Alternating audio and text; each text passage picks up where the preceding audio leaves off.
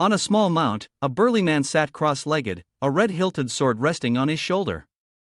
He recalled his master's last words before passing. Master, the very essence of the sword arts. His master had left him the sword and those final words. The sword god was surrounded by giant silent boulders, each marked with countless deep slashes. For over 100 years, I've wielded the sword, and I've even reached the final stage of the sword arts, the mind sword. But as he neared the end, the sword god coughed and blood spilled from his mouth. He looked at his helpless hand and thought, it's all useless. I have regrets. The sword god hung his head, his arm falling limp. His final thoughts were clear. If only he could live a life not so consumed by the sword. To live a normal life. The boy lay on the ground with a bruised face as Lai spoke. Duan Men frowned and asked, "What? You're still talking normally." With that, he landed a kick on Duan Men, who was still on the ground. He didn't hesitate to curse and stomp on the son of the woman who had ruined the clan. You should consider yourself lucky you weren't kicked out. Duan Men couldn't resist this relentless assault. Going back in time, amidst the tall Chadvad Mountains, smoke could be seen rising from the city fortresses. This was the home of the Zan Duan family, a clan renowned for its expertise in poison and hidden weapons. It had been weakened by one of the new rising powers in the martial world. The man who shattered the order of the 9 great sects was the demonic king. Then Shu Yen catch all because his offer was refused. If any woman caught his eye, he would propose marriage. If they or their family refused, he would take them by force. And Yen Catch had come to the Zan Duan family. He had set his sights on the poison phoenix Duan Triu. They fought against the demonic king who had come to abduct Duan Triu. Although the Zan Duan family mobilized all its forces in one, the cost of using up all the clan's resources was immense.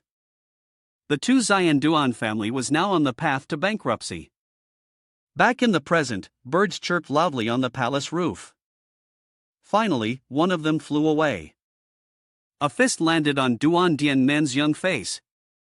Duan Men raised his hand tauntingly. What's the matter? Passing out already? We've still got a long way to go. Behind him, several other disciples were enjoying the show. Duan Men gritted his teeth and glared back at them. Then Tone stepped forward and stomped on the boy. What's with that resentful look? If you're so bitter, blame your mother. After they had their fill, the 3 of them left, leaving an exhausted Duan Men to think, this is my daily life. Duan Men staggered home, thinking that because he attracted the interest of the demonic King Thu, the clan was ruined. The hateful words and cruel hands once aimed at his mother were now directed at him. He pushed the door open and a woman came out to greet him immediately. Son, why are you home so late? But as soon as she saw the boy dying Men's mother, the poison phoenix Duan Triu was horrified. She rushed over to him. What happened to your face? What's wrong? Duan Men just gave a weak laugh. It's nothing. But as soon as he finished speaking, he threw up. Turning Triu, his face pale with tears welling in her eyes. She asked, You're lying. You were bullied, weren't you? Duan Men nervously tried to explain. No, it's not like that. I was just playing with some friends and fell. Do try to caress her son's bruised skin. What if your face gets scarred? He reassured her. I'll be more careful next time. So don't worry, mother. Duan Men gently removed his mother's hand. Then he staggered away, leaving Duan Triu in stunned silence. She called after him, Son, what about dinner? But Duan Men replied immediately. I'm sorry.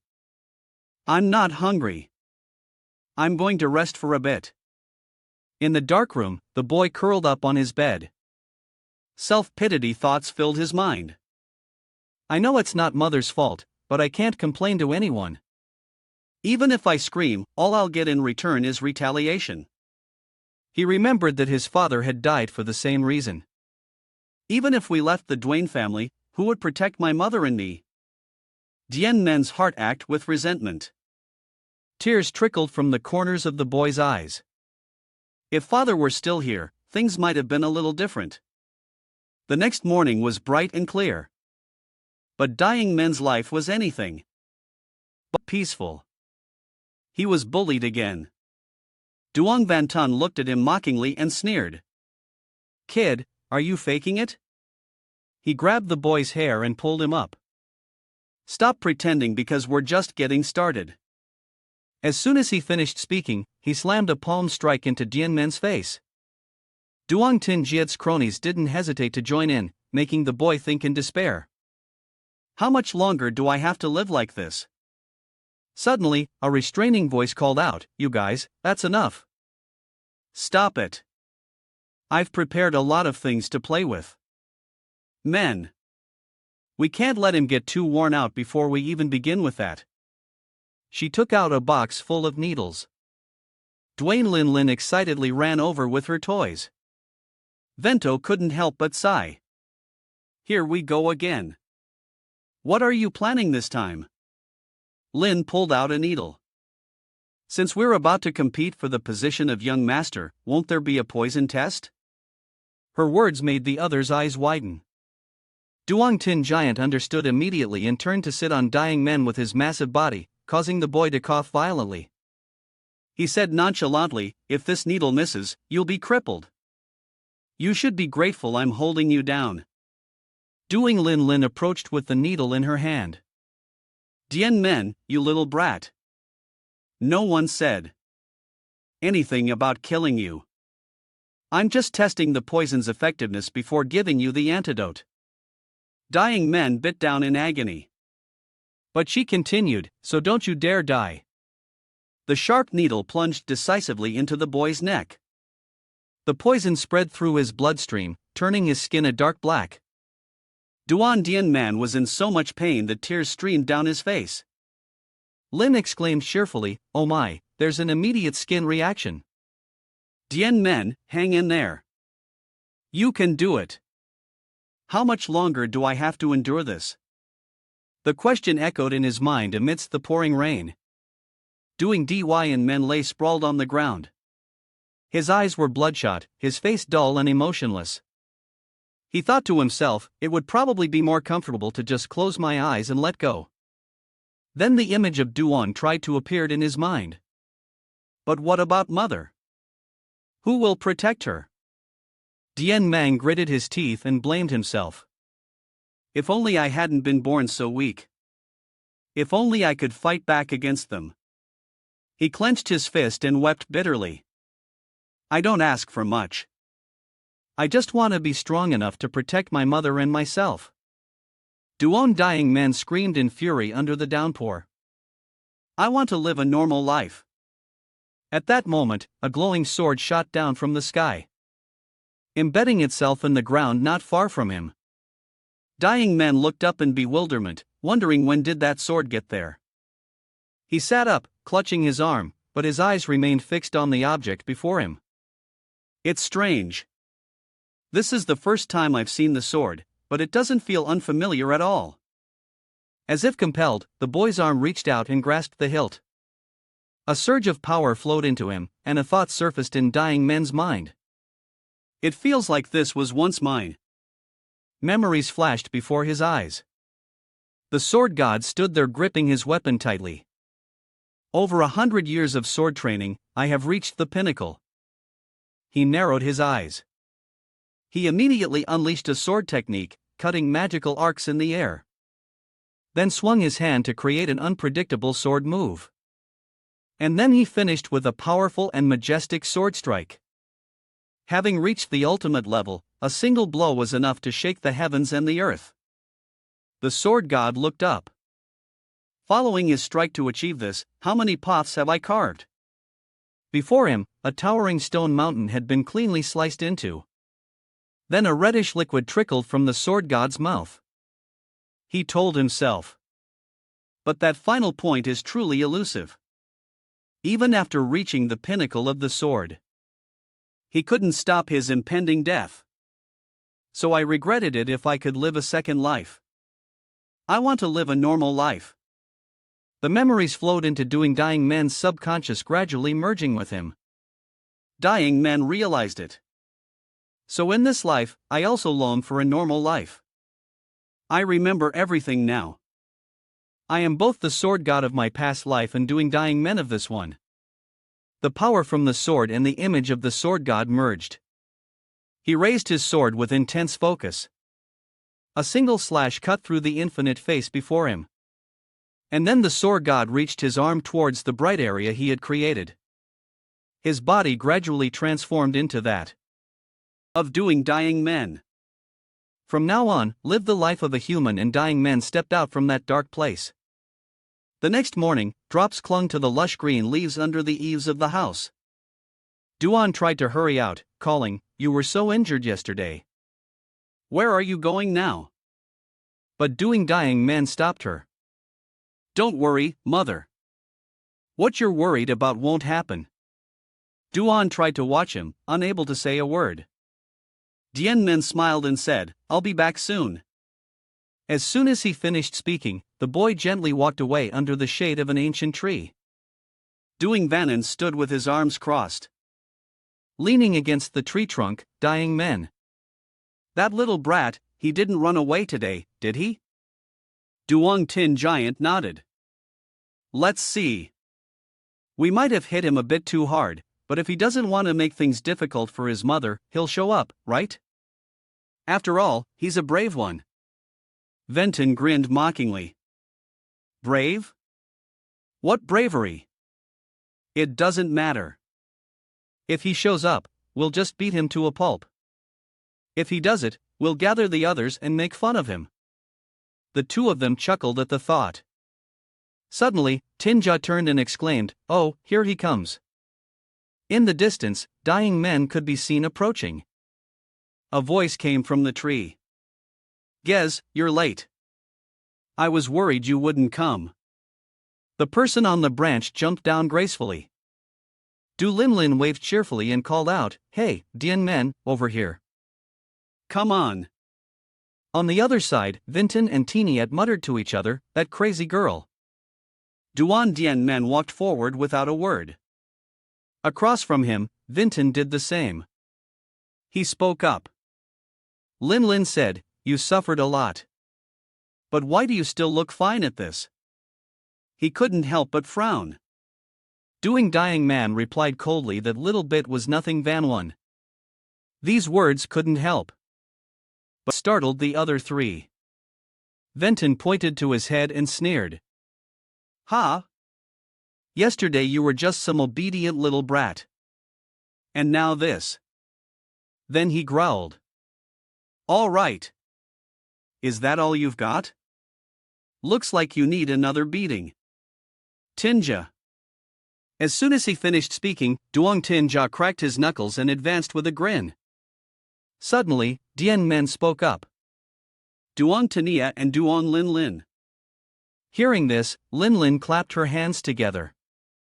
She covered her face with her hands and laughed gleefully. "That's this Dying Man is calling us by our names. Our Dying Men today wants to die, doesn't he?" She finished without hesitation. Duong Lin turned and asked, "Was yesterday's poison not enough? Should we double the dose today?" Vinton replied helplessly. "Why are you asking me that?" Tanaya, on the other hand, had already raised his fist.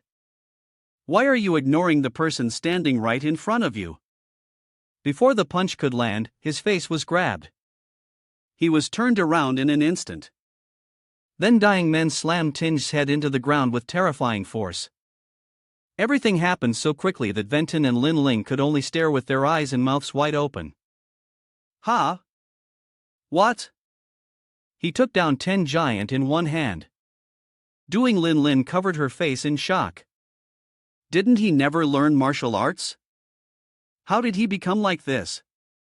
Vinton replied anxiously. "I don't know either." Lin, still speechless, heard Dying Men say, "If you guys can do it, why can't I?" He growled. You said you were going to compete for the position of young master, right? Trying to compete with this level of skill. Duan Men took step after step towards the other two. Duan Venton gritted his teeth and wondered about this kid. It's like he's become a completely different person overnight. Calm down, Duan Venton. That brat Tenji only lost because he was careless. I've been training for years for this competition. How could I lose to someone like him? With that thought, he rushed forward. In his hand was a short saber aimed at Duan Men. Venton shouted, "Let's see if you can still say those words when you're defeated by someone with this much power." But at that moment, his saber was stopped. Duan Men broke Venton's attack with little effort. He spoke to his stunned opponent. Is this the level of the participants? Venton was instantly knocked backward, his body twisting in midair. Duan Men finished. Then the competition for the young master's position is already decided without even having to fight.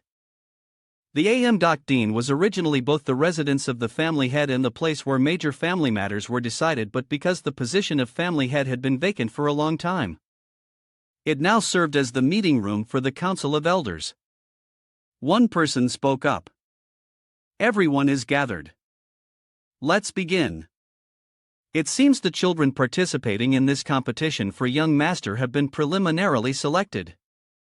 Let's make a final decision on whether the Poison Phoenix's son Duan Men will participate. Although he has never officially stated whether he will or not. At that moment outside, Duan Men was dragging an unconscious Duan Lin behind him. The sight stunned everyone around, but inside the Dean, a voice continued steadily. We all know he's constantly beaten by the other children. He has achieved nothing.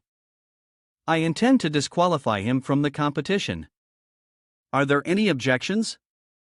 One elder questioned, but isn't Duan Men the flesh and blood of the previous family head? Another also voiced his opinion. If we disqualify that child, won't the legitimacy of the competition become an issue later on? Duan Thichen, the third elder, replied, while I understand what you're saying, isn't it a bigger problem to lower the standards by letting a kid who hasn't even learned martial arts participate? The old man rested his chin on the back of his hand and continued, even if he is the flesh and blood of the previous generation, isn't he just a burden to the clan now? Just then, a figure burst through the door. The elders inside all looked out in surprise. Duan Men stood there with a cold, expressionless face. Seeing this, Duan Tichai couldn't help but exclaimed, Duan Men. Duan Thichen said with displeasure, Duan Men, do you have any idea what you're doing? Duan Men retorted, I know exactly what I'm doing. That's why I came. Two words echo through the meeting room in disbelief. What? Only then did Duan Men present the person he had been dragging. He grabbed Duan Lin by the hair and lifted her up, revealing a side of her face poisoned to a bright red. The sight shocked Duan Thichen immensely. Duan Men spoke up from across the room for a long time. I've endured a lot of hardship here, but now I have no intention of enduring it any longer. Several people in the room clutched their heads and shouted, you did that to a child who's supposed to participate in the young master competition. Another criticized, don't you know that harming a participant in the competition is a serious crime? Duan Men calmly replied, I know the family rules well, but a fight between competitors has nothing to do with it. Does it do? Duan Tichai's eyes widened as he wondered what did he just say. Duan Thichen growled from his seat. Duan Men, what did you just say? Does this mean you're really going to participate in the competition? Duan Men said nonchalantly, you're missing something sir, and frowned. What? The boy replied, you still need to check the empty land outside the clan grounds. I came here after following the DG family rule, which is to repay kindness twice over and repay grudges tenfold against Venton and Tinjaya, who bullied me every day. After he finished speaking, the room fell silent. Thichen's bony hand clenched into a fist. Fine, since you've proven your qualification, you will be allowed to participate in the competition. A voice of protest rose up, Elder. That's impossible.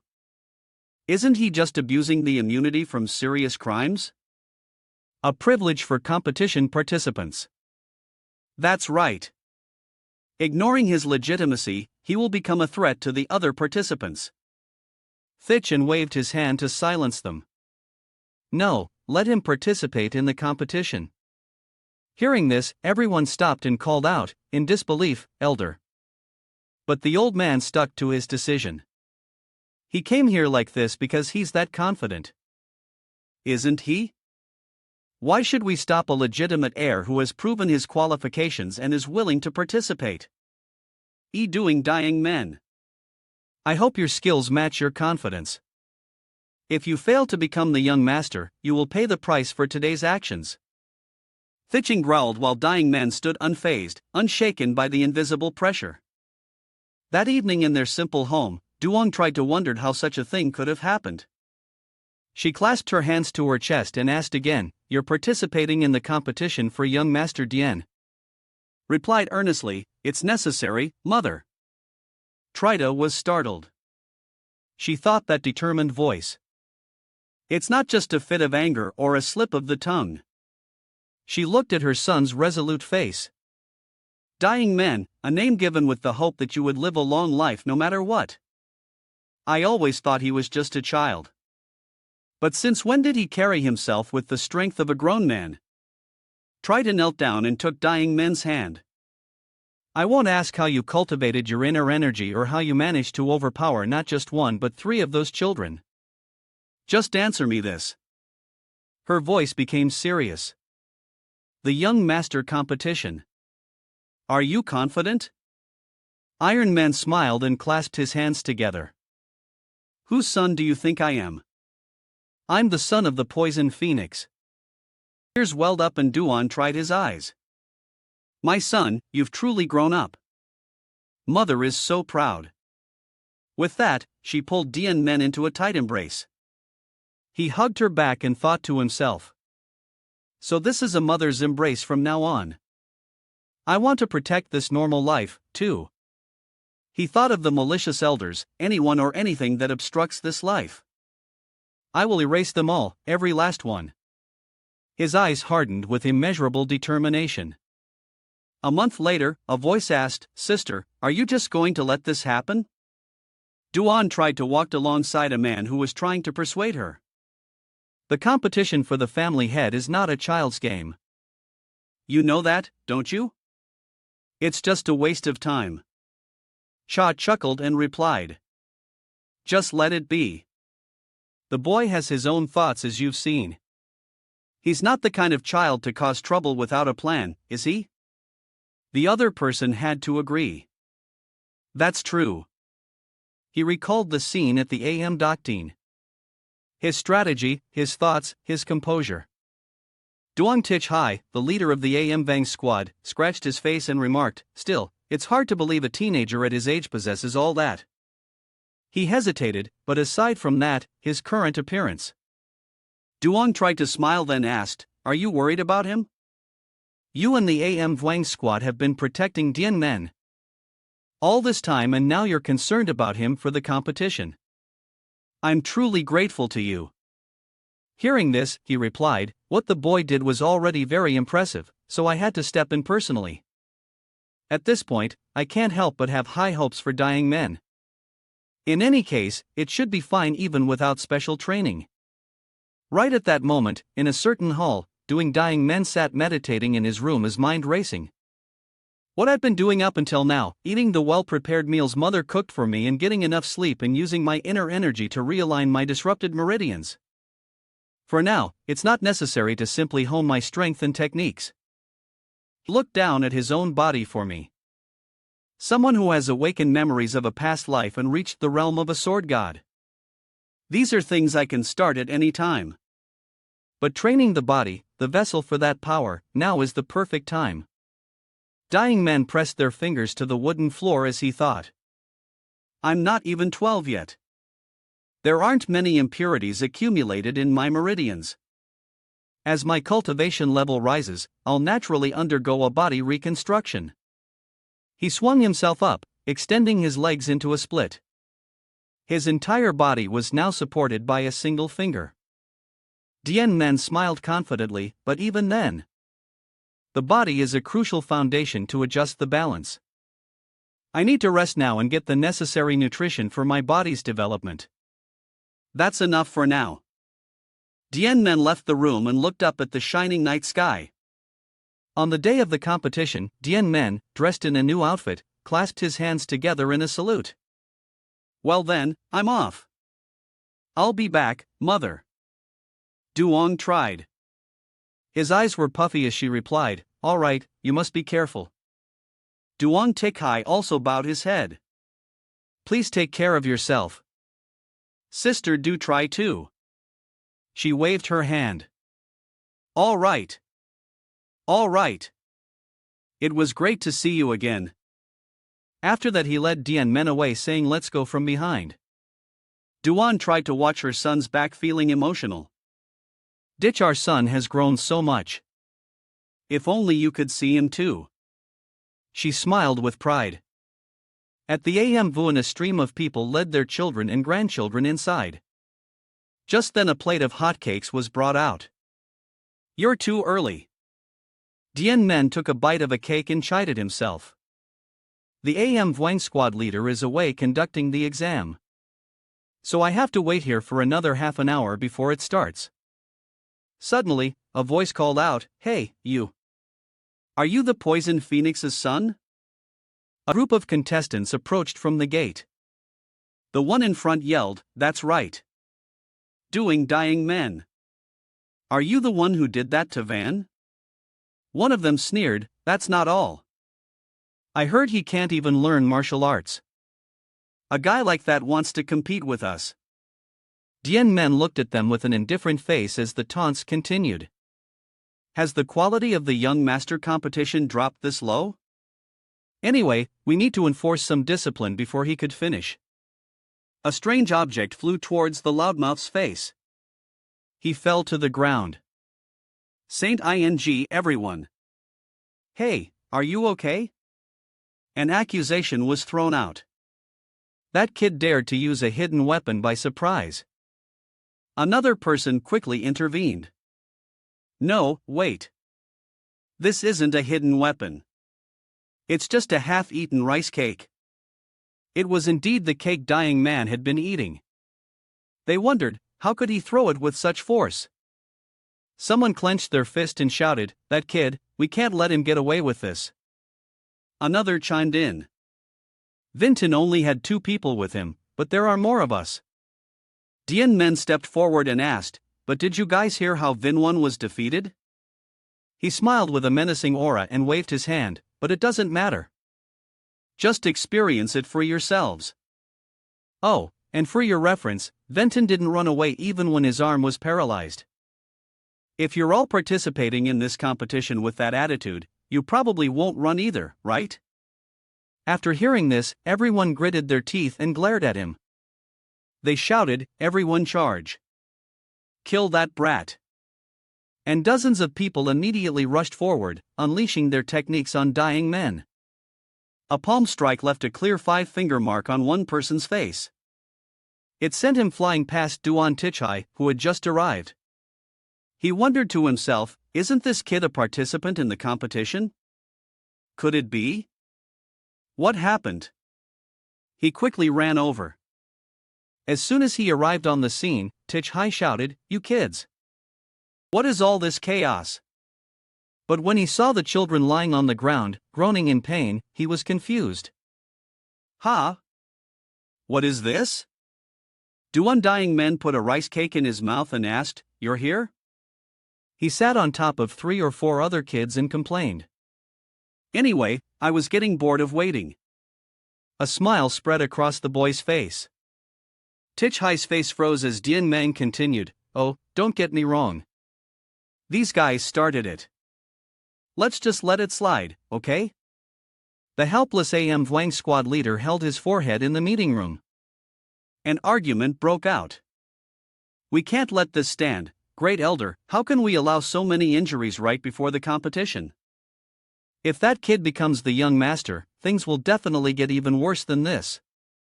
Amidst the uproar, the Great Elder Duan Thichchon remained calm, stroking his beard. Then a new announcement was made. Let's adjust a rule for the tournament. The contestants whispered among themselves, "How will the competition be conducted?" A pink-haired girl whispered back, 2 to 3 years of training at Kong Dong Sun and then a one-on-one duel. A purple-haired girl turned to her suspiciously, "Who are you doing?" Louis whispered back, "You asked." So I answered. Du Milo was surprised. "I heard everything related to the competition is confidential." "How do you know?" Louis puffed out her chest. "My father is in the General Affairs Department, so I overheard a hint." Information is important everywhere. A shout came from the hall. "Everyone be silent."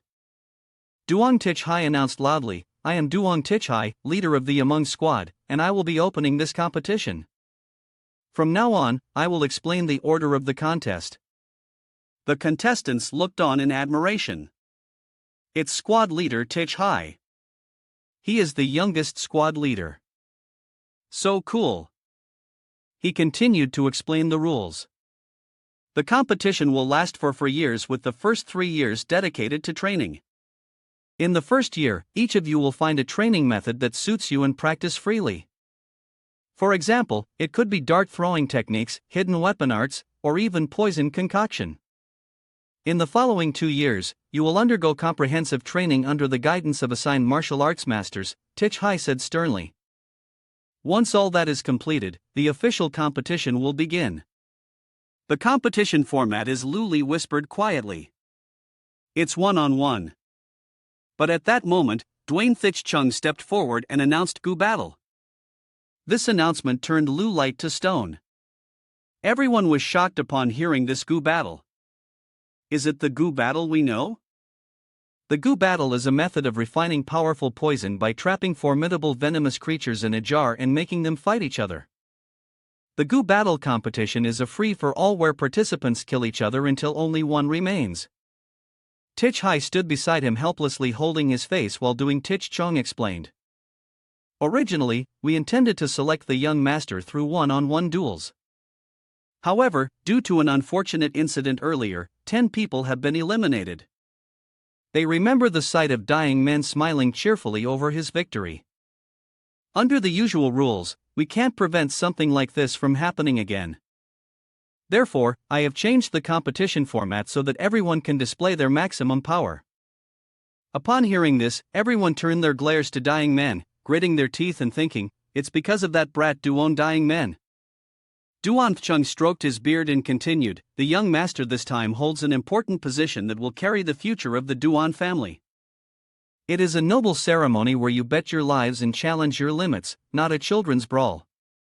The old man's voice boomed with spirit. Fight, survive, and seize it. The winner will gain everything the Tu Zion duo and family has to offer. The survivor of the Gu Battle. Among the outstanding contestants were Duan Vanen, Duan Tenaya, Du Lin Lin, Du Thich, Du Kicken, Du Dien Men. There can only be one. Dien Men smirked at himself. This won't be difficult at all. At the headquarters of the Thimak sect in the territory of the Hug to lean into Zion province, a greeting rang out. Thank you all for gathering. I know everyone is busy with their own affairs. I ask you to listen to me first. You all know that the Duan family recently held a seed sowing event. One man asked, you mean the young master competition? Another spoke up. According to our spies, the duo family announced the start of the competition a few days ago. The host replied, that's right. Immediately after, the participants who could potentially become the young master boarded carriages and departed. Of course, with the Duan family as it is now, the Lin Shu could wipe them out at any time if he wished. They thought of the Huk to Lichu Lin Katu for now. He's letting them be because they are still useful. But Magnanhao narrowed his eyes and continued. It's as clear as day that those children for the future of the Duane family. Even a small mistake will deal an irrecoverable blow to them. A smile appeared on Luet Lin's lips. The elder of Taimakim is absolutely right. Deep Non T remarked, even in its decline, the Duane family is a presence we must be wary of. So when would be a good time to act? Magnanya declared, "We will do nothing right now." Right now, ambushing their carriages and eliminating the saplings the Duan family intends to cultivate would certainly be easy. But for that very reason, it wouldn't deal a truly significant blow to them. The Duan family's young master competition takes place over friars. What if all the children they've cultivated with such care die at the end of the competition? Deep Nanti grinned. That would be an irrecoverable blow. Luet Lin said, like the Da Cat family or the Morung family. Magnanhao agreed. Let's do that for now. We'll just track where the carriages are headed, and for years we will begin our operation. I've already given the order to track them. Not only that, I've also planted a small seed. Who knows, the entire Duan family might fall into our hands. At this time, Duan Men's group arrived at Kongdong Sun, the competition grounds for the young master of the 2Z Duan family. The warrior leading them explained that although the rules had changed, the schedule and overall process remained the same. He turned to look back. During the competition, participants will be called by number instead of name. Each group will have 4 people and you are group 7. Therefore, looking back at his team, number 25 was Duane Louis. 26 was Duong Mila and 27 was Duong Dun. There were only 3 of them. He immediately asked, "Wait, where's the other one? Where did number 28 go?" Seeing dying men lingering in the distance, he shouted, "Number 28, what are you doing over there?" The boy replied, "Sorry, I was lost in thought." The instructor scolded him. "There's no time for daydreaming. Keep up and don't fall behind." Duan Men thought to himself. I don't sense it from the person guiding us. I sense it from behind. They don't seem like ordinary passers-by or guards sent by the Dane family. He concluded as he rejoined the group. It seems we're being followed. Standing before a towering stone wall, the contestants hesitated and asked, "I'm instructor. Is this the right place?" "There's no one here." A voice rang out. "State the password for Team 7. The kids started chattering. What's going on? Is the cliff talking? The instructor shouted, "Am Tribalong." The middle of the rock face split in two, flashing a green light as a voice said, "Confirmed." Louis was surprised by the sudden gust of wind while the tone's mouth hung open. Mila also watched, but dying men remained expressionless. A figure holding a fan appeared. "Welcome." A person dressed in a pristine white coat stepped out from the rock passage. The old man smiled and introduced himself. "I will be the one assisting you in this competition. I am Jocket Thong." Then the Jocket family was once one of the 5 great families and was also famous for its formation arts. But they couldn't stop the invasion of the demonic King Shu. So they are now weakened. Just like the Tian Duan family, the Jocket family member led Team 7 down a path full of blooming flowers. Thanks to the Duan family's help, my family has managed to survive to repay that debt. In this competition, we will prevent any outside forces from intruding. My Jocket family has assisted with our formation arts. They had arrived in a different dimension. Standing in a bright space with nothing visible, Louis exclaimed. "So, this is the Jocket family's formation art?" Dun said in awe. "I can't grasp the time or space. Is this even possible?" While Thang then was still leading them, Mila glanced behind her. She sized up the person at the back of the line. Doing dying men. "Look at this kid. He's lost in thought again. Come to think of it, he's been like this since we were on the carriage." At that time, the instructor driving the carriage said, "When we arrive, you will be companions for 3 years. So, introduce yourselves to each other." All eyes turned to dying men. "You're duo dying men, right?" The pink-haired girl greeted him. "I'm doing Lului. I've heard a lot of rumors about you. Who doesn't know about the fight before the competition?" On the other side, Dawn also spoke up. "I'm doing Dun. Nice to meet you. You're really famous. You're the one who did that to Duan Men, right? The carriage rattled along. Louis exclaimed in admiration, "You've got guts. Do you know that her maternal grandfather is the third elder? You'll be safe during the 4 years of the competition, but after that, Duan Men cut her off." "What are you trying to say?" "That because of me, the format was changed to a Gu battle, so I have to take responsibility." Lu Li dismissed it. "I was a bit confused when the rules changed, but I'm not going to hold a grudge." Mila interjected. "Well, I certainly want to hold a grudge." Dun tried. "Mediate. Come on, we're a team now anyway." But Milo was adamant. "No, I said I want to hold a grudge. Look at that expression." The girl pointed her finger at Duan Men. "Is that the face of someone who's caused trouble?" Then seeing Duan Men smile, Mila shouted in anger. "Look, he's even smiling." She held on to her hatred to this day, thinking the others might have let it go, but not me. I've prepared so hard for this day. If this brat causes trouble again, I absolutely won't let him get away with it. Lost in thought, she bumped into Louis in front of her, then let out a small yelp. Mila grumbled, "Hey, why did you suddenly stop?" Bello like just weakly said that the jacket martial artist had vanished. The whole team looked at the cold empty space in front of them. Dun looked left and right. "I swear he was just there, but he vanished right before our eyes," Louis said anxiously. "Where did he go?" Duan Men's face turned pale as she cried out. "I heard that if you get lost in a formation, you can never get out." "No. A jacket martial artist couldn't possibly get lost in his own formation." "No. Wait, what about us? How are we going to get out of here?" Duan Louis tried to reassure them. Let's just stay put for now. Someone will probably come to rescue us, right?" Dun replied. "Are we trapped in this place?" At that moment, Mila noticed Duan Men separating from the group. Louis asked, "Doesn't anyone know about formations?" Mila helplessly wondered, what is he trying to do now? More importantly, why is he so calm? Meanwhile, in another dimension, Jacket Thang then walked and thought by now they must be scared of being trapped in the formation. The 7-lock illusory frame formation is the ultimate formation of the Jacket family. Without the caster, it's impossible to escape.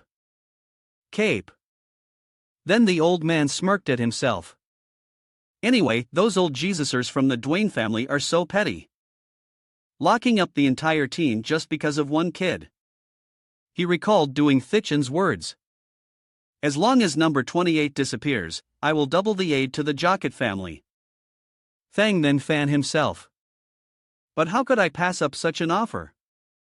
The old man smiled triumphantly, "Even if the competition is unfair.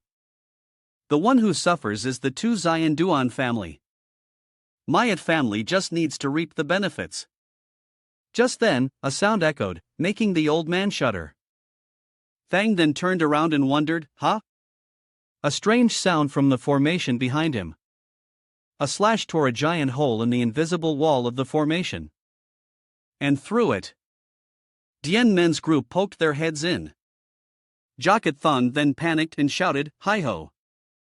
Duan Men smiled and called out, "Jacket martial artist, why did you leave us behind and go on ahead? We're still young and our feet aren't very steady, so please be more careful." Thang then replied trembling, "All right, it's my fault." As he led the kids along, he worriedly asked himself, "What? The formation has no weaknesses. How did they find me?" Dulai rushed over and asked, "Duan Men, how did you do that just now?" Duan Man replied nonchalantly, "I just cut. It's." The tone spread his arms and asked, "Cut the formation? What are you talking about?" Doing Mila angrily scolded. "Is this the time to worry about that?" She pointed her finger. "We were lucky to find the jacket martial artist. We can't lose him again this time.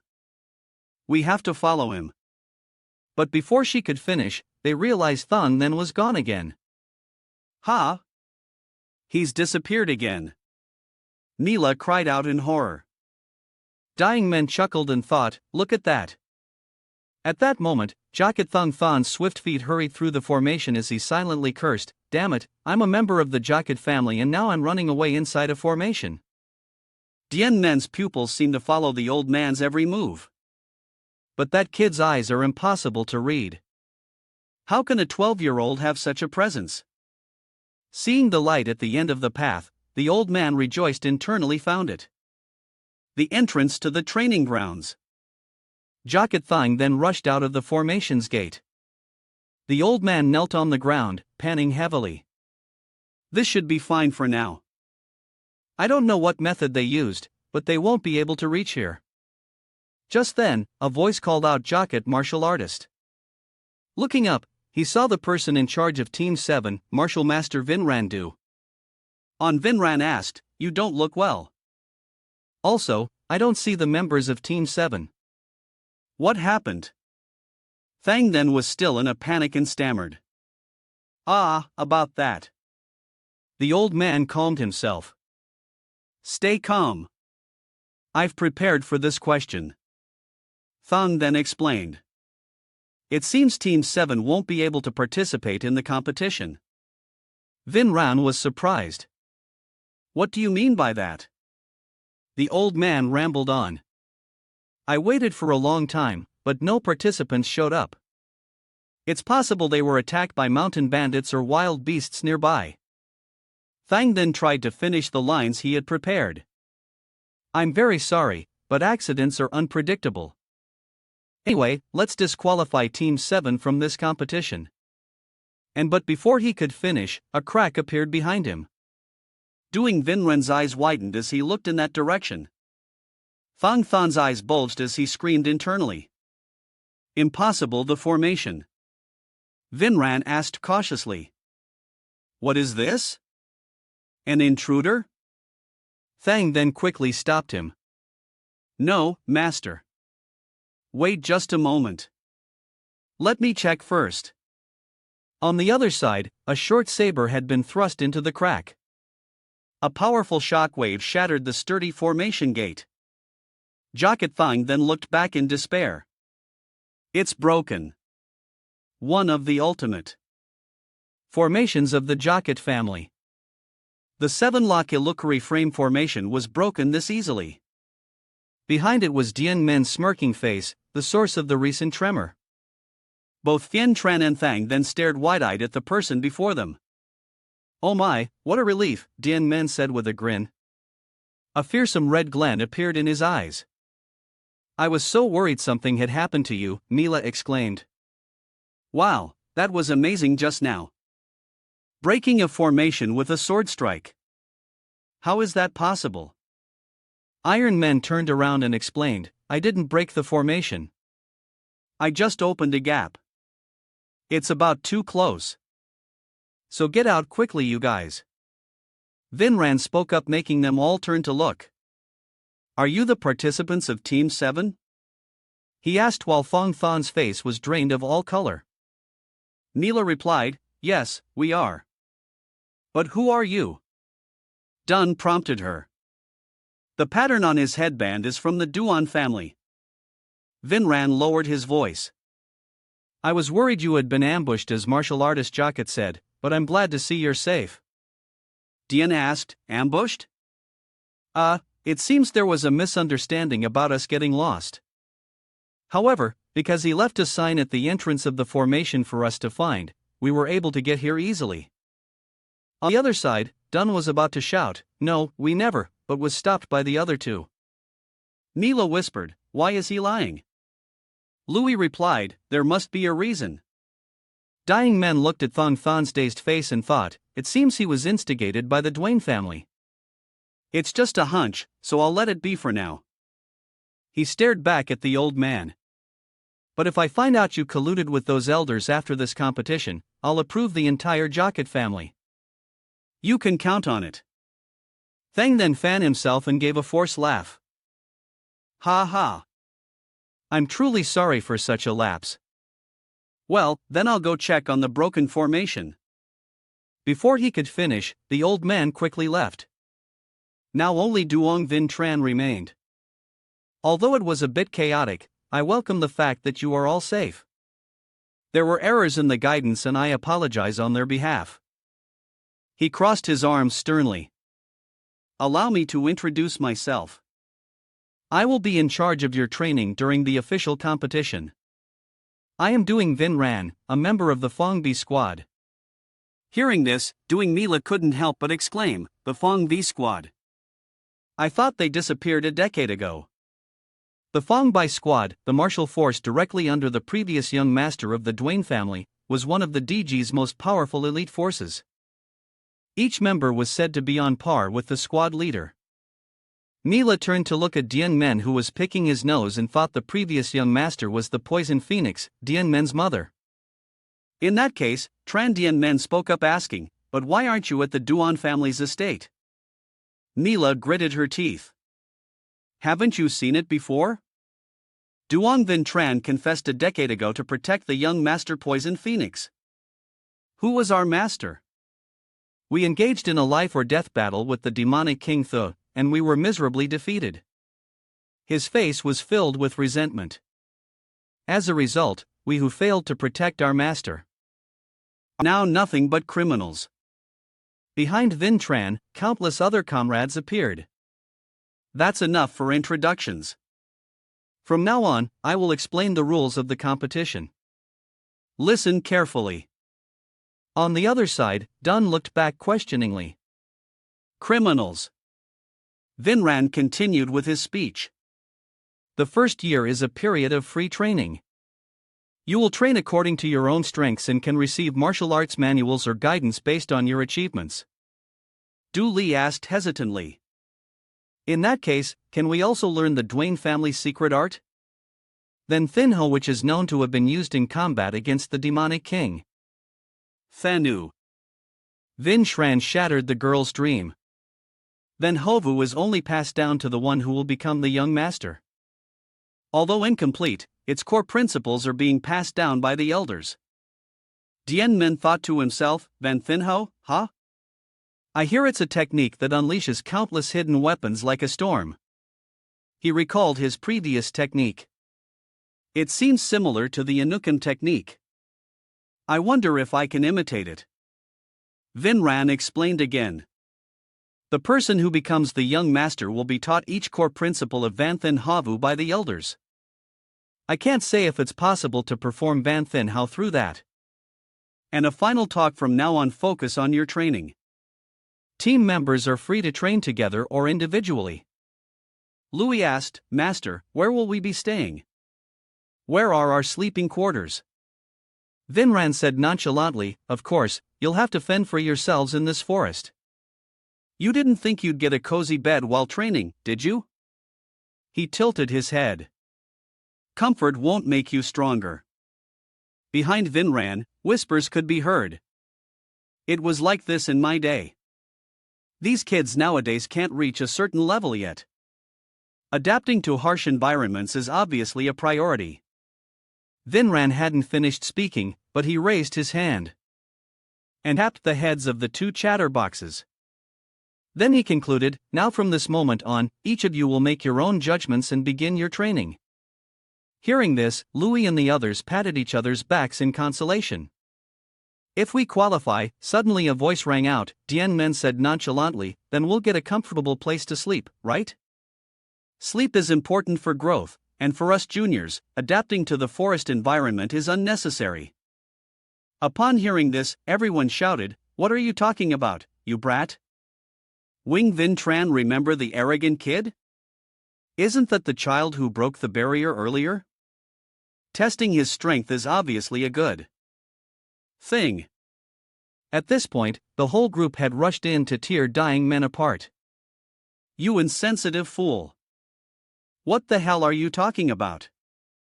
Who do you think you are? Who do you think you are? Vinran decided, All right, if you pass the test, I'll let you stay at the manor inside the formation, but if you disappoint me, he growled, then be prepared. Number 28. Duan Men retorted just as fiercely. It's a deal. Vin Shran began to arrange things. Good. The test is simple.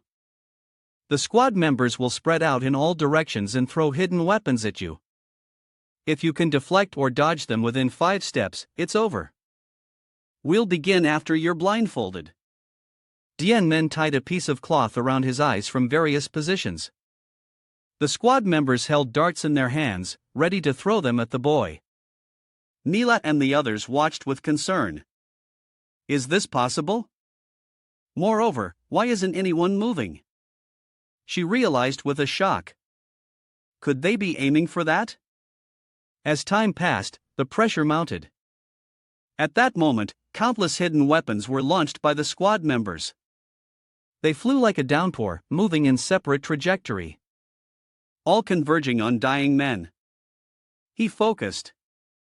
My key sense tells me there are 167 darts. Duan Men smiled confidently. It's a lot, but it's simple enough. Duong Vinran's eyes widened to the sight. Duan Men's short saber swung up, blocking the incoming darts. Previously, although many people overlook it, martial arts are not just about techniques. It also contains what is called exquisite principles. Simply put, it's the principles of weight, speed, and transformation. In superior martial arts, there's breaking, scattering, striking, severing, and sharpness. Since I already mastered these principles through swordsmanship in my previous life, this is a simple matter for dying men. The skills dying men had just displayed left everyone wide-eyed with astonishment, but it was just training. For those who had not yet grasped it, it was already a shock. Vinran gritted his teeth in worry. With just one move, he deflected all the hidden weapons. No, it's clear he didn't just collect them. He pulled them back. Louis spoke up hesitantly. What are we seeing? Don exclaimed. He just swung his arm once and all the hidden weapons even I had to quickly dodge. Duan Men took off the blindfold and asked, have I passed? Vinran thought word. The truth is even he's not sure. Don asked Master Martial Master Vintran. And he shouted to bring him back to reality. Vin Shran cleared his throat. All right, the result isn't. He thought to himself, no matter how you look at it, it seems a monster has appeared. He looked at Duan Men calmly tossing his short saber and announced, you pass. You can go to the manor to rest. Don was stunned. Of course he passed with that performance. You muttered, I'm so jealous. Neela pointed her finger and scolded. Hey, are you really going to leave your teammates behind and enjoy the comfort all by yourself? Dying Men looked at them and thought for a moment. Then he flashed a provoking smile. He put his hands on his hips and laughed loudly. Oh my, the food at the manor must taste completely different, right? Oh, wait. They don't serve food in the forest. I'm really looking forward to it. The 3 kids cried out as they rushed to hold Neela back. That bastard. Don't you dare stop. Vin Shran watched this scene and thought to himself, luckily, the other team members haven't lost their will. But it seems that before the competition even starts, the battle has already been decided. Anyway, this kid Dying Men who was walking away stopped and said, oh, that's right. No matter what, please include me. I need to eat well to grow. Vin Shran concluded. He might just be the one to revive the 2 Xian Duan family. In the middle of a vast forest, a pack of wolves devoured their spoils. They tore into the carcass before them. Suddenly, a strange sensation hit their brains. A strange smell made them cough uncontrollably. Then they all collapsed in unison. At that moment, 3 figures leaped out from the bushes, weapons in hand. That night, on a cliff, a flickering fire lit up a cave. Louis said cheerfully. Luckily, the paralyzing poison we prepared worked. Don agreed. That's right. From now on, we just need to keep doing this. They praised each other. Done. You really have a talent for making poison. Your dart skills aren't bad either. The three kids sat listlessly waiting for the meat to cook, their faces all looking haggard. They reflected. It's been for months. On the first day, we were busy running away. Why did our first encounter have to be with the bear? Since we couldn't hunt anything, we had to survive by gnawing on tree roots. When we finally succeeded on our first hunt, everyone cried their eyes out. Although it's quite high up, we finally finished our shelter. To Tom's side, dying men must be living comfortably right now. Mila immediately growled. Don't mention that name, he insisted. But I'm still curious. But the girl was fuming with hatred. Curious about what? He's definitely just lazing around doing nothing. She imagined a bright future. Just you wait. That little brat. When I get to the manor, I'll stomp him flat. The tone could only comfort her. All right, then. He silently recalled. His skills were already so outstanding a few days ago. If he's been training until now, how strong would he be? Suddenly, Mila exclaimed, Hey, wait a minute. Where did all the meat go? In front of the fire. The skewers of meat they had just hunted were gone. And so their gaze is shifted to the person behind them. Duan Louis was lying on the ground, letting out a satisfied burp. I'm so full. The girl, completely oblivious to the danger she was in, said casually, Hey, you guys are blocking the firelight. Can you move a bit, huh? Why are you looking at me like that? A hateful scream echoed from within the cave. You still have to ask, you pig. At that moment, at Kongdong's Sun, the manor inside the seven-lock illusory frame formation. In the dark, empty courtyard, a young man was surrounded by countless others. Duan Men glanced around. The members of the Fongbi squad stood in formation facing him. Duong Vin Tran gave the order. Begin. Immediately, the squad members threw their darts at dying men, but he skillfully leaned back to dodge the attack. The attack hit nothing but air. While they were still off balance, dying men raised his knee. A kick landed squarely on the other squad member's face. This move prompted the others to quickly charge towards Duan Men.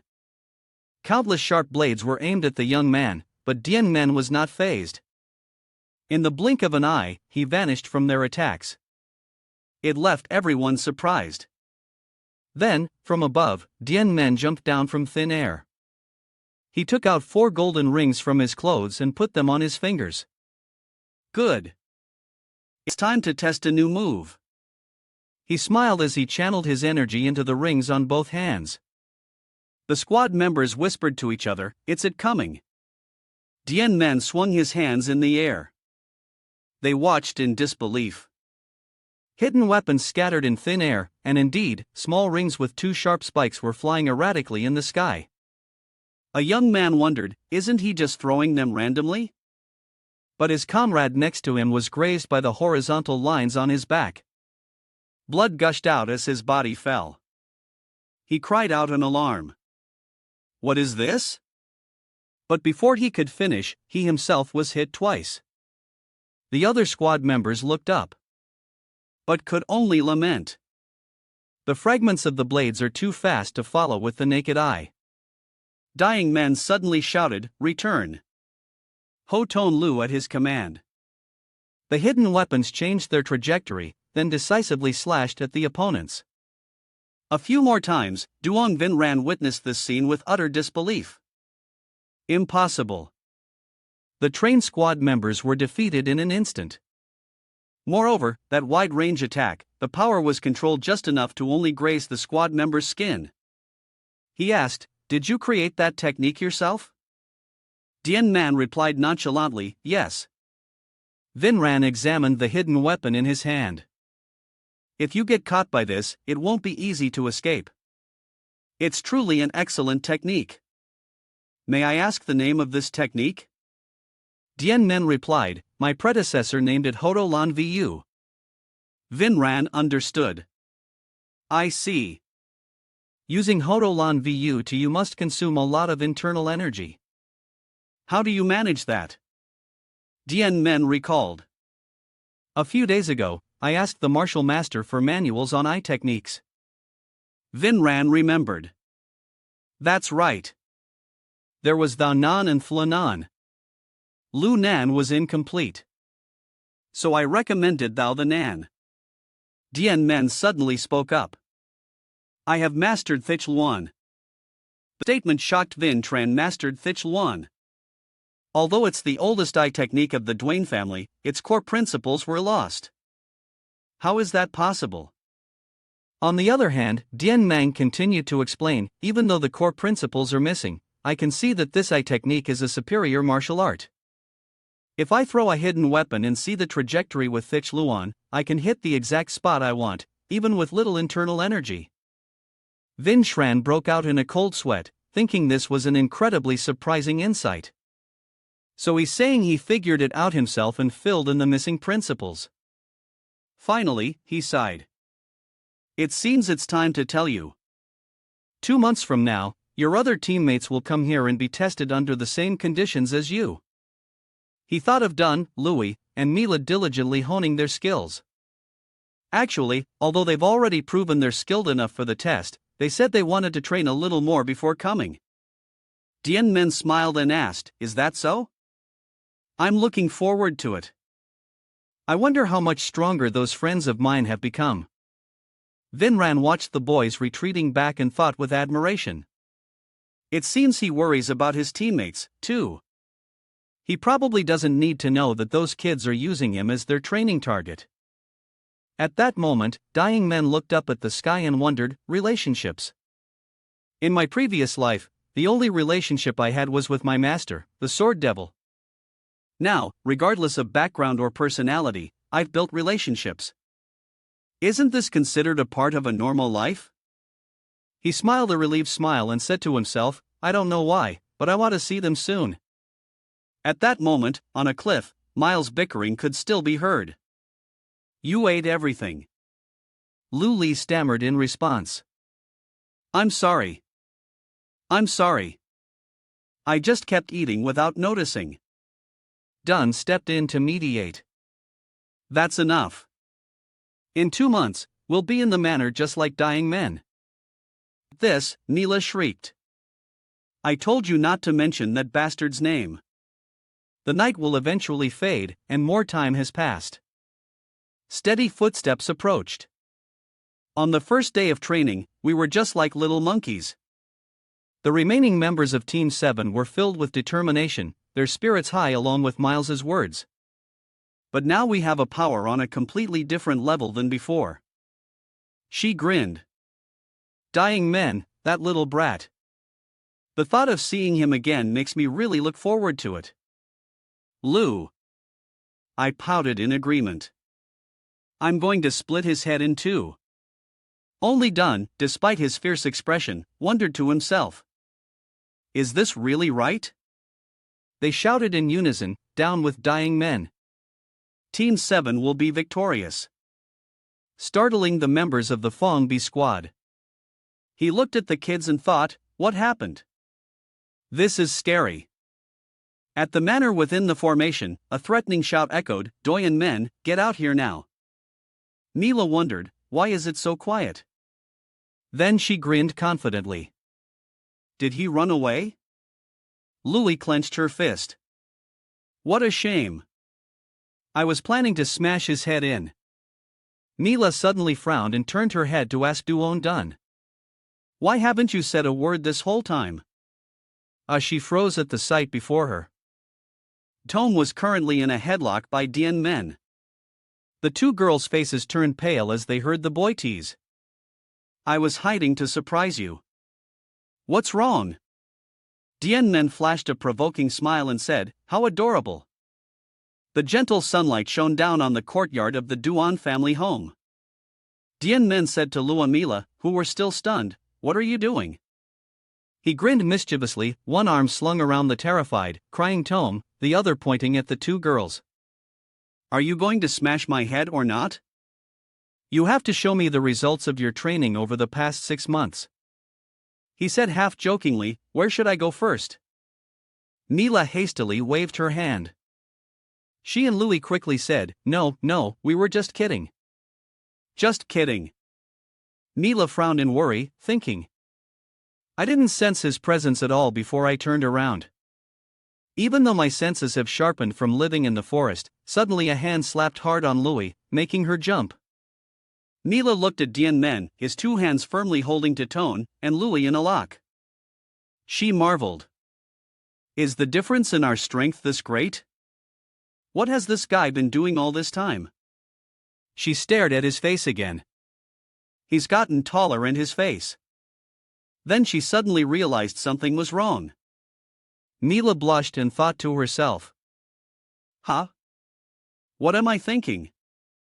Is it because I've only seen animals in the forest that seeing a person now feels like this? Duan Men's voice pulled her back to reality. Don't be so naive from what I can see. You've all gotten much stronger than before. He added with confidence shining on his handsome face. It's only because I'm here that your brilliance seems dim. After saying that, he even smiled brightly, ignoring the judgmental looks from Duan and Louis. His excessive confidence left Mila stunned. Thinking helplessly, he still hasn't fixed that arrogant personality. Night had fallen and inside the brightly lit house, a voice asked. Is everyone gathered? Before a round table, 6 men were gathered. They greeted an old man who had just entered. You've returned, home. It's only been 6 months, but you look tired. The person they were addressing was Jacket Thong, then the Hom of the Jacket family. The old man said, let's get straight to the point. Is there anyone in your groups worth using? One person immediately spoke up. A noteworthy participant is number 2, who is showing remarkable growth compared to the others. Number 2 here was Lin. He recalled her powerful appearance during training. It's more than just a desire to become stronger or to survive. It's as if she harbors an intense hatred for someone. It seems number 2 uses that emotion as her driving force. He judged Lin as such when he saw the hateful red in her eyes. Another person said, if we're talking about winning candidates, we can't rule out number 10, Lin. He continued, he passed the master's test in just 1 month. Everyone at the table was engaged in a lively discussion. One person said, are there no other candidates? Another added, my group has number 18. Only Thang then sat silent, his hand supporting his chin, a look of worry and fear on his face. Certainly number 2 and number 10 are talented. The old man was afraid when he remembered dying men. But after experiencing number 28, those to seem too ordinary, he recalled the time the boy walked through the formation with his 3 friends. Breaking the formation and getting out was already surprising. The old man had used a formation to secretly observe him.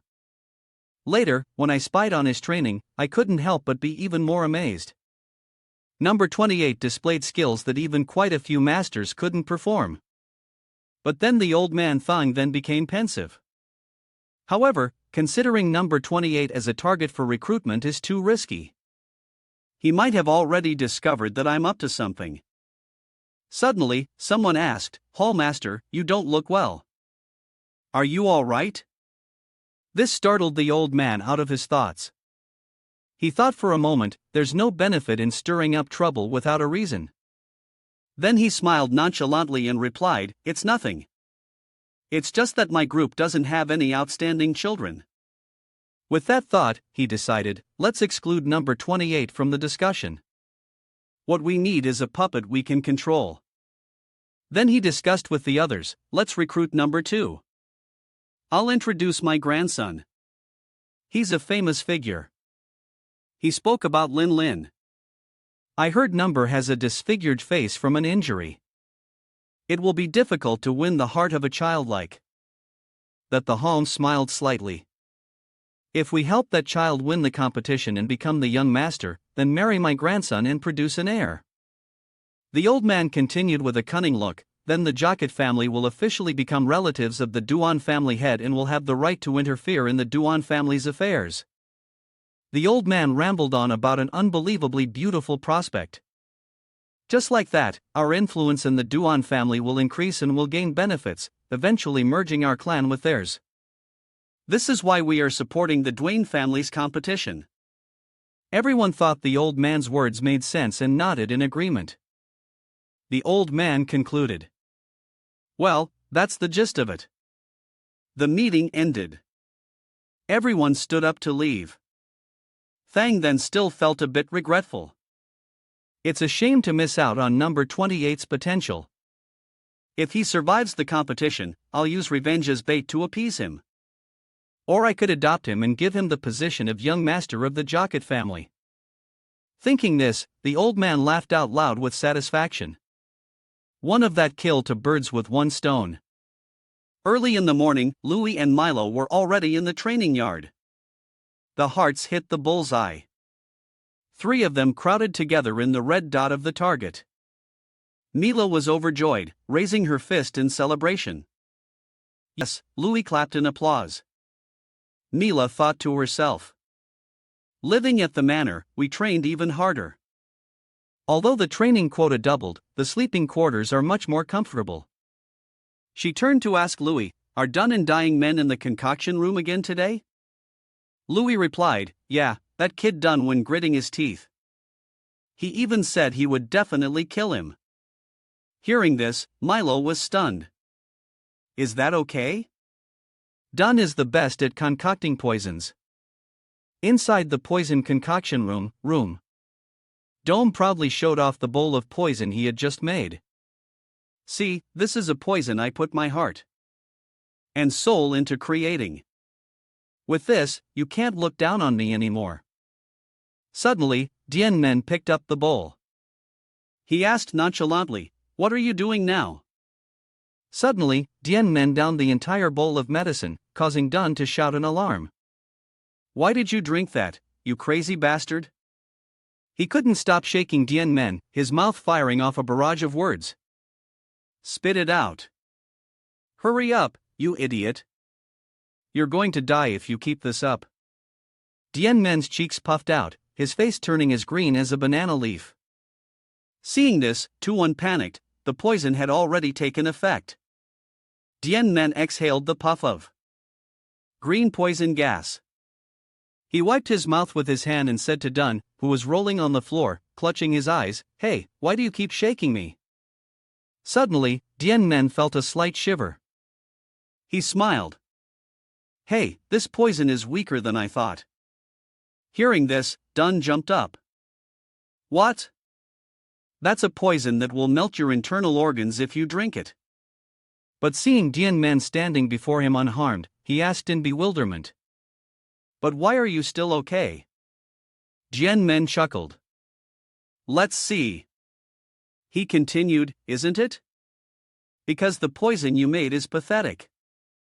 That successfully infuriated Titone. A scream echoed from the concoction room. Why don't you just die? Mila said helplessly. I don't know what's going on, but it probably doesn't look good. Louis also agreed. Yeah. Duan watched in disgust as Duan Men drank his poison with gusto. Stop drinking my poison like it's wine. Duan Men looked at the empty poison bowl and said, is it all gone? I don't feel any different. This made Duan yell, it's not for you to eat, you damn bastard. Duan slammed his hand on the table, unconvinced. Damn it. Why isn't it working? Could you be immune to all poisons? Hearing this, Dying Men thought it's a bit different from being immune to all poison. The Dakyuan Quang technique is both a family heirloom of the Duan family and a technique that everyone in the Duan family possesses. It's an internal energy martial art that uses poison, but strangely, the user can also be poisoned by it. It's named Doku with poison using internal energy. Conversely, doesn't that mean it also has to deal with the poison that is seeped in? He smiled.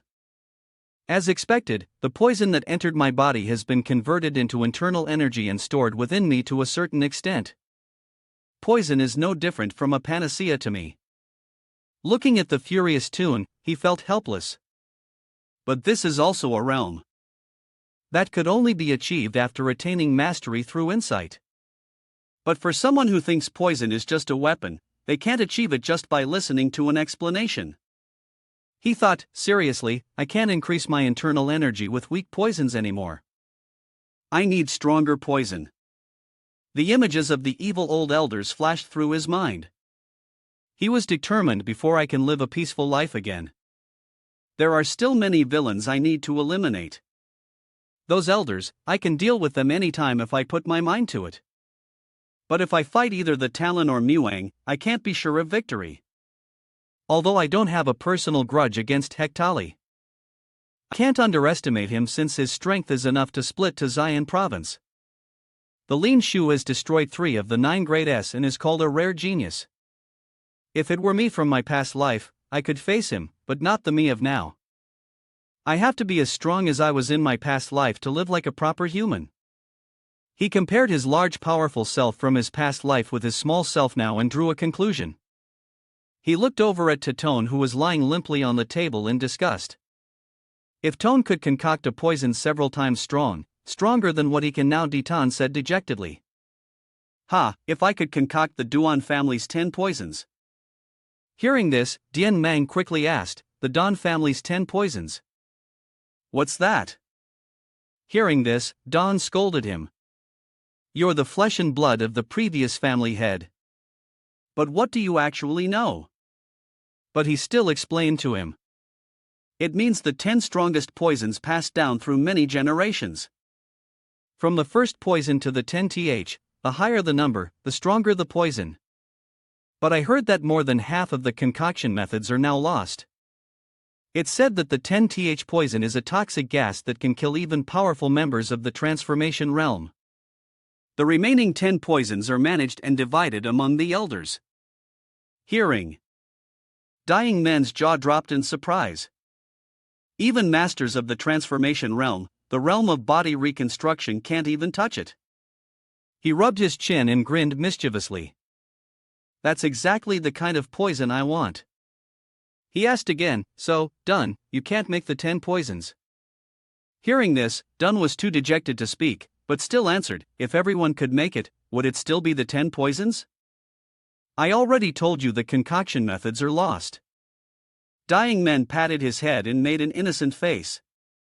What a shame. I don't feel anything from the poison you make anymore. This made the Tone furious. This guy is really. In short, the 10 poisons are so dangerous that their use is normally forbidden, even for you. If you drink it, it would be hard to escape death. In the dark of night, somewhere a hand was squeezing someone's neck. Lin was being choked by a large man who was emitting black smoke, seemingly from being poisoned by her. He growled in pain, what the hell did you do? As he spoke, he coughed up a bit of fire. Lin frowned and sneered contemptuously. Say that again. What's wrong with my face? Fichen's eyes, ears, and mouth spewed out fire. He rushed towards Lin, but couldn't reach her. His fingers had turned to stone and crumbled. Lin looked in horror at his crumbling hand. His entire body turned to stone and crashed to the ground, shattering. Lin was terrified. In an instant, only dust remained. She smiled slightly. Is the power of the poison I received from my grandfather really this great? This is the Duan family's 10 poisons. She raised her hand to the hair covering her other eye and let out a frightening smile. She recalled the image of Dying Men looking stunned before her. In his hand was a long sharp stick. The suffering I endured that day, I can never forget. The wind looked up. Lin pushed her bangs aside, revealing half of her face and a terrifying demonic eye. She laughed with resentment. This anger and suffering, I'll bottle it all up and unleash it in the goo battle. Dian Men under the clear blue sky. A voice rang out. So, it's been half a year. Dian Men's group stood before Vinran, the person in charge of training Team 7. He instructed them, "You have been training in the forest for a long time now. Of course, you have made a lot of progress, but you still need more experience to perfect your martial arts. After this training session, I will select a team leader to facilitate training in management." Lila heard this and asked, "You mean you're choosing a team leader?" Dying Men, on the other hand, didn't hear a word, busy yawning. Vin continued, "For now, that's the plan. Later, when you've matured, we'll officially appoint a team leader. For now, it's just temporary to make management easier," he said with a serious expression. "Although it's temporary, it's quite important.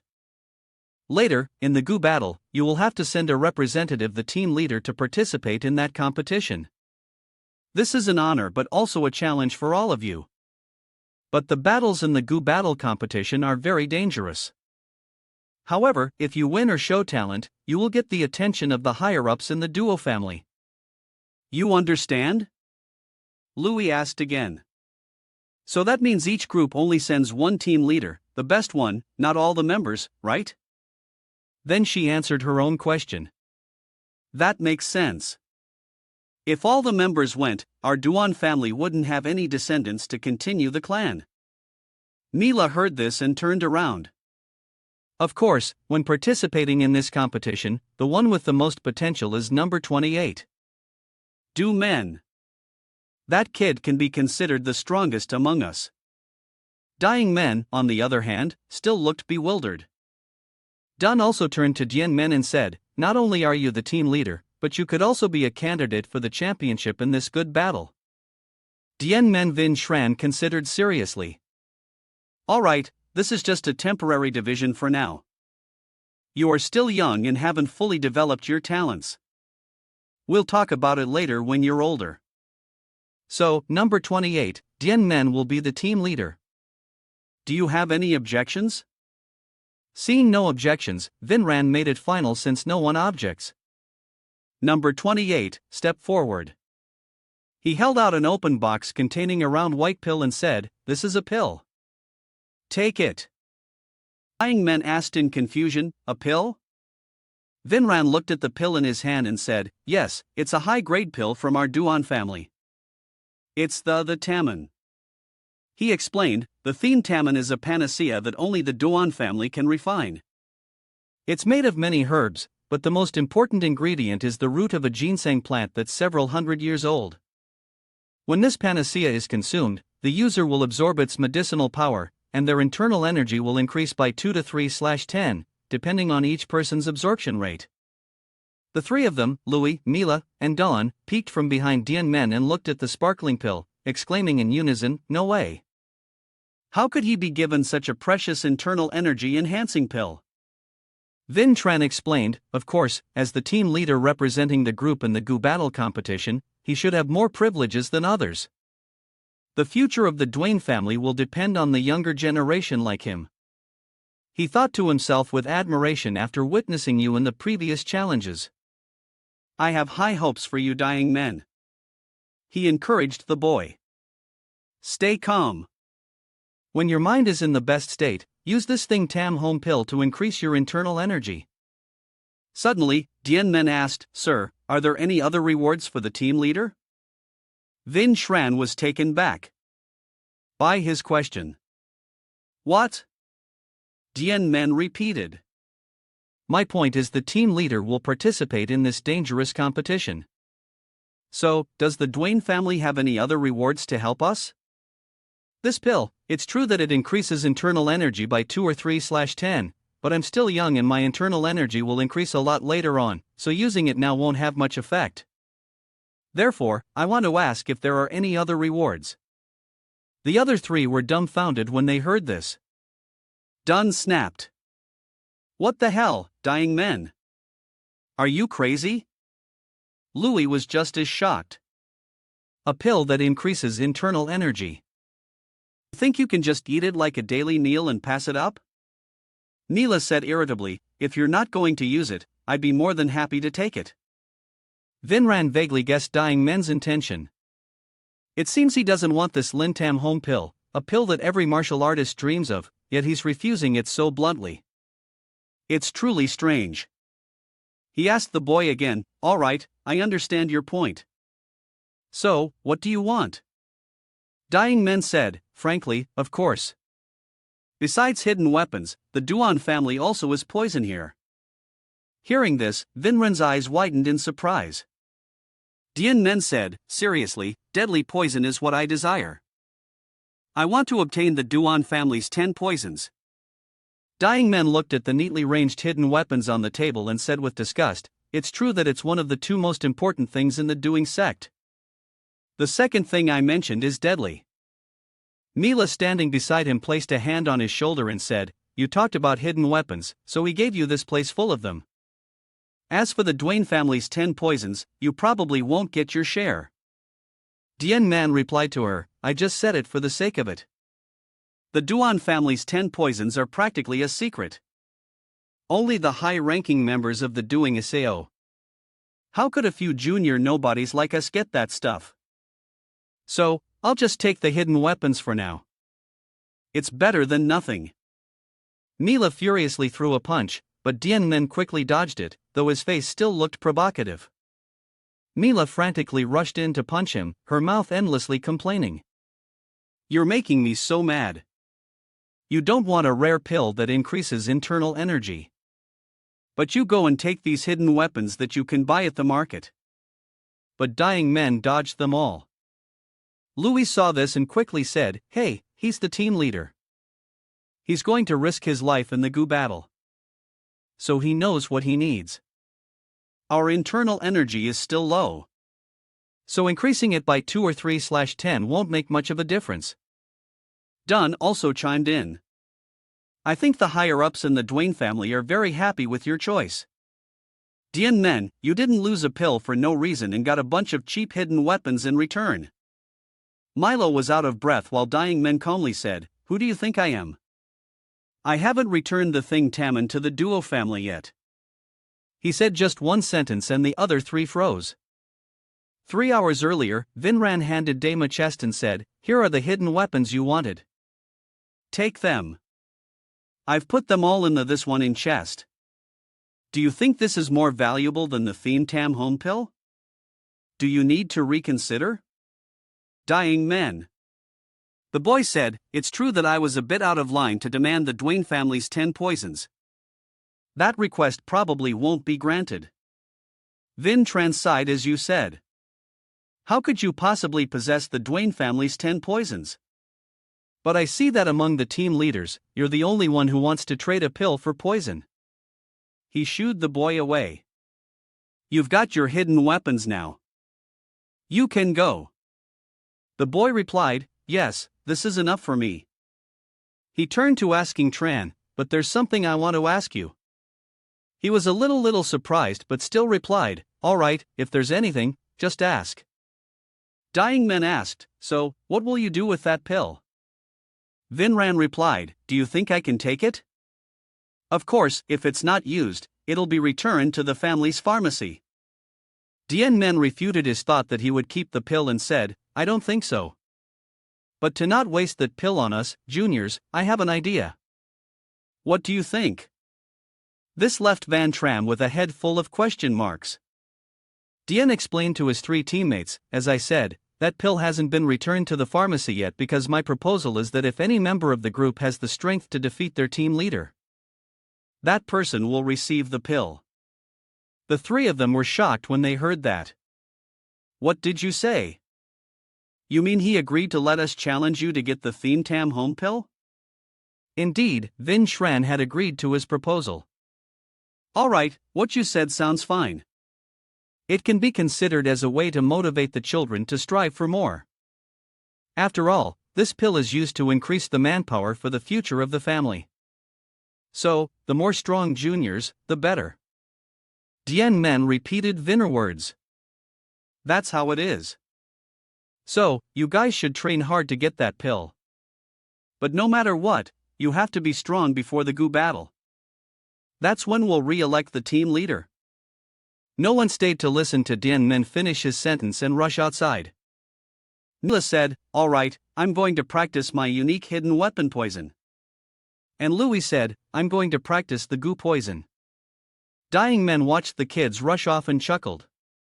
Such naive children. He looked at the kids and smiled happily. In the future, I will strive to become the head of the Duan family. When that time comes, you can rest assured that I will give you many opportunities to obtain the most advanced pills and secret techniques of our Duan family. The kids shouted, "Hey, Dying Men, come out and fight me," which made him furious. That was really fast. It's been a while. The kids urged him.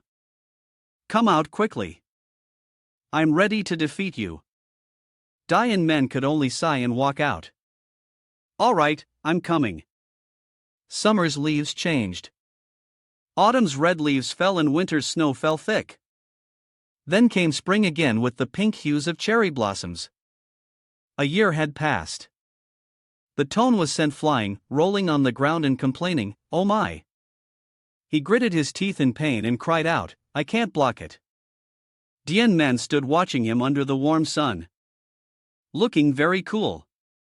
Duan Men said loudly, "All right, how about it? You're already discouraged. I think this is the 173 RD time you guys have lost to me." Mila exclaimed, "He's a monster. We've been fighting him like this, and he's not even fazed." While we're about to die of exhaustion, Lu cooped her chin with her hands. He fights tirelessly without getting tired. I feel so pathetic. It's true that children still have many dreams. Whether I'm competing or training, I hope that in the future, I can achieve something useful for the Duan family. Also, I'm even happier when I get to train with someone.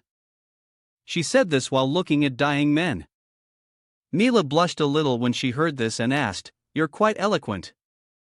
I wonder who that person is." Lu Li shyly replied, "I'm not telling."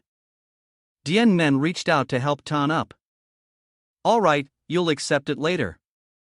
He said frankly, "The fact that I'll become the head of the Duan family, right?" Dun sighed in resignation. "You're already thinking about the future so confidently. There are still many strong groups in the family that you haven't faced. But no matter what, your strength has truly surpassed ours by a lot. I don't think you'll lose to other juniors like us." He took Duan Men's hand and said, "In the future, even if you become the head of family, you can't look down on friends like us." As soon as he stood up, Vinran appeared behind him out of nowhere. He said, "It's only been a year, but your strength has increased a lot. I can see that choosing 28 as the team leader was the right decision." He said in a stern voice, "There will be no more changes here. The Gu battle officially begins tomorrow. So, Duan Men, you should prepare." He reminded the boy, "Everything in this battle is not simple." Duan Men also smiled and replied, "Thank you, sir." Vinran continued, "It has been 3 years since you all started your first training. Many groups have left, many have given up, and many members have even lost their lives in dangerous trials." Mila and Louis smiled as he continued, "But your group still has all its members and your strength has also increased a lot." Dun smiled when he heard him praise their group, and Duan Men also lightly tapped his friend's hand teasingly. "This is something not every group can do. You should be proud of that." Vinran continued to speak. "The Gu battle is incredibly dangerous, especially for juniors like you. There's something I need to remind you of, Dying Men." The boy looked bewildered when he heard his name mentioned. Vinran said with a grave expression, "In the Gu battle, there will be many types of poison. Have never seen before. Many of which are forbidden. But forbidden or not, when it comes to life and death, they will be used. There will be many poisons as powerful as our Duan families that will appear in this battle. In a battle, don't talk about dirty tricks. Just sending your opponent to their death is victory. So don't feel sorry for others. Understand? I know your strength, but real combat is different from training. So try to preserve your life." The Gu battle had arrived. Dun handed Dying Men a box full of poison vials and said, "This is the poison the family has given you." He specifically instructed, "These are all extremely poisons. Although not as good as the Duan family's 10 poisons, they are not far behind. Luai was dazed. There are so many kinds. Dun didn't notice and continued. Just one drop can fell an elephant. So be careful when using them. He went on at length, hoping dying men would be careful when releasing the poison. Be careful of the vapor getting into your eyes or you'll go blind. Alright, that's all. Finally, he concluded. It's time to end the training and go into real combat. We're very worried about you, but we're sure you'll win. Good luck, dying men. He held out his hand for a fist bump with dying men. Lu cheered him on while Milo looked like she was about to cry. Dian Mang grabbed Toton's wrist. All right. Then he grabbed Don's hand and slammed it into his own face so hard that his head snapped back, startling. Done. Dian Man with a bloody nose said, I promise you by the time the Gu battle is over. This will be my only injury. Don's hand hurt so much that tears streamed down his face. The three of them were frozen by Dian Men's dramatic gesture. Dian Men stepped into the spatial gate leading to the Gu battle, waving goodbye to his three teammates. I'm off. See you later. The scene changes. A hand is holding a red medicine bottle. Finally, the battle has begun. Lin Ling clutched the medicine bottle in her hand and said, Luckily, my family gave me this top grey Gu poison. With this, I'm confident I'll get first place. Before Lin stepped into the spatial gate, someone came to see her. She asked, a little surprised, Jakatha, you're going to help me? She continued, what can you do to help me in this battle? An elder from the round table meeting the other day told her, our Jakatha created the Gu battle battlefield. Of course, since we created it, we know the entire map where the defensive and offensive advantages are. I will tell you everything. Lin asked nonchalantly. All right, I understand. But in return for your help, what do you want? The elder replied, our family has fallen and no longer has the funds to recover. Therefore, we want to cooperate with the Duan family, but it's a mutually beneficial cooperation. Not for the Duan family to completely control the Jakat family. Lin was growing impatient and asked again, I understand, but why did you choose me as your partner? What if I don't accept your cooperation? You haven't given me any benefits yet. The elder of Jakarta spread his arms to show he meant no harm. As he said, therefore, we will give you all the information about the Gu poison map to build your trust. Thanks to this, we can cooperate for a long time in the future. Lin, with her large injured eyes, said angrily, the time is near. I've waited for this moment for too long. That bastard. I'll repay him with interest for what he did to me. She placed her hands on her cheeks and let out a gruesome smile. We'll meet again soon. Group 1. Du Lin. Group 2. Du Thichine. Kaplan, carrying a bloodstained sword on his shoulder, glanced coldly behind him and said, the strongest group this year. I'm looking forward to meeting you. I hope you don't disappoint me. He walked into the spatial gate, leaving behind the corpse of a training instru. In these 3 years of arduous training, I have gained enough strength to show you what imminent death looks like. Group 4, Duan. Group 5, Duan. Group 6, Dong Jiat. Dian Men stood on a mountaintop. Looking down at the surrounding scenery, he shielded his eyes from the sun and said excitedly, it's time to join the battle. The weather is quite nice for action today. The Gu battle has officially begun. Dying Men looked at the scenery before him and wondered, this is the place where the Gu battle will take place. He looked at the vast rolling hills and exclaimed, it's really big. He shielded his eyes from the sun. Squinted and said with frustration, it'll probably take a long time to meet anyone. Behind him, the faint face of Thang then was watching him. Number 28 of Team 7. The old man looked at his back and felt regretful. The more I look, the more I regret this potential. Jakat made a decision. I must act quickly before something happens. The old man's eyes widen in surprise. Duan Men was staring intently at the empty space where he couldn't possibly see the old man. Tham was a little panicked when he saw his intense gaze. It feels like those eyes are looking at me. Could I have been exposed? Suddenly, the faint image of the old man was sliced in two. Dying Men swung his short sword up, making a decisive slash that seemed to tear through the air itself. He stared into the empty space, trusting his intuition, and said, I have a feeling that someone is watching me. Could it be Jakatha? He recalled Vinrun's words from before. Only participants of the Gu battle are allowed in here. He still couldn't shake his suspicion, he thought as he slowly walked to the edge of the cliff. They've been playing tricks since the battle started.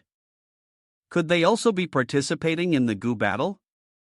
He jumped decisively. I don't know what they're up to. But if they want to do it, then let them. He jumped off the cliff, his heart still full of challenge. After the Gu battle is over, I can interrogate them for as long as I want. Meanwhile, Tham then was standing in front of the formation, one hand covering his face as he panted. The old man wondered, I was using a formation, yet he could still detect me. The old man was scared and angry, his eyes bloodshot. If I don't quickly collect the formations I related to the two joy formation, I'll go blind. Moreover, that was a sword technique that could cut through the formation space. I've never seen that kind of swordsmanship. I was wrong.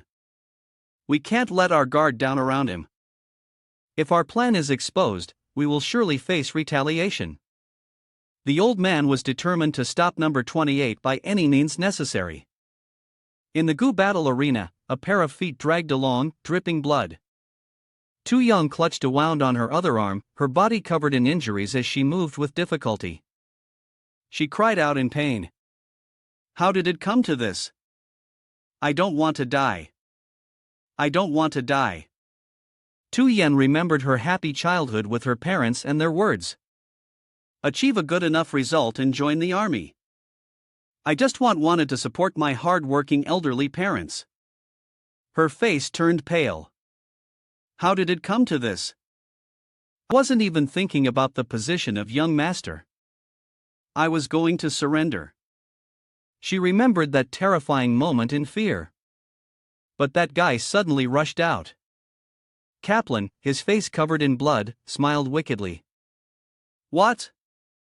Everyone's here. Good.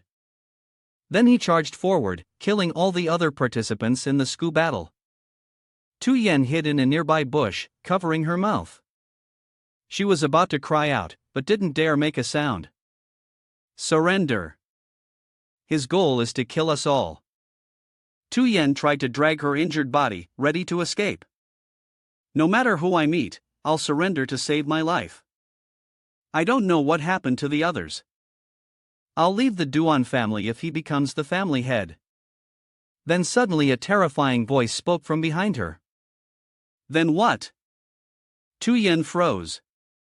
Kaplan was carrying a sword on his shoulder. And in his hand were several heads he had just chopped off. He smiled cruelly. Say something. He wouldn't stop taunting her. It seems your movement technique is very fast. You're already scared.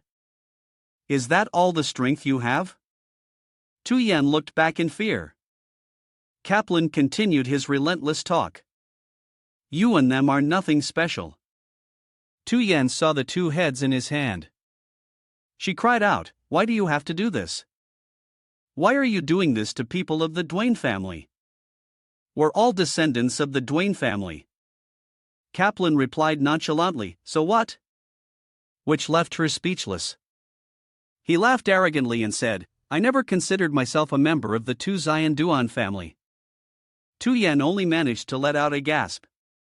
Her head was severed from her body. Meanwhile, Duan Men was running through the forest. He suddenly noticed something.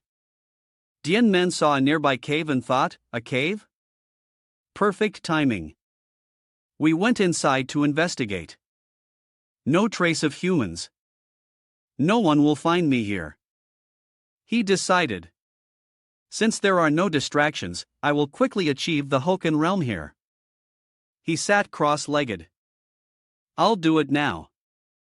My body is developing, and if I reach the Hoakin realm, there will be no side effects. There are two conditions to achieve Hoakin: internal energy that has cleared the run and do meridians, and an awakening. A cold energy appeared within him. The awakening is also based on my previous life's experience. As for internal energy, I will use the poison tune concocted to accumulate it. He gritted his teeth as if he was trying to hold back something very powerful. His whole body as if enduring a storm. Everything is ready. The blocked Rin and Dune meridians will be cleared by the internal energy I've accumulated. I will channel the Doku technique through those two meridians. The internal energy will erupt. Martial artists who go through this process will experience great pain. Bones will break and then quickly heal again from the beginning. Dying men's spines broke segment by segment, then quickly reconnected. You could say this is a process of physical rebirth. I went through this in my past life. So the second time won't be difficult. Finally, his eyes lit up and a strong blue light shot out of the cave. Dying men drenched in sweat thought, it's good to get rid of the foul energy in my meridian. If I remove the impurities during the body reconstruction process, my bones will hurt a lot. He looked at his hand and thought, luckily, I've completed this breakthrough in my martial arts smoothly. It's not a bad start. Duan Men stood outside the cave. Let's give it a try. He raised fingers and channeled his energy before participating in the Gu battle. I need to test my newly mastered martial arts. It seems there are no major changes to my body worth noting. But Duan Men's finger followed a zigzag path. He thrust forward decisively and the cave exploded in a horizontal line. Dying Men watched the rocks crumble before him and smiled with satisfaction. As expected, the effect of the Truki is not bad. You looked forward. Well, then shall we begin? The scene changes. Kaplan sat perched on a high tree branch, his long sword stuck into it. He looked down in boredom and said, "How boring. What have you been doing for the past 3 years? Don't you want to become the young master?" He said to the blood-covered Tiniat, who was kneeling on the ground, "Hug, say something. Haven't you trained hard? You're this weak." Tiniat thought angrily. Damn it, I ran into him as soon as I entered the Gu battle. Even though I'm an orphan, the great elder raised me like his own grandson. He looked at Cook Lan sitting high above, laughing at him. The great elder's his #1 disciple. Duan Kuklan is as strong as the rumors say. Tiniat thought, I thought I could win if I fought the other participants. They couldn't even touch me, but I was completely defeated by Clan's speed and strength. He suddenly thought of someone. Damn it. I can't believe I'm going to die like this. Why am I thinking of him? He thought of doing Dying Men. I used to think it would be best not to run into him. Am I losing my mind? Kaplan saw that he wasn't paying attention. Himon asked, "You can still laugh now. Are you hiding something? Your true strength?" Taninja laughed loudly. I was just thinking of someone scary. Clan's eyes were terrifying as he looked at Tinja. He said, "You're making me sad." He jumped down at the ground and stood in front of Tiniat. "I'll make you feel that I'm scarier. Let me tell you something." He pointed a thumb at himself and said with a proud look, "I'm actually a spy for the Hukan." Tiniat felt like he had been struck by lightning and shouted in alarm.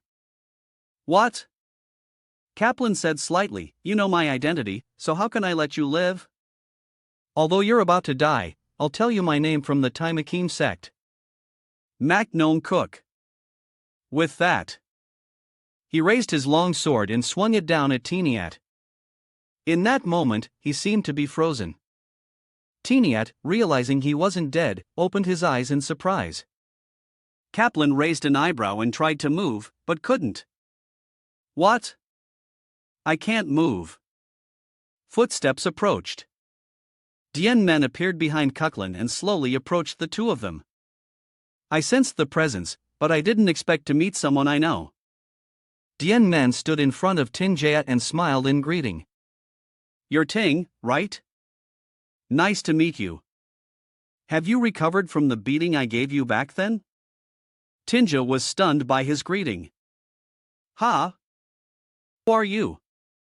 Many years ago, on a bright moonlight night at the time Akim Sisi, the young Munguk's voice rang out, become a spy for the Tuzai and Duan family, and Eller's voice replied, that's right. With your talent, even if you become an orphan for a few days, someone will take you in. Within a few years, the competition for the position of young master will begin, regardless of whether you're from the main or branch family. The man gave the order, kill the contenders and reduce their power. If you complete mission and return, the clan will recognize you. The man who was knocked to the ground lay with his eyes wide open. His teeth clenched against the pain. My internal organs feel like they're on fire. He thought to himself, could it be his doing? What kind of trick did he play on me? A few steps away, Duan Tin Giant spoke with a doubtful tone. You say you're doing dying men. That do dying men. The boy replied, that's right. Seeing his skeptical face, the boy became fierce. What's wrong? Do you want me to slam your face into the ground like last time before you believe me? He quickly replied with full confidence, no, it's really you? Duan Men pointed at the person lying on the ground and asked. He admitted to being a spy himself, right? Ninja responded quickly. That's right, he said. So, he added, it was the Tayad Makim sect. I heard it very clearly. The boy immediately thought of the person who had been following him. Could he be the tail I sensed when I came to Kongdong Mountain? He waved his finger lightly. Withdraw. A needle flew up from the neck of the person on the ground. Tenin's eyes widened in horror as he watched him retrieve the needle like a quick needle. So, you poisoned that needle? He wondered, what kind of poison did you use that just one small needle could do that? The boy didn't answer and asked directly, haven't you seen anyone else in this competition? He replied. That's right. The boy looked at Duong Kukan on the ground and hesitated. Should I detoxify him and interrogate him? Hearing these words, he began to form a plan to kill the boy. Detoxify. The moment you detoxify me to get information, you will die. The boy hesitated. Should I do it? If he's from a sect like Hectaline, his purpose is too obvious. Tiniad's voice rang out again. You've changed a lot. He scratched his head and looked at Dying Men. I thought you would hold a grudge against me. But you didn't show it. The boy replied, frankly, if I had that intention, you'd be lying there like him. He agreed. That's true. Suddenly, he clasped his hands in a fist in front of him and bowed his head. I'm truly sorry for what happened before. The boy looked at him. Why apologize all of a sudden? The boy waved his hand. What's past is past. It's not worth worrying about. He still sincerely wanted to apologize for what he had done to the boy in the past. I have no intention of brushing off the past. I truly want to apologize to you. The boy smiled. All right, don't worry about it. It's okay.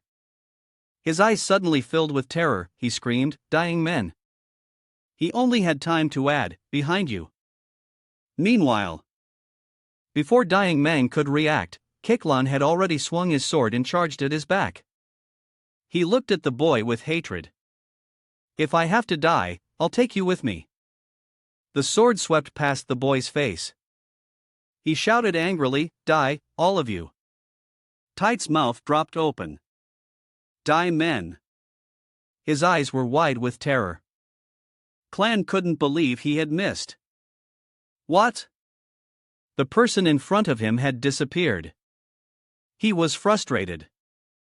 I clearly sensed him. Duan Men's voice came from behind him. I have no in deceiving someone who's about to die like you. If that's what you want, then I will erase you without a trace. He placed his hand on his shoulder. Blood poured from his eyes, nose, and mouth. The boy's voice was light. The two of you thought it would be better to leave a body for investigation. His eyes welled up with tears. A teardrop rolled down his cheek as he died. Deceitful. This time, he lay still on the ground forever. What had just happened made Tingyat exclaim, impressive. Even though he's a spy, he's also one of the strong ones. He reflected. Moreover, his final move was the martial art of the Mukim sex leader. The Tai Song technique to be able to defeat someone with such a terrifying sword technique. Duan Men's call pulled his thoughts back to reality. Tingyat. What are you going to do now? He was stunned once again. What do you mean? What am I going to do? He explained to him. There's only you and me left here. How do we decide the winner? He scratched his ear. If you want, I'll surrender. The boy was a little dejected. Actually, I don't have a choice either. While he was still looking up at the sky and sighing, the boy casually tore open a rift in space. But I don't know how to get out of here. The path was opened. He glanced at him. So, you're leaving. You probably don't need to be seen off. Dying Men did another unbelievable thing which left him completely stunned. By the time he looked at the boy and said thanks, he had already vanished on tiptoe. Thank you for saving my life. In a short amount of time, he had discovered quite a few surprising things about Dame Men. Finally, he had processed the chaotic information that had just unfolded and smiled. I wish he was safe. Journey at the headquarters of the Tai Makim sect in the front courtyard. Many disciples were lined up neatly, diligently practicing their swordsmanship. The person inside the house seemed worried. What happened? Guworm in his hand was writhing. This Gorm knows the life and death of its counterpart, even from a distance. Its Gorm is dead, which means the child is also dead. Magnania crushed the Gorm in his hand. My illegitimate child born of me and a handmaiden. The man recalled the days he trained him as a child, but he was the most outstanding child among his brothers. When my wife found out the truth, she tried to kill the child many times. The man gritted his teeth, fearing that he would usurp the position of his brothers. I sent him to the Duan family as a spy to save his life.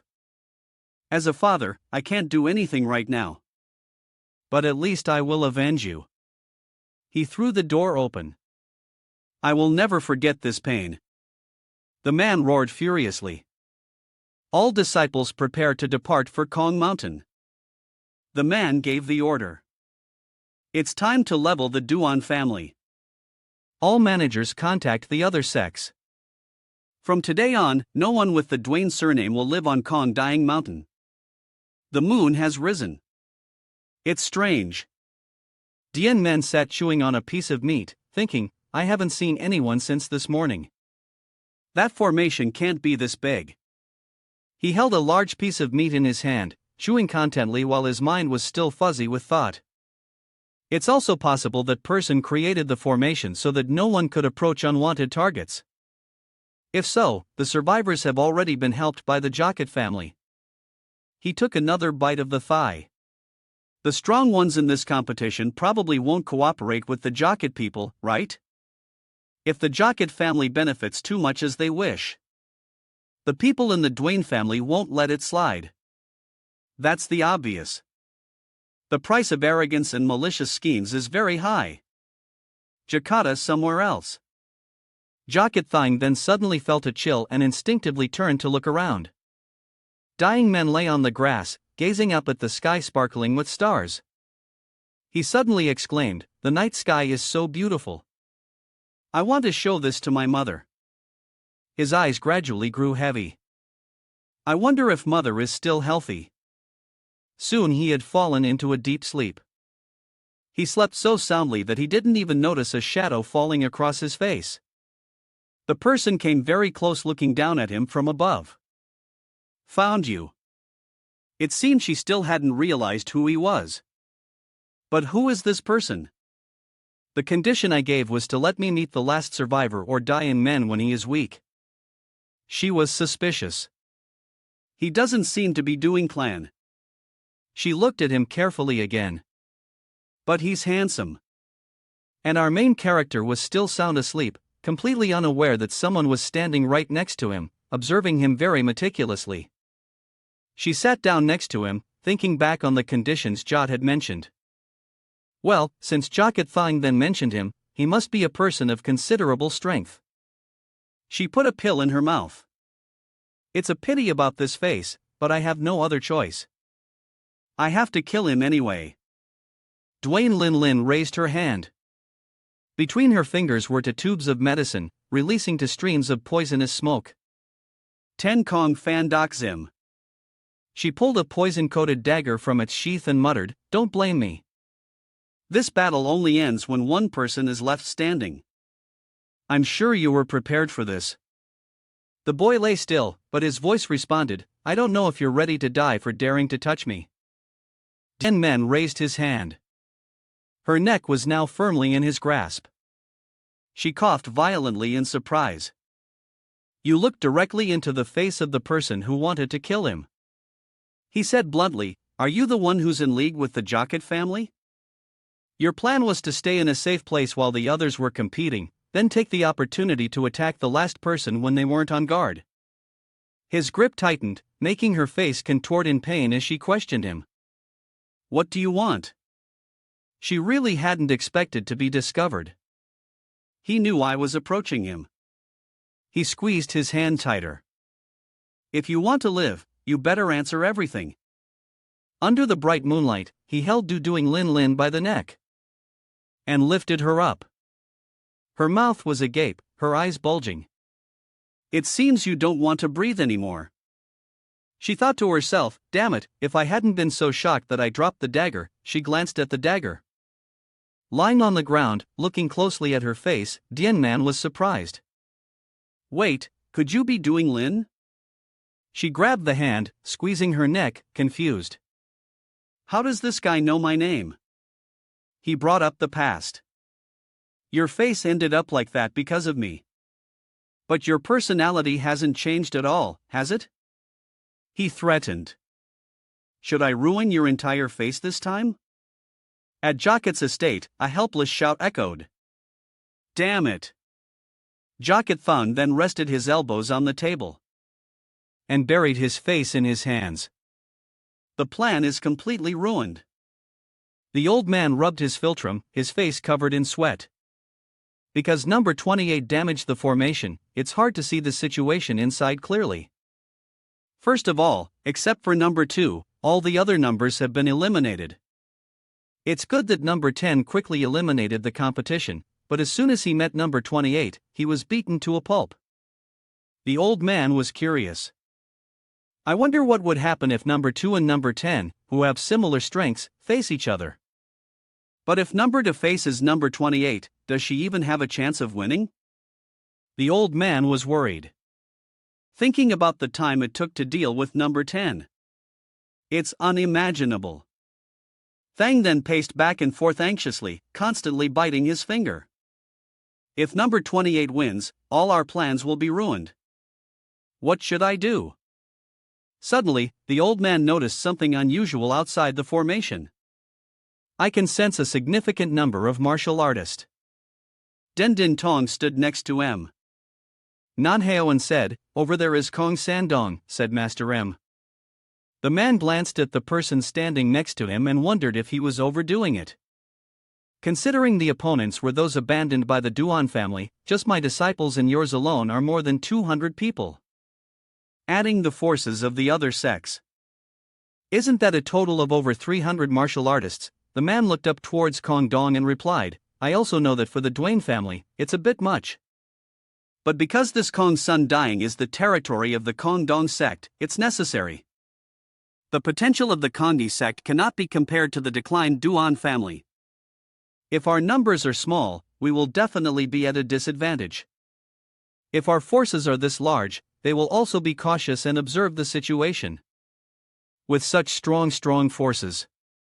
And when they know our purpose is not them, won't they choose not to interfere? Dan Tong praised. As expected, your foresight is divine. But said, Master Mac, what happened to the spy who infiltrated a few days ago? The man's hand tightened on his bicep as he replied, he failed. It was the kid I valued so much. The man's voice trailed off, his anger flaring up again as he gave the order. Enough pleasantries. Let's move out. At this moment, Thang then also discovered who was standing outside the formation. The sect master of Tiat, Mim, Mana, why is he there? The old man was so shocked that his face was covered in sweat. Shouldn't people who aren't involved in the competition not know the location? Is there an inside spy? What? Whatever it is, I have to report it to the defense team to find a countermeasure. Wait, if that's the case, the old man suddenly had an idea. If I use them to kill number 28, then I won't have to worry about my plan being discovered, will I? The old man hesitated, but finally made his decision. Inside the formation, Lin Lin finally recognized the person in front of her. Duan Men? How could this bastard be right in front of me, and I didn't even recognize him? She calculated and reached behind her back. I just need time to take out the whole Long Ho, one of the 10 poisons. At this moment, Dying Men looked at the saber on the ground. Hey, the stuff coated on that dagger is poison, right? It's the first time I've seen such a bright red poison. She gritted her teeth in pain. He's letting his guard down. Now is my chance. She quickly pulled out the poison vial, aiming at him. Die, Du Men. Contrary to her expectations, Duan Men quickly caught her poison-wielding hand. Hey, you're not answering my question and trying to resist in vain. What's the point? He directly snatched the vial. What's this poison? The color looks similar to the poison on that dagger. Is this all you have? He lowered his hand, causing Duan Lin Lin to kneel on the ground in pain. Still not going to say anything. Faced with her stubbornness, he directly forced her mouth open. He held up the poison vial. Let's try reliving that feeling from back then, she screamed. Let go. Oh, you're finally willing to open your mouth now. Say, ah. Lin Lin panicked. No, wait. I'll talk. He held the vial of poison close to her mouth and said softly, No, if you just taste it, I'll know what kind of poison it is. She fearfully uttered each word. Duan family's 10 poisons. Hearing this, the boy went silent. She struggled to continue. It's one of the Duan family's 10 poisons. The Ho Along Ho. A bead of sweat trickled down Duan Men's face. The Duan family's 10 poisons. Aren't the Duan family's 10 poisons not to be used lightly? He stared intently at the small vial. No, more than that. If it really is the Duan family's 10 poisons. His eyes lit up and his mouth watered. This is my divine medicine. If I had just fed it to her, it would have been like losing the divine medicine I'd been looking for. Tears welled up in Lin Lin's eyes as she pleaded. I have told you. Let me go. I surrender. I surrender. I'll help you fight the other participants in this competition. So you lean close to her face, using his hand to lift it up. I haven't heard the full answer yet. Are you working with Jakat? If so, tell me the details of your deal with them. If you don't, I'll make you eat this Ho Along Ho. A marriage proposal? She immediately replied, yes. They proposed marriage as a condition to unite the Cat family and the Duan family to be on the same side with mutual trust. The boy confirmed with conviction, so they did promise a marriage with the next young master. The head of the Jakat family will maintain his position that way. This girl was offered a marriage proposal she couldn't dream of. So she quickly accepted. Duan Men casually lifted the poison vial and drank. A little hesitant in his heart. What should I do with her? Kill her or beat her? Seeing this scene, Linlin's eyes almost popped out. He was drinking the deadly poison with such a calm expression. The boy glanced at her. What are you doing? Even if you stare, I won't give you any. Her face was pale with terror. He's drinking the ho along ho. Good heavens! After taking a sip, he exclaimed, "Oh, I can't believe it. It tastes like strawberries." As soon as she finished speaking, his head burst into flames. Although she was still being held by dying men, she laughed with satisfaction at the sight. She was triumphant. You fool! Drinking the Duan family's 10 poisons yourself. It's the Duan family's 10 poisons. Even someone immune to all poisons can't withstand it. She screamed, "Burn, Duan Men." But she also realized, why isn't the strength in this guy's hand decreasing? Duan Men's voice pulled her back to reality. That startled me.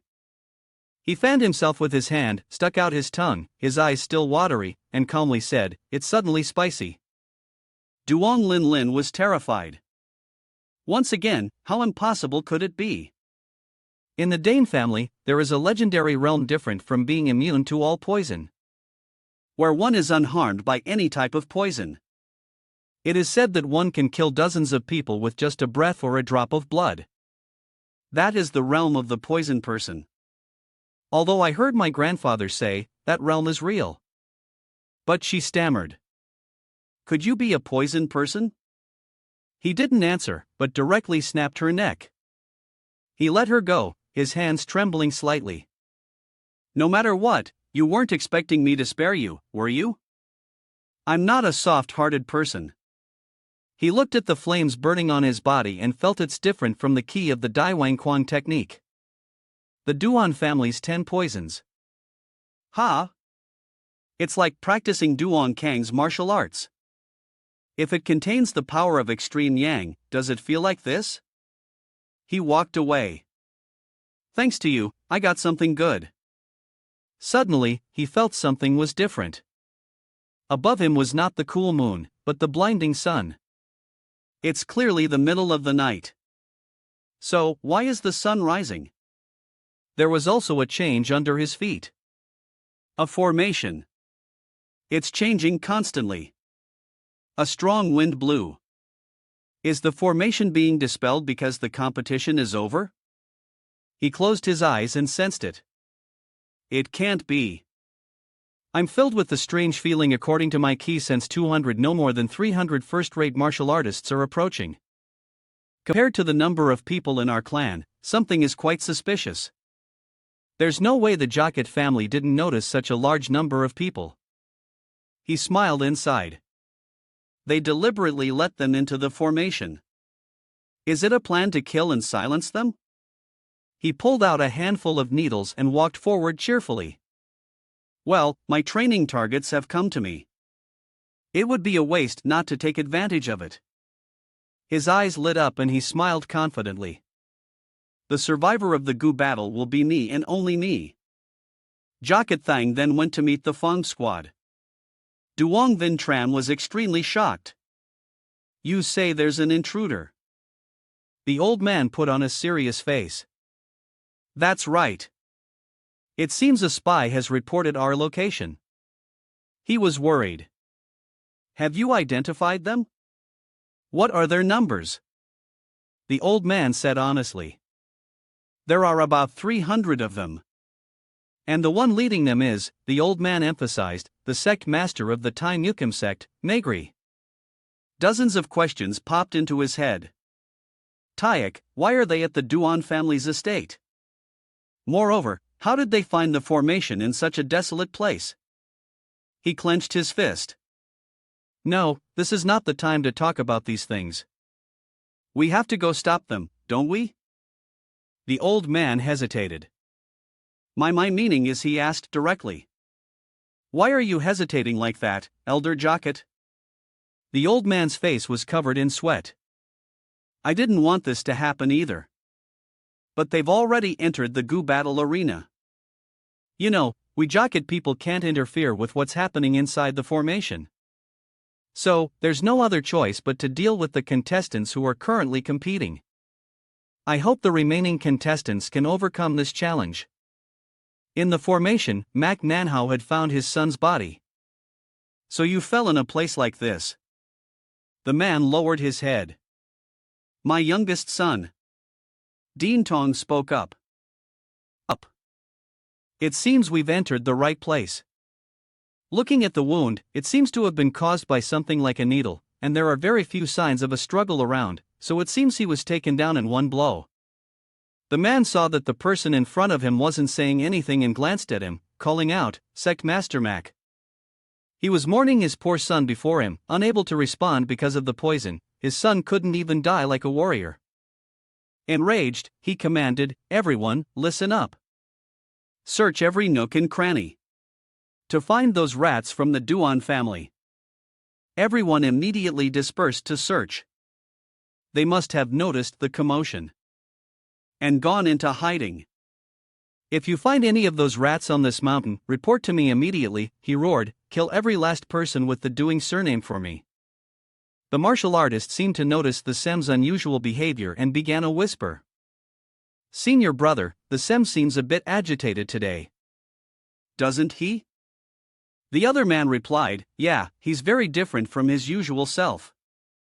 They made wild guesses about the corpse from earlier, thinking he might have been a spy planted by the Duan family. They continued their discussion.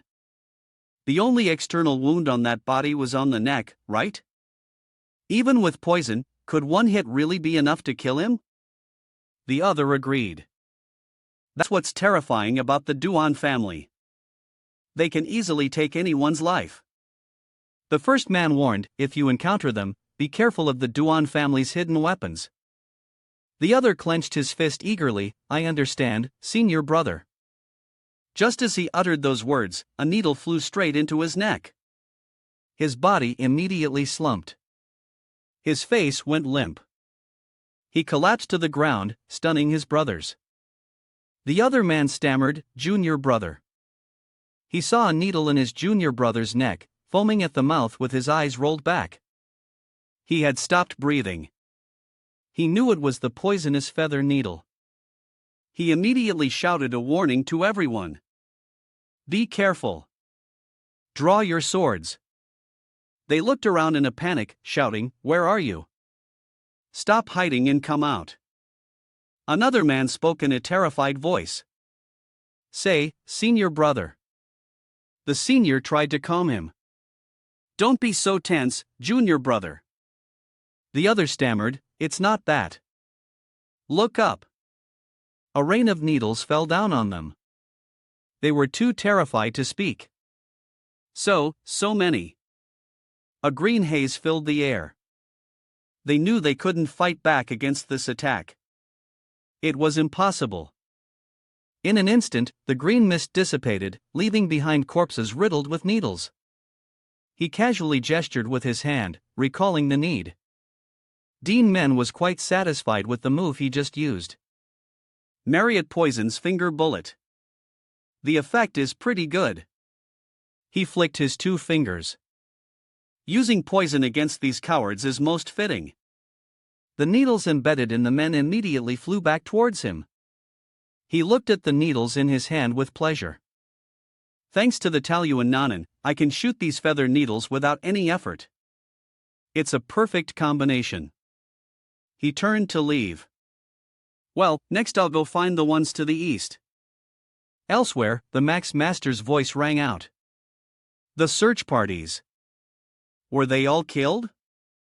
The messenger replied in terror, "Yes, that's right." He described there were no external injuries except for a tiny needle mark. "It seems he used poison just like the first body we found without exception. Everyone was killed in the same way." Dien Tong was skeptical. "How is that possible?" Another man ran up with an urgent report. "Master, the groups in the west and east were also wiped out." Sweat rolled down the Max Segmaster's forehead. He wiped them all out, sparing no one.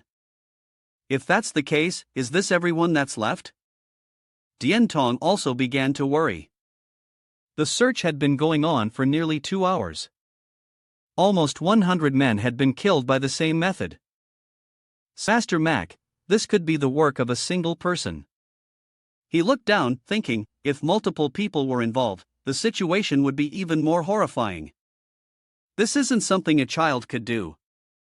Without a doubt, a Duan family master is hiding somewhere. He clenched his fist bitterly. Aren't we just like animals being hunted? He spoke up. Clan leader Den, I will hand over command to you. Since he's using such vicious methods, I'll personally launch a surprise attack from behind. The other man was surprised. You're going to do that? Segmaster Max said with a choked voice, I can't lose any more disciples. So, I'm counting on you. Dian Tong's group crossed the stream. He felt something was wrong. It was suspiciously quiet in all directions. The sky was turning to dusk. He calculated silently in another 2 hours. The sun will set and night will fall. If we can't find the person behind this, our entire force could be wiped out. We've gained nothing but losses before the damage gets worse. We should retreat to preserve our forces. He turned and announced, in 2 hours we're leaving this place. A strange voice replied to him, who says everyone froze and looked around from a tree branch above. Duan Men continued. I have no intention of letting any of you go. He stared down at the men below. Dian Tong was shocked. Since when? I didn't sense anything at all. He suddenly realized and yelled, damn it, get out of the way. But it was too late. His jaw dropped and sweat poured down his face as he cursed, what the hell is this? In an instant, they were all poisoned and fell to the ground like cut grass with no time to react. He stepped down to the ground, walked up behind the man, and asked, are you the leader? The man's face darkened. 10 rising within him. I didn't even notice him come down. There was no doubt he recognized the person before him. It was him, the one behind this massacre. He's not some old master. What should I do? While he was hesitating, numerous needles flew past him, startling him. Could that be levitating object touch? He gritted his teeth, not believing what he'd just seen. No, it can't be. Only a master above the Hone realm can use levitating object touch. They stood facing each other, seeing how he only retrieved the needles without attacking again. It must be a technique that consumes a lot of internal energy for going a surprise attack, and just standing there is an arrogant decision. He continued, it doesn't matter if you can't hear me, right? He said coldly. A dead man doesn't need to know my name. The man clenched his fist. You arrogant brat. He held his hand forward, preparing to attack if your wish is to die early. Dianong channeled his energy, his robes bursting open to reveal a muscular physique. He focused. Then he immediately launched a palm strike at Duan Men. I'll finish this right now. He didn't dodge. He raised one hand to block the palm strike. He thought to himself, this is my full power. The strike seemed to have no effect on Duan Men, who just smiled. Don't tell me that's all you've got. I'll give you one more chance. Show me your full power. Katwan praised him. Not bad. You said palm techniques are your specialty. Katwan turned his head while Dian Tong still bowed before him. Yes, I can.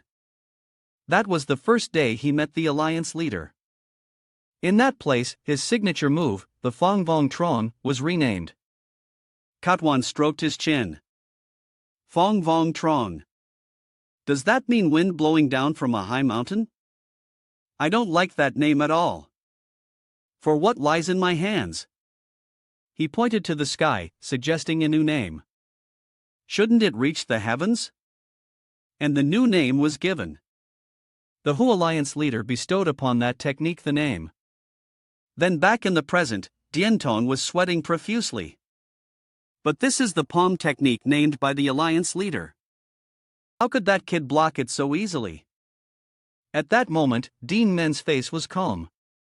It surprised the man, especially with such a casual expression. Without any difficulty, he used the Ho Long Ho. This was considered the most terrifying of the 10 poisons containing the fierce breath of a fire dragon. If I can control the power of this poison through my internal energy, he closed his eyes and thought, swordsmanship filled with intent is called sword aura. Poison imbued with intent will be called poison aura. Then he opened his eyes, which blazed with the terrifying power hidden within. A huge explosion occurred. A massive burst of fire erupted, shocking dying Tong. What? What is this? This heat, it's burning everything. He tried to use his theme Tham on. In the end, he couldn't believe he had lost so miserably. Then he was swallowed by the flames, able only to scream in agony. He was turned to ash in an instant. Duan Men flicked his hand and the man's ashes scattered. Seeing this, he thought, isn't poison aura filled with heat? Maybe I should call it heat poison aura or blazing poison aura. Then Duan Men glanced at the other men and asked, who's next to die? Duan Men turned to look at them, offering a savage reminder. Either way, I don't plan on letting anyone live. Dying first will be easier. Every single one of them was as tense as a draw bowstring. Suddenly, a man stepped forward. It's you. His eyes filled with hatred as he spoke. You killed our disciples, our clan leader, and my youngest son, he declared to him. Whether it's on Kong Dying Mountain or anywhere else, I will grind you to dust, leaving not a single bone behind. Duan Men didn't back down, staring straight back at him as a challenge. The leaves rustled. Nan Heo ordered his subordinates spread out and surround him. He reminded them, watch out for poison and hidden weapons. Duan Men glanced at them, forming a defensive circle against his hidden weapon. Focusing on wearing him down, they attacked him from multiple directions, leaving no openings. Nanha thought, we've already lost too many disciples and men. It's painful that I haven't been able to avenge my son's death yet. He drew his sword and said loudly, to ensure their sacrifices were not in vain, we must kill him. He glanced around and remarked, the Saloan formation reminds me of when I was training and used the Kim Hien Lon Vu. Then he smirked with amusement. Maybe I should try something different now. Suddenly, Duan Men's figure began to fade. They shouted, the Brad vanish. Be on guard. He used a new technique to move into their formation. One man was about to shout when his head was instantly cut off. Another was sliced into pieces. His sword swept through them all, dismembering them in just a few seconds. Countless men were struck down. Blood splattered everywhere amid the panic of all the subordinates. Everyone was dumbfounded. Nanha was stunned, unable to believe his eyes. What? I couldn't even see his technique. What on earth did that brat do? A man who looked like a captain shouted, you brat, how dare you? Then he rushed forward to attack him. With a simple move, he raised his hand to control another man's sword. Let me borrow this. Their swords clashed and shattered. With a little push, he sent them flying several meters away. He truly didn't understand why Duan Men was so strong. What kind of monster is he? He destroyed a sword without even touching it. He thought as the technique used to destroy swords, shattering them into hundreds of thousands of large and small fragments. Tan is scattering the sword fragments in all directions to attack opponents within a certain range by focusing one's entire will into the intent. He controlled them. Spin the sword fragments formed a fierce whirlwind. They screamed in agony. That's the ultimate technique of the duo. Family. Duan Men slowly approached as they watched in fear. They still couldn't believe their eyes. He was using the van though. The whirlwind cleared away the scum for him. Anyone caught in it was minced. They probably weren't worthy of him lifting a finger. faced with such a horrifying bloody scene. He calmly said, "It can't compare to the true power of the Vanthu, but its strength is not to be underestimated." He smiled and said, "It would be better to name this technique Lone Havu. Hundreds have died." Duan Men decided to call it Lone Havu, he said sarcastically to the man. "It seems all your subordinates have fallen. Now it's your turn, isn't it?" Manhwa angrily gritted his teeth. He drew his twin blades, his rage boiling over, and took a stance, shouting, "You damned rat! Let's see how long you can keep up that attitude." His eyes gleamed with the will to defeat him. "No matter how incredible his strength is, I don't need to fear him," he thought confidently. "I have the Alliance leader and the Tai Monk Sword sect behind me," he declared. "I will grind you into dust." Duan Men reminded him, "You've said that line twice already." Immediately after, Nan charged at him, shouting, "Die!" with twin swords in hand and a demonic internal energy flowing from him. Manhwa rushed before him and yelled, "I will crush you." Duan Men remained calm, raising his blade in front of him to defend. The man used the ninth form of the Tai Mug sword style. Using the Tich sword style, he slashed relentlessly, but Duan Men just stood there blocking with one hand as if it were child's play. He even raised a hand to cover a yawn. Manhwa was stunned, his eyes wide with disbelief. "What is this?" So, he switched techniques using the ultimate move of the Tai Monk sword style. Then, Hat Madvam, he executed several slashes, unleashing a ferocious sword aura that would have killed a normal person long ago. But he just stood there blocking the move with one hand. The man retreated, panting heavily. He was beyond surprised. Duan Men stood completely still against his two powerful techniques. How is this possible? He blocked my twin swords with just a short blade. Manhwa couldn't believe it. "I've trained in swordsmanship my whole life. I can see through my opponent's sword paths and techniques." He just stood there and smirked.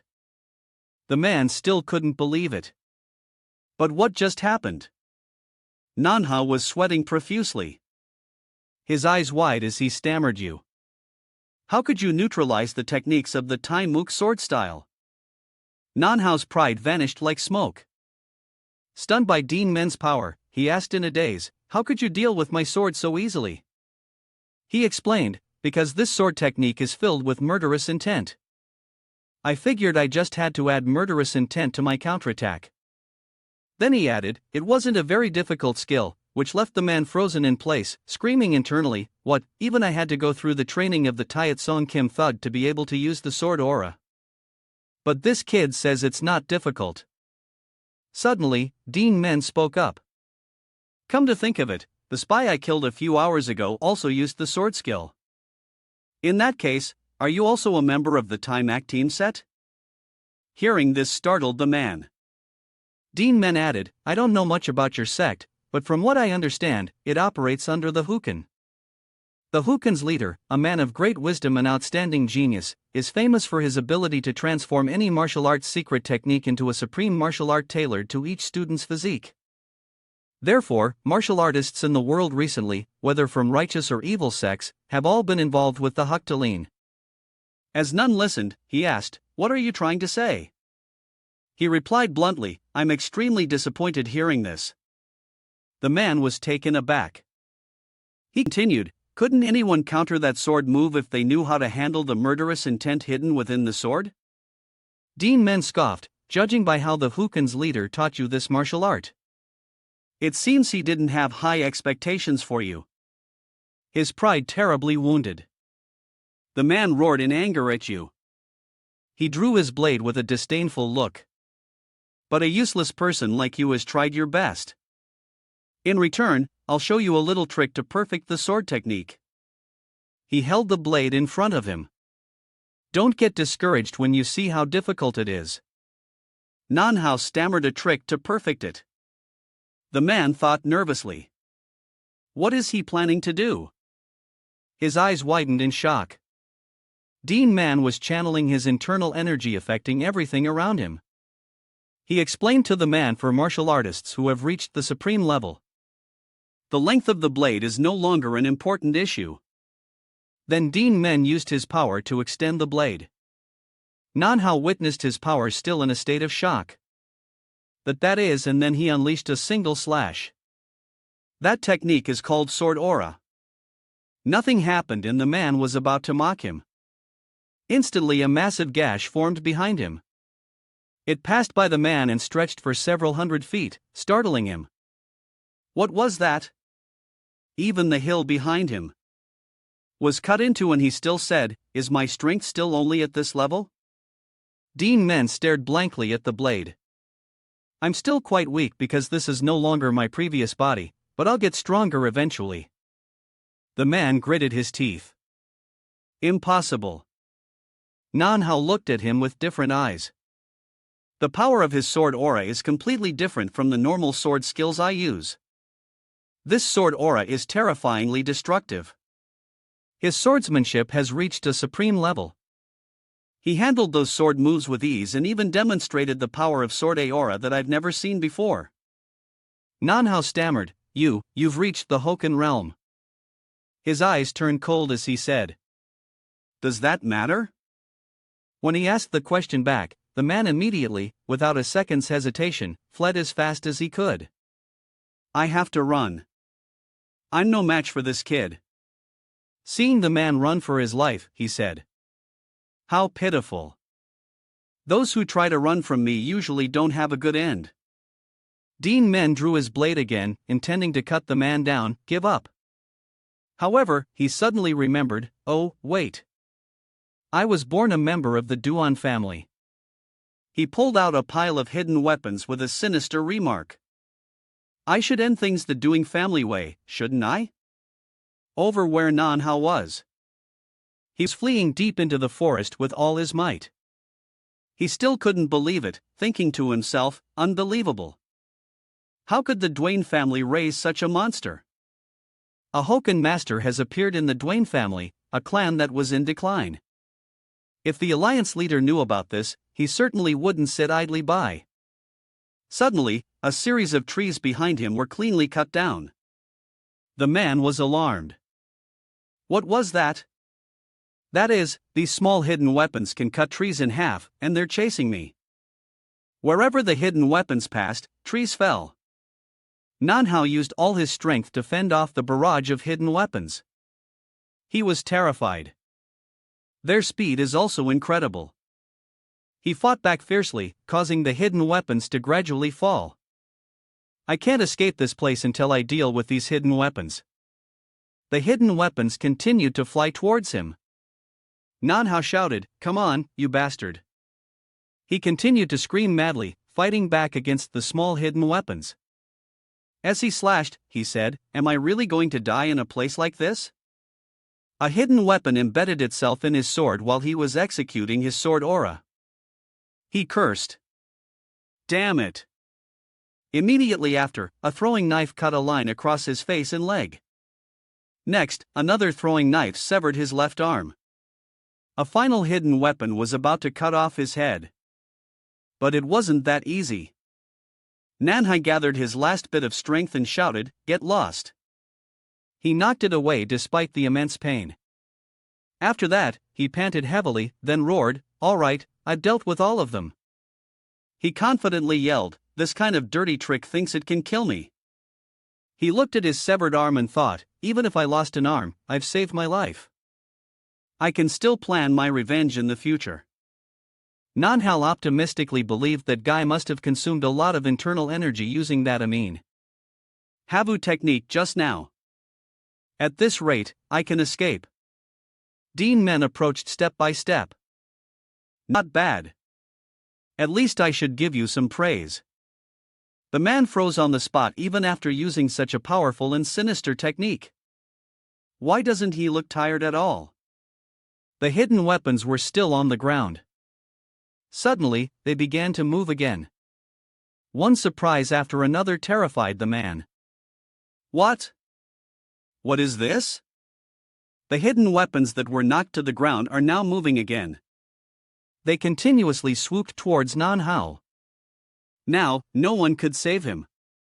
His body was pierced and torn into many parts by the hidden weapons. Before he died, he still couldn't understand what this person was. I was originally a disciple of Wu. Gave up everything to join the Huqin and even made a name for myself by becoming the leader of an evil sect, and yet I couldn't even touch a single hair on his head. What kind of monster have I encountered? As his head fell to the ground, all the hidden weapons flew back to Duan Men. He said calmly, "It seems everything is done." He had turned the lush green forest into a field of corpses, and he simply said, "I was just testing the power of this technique and the results seem acceptable. If I become the young master, I'll divide the Duan family's guard into two teams. One using poison and the other using hidden weapons. And I'll teach them these techniques." Duan Men sighed and looked up at the sky. I should probably leave now. In his heart, he thought, but there are still problems to solve in this family in the future. He unleashed his power to return. He had already memorized everyone he needed to take revenge on. Those elders who oppressed my mother and the other clans, those who colluded with Duan Lin to conspire against the Duan family. I will personally repay this favor. Twice, even 10 times over, he opened a spatial gate to return. Everyone on the other side was in an uproar. There's really no way. Jackathong then said, "I'm sorry, but for the sake of fairness, no one is allowed to interfere with the formation." I never thought things would turn out like this. Everyone was stunned by his words, exclaiming in unison, "Why is that?" On the surface, he apologized, but his true thoughts were different. Of course, it's all a lie. But I must remain silent until the job is done. After the men I sent entered the formation, they completely sealed the entrance. He said, "It's unlikely anyone will come out of there alive." All the Duan Men members could do was suppress the evil sect. Martial artist guarding outside the formation.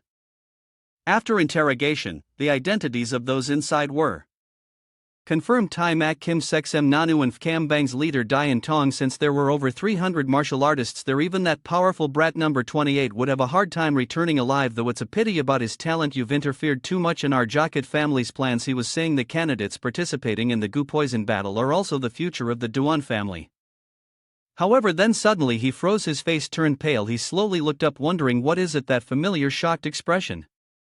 He instinctively turned his head to look. He met Duan Men's sharp knife-like gaze.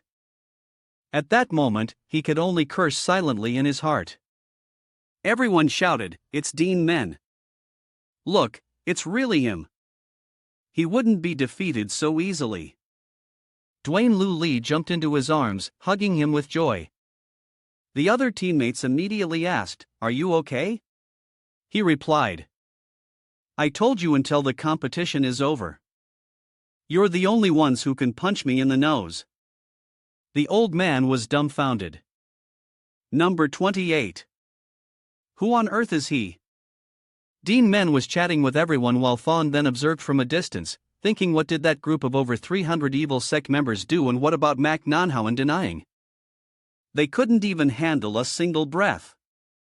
Duan Men seemed to notice someone watching him and shot a glance over.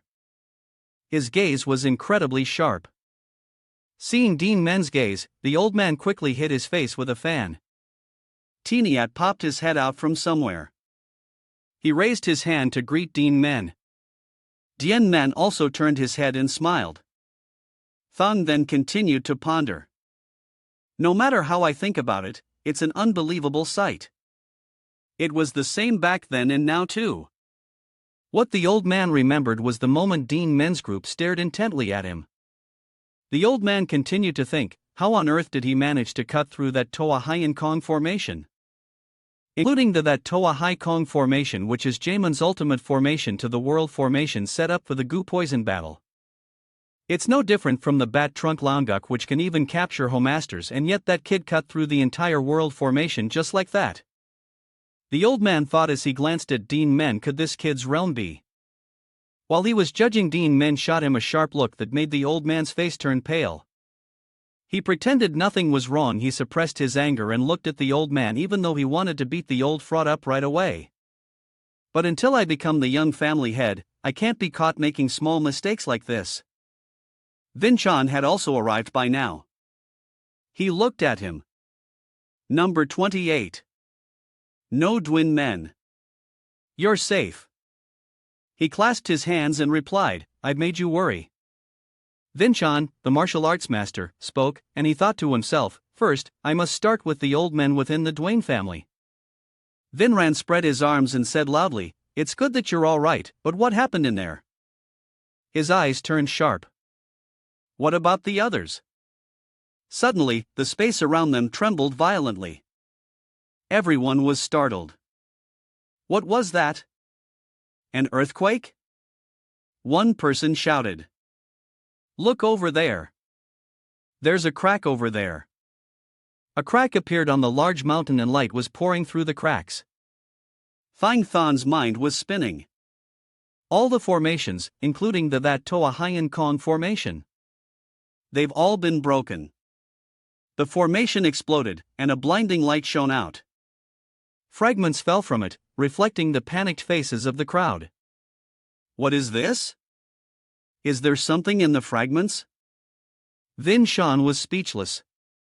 This is the events that happened inside the formation. Among the countless fragments, the terrifying faces of familiar people appeared frightening. Fang Mendin Men said coldly, as you've seen. Martial arts master. This is what happened. A strong wind swept by and countless people have fallen. Someone spoke up.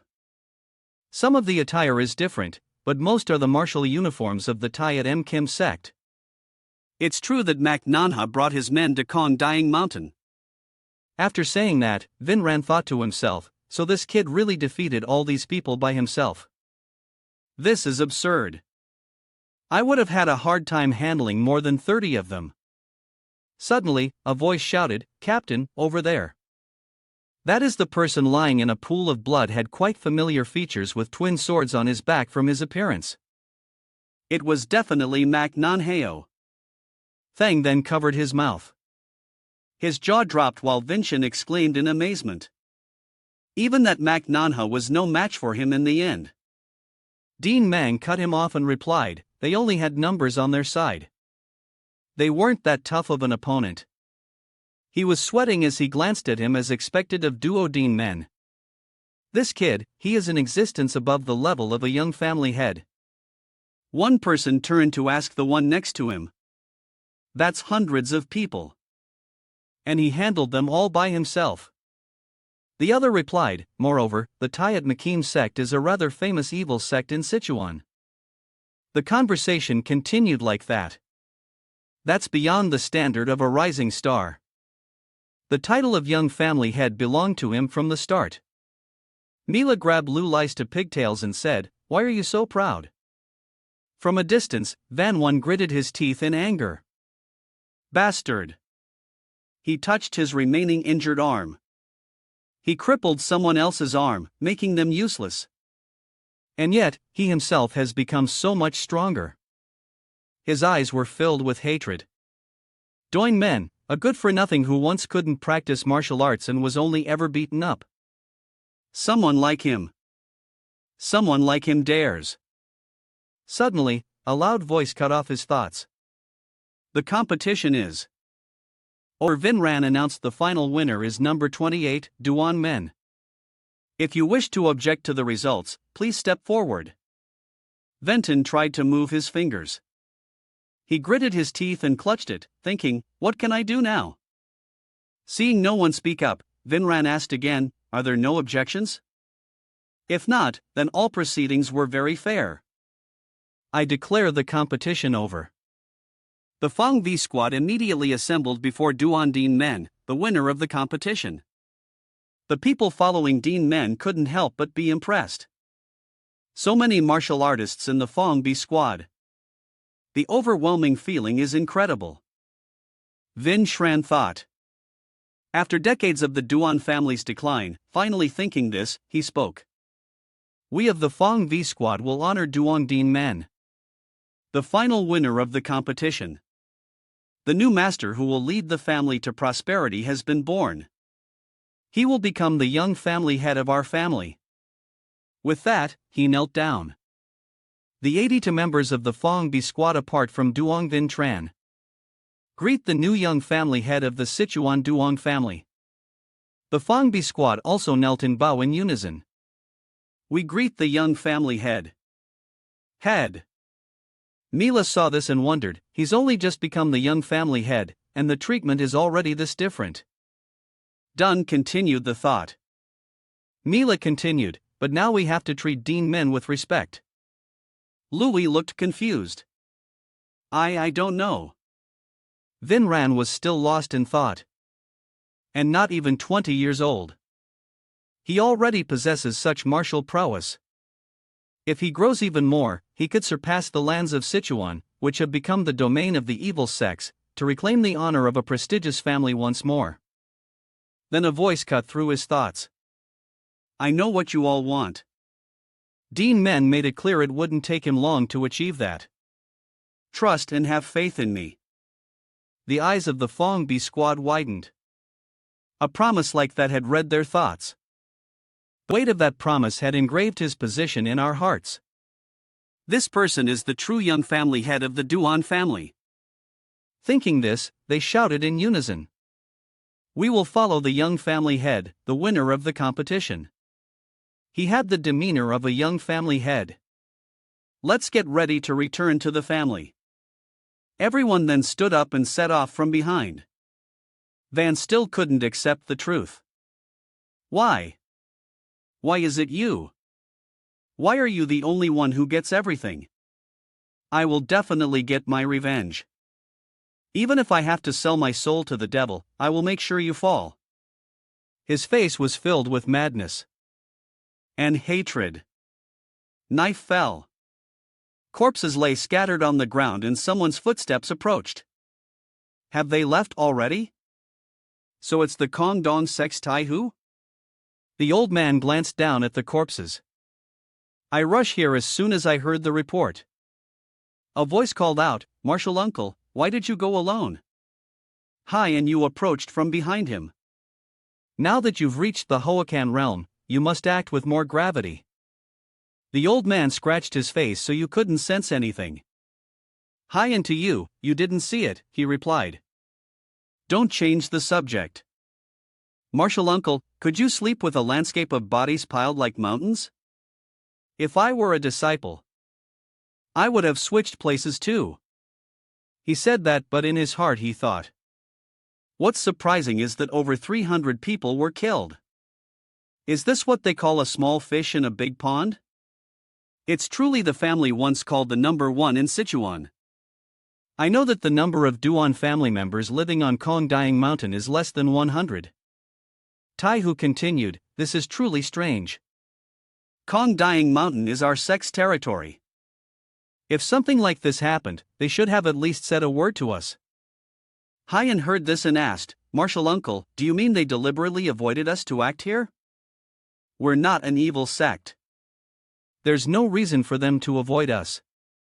Besides, the Duan family even sent resources to rent Kongdong Mountain as the location for their poison competition. Are they hiding something to the question from Hyanu? The old man only said one thing that I do not know. In any case, I never expected the Duan family's hidden weapon arts to be this terrifying, killing so many people all by himself. He stroked his chin, speculating, yes, it's truly astonishing. A single person. Something sounded wrong. He asked again with a puzzled look. Sir, you said a single person. Does that mean all the bodies here were killed by one person? The old man confirmed. You can't fool this old uncle's eyes. Most of them show signs of being taken down by the same type of pointed hidden weapon. Since the weapons are gone, the person must have reached a realm where they can freely release and retrieve them. Hei and Tu's eyes widened, looking at those who couldn't even draw their weapons. Most were likely killed in a single blow. It's impossible for there to be many martial artists who have reached such a level. The old man chuckled lightly. I must meet this person. Let's go to Sichuan. I spread his arms wide. If we run into the hook, Talon on the way, Taihu replied arrogantly, have you forgotten that your martial uncle has reached the Hokan realm? Escaping alone isn't difficult, so don't worry. Hearing the old man say this, he was a bit flustered. I didn't mean that, Marshal. Uncle, the old man continued, would that fellow with the surname Lu start a fight with me for no reason? Hearing this, he waved his hands repeatedly. Ah, who does your stubbornness take after? Marshal uncle. First, let's return to our sect. Don't we need to report to the sect master? The old man smiled lightly and replied, all right, let's go back. Currently, the Hook Talin is to the south of Kongdong and the demonic cult is to the west. For the Kongdong set, this is a situation of being surrounded. Hai and Ti wondered martial uncle must want to find the Duan family expert who caused this tragedy to confirm their martial prowess. The Duan family situation is no different from our Kongdong sect. He looked up at the sky. He must have planned to help the Duan family confront the Hukin. He took a stance. I don't know if things will go according to martial uncle's plan. I hope I won't have to use the fucking sword style. In front of Thich Trunk's room as the old man was writing, a voice called out, Third Elder. The Fang V squad has brought back the competition participants. Hearing this, the old man placed his brush back in the pot, silently assessing. It ended sooner than I expected. That's right, with that child Lin Lin's strength and the whole Long Hodak, one of the 10 poisons. So, it wasn't hard for her to win the competition. Seeing that he didn't respond, the person outside continued about that elder. Among the children who returned, the young miss is not there. The old man heard this and shouted, what? The 2 guards standing outside also began to gossip. Who do you think will win the competition this time? Anyway, the first elder doing Kuplan's top disciple is the most promising. The other replied. There's also the third elder's granddaughter. I heard she trained brutally after her face was disfigured. Anyway, it would be lucky if they returned unharmed before he could finish. Dean Men's group had returned. The man's eyes widened. Ha! They are. He returned with a heroic spirit. They shouted when they saw Vin Tran and the Duan family's martial uniform. And isn't that the Fong B squad? So that means an announcement rang out. The participants of the competition have returned. Everyone hearing this started chattering. The competition is over. Have that many years passed already? That's right. Time flies like an arrow. Who was the winner? Who knows? Anyway, who is that young man? I've never seen him before. They looked at Dean Men with puzzled eyes. The women, on the other hand, blushed when they saw him. Look at those women. Their eyes are about to fall out. A man stepped out from the crowd, shouting with a pain expression. Tai, my tears welled up in his eyes. Where are you, Tenny? T. A voice from somewhere said, thank goodness. I heard a few of them died. Then they gossiped about Tiniat, the vice general manager over there is young Master Tinja. He looks so cheerful. Will others not let him finish? Who knows? Don't get your hopes up. Everyone had now lined up solemnly. Voices could still be heard over there. Dan Huan is there. Tu Duan, I'm glad you're safe. The other fathers, still unable to find their children, had tears welling in their eyes. I don't see her. Where is Hylan? My Mino is also missing. Those painful words reached Dean Men's ears. He glanced over thinking. Are they the parents of the children who died in the competition? Then he thought of his own mother. My mother must be very worried about me. Then he thought about her not recognizing him. What if I go home and she doesn't recognize me? That look of confusion was quite curious. While lost in his fantasy, Luai called out, Dean Men over there. The General Management Department has arrived. See the man with glasses? That's my father. When he saw his child, he breathed a sigh of relief. My Louis, I'm glad you're safe. Dean Man glanced at Louis, his voice full of sarcasm. What's this? You're already so attentive to your father? She replied playfully, of course. When you've caught a golden rope, you have to hold on tight. Hearing her say that, he laughed very straightforward. She sighed. I say that, but my father is truly capable. It's just that he hasn't used his connections. So, he hasn't been able to get a promotion in the family. So, he's still just doing menial tasks. D-Man thought to himself, from what I see. That's not too bad. Those with connections to the elders might hinder me when I gain real power. So, from now on, I should build my own faction. I also need to find out more about Mila and Don. Don is connected to the Duac Vuang Duong. As for Mila, a voice cut through his thoughts. Everyone has worked hard. The Fong Bi squad and the Jocket family. He was Duong Koi Tim, the general manager of the Duan family's general management department. Thang then clasped his hands together to greet him. It's been a while. General Manager Duan, have you been well? The old man laughed loudly. You're still the same as ever. I won't forget the Jocket family's efforts for our family.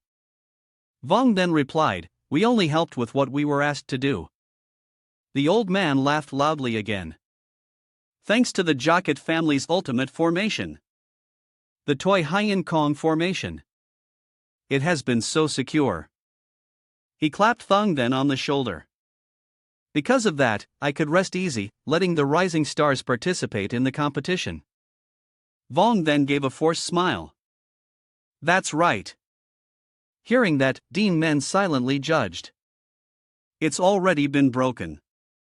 Duong Koi Tam continued. Well, the elders are waiting, so let's go to the elders' hall. Oh, the Fong V squad can be dismissed to rest. After years of duty and guarding, you must be very tired. Vinch seemed to want to say something. Excuse me, but we were not going to the elders' hall. Hearing this, the two men shot him a terrifying glance. You are? Vinran introduced himself. Seriously, Duong Vinran. I am the temporary captain of the Fongbi squad. Boy, Tam's eyes looked like he wanted to eat him alive. All right, doing. Vinchan, did I miss you? You said you're not going to the elders' hall. He replied. As I understand it, the place responsible for the competition is the Amdu Palace. Going to the Amdu Palace instead of the elders' hall is the proper procedure, is it not? His words made the old man so angry he gritted his teeth. What did you say? A mere guard captain dares to talk about procedure in front of me, the general manager. Disperse immediately or I will punish you for insubordination. Everyone was terrified by the old man's demeanor. Vinchan didn't back down, thinking to himself, insubordination. Does that mean we're not allowed to oppose the elders? I expected this, but not to this extent. Dean Men stepped in front of the old man. Insubordination. In our family, is there anyone with higher authority than the order of the young family head? He became even more furious.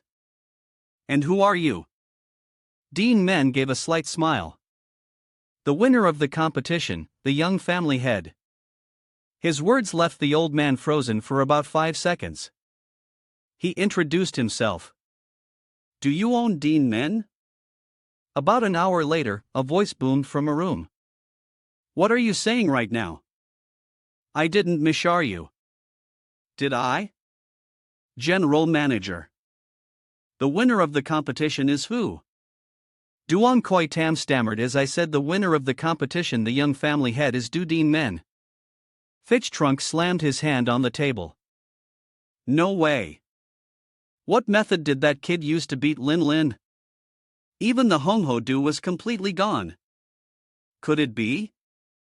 Was she unable to use it? The first elder asked again. So you're saying even my disciple Kuken was defeated by that kid? Duan Men? The old man questioned internally, a talent I recognized for both his aptitude and effort. I fully believe the next young family head position would be his. Before the competition, when I saw that kid, I was sure he couldn't surpass Asuka clan. Could the gap have been closed in 3 years? That's impossible. He must have used some kind of trick. The second elder, Duong Duntun, also spoke up. What happened in the Gu poison battle was decided to be overlooked, but don't we need to know the truth? The fourth elder, Duong Kong, added, I agree. The son of the poison phoenix managed to surpass all potential candidates and become the winner. The first elder continued, if we all question him together, he won't be able to avoid answering. Where is Duan Men, general manager? I thought you went to inform them to come to the elders' hall. Kidam stammered nervously about that. He recalled Dean Men's words from earlier. Only the family head can give orders to the young family head. Even if the family head position is vacant, the elders' hall cannot give orders in his place. So you're still insisting on charging me with insubordination? At that moment, the old man, fearing nothing, yelled back, you haven't been officially recognized as the young family head yet. He thought to himself, the son of the poison phoenix, why should he be the winner of the competition? Dean Men also pondered his words. If someone with a grudge against the elders becomes the young family head, my own position will be in danger. He shouted, again if you go and ruin the elders' mood. Dean Men's eyes flashed. Enough. Seeing this, the old man's limbs went weak. His mouth was also silenced by his power. What is this? This absurd internal energy. If I anger that kid now, I'll die. The old man was so scared that tears streamed down his face. Dean Men spoke. What does the mood of those old men with their heavy asses matter? We will go to the Amdu Palace, the place responsible for the competition as per the rules. Go deliver the message. The competition is over. Your era has also come to an end. Combe trembled so much that he broke out in a cold sweat. He stammered. He said that the elders must come directly. Fichtrung asked in a stern voice. Did that brat say that? Koi Tam remembered Dean Men's instructions. Tell them that their era is coming to an end. Then the old man relayed the message. He said that as he spoke, he thought to himself, I can't bear to say it. Thrunk slammed his hand on the table, mustering his strength to roar. That brat dares then. He used his power to split the table in two, shouting angrily. The son of the poison phoenix dares to cause chaos in front of us. A moment later, he gradually calmed down. All right, we haven't officially recognized him as the young family head of the Duan family. A disrespectful attitude can also get him stripped of his position. Kit Trunk gave an order to the fifth elder Kong and Dan Tan according to his words. Let's go to the Amdu Palace first. The old man frowned and said, we must see what kind of skills he has to be so bold. With that, he gave an order to the personnel standing outside. Prepare to go to the Ambak Palace with the theme Long Di subordinate to the first elder on one side and the Hook Then Dai subordinate to the second elder on the other. Next is the subordinate of the fourth elder. The theme Cam Dai. And finally the subordinate of the fifth elder, the Imhuk Dai. Vichtrung instructed follow the elders. Then he called out loudly, Fong Dai, master. He replied, yes, elder. Thrung added, the Fong Dai will lead the way. He immediately replied as he commanded. The old man added, for the arrogant one who dares to challenge the authority of the elders. We must show him. With his anger reaching its peak, he shouted, who is the true master of the Duan family? In the Amdu Palace, a voice suddenly rang out, what is it? Vwang Dai Master Du Tai suddenly asked in a loud voice, did you really win and become the young family head? Dean Men with a confident smile on his face answered, yes. That's right. Tich Hai observed him for a moment, then thought to himself. Ever since this kid was young, I felt there was something unusual about him compared to back then. His presence is even more powerful now. He sighed lightly. TT would be so happy. Suddenly, a man appeared from nowhere beside Tich Hai. He gritted his teeth, staring at Duan Men. He muttered, "You man was the Doc Vang de Master Duong Kai Kech, the father of Duan Then Chung." He seemed disbelieving and asked insistently, "You really win?" Duan Men recalled that in the past Kai Kech had said, "You really think you can win if you're lucky enough not to die? The price for crippling one of my son Then Chang's arms after the competition ends. I will take it all back from you and your mother." He shouted, "It probably won't even take for years." Duan Men recounted everything and concluded with a clear sentence. "You said that," which startled Kai Kech. He approached him with murderous eyes and a cold voice, saying, "As you said, it would take less than 4 years for you to make me and my mother pay the price." He warned him, "From now on, I expect you to be careful with your words in the Duan family. If you're careless, your son's other arm might become useless, too." Standing on the side and witnessing this, Tich Hai thought to himself, "So he's making a preemptive strike." Outside, someone was quietly observing the Du Palace. It was Vinran. He recalled your duo. Yen Min. Tham, frightened and trembling, said, You are the son of the poison phoenix." Vinran, who was beside him, immediately looked at Duan Men. He thought to himself, "Poison phoenix." Suddenly Duan Men seemed to see right through him and said, "You want to ask, don't you? After everything is over, it won't be too late to ask then." Finishing his recollection, Vinram pondered that day. Was he really her son? If so, the bloody battle with Meng. Nothing true, because he targeted my former master, the poison phoenix. The warriors of the Duan family fought bravely with soaring spirits. While the battle was raging, everything around was gradually consumed by a sea of fire, including the Amdok Palace. Vin Shan and his comrades looked to the side. They saw a mysterious person tightly gripping someone's head. Vin Shan and his comrades exclaimed in shock, "It's not over yet." "Oh, over there. That is the head of the family head." They all shouted in unison, "Family head." The mysterious person said calmly, "The Duan family's resistance is stronger than expected." And then he gave an order to his troops. "Advance." They didn't care about anything and just charged in, killing regardless of death. "We asked the elders for support to deal with the attack of Ma Kuang Tru. The response from Thich Chun was, if even we are killed, the Duan family will be wiped out." They didn't accept the plea for help. If they had at least deployed their own private forces, the damage could have been reduced. They shamelessly blamed everything on Lady Poison Phoenix after the battle ended. Throng and the elders at that time angrily blamed her. "You have disgraced the Duan family. If you had accepted his offer, none of this would have happened." Vinran thought, "I can't step forward. Even though I'm frustrated, the family head has been dethroned. It was to protect the child in her womb." He instructed his comrades, "You all should know who the current master of the Duan family is. Those who failed to fulfill their duty that day, I will give you a chance to atone for your crimes. This time, for sure." Vinran was mid-sentence when a sharp voice suddenly rang out from a distance. "Halt!" Hearing that voice, Vinran couldn't help but feel confused.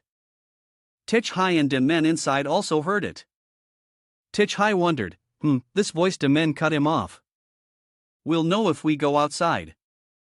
Outside the Du Palace, Fichchong angrily said, "Fong Squad, you people, how dare you defy the elders' orders?"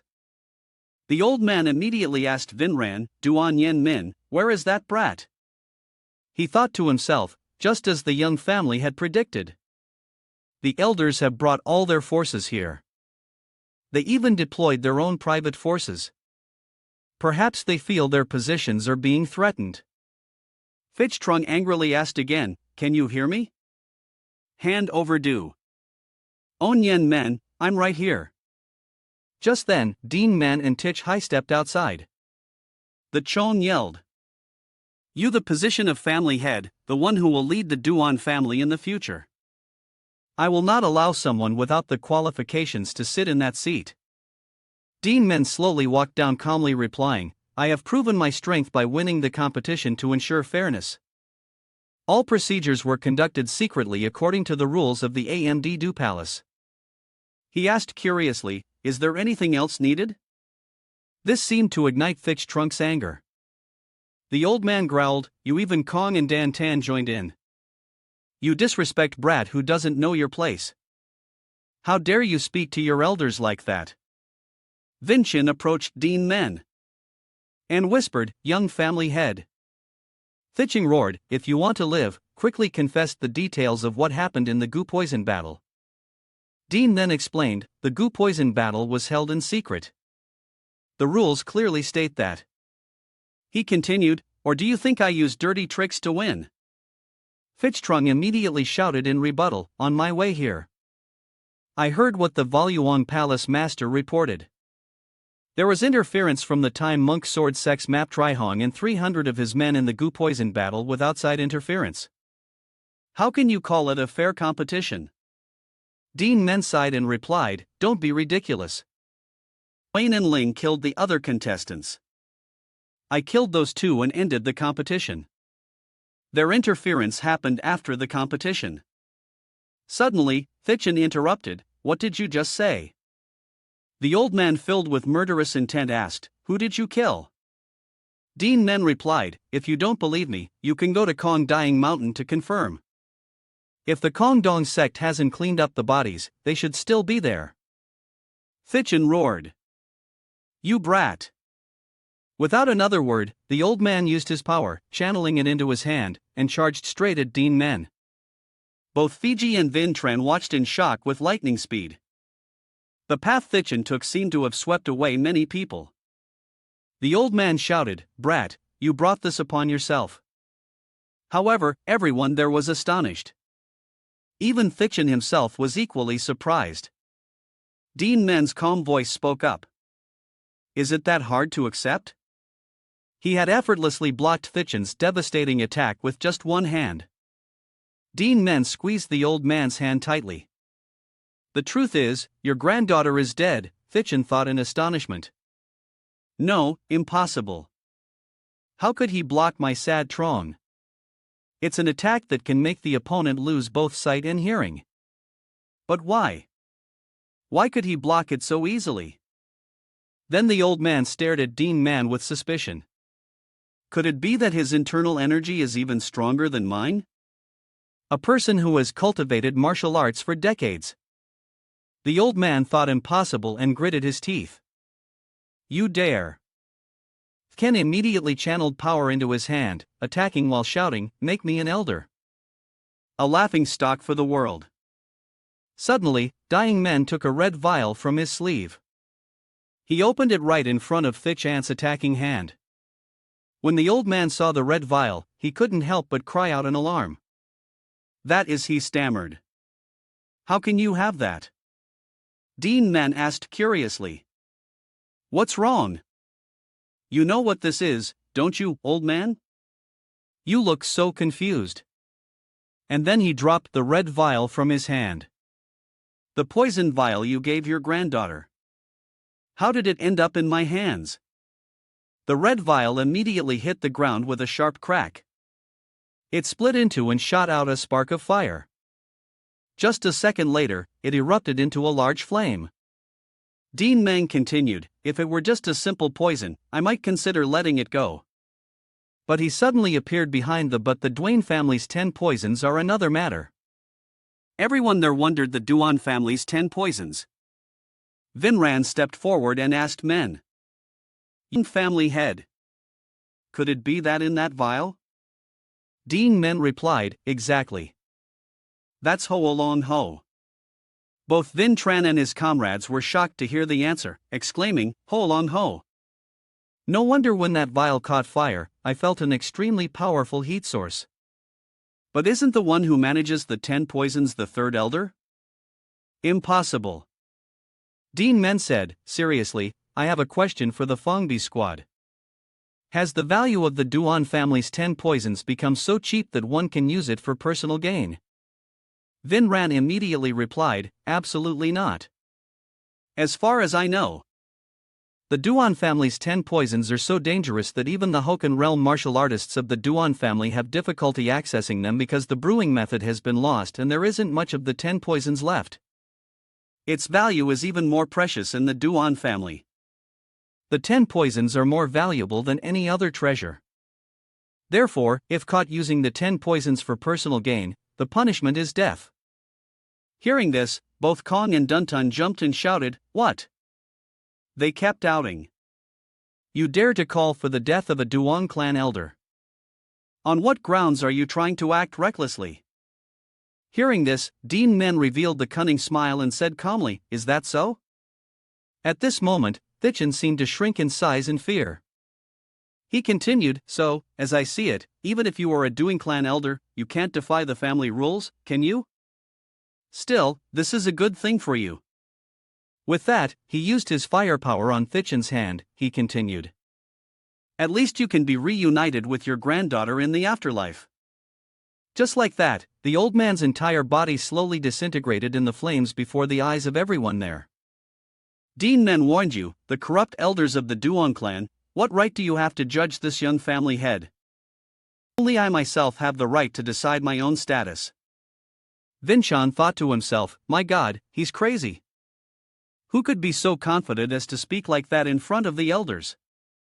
The fate of the Duan family could change from this moment. Dich Chung growled out, "You dare." And then he screamed, "What are you all doing? He has killed an elder of the Duan clan. He has committed a grave crime. Seize him for me." Which startled his subordinates. Duan Men suddenly asked, "First Elder Duan Listrung, do you know that your disciple is causing chaos in the Duan family?" The old man replied in a panic. "What nonsense are you talking?" But Duan Men asked in a firm voice, "Do you really not know that he is a spy for the Taiyamakim sect?" He explained, "I witnessed the Taiyamakim sect infiltrate the combat zone at the Gu Poison competition." The old man stubbornly shouted, "So you're saying Kuken has a secret relationship with them? Where's the proof?" Duan Men replied, "Take it easy. I'll provide the proof right now." Thich Trunk was shocked to see Tin Giant in front of him. You're the vice general manager's son, aren't you?" The old man wondered why he was here. Tiniat recounted, "I am the only witness who can prove that your disciple is a spy." He gently grabbed his own shirt and tossed it aside. At that moment, everyone's eyes were fixed on Tinja. He recounted from the beginning. "These are the scars from my battle with Duong Kuklam before I met Duan Men in the Gu Poison battle. Looking at them, you can tell these scars are not wounds that can be inflicted by attacks using poison and hidden weapons. He used very strange sword techniques, which I didn't recognize at the time, but I think what he used was probably the Song Kim Vu technique." Fitch Chong quickly retorted, "That's just your speculation." Suddenly, He Long spoke up. "It's not speculation, First Elder. I once saw Sect Master Nan Hao using his sword technique from a distance. Most of the people he attacked were cut into pieces, but the wounds on the bodies that were relatively intact are very similar to this young man's wounds." Tiniat agreed. "That's right. Moreover, before he killed me, he revealed that he was a spy and even gave his real name as Magnuk." The people behind them heard this and started murmuring, "Magnuk. Isn't that name similar to the name of the illegitimate child he abandoned? You mean the child rumored to be born to a female servant?" If so, then Duan Men stepped closer to Tima and said, "I was thinking of asking you to be a witness, but I never thought you would come forward yourself to accuse him like." This Tenid smiled faintly. "I have to repay you for saving my life." Duan Men, he also replied, "Thank you. Thanks to you, everything has been clarified." Thich Trunk now had doubts in his mind. Is Kaklin really a spy? No. That's not important right now. If this continues, even I won't be safe, snapping out of his thoughts. The old man suddenly shouted in order, "Squadron, arrest him for me." And the Balong squad, what are you doing? Don't you intend to avenge the third elder? The old man grew increasingly frustrated and shouted, don't just stand there looking at each other. Duan Men stepped forward and said coldly, don't make a move. Are you going to pretend you don't know? Your crime is not light.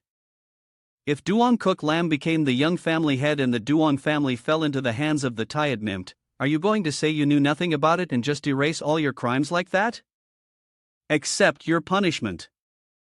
Fitchtrunk screamed. Young family head. Wait. However, the old man's arm gently fell to the ground. With a single slash from Duan Men, the old man Fitchtrunk lost an arm. He looked in a panic at his arm on the ground. Then he out before him, his remaining hand clutching the severed stump. Duan Men warned, First Elder, you are accused of harboring and raising a spy. Originally, I was going to destroy your danshan and cripple your martial arts. But because there are no accusations of internal contact with the Tai Makim sect, the punishment will stop here. Fitchtrunk said tremblingly. Thank you, young master. You are truly generous. The old man frowned, thinking, his striking speed is terrifying. My eyes couldn't even keep up. He truly has profound sword skills. But he didn't notice that I had taken out the invisible poison and released it into the air. The first of the Duan family's 10 poisons. Invisible poison is an extremely potent poison that is colorless, odorless, and tasteless. Just as his name implies, the opponent won't know they've been poisoned until symptoms appear on their body. Although its toxicity is slightly less than the original invisible poison from the Duan family's 10 poisons, but this is my own invisible poison that I have personally researched for over half my life. No matter what realm you are in, you will not be able to withstand this invisible poison. But Duan Men's face looked unusually calm at that moment. Thrung, on the other hand, revealed a sinister smile, thinking, you won't even know what killed you. At this moment, Fitching was using his poison on Duan Men. Duan Men seemed to sense the old man's poison and immediately frowned. He shouted, this guy is too much trouble. This startled the old man, who thought with doubt, could it be? And then, very quickly, Duan Ming cut off Fitchtrunk's other arm. The fifth elder cried out in confusion, what? What is he doing now? Didn't you just say you would show mercy after going back on your word like that? Do you think you're qualified to be the young family head of the Duan family? Dunton cried out in a daze, wait a minute. Even the fifth elder had to say, what? What is that? At that moment, Thang's hand began to melt like a mass of soft flesh to the point where people had to say to each other. The first elder's severed hand. What's that leaking next to his hand? Is that a poison vial? Duan Men decisively approached the Chung. He said in a loud voice, your first elder was trying to sneak attack me with poison. Under the pretext of stopping the bleeding, he snapped angrily. What a shameless act. Chung heard this and panicked. The old man continuously begged, young family head, please. Duan Men channeled power into his hand, saying, First Elder Duong Thich Chung, you are accused of trying to destroy the family by assassinating the young family head. This will be considered treason against the family. Will be punished by death. As soon as he finished speaking, he moved his hand to the side, creating a slash. It was so light that it grazed the old man's head, then gradually spread down to the ground. Just like that, Fitchtrung was executed on the spot by Duan Men. His corpse lying on the ground for all to see. Afterwards, Duan Men threatened each person one by one, starting with the elders. A nation has its laws. A family has its rules. This time, you have dared to violate the family rules. If you break the family laws again, I will punish you directly. The Duan family is in decline and could collapse at any moment. So, I must find a way to turn the situation around. There is one thing I can promise everyone here. The members of the Duan family will not have to face threats from the evil sects or the demonic cult. I will help everyone live safely in this land of Sichuan. What do you all think? I am asking the people present here, not the elders. Do you recognize me as the young family head of the Duan family? At Duan Trito's residence, a voice suddenly called out any kind of said in surprise to the servant. "Cece, calm down and speak slowly. Duan Men really has?" she asked again. Just to be sure the young family had won that battle. The old woman joyfully recounted, it didn't just stop there. He even judged the qualifications of the elders and made promises for the future of the family. I still can't forget that emotional scene. Everyone present at the Du Palace at that time. Even Tin Hai and Vinran knelt down with everyone else. They all recognized the young family head as the future leader of the Duan clan. The servant said proudly, he has truly become an outstanding person. Moreover, his demeanor is exactly like the family head when he was young. Kaida thought to herself, are Duan Men my husband? If you were still alive and heard this news, how wonderful it would be. She pressed the servant for more. Can you tell me again? What happened? The old woman eagerly replied, yes, I can tell you as many times as you like. She rejoiced silently.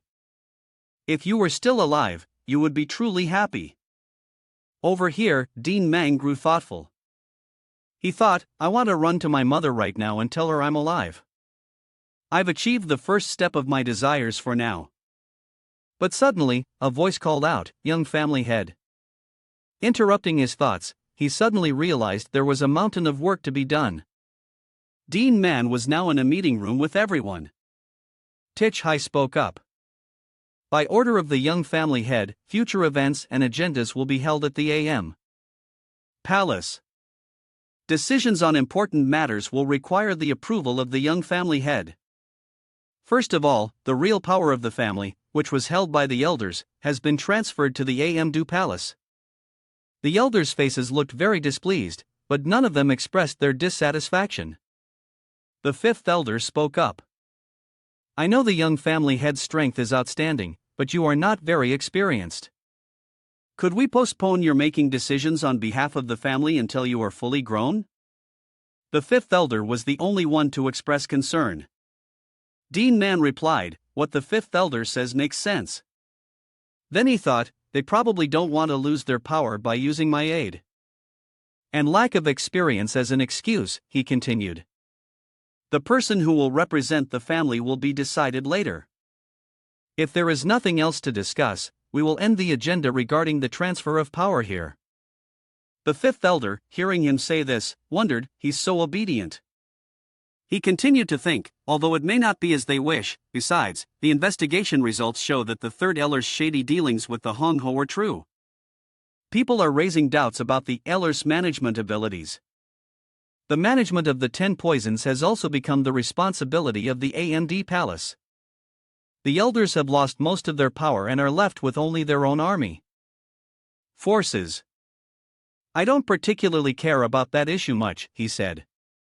Seriously, the armed teams will still be managed by the elders as they are now. However, from now on, the cost of maintaining those martial teams will be paid for by the elders themselves. He added, if there are any budgets allocated to them through the vice general manager, eliminate them, which shocked all 3 elders. The Chuan Len squad and the Bayang squad no longer have an elder in charge. Those 2 armed teams will be merged, called the Hubine squad, and assigned to the dock.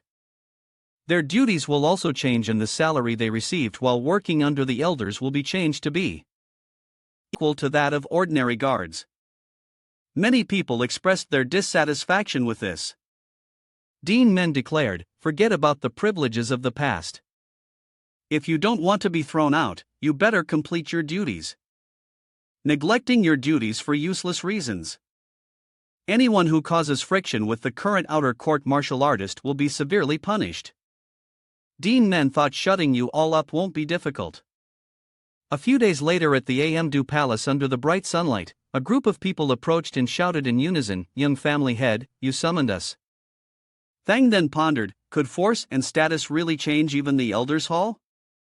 Conveying the circumstances of the battles in the Gu Poison competition to the elders has now become meaningless. No one knows about my violations or the Zakot families in that goo poison battle. However, they still praise the young family head for that victory.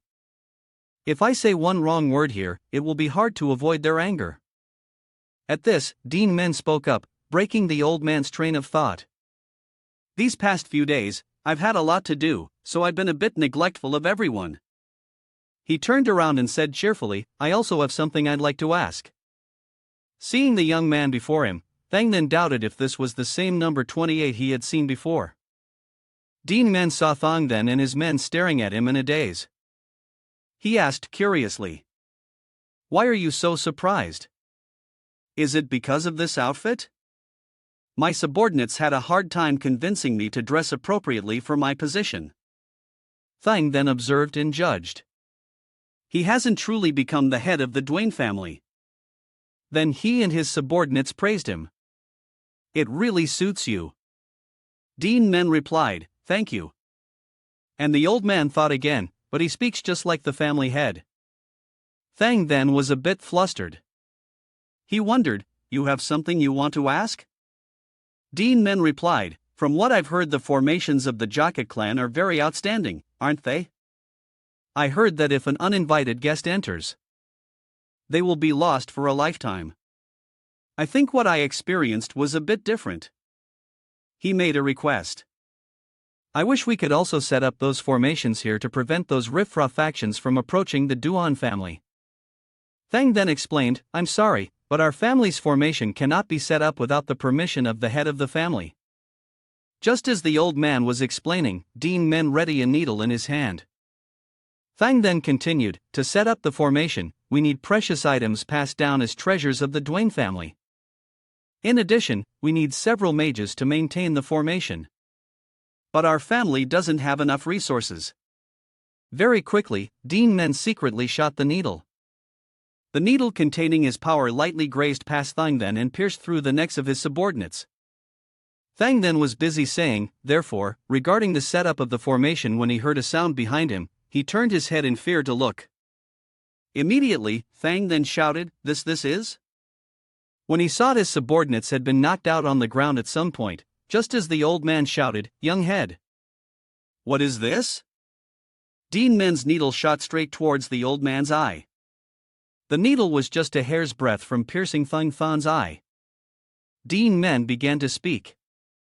I know that you made a deal. Duan Lin. Although the Duan family could have prevented the infiltration of the Makim sect, in the end they could not. Did you think I would pretend not to know and let this matter go? He continued. I won't say much.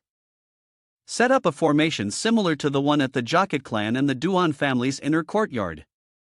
If you can do that, I will overlook this matter. Tham then, his face pale as he narrowly escaped death's door, could only utter a single cry. Duan Men repeated, What do you think of my proposal? Still, pretending you don't know anything. He then asked, Have you heard of the family rules with a murderous face? And a gaze like 1,000 knives pointed straight at the old man. Duan Men tilted his head slightly to warn him. Tenfold revenge.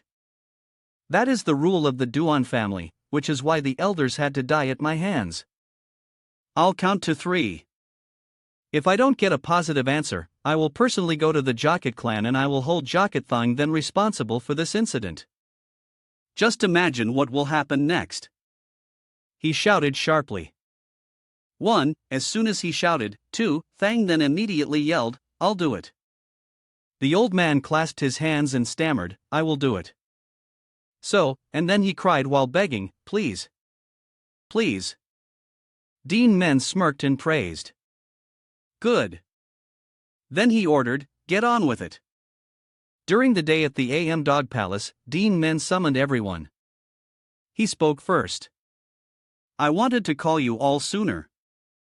But I have more to handle than I thought, so I called you to this late. Mila asked cautiously, For what reason did you call us here? She softly called him young family head, which made Duan Men look at her in surprise. Immediately, he burst out laughing and said loudly, Oh my, why are you all addressing me like that? Relax. Just like before. Louis was skeptical. Is that really okay? Then Duan said. If we can really do that, and casually placed a foot on the table. Before he could finish, everyone fell over asleep. Duan Men was confused, muttering under his breath. Oh my, they're really relaxed. These kids changed their attitudes so quickly. Suddenly, Louis asked curiously, but why did you call us here? Duan Men replied, not long ago. Louis, I appointed your father to the position of general manager. Which made both Mila and Duan exclaim in surprise. What? He explained, you said your father is very capable. I have talent in my hands, so I should know how to use it, right? Louis felt a bit conflicted. She said, is this the real power of the young family head? I did say that, but didn't everyone else disapprove? I'm sure many people objected to this. Duan Men replied, it's not hard to quell the dissenting whispers, but it would be a big problem if what you said wasn't accurate. He warned if he keeps bragging about his relationship with me as lazy at work or secretly to shady things, then gestured with his hand, implying it would be the end of the person, causing Lily to quickly enter. No way. My father is not that kind of person. He felt he had teased her enough and said, all right. Then I confirm it. Your father is very suitable for the job of general manager. Louis replied with tears in her eyes. Thank you. Doing Duan Men. Duan Men recalled. If it's the expression Lily's father showed at that time, he shouted. Since you've given me such an important responsibility, I will do my best to ensure the safety and prosperity of the Duan family. Speaking of security, I remember when I used to work under the general manager. At that time, the general manager only prioritized his own safety.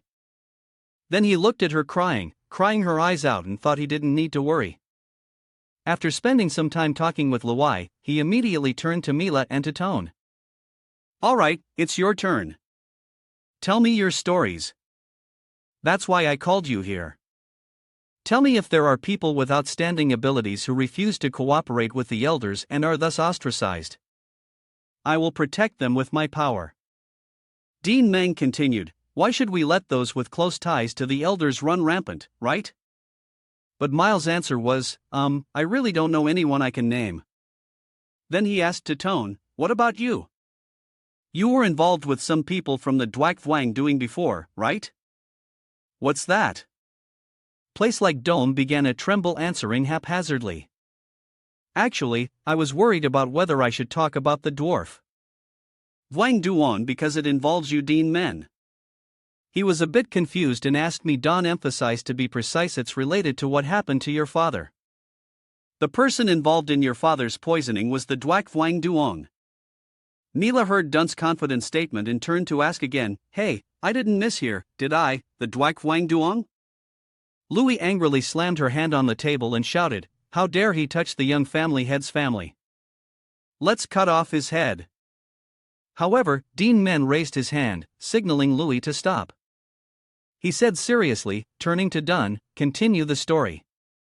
The Duak Vwang Duan in our family is a place so closed off that not even the breath of the elders can reach it. It's a place that specializes in researching pharmaceuticals and poisons. The Duak Vwang Duan maintains its finances by providing medical services and selling medicinal herbs. The Duan family was able to survive even after the Manga incident thanks to the existence of the Duak Vwang Duan. About 90% of the Duan family's maintenance cost come from the Duak Vwang Duan's business. Did said hesitantly, the Duak Vwang Duan's master at that time was my grandfather.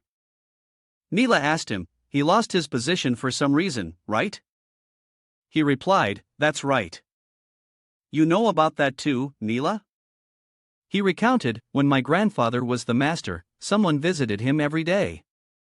Duan Men's father, Dui Long, whose real name is Haewang. That was Duan Men's father. After the Hmong invasion, the number of people expressing outrage towards the poison phoenix increased. Duan Men's father always stood up to protect the poison phoenix and fought against the gossipers. However, he was just an ordinary scholar with no martial arts at all. It was clear that the consequence of an argument would be a fight. If a body with no internal energy is attacked with internal energy, it will suffer terrible internal injuries because the body cannot withstand the blows. However, he fought back. Your father was quite injured at that time. As he listened, Duan Men's clenched fist trembled more and more. Duan continued. After that, something happened. The person who held the position of vice master at that time, Vong Du's vice master Duan Hat. Your father had an argument with Duan Hat. Your father caught him saying indescribable things about your mother, the poison phoenix. It was clearly the vice master's fault. But instead of trying to make peace, your father got into a fight with the vice master. The incident was only stopped when my grandfather witnessed it. For that reason, Duan Hat was removed from the list of candidates to succeed the master's position. Duan Men was skeptical, so he poisoned my father out of resentment. Duan recalled with frustration. That's right. After that, he killed your father and started to take over the Duak Vang Duong. Even my grandfather was poisoned by him and imprisoned. Neela exclaimed in shock, something like that happened and no one knew. No matter how closed off that place is to the outside world. To Toneset, my grandfather has been mentally unstable ever since he was poisoned. So even though I reported the situation, no one came to help. That's why I participated in the competition this time. I won't be killed during the 3 years of the competition. Even though I knew the inside story of the incident, he spoke while crying in pain. His voice strained. I want to go see my grandfather's condition right now, but I can't go because of fear. He continued, I'm sorry, Duan Men. I think it will be hard to find the talent you're looking for at the Duak Vang Duong.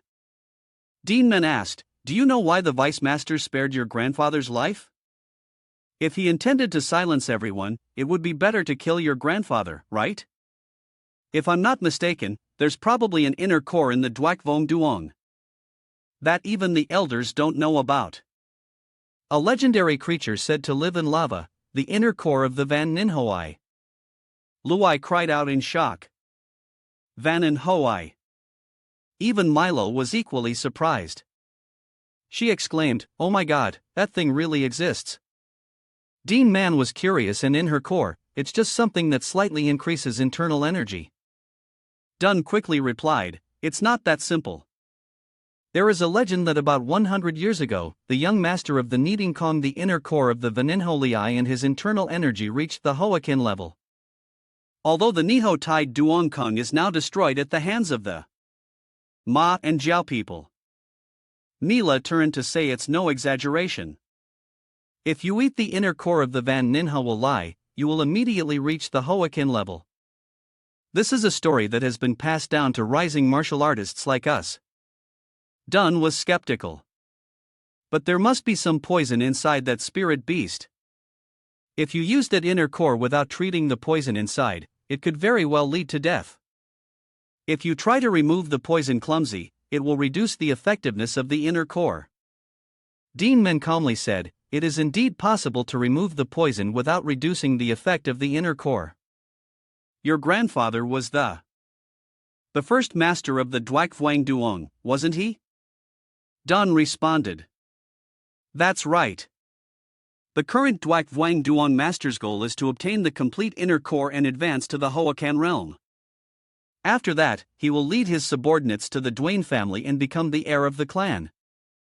The thought of him coming to the Duan family angered Louis, Neela, and Tone. Louis shouted, how despicable. As for Duan Men, he thought, fool. No matter what level of strength you achieve through an inner core, if you don't achieve enlightenment, you will never be able to reach the Hoakan level. He recalled, in the 3 years we were together, I never knew about this because you never showed it. Even though something like that happened, you still smiled in front of us as if nothing was wrong. He also offered words of comfort to Duan. First, thank you. It must have been hard to say. Thank you so much for being honest. Suddenly, Duan Men asked a question, but let me ask you one more thing. If we purify all the current members of the Duak Vang Duong and restore your grandfather's strength, will the Dwakvo doing be able to function normally as before? If your grandfather was only poison, I think I can do something about it. So, answer me first.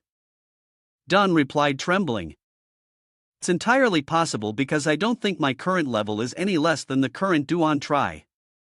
If I can recruit a few more people who are good at pharmacology, I can train them.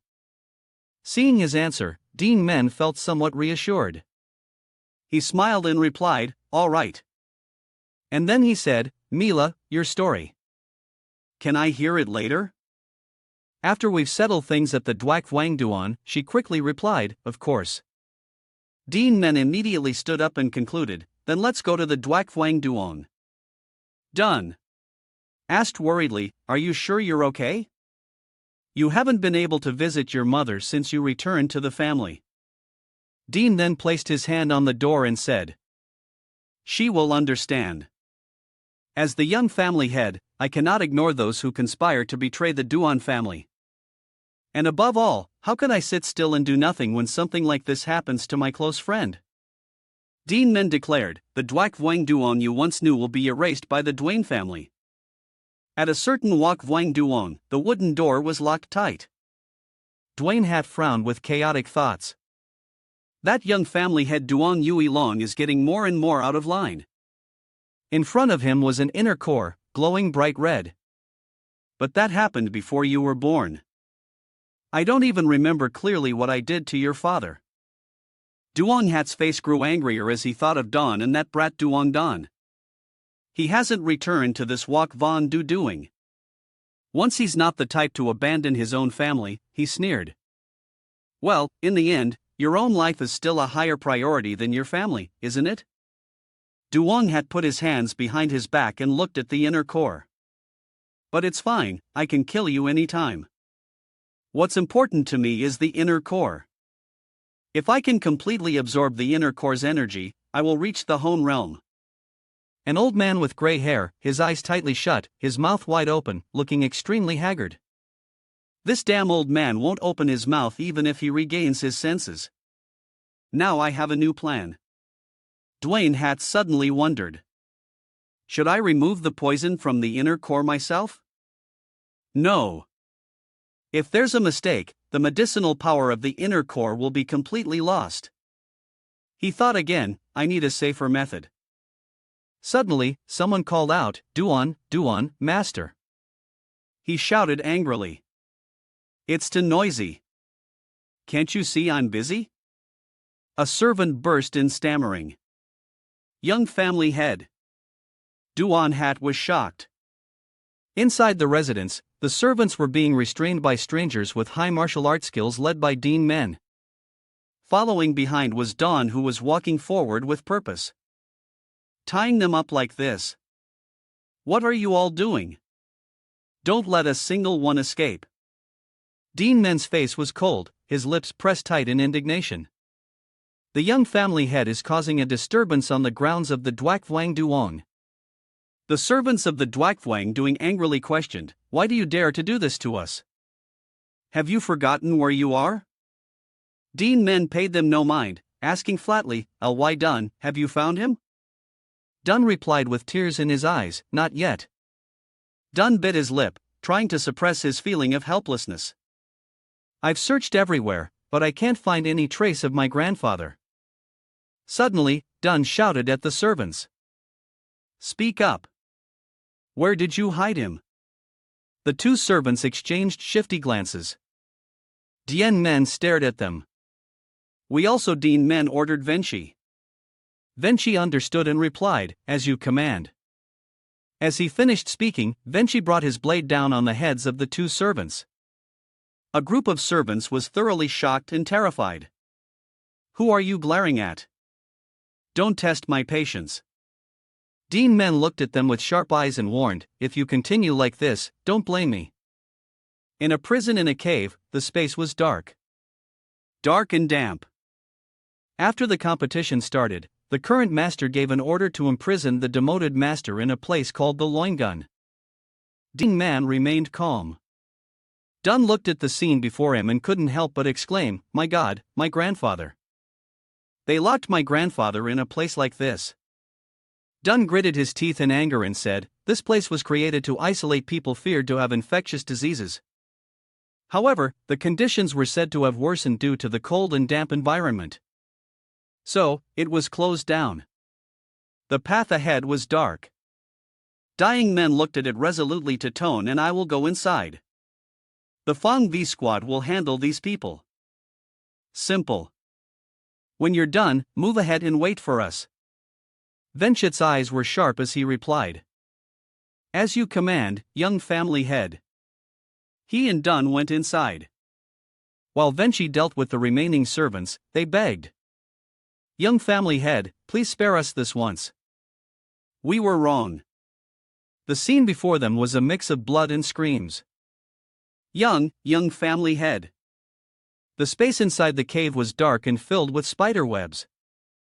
The Tone walked ahead of Duan Men, looking around and assessing. So deep was this place created by hollowing out a cave. No wonder it's called Logguk, the Tone said. We're almost there. At the front of the cave, there were many iron bars of a prison door. This is the entrance to Lowing. Emotions welled up into Dun. Grandpa, you have to be safe. I know I'm late. He reassured him. Don't worry, he's doing fine. Dun asked in amazement. Really? Truly. A stream of blue light was flying towards a prison cell where a person was lying. His eyes turned green, which was also the source of the light. Yes, I was just going by feel, and I found him now. At the prison, a scream was heard. Inside the prison cell was the image of a skeletal old man lying on the ground. Dun gripped the iron bars and shouted, Grandpa, it's me, Dun. A hand appeared, surrounded by a blue light. Dun turned his head and looked. Step aside, Dun. Duan Men's face was ice cold as he attacked with all his might. Dun called out loudly. Grandpa, the prison bars were broken. Dun hugged his grandfather and cried, How did you become like this? You weren't like this before. Did they use Tan Kong Do on you? He patted Dun's shoulder to calm him down. Calm down. I came here to save your grandfather. Besides Tan Kong D, did they use anything else? Dun's eyes were still filled with tears as he replied, Now, Tin Don Do. The purpose is not to kill them with a poison that affects the brain, but to turn the opponent into a fool. The poison is not strong. But it spreads throughout the body, even entering the brain, so even antidotes have no effect. Dun said resentfully, Those bastard animals. He once again reassured him, All right, expelling this poison will be simple. He was silent and smiled faintly. Dun was stunned. What did you say? He placed his hand on the old man's chest and said, Just leave it to me. A halo of light emitted from his hand. Dun thought. If Duan Men transfers internal energy into my grandfather's body, do you think Quang Van Dukak? The light was drawn in powerfully. The old man's hand twitched slightly. It will be able to eliminate all the poison in his body. Dun's eyes widened in amazement. Duan Men fell into deep thought. My Doku will completely eliminate all types of extreme poisons. Now I should do nothing else but slowly absorb the poison so as not to harm his weak body. Observing his grandfather's expression, Dun said, He's breathing again. His complexion is gradually brightening. The poison in the old man's body was being expelled. He let out a small smile. His face gradually became rosy, and now he was awake. The old man slowly opened his eyes and asked, Where is this? He saw it home. Said happily, Isn't this my grandson Tone? But who is the person next to you? The old man's eyes widened with tears as he recognized him. He said joyfully, Yu's eldest son in the dark cave. Dun helped his grandfather sit up while Duan Men sat opposite him. So you are Yui Longs and now the young family head of the Duan family. He replied happily, That's right. I heard from Dun that you raised my father. There was regret in his teary eyes. It is truly a strange thing called fate. Because of my negligence, a child couldn't even see his father's face. The image of a young man with a bright smile. Yu Longyuan, the young lady's son, is truly an outstanding person. I wish you were alive to see this. Duan Men smiled proudly. The old man said, though I am an old man with a wretched body, please allow me to devote the rest of my strength to the young family head. He held out a coat behind the old man and replied, of course.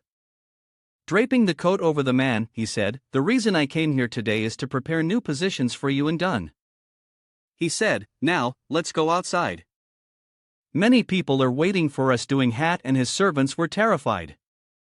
How is that old man still standing? Seeing Dun supporting him from behind, with the old man clutching his coat, he thought. Could it be that the young family had saved him? Doing Hat questioned him out loud, but his heart was filled with fear. How could you attack and turn the Duak Wang doing into this? The elders wouldn't hesitate to kill people here either, so I need to stall them. The servants have been eliminated. The scene is chaotic. Don't you know that the Duak Wang doing is the one that generates the maintenance cost for the Duan family? You want the Duan family to collapse? Duan Men closed his eyes resolutely. Stop pretending you don't see. I came to this place because of you. Du Hat's pupils contracted in shock. His face was close and he said, seriously, are those your last words? His eyes widened and his brow darkened. Duan Men turned his head and asked the old man, do you have anything you want to say to the Duan family? He turned his face away. Duan Hat was anxious and worried. He ran, trying to escape quickly. Get out of the way. If I stay here, he'll kill me. His facial muscles tensed. Damn it. Damn it. How did he find his way here and even save that old man? His face darkened as he let out a shout. A needle pierced his neck.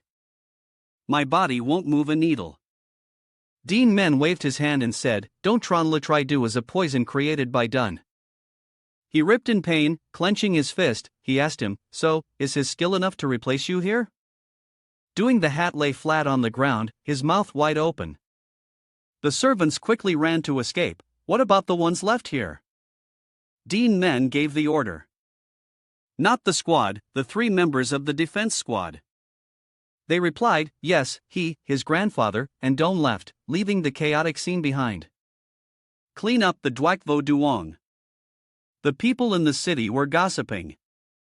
The Imperial Guard massacred the entire Duak Wang Duong. The rumors spread like wildfire throughout the family. 3 men frown in judgment.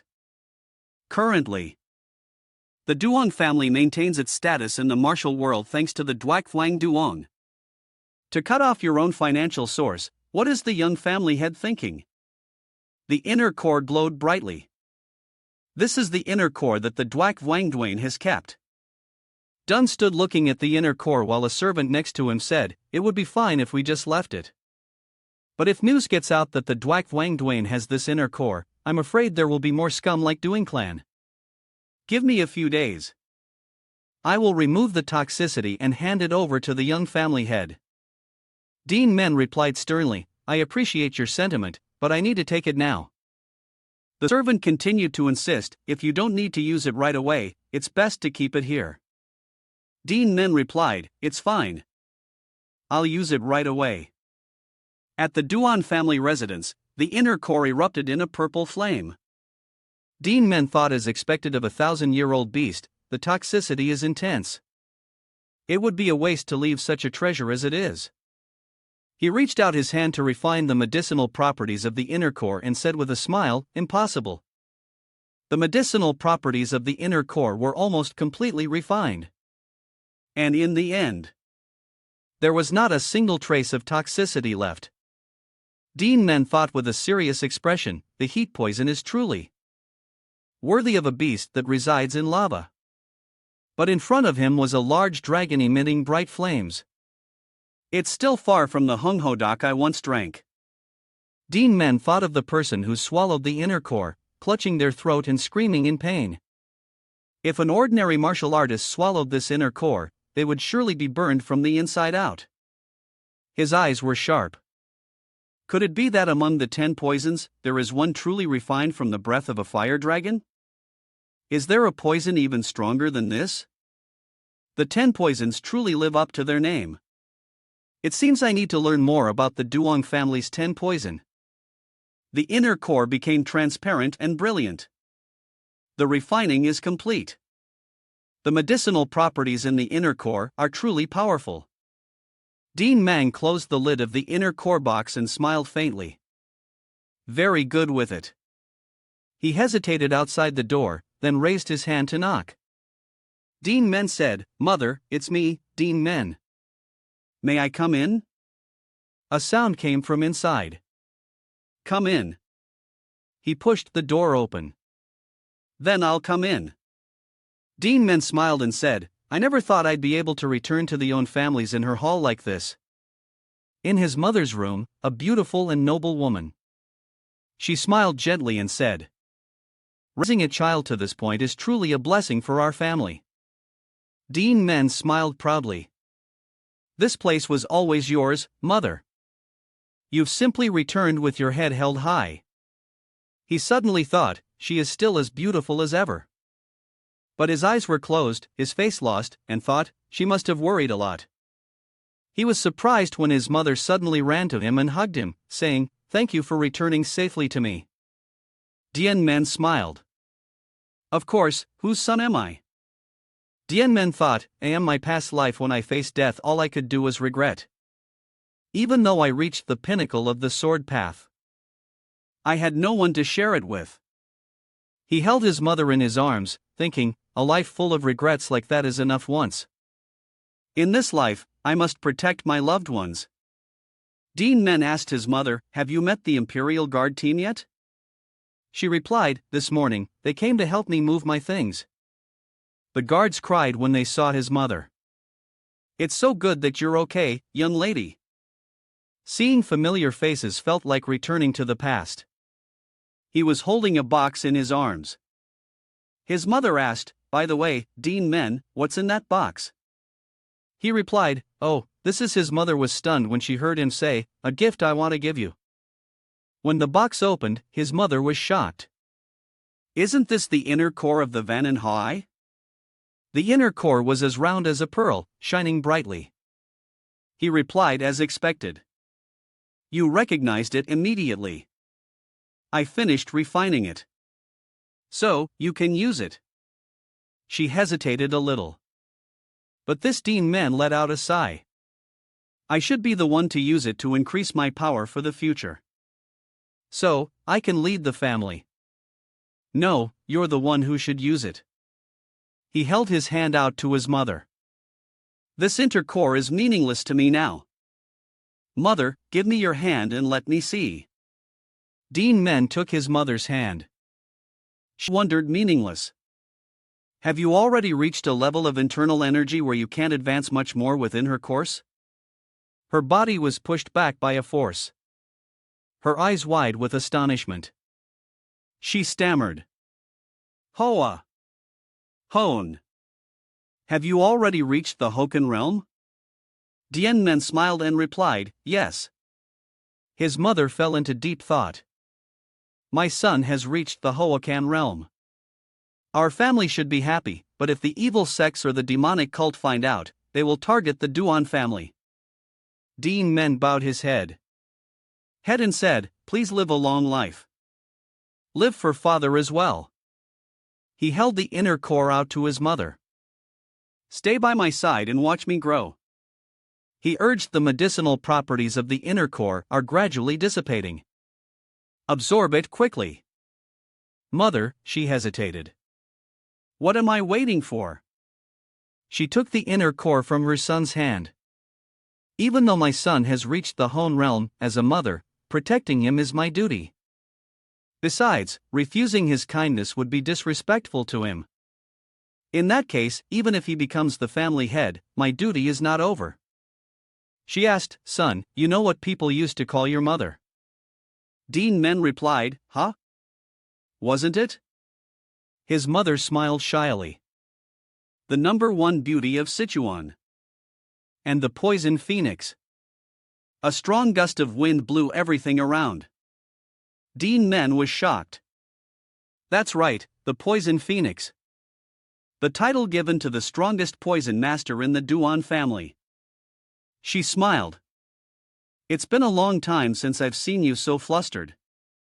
His mother smiled confidently. I may not be able to compare to you, but I'm not to be underestimated either. The wooden door closed tightly. In the room, Duan Men and his mother were sitting and circulating their energy. After releasing her internal energy and absorbing the inner core, his mother immediately entered a state of energy circulation. Duan Men thought about the scene from before.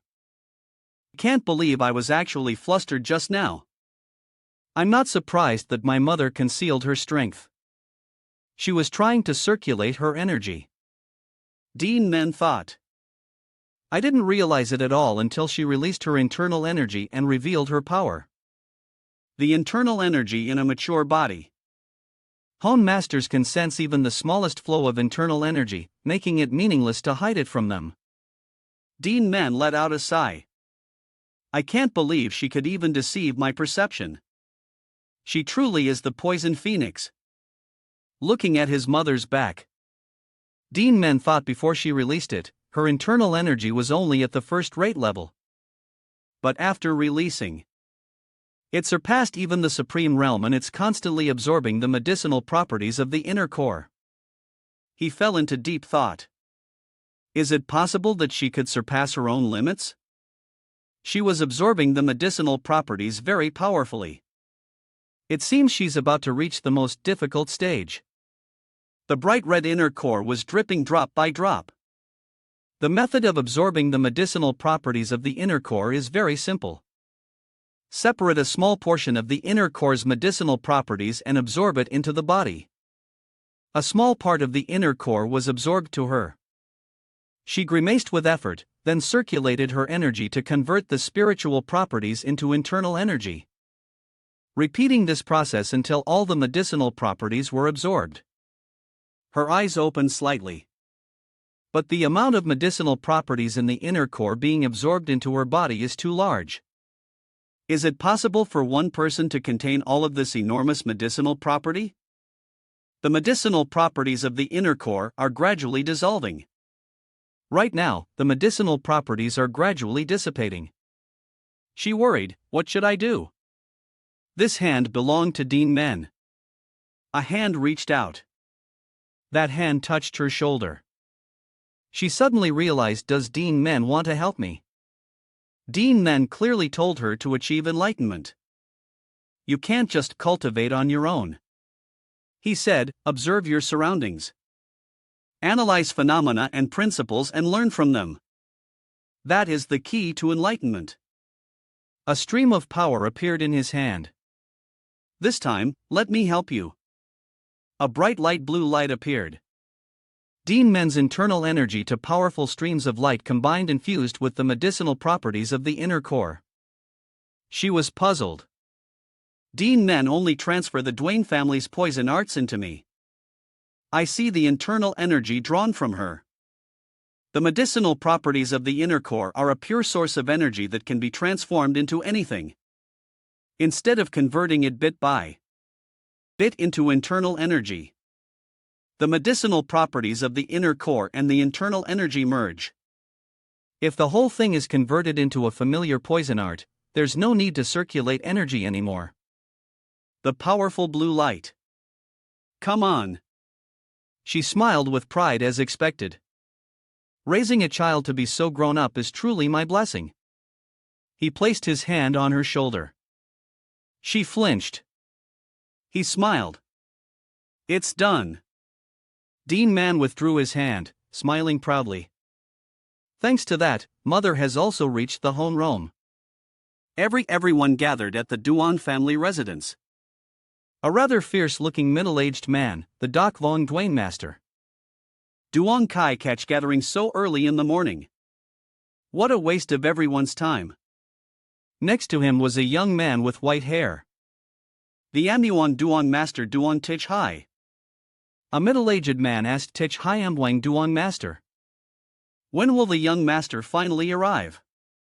He said impatiently, even if he is the young master, he can't summon us and make us wait like this. It's so disrespectful. Tich Hai was angry inside but still smiled. Please be patient. Please wait a moment. A sound echoed from a distance and everyone turned to look. The young master has arrived. The two middle-legged men turned their heads. Duan Men walked in and said, "Thank you all for coming so early in the morning. I have an important matter to discuss and wanted to wait until everyone was present." Many eyes were fixed on Duan Men. The fifth elder wondered, an important matter? Duan Men said, "Fifth elder, didn't you agree as well? I need to choose someone to be in charge until I come of age." He replied in shock, "That's right. Have you made a choice among the elders here?" Duan Men turned his head and questioned, "Why do you all think I would choose one of you?" The fifth elder was surprised. "If not us, then who else?" The figure of a woman entered and the guards bowed respectfully. Everyone casually glanced over. They were shocked. Ha! A woman with a petite figure and knee attire. The fifth elder was shocked at that figure. The man next to him was equally surprised. It's been over 10 years. How is this possible? Duan Men smiled provocatively. Who is more worthy than her? Recalling the past over 10 years ago for having to take responsibility for the Hmong invasion, the poison phoenix Duan Tridu was stripped of her position by the elders. She said flatly, "There are many familiar faces." She wore a red outfit, closing her eyes with a smile. Now she had returned with the youthful appearance of her past. Slowly opening her eyes, Trita smiled confidently. "It's been a long time. I am Duan." Try to a hand covered in water in the steam. The night before the announcement of the person who would manage all of the Duan family's affairs. She was bathing in the tub, thinking, reaching the Hoakan realm is a good thing. But the foul smell from my body is really unpleasant. She gritted her teeth, thinking back to earlier. I almost let the maid see, looking at her palm, which was emitting energy, she thought. I still can't completely control my aura. It will probably take some more time. Only after reaching the Hokan realm could I clearly see Duan Men's strength. It has reached the perfect state of the Hoakan realm, a man with fiery red eyes, majestic and imposing. I heard that even the Huktalin master, the current hegemon of Sichuan, only reached the Hon realm in his middle age. What kind of encounter did he have in the martial arts tournament? She smiled with satisfaction.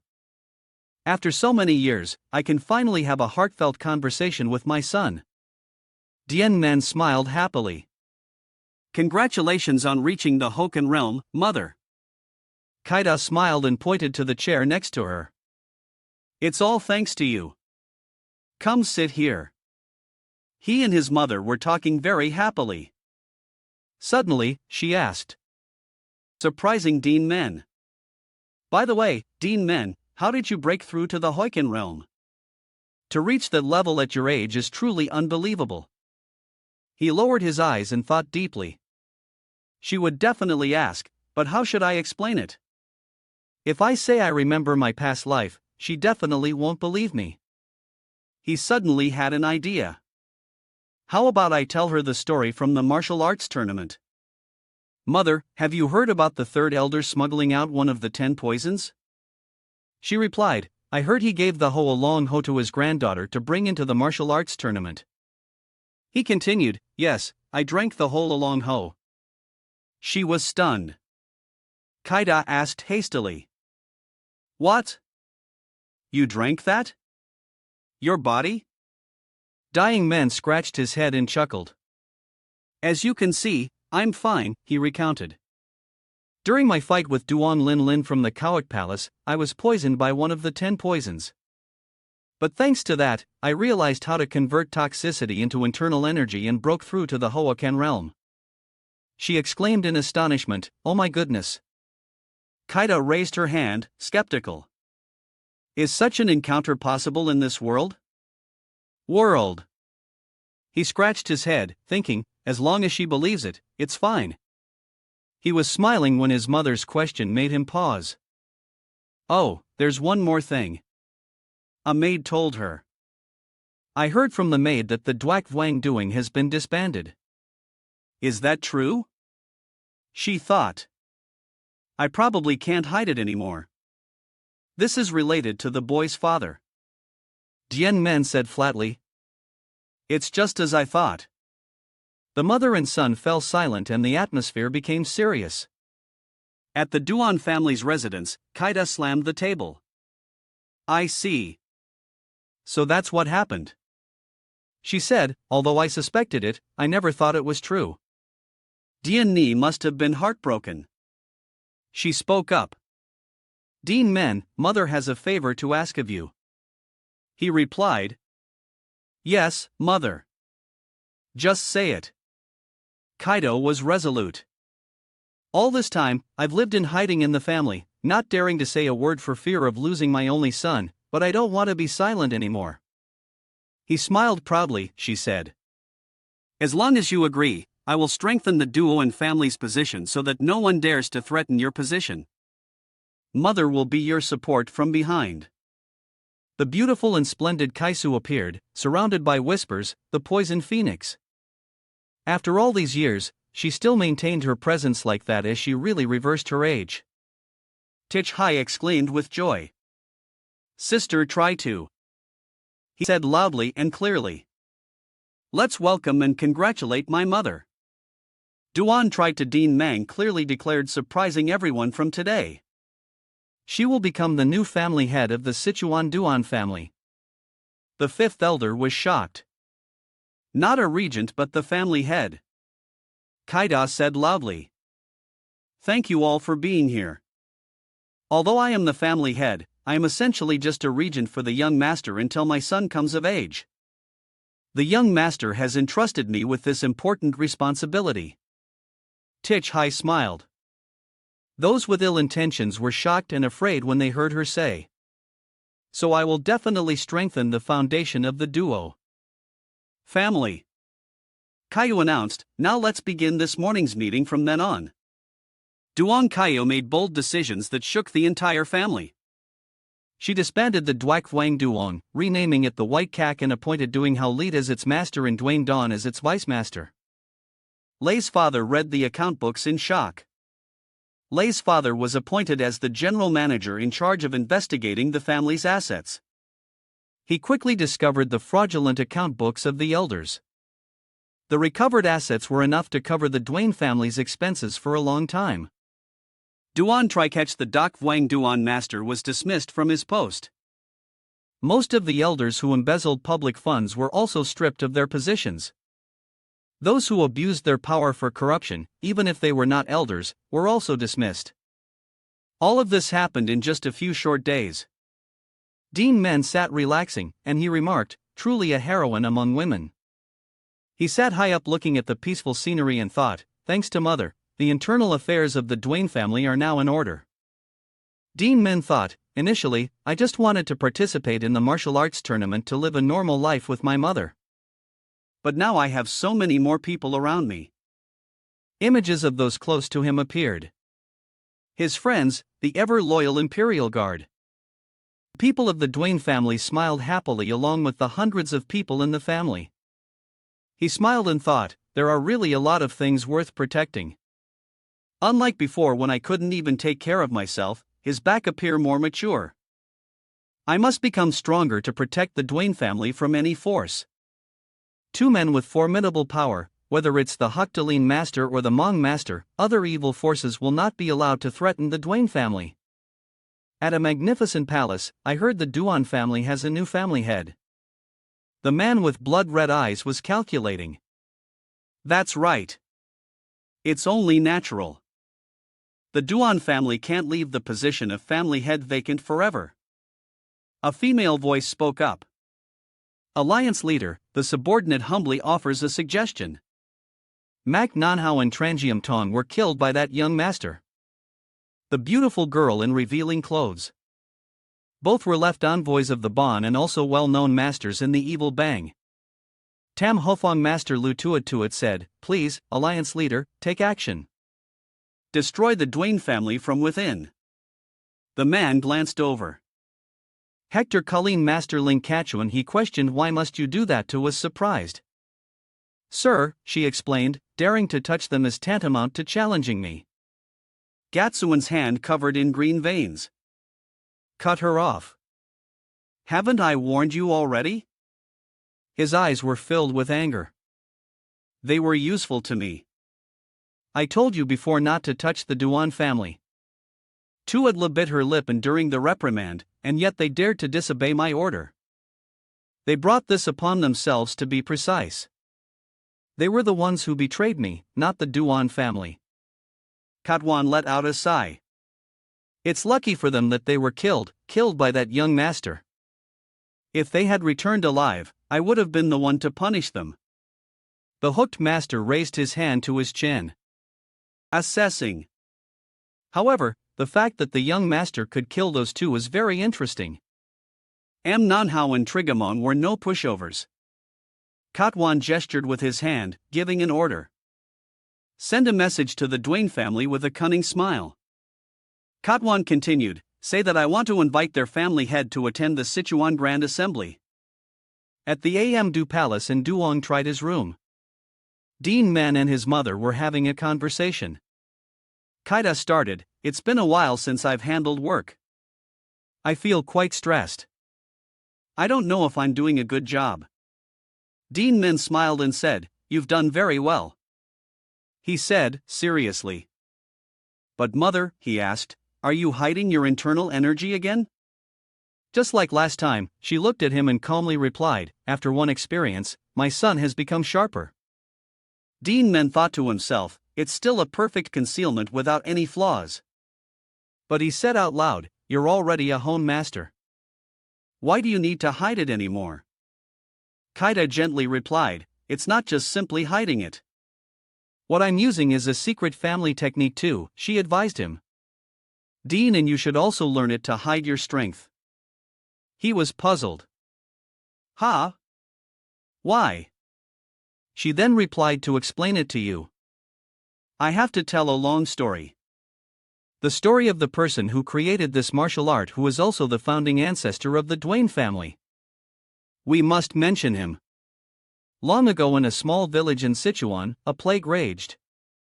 People were dying of starvation and bodies were piling up, unable to be buried in time. In a short time, dozens of bodies were burned to prevent the spread of the plague. No one was sure if they would survive. They all lived in a state of despair, waiting for death to come. Except for one boy. He was only 10 years old, but was the only one who did not contract the disease. Why was this boy the only one who wasn't sick? No one could explain this strange phenomenon. In the eyes of the desperate villagers, the boy was no different from a devil, carrying the disease and spreading it everywhere. In the end, the boy was driven out by the villagers with nowhere to go. He had to hide in a cave to avoid the wind and rain. He secretly ate the food offered in the temple to survive day after day. Every day passed in such loneliness. A few more days passed and the villagers no longer appeared, leaving only the boy alone in the desolate village. He wondered, why am I the only one who didn't get sick?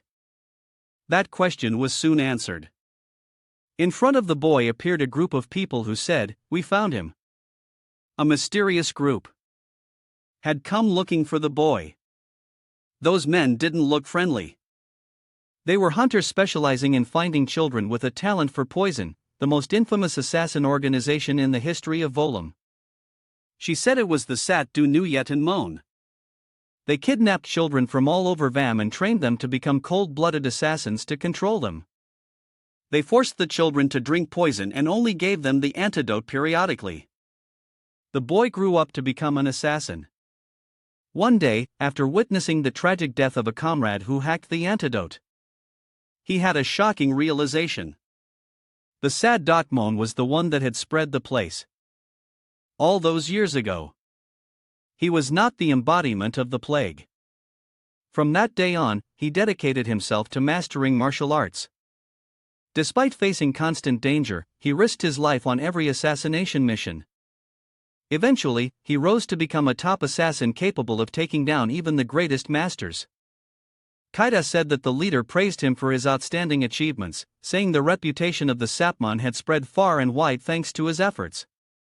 He stood silently listening as the leader spoke. I bestow upon you the title of one of the 5 great assassins. State your wish and I will grant it. He replied, No. The other man asked in surprise. What? He shouted loudly. I don't need it. But a terrifying whirlwind swept through. No one escaped his cold, merciless hand. The boy had reached a realm of his own. He achieved this by combining the essence of the Sapman's martial arts with the experience gained from life and death battles against Vam masters.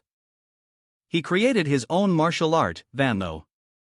And so the sad dog Nuyet Mon was annihilated in a single night. She continued her story intently. Later the descendants of that nameless master settled into Zion, becoming the origin of today's Duan family. The martial world still tells tales of the voing catch of the past. Kaisa looked up only to find that Duan Men had already fallen asleep. Annoyed, she pinched his cheek. Is this boy even listening to his mother? With his cheek pinched, he broke out in a sweat and stammered. I never knew it was such a tragic past. Duan Men coughed a few times and asked, So, what does this have to do with Makinu? Kaida continued, the Sapmon had many masters, including the 5 great assassins and the sealer, all of whom were at the Hone realm. So, how could vowing catch destroy them all by himself? He replied, wasn't it because of Vanthovu? Few could withstand such a dense shower of hidden weapons. She smiled. And said, you're only half right. Vanthovu isn't a hidden weapon technique. Vanthinho is a martial art that controls Quanqi. Hearing his mother's explanation, he was stunned. He asked with wide eyes. Wenki, you mean Vanthinho isn't hidden weapons? But Quanqi do try to affirm. That's right. A battle between hook masters is a confrontation of Quanqi to break through Quani. You can only use Quanqi. Ordinary hidden weapons can't penetrate the holding Quanqi of a Ken master. Holding Quanqi is a technique that circulates internal energy to form a protective layer around the body. He thought to himself, I see. I get it now. He pondered that no matter how many hidden weapons there are, they're useless against Hon Quangi. But if you were to envelop hundreds or thousands of hidden weapons with Quangi, creating a storm of them, then even Hon Quangi couldn't block it. That's the ultimate technique of the Duan family created to deal with Hon masters. Duan Men rested his chin on his hand deep in thought. It must be much stronger than Ho Tai Nanvu and the Finnu. But even a Hon master, no matter how strong, can't maintain that much Quangi. Seeing his silence, Kaida spoke up. That look on your face tells me you're wondering how to maintain such a huge amount of Quanqi, right? The answer is Makinu. Duan Men's eyes widened in surprise as he continued to listen. Caillou explained, the basic principle of Makandu is this. Concentrate all the internal energy circulating in your meridians into one of the 12 major meridians. She continued to elaborate. Then use your true energy to seal that meridian. This way, the internal energy can't circulate and is sealed within. Thanks to this, not even a Hokan master can see through it. He couldn't help but marvel silently. Truly marvelous. Kaida said, of course, when you seal a meridian, your internal energy will decrease, but with my experience in realm, I can easily restore it. Repeat this process until all 12 major meridians are sealed. She explained that the true energy protecting the internal energy would combine to form a new defensive layer called holding Kangi Long. Ka looked at Duan Men and said gravely, it's not just much sturdier than regular Holden Kwani, it's as hard as dragon scales, far surpassing the defensive capabilities of the normal version. He wondered long. He mused to himself. Even with Ho Along Ho, it seems. Everyone uses the dragon as a standard, Kaida added. Moreover, Makin 2 isn't just for defense. When you unseal the 12 major meridians, you can use 10 times your normal amount of internal energy for a short period. Duan Men was incredibly surprised, thinking to himself, it's only temporary. That makes sense. The body can't withstand internal energy beyond its natural limits or it would perish. He wondered, does that mean to use Vantho? You have to release Makinu. She answered, of course, but that alone isn't enough. There were some secrets passed down with Makin too, but they were lost after Makwanfi attacked the Duan family. Even the orally transmitted knowledge was lost because those two elders passed away. Duan Men gave a forced smile. Suddenly Kaida called to him. But Duan Men, I believe you can master the complete Vanthinho because you are the son I am most proud of. She said with a bright smile on her face. Duan Men thought about his mother's words. Proud son. Then he smiled softly. Duan Men declared confidently. Of course, there's nothing the son of the Dokfun can't do. He vowed to himself. I won't let you down. After being taught Makin to Duan Men began cultivating to quickly restore his internal energy. He sat in his room thinking. To recover quickly, it's best to use poison. He looked at the paper on the table and I really can't escape it, can I? In his mind, Duan Men imagined himself frantically drinking poison. To others, it's poison, but to me, it's no different than a divine elixir. I don't need to cultivate from scratch. I'll have Dong prepare more poison. Suddenly, he glanced towards the door and asked, what's wrong? The person outside reported, young master, your friend is here. She insists on seeing you right now. Suddenly, Mila burst in from outside shouting, help me, Duan Men. He asked worriedly, Mila, what's wrong, Mila? Penning replied at this rate. She cried out, if this continues, my sister will die. Duan Men was too stunned to speak. He quickly asked, shouldn't we go to the medical pavilion? Mila said with tears in her eyes, I've checked many times. This illness can't be treated with ordinary medicine or medical techniques. Duan Men froze. You mean it's related to an internal injury? She replied at once, severed meridians. He widened his eyes as if he couldn't believe his ears. Mila repeated, it's the Quantmok. Legend has it that besides the lead Hoai doing Kong, there's another sect that also practices martial arts. Based on severed meridians. The Bak Hai Long Kong, as its name suggests. The members of the Bang Kong all cultivate ice arts with people who carry cold energy within them. Ice arts are their innate talent, Mila said grimly. But if they don't practice ice arts, they'll suffer from the severed meridian disease. Duan Men stopped and looked at Mila. You mean Mila and her sister are descendants of the Bangkok? She bowed her head and replied, to be precise, descendants of a branch that left the Bangkok. I heard that many years ago. A branch of the Hang Kong came to Zion to start a new life and intermarried with the Duong family, the most powerful clan in Zion at the time. Mila said that cultivating ice arts could resolve the severed meridians. But this was to Zion of the Duan family, a place specializing in poison and hidden weapons. With no information about ice arts, she said sorrowfully, the ice arts our ancestors brought with them were lost long ago. Every few decades, someone in the family is born with the severed meridian disease. And this time, Duan Men spoke up. Actually, there's still a way. Suddenly, she announced, we're here. This is my home. In front of them was a house completely covered in ice and snow, looking very cold. The two of them stepped inside and Mila cried out. No, she sobbed. My sister's condition is even worse than when we left. Sister, wake up now. Mato's entire body was frozen, her eyes tightly shut. He observed the house. Thinking the cold energy in the room is this intense. The situation is more serious than I thought. Duan Men called out, Mila, listen to me. In a serious tone, he said, I can't guarantee your sister's life. She was stunned for a moment. He explained, your sister has used up all her innate true energy to fight the cold energy. But she's reached her limit now. Her body is using its last bit of strength to fight the cold, even falling into a coma.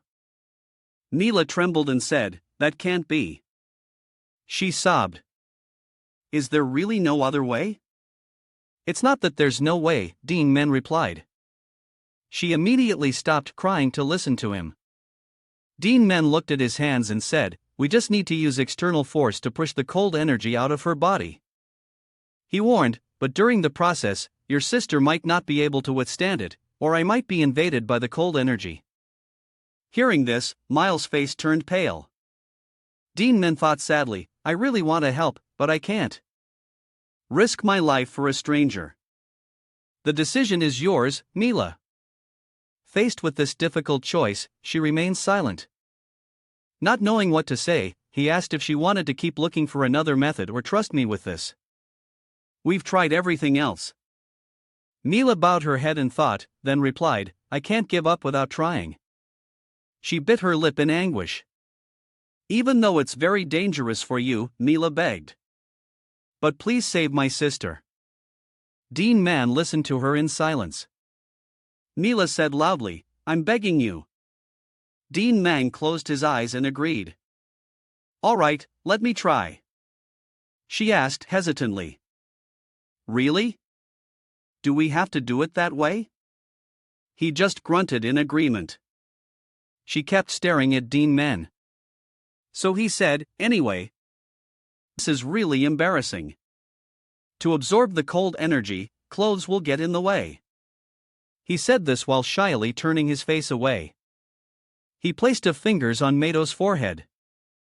"Better to be embarrassed than dead, right?" Neela stood still and watched. Duan Men was ready. "All right, let's begin."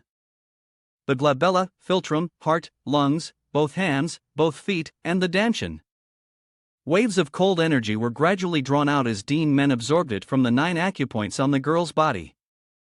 He focused, noticed his mind constantly working. "Okay. The cold energy at the glabella has been removed. I can still handle this." Duan Men moved his hand towards Mado's chest. "Nexus." His face flushed red with embarrassment. He told himself, "Damn it, I don't care anymore. Since I've started, I can't stop now." Then he pressed his hand against her body. Suddenly, a large burst of cold energy shot out, startling him.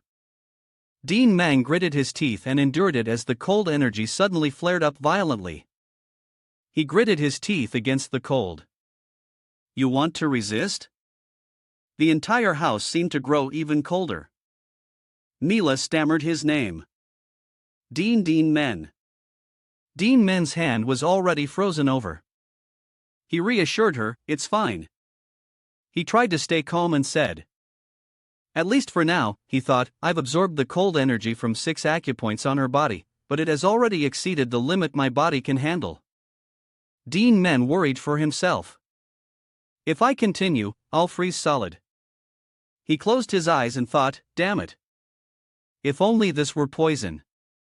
It would be much easier." Wait a minute, poison. Suddenly, he remembered something. "That's right.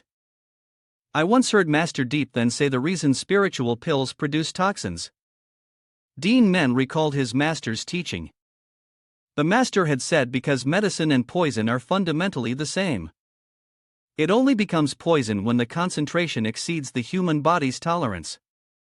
Deep then explained even yang energy essential for life like Hungho Duan Ven and Hai will turn into fire poison if it exceeds the limit. Duan Men then placed his hand on Mado's abdomen. In that case, this cold energy strong enough to freeze bone marrow can also be considered a cold poison. With that thought, he immediately executed the technique transforming weak poison into light energy. In another dimension, something appeared. A skull with sharp teeth materialized. Duan Men sensed something and smirked. "It's reacting.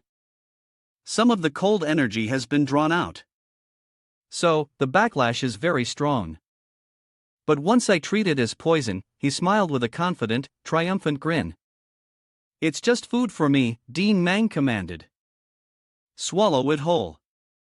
Immediately, the skull opened its mouth wide and devoured all the struggling cold energy below. The shards of ice completely shattered in a haze. Maida wondered, what is this? It's so warm. She slowly opened her eyes. The cold energy in my body is disappearing. Why is it disappearing? While wondering what was happening, she saw a hand touching her bare body.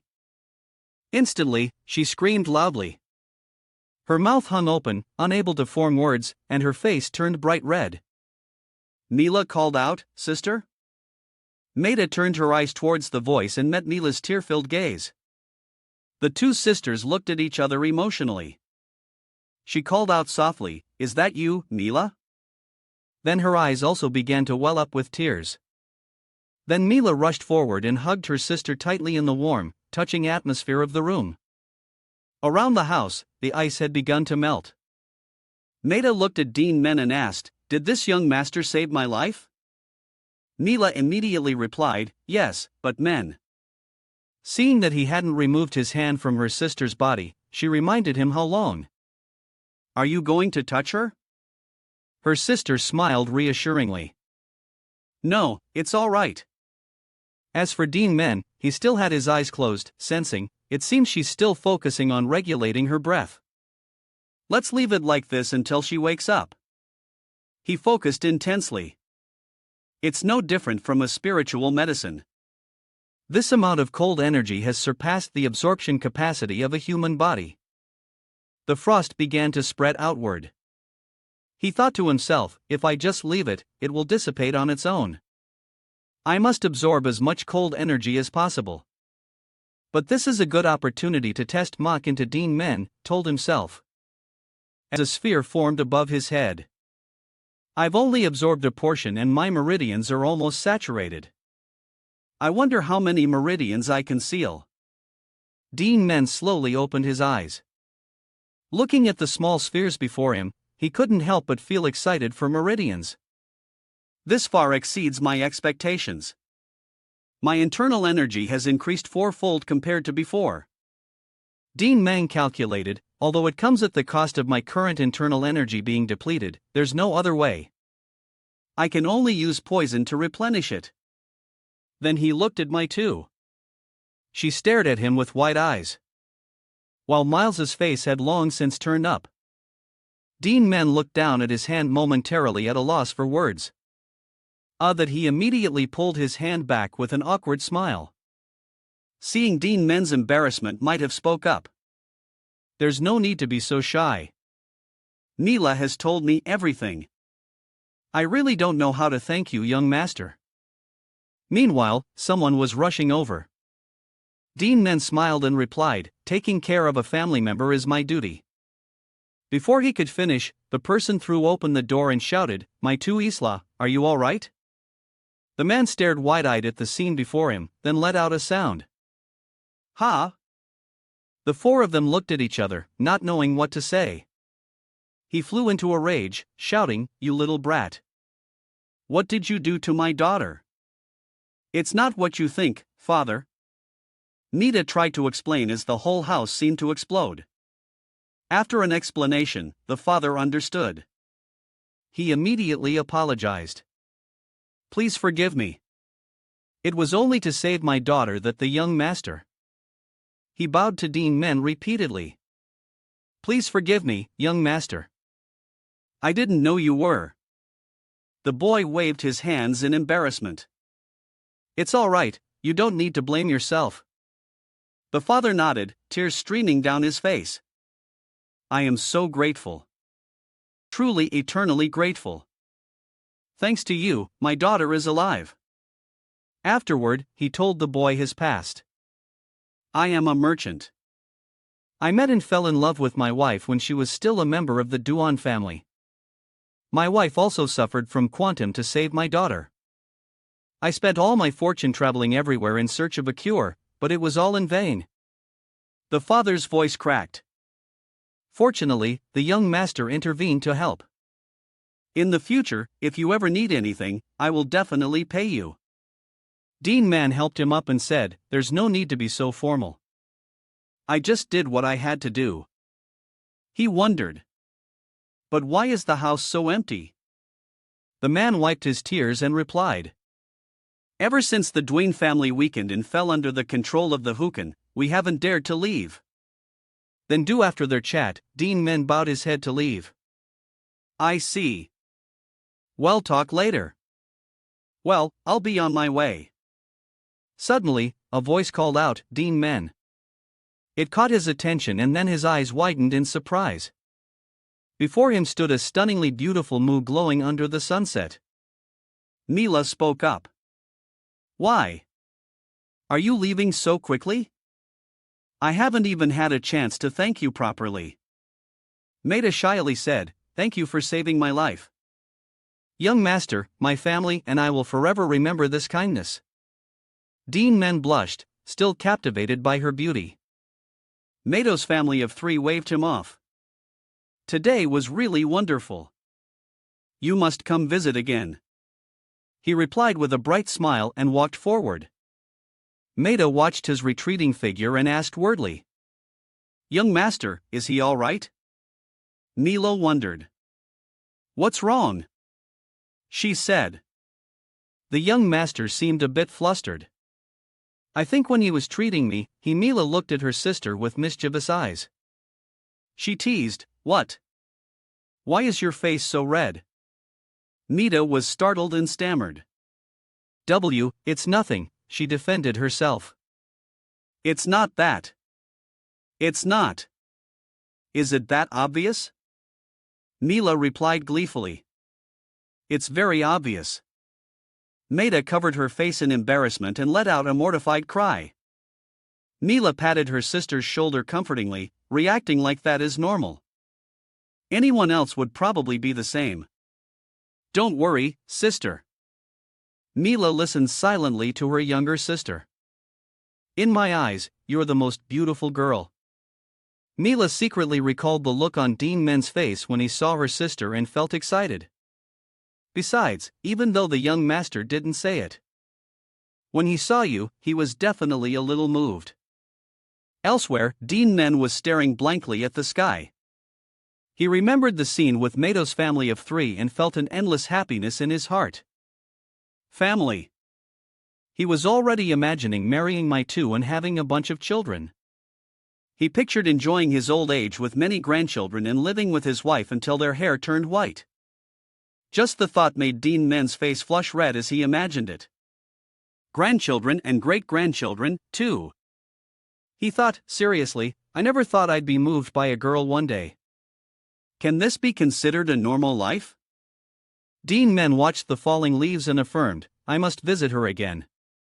Closing his eyes, he remembered the words the sister's father had confided. If there's a problem, is it the Haikaleen again? He thought to himself. He Talon and Ling Kat Tuan. Although not the direct enemies who destroyed the Duan family like Mong, but they are also a potential threat like sending subordinates to attack me before the martial arts tournament. Moreover, as long as they remain in Zion, I will surely have to confront them one day. Duan Men told himself. Meanwhile, in Zion in the area, controlled by the Hook. Talene was the Tham Hofong. A cold voice spoke, making the man tremble. Recently. Has the power of the Duan family been growing stronger again? That voice belonged to Tuatine. She was biting into an apple, lying on the bed and saying, Is that all? They're not worth worrying about. That bunch of small fries. Tuat bit hard into the apple to show her dissatisfaction. Deep Nan Ti, the chief of So Bangfong, said, The alliance leader's order is absolute. It's best to wait obediently until the alliance leader returns. She cursed under her breath. Bunch of cowards.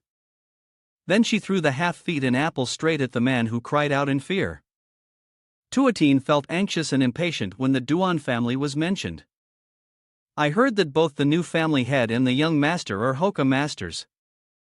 Are they just going to sit there and wait to die? She bit her nails nervously. Right now, I can't do anything to avenge Mana and Sister Gamon. I can't do anything at all. Wait a minute. She paused as she suddenly remembered something. If I can't make a move, Tuetan recalled what Cat Tuan had said before. Send down the order. Send a letter to the Duan family saying that I want to invite their young master to attend the Tu Zion assembly. She smiled cunningly. That's right. The Tu Zion Grand Assembly.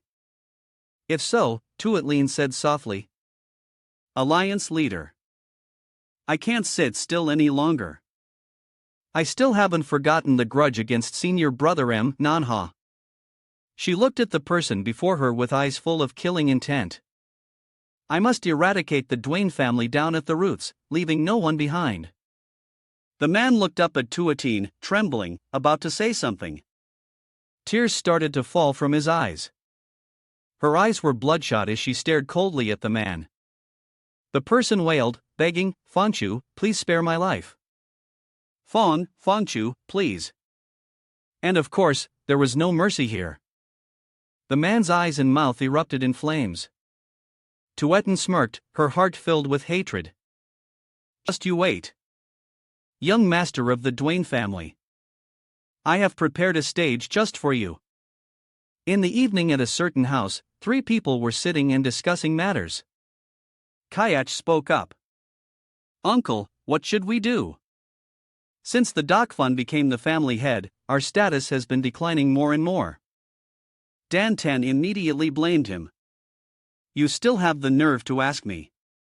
He shouted. Isn't this all because you and your son brought it upon yourselves? He replied shakily. What's the point of bringing up old matters now? Then Dan Ten pointed at Vinton, criticizing, it's all because of that brat, Vinwan. He overestimates his abilities and is only good at causing trouble. My life's work has been completely ruined by you and your son. Outwardly, he gritted his teeth and endured it. But inwardly, he was cursing endlessly, detestable old man. Only daring to complain behind the family head's back. Benton gave him an unfriendly look. It's all his fault. He swore. I will definitely heal my hand and get my revenge. Dean Men Kai Kech asked Duntun, what's your next move like the other elders? We can't even keep our own forces. He clenched his fist angrily and replied, I know. Then with a dark expression, he announced, we will leave the Duan family. A subordinate introduced to Dean Men. This is the place, the storage for the 10 poisons and various deadly toxins of the Duan family. Currently he was standing at the doctor. He smiled, thinking to himself, this used to be managed by the 3rd elder, but due to his lax management it was handed over to me and I'm on. Seeing Dean Men, the 2 guards bowed respectfully. Greetings, young master. He replied gently. You've worked hard. One of them handed him something. Be like, young master, before you enter, please. Please hold this in your mouth, he asked. What's this? The man quickly explained, it's a tea du show. It can prevent poisonous qi from entering the body. Dean Men refused immediately. No need. The other person was extremely flustered. Ha? Why? He waved his hand dismissively and said, don't you have to hold it in your mouth? Many people, including the 3rd elder, must have used it. The guard tried to persuade him. I wash it carefully every day. You can rest assured, but he still refused. No need. I'm not afraid of being poisoned. Dean Men's face flushed with anger, but the other person refused to give up. Even if you are immune to all poisons, you should still be cautious. And the outcome for that stubborn man was a punch that knocked him unconscious, sprawling on the ground. Dean then ordered the remaining guard open the door. The other man stared wide-eyed at his brother and then replied, yes. Inside, the poison vials were arranged very neatly and cleanly. He couldn't help but exclaim, very well preserved. The books are also neat, worthy of being the storage place for the 10 poisons. He commented as Dean Men observed his surroundings as expected. So that's how it is. If an ordinary person without a tea show entered, they would surely die on the spot. He mused. Although my internal energy has been depleted after using two, the concentration of poison chi in here is truly terrifying. Duan Men inhaled the poisonous air here as if it were a fragrance, feeling immense satisfaction. Of course, for someone like me who has mastered the Tham Fab, this place is like a paradise. Just breathing makes my internal energy feel much more abundant. His eyes glazed over. But with just this much, I can't perform martial arts like before. He thought, seriously, it seems I'll have to find a deadly poison on par with the 10 poisons to absorb. But according to the family rules, I can't use the 10 poisons arbitrarily. If only I still had the formula for the 10 poisons. I could ask Diet then. Suddenly, his train of thought was broken. As he noticed something. Looking at the flow of chi before him, Duan Men wondered, what is this? His eyes lit up. Why is the flow of chi in that area distorted? The flow of chi before him was abnormally distorted. Like a formation, Duan Men asked himself. He reached out a hand to touch it. A formation in the forbidden grounds of the Duan family. It doesn't seem to be a formation from the cat family. Duan Men picked up a knife. Let's check it to be sure. The knife's blade touched the chi flow in front. He swung his hand forcefully, tearing the flow of chi apart. Duan Men's eyes widened in astonishment. Before him was a secret passage. He asked himself, a passage? The walls were covered with many talismans. Duan Men observed them and said, the talismans here say forbidden and sealed. Even the wooden beams had many talismans hanging from them. He concluded it wasn't a formation from the cat family. His face grew serious. A Taoist formation. An image of a Taoist appeared in his mind. Duan Men said grimly, Taoist. In my past life, my master knew a few Taoist. He knew used. They were as obsessed with magic arts as my master was with swordsmanship. Their goal was to master the art of immortality. To transcend human limits. Duan Men remembered the image of some monsters. I still remember back then. Under the pretext of training, they threw me into a formation they created themselves. He grimaced inside. It was full of fierce beasts. Duan Men was confused. But Taoists are people who only care about their own interest. Why would they set up a formation in the Duan family's territory? He recalled his master's teaching. Those Taoists are inherently selfish. They only care about cultivating for immortality. And don't pay attention to worldly matters. The master continued, so how did I befriend them? Very simple.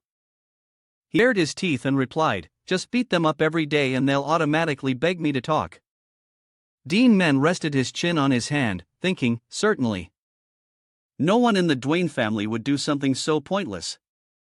There must be something in the Duan family that made the Taoist take action. He observed, the poisonous cheese is so strong it can penetrate hundreds of layers of talismans. There must be an incredibly potent deadly poison hidden inside. Duan Men was incredibly excited to have discovered something so interesting. Initially, I was looking for the formula for the 10 poisons. But it seems what's inside here is even more interesting. Finally, he decided to explore. Let's go in and see. Stepping inside the seal, an intruder has entered. Talismans were everywhere and there was a jar that was sealed. Duan Men approached it. Not vowing catch. How much time has passed? Someone asked softly. Somewhere a pair of eyes appeared. It doesn't matter anymore. Release me. He looked at the jar covered in talismans and said, I heard the 10 poisons of the Duan family were lost. I never thought they'd be here. But why is it sealed in a porcelain jar covered with talisman? This doesn't feel right. What kind of deadly poison would require? As he spoke, he reached out his hand to touch it. Unexpectedly, because the jar was protected, Duan Men had to pull his hand back. He thought to himself, a strong, stinging backlash. It seems much harder to dispel than a normal formation. But I just need to carefully remove each talisman one by one. Duan Men performed his own technique, and one by one, the hanging talismans were removed. Then he blew them all away. Duan Men was extremely careful. This way should be fine. Next were the ones stuck to the porcelain jar. With gentle fluid movements, Duan Men blew away each layer of talismans under his skilled hands. The porcelain jar was finally clean with no talismans left. Duan Men wiped away his sweat from the exertion. My internal energy has been depleted due to Makinu. If it were before, one sword strike would have been enough. He stood silently looking at the jar. Seeing the poisonous chi escaping, he was overjoyed. After the talismans were removed, the poisonous chi radiated even more strongly. Excellent! Duan Men used his strength to open the jar lid. Let's see what's inside. An animal with blue eyes inside was ready to come out. The seal has been broken. It watched as the lid was slowly opened. All light. How long has it been since I've seen the light? Duan Men's eyes widened in surprise. The creature shouted loudly, "Freedom! I'm finally free!"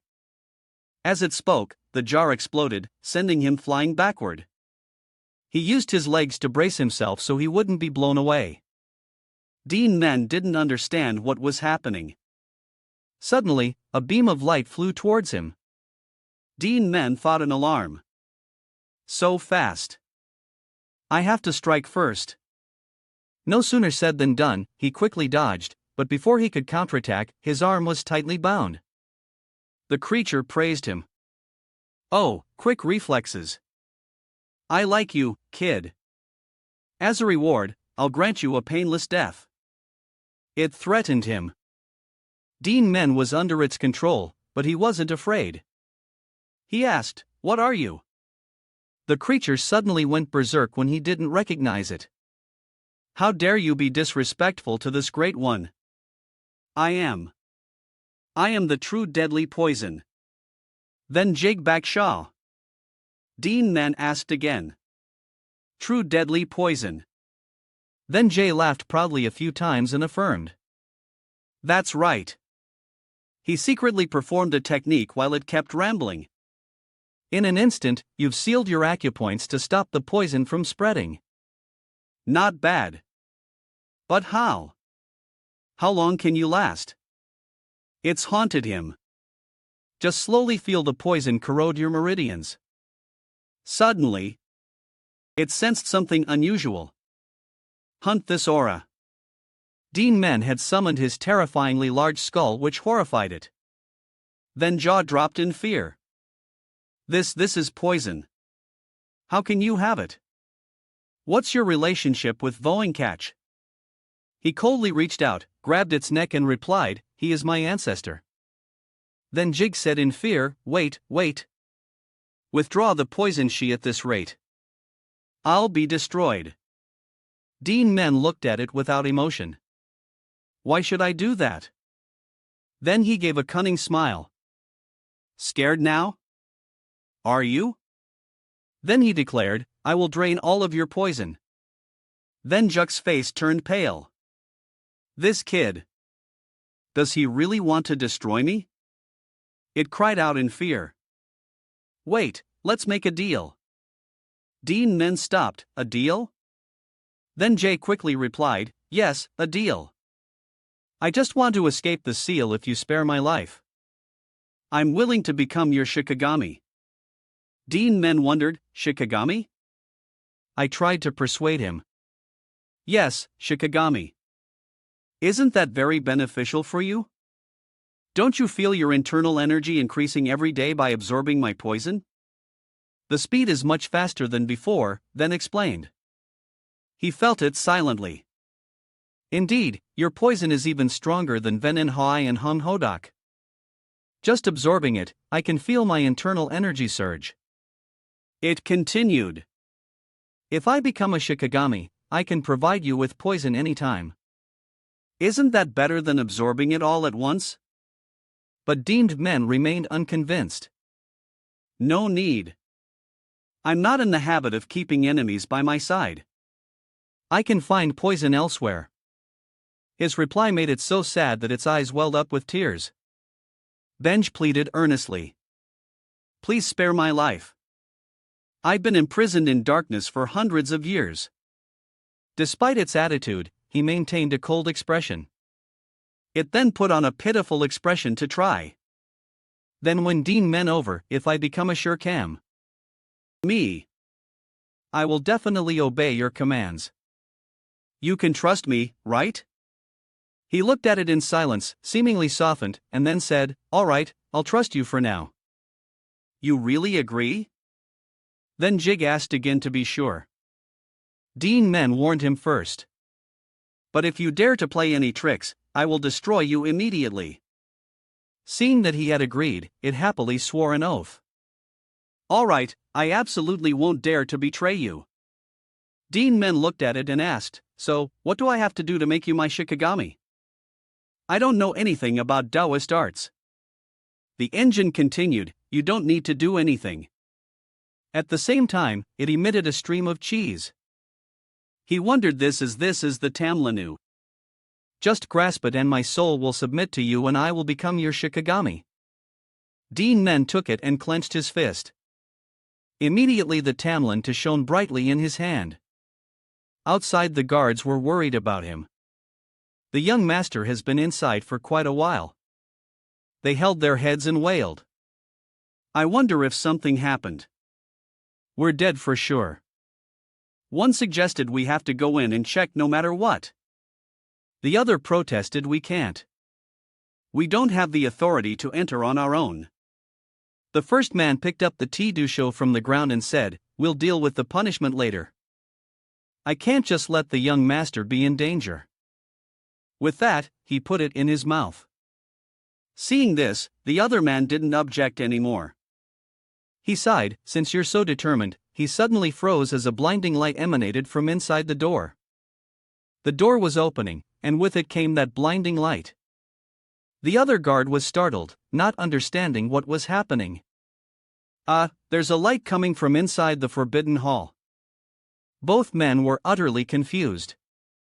What's happening? This tremor. The door flew wide open, followed by a blinding light. The two men stared wide-eyed, their mouths stammering questions. Young master, are you all right? Young master, the light surrounding the young master is. They asked. Duan Men stood at the door with a light radiating from his own body. Back in his room, he looked at his glowing body and marveled. This is Henwanki. Long Lon, Duan Men used.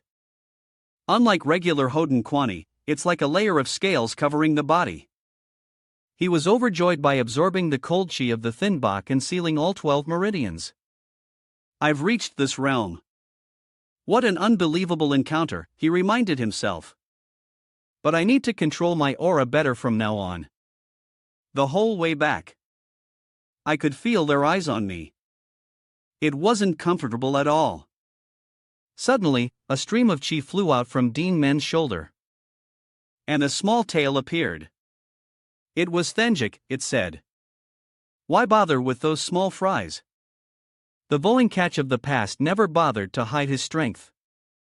He immediately raised his hand in front of it and flicked its forehead hard, making its eyes water. He said, didn't you tell me to hide it? Then Jay's forehead turned red. It rubbed it with its tail and retorted. If I hadn't intentionally released my aura, they wouldn't have felt it anyway. Besides, with such powerful quanqi, no one would dare to act rashly. Duan Men replied. But that's too conspicuous. In this life, I just want to live a quiet life. It wondered. This life. You speak as if you've been reincarnated, but now can you really live peacefully? He asked in confusion. What are you talking about? Then Jig said seriously, with great power comes great responsibility. Just like Vo and Catch, my master and your ancestor, the strong must always bear their fate.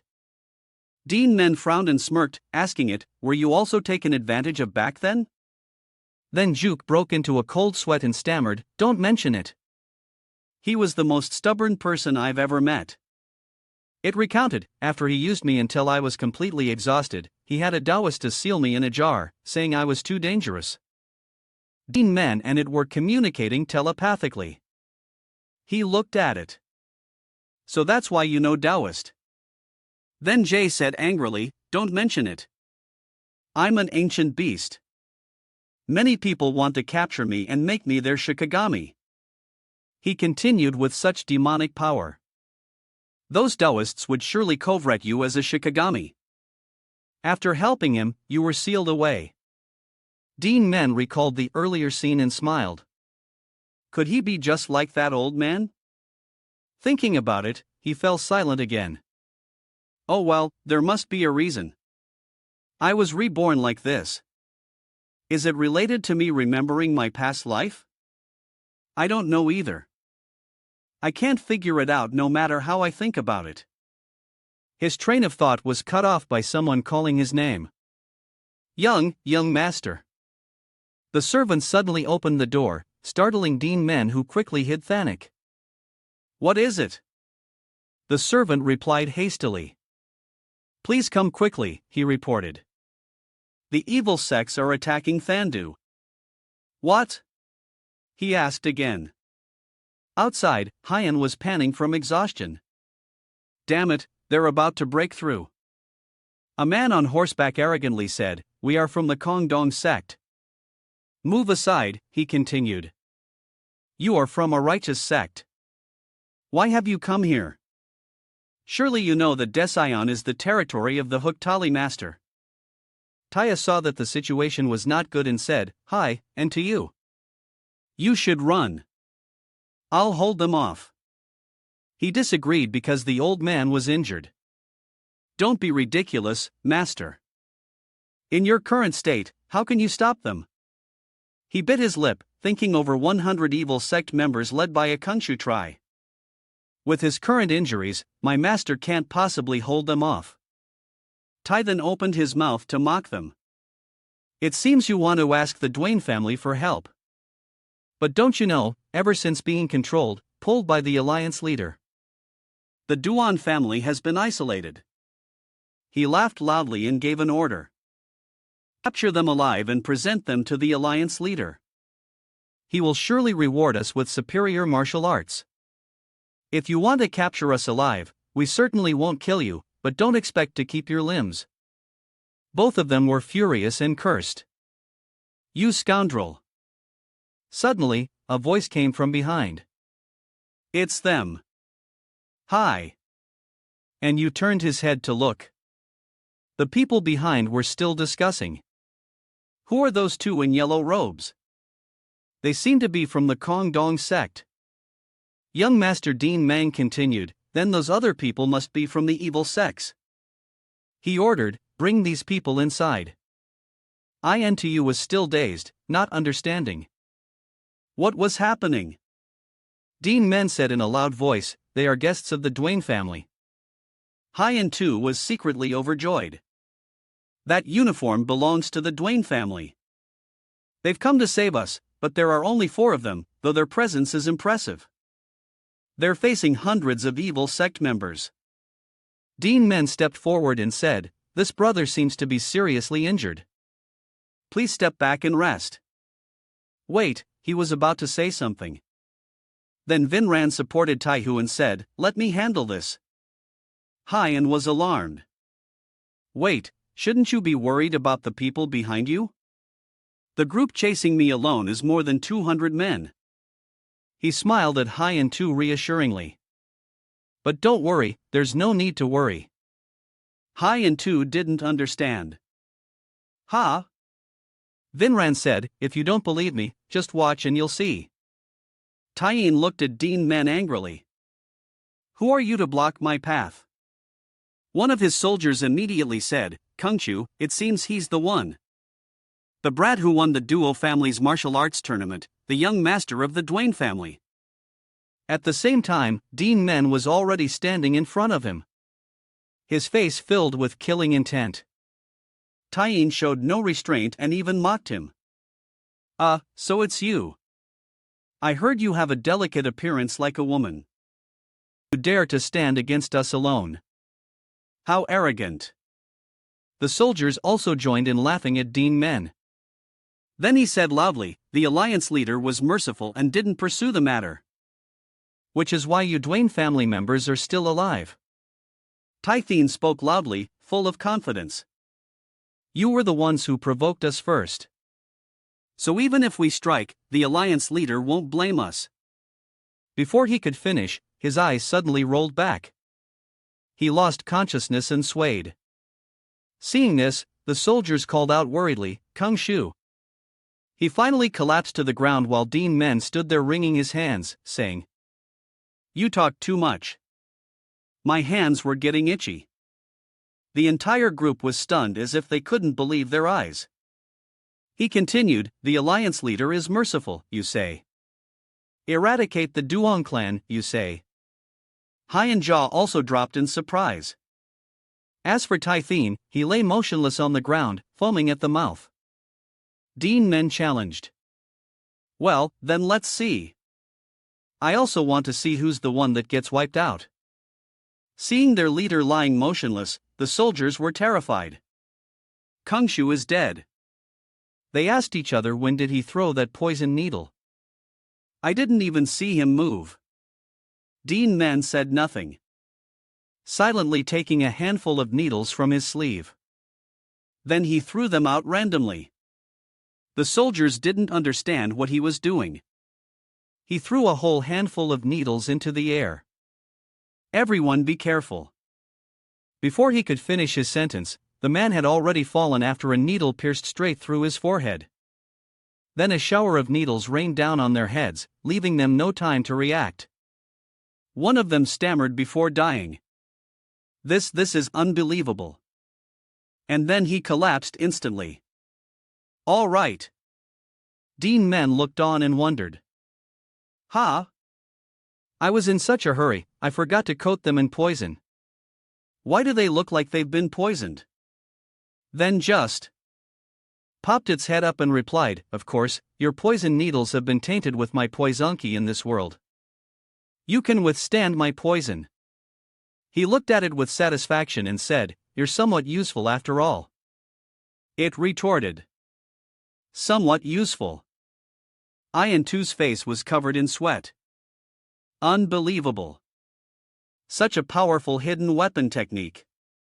Could he be the one my master mentioned? Who single-handedly overpowered 300 disciples of the Tai Makim sect? The remaining soldiers stared blankly at their calm. Rads, what did we just witness? Over 100 soldiers were wiped out in the blink of an eye. Everyone was bewildered. Isn't the Duan family supposed to be in decline? How can there be such a monster? The leader of the group shouted to boost morale. Don't panic. It's just one kid. The man with the scar shouted. Even if he's a home master, he can't possibly use the technique multiple times. He charged forward to attack. I'll go first. You guys follow me. He swung his weapon and growled. Die. His axe flew straight at Duan Men with immense destructive power. The scarred man grunted in derision. Look at that. Where's all that bravado from before? He suddenly froze when he saw his axe blade being stopped by a single hand. Duan Men exerted his strength, clenching his fist and shattering his axe. He calmly exclaimed, long land, effective indeed. The scarred man was frozen solid, wondering, did he just block my weapon with his bare hands? The soldiers behind him had all turned pale. Wait a minute. Could that be Van Thin Hovo? He smirked confidently and said, my turn, I suppose. Ian too watched the scene before him and thought, I heard the Duan family secret arts were lost after being attacked by Mon. I was wrong. He watched Duan Men proudly take control of the battle. The Duan family strength is still there, he recalled. According to my master's plan, if they handle the hugtail, we'll deal with the demonic cult. While he was stunned, Duan Men turned around and said, "Are you all still here?" I too gave a forced laugh and said, "Ah, your martial arts are truly extraordinary, young master. I couldn't take my eyes off you." He replied, "Is that so? Let's return to the Duan family and talk." He stared in shock at the bloody scene with corpses strewn everywhere. He could only stammer yes while thinking to himself, I can't make an enemy of the Duan family. A few days earlier at a restaurant on the outskirts of Tian, two picked up some noodles in shadow. Luckily, we didn't run into any evil sects on our way to Zion. Master, I heard that ever since the Duan family weakened to Zion has become the territory of evil sects. But why is it so peaceful? Tai, who looked serious and didn't answer. He called out, Master, and T wondered silently, why is my master so tense? Is something wrong? Suddenly, Ling Cat Tuan appeared out of nowhere. He wore a hat and smiled coldly, asking, Is the food to your liking? Though it's just a small shop. I come here often. I too didn't recognize him, then looked up. He was right next to me. But I didn't notice him at all. A master, he asked, who? Who are you? At this point, Taya spoke up. You don't recognize him. Hi, too. That's Ling Cat Tuan. Hearing this, Hyena was startled and realized Ling Cat Tuan. Could it be? Kachuan took off his hat and said, I apologize for disturbing your meal. So, what business do the Taoist of the Kongdong sect have in my territory? When Hyan Taya saw him, he was terrified. We came to the secluded inn to avoid encountering an evil sect. I never expected to meet the alliance leader here. Katwan asked friendly, could it be that you have a favor to ask of me? Then he glanced at Taihu and continued, you've reached the Hokan realm. It seems the matter must be quite serious for you to come here personally. Taihu frowned at him and replied, I have no business with the Hokan. Are you here alone? Where are your subordinates? He then raised his voice in challenge. What's wrong? You think you can defeat me? If you want to fight, I'm willing. The old man glared and corrected him. I am your senior. Gatsuan replied, so you want to beg me to spare your life? His words angered the old man. Taihu gritted his teeth and said, in a battle between Hokan masters, profound internal energy is the deciding factor. Are you sure you can withstand the internal energy I've cultivated for many years? Seeing his master agitated, Hyan wordly sent a message, Master, calm down. But Taya didn't seem to hear and replied, am I supposed to endure after hearing those words?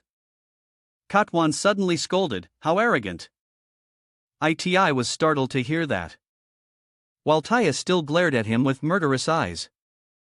Katwan continued, the Vanlan sect, the Ingami sect, the Deemthang sect, I wiped them out 10 years ago. You Kong Dying Seg members are just lucky because you're far from Zion with that. He put on his hat, turned around, and left with the final word. If you want to be convinced, follow me. There's a suitable place for us to compete. Hi. And two immediately tried to stop him. Master, no. What if something happens? Taya seemed to be boiling with rage and paid him no mind. You want me to endure after hearing those words? Finally, the old man stood up and said, don't stop me. I have to show that arrogant kid that the martial arts of the Kongdong sect are the best in the world. Back in the present, Hyan too had counted everything to men.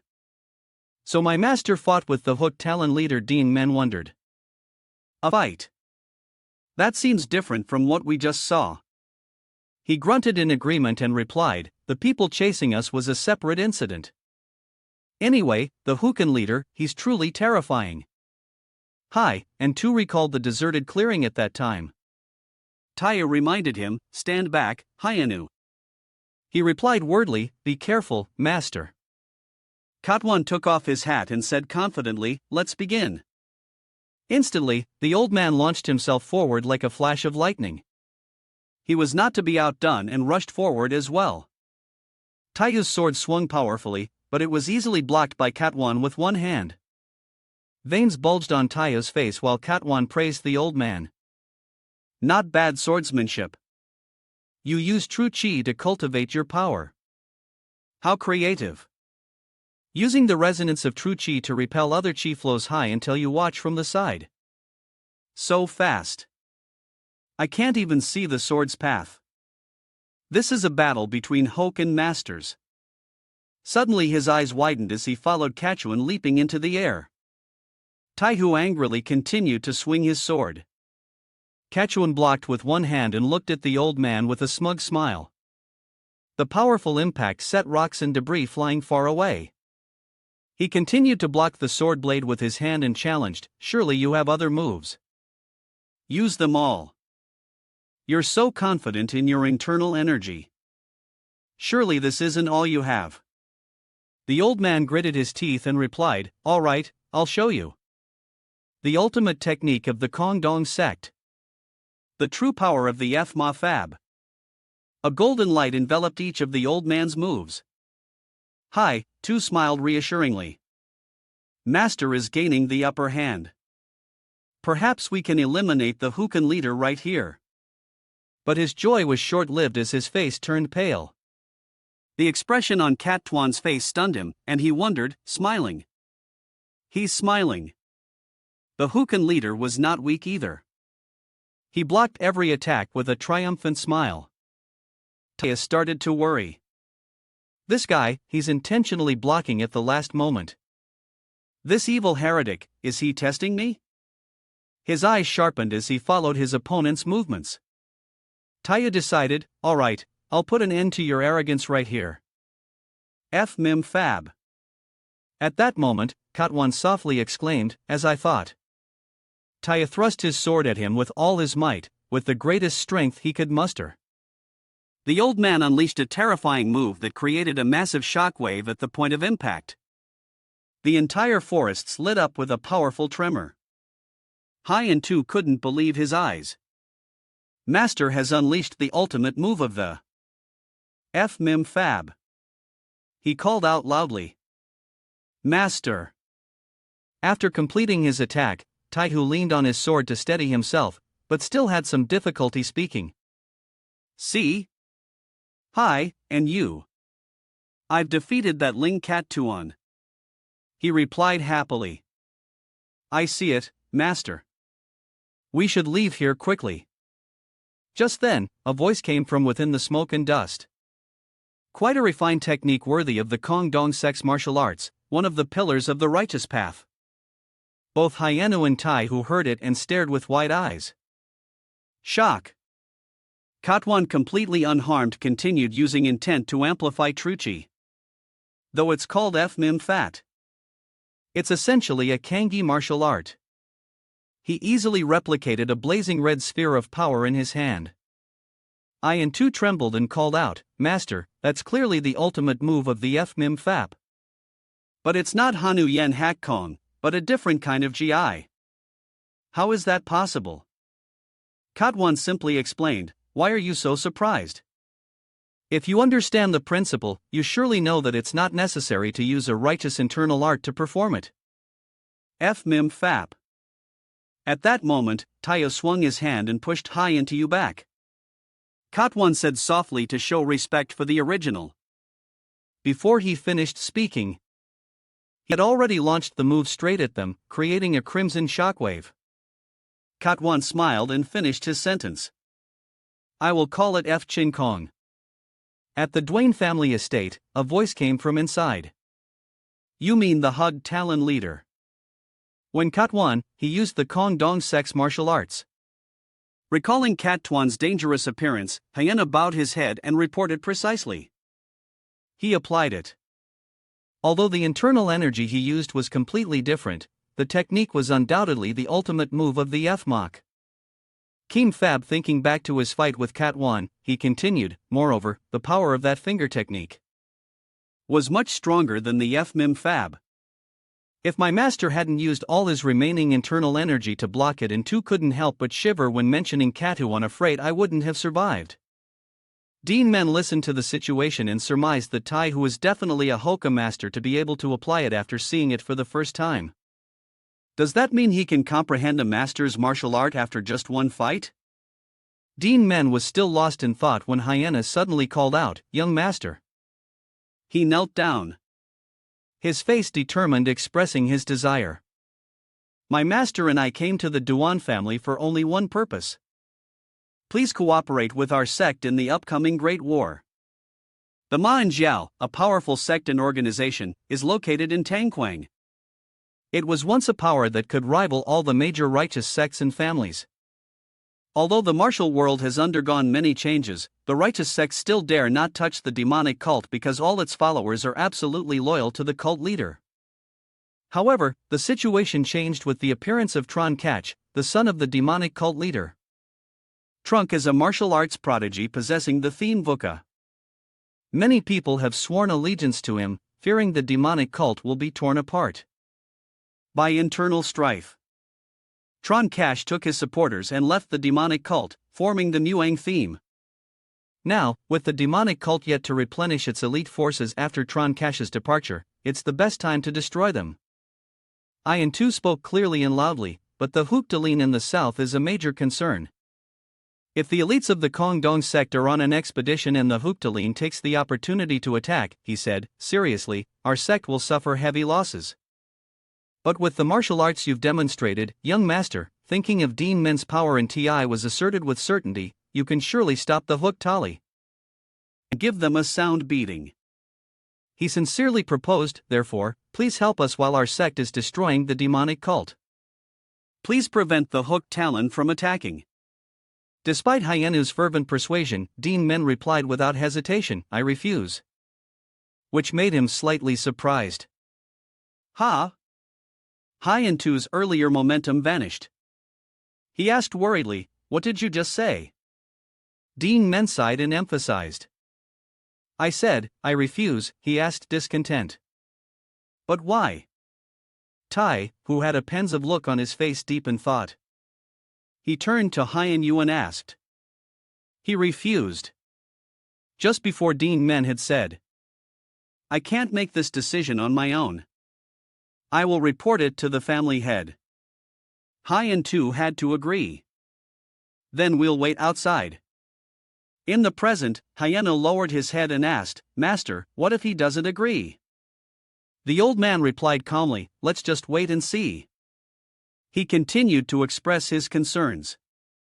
Master, this is unrelated, but the situation of the Duan family seems quite different from what we expected. On the way here, I observed carefully the architecture, the martial arts of the disciples. The demeanor of the family members, it completely contradicts the rumors that the Duan family has fallen into decline. Realizing the truth in his words, Taiyu also nodded in agreement. I've noticed that too. There must be some force that has helped the Duan family recover. We have to find a way to win them over. Du Lui and his father entered, interrupting the conversation. You did, priest. Please follow me. He introduced himself. I am Duan Combe, the general manager of the Duan family. The family had wishes to see you too. At the main hall of the Duan family, the person inside invited them in. The person continued, making Taihu and Hyenu a little stunned. I've heard everything from Duan Men. You came here to ask the Duan family to cooperate in destroying the demonic cult, didn't you? I am Duong. Try to. She gave a bright smile to welcome them. I am the head of the Tuzan Duan family. Standing before this graceful yet powerful woman, Taihu and Hyenu couldn't help but feel tense, silently assessing this pressure. She's definitely a Hokkien master. I never expected the Duan family to be so powerful. The young master's martial arts already astonished me. The family head is also a Hon master. The Duan family has restored its former glory. Hyentu calmed down and replied to her, that's right. Our Kongdong sect is in great need of help. Destroying the demonic cult is a righteous cause and the Duan family should lend its aid. I hope you will reconsider. Kaida thought for a moment, her beautiful face falling into a pensive silence. She asked Duan Men, "Did you refuse them? Do you still hold the same opinion now?" Duan Men turned and said, "Yes, mother." Itu bowed slightly, then looked up with a bewildered expression. "Why, young master?" He said loudly, "If we don't stop the demonic cult, the martial world will fall into the hands of evil heretics." Duan Men's gaze sharpened as he replied coldly, "I understand the danger of the demonic cult, but the hook talon is a different matter." He explained, "As far as I know, the hook talon doesn't oppress the common people in Zion. They collect taxes, but they also eliminate evil and maintain order just like the righteous sects. We have no reason to attack them." Tai, who listened intently as if hearing new information. Itu, sitting beside him, was surprised. "What do you mean by that?" Suddenly, Duan Men grew angry, his face dark as he questioned them. "Do you still dare to speak of righteousness? When the hook talon destroyed the sects into Zion, when Hmong attacked the Duan family, he roared. Not a single person from the righteous sects came to help." Taihu and Hei and Tu stared with wide eyes, not daring to utter a sound. Duan Men calmed down, but his sharp gaze remained fixed on the two of them. "I understand you must prioritize the interest of your sect. I don't blame you," but he continued, "now you come to us for help, using the excuse of destroying the demonic cult, isn't it? Because Kalyuan is about to be destroyed and the fire is about to reach your own house that you're in a hurry to ask for help." Hearing those words, Hyanu was shocked. Piecing things together, he clenched his chubby hands, blaming himself inwardly. "I have no face left. The young master is right." And he bit his lip, his expression slightly apologetic. In contrast, Taiyu inwardly sneered. "Easy for you to say, but when our sect was in danger, no one was there." "However," he said aloud, "the young master is right. I apologize for not considering the Duan family's position." Feeling something strange, I looked at the old man in confusion, his heart full of doubt. "Master, normally you would have flared up immediately." Taihu reprimanded himself. "I was short-sighted, only speaking of the greater good without thinking of the sacrifices of others. It's only natural to be rejected." The old man earnestly made a request if the Duan family agrees to help. "Our sect will repay you handsomely. We want to cooperate, not beg. I hope you will reconsider." Reconsidering the matter, Duan Men finally consented. "Sink Senior Tai who has said so. We cannot continue to refuse." Hai and Yu was overjoyed. "Really? Then let's discuss the deployment of troops." Duan Men continued, before that, his face now exactly like that of a money grubber setting conditions. "Let us know how much you are willing to pay." In the courtyard of the Duan family, Taihu and Hai and Tu stepped outside. Hai and Tu's already plump face was now sagging as if he were caught in a dilemma. He sighed. "The cost to maintain our sect's operations for several years." Taihu reassured him. "As long as we can protect our sect, that amount is nothing." The old man spoke as if he already knew the intention. He must be very confident to dare ask for that price. Hint looked at the old man with wide eyes. Still worried. Although the young master's martial arts are very high, but Taihu couldn't, who knows, he might be even stronger than the family head. Heian wondered, "Huh? With your insight, master, can't you see?" Through another's internal energy. The old man continued, "Unless he can conceal it even from a master." Upstairs. Trident was elegantly enjoying tea. Duan Men had been observing them intently from the start. He and she had heard their entire conversation. Duan Men thought, how could they have discovered that I'm using two? This Taoist is quite sharp. Hon masters are truly no small matter. Kaida spoke up. "You certainly didn't do that just for the money." She slowly placed the teacup on the table and asked, "Why did you suddenly change your mind?" Dean then explained, "It wasn't sudden, mother." In front of them. I had to speak well of the hugged Talon, but I don't trust them. Kaido wondered, but after the major sects into Zion were wiped out, order was still maintained, right? His voice lowered. That's all thanks to Link Cat Tuan.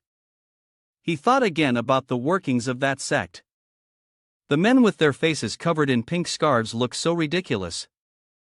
Duan Men explained clearly.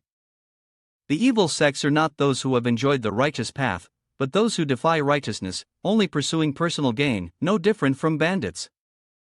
Currently, the evil sects in design are only being held in check by Ling Kachuan. Ever since the Duan family weakened and fell under the control of the Hukan, we haven't dared to leave Thandu. As soon as they get a chance, they will immediately harm their competitor, plant spies to sabotage and even attack other sects. Their nature hasn't changed at all. The current order is only temporary. If Ling Kachuan disappears, the evil sects will run rampant all over to Zion. After hearing this, Kaida had to sign an agreement. As expected, the wolf in sheep's clothing. I understand what you mean. So, what do you plan to do? Duan Men gave a triumphant smile as if he had already laid out a plan in his mind. It's very simple. Don't give them a chance to attack. She still didn't understand. But with our current strength, we can't completely blockade the hook. Talon. Duan Men explained his plan with relish. I won't stop them from the outside. I'll destroy them from within. Kaido was startled upon hearing this. You plan to attack the Huktalians' headquarters. After thinking for a moment, she said, it sounds reasonable, but infiltrating that place is no easy task. Duan Men boasted proudly. They recently sent me an invitation, inviting me to the 2 Zion Grand Assembly. Kaido was surprised as if she had never considered that. He explained, unlike before, the 2 Zion Grand Assembly is now a martial arts tournament. For the young masters of the evil sects, I will participate in the 2 Zion Grand Assembly and see their true nature. Duan Men's voice became dangerous in the next sentence. If they still hold on to their evil nature, I will eliminate them all. On the horse-drawn carriage, a voice came from inside. Lin, if you go to the Duan family, remember, you must absolutely not displease the young master. Thang then clasped his hands together under his chin, giving careful instructions. The fate of the Jocket family depends on you. In the carriage, the girl with blue hair tied into buns smirked. Don't worry, Uncle Thang then sat still, his body trembling. The girl continued, if the young master of the Duan family is truly as talented as you say. This girl is Jocket Lin, the daughter of the Jocket family's head. With excitement, she confidently declared, I will definitely win him over. Recalling the past, Tai, who couldn't help but be startled by the mushy substance before his eyes, poison. Hao Leap beside him was equally surprised. This is medicine, the old man recounted. I was still worried, not knowing whether I should drink it or not. Thinking of the power that erupted from his body at that time, the old man continued. But unexpectedly, after drinking it, my internal injuries recovered very quickly. Even the head of the Duan family who prescribed it was surprised at my recovery speed. At this rate, I will surely return to the Kongdong sect soon. Duan smiled foolishly. I'm so glad you're better. While listening to Taihu's story, a noise from outside caught Hyenu's attention. He looked outside and wondered, by the way, nephew, why is it so noisy outside today? Is something going on? Duan replied, it seems the Jocket family has arrived. Hint was startled, huh? The Jocket family. The Jocket family's carriage had now arrived at the courtyard. The tone continued, the Jocket family and the Duan family have always had a close relationship. They also helped the Duan family during the recent martial arts tournament. At this time, they've come to set up a defensive formation for the outskirts of the Duan family's territory. Hyen listened, his face blank as he thought. I heard the 2 families have a good relationship, but I didn't expect them to help this much. I don't know much about formations, but it must cost a lot of money. Can the Jocket family afford it? Taya calmly asked, does the Duan family cover the cost of materials and labor? Dun naively replied, no, I heard the Jocket family will take care of everything. The young master said that the Jocket family is very enthusiastic about cooperating. The other two were stunned speechless upon hearing the situation. Taihu speculated inwardly. Could it be that the Duan family has some leverage over the cat family in the Jocket family's carriage? Thang then was still trembling. The image of Ling Cat Tuan made him even more afraid. At the Duan family estate, Thang then and Lin were preparing to enter the Duan family mansion. The old man asked again. Lin, are you confident? She firmly reassured him. Don't worry, uncle. Lin put her hands on her hips, arrogant and fully aware of herself. She said, ugly. No man can resist my beauty. Thang then sighed helplessly. He thought to himself. Yes, Lin, you are as beautiful as my sister. The number one beauty of Hobak Nam in the past. That was the girl with green hair like Lin. Her eyes downcast as if carrying a great sorrow. She had a gentle appearance but was actually cold. He arrogantly judged, captivating a boy of the same age is surely not difficult. Thang then was still lost in his thoughts. More than 10 years ago, Mongfai attacked the cat family because he wanted to possess my sister. The image of the small girl kneeling at the feet of the ruffian while everything was burning was truly tragic. He remembered the image of his sister being brutally murdered. The old man couldn't help but feel sorrowful as he continued to think back. Thanks to her sacrifice, the cat family was able to escape annihilation. But because of the humiliation of becoming an overnight plaything, she committed suicide. I can't let that tragedy repeat. Looking at Linlin's arrogant demeanor, the old man grew more pensive.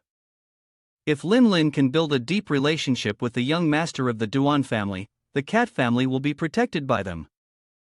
Thang then turned to look at her, his face full of anticipation. I'm entrusting the future of the Jocket family to you, Lin. A voice from somewhere broke him out of his thought. Welcome, Jocket family head. Your family's formation was a great help to the Duan family. During the recent martial arts tournament, seeing the person before her, Linlin's eyes widened in surprise. Thang Than's mouth dropped open as if nothing could shock him more. Kaida smiled brightly and warmly welcomed them. I am incredibly grateful. The old man silently praised. The family head must be the young master's mother. Like mother, like son. What an exceptional bloodline. Thang then stared at Kaisu, thinking, I was so busy admiring the family head's beauty that I was rude. The old man clasped his hands respectfully. Jackaton then pays his respects to the Duan family head. I did not know you had taken office. How rude of me. Ga said, it's all right. I only took office recently. You must be tired after your long journey. Please rest comfortably before you start work. Thang then replied, thank you for your concern, family head. Kaida wondered, and the person next to you is since talking to her. The old man had maintained a tense expression. He quickly replied, this is my niece. I brought her along to strengthen the friendship between our two families. Lin. Quickly greet the family head. Lin. The girl had been daydreaming the whole time, staring intently at someone, ignoring Thang Than's calls. A blush appeared on her cheeks as she thought. That person must be the young master of the Duan family. It turned out she was looking at Duan Men. The handsome young man stood there coolly. Lin praised him inwardly. How can someone be so handsome? Truly worthy of being my husband. Thang then called out again in alarm. Lin this time. She yelped in surprise, regaining her composure. Lin bowed, my apologies for my rudeness. I am Jocket Lin. Although it's a bit late, I congratulate the Duan family head on taking office. Kaida praised her wholeheartedly. Oh, the young lady is so polite. Thank you. You are very beautiful. In the future, many men will surely be captivated by you. Lin Lim bowed her head, thanking the family head for the compliment. She gracefully covered her mouth. When I was young, many people admire me too. You look just like I did back then. Lin expressed with excitement. Why do you say that? Family head. You are still very beautiful. At first, I thought you were the young master's younger sister. She thought to herself. I must win over the young master's mother. Who knows? Maybe she'll be my mother-in-law one day. Ga happily replied. I'm very happy to hear you say that. You and Duan Men are the same age. You should be friends with him. Tears welled up in Lin Lin's eyes. She confessed. Yes, I'd be very happy. My older brother doesn't like me because I am the son of a concubine. Trida felt sorry for her situation. Oh, how pitiful. The scheming Lin Lin glanced away thinking. The young man master. Suddenly, her eyes shot up as if something unexpected had happened. It turned out Duan Man was resting his head on the table, dozing off. That was definitely not part of Lin Lin's plan. Fang Then and Lin Lin looked towards Duan Men, utterly shocked and hurt. So heartless. Such a beautiful girl telling a sad story. How could he? The people before, when they saw Lin, they were all captivated and came back. She wondered how strange in the cat family. I just had to take a walk and so many men would come to talk to me. Does he not like me? Duan Men was drooling in his sleep. In his dream, he saw my sweetly calling husband. Lin Lin felt wronged. Fang then sighed, it seems I have failed. She felt hurt and clenched her fist, silently blaming him. I've never been humiliated like this before. He didn't even bother to look at me. She seethed inwardly. Duan Men Kaisu, fed up with her son, pinched Duan Men's cheek to wake him up. Don't be rude in front of our guest. Lin's eyes glistened. She was determined. I will definitely make him pay attention to me no matter the cost. In Thanu, the area controlled by the Hook Talon, someone said, have you heard the news about the Tuzian Grand Assembly? I heard the young master of the Duan family will also be participating. The other person replied, huh? With what he's done. The other disciples will surely not let him off easy. The sound of footsteps echoed down the hallway at the Tham Hufong. Preparations for the Tuzian Grand Assembly were underway. A meeting was in progress. The person leading the meeting explained. The first page is the budget for the Grand Assembly. The next page is the list of sects and families participating in the martial arts competition. A blonde-haired man was chewing on a blade of grass. He is Thong Man Hat of the Tai De Tan, and he interrupted the speaker. That's a good enough report. That's more than enough. Damn hoof. This year was supposed to be hosted by Thien Shambang. But you've worked hard. Currently, Tam Hoa is the one conducting the meeting. Her voice was mysterious and proud. You flatter me. I am only doing my duty. The man in the mask laughed loudly, mocking. The alliance leader has neglected his duties and gone off somewhere again. The old man next to him joined in. He was always a free spirit. I just hope he matures soon and forgets the past. A child's arm pushed the door open forcefully. A loud call, Uncle. The people who were just joking all turned their eyes to the door. Their faces filled with curiosity and confusion about the person at the entrance. A moment of silence passed. Tamho's pensive expression momentarily turned cold. It was the voice of a little girl. The girl with two pigtails excitedly shouted, I want to go see the Tuzian Grand Assembly. The innocent girl ran over and hugged Minhap. He asked her affectionately, what's wrong? Last time you said it was a bother, and you didn't want to go. The little girl was overjoyed. I just heard. The little girl's eyes sparkled mischievously as she said. The young master of the Duan family will also be attending the Zion Grand Assembly. Minute replied with interest. That's right. Suddenly, the little girl became shy. Her lips puckered bashfully. I heard he's very handsome. So much so that all the women in Thanu are infatuated with him. Minhak glanced at her skeptically. Who told you that it's probably an exaggeration? The innocent voice spoke clearly. If it's fake, then forget it. But if it's true, he will be my husband. Minhat replied helplessly. If she heard you, she'd surely be shocked. The girl's innocent words made the whole meeting room burst into laughter except for Tham, who remained cold. He asked, anyway, can I go watch? The little girl replied mischievously. Yeah, even if you forbid me. I won't listen anyway. Suddenly, Tham glanced at them mysteriously. She smiled, full of cunning and scheme. Napman continued, besides, who would dare to block the path of the Hook Talin leader's beloved daughter? The little girl laughed happily. At the Duan family estate, a comb gently glided through the young woman's hair. The girl holding the comb behind her praised her wholeheartedly. Look, your hair is so smooth. Neela gently combed Mato's hair and said, I can't believe you just recovered from your illness. Mu laughed happily. Neela teased last time in front of Duan Men. You must have looked awful. Do you have any secrets? Share them with me. She rolled her eyes and gave a strange smile. Sister, what do you think of Duan Men? Hitting a nerve. Ma blushed and stammered. Ha?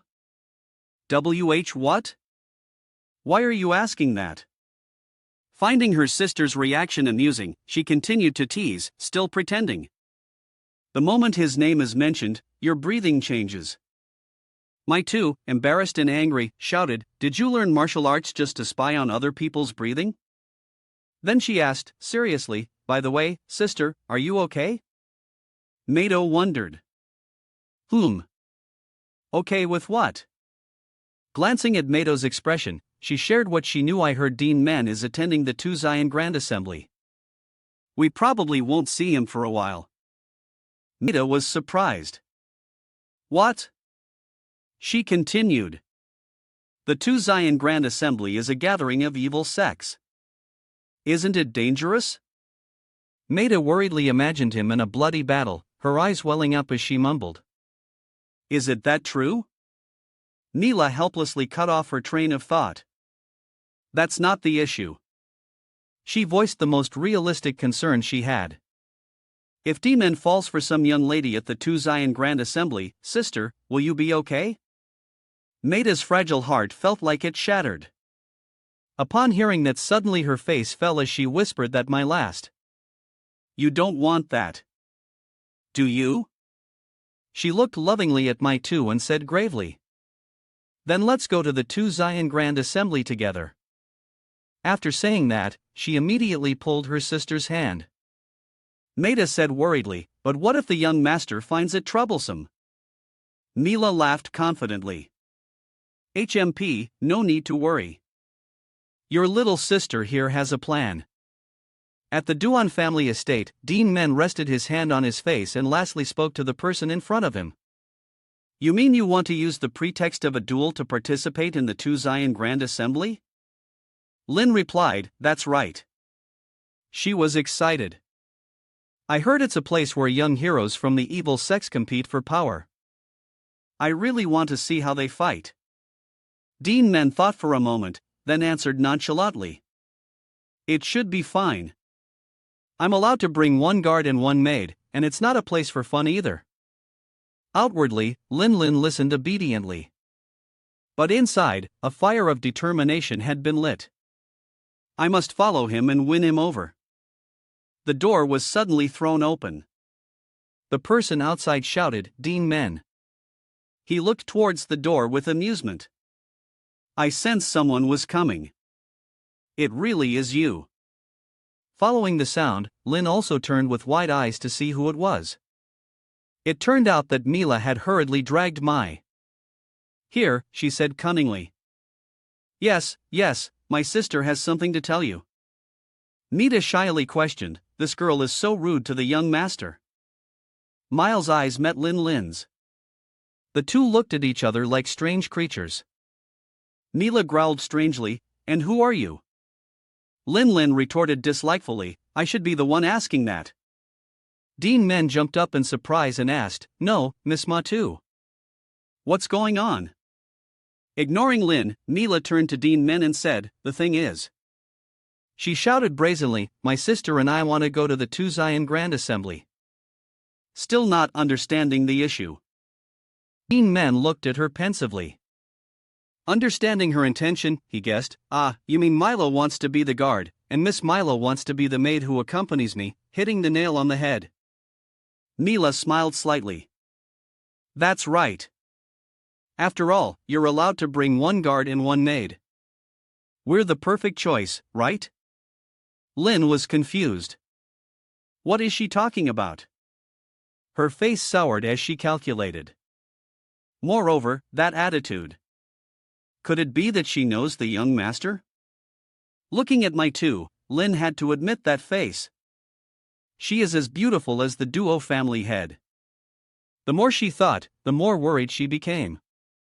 If I go with her, my plan, my position, Duan Men tactfully refused. I'd be happy for Mila to come along, but you, my lady, cannot. I already have a maid. Mila retorted angrily. What? Why? If my sister doesn't go, I'm not going either. Hearing that, Lin blushed slightly, thinking. He already has a prior arrangement. Could it be me? Duan Men replied coldly. Then I'll have to choose someone else. Miles' angry eyes looked like she wanted to eat the other person alive. She growled.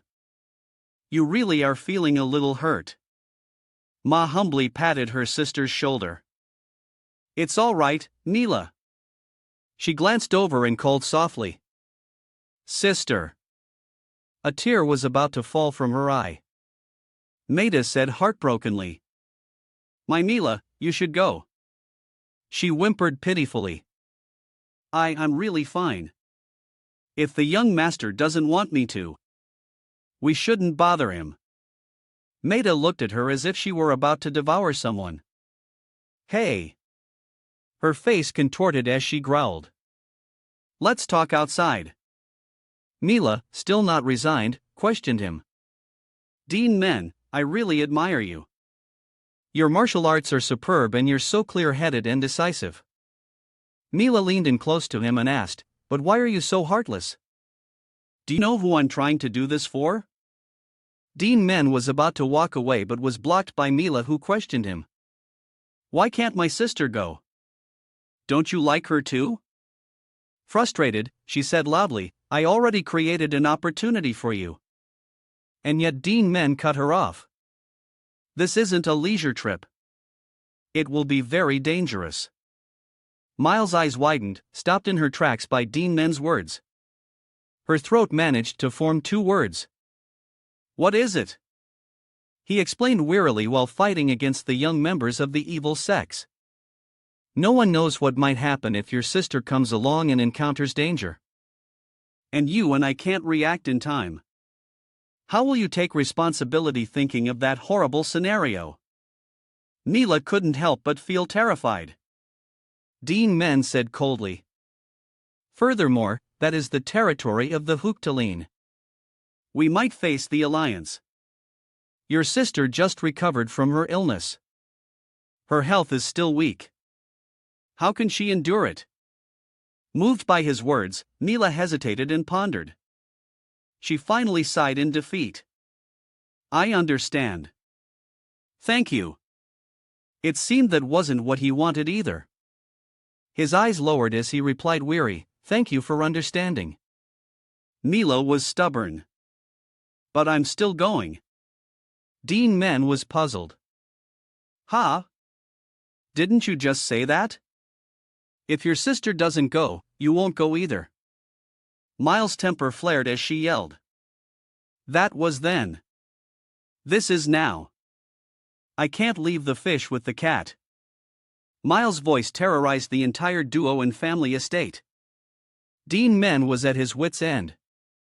I really don't understand you. Elsewhere, Lin was feeling uneasy. Why do I feel like someone is talking bad about me? Somewhere in the Duan family's estate, Tham was reading something in his hand with his eyes half closed. Duan Men approached him and whispered in his ear, "What are you doing?" Sleepy. The old man jumped up, shouting, "Absolutely not." With a tense face, he reported the situation. The formation has been set up and is currently in the adjustment phase. It will be completed in a day or two. Duan Men listened with a thoughtful expression. Oh, is that so? In that case, under the brilliant sunset sky, Tham then displayed a giant magic circle for Duan Men to see. The old man briefly explained how the formation was set up with the AM docking as the center through the medical pavilion to the general manager's office. Briefly introducing its operation, Tham then reported seriously. I have set up formations at the 3 most important locations of the Duan family and completed them within the deadline you requested. A week ago, Duan Men had come to make a request that made the old man's face turn pale. Within a week, do it. If you don't want to die after hearing those words, the old man froze. Back in reality, Tham then asked, So, are you satisfied? Duan Men patted the old man on the shoulder in praise. He smiled with satisfaction and praised.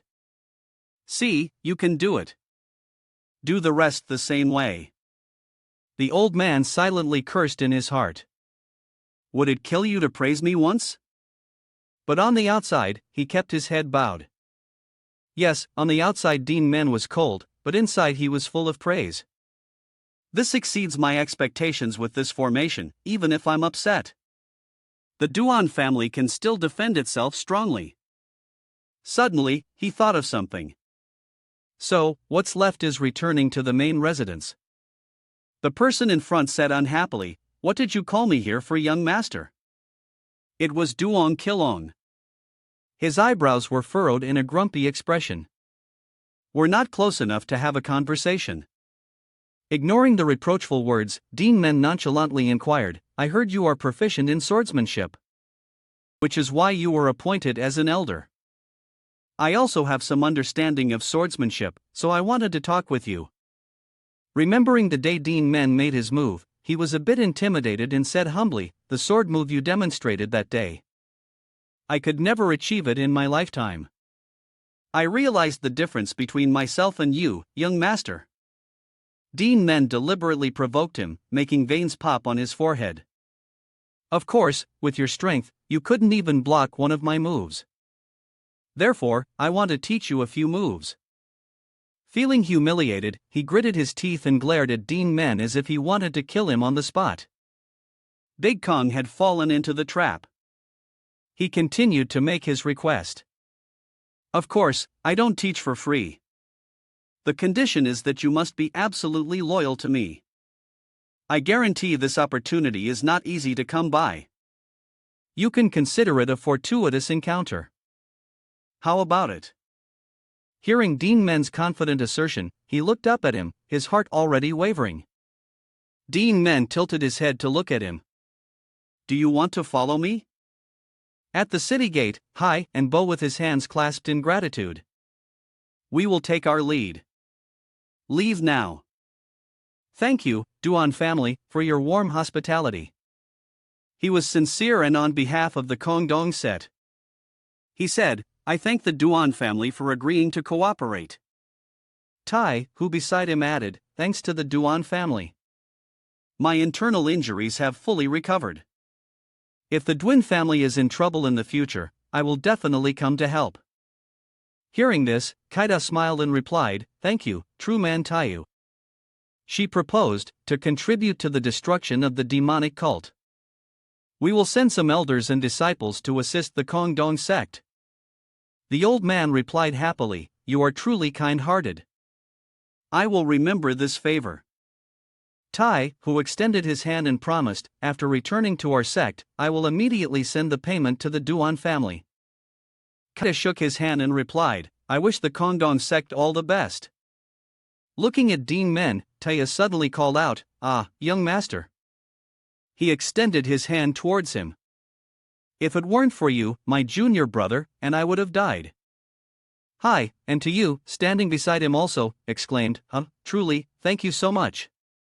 The two of them shook hands, and the old man said warmly, Your martial arts are extraordinary, far beyond your years. You will surely surpass me in no time. The handshake from the other person seemed to contain immense power, shocking Taihu. The old man's face became blank, pale with astonishment. Seeing this, Hyanu was worried. Master, why is your face so pale? Are you all right? The old man scratched his face and stammered. No, it's nothing. I'm just a little sad to be leaving. Tai, who replied, All right, we should return to the Kongdong sect. Let's go. But deep down, the old man was certain. I'm definitely not mistaken. Looking down at the hand he had just shaken, the old man wondered, but how can he have such a powerful aura? At first, I was just guessing, but maybe. The old man looked at the figures back in front of him. The reason the Duan family restored its prestige. It wasn't the Duan family head.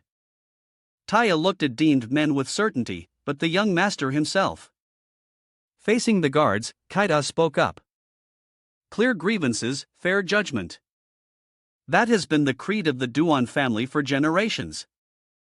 She commanded loudly since we have agreed to cooperate.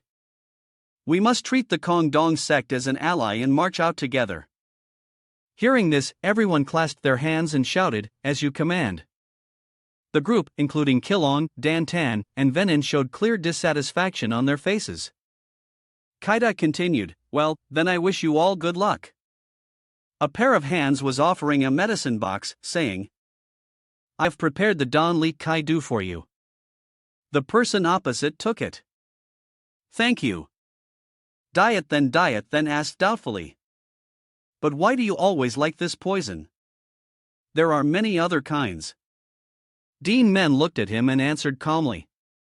I'm used to this poison.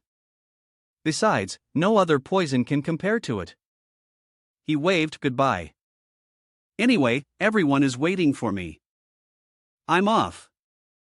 Diet then smiled brightly. I'm not worried about you, but remember to take care. The appeared on his shoulder. Skeptical. Are you really not yet 20 years old? Duan Men looked at it and asked back, Why do you ask? Then explained frankly, with your martial arts no one would doubt you if you said you were an old senior, but thinking of voing catch then hesitated, though you still can't compare to that voing catch. Moreover, the sword move you displayed when you subdued the fourth elder, recalling the scene of him holding the sword enveloped in blue light, and Khan's astonished expression, it exclaimed, it was even more profound than the ultimate sword techniques I fought against with voing catch. He closed his eyes and continued, the hook leader can comprehend martial arts after just one observation. Why can't I? Faced with its helpless gaze, he replied. Don't be so curious this time. Then Juk silently answered in its mind. I'm not. Milo waved and called out loudly. There you are. What took you so long? As he approached her, he explained. I went to get some poison from Diet then. And who is this? Hearing this, the person quickly bowed. Greetings, young master. He clasped his hands and introduced himself. I'm Shan Cat, assigned to guide you to Thanu. I will protect you well on the way. Duan Men replied casually, All right, thank you for your trouble. Approaching from a distance, Kaida spoke up. Are you leaving now? Seeing her, the three of them were wide-eyed with surprise and clasped their hands. Greetings, family head. Kaida came to his side and smiled gently. There's no need to be so formal. She spoke, reminding him, the wind is picked up. No matter which path you choose, I will support you, but remember to take care. He bowed. Mother, rest assured. Whose son am I? Hearing that, she covered her mouth and smiled, replying, You are the son of the Duan. She instructed, You all take care as well and assist the young master diligently. The three subordinates bowed their heads and shouted, As you command. Ka looked at them with longing. Well then, go. She stood from a distance, watching them gradually disappear beyond the city gate. The horse-drawn carriage entered to Zant's Hein Duong district. They had put on face veils and were looking around. Mila spoke up. Wow, it's so lively. The last time I came here, it wasn't this bustling. Dean Mang glanced at her in surprise. You've been here before. She closed her eyes and shrugged, explaining, When my father was a merchant. I came here a few times. I heard my father's merchant guild used to be the largest in Zion. Miles' voice was a bit sad. Now that the evil sects have occupied Zion, the scale of the merchant guild has been greatly reduced. Hearing this, he became even more curious. Did your father say that too? He thoughtfully considered the gold. If the Duan family wants to grow, it needs a merchant guild to ensure its finances. We can't always rely on confiscated money from corrupt officials and profits from the medical pavilion. It seems we need to eliminate the evil sects as soon as possible. He suddenly spoke up. After this is over, bring your father to see me. Milo was surprised. Huh? Why? He turned his head to look at her and smiled. I will help your father restore his merchant guild. Mila couldn't leave her ears.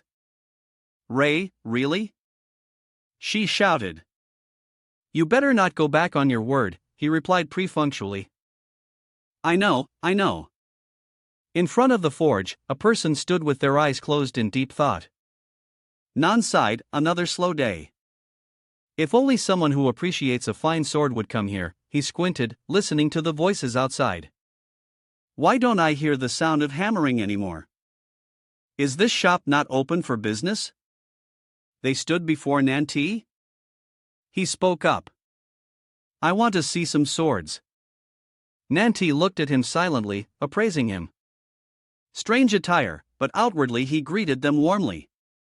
Please come in. The swords are inside. Feel free to look around.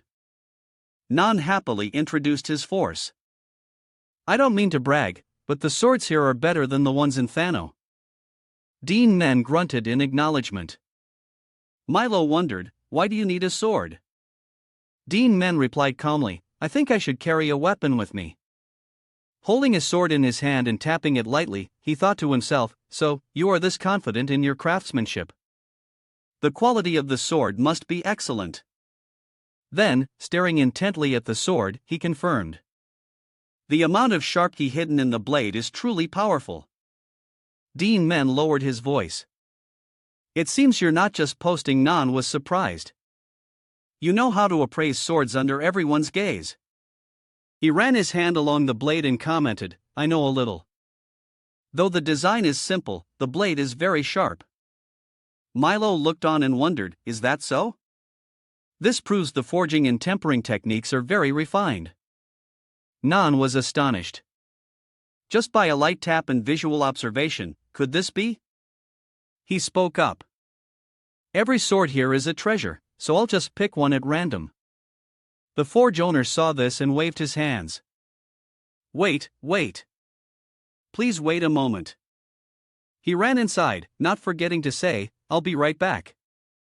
Please don't go anywhere. The weapons were neatly arranged on the wall. He placed a box on the table. Nante crossed his arms with a confident expression. Please take a look. I brought this sword out because I'm happy to meet someone who knows how to appreciate a good blade. Dean Men reached out to open the box and looked inside. Each person had a different expression. Dean Men was surprised. This is. He quickly opened the box, proudly presenting the masterpiece of our forge. Its name is IA, the demon-slaying sword. Dean Men stared at the sword, muttering, the demon-slaying sword. Under the intense gaze of the three, Neela hesitated non-feet. "This is Lin." Lin beside her also gasped. Lin's eyes sparkled as she commented. "Even I who know nothing about swords can tell how magnificent this blade is." An image of his master diligently sharpening the sword appeared as Nant said, "My master forged the sword, but he passed away from illness. He said proudly, I took over and completed it. What do you think? I can proudly say that it deserves to be called a masterpiece." Under the bamboo screen, he firmly affirmed. "That's right." An image of Duan Men from his past life holding a sword majestically appeared. "It's on par with the sword I used in my past life. I can feel the sharpness radiating from it constantly." But he looked at Nanat and said, "This is an excellent sword, but I don't really need a blade of this caliber." The man was shocked to hear that. "Wait, why not? Doesn't it meet your expectations?" Duan Men sighed. "Quite the opposite. You forged a sword you should be proud of, and that's why I think it's too good for me." His eyes were thoughtful. "A sword like this will only attract unnecessary attention. A simpler sword would suit me better." Then he decided, forget it. "Just give me the one from before." Nanti looked sad and sighed. "If you've decided, then there's no other way." Suddenly, a voice from the front door rang out. "What's going on here?" Seeing the person at the door, Nandan exclaimed, "Young Master Tan," the one called Young Master Tuan, had a scowl on his face as he questioned, "Didn't I order you to bring me the best sword? How dare you hide a sword like this and deceive me?" Tuthan's face was contorted with anger. "How dare a lowly blacksmith like you mock me?" Noni was flustered and said fearfully, "It's a misunderstanding, young master Tuthan." Duan Men glanced at the men behind him and frowned. "What is this?" A strange aura was emanating from all of them. "There's a strange aura among those who look like his guards. Something's not right." Then peeked out from behind him. "I knew something was wrong. That's demonic chi." Duan Men glanced at it and thought demonic chi whispered, "Yeah, I've felt it a few times." When an invisible guest came, "Is this the first time you've seen it?" He pondered. "I've only heard about it. This is the first time I've seen it directly." Duan Men stepped forward, thinking, "Why are those bastards from the demonic sect into Zion?" Then replied, "Who knows, but we can catch one." Tooth, his face fierce, stood before Duan Men and threatened, "Get out of the way. Hey, I'm going to kill that blacksmith. If you don't move, I'll kill you first." He raised his hand and scolded. Such a foul mouth for a little kid. Tython grew angry. "What? You bastard!" Before he could finish his sentence, the force from Duan Men's finger flick sent him flying backward, slamming hard into the wall. The guards beside him saw this and shouted, "Young master." Duan Men's cool figure appeared as he coldly reminded him, "At your level, no matter how good the sword is, you won't be able to use it properly. Come back after you've trained for another 20 years. A guard saw this and turned his head to threaten. "How dare you lay a hand on the nephew of Nam Jin's son, the head of the Henjiang sect under the Black Death God Alliance? Don't expect to survive. This." A green spark shot from his eyes as his cold voice rang out. "I don't care about your status, brat. You guys," Duan Men continued, "what do you have to do with the demonic cult?" Hearing that question, the faces of the men all turned pale. Neela looked at the big man in front of her and asked nervously, "Where is he from?" Tuthan and his guard turned their heads and exclaimed, "What?" A man with a scarred face and a fierce expression threatened, "How dare you call my sect by such a vile name? You not value your life." The guards looked behind them in alarm and exclaimed, "Young master, behind us." Before Tuthan's terrified face, a guard was knocked flat to the ground by him. The guards' heads rolled all over the place. He raised his sword and commanded, "From now on." He glanced towards them and continued, "We, the theme Nuyet Mon, will take care of young Master Dedhan, clean up this latai." A group of masked men appeared out of nowhere. they slaughtered without mercy. The leader looked at Duan Men and asked doubtfully, I'm truly surprised. I thought our concealment was perfect. How did you discover us? Hearing this, Men replied frankly, with a foul stench of you bastards from the evil sect reeking from a mile away. How could I not notice? If you're going to hide your identity, at least cover your ugly face properly. Seeing the angry, restrained expression of the man opposite, Lin angrily blew out smoke and shouted, Are you crazy? Why would you provoke someone to their face? An image of the corpses lying about appeared as he spoke. You see these people being killed and still don't feel a bit of worry. Gripping the sword in his hand, Duan Men turned his head to Noni. You don't need to worry unnecessarily. Before the angry faces of the men opposite, Duan Men said with assurance, From where I'm standing. You and those who have fallen are all the same. The leader heard this, grew angry, and commanded. Escort young master to then his eyes widened in determination as he said I will kill him. Under Duan Men's confused gaze one of them grabbed Tython by the arm and pulled him away this way to cried and screamed Who are you let me go. Duan Men glanced at the scene and guessed that kid really not know anything it seems he's not entirely innocent. Seeing Duan Men's dazed expression the man from the Nuyet Mon pointed his sword and rushed towards him saying hesitating Are you with his superior skills? He easily blocked the sword strike. With a loud bang, the sword broke into from the force of it. He was sent flying. He was bewildered and thought in disbelief. What? I clearly struck first. So, how was I knocked back? Duan Men looked down coldly from above. Then that image gradually faded. The man's head rolled to the ground with his final thought. I must counterattack immediately. The attendants who saw that scene all turned pale. Mila and Lin were stunned. Tu then, who was behind the crowd, saw the scene and cried in fear, unable to shed a tear. Duan Men's eyes were cold as he stared at the headless corpse in front of him. He looked at the sword and remarked as expected of a famous sword. The weight between the hill and the blade is almost perfect. The blade is so sharp, it doesn't have a single drop of blood on it. To Nan the surprise, he praised, What a fine sword. Turning his head to look at him, Duan Men's voice was full of respect. Your master was truly talented. You are also following in his footsteps. Excellent. Hearing those words, the man's eyes welled up with tears as he thought, Master. Nanti recalled the diligent image of his master sharpening a sword along with his teachings. A treasure deserves a worthy owner. The sword will find its master. He glanced over and advised, Therefore, you must only give it to someone worthy. Nanth looked at the majestic figure before him and thought with certainty, I found him, the true master of the demon-slain sword. Before the terrified crowd of the Nuyet Mon members, he asked, Who's next? You can all come at once. At Duan Men's words, they flew towards him like lightning with incredible speed. They shouted, Arrogant brat, don't underestimate us. His eyes glowed from behind the bamboo screen. Quick as a flash, Duan Men's figure appeared and disappeared, killing the men with a single sword stroke. Tu then saw this and his jaw dropped in fear and amazement.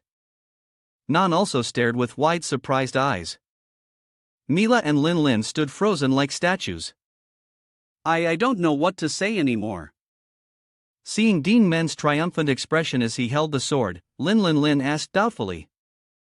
That guy, when did he learn swordsmanship? And appeared under a deep blue sky. Someone walked while thinking everything is going to smoothly to favorably. Dean Hutong's face was smug.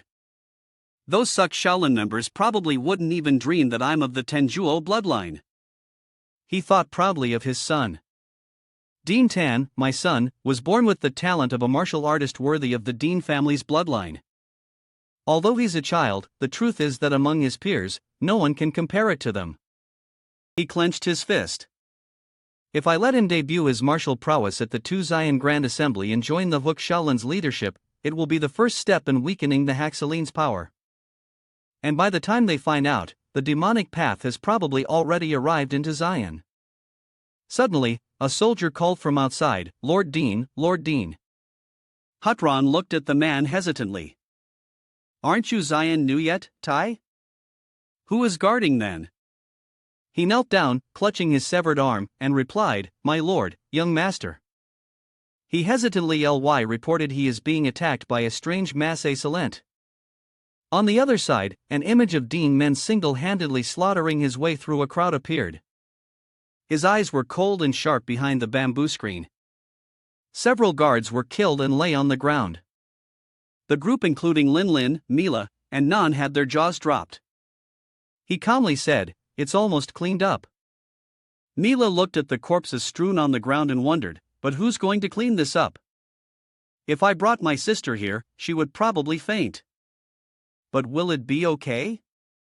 Someone already ran away earlier. So if reinforcements come? Duan Men turned his head to reassure her. I let him run. On purpose. As he pointed his sword at Dianathan, he said, This idiot doesn't even know he's involved with the demonic cult here. Someone must be instigating and protecting this guy. Hearing him, he quickly denied it. I think you've misunderstood me from the start. I'm not a member of the demonic cult. I don't know who these guys are either. He lowered the sword to his neck and said coldly. Well, find that out soon enough. Duan Men's eyes were dark as he spoke. Now I will question those who are coming. The three of them stared in shock towards the outside of the door. Hut Trunk strode in aggressively, followed by thousands of soldiers. He boomed. I know you're holding the young master hostage. If you release the hostage and surrender, I will spare your life. His face contorted as he warned. But if you resist, I will tear you to pieces and feed you to the beast. Duan Men stepped out calmly. I'm out. He held the sword to Tuthan's neck, taunting. What can you do now? Tu then knelt on the ground, crying and wailing. Father. The other three were hiding behind a pillar, thinking, who's the real villain here? Mila gritted her teeth. Damn it, just by looking, there are more than twice as many. What on earth is he planning to do? Duan Men continued to stare at the opposite side. Hutron stammered, threatening, How dare you? You know who you're messing with. He calmly uttered the demonic cult. Duan Men looked at the people exuding a sinister aura in front of him. And continued. I know the distinct chi emanating from you is demonic chi. You must have hidden your identities and come to Zion to carry out a conspiracy, right? His eyes shot out green sparks, his voice firm. Although I don't know if the Hook Solin is aware of this, I think if they found out, they wouldn't let it slide. Hutron gritted his teeth and thought that guy detected the demonic chi I've been hiding. Moreover, the fact that he doesn't see the 30Z yet tie and still walks out unharmed. He is a dangerous one. I must kill him. He growled in the name of the Duan family at Lin and Mile's surprised gazes. He ordered all Zion New Yet Tai. Use the diet at Hayat Maun. Mila said doubtfully diet Hayat Maun. That's what Ma Kuang Xian used when they invaded the Duan family. After Hutong's command, the guards behind him seemed to be empowered. Streams of power erupting from their bodies. Duan Men stared at him and asked doubtfully, Duan family, are you related to Duan Trunk Catch? Hut Trong angrily said to him, Is that what a dying man asks? The sword in his hand pointed at Tuthan as he spoke. I have no personal grudge, but that is the name of the one who destroyed my family clan. Hearing that, he laughed triumphantly. Ha ha! Which family did my senior brother destroy? The DCAT family or the Muklong the family? Oh no, since it's to Zion, it could also be the Duan family. Mila heard that and couldn't contain her anger, preparing to charge forward. Tell me where it is. I'll kill you and destroy your entire clan. Linling quickly pulled Mila back to stop her. Don't. She held Mila tightly while crying. You know if we go out there, we'll definitely die. Mila hesitated and said, but looking at Duan Men's heroic figure holding the sword, Mila hoped, right now, we can only trust the young family head. With that, Hutrong suddenly ordered Zhu Yetai kill him. Then hiding behind Duan Men asked, "Kid, the aura of those guys is quite something. What are you going to do?" Duan Men's sword blade flashed as he said nonchalantly, "You're asking the obvious, aren't you?" With one hand, he swung his sword and said coldly, "I'll just cut them down." What else? He faced thousands of people alone. He swung his sword in one clean motion and annihilate. After his sword strike, space seemed to freeze, ting with an unusual bloom in one go. Amidst the horrifying screams, a stream of color shot out. Hutrong's eyes widened in disbelief at the scene unfolding before him. Nan's face was full of doubt. Lin Lin and Milo were also shocked. Hutron's eyes bulged in disbelief. He thought impossible. 70x New Yet Thai warriors used the diet Hei Amon. Even a Hone master couldn't overwhelm them to this extent.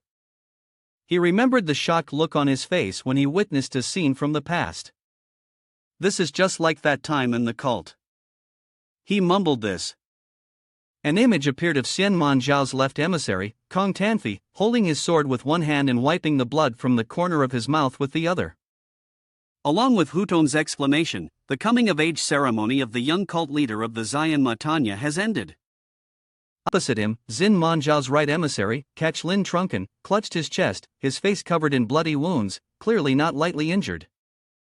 The figure of a man stood tall and unscathed, looking down at the two of them. Accompanied by the announcement, "The winner is Lai Yen Catch." Hutrong couldn't believe his thoughts. Senior brother's martial might overwhelm both the left and right protectors. I've never felt such an impressive aura from anyone else. And yet, it appeared in this kid. After a moment of hesitation and thought, he realized this was a hopeless battle. He knelt down, trembling. Spare me. In his heart, he was constantly calculating. At least spare to thin. Then he decided, I will die in my son's place. Please spare to then. Hutron looked at his son and explained, I don't know what grudge you have with the Mon leader, but my son is just an innocent child. He doesn't know anything. He continued to plead, so please spare him. Duan Men opened his mouth coldly, innocent. Before the man's tear-filled gaze, he said, wanting to kill someone over a sword you don't like. Is that normal? In the demonic cult. Tu then heard that and cursed angrily, you bastard. Before he could finish his curse, Duan Men's sword flashed across his neck, sending blood spraying everywhere. His head fell to the ground before his father's disbelieving eyes. Now Hutrong's face was filled with rage. He taunted, Are you angry? Duan Men looked down at him from above and said nonchalantly, The families of those you killed felt the same way, but I feel no pity for you. He warned darkly, I will not spare anyone related to Mon, nor did I ever intend to let anyone survive. The man's face was now contorted with rage. His features twisted as he wailed through his tears. In the man's eyes, the reflection of him slowly raising his sword was visible. His voice, like that of a demon, rang out, Stop your nonsense and go to hell. His head was instantly severed from his neck. In front of the Low shop after the battle, Duan Men held the sword in his hand and asked hesitantly, You want to give me the sword? Nante generously said, Anyway, it's thanks to you all that I'm alive. Please consider this sword as compensation. He sniffed and continued, My master used to say that a fine sword must have a worthy owner. I'm sure my master would be very happy if I gave this sword to you. Mila heard that and chimed in. All right, if he's giving it, just take it. Duan Men, caught in the middle, was flustered.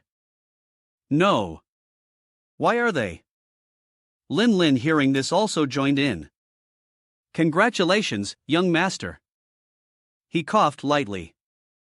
If everyone agrees, I will accept it. Mila stood by and glanced at him.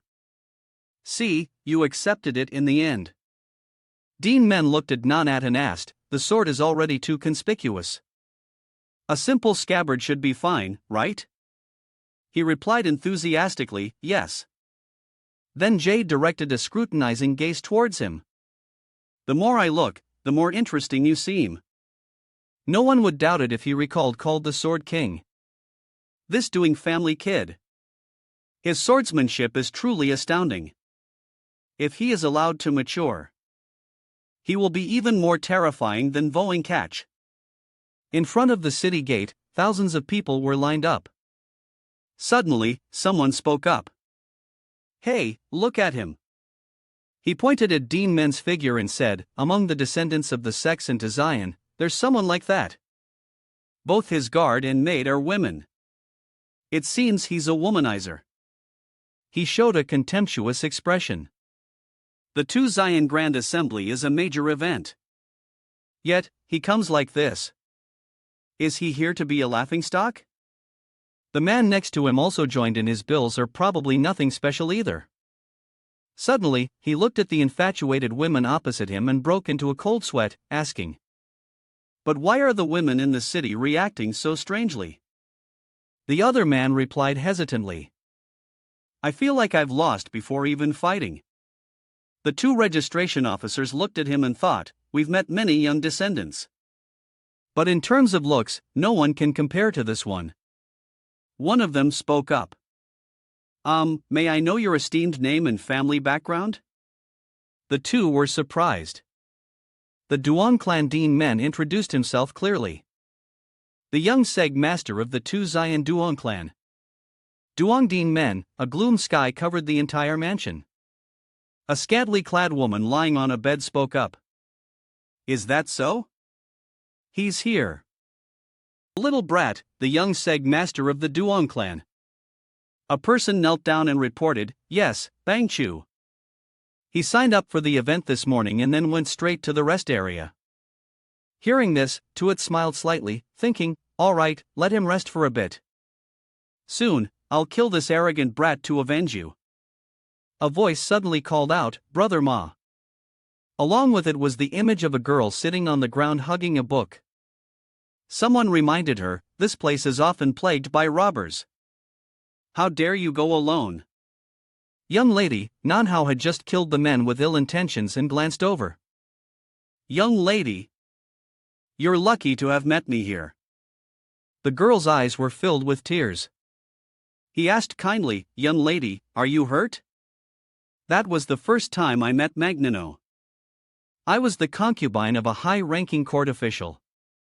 Although I lacked nothing in life, I was no different from a plaything. One day, the official suddenly passed away. In his life, he had a hobby of collecting secret martial arts manuals. Tuetan clutched the secret manual and fled. And I wanted a new life. So, I took a manual and escaped. It was on that very day that I met Mac Nanhao. After that, I quickly became close with him. As someone from the Vodong sect, he taught me the basics to protect myself. And from that foundation, I began to practice the secret manual I had stolen, the Zich Lendi What. But unfortunately, fate did not allow me to be happy. From that time on, I began to suffer from a terminal illness that weakened my body day by day. Knowing that my time was running out, I left him. I didn't want to leave an ugly image in his heart. As time passed, I heard that Mana had become the head of the renowned Taimakim sect. While I was on my death, I could at least only lie there waiting for death. Although the constant pain made me want to just die. But I couldn't close my eyes with so many regrets. I wanted to see him one last time. A final thought echoed. Just once would be enough. Just then, Nanha appeared with Cat Tuan. He was alarmed. Female hero. Under Cat Tuan's intense gaze, Nanha's voice was filled with anxiety. Alliance leader. This is the person with outstanding talent that I mentioned before. But why is she dying like this? The Hukan leader explained. She has mastered a strong yang martial art in a female body. When yin and yang are in opposition, the body gradually weakening is the inevitable outcome. He crossed his arms and reminded her. If you want to live, recite the incantation of the martial art you've learned. Perhaps this is a faithful encounter that I should seize. As if mesmerized by the man's words, I began to recite the incantation. And just a moment later, Katwan stroked his chin and remarked, this should do it. With his other hand, he wrote some words on a piece of paper. He modified the Zitling Dihot to be usable with a woman's yin energy, creating the Tan Zitling Dihot. He continued, if you master it, the accumulated internal injuries will naturally heal. So try your best to cultivate. He is the Hik Satlin leader, the ruler of Tian. Lu Kachuan to repay his kindness in saving my life. I established the Tam Hoa Bang and joined the Hook Exaline. Nanha was also in the Hixatine. I thought maybe I'd have a chance to reconnect with him. But before Nanha left, he said some heartless words. I sought you out only for your talent for no other reason. So don't be burdened by old feelings. His mind had moved further than I had imagined. I couldn't blame him because I was the one who left first. Tuat Ling clenched her fists, determined not to give up, but I didn't want to miss the opportunity again. I could only suppress my feelings, hoping that one day he would understand my true affection. She was startled when she heard the guard's report. At that time, news of the Tai Mache destruction had spread. Toon's face was filled with resentment as she gritted her teeth. That day, I swore that I would kill that young sect master of the Duan family. She thought to herself, Duan Men, I want to find him now and kill him. But he has surpassed the home Rome. Dean Men's figure appeared in her thoughts. He's a master. Even with my Zik and Diho it would be difficult to kill him. Tuat Lin continued to scheme. I will endure a little longer at the upcoming Design Grand Assembly. She smiled slightly and leaned back. I have prepared an inescapable end for you. A clear morning.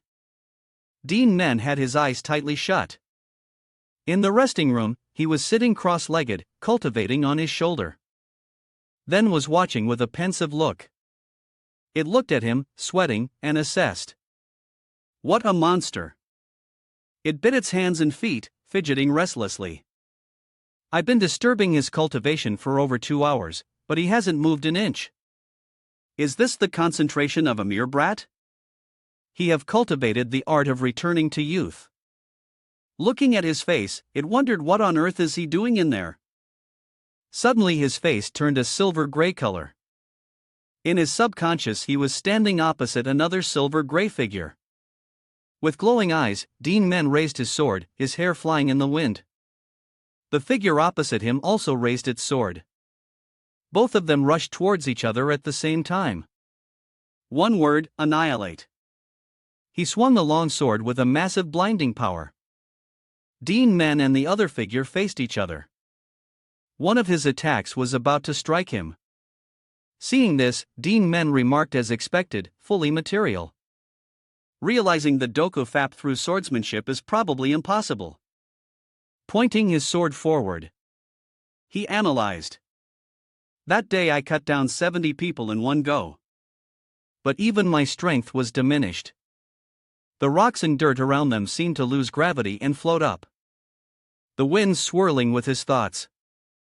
Looking at the sword in his hand, Dean Men continued to think, if the true power of the swordsmanship I used in my past life is called the Fuck Tam Fap, only when I master it can it unleash the true power of the swordsmanship. The figure opposite him radiated a golden light. The Fuck Tam Fap has the property of weakening the body. An ordinary person wouldn't be able to withstand it and would die instantly. Only my master and I, who were born with strong physics, could survive. Looking at the sword in his hand again, Dean Men thought to himself, of course, now that I have reached the Hokan realm, my body is stronger.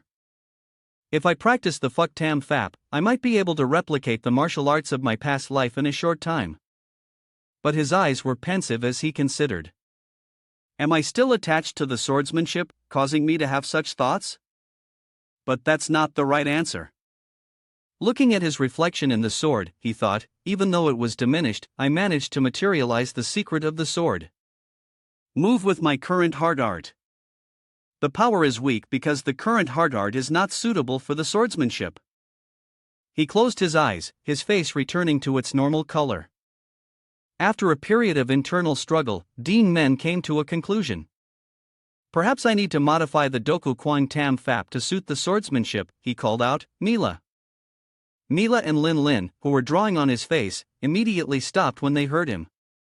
The two of them asked in unison, surprised. Ha, you weren't sleeping.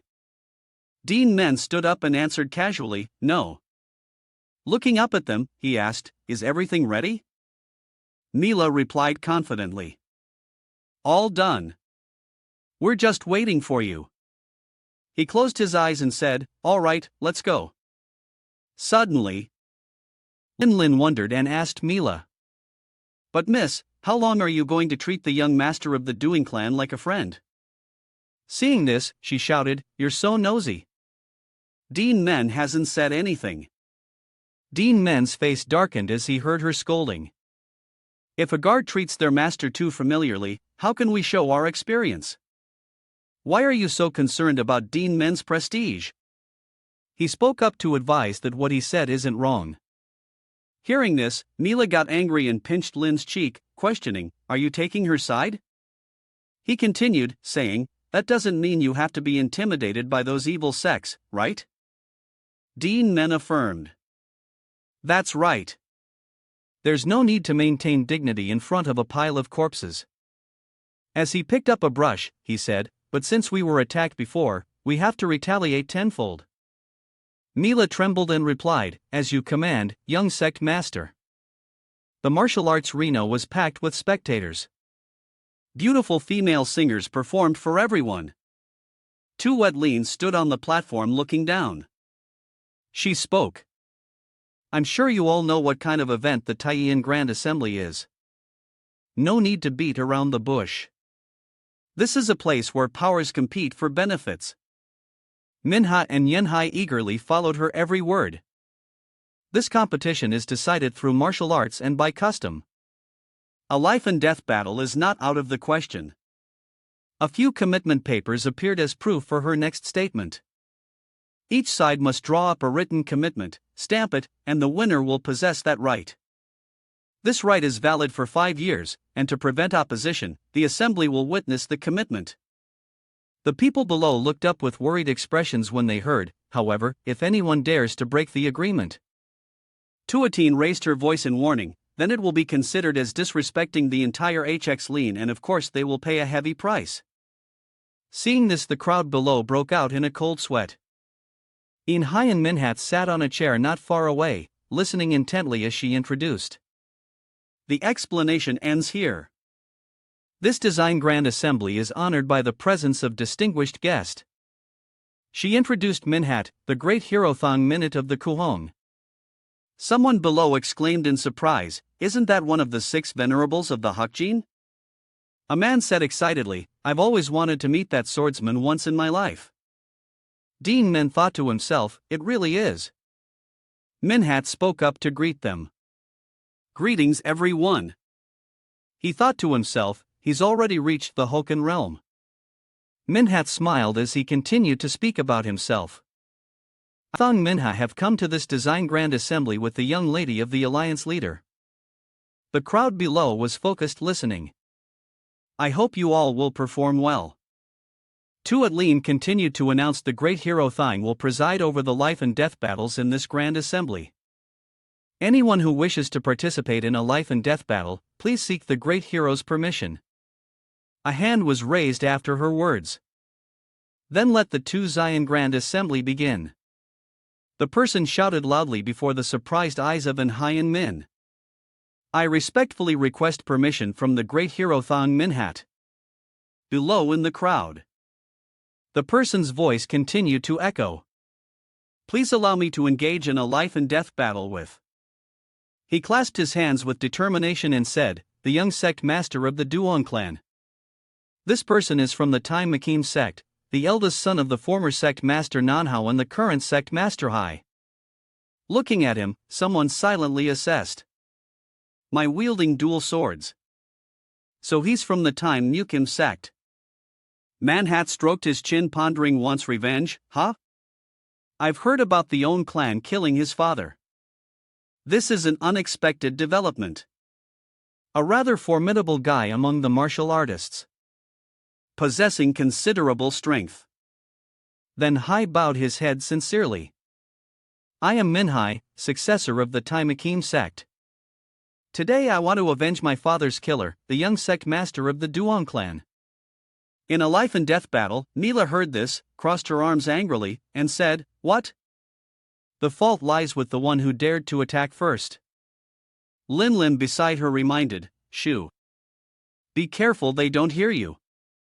He decided in that case the successor of the Taimakim sect, Minhai, please come up to the arena with the young sect master of the Duan clan. A foot jumped onto the arena and the next person also gradually approached. Two of them, Duan Men and Fihai, stood facing each other.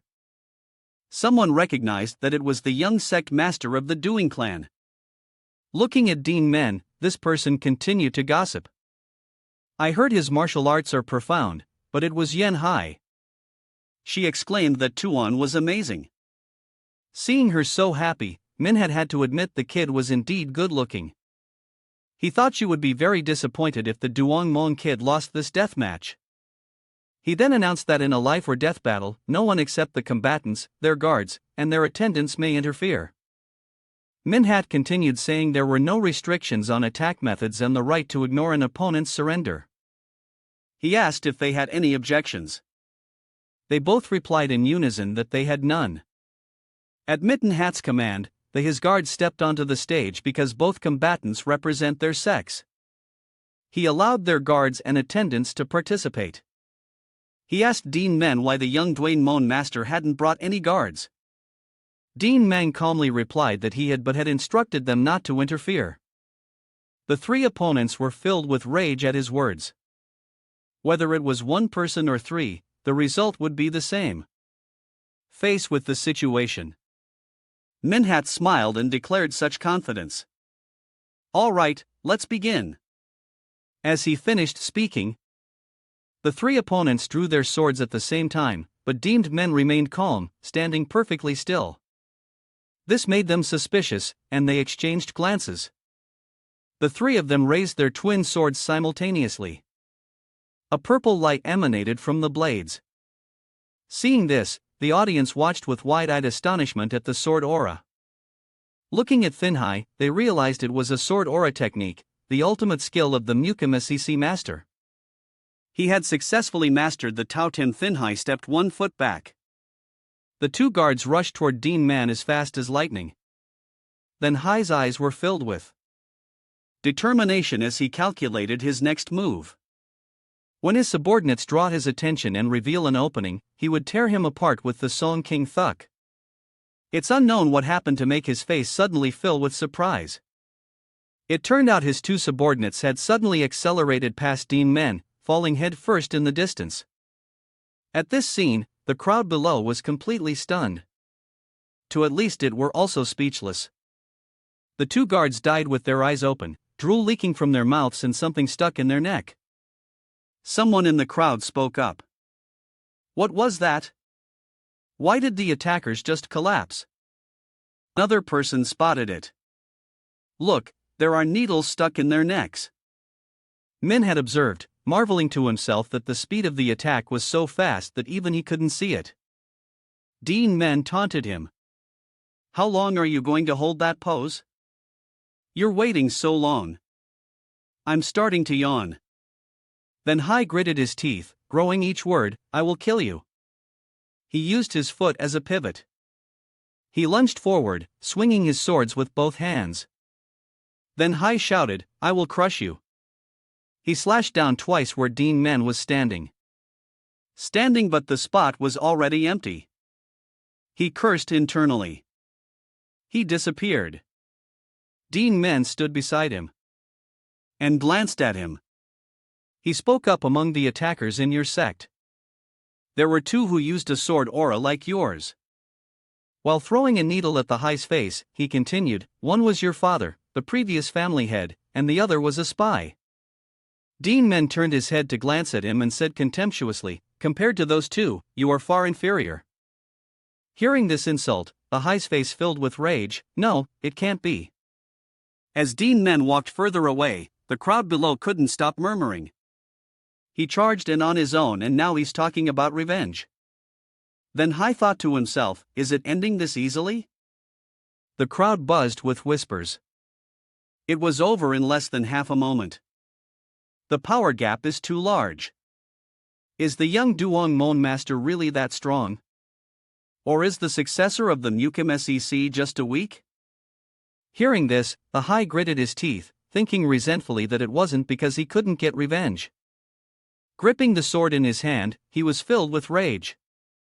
It was because he was even weaker than his father and that bastard. Seeing this, a man shouted, "It's not over yet. Aim for Matsai's sword." He unleashed a move aimed at Men's neck. With the sound of the previous man's shout, he thought he had pierced his neck. Finhai's face twisted with determination. I will prove that I am far superior to them. A hand rose up and blocked the sword. Duan Men raised his hand to block the sword from behind, leaving Finhai utterly shocked. He caught the sword aura on the blade with his bare hand. He gripped the blade tightly, crushing it into pieces. Tuatlin all stared wide-eyed with their mouths agape in astonishment. The crowd was just as surprised. Milo observed calmly and replied, I'm not even surprised anymore. Lin Lin beside her asked in disbelief. Really? Then staggered and fell. Duan Men watched him fall. Mila continued, I can't even imagine a situation where he would lose now. Looking at him, Duan then thought to himself that he had originally planned to deal with him just enough. He fell into deep thought, but he didn't expect him to still be able to move after being hit by the poisonous needles. Was it because the threshold of death had activated his potential? A voice cut through his thoughts. How marvelous to think you'd use the empty-handed weapon catch technique in that situation. Minhat spoke up. I've heard that the Duan Men trains their hands using special gloves or by tempering their flesh to deal with sharp hidden weapons. I never expected you to be able to block even a poison blade. Duan then thought to himself that it was actually thanks to his long Lin protective chief. But there was no need to reveal that. He replied, our sect does have something like that. Minhat sighed again. A truly spectacular fight. I will represent the association and personally acknowledge the Duo Men's victory. As for whether to continue the tournament, the choice is yours. Duan Men looked down at the crowd and replied, of course, I will continue. However, Manhat's eyes widened in shock as he heard the words, if the Nine Swords Alliance allows it. The crowd below was also stunned as Duan Men continued, I don't mind if all of them him. Tuat became furious hearing him mention the members of the Black Serpent Union attacking all at once. Duan Men smiled brightly and finished. After all, the result will not change. Duan Men stood on the stage. His arrogant words have bruised the pride of the Black Serpent Union members. One of them spoke up in discontent. What did you just say? He had short hair and a wrinkled face. Even if we all came at once, he repeated. Another member spoke up, annoyed, arrogant brat. You think you can act so high and mighty after winning just one fight? The young master of a fallen clan dares to be so conceited. I'll show you who holds the real power. Or in Sichuan, the men listened indifferently to the man's words. Suddenly, someone's voice cut. That's enough. Duan Men looked over. It was Tuatlin. She stood up and reminded them while a deathmatch can be held. The Sichuan Grand Tournament is not a place for thugs to brawl recklessly. This is a proper tournament where masters represent their clans to display their martial arts. Her eyes were threatening as she growled. As the host of this tournament, your arbitrary behavior disregarding the rules is unacceptable. However, she hadn't spoken for long before Thong Minut's voice cut in from the side. No need to be rigid clan leader Lu. I'm also curious to see what this young sect master can do. His face was full of interest. However, he remembered the purpose of the Sichuan Grand Tournament. If necessary, I will intervene. She gritted her teeth, annoyed, but still complied.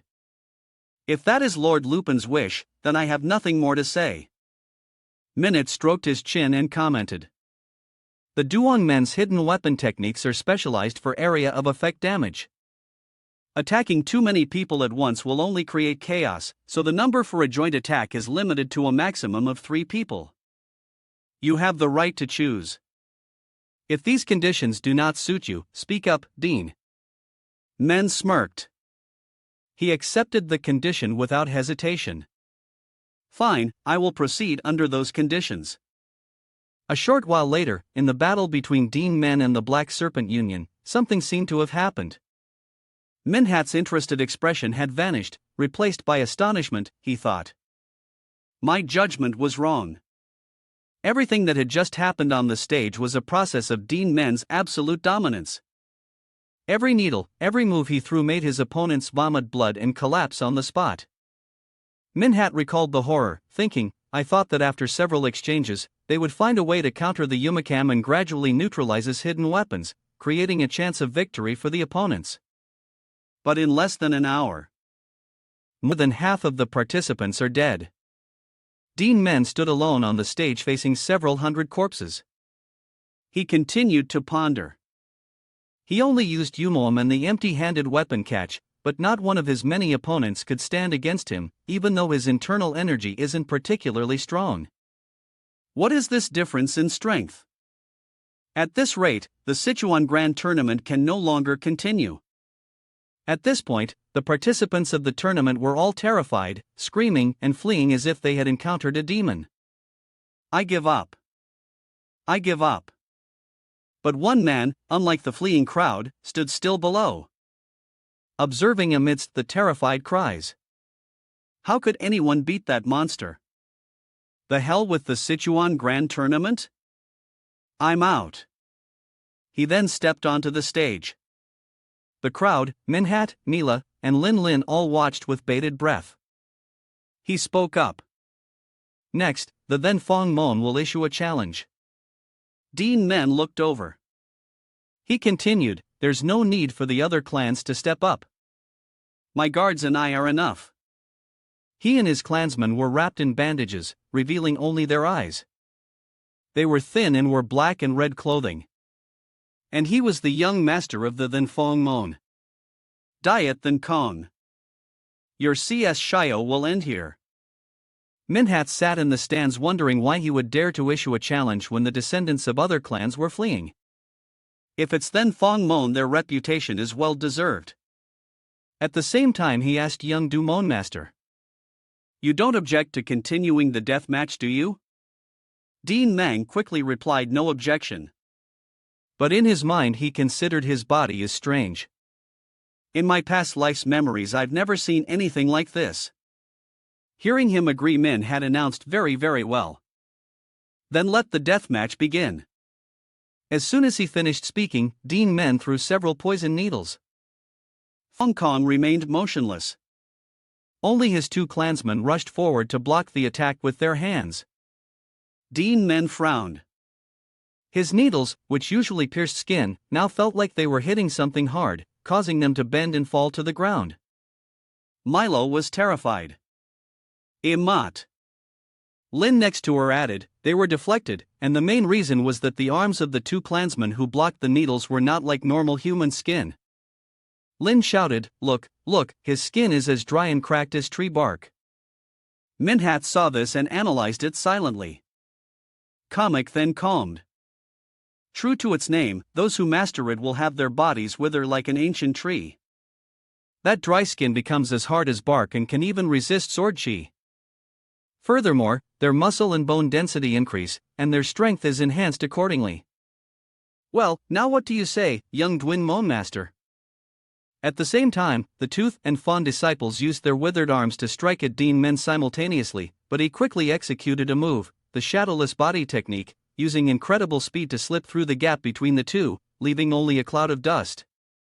Minhat was astonished. What was that? For a moment, even I couldn't see his figure. Could it be that he has mastered a lightness skill? As he thought this, Duan Men had quietly closed in behind the thin Fong disciple. He stuck a needle into the man's head. His eyes widened as he coughed up blood. Then he collapsed. Duan Men commented indifferently, "It's not completely impenetrable." The remaining clansman was enraged. He charged towards Duan Men, roaring, "How dare you touch my senior brother!" Duan Men calmly dodged, his right hand grabbing the man's lower jaw. Holding his chin with one hand, he executed a move with the other. "Let's see how well you've trained your tongue." With a twist of his right hand, a needle appeared from nowhere and pierced the man's tongue. He suffered the same fate as a senior brother before him. Duan Men coolly remarked, "It seems it wasn't trained well enough." Suddenly a fist approached his face. Duan Men only glanced at it before easily dodging. The attacker was the young master of Van On. He was provoked and gathered chi into his left hand, then struck directly at him. Then Kong with his different body successfully blocked the blow with his hand. Duan Men's hand was pushed back. He frowned, thinking, "I use my internal energy to break through it." At this moment, the man counterattacked, punching him directly in the face. However, contrary to expectations, after the dust from the powerful attack settled, it wasn't Duan Men who was sent flying, but his opponent's neck caught in his grasp. "Indeed, your body is very hard, but besides hardness, is there anything else?" he said with a provocative expression, just relying on toughness to charge forward. "It seems you have nothing else to show." Then Kang's face was covered by a cloth, but his eyes showed defiance. "Can I kill you now?" he laughed. "Only hardness?" Then King, held by the neck with his feet off the ground, was still confident. "The moment you grabbed me was the moment I was waiting for." Duan Men frowned cautiously. The man laughed maniacally and grabbed the arm that was choking him. The power of the coach Then Kong was immense, but Duan Men didn't even flinch. A memory of Then Kong surfaced. He was standing before someone listening to a reminder. "Then Kong, from now on, I will show you the true power of the Kmak Kong. But don't let anyone know about this. If you must use it, you must kill your opponent."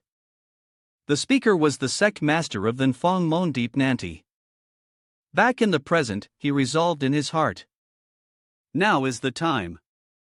The secret technique of Kamak Then Kong is dry crackskin suddenly became more rugged. Clinging to Duan Men's arm, a faint green aura radiated from Tang Kong. He stared wide-eyed at Duan Men and roared, "Now I will drain all of your internal energy. Wither and die. Young Duan Mon Master." Duan Men chuckled and sighed. His face showed no fear as he reminded him, "You shouldn't have done something so foolish." The man paid no heed, laughing victoriously. When he was young, Deep Nanti once wandered everywhere to find his own worth and met a lama in Pola. At that time, he was still a monk with righteous principles. Seeing Deep Nan's potential, the lama taught him a martial art called Koma. Then Kong. Although the true power of this technique had been lost, limited only to external skills, but it was the most ideal martial art for Deep and I, who possessed the peerless empty-handed weapon couch technique. However, with a thirst for true power, Deep Nanti later joined the Black Serpent Union and met Ling Kat Tuan. In the memory, Katwan sat in a chair, reading a book as he spoke, wanting to use the lost power of the Komak Kong. It's not difficult at all. All martial arts carry their meaning in their names. It wasn't named that just because the body withers like an ancient tree. When the outer shell dries up, the internal energy coils around the dantian like tree root, turning the body into a true ancient tree, just like a tree drawing water from moist soil. It will unleash its essence-absorbing ability to drain the opponent's internal energy. And this was exactly what the young master of Then Kong, was doing to Duan Men. He laughed maniacally. "I will drain you dry." But Duan Men's expression made him somewhat wary. He thought, "Wait a minute. Why is he still perfectly fine?" Suddenly, a patch of his withered arm began to ulcerate. Then Kong gritted his teeth, wondering what is happening? Why is my arm? He stared wide-eyed at Duan Men and stammered, What did you do to my body?" Duan Men smiled triumphantly. A wanted poster with several criminals appeared. In the past, regardless of whether they were righteous, evil, or demonic, there were three individuals considered the most notorious villains in the martial world. As their name suggested, they used the essence-absorbing grand technique to drain their opponent's internal energy. These three roamed the martial world as sworn brothers, using their technique everywhere. Two of them had reached the transformation realm, making no one dared to eliminate them. But then something happened. An event that once occurred. Three men from the underworld said, "I've heard the rumors. Are these the guys? The essence-absorbing trio. If it's them, then hurry up and give us the reward." Someone's voice demanded the money after turning in the three heads of the great villains who had died with their eyes open. The person took the reward and left, leaving the three men in a state of utter confusion. How could you defeat these beasts alone? How did you do it? The one who accomplished this was the sword demon. He glanced at the three men and left with the words, "I was just testing my newly created sword technique and killed them all." In the blink of an eye. And this was before the sword demon's appearance. The story became a legend. And the sword demon was the sword god's master. My master said that one of them tried to absorb his internal energy but couldn't withstand his internal power and died. Ordinary martial artist cannot withstand the erosion of his destructive true, so that's only natural. Back in the present, Duan Men was still choking Thangkang, indifferently thinking to himself that even though he hadn't mastered the destructive power yet, it didn't matter. The other man struggled, his eyes rolling back as he coughed up blood. Duan Men spoke up again to remind him, "I told you don't touch what doesn't belong to you. Weren't you taught any manners? My internal energy is no different from poison." Duan Men sighed. "My hand is getting tired now. Farewell." Then suddenly a large flame erupted, engulfing the Kong. It was the technique he talks in poem. The crowd watched, their faces aghast, including Minhat. He looked at Duan Men in shock and shouted, "What in the world is he?" As for Duan Men, after burning the man, he nonchalantly dusted off his hands. Minhat thought cautiously, "This has gone too far. If it continues, it will cause great losses to our side. We must stop it now." Then he turned and said, "Clan leader Lu, today's match should end here." Suddenly, his eyes widened. She spoke up. "What are you talking about?" Lin Yanhai was restrained, her neck held in a grip. "We must continue until the young Duan Men master is dead," she said, holding Yanhai's neck threateningly. As for Yanhai, she could do nothing but cry and call out, "Uncle Feng!" Minute asked in disbelief. "Clan leader Lu, why?" Her face filled with hatred as she replied, "The young Duan Men's martial arts far exceed my expectations. Please, Nine Swords Alliance, kill him yourself." Duan Men stood alone on the stage side and said to himself, "At this level, there's no need to kill them all." Suddenly, an angry voice roared, "How dare you!" He looked over attentively. He saw the scene of Tuatling holding Yanhai and threatening Minhat. What's going on? Why is the atmosphere over there changed? Minhat could no longer hold back and roared, "You dare take Yanhai hostage? Why would I have to do this to a boy who's just learning martial arts?" She retorted, "Just a boy? You think the death of Samaster Mac is a small matter? To me, the death of Samaster Mac is no small matter. I must have my revenge." Her eyes glinted with killing intent as she stared straight at him. Only then did Minhat realize, even if it means repaying kindness with envy. "So, you volunteered to organize the Sichuan Grand Tournament just for this reason?" She began to lose her patience, her eyes flaring with a threatening fire. "You must know about the power of my fire arts, right? For a delicate young lady like Yanhai, if I just wanted to." Yanhai, her face full of terror, tried to dodge but couldn't. Milo, who had been watching, wondered, "Why are they fighting amongst themselves?" Lin, also at a loss, replied, "I don't know either." Minute, in a difficult position, called out her name, "Lu. How dare you do this? You!" As he said this, his face was so contorted with anger that veins popped out. Then he gathered his strength, raising his sword in front of him as a threat. "You think I can't cut off your head right here?" She seemed to resist slightly, breaking into a cold sweat, but stubbornly said, "With a master like the Nine Swords, that is entirely possible." But Manhwa flinched. "I'm just worried that if you get too agitated, you might slip and swing your sword. It would ruin the young lady's beautiful face." She grabbed Yanhai's head with both hands. Yanhai cried out, "Uncle Thang."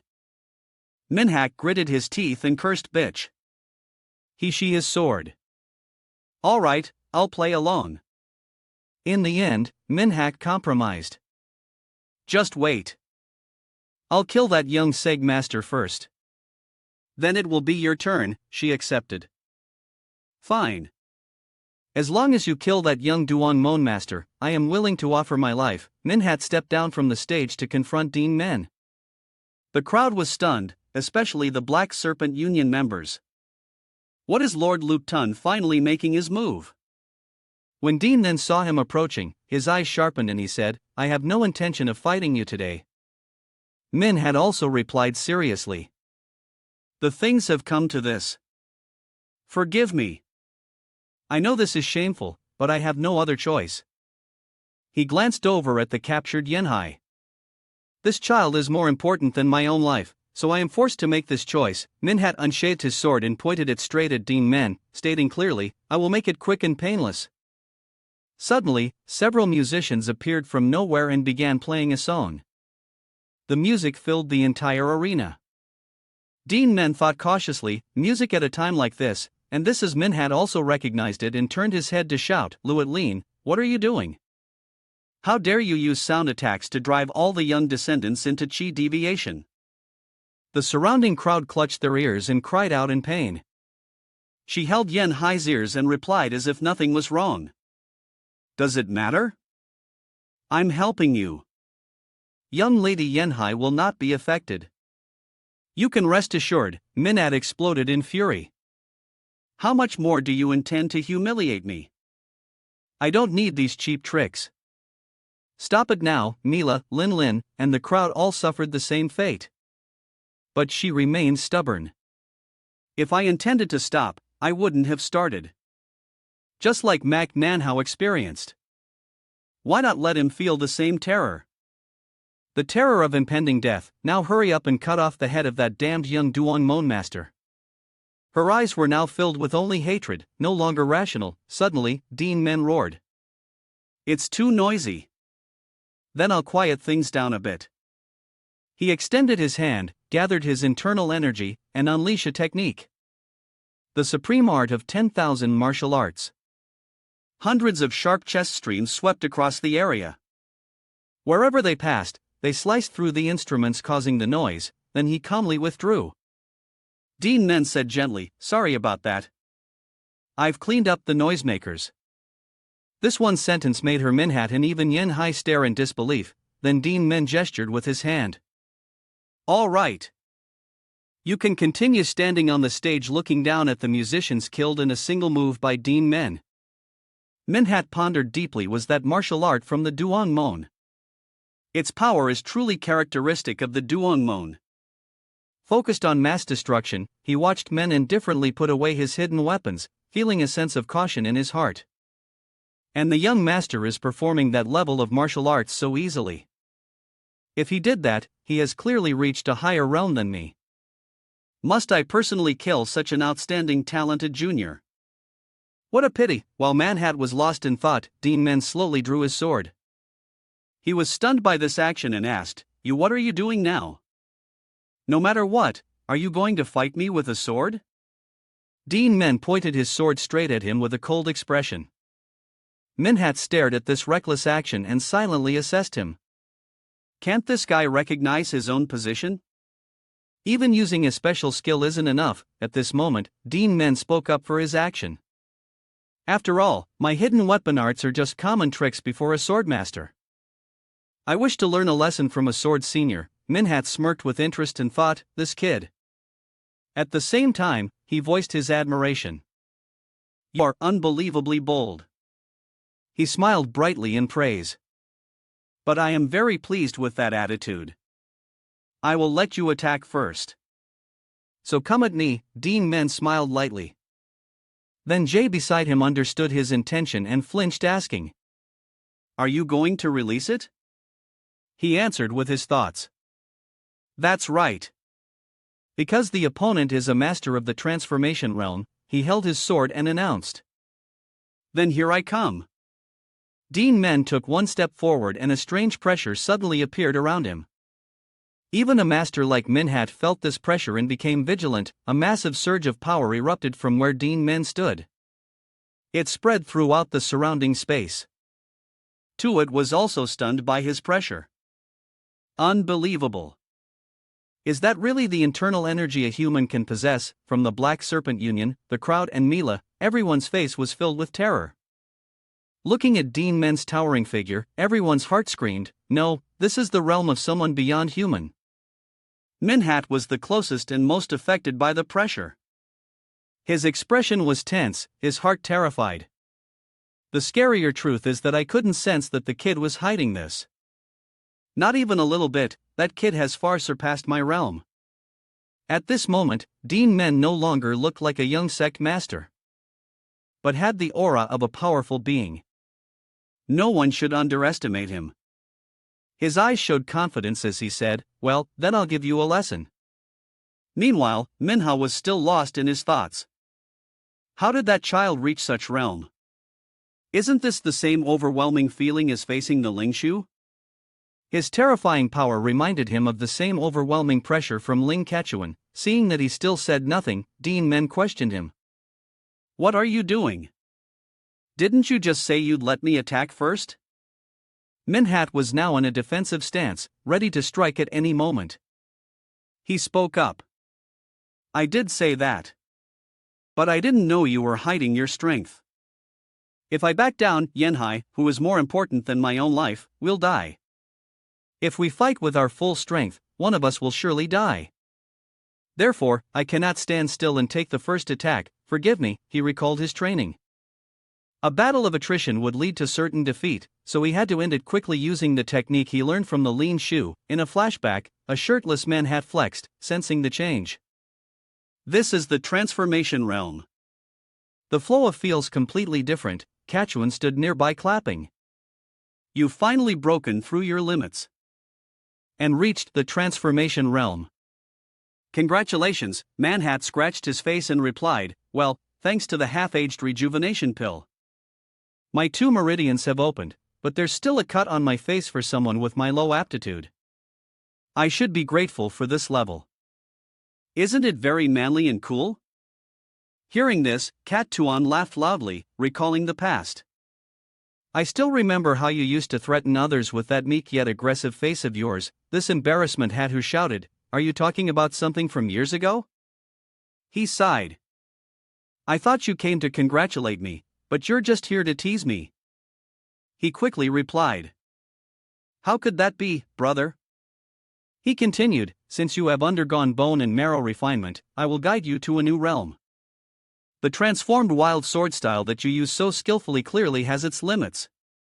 Since you have gained skill, a powerful body through bone and marrow refinement. From now on, I will transfer the strong sword to you. His face was full of calculation. Back in the present, Manhwa gripped his sword hilt, gathering internal energy. The strong and true can control the powerful, originating from the gentle. The enlightened, meant through the wild sword is that the sword has not yet synthesized the techniques of the gentle and transformed into the strong sword. Duan Men seriously observed his opponent. 10,000 returns to one sword void. That was the technique he was about to unleash. However, there was still a weakness. Manhwa thought as he gathered his strength. I haven't trained for long, so the sword void isn't perfect. I could only decide the victor in a single blow. Duan Men didn't take him lightly and spoke up. As a sword master, you have mastered the unrestrained wild sword. But do you think I would use the strong sword carelessly? Hearing this, Manhwa broke into a sweat and asked, what? How can you use a strong sword? He glanced at Duan Men's blade. A blue light enveloped it along with a layer of chi that couldn't be underestimated. Minhat's eyes widened in panic. Impossible. I haven't even successfully performed sword void to unleash the strong sword. And yet, he's masterfully using the strong sword in its complete form. Duan Men was full of vigor, holding his sword in front of him and looking straight at his opponent. Among the sword techniques of old, such as select, fast, illusion, break, scatter, sever, and sharp, to master one to its extreme is the goal. The sword demon sat on a large rock while the sword god taught his voice booming. It is rare for a sword to master strength to its extreme, because an ordinary person's body cannot withstand the force of their own sword style. There are ways to draw strength from gentleness. But that's what ordinary people do. If the body is weak, martial arts are very difficult because the internal energy you've cultivated naturally leans towards strength. Strength must reach the extreme of decline to be obtained. Which is true extreme strength. That was a memory of what his master once taught him. Duan Men recalled that even though his physical body was different from his previous life, he still had the memory of using the strong sword. He said casually, "It's been a while since I've used this, so adjusting the power might be a bit difficult. I hope you can withstand it." Everyone around watched the battle between the two powerful fighters on the stage with bated breath. Two loud booms echoed simultaneously. Minhat and Duan Men both pushed off the ground, lunging toward their opponents with their swords. Two extremely powerful sources of internal energy collided and the air seemed to shatter. At that moment, in another place, someone said, "I sense a strong ki from the direction of the Shenhua Bang. Perhaps it's the climax of the Sichuan Grand Tournament." A bald old man spoke up. "I heard that the swordmaster Luke Tun went to watch. So this must be his ki.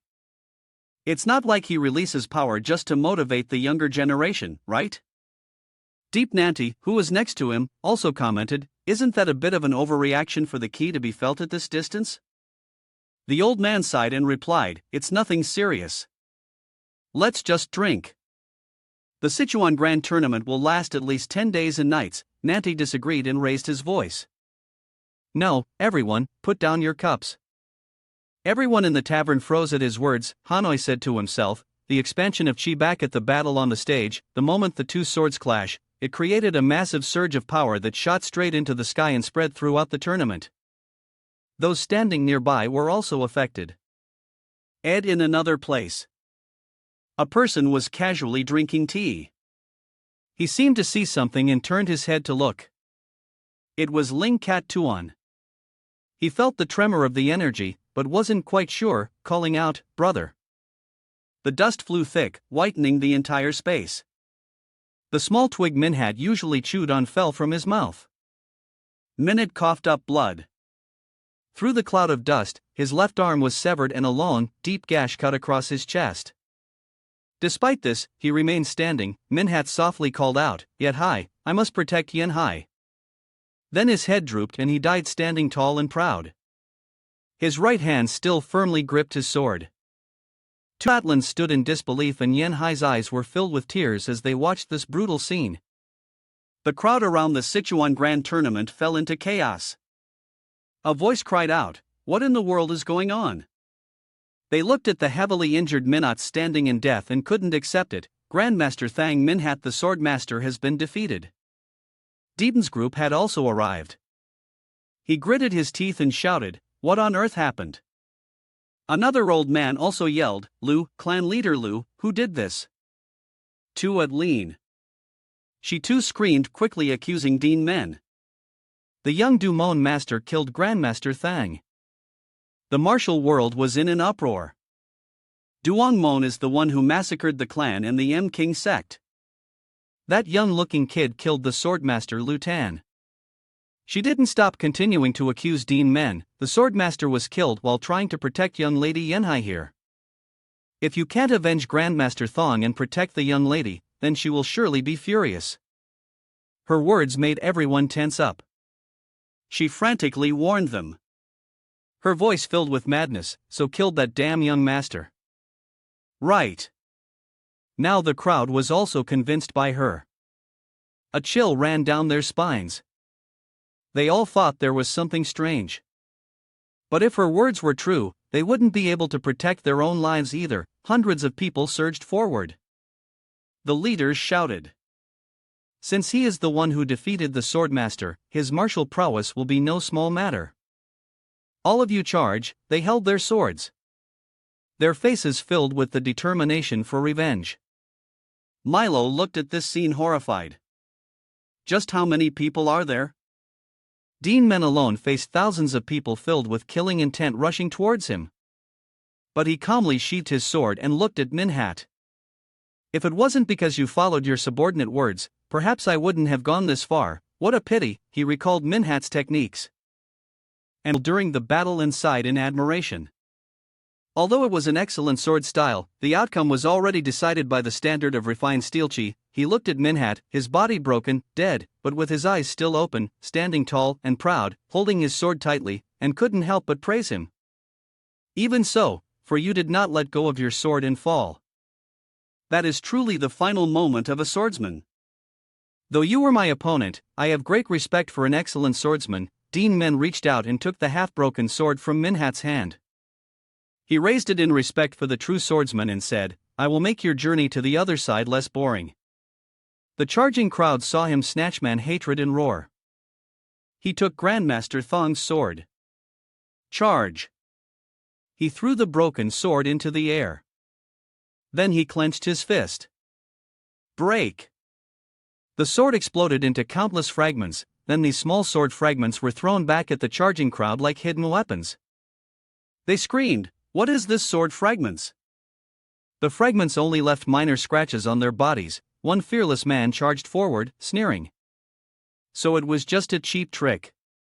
Do you really think you can stop our force of over 1,000 men with something like this? Duan Men replied with a dangerous expression. Of course, return. It's just fragments. Don't be afraid.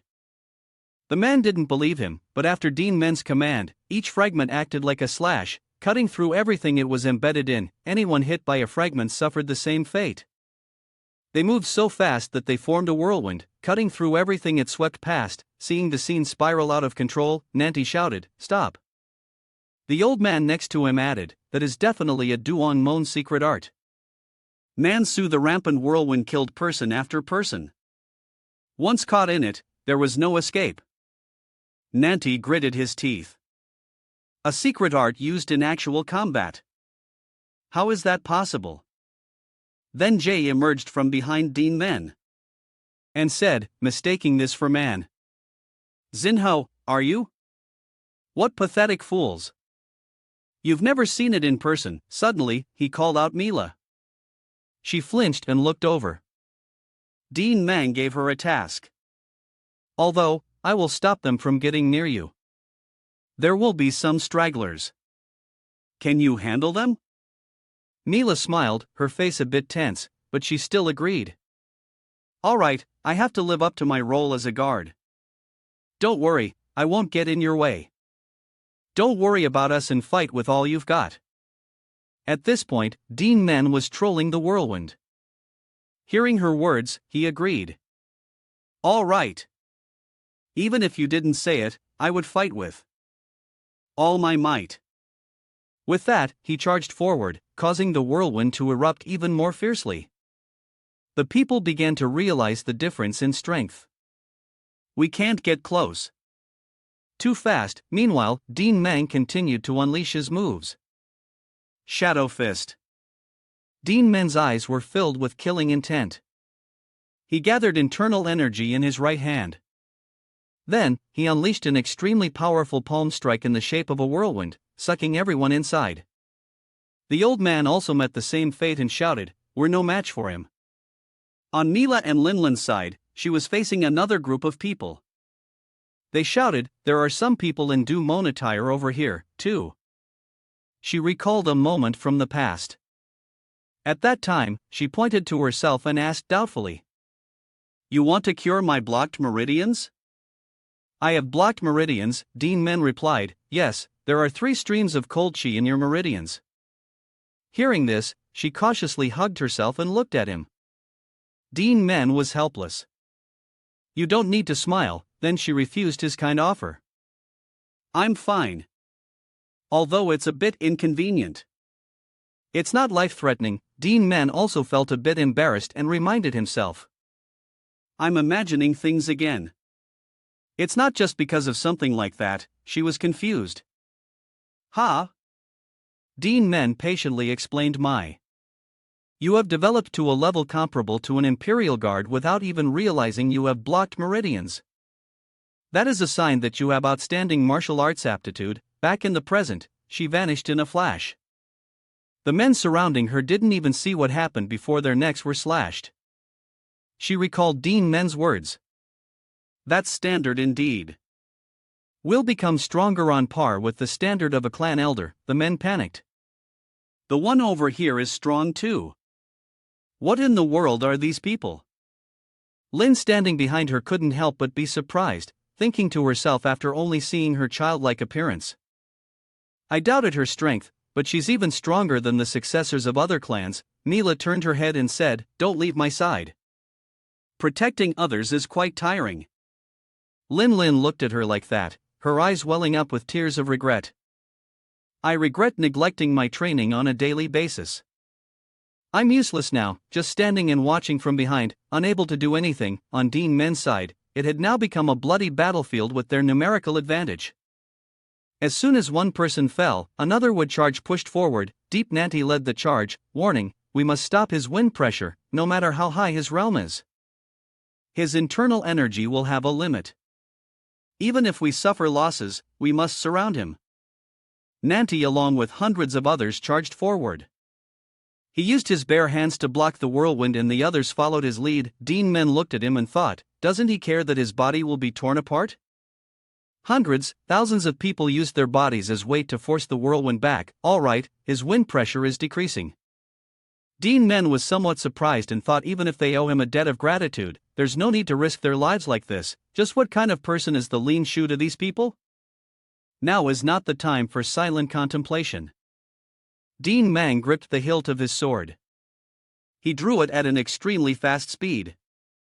A series of fantastical sword slashes like threads surrounded the crowd and then cut them all down at once. Blood splattered, creating a red rain. Lean's face turned pale with fear as she thought, half of the 2,000-strong force was killed by him in the blink of an eye. The fact that he overwhelmed the transformation realm master in a single blow was not luck. Only then did she realize that numbers meant nothing in front of this person. Suddenly, she shouted loudly, everyone stop. This caught Duan Men's attention. She said, you people cannot oppose him. So retreat. And save your lives. After saying that, she turned and whispered to Yin Hai, who was in her grasp. I'm sorry, young lady. I will surely pay for my sins today. I will stop playing this game of chase, young Duong Mon Master, because even hundreds or thousands of lives cannot stop you. If I want to kill you, I can only use the lean shoe. Although I don't want to use that method to see you die, but she cried as she spoke, but her eyes blazed with a fire of hatred. This is the only way, Duan Men thought, confused. What is she talking about? She unleashed the titling Ninho art and a large flame enveloped Yin Hai. She screamed in agony. The crowd was also horrified. She continued speaking from the moment young lady Yin Hai dies. None of you here will be able to return alive. Her face was covered in tears, but twisted by her stubborn obsession with revenge against Duan Men. Although I will be the first to die. I don't care. I'll wait to meet you as a dead man. Duan Men, she screamed his name, while Duan Men frowned, observing her crazed actions. Yin Hai endured the burning flames. She weakly collapsed. The crowd with horrified expressions shouted, you. What have you done? Aren't you afraid of the consequences? Lu Tan with tears streaming down her face. She reached into her sleeve and said, consequences. As long as I can avenge Mac Nanhao, I will do anything. I only regret that I'm not strong enough to do more. She took out a dagger. Although I won't be able to witness the death of that Duo Mon brat with my own eyes, but I believe the Lin Shu will avenge us. With that, she smiled happily and pointed the dagger at her neck, intending to commit suicide. Suddenly, at that moment, a figure rushed forward with lightning speed. Before she could do anything, the hands holding the dagger were severed from her body, her eyes widened in shock. A second later, she screamed in agony as blood spurted endlessly from her arm. It was Duan Men. He had stopped her and then approached Yanhai, who was still suffering from the flames. He reached out his hand. Absorb. The flames on Yanhai's body were pulled away from her. Then he clenched his fist and the fire was extinguished just like that, Duan Men growled. You not only killed an innocent person, but also tarnished the honor and sacrifice of the Nine Swords Master. He turned his head and looked down at her writhing in pain on the ground. Duan Men's eyes were filled with killing intent as he said, You trampled on the pride of a true swordsman. Don't expect to die an easy death. However, he did nothing more. Only thinking. Even so, I will hand you over to the Lin Shu to be dealt with. I don't want things to get any worse, Tuat Lin, still stubborn, threatened.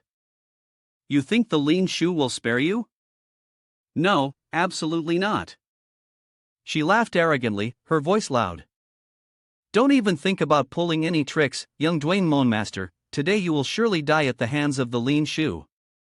Duan Men lost his patience listening to her vile words. I should tear that mouth of yours apart. Suddenly, a person descended from the sky, bringing them an extremely powerful pressure. Duan Men looked over cautiously. The entire crowd stopped fighting, frozen by this immense power. As for Tuat Lin, she screamed with joy, He has come, Lin Shu. Duan Men stared at him intently. The person glanced past Minhat's bright corpse. Then he looked at Yanhai, who was barely breathing, her entire body charred black. His face showed no clear emotion, but his eyes were filled with suppression, pain, and anger. Duan Men thought to himself, so he is the black serpent Lin Shu. It's no coincidence that his subordinates fought to the death. They would rather die in battle than face his wrath. His anger seemed to become tangible. His uncontrolled gaze and immense pressure pinned down every person present at the tournament. Mila trembled all over. She dropped her weapon and hugged herself, shouting, What? What is that? Is he even human? Duan Men was now on high alert. He knew this man was not to be underestimated, so he raised his sword into a ready stance while thinking, with Milo and Lin Lin's strength, they can't possibly withstand that pressure. If I have to fight, I'll have to fight alone. I can't take my eyes off him. The moment he thought this, the man had already glided past him. Duan Men was stunned. When did he get here? And he's ignoring me. Yanhai was extremely weak. Her body completely broken, her eyes lifeless. His face darkened as he watched her gasp for breath. Just then, Tuat Lin spoke up again, accusing Duan Men. Lin Shu, it was him. The young master of the Duan Men killed the Nine Swords Master and dishonored the young lady. Don't you hear their cries for justice, kill the young master of the Duan Men? She screamed with hatred. However, contrary to her expectations, Katwan pulled down his robe and gently knelt to wrap Yanhai in it. He gently touched the small girl who was crying. Campaign. She still didn't know when to stop her criticism. Lin Shu, what are you doing? Fight. The enemy is right in front of you. Katwan picked up Yanhai and left, but she still desperately shouted, Where are you going? Lu. Katwan turned his back, did nothing, and left with just one sentence. Everything is meaningless. She was not convinced, and shouted, lecturing him, manless. It's just revenge. Where are you going, Lin Shu? Come back. Kill this brat. Suddenly, a foot stomped her head into the ground, silencing her. She foamed at the mouth, her eyes rolled back. Duan Men spoke up. Shut up. I've had enough. He said bluntly without mercy. If you say one more word, I will cut out your tongue. Then Duan Men looked down at the stage where corpses lay scattered and thought, seriously, things have gotten out of control. I intended to kill the young heroes in the Sichuan Grand Tournament to attract attention and prevent the Orthodox sects from attacking while they were busy with the demonic cult, but that was just a death match. And Yanhai is the Lin Shu's daughter, he thought as he tied her up. It has all turned into a personal war. A voice called out, asking, "Where are you going?" It was Mila. She had a worried expression. "You're not planning to chase after that lean shoe, are you, Dean?" Men replied, "Yes, if we leave, the Duan Men will be in danger. I have to resolve this. You guys go back first and wait for me." This one sentence made Mila and Lin Lin jump. Mila cried, trying to persuade him. "Don't go. You felt his pressure too, didn't you?" The black serpent lean shoe was the one who defeated the great void master, Dean Men calmly explained. "I'm not going to fight. If the lean shoe is still rational, he won't kill innocent people," she pressed. "But what if you have to fight?" Dean Men clenched his fist, his eyes determined. "If I have to fight as the young master of the Duan Men, I must risk my life to protect my family." The sky was dark. Lightning flashed at the lean residence. The atmosphere was gloomy. In the room, a royal physician bowed his head heavily and said, "Your subordinate has failed. Lean Shu, we did our best to save the young lady, but the fire poison has penetrated her internal organs." The young lady's body was already weak. Lying on the bed was Yanhai's body, no longer intact, her skin charred black. "It pains me to say this, the young lady has passed away." Katwan's eyes were lifeless. His face was dark, filled with the chaos about to erupt. He recalled the image of Yanhai and his brother Minhat. Then when his sworn brother was on his deathbed, he had said, "Katwan, if anything happens to me, I entrust the Black Serpent Gang to you and take care of Yanhai. Don't let her grow up without a father. I'm counting on you." He smiled brightly as he handed over all his responsibilities and his daughter to him. Katwan covered his face with his hand and thought, "From that day on, I felt like something inside me had shattered. The pain of loss. I tried to become stronger, to overcome it. I believed that if I were strong enough, I would no longer have to watch my loved ones die. I helped my brothers reach the transformation realm, earn the loyalty of those who craved power and expanded our influence, but it was all meaningless. In the end, tragedy still struck." Veins popped out on his face as he tried to control himself. He again remembered the image of his daughter when she was little. "Yanhai, only now do I understand how you felt when you lost your straw doll. I'm in so much pain. I want to tear the sky apart, but I despise myself even more for not being able to protect anyone." His right eye transformed, the pupil becoming black like a beast surrounded by black scales. His hands began to grow black scales and claws. It's too late for regrets. It's all meaningless. The important thing is not to repeat the mistake. Yes, I must kill them all. He gradually transformed. No longer looking human. The old royal physician, terrified, huddled in a corner. Sichuan had lost control. He decided all those who could potentially harm me must die.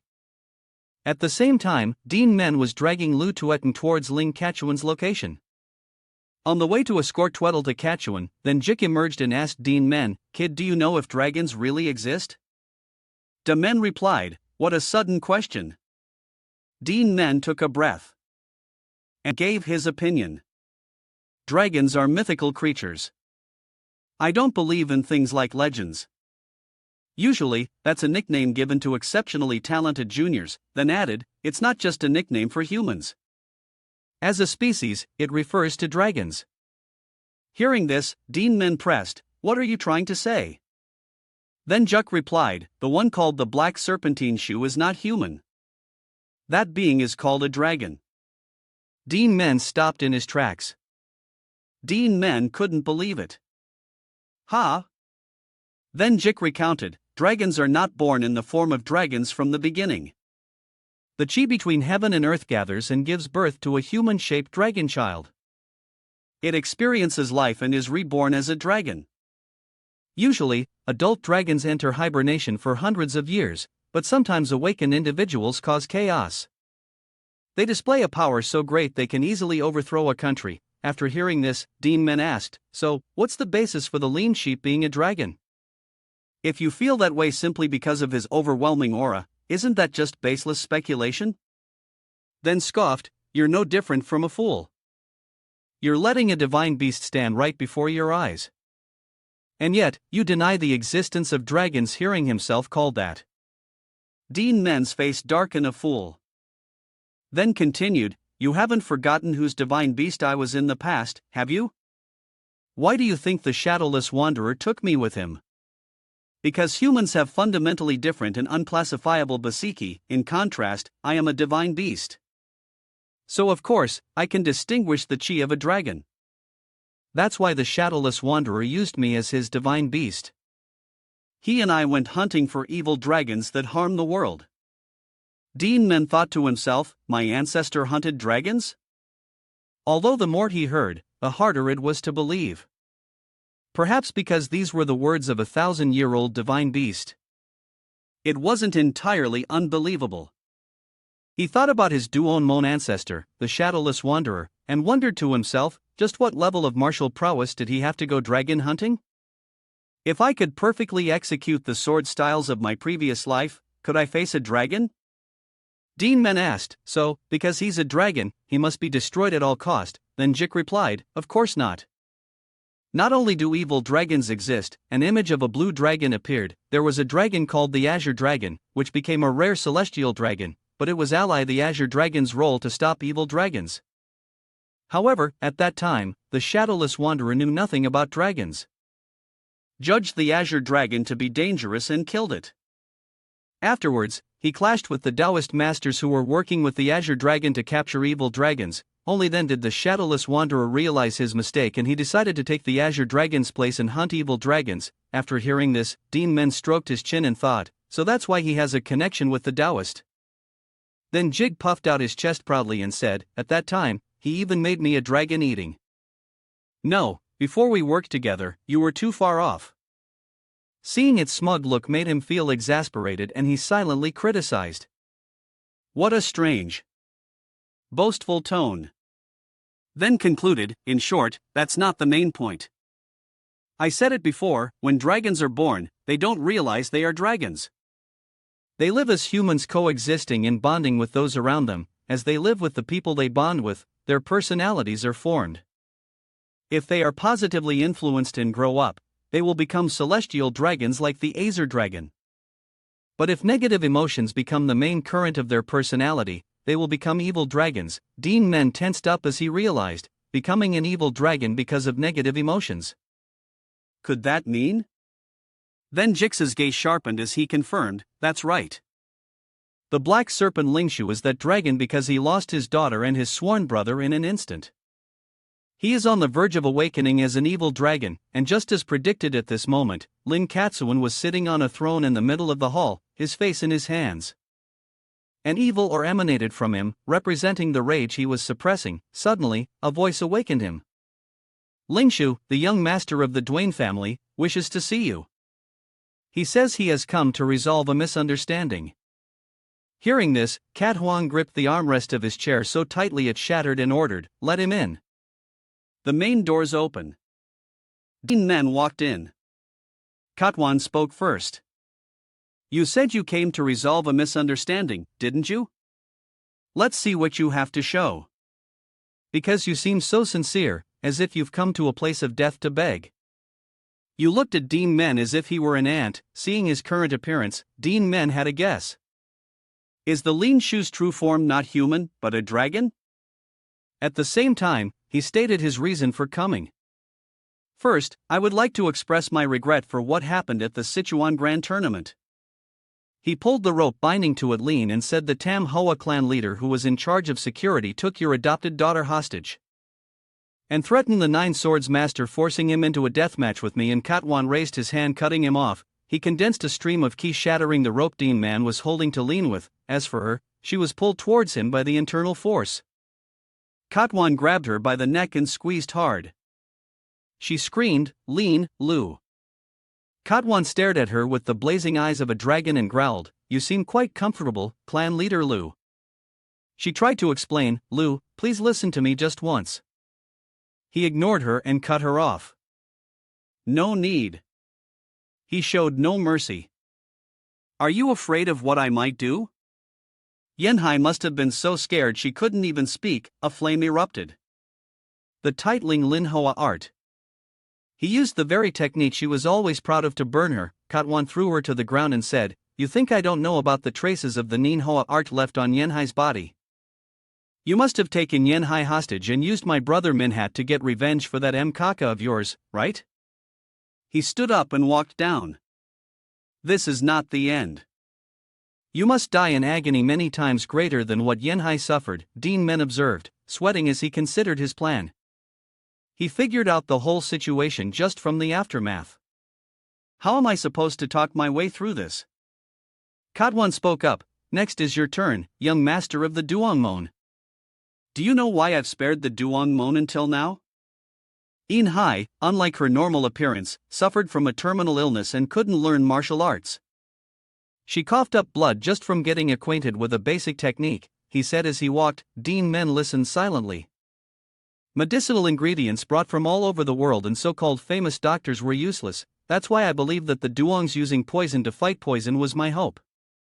But since Yanhai, the one who needed treatment, is dead, there is no longer any reason for me to spare the Duan Men. Duan Men spoke up to persuade him. "Even knowing the situation, you still don't intend to back down. If you continue on this path, you'll be no different from the Tham Hoa clan leader." Katuan let out a breath and replied, "You want to say I'm being swept along? How naive. Didn't you also bring the Tham Hoa clan here to avoid my wrath? The fact that you're trying to evade the situation with such words is laughable." Duan Men frowned. "What?" He continued, "Regardless of the process, the Orthodox sects are all involved in the deaths of those important to me. Losing someone important in the past was one thing. Today is the second. It's no longer intact. This resentment will only be appeased when I kill everyone involved in this matter, including you." He gritted his teeth, veins popping on his face. Katwan radiated killing intent. His face now showed no room for negotiation. "What happens from now on is not the Union's punishment, but my personal revenge, and it begins with the Duan Men." Duan Men touched the hilt of his sword, inking, "In the end, I have to fight." Katwan's hateful voice rang out again. "You better hurry because not long ago all the forces of the Black Serpent Union including the other Saul Luke headed for the Duan Men." This one sentence made Duan Men tense.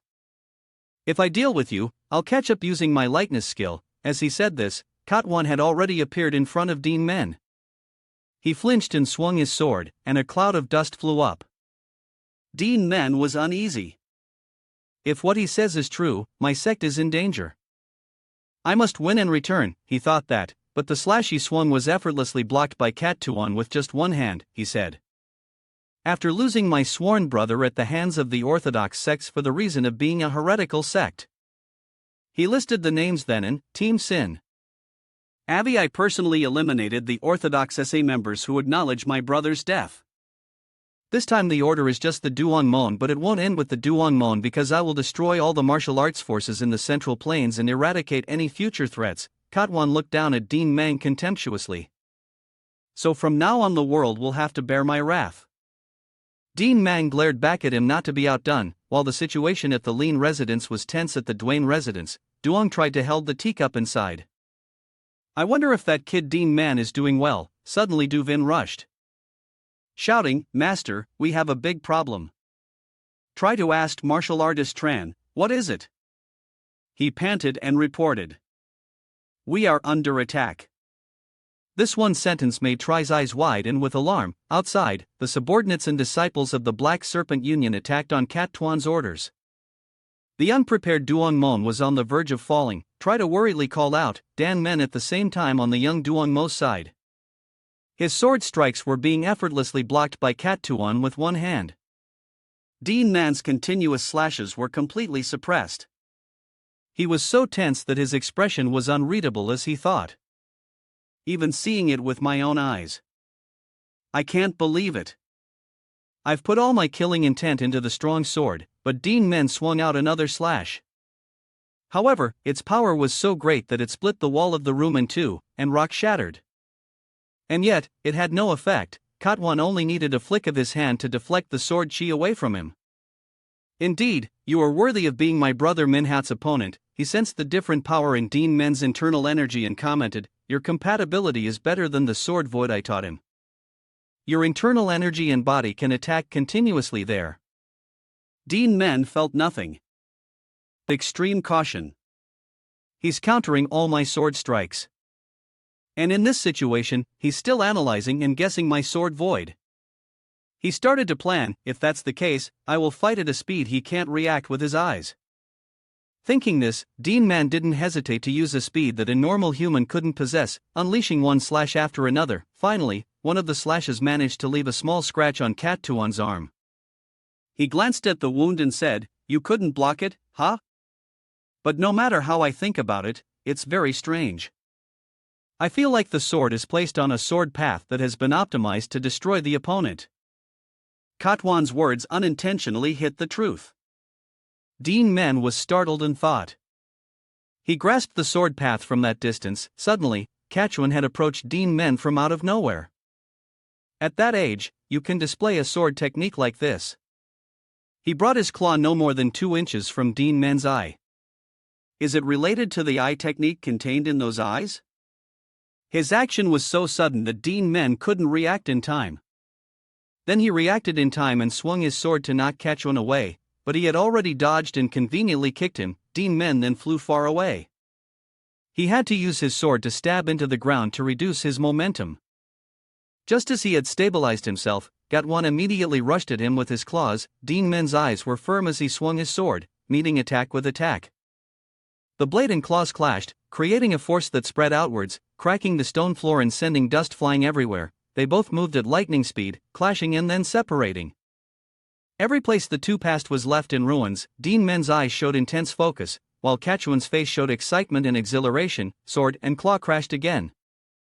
This time, their powers intertwined. They formed a pressure that both repelled and accepted each other. Then the two of them retreated together.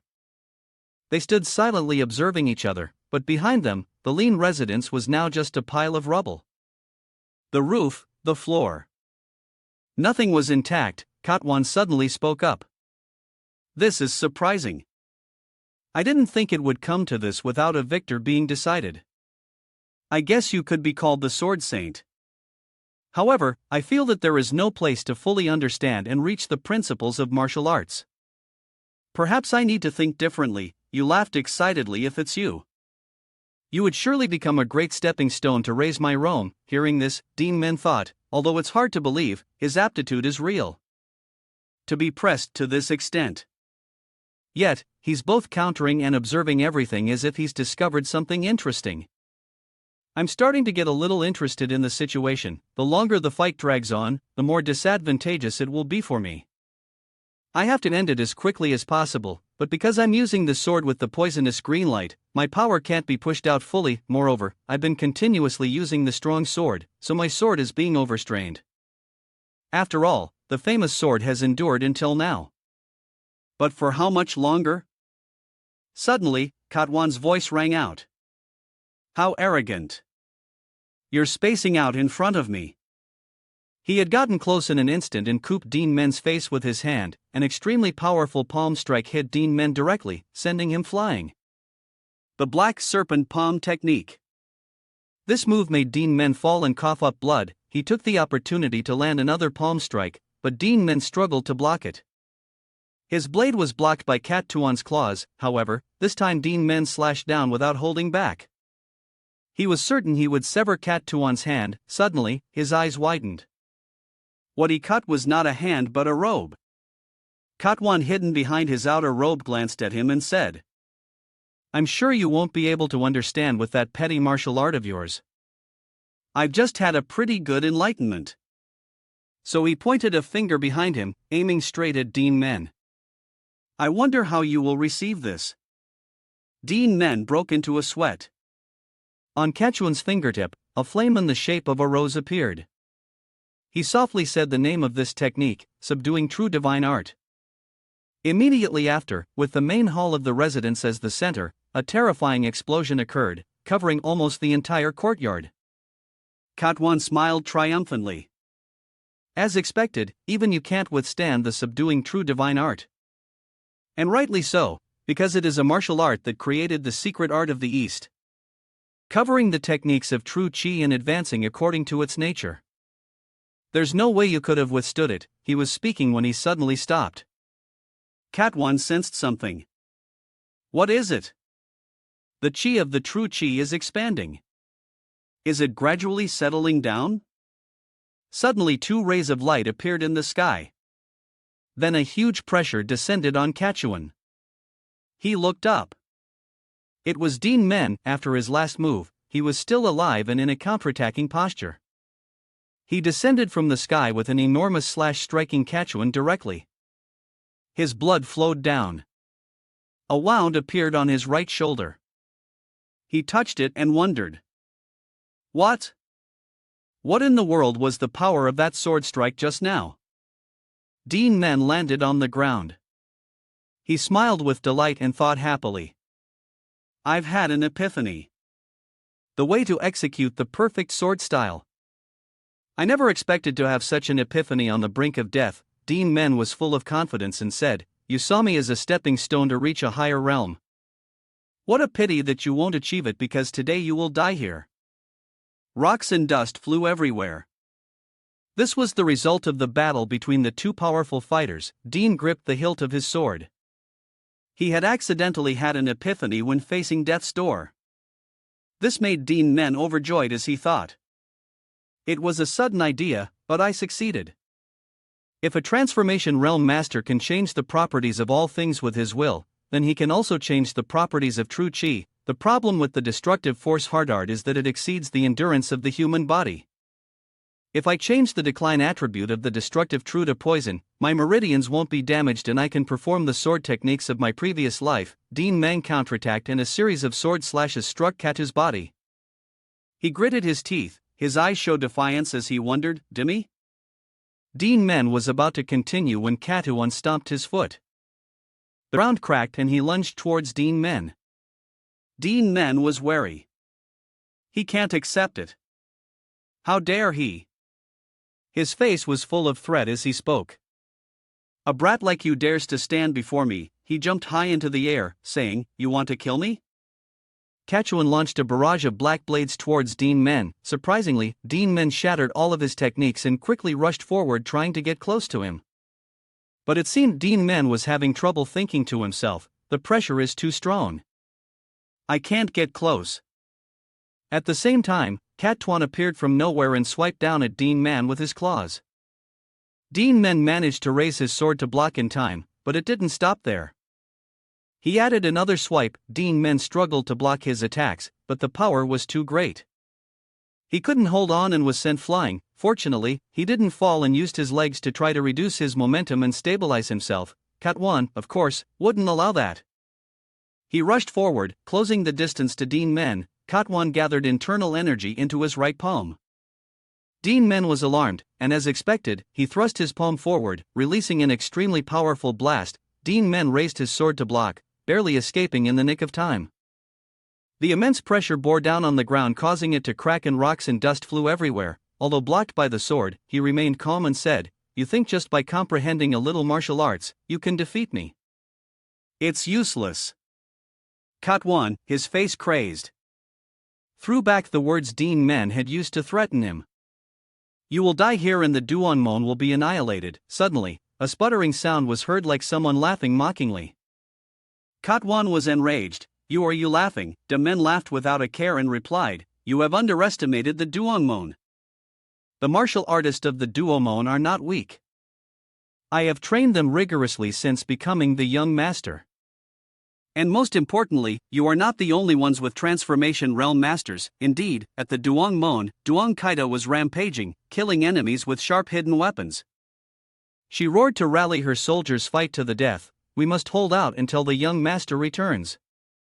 Show them that the Duan Men is no longer easy prey.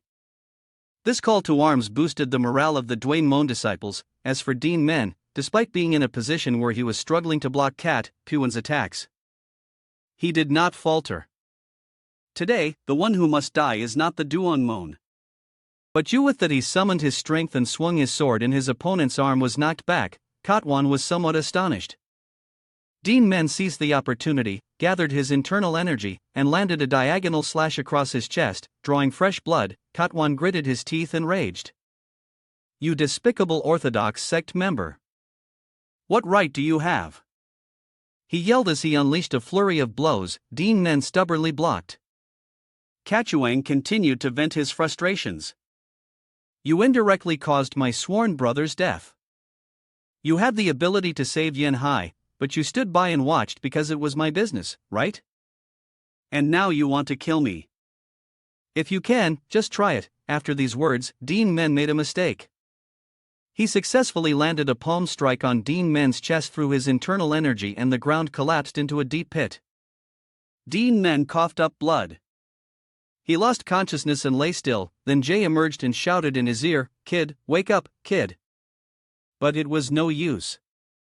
Duan Men remained unconscious. It thought to itself, "Damn it, there's no other way. If you die, I'll die with you." Then spat a green liquid into Duan Men's mouth. He immediately opened his eyes. Duan Men stood up once more to face Katwan, who was charging from the air. He and Thenjik looked up. It said in amazement, "Hey, could that be?" Katwan spoke. "I sensed the decline in the technique that dispelled my subduing true divine art. So that's how it is. Try blocking this," he said, condensing a bright light on the tips of his two right fingers. He unleashed an immense source of power. Duan Men, not to be outdone, slashed out a huge stream of sword chi to block it. On the Duan Men's side, the enemy forces from the Black Serpent Union were on the verge of collapse because of one person. Duan I too. Her expression was serious as she considered the situation. Although they had lost half their forces to support the Kongdong set, Duan Mon was still fighting fiercely, but the enemy's numbers were twice as large. Furthermore, a terrifying killing intent was approaching, killing everyone in its path, at least on par with me, or even stronger. He is one of the Luke Tun. The person she was talking about was a Luke Tun surnamed Bok from the Black Serpent Union. "I must act before they kill all the Duan Mon martial artists." Suddenly, something appeared from another direction, tried his attention. Bok Luke's sword-wielding hand also paused. A huge, blindingly bright ray of light suddenly appeared in the sky. Seeing this, Kaida guessed. That direction must be where the Black Serpentine Shu is. Is Duan Men fighting him? But is that a battle between humans? "I pray for your safety, Duan Men." The sky was crimson and the pressure and atmosphere formed strong winds. Duan Men gritted his teeth and panted. That was definitely the annihilation sword technique. Moreover, its power is on par with my annihilation. Even though he's a dragon and unaffected by decline, how could he analyze and execute annihilation during a fight? Gatsuan floated peacefully, looking down at him with half-closed eyes. Duan Men thought with difficulty, "If I don't kill him here, he will become an unstoppable monster in the future." Gatwan spoke up. "I always seek strong opponents to improve my martial arts and create new techniques, but even if I understand the way of martial arts, it's all meaningless." He held out his hand and then clenched it into a fist. He remembered the deaths of his sworn brother Manhwa and his daughter Yen Hai and said painfully, "Even if I create new martial arts to protect my loved ones, it's no use. They will still die at the hands of someone stronger. After all, in this martial world, it's natural for the strong to take what they want." Finally, he made his decision. I will not stand by and watch anymore. I will become the strongest, so you can't act recklessly. I will reset the order of everything. This throne is mine from now on. I will become the master of this martial world. Katwan had completely transformed into a dragon in human form. He had a tail, horns, two blazing beast-like eyes, and a body covered in black scales. At this moment, the sunset scene looked quite peaceful. Suddenly, a light flashed from a distance. A shocking explosion echoed across the entire land. Katwan pinned Duan Men to the ground with his hand, pushing him a long way. Duan Men gritted his teeth and tried his best to hold his sword against his power. Suddenly, Duan Men felt his whole body become light. Katwan swung his arm and threw him far away like a ball. Duan Men gathered his strength and used his sword to brace himself against the ground to avoid being thrown too far. When he opened his eyes, a source of demon-subduing divine power appeared. He only saw a streak of light pass by the rock where Duan Men had just been thrown, splitting the rock in two. Duan Men was amazed by this power. What it can be said that his martial arts have surpassed ordinary martial arts. Looking back at the cut that had just passed by, Duan Men silently thanked his ancestors for carrying him on their back. If I had been just a little slower in dodging, I would have been done for. He bit his lip and thought, his techniques are making things a bit difficult for me. I need to find a way to counterattack quickly. But when Duan Men looked up, Katwan was no longer there. He was surprised. Huh? Where did he go? Then quickly spoke up. He's up there. Duan Men also raised his head to look in the direction pointed and saw Katwan floating in the sky. He held out his hand and a small black snake crawled onto his palm. He introduced it. This is the black serpent pawn. Katsuan held up another similar snake and said with a proud voice. The ultimate technique my sworn brother left me. It's truly not ordinary at all. Then he swung the two snakes up and continued. Now that it's in my hands, I can bring this palm power to its limit. The two snakes flew straight up into the clouds. Katwan also added, after days of trying to change and practice, the black serpent palm can now live up to its reputation. Worthy of my reputation. Duan Men listened nervously to what he had just said along with his smug laughter. That laughter echoed throughout the gloomy eye. As Katwan's laughter ended, a giant snake swooped down, tearing through the clouds. Duan Men stared in astonishment at the giant snake, bearing its ferocious fangs in front of him. What? How can a person do this? Katwan looked down at Duan Men with contempt and said, Black serpent palm, full crybreak. This is my signature move. Take this. The two snakes lunged towards Duan Men. Then Juk warned him, be careful if you're hit by this move. Even an immortal would die. It urged him, hurry up and dodge. But Duan Men calmly told it, don't worry. I have a plan. Duan Men gripped his sword tightly, ready for battle. Then Jay shouted, are you just going to take that move head on? Duan Men told it that immense power is crashing down on this land. He looked at it with a determined gaze. The people of Sichuan might all die. Therefore, I have no choice but to block that move. Then he asked it, I have my own way. Transfer your internal energy to me. Then Jay looked at Duan Men with a doubtful expression, not understanding where this kid got his confidence from. But it still transferred its internal energy into Duan Men's sword and said, all right, you better survive. Duan Men frowned and looked at Katwan, thinking to neutralize such an extreme palm technique, simply using my own internal energy is definitely not enough. He calculated a single killing blow won't work. I must use a powerful sword strike to pierce straight through the center of the palm force and destroy it. He glanced at the sword in his hand and encouraged himself. It's all up to you. Everyone's lives depend on you. Demon-slaying sword. Duan Men gripped the sword in his hand confidently. I have mastered this sword technique. Duan Men decisively shot forward, creating a streak of light. He charged straight towards the two snakes, thinking that is the perception I have awakened. It was created based on the meaning of a single sword strike like strong light of the sun. A dazzling light erupted when Duan Men and the black serpent palm met. Katwan quietly observed from above. His eyes were somewhat contemplative. A memory suddenly resurfaced. A voice called out in a small village. Leader, a scrawny child eating scraps of food, was startled by the shout. We've caught the food thief. You stole the food and gave it to the villagers. The leader stood with his hands on his hips and shouted. This little brat is already a thief at such a young age. He's really hard to teach. That man raised his hand threateningly. Now take a punch from me. Suddenly, the man behind him stopped him. Wait. Big brother. He told his big brother, look at that kid's body. The skinny kid he was talking about was trembling behind a pillar, looking at the group of people. The leader looked at the pitiful child in front of him for a long time. The blonde-haired man laughed and said, "He's too small to be worth your effort, big brother." The leader sighed. Then he said to the child, "Hey kid, if you have something, come with us." He approached, smiled brightly, and held out his hand to the child, continuing, "You look too pitiful. I won't let you suffer from hunger." He even kindly asked the child, "What's your name?" The child was deeply moved by this action. Katwan recalled, "That was the name the leader gave me when I had no name. He became my relative, my family, and taught me many things." An image of Yen Hai appeared in his mind. "Before you passed away, you entrusted her to me. I also wanted to become someone she could rely on, like the leader," but then he fell into deep thought again. "But now I have no face to meet my swarm brother." His eyes gradually became ferocious now. "I only have one thought in my mind.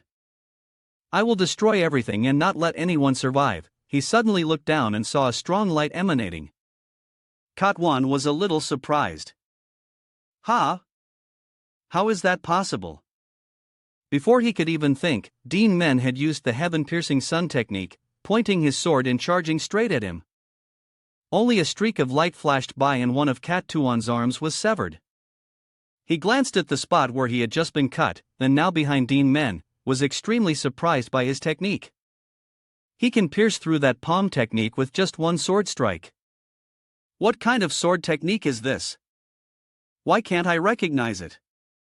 As for Duan Men, seeing the sword in his hand crack into many pieces, he thought, "Is this your limit? Thank you for helping me so much. Demon slaying sword." Then he continued to calculate, just taking one of his hands is not enough to defeat him. To take him down, I only have one chance. He raised his hand towards the sword that had been shattered into many pieces. "I just need to buy a little time demon slaying sword." Duan Men rushed towards Katwan. He pulled out a dagger from his person and said, "Help me." Katwan silently stared at Duan Men charging towards him. A whirlwind slammed straight into the ground. It was so strong that the ground shattered into many pieces and rocks and dirt flew in all directions. A bright light enveloped Duan Men and Katwan. Without a moment's delay, Duan Men swung his arm and lunged to attack Katwan. He stabbed his remaining arm with great force. Katwan looked at him completely bewildered.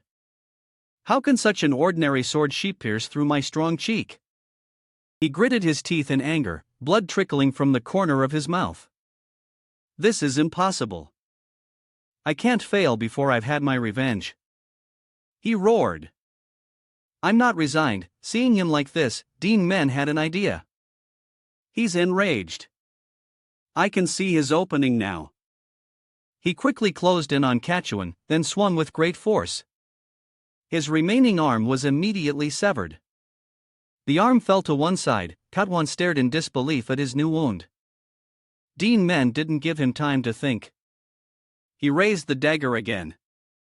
His eyes filled with killing intent. He stabbed Katwan with great force. He let out a rather loud roar. Duan Men was a little worried. He lost an arm, but his strength is still the same. "I need to pierce straight through his strong chi to hit his body or I'll fail," Katwan still stubbornly roared at him. "It's not over yet." "I can't fall," Duan Men calmly said to him, "it's over." "Black Lean Shoe, pay the price for your actions." With that, he used his poison breaking art to pierce a hole through his body. Much to his astonishment, time seemed to stand still at this moment. Katwan was both astonished and wondered, What is this technique? My body is gradually weakening." Then Jay curiously asked Duan Men, "Did you create a new technique again?" Duan Men silently affirmed. "Yes," he recalled. "Just as I used the fire dragon tiger to create the heat toxin steel. I used the destructive force to create the poison steel." Duan Men put away the dagger and said to Katwan, "Time's up, Black Serpent Ling Shu, though I find it regrettable." Before leaving, he added, "No matter what, you shouldn't have attacked the Duan Men." Katwan, though on the verge of death, still spoke defiantly. "Do you think you have the right to say that?" Fortunately, as soon as the words left his mouth, he collapsed. He stared at Duan Men's back. gritting his teeth in resentment. I can't die. I can't die like this. His face gradually changed and his will grew stronger and stronger for Yen Hai and my sworn brother. I must kill you to appease their spirits. At this time, Duan Men still hadn't noticed Cat Tuan's abnormality and was only examining his own wounds. Luckily, I wasn't seriously injured. It wouldn't have been strange to be crippled in that last battle. Suddenly, he turned and told Thenjik, the Nick, give me more poison. Thenjik immediately flew into a rage and shouted, you think my poison is water? I've already squeezed it all out. But Duan Men didn't care if it had. Annie left and just asked it. Do you want to go back into that jar? Then Jay immediately changed its attitude. I didn't say I wouldn't give it to you. Then Jay sighed. My life is so hard. How did it come to this? Duan Men grabbed it by the neck and squeezed. Stop talking nonsense and give it to me. But neither of them knew that a dragon with a mouthful of sharp teeth was lunging at them. Duan Men felt something was wrong.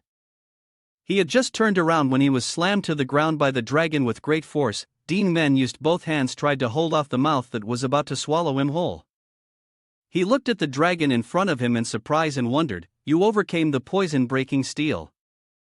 And turned into a dragon. No, it seems you haven't completely turned into a dragon yet. Damn it, I still haven't gotten the poison from Thanik. If this continues, the dragon that Cat Tuan had turned into became more and more ferocious. It roared, I will kill you. Thick now behind them, spoke up, you're about to die. What are you still struggling for? It transformed into its giant form and roared, surrender, and get out of here. But just as it was about to attack Cat Tuan, Duan Men quickly spoke up, to stop it. Wait, then Jay, stop. Then he said to it he has reached his limit. Sure enough, Cat Tuan had completely collapsed before he died. The last bit of his consciousness was still thinking about Yen Hai and his sworn brother. Yen Hai, sworn brother? I'm sorry, Duan Men stood frozen, watching him slowly collapse. One person and one beast watched as his corpse gradually disintegrated. Duan Men asked with a hint of caution. Is it over? Suddenly, something fell hard on his head.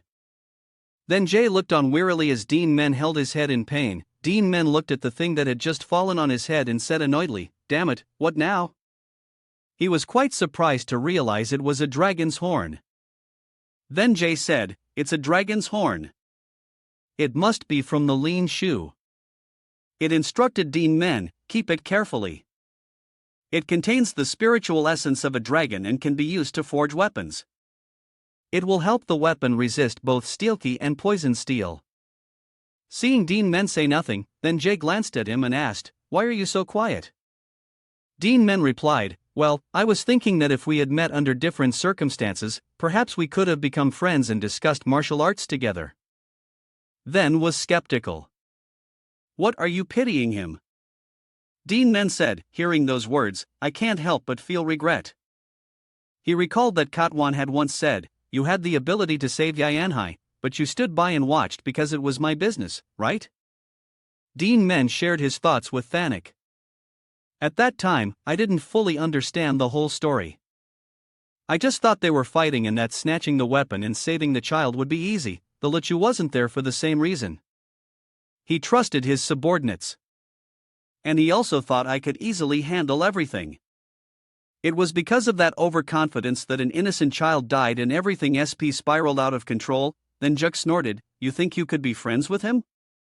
Don't you know that the Duan Men and the Black Serpent Lynch are mortal enemies? Duan Men sighed. I know, but if I had been wary of Tomoa, the one controlling the divine fire, then just cut him off. Don't bring up the past. Everyone makes mistakes. Then it recounted an old story to Duan Men. Remember the story of the shadowless wanderer? Your ancestor? He judged solely based on what he saw and killed the Azure Dragon, a benevolent dragon. Though it was unintentional, the Azure Dragon's death could have plunged the entire continent into a sea of fire. Therefore, the shadowless wanderer took it upon himself to shoulder the responsibility of exterminating the evil dragons. Learning from failure is good. But don't dwell on it forever. What's important is what kind of person you become after this failure. Hearing this, Duan Men also wondered, what kind of person will I become? Suddenly, he called out to Thuk, "Hey, Thanik." As he ran, he scolded it, "What were you doing just now? If you had helped me sooner, things would have been easier." Then immediately shouted back, "Now you're blaming me." It said angrily to Duan Men, "I exhausted all my strength and used all kinds of poisons to save you." Unexpectedly, Duan Men replied indifferently, "Oh, is that so?" Then Jut became even angrier. "You're too much. You should at least say thank you," Duan Men then said, "Thank you." Then froze. "Ha?" Duan Men told it when I was knocked out by the lean shoe. "I vaguely remember you sharing your poison with me." He looked at it seriously and said, "If it weren't for you, I would have been seriously injured. I was going to thank you later, but the situation at that time." Finally, he concluded with one sentence, "Thank you. I mean it." Then Jik was surprised by these words. "I thought you were a stubborn and ungrateful person." In its memory, he had once said to it, "Don't expect thanks from me. You're just a tool for me to distinguish dragons." It asked him suspiciously, "Did you hit your head?" Duan Men threatened it again. "Do you want me to lock you in the jar?" Then Jay immediately said, "Oh, I was just kidding." Then it thought, "This kid, he doesn't seem so bad after all." The scene returns to the martial arts hall where bodies are scattered on the ground. The Duan family master was still relentlessly fighting with Senior Boch. The two sides fought fiercely. Neither side was willing to give in. The Duan family master fought while nervously glancing around. 1ing. Where are the other Luke Tun? I have to deal with them before they get here. Senior Bach suddenly slashed fiercely at her and said, "How dare you get distracted in front of me?" The Duan family master was caught off guard and was sent flying. Senior Bach told her, "If you're worried about the other Luke Tun, you don't have to." He explained, "They are busy breaking the formation, so they can't come here. Once the formation is broken, the number of enemy troops will increase many times over." He added, "Furthermore, the Lingshu is also on his way here. Today, the Duong Mon will be annihilated." Then he raised the sword in his hand, his eyes filled with killing intent, and said, "And I will be the one honored for killing the Duan family master." The Duan family master could no longer defend herself, and had to close her eyes and accept her fate. But it seemed nothing happened. She opened her eyes to see Chong standing in front of her, blocking Senior Bach's sword blow and even losing an arm in the process. She was surprised. Dong Chong, a martial artist, Senior Bach was also surprised. "What?" "The small fry." He angrily grabbed Chang's head and raised his sword, saying, "If you wanna die, I will grant you your wish." Chung was not afraid and thought to himself, "This is enough." He closed his eyes and thought, "I have served incompetent old men for too long, causing the Duanmon to be looked down upon. Today I will regain my honor before I die." But suddenly, Senior Bach stopped his hand. He felt that something was not right. "What behind me? There's something behind me." Everyone stopped fighting to turn and look. It turned out that Duan Men had returned in time. Senior Boch looked at him in shock. A single question echoing in his mind. Why do own Duan Men? Wasn't he killed by Minhat? Why is he here? Why isn't it the lean shoe? As he was thinking, something fell in front of him, freezing him in place. To his utter astonish, Duan Men said, "I heard the heretical sect members fighting call them the Luke." He threw several heads down in front of him and said, "Take a good look. Is anyone missing? I've killed all the ones who tried to destroy the Duan Men's formation." He gritted his teeth. "I want to kill you all immediately, but I will give you a chance." Just as I did with them, a powerful aura radiated from Duan Men's body, accompanied by his warning. "Lead your troops and retreat. If you refuse, I will send you to the Yellow Springs to be reunited with your lean shoe." Senior Bach seemed unable to believe his ears and asked Duan Men doubtfully, What did you just say?" "With the lean shoe." His face gradually became unsightly. He quickly realized what had happened. So that terrifying aura was from the lean shoe and that brat fighting, and the lean shoe lost. He roared, "Impossible! How could that brat?" Before he could finish, Duan Men cut him off. Jan Han Tatron. Senior Boch immediately fell silent. Duan Men continued to speak to him. His ultimate technique was indeed very powerful, but in the end, I still won and finished him off. Senior Bach still couldn't accept this truth. The lean shoe really lost. He loosened his grip on his sword, then he ordered his subordinates, "Everyone stop fighting." The subordinates looked at him in surprise. "Senior Bach," he calmly told them. The Lenchi was defeated and killed by the young master of the Duan Men. Everyone was shocked and exclaimed, "Killed? How? How is that possible?" "The lord of the heretical sect by a brat from the Duan Men," Senior Bach continued. "He survived after hearing the name of the Lichu's ultimate technique. Moreover, he killed all the Luke Tun except me." He confirmed to his subordinates, "He definitely has strength on par with the Lichu." Senior Bach once again ordered his subordinates. "This is the final order of Bach and Son. The Saw Luke Tun. All of you throw down your weapons and flee. Fend for yourselves." Hearing his orders, the subordinates quickly left. Duan Men asked him, "Aren't you going to run?" Senior Boch thought his tears fell from his eyes. "Whether the lean shoe really lost or not, I have no chance of winning." But he spoke up, "My brothers are dead." The hand holding his sword trembled. "My daughter was also killed." He angrily pointed his sword at Duan Men and roared, "I must avenge them." Duan Men humored him. He also drew his dagger and got into a ready stance, gesturing for him to come. Senior Boch remembered his deceased relatives and comrades. "What's the point of me living alone? The reason I am who I am today is because of you all." He charged fiercely towards Duan Men, and silently saying to those people, "I'm coming to join you now." "You fools!" Everyone present was stunned by the scene before them. Obviously, with just one move, Duan Men could easily split Senior Bach in two and send him to join his friends in the afterlife. The rule of the Black Serpent Union in Sichuan collapsed in a single night. All because of one person, the young master of the Sichuan Duan Men. Everything returned to peace. In the study, Shan came to see Duan Men. "I heard you wanted to see me." Duan Men nodded. "Yes." He asked about his condition. "How is your arm?" "It must be very inconvenient." Chung touched his wound and replied, "I'm used to using both hands, so it's fine." Duan Men rested his chin on his hand and said seriously to him, "Is that so? The reason I called you here is because I heard you saved my mother's life.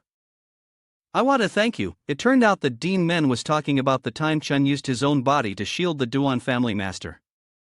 Shan bowed his head and replied, "I was just doing my duty as a Duan Men martial artist. I don't expect any reward." Duan Men smiled lightly.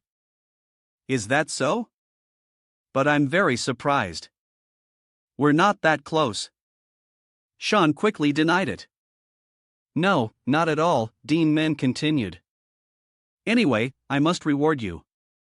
He asked him, "You want to learn swordsmanship?" Shan asked in surprise, "Wordsmanship?" Duan Men persuaded him with one arm. "You can't use hidden weapons or poison easily. I will teach you the left-handed sword. If you practice diligently, I guarantee you will be even stronger than before." Chung was so moved by him that he started to cry. He quickly thanked Duan Men. "Thank you, young master," Duan Men replied, "no need to be so polite. I'm the one who should be thanking you." Then he told him, "I have a lot to do right now." "After you recover, we will begin," Chun replied. "As you command." The scene shifts to Thung, then, who was sitting dazedly in one spot. He cried and lamented. Sigh. "It's so tiring. It's all because of that young master." Just as he was about to speak ill of someone, Duan Men suddenly appeared behind him, startling him so much he almost went to meet his ancestors from a heart attack. "What about me?" Thang then jumped up and said in a rush. "Young master, you've returned." "I'm so glad you're safe," Duan Men casually told him. "No need for formalities," Thang then mumbled. "I misspoke," Duan Men told him. "Lin and Mila have told me everything. You risked your life to maintain the formation and stop the enemy's advance." The old man laughed awkwardly. It was what I should do. But in his mind, he was remembering what happened at that time. "Actually, I was planning to run away." At that time, Lin kept trying to reason with him, leaving the Duan Men by taking advantage of the chaotic situation. "What are you talking about? In a time of crisis, you should strengthen your relationships." She even gave more examples of everyone's help. Both Miss Mila and everyone else risked their lives to buy time for the formation to activate. Thang then told her his worries. "But if the young master went to find the Lin Shu, will surely," Lin shouted. "He will definitely return." She looked at the old man with a determined gaze. "I trust the young master." Back in reality, he thought, "I probably don't need to tell him about this." Then he said to Duan Men, "Thank you for your help." Duan Men also placed a hand on the old man's shoulder and replied, "Yes, thank you for keeping your promise." He also promised the old man, "I will help the Jocket family recover quickly." Thang then was surprised. Thank you."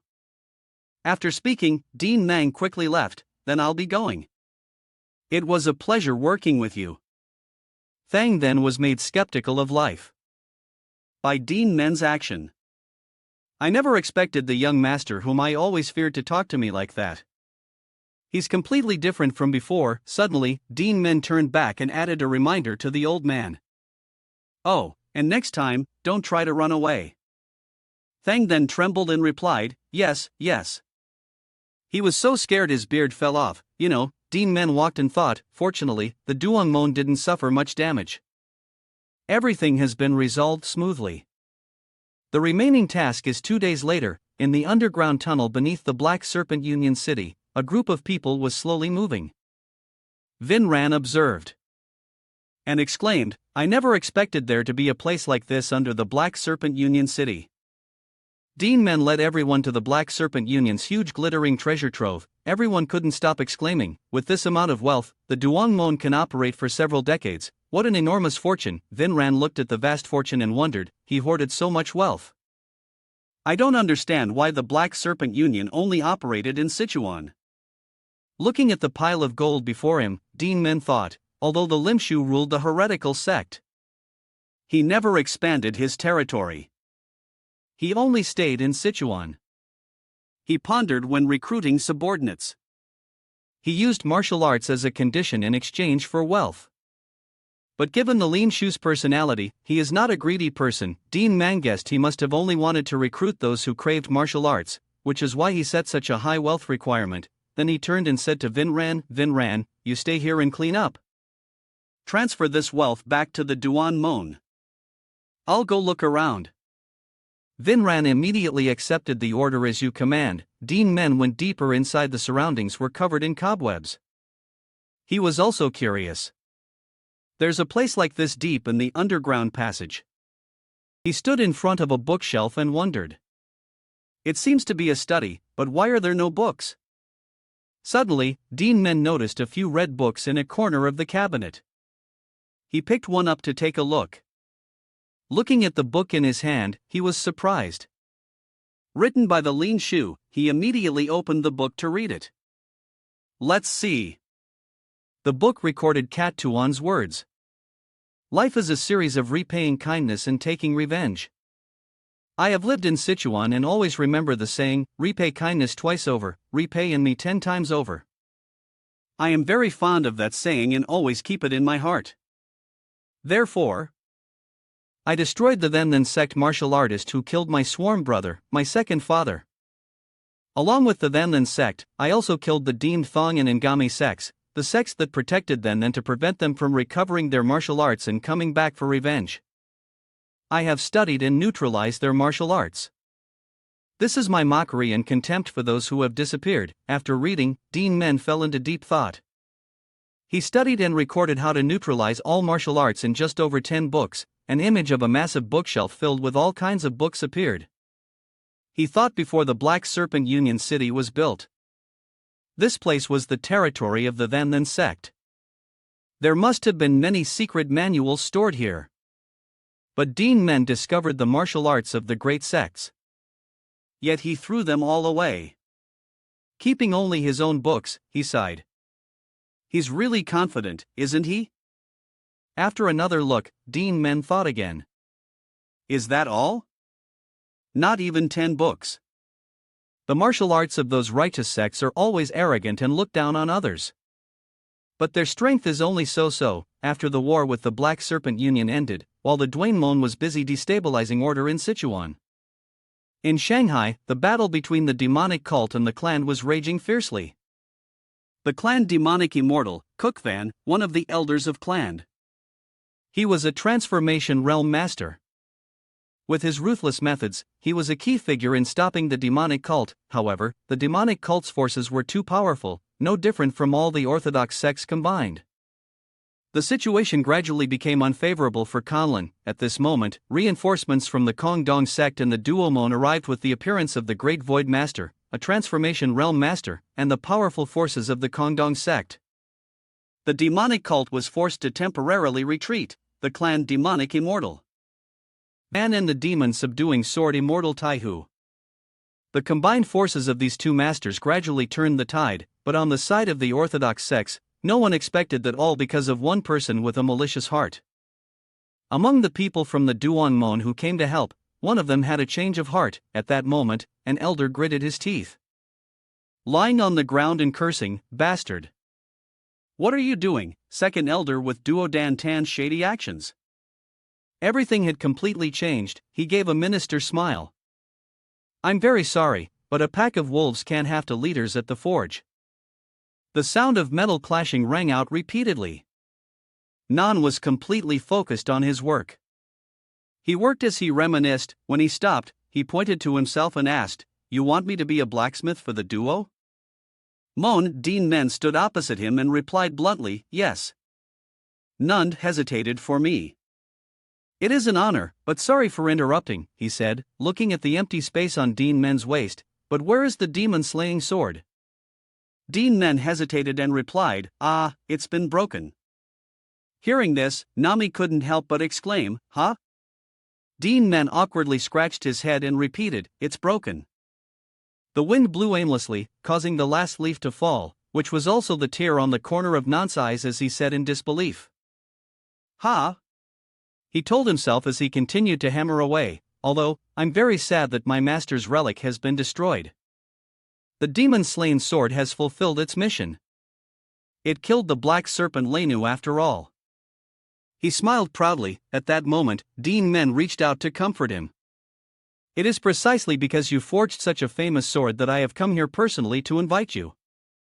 I have something I want to show. You may I come into your house inside the forge?" Nanny looked at the thing on the table in terror. "This? What is this?" Duan Men calmly replied. "It's a long story. In short, this is the horn of a spirit beast." Hearing this, Nan screamed. "A spirit beast?" Duan Men recounted, "I asked the blacksmiths of the Duan Men to forge it into a sword. But no matter how high they raised the forge's temperature, it wouldn't melt. I think you can do it." Then he suddenly asked, "What's wrong? Why is your face so pale?" Nante quickly replied, "Oh, I was just thinking. I'm sorry." With that, he turned to analyze it. The bones of spirit beasts contain spiritual energy. They can't be forged using normal methods. "We have to change the forging method," Duan Men asked in surprise. "Oh, change the method?" Noni described his approach. "Use cold chi instead of heat chi to forge. It sounds absurd, but spirit beasts are living creatures too, right?" The more he listened, the clearer it became to Duan Men. If they are frozen, they might react similarly to when they are burned. It makes sense. All things are within the 5 elements of yin and yang, he silently realized that if he could use high chi to forge iron, a yang attribute, then he could also use cold chi to forge the horn, a yin attribute. Duan Men reached his hand towards the spirit beast horn and said, "Let's give it a try." Channeling cold chi is not difficult, he thought to himself. I absorbed a lot of cold chi when treating Miss Mai too, and speaking of which, he still hadn't visited her after returning to the Duan Men. His heart remembered the gently smiling girl. After everything is settled, I will go visit her. Then Duan Men gathered his chi and channeled the cold poison steel into the horn. A powerful cold air spread, freezing the entire space in the forge. Nanti cried out in alarm. What? Why? Then enjoying the show chimed in. It seems to be working. At this point, the horn was encased in a layer of pure ice. Duan Men instructed, try hitting it with a hammer. Be careful not to touch it. Nan immediately complied, bringing the hammer down with great force. His eyes widened as he shouted, "It's deforming." "I can do it," Duan Men nodded. "Then I'll just wait and see." Nanti called out again. "But this horn is a bit small. It's not enough to forge into a sword." As if he had anticipated this, Duan Men replied cheerfully. "It can only be forged into a short sword. To me, the length of the sword is not important." Noni continued to worry about his product. "My master's demon-slain sword has fulfilled its mission. Now it's time for the sword I forged to take its place." He was determined and put more strength into his hammer blows. In Xinjiang, Hai and Dine enjoyed the strong wine in his hand. He turned his head and complimented my eye, "You are truly charming." I'm beginning to understand why Emperor Wanzong of Tang was so infatuated with Yang Gai. Baktuden wrapped her arms around his shoulders and said sweetly, "You're too much. Why would you compare me to a woman who caused a country to fall? I am completely devoted to the cult leader and the divine cult. Both my body and soul belong to you." I indeed burst out laughing. Indeed, I misspoke. Such a comparison is truly rude. By the way, I have a favor to ask you. You know the divine cult is at war with clan, right? Tuden replied, "Yes, that is the hurdle we must overcome if we want to enter the Central Plains." Hai and Dean continued, "Yes, but we still haven't been able to break through.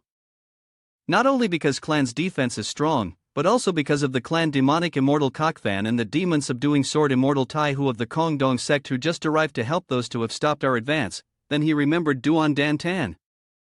"But there's a silver lining.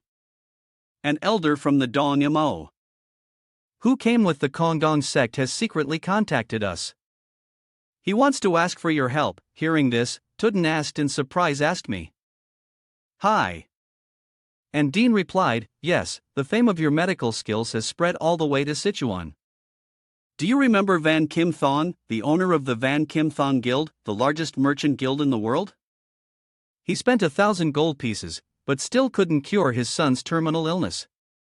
And yet, you cured him in just one night. Thus, the Van Kim Thang Guild has become an important financial source for us. The Duan Men wants you to treat a patient." Tuden winked in agreement. "If it's the cult leader request, I am willing. So, who do I have to treat?" Hi and Dean explained. "They want me to treat his grandson. That would be Van One. It seems his arm has been crippled." Tuden tilted her head and asked, "So, what is our reward?" He said, "A bitter poison to try." Hearing this, Tuden's eyes widened in surprise. "They said they would give us the Duong's 10 poisons." Her expression changed in a flash. "Is that all?" I and Dean dismissed it, "Of course not. The 10 poisons are worthless to us, to be precise. We won't just receive the 10 poisons, but we must also poison the demonic immortal and the sword immortal. And then deliver their bodies to the Duan Men. In exchange for a path into the Central Plains." At this point, a sinister smile appeared on Hyundine's face. In Hube, at the Jocket family residence, a curse rang out. How foolish. In this world, where is there a safe place for him? Even though it's the territory of Wuong, he's still too careless. On the floor, corpses were scattered all around. Trunk couch covered in blood sat drinking a cup of wine. Speaking of which, I heard the black serpent lean she was killed. The one who killed him was a brat from the Duan Men, right? Quang Thien replied, according to the report, he is skilled in poison techniques, dark energy, and swordsmanship. He can even use sword steel. Hearing this, he replied, sword steel? Ha! His martial arts are decent. He glanced over and continued, but that alone is not enough to defeat the lean shoe. Could it be that he has also reached the realm of the strong sword like me? Then he put the wine cup down on the table. Or maybe I overestimated the lean shoe. What a pathetic death. He looked towards Quang and continued. I wanted to kill the black serpent lean shoe myself, but anyway, this is a good thing. His eyes became fearsome. One threat has been eliminated. Now I can continue cleaning up the trash. Then he asked, Quang, where is the MD family? They are disguised as merchants, secretly developing their power. Quang bowed his head and said nothing. After a moment, he said, Heavenly Lord protects. Something is approaching. Trunkak replied nonchalantly, I can feel it too. The speed is quite fast. Is this or from Wuong? Just as he suspected, the Wuong people have arrived. Those old turtles are fast. Trunk Catch turned to leave. I will go greet them. You take care of the Macdong family. Quang Fai replied, as you command. Trunk Catch looked up at the bright moon. Father, it's coming soon. The age of the demonic path is coming. In another place, Lin Lin was training diligently. Her arm was trembling slightly. My muscles feel like they're about to tear, but I can't let go, she remembered arguing with Thang Then. Thang Then had said with a surprised expression, You want to learn the family's martial arts? She replied, yes, she thought to herself. I had to work so hard to convince him to teach me martial arts at the Sichuan Grand Tournament. I could only watch. I don't want to. She gritted her teeth, determined to never feel so helpless ever again. Then she opened her eyes wide. One more time. With that, she continued to train vigorously. Just then, someone came and called her Lin Lin. It was Thong, then, she replied. Uncle, aren't you busy today? Uncle, why are you here? Thong then placed his hand on Lin Lin's shoulder. Lin, please listen to me calmly. She didn't understand what was happening. Ha! Thang then spoke. Hub was attacked. The family has been wiped out. Hearing this, Lin froze, tears welling up in her eyes. The old man recounted the situation at that time. Mong, disciple of Reincarnation, has destroyed 3 of the 5 great families. He has returned. And the situation in Hub is becoming chaotic. The sword saint of Wu Dang stepped in to stop Mong Ti from attacking the Jocket family. But at that time, he said, if I take one more step, Wu Dang will also be wiped out before the sun reaches its zenith. After confronting Mong Ti, we had no choice but to abandon the Jocket family. Lin Lin and Thang then had now come to see Duan Men. Duan Men thought to himself, so we were helpless against Mong. He was silent for a moment and then replied, yes, I heard the news. The Jocket family has been wiped out. Thang Thon's eyes welled. Tears. Lin was right. If we had fled from the Black Serpent Union that day, we would surely have been killed by Mong.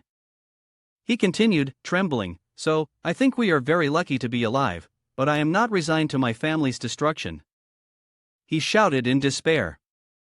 I apologize for my outburst. Duan Men spoke up to comfort him. You haven't lost everything yet. The Jocket family members and the Duan Men are still alive. As long as you are alive, you can still restore your family. I haven't fulfilled my promise. Is to help you yet. I will do my best to help you rebuild your family. So, don't give up hope. Hearing this, he seemed to have shed some of his burden. Yes. Duan Men raised his hand to rub his chin and thought, what is happening? I have to prepare. A person entered and announced, cutting off his thoughts. "Young master," he replied, "what is it?" "A guest from Wuang wishes to see you." Hearing this, Lin Ling gritted her teeth and turned her head to look. De Men's eyes widened as he thought. "Wuang, at a time like this," he then spoke, "Lon." Then he stood up and said to Lin Lin and Thong, "Then you two must be very sad. Go get some rest. I'll see what they have to say." His face grew serious. "Wuang, huh?" "I have to be careful." Inside the room, a voice asked, "You're from Wuang?" The person replied, "Yes, I am Nen Van. I have come to request the Duman's assistance." He continued, "Are you aware of the chaotic situation in Hab?" Dean Men replied, "Yes, I've heard that main Tronkach has returned."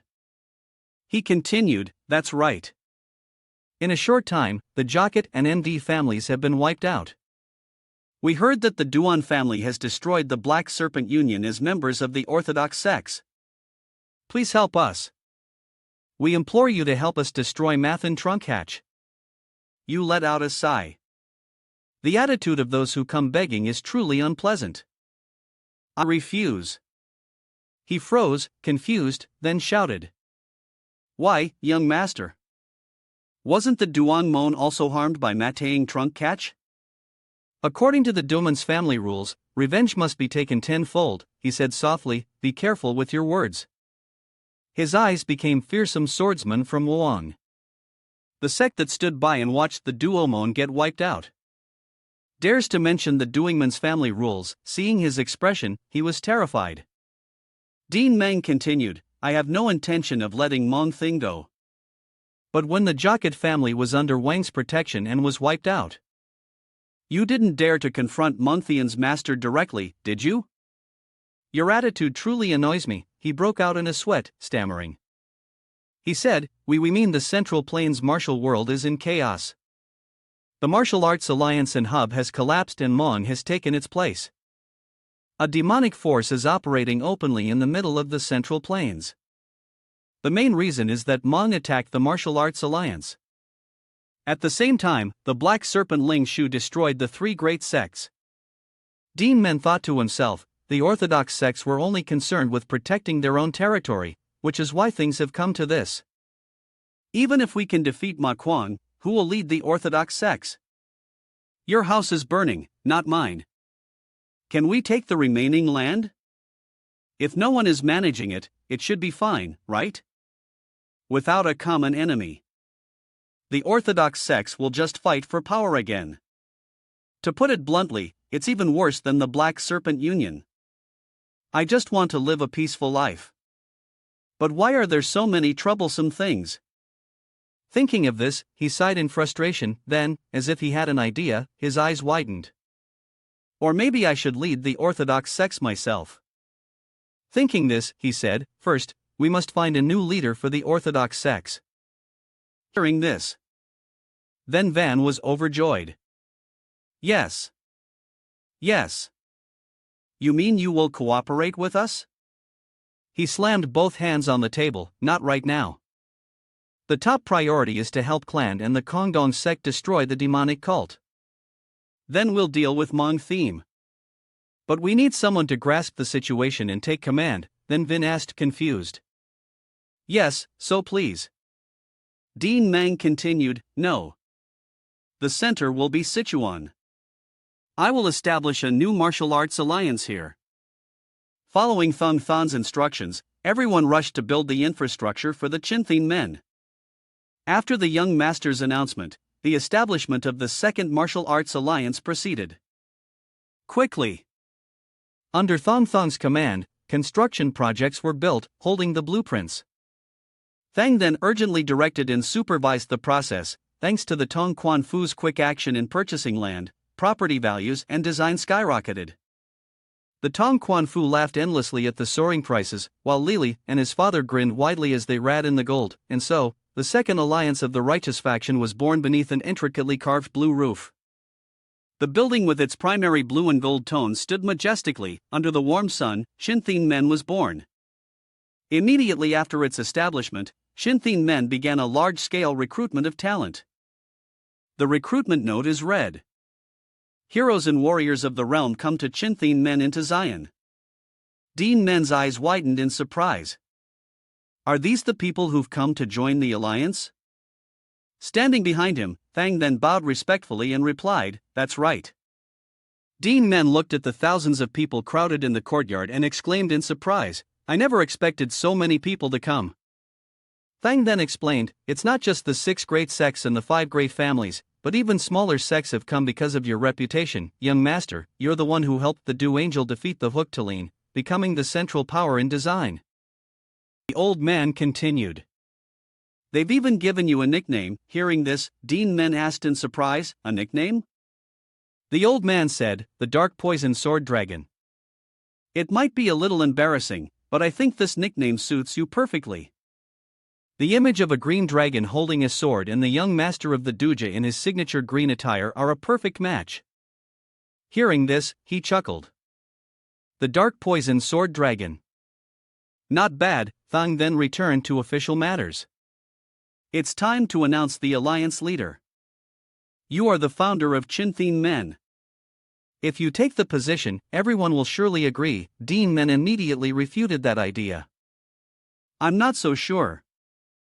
Although Duan Men's creed is to defend the righteous path, but looking at the crowd from various sects, Hoa Kim with the people of the Hon sect, Hoc Van leading the people of the Trong Nam sect, people from Boden and even from Thursday Lam," he continued, "do you think everyone here shares the same ambition?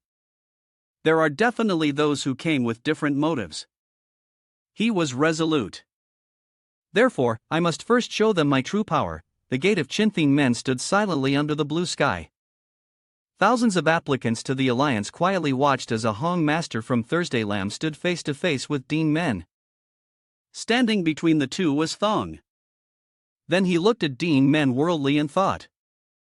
The young master's guess was spot on. It's as if he knew this would happen. He remembered what happened just a few minutes ago. After completing the procedures to join the alliance, the representatives of the major sects had come looking for the young master to Van.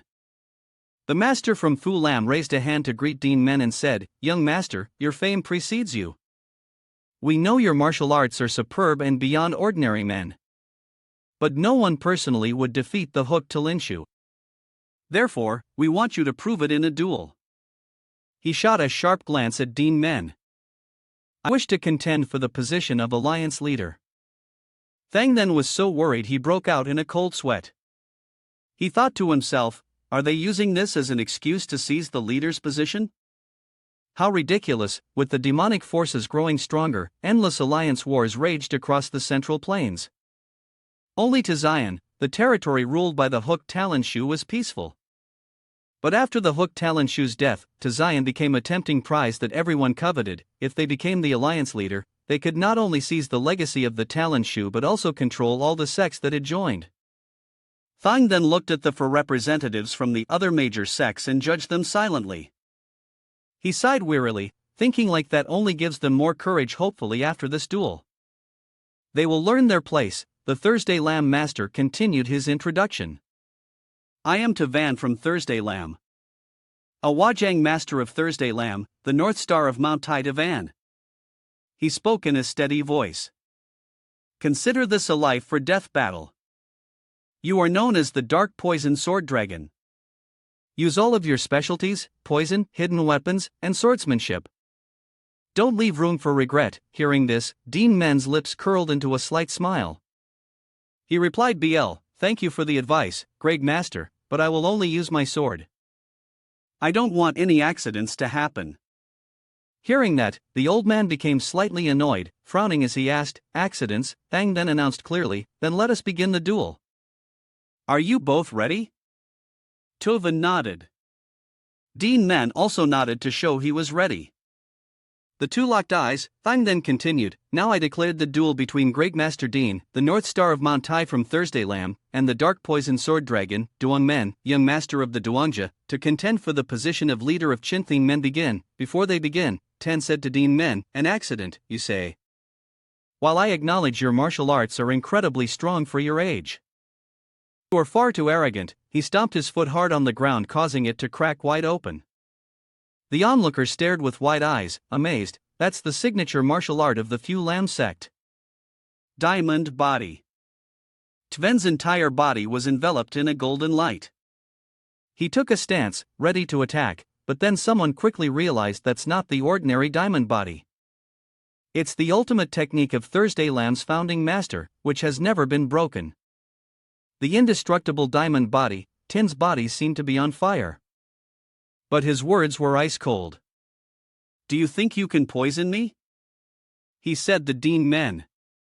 "Even if you are the dark poison sword dragon, you cannot possibly break the indestructible diamond body." It was a clear provocation, wanting Duan Men to give up his claim to the leadership. A few onlookers realized this. Seeing such a battle-hungry opponent, Duan Men reached into his chest pocket to retrieve something. "I didn't expect I'd have to test this so soon." A few nights ago at the Duanja, Lei's father asked Duan Men, "Do you still want to establish the Alliance headquarters at Then Sun?" Duan Men affirmed. Yes, after the Hook, Talon purchase collapsed. That place was abandoned. "It's very suitable," he said. "In that case, we should buy the entire plot of land." But before he could finish, a voice cut in, "Young master." All three of them turned their gazes to where the voice came from. When Duan Men saw the person, he was surprised. Magnanthy, the man hurriedly apologized. "I'm sorry for disturbing the meeting." He grinned brightly, showing his white teeth, and held up a black box with both hands, "But I couldn't wait any longer. I have to show you this." Thang then looked bewildered at the object emitting a white light in front of him. "What is this?" Lei's father had to adjust his glass. "Is to get a better look and remark a magnificent short sword," Duan Men asked Enthi. "Have you named it yet?" Ban replied, "Yes, it emits a white light and was forged with cold energy, so I named it Longjuk Bhakti."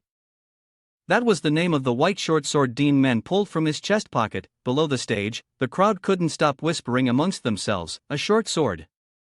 Is he planning to use a short sword to fight the indestructible diamond body? Is he really only using a short sword?" Tuvan felt his pride was being scorned and grew angry. So stubborn. In that case, he launched himself forward, charging toward Duan Men like the wind. His massive golden fiery body lunged in front of Duan Men. "I will make you taste true suffering." The force of his punch was truly powerful.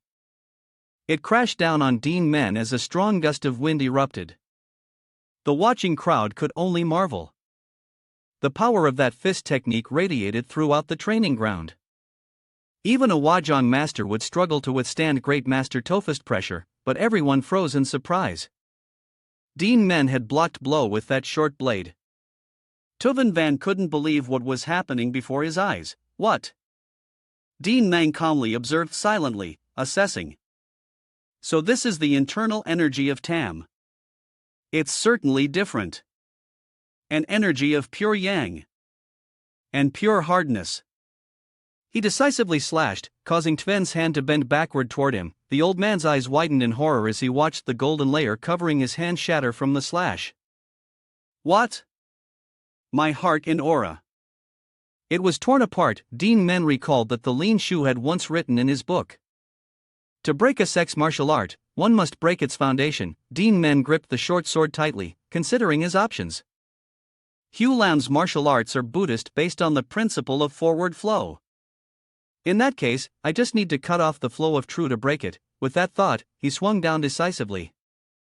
Tuvan couldn't react in time and could only raise his hands to shield his face from the fierce attack. The crowd below erupted.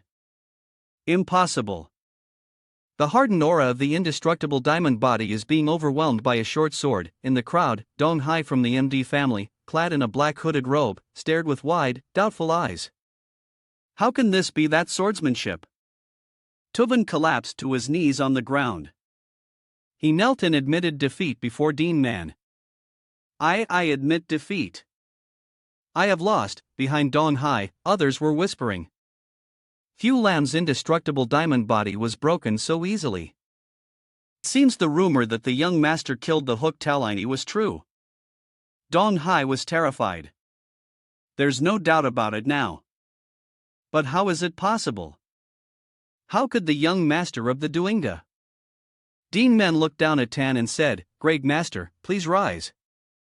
Dong Hai looked at him questioningly. Are you using the sword demon's martial arts inside a large mansion? Duan Men stood outside gazing at the moon. A soft voice called out, Alliance leader. He immediately turned around. Duan Men coughed lightly. Hearing people call me Alliance leader feels a bit strange. Thang then was helpless. You've proven your strength in front of so many people. You'll be hearing this title often from now on, so you'd better get used to it, the old man then asked. By the way, someone from the MD family wants to see you.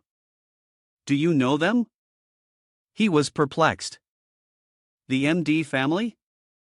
One of the clans destroyed by the Hmong theme. I don't know them. The old man stroked his chin thoughtfully. Is that so? They said it was urgent and wanted to see you immediately. The sword demon, the Dungal Kaida, and the Fuluk Tam Thap, he was shocked. What? In the study, Dean met face.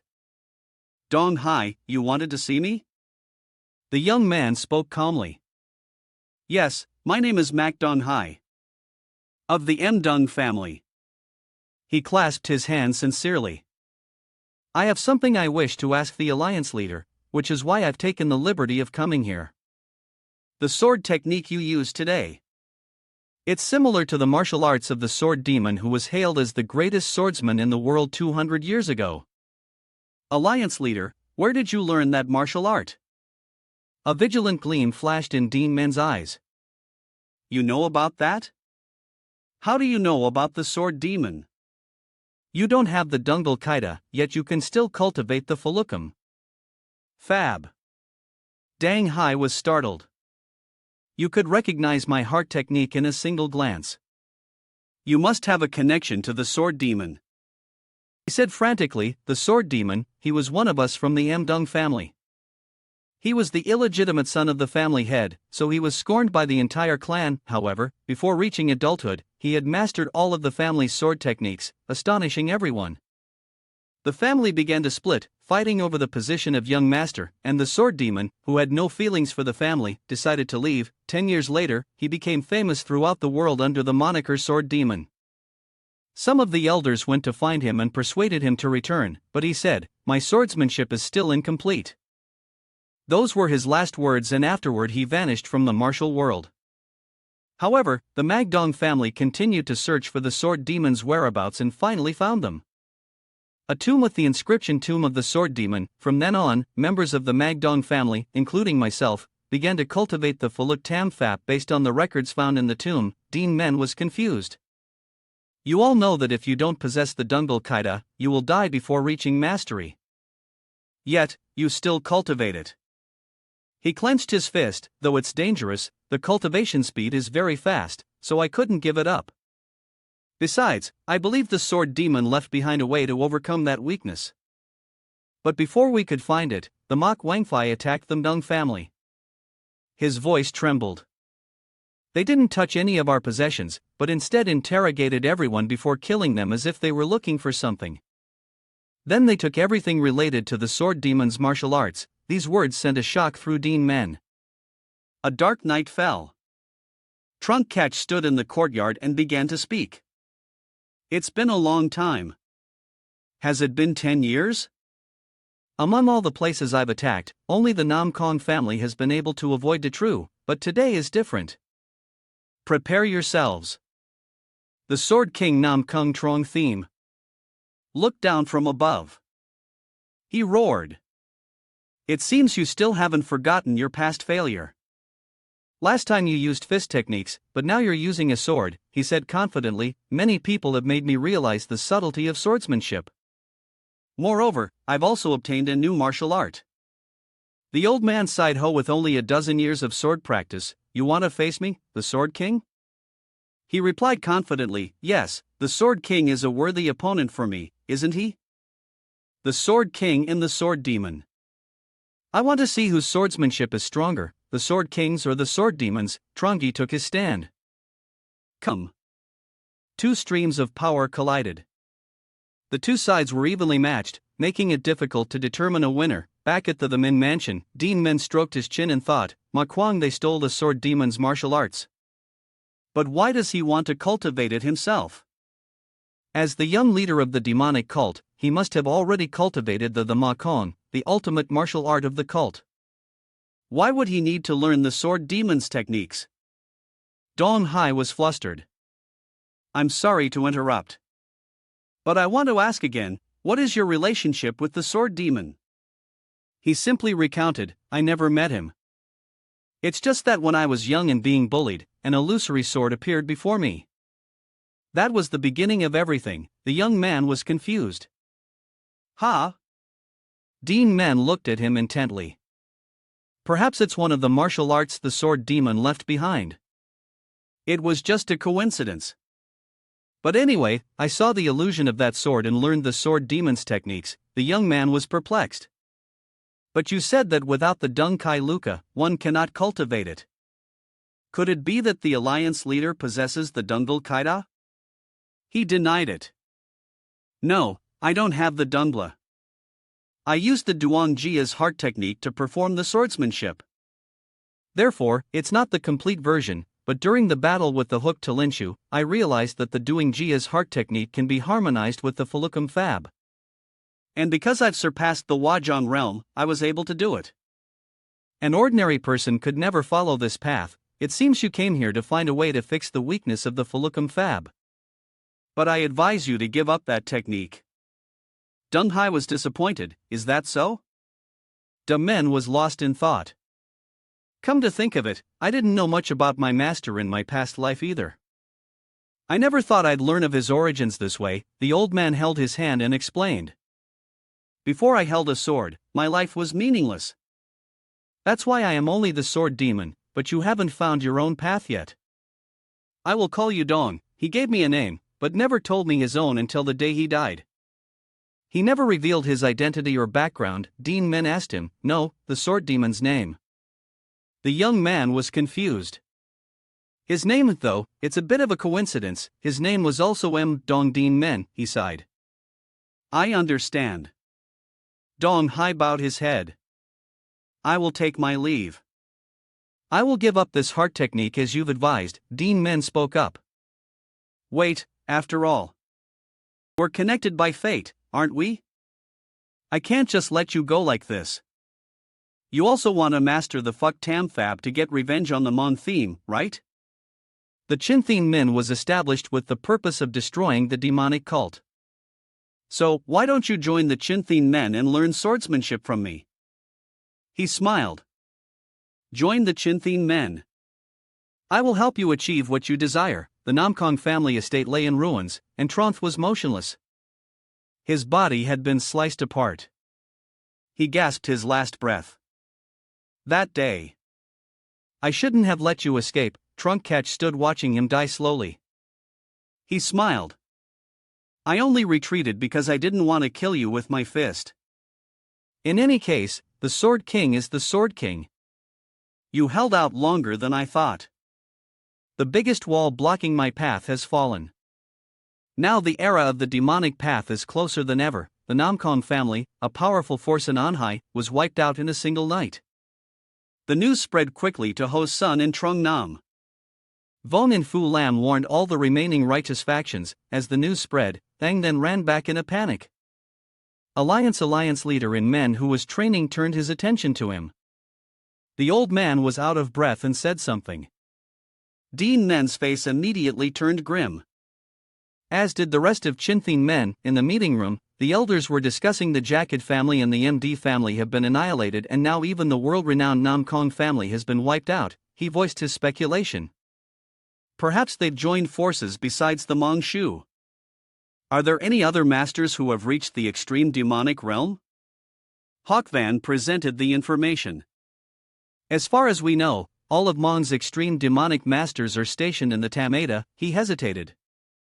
The Tamada, Hawkvan continued, they are the three families that the Mungu established after destroying the other great families. To be more precise, they are the families that willingly submitted to the Hmong Thiemchu. In particular, the Thiem Taja has two extreme demonic masters. They were likely stationed there as a precaution against Trung Nam and Hoa Sun, including the Muang Thiemchu. There are at least 5 extreme demonic masters. But I don't think the Hmong theme teamed up with anyone. The Sword King was a master of heavy pressure. Anyone who entered his range would be suppressed by the heavy pressure and unable to move. Whether they were of Hua Jiang or extreme demonic masters, their movements would be restricted. The more he spoke, the more panicked he became. Furthermore, he was the world's #1 swordsman. He couldn't be defeated so easily. In other words, only the Hmong Thinshu could defeat the Sword King alone. After hearing this, he also grew pensive. At least 5 extreme demonic masters. Plus, the Hmong Thinshu who defeated the Sword King. No one can be sure that's their entire force. The situation is critical. My original plan was to help the Kongdong and Kalyuan sects defeat the demonic cult and then join forces to destroy the Muang theme. If the battle lines are stalled, maybe we should attack the Hmong theme first. But can they hold out while we're fighting the Muang theme? If we attack first, I fear things will get out of control. How can we deploy our forces properly? Someone snapped him out of it. Alliance leader. He looked at the faces of everyone in the room and thought, everyone is waiting for my command. I cannot hesitate. Duan Men began to speak. This alliance leader, a desperate shout from outside interrupted him. Something big has happened. Seeing the person who had just burst in, he was taken back. That uniform, isn't that a Taoist from the Kongdong sect? The war with the demonic cult is still ongoing. Why have you come here? The man said with difficulty. Is the alliance leader of the Chinthin men here? Duan Men reassured him. Yes, I am. Calm down and speak slowly. What happened to the Kongdong and Kalyuan sects?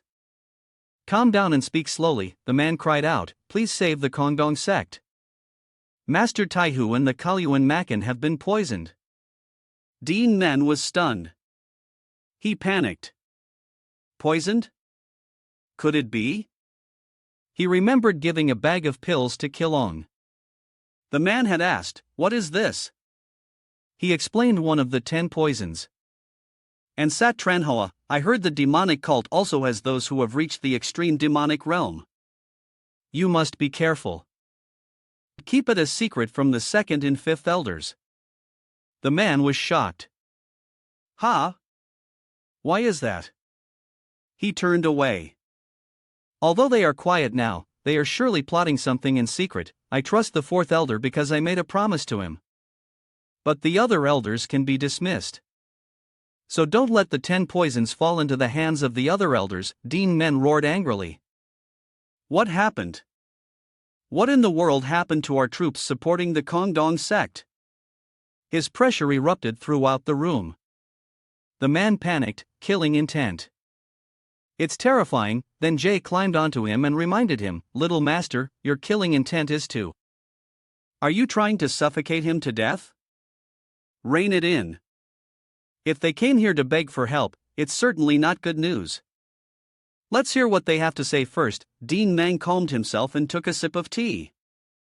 My apologies. Can you tell me in more detail? He stammered, yes, it's like this. The sun has treacherous terrain, making ambushes easy. So, the Du Angel was in charge of the rear, but the Du Angel suddenly lost contact. We went there to check.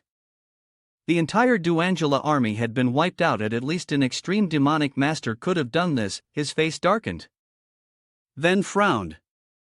See? You have to hear the whole story. He clenched his fist, telling himself, the suspicion isn't gone yet. Stay calm and confirm.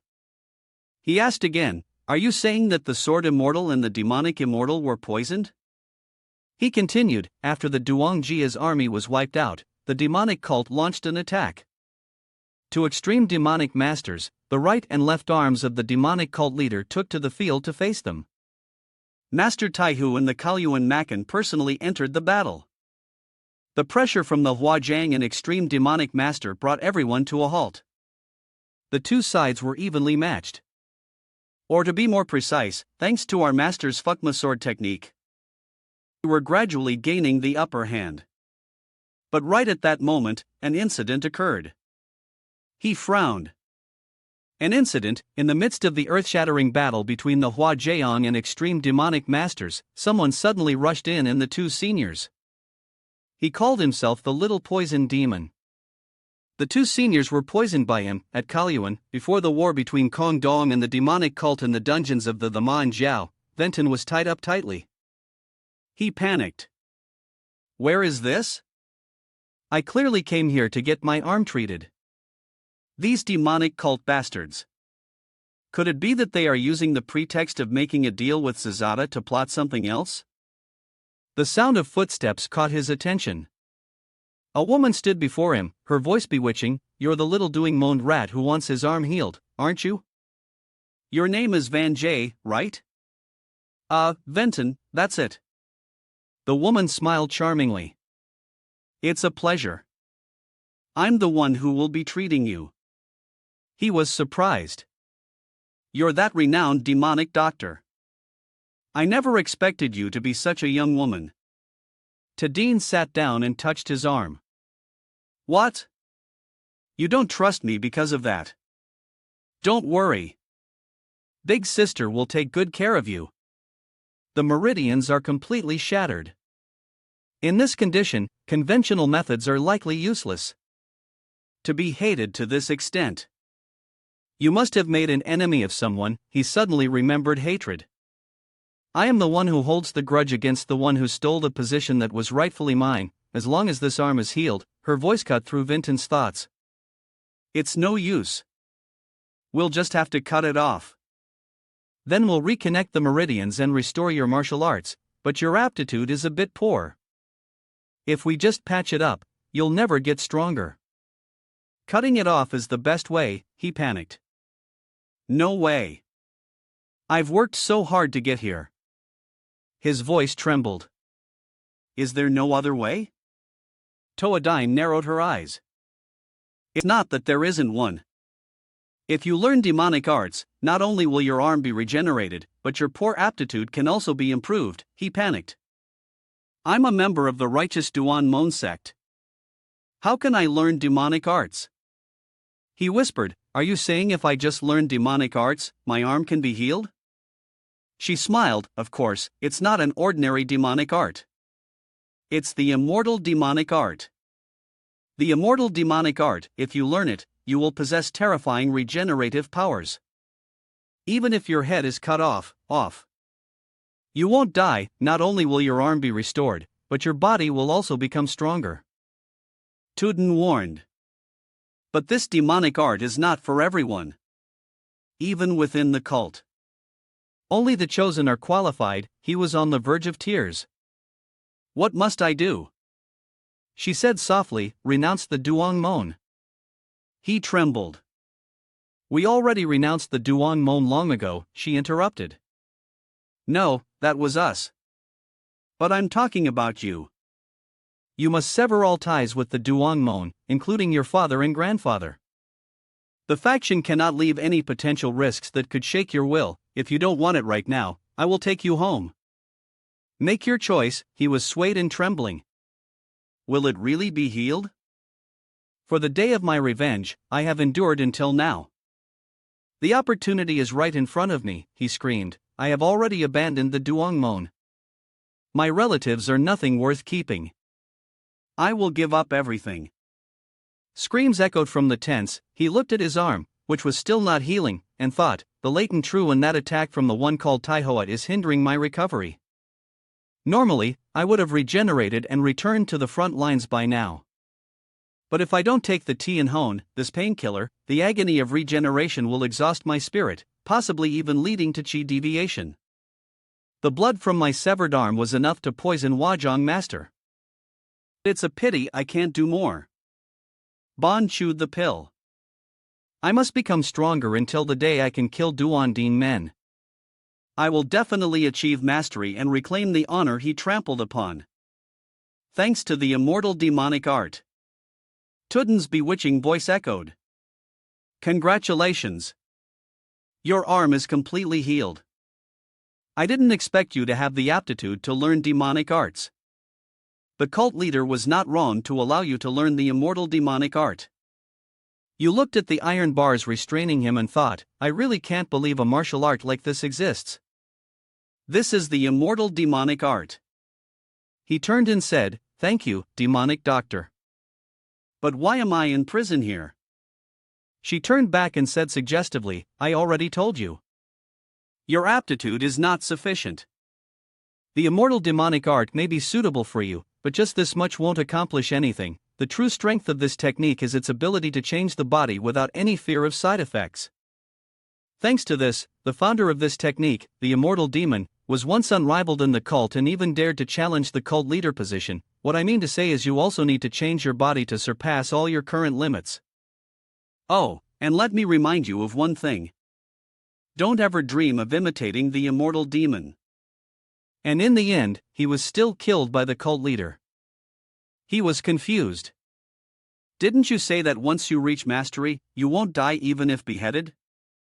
How could that be? She continued, the immortal demonic art is still, after all, a martial art that utilizes demonic chi against the cult leader. Who can suppress even demonic chi? This technique is useless? He blushed as he looked at her sitting next to him. So, what do you plan to do with me? She held up 2 vials of potent poison. Currently, your mortal demonic art is only at the level of reattaching severed body parts. In this state, you're no different from a puppet that can take hits for others. He looked at the poison vial and stammered. Isn't that my grandfather's Sat-to-Hoa? What are you going to do with it? She smiled brightly and said, I already told you. I will help you change. The golden needles were then inserted into Venon's acupoints. His mouth was forced open, she explained. The fastest way to cultivate the immortal demonic art is to be constantly and severely injured, even to the point of near death. I will also help you improve your weak attack power. She opened the poison vial and bit her lip.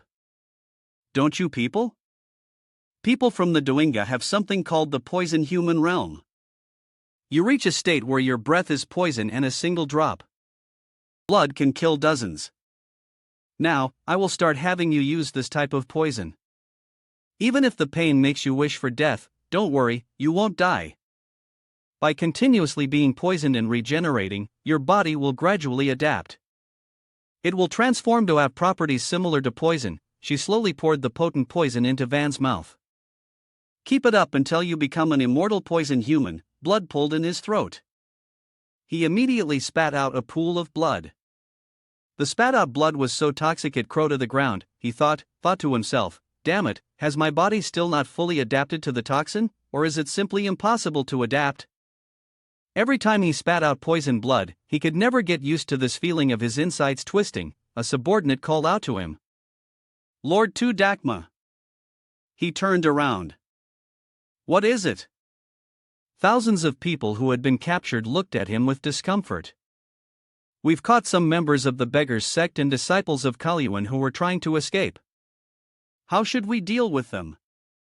He frowned. Prisoners. Whether it's the beggars sect or Kalyuan, they will all be annihilated and wiped out anyway. They have nowhere to return to. So why call them prisoners? He ordered, kill them all. Those who oppose us are not allowed to hope for survival. In the vast forest and mountains, a disciple of the Kongdong sect carried his to masters and ran through the forest. They shouted, run! If we get caught, it's all over. Damn it! They're still chasing us like leeches.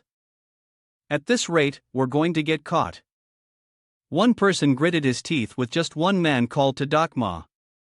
The entire battlefield has changed. I hope the news sent to Tian isn't delayed. He saw something. There's someone ahead. A figure flashed by quickly. The person behind them shouted, Great hero, high into you. Why are you stopping? They're here. The person behind him immediately gave a signal. I'll hold them off. Senior brother and the Kaluan Taoist keep running. High into was on the verge of tears. Junior brother Duan Men flash past. Long time no see Taoist. He turned around. Huh? A bright light flashed past, slashing their necks. Someone shouted, wait, this light, Hi, and you turned around in surprise. Ha! He's finally here. Duan Men stood amidst a pile of corpses. He turned and asked them, "Are you all right? Our reinforcements have arrived." Cook Van and Tai, who lay exhausted on the ground struggling to breathe. Duan Men assessed the situation and said, "Both seniors are in critical condition. I must act quickly.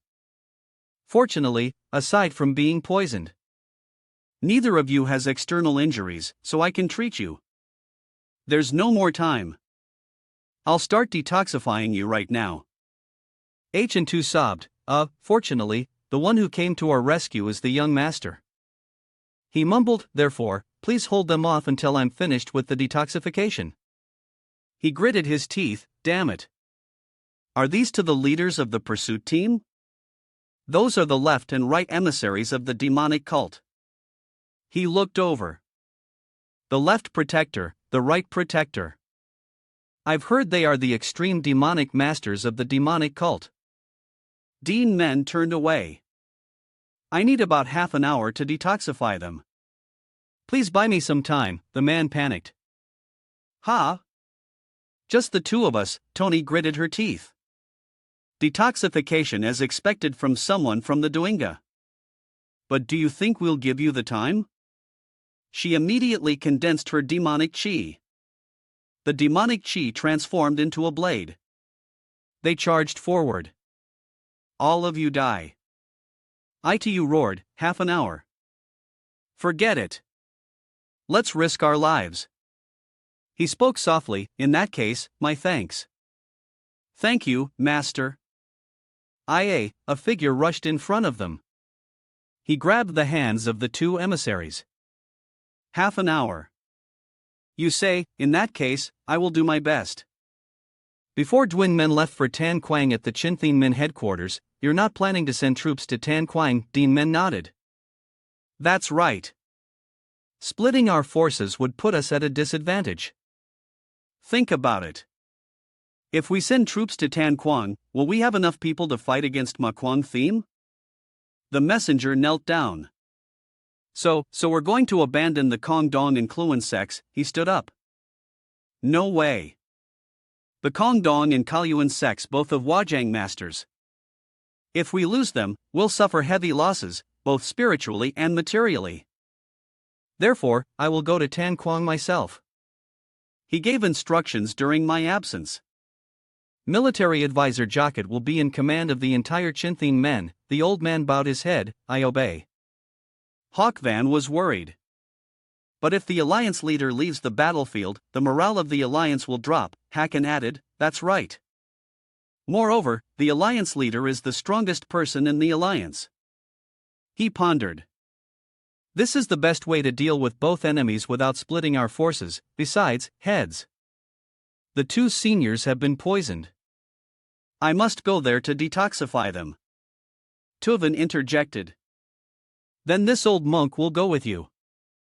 Although the alliance leader martial arts are very high, we must be prepared for any unforeseen circumstances during the detoxification process. At present, he used his diamond body to block the two attacks from the left and right emissaries.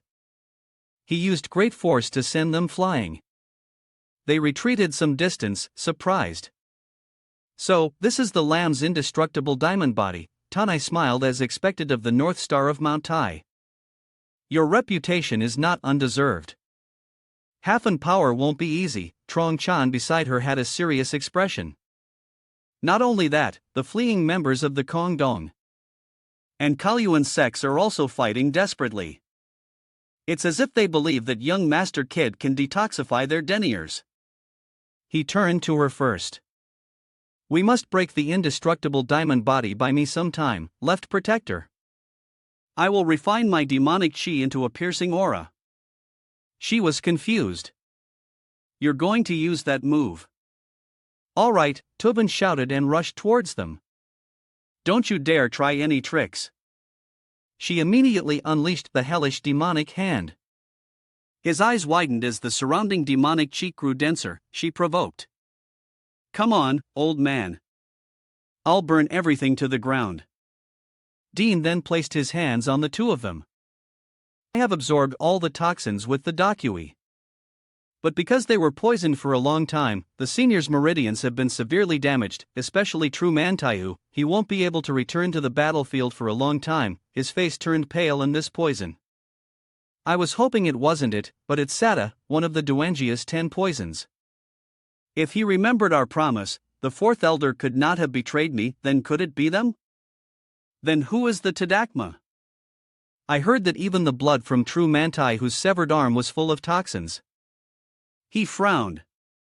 Could it be they've colluded with the demonic cult to create a poison human? I have a bad feeling.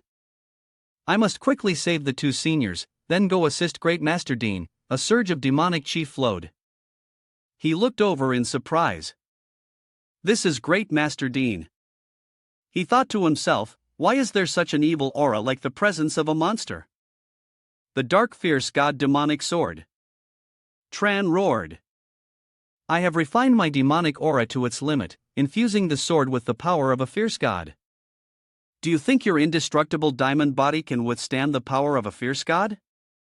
He gritted his teeth. Tonat seized the opportunity and unleashed the hellish demonic Asur. Both of them attacked in coordination. Tu Van was attacked from 2 sides.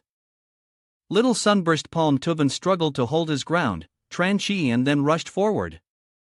Black fierce god demonic sword. Duan Men froze. He shouted in despair, Great Master. He cursed silently. Damn it. The treatment is almost finished. If I stop now, the lives of the 2 seniors will be in danger. Everyone is risking their lives from me. How can I just ignore this? Tven reassured him. Just continue the treatment, Alliance leader. He took his stance. This old monk has only lost an arm. I can still endure, they mocked him. Just an arm. You think saying that will make us stop? They shouted, that arm is just the beginning. After that, we'll burn you alive and tear you to pieces. Then hit himself, could it be? I can't be mistaken, but he's not a sorcerer. And yet, I see it. Why is it on his sword? It's emitting such a suffocating demonic aura. Ayu panted heavily. Why is half an hour taking so long? Looking at the teeming crowd before him, he was dazed. I don't see their numbers decreasing at all. Great Master of Man is still holding on even with just 1 arm. But Sanja is about to reach her limit. His hand trembled. Everyone is exhausted after a night of relentless fleeing. Even my sword hand is shaking, he panted. Is half an hour almost up? Can we hold on until the detoxification of the Master and the demonic immortal is complete? Duan Men walked over. You can fall back. I'll handle it from here. His eyes welled with tears. Young Master, could it be that Master and Cook? He calmly replied. I successfully detoxified them both faster than expected. He gripped his short sword tightly. It was all thanks to your spirit of resistance. So now leave the rest to me. Tan used his hand to block Trong Ten's strike. The man was excited. You can still stand firm even after losing an arm. I truly admire you. Once I kill you, the morale of the righteous path will completely collapse. Duan Men swung his sword from behind the van. Tranian panicked. What? What was that just now? All of my subordinates were wiped out in a single move. Tumnat gritted her teeth. Is there a master of that level among them? She reminded him. Vile master, be careful. He calmly walked over. Master Dia, I am sorry I was late. They were shocked. Tan immediately asked, You've already finished the detoxification. Since when? Yes, it's all thanks to you. The conversation between the two made their opponents' faces darken. Tavan smiled. My desperate struggle was not in vain. He looked at the old man's arm thoughtfully. Duan Men recalled his words. I cannot deny that I spoke shamefully to the young master. No, I should call him Alliance leader. From now on, I will atone for my sins by eradicating the demonic path within the Chinthin men, he pondered. He is a man of perfect character and strength. Yet, he lost an arm. Before the battle with Mang even began, we've suffered a loss here. Their Dawi cannot compare to the great master's power. Which means they have something that can neutralize Thursday Lamb's Buddhist true chi. Duan Men's face darkened. Could it be that I judged hastily based only on the opponent's chi, even though I swore I wouldn't make such a judgmental error again, he mumbled. The loss is too great. She was confused. He condensed his daki and growled to compensate for great master's lost arm. He gripped his short sword, his eyes filled with killing intent. Taking both of your lives won't be enough. Streaks of light appeared throughout the forest. He continuously closed in and attacked them. Tonat panicked. Unbelievable, we, the strongest of the Benjeo, have been pushed to the brink of the extreme demonic realm. All because of this brat's short blade. Trong Qian struggled to defend himself. I never expected there to be such a master in the righteous faction. They shouted in unison, who in the world is he? Duan Men swung a fatal blow, intending to finish them. They quickly dodged. Tun that held her breath. I admit we can't fight him with ordinary techniques. We must use our ultimate skills to decide this. She shouted, let's see if you can withstand this move. Ultimate technique. Hellish demonic flower hand. Demonic flower sun, Transhen turned his head in fear. Left master, don't you realize this entire place will be wiped out? He watched it intently. Inking to himself, if that move lands, this whole area will be turned into a chaotic mess. He swung his sword pierce. He quickly unleashed a blow that shattered her magical power. Trong Qian was so stunned his mouth hung open. Tun that was struck so hard her body was mangled, he turned his head. Who in the world are you? So there are strong people like this even in the righteous path. He looked him over once.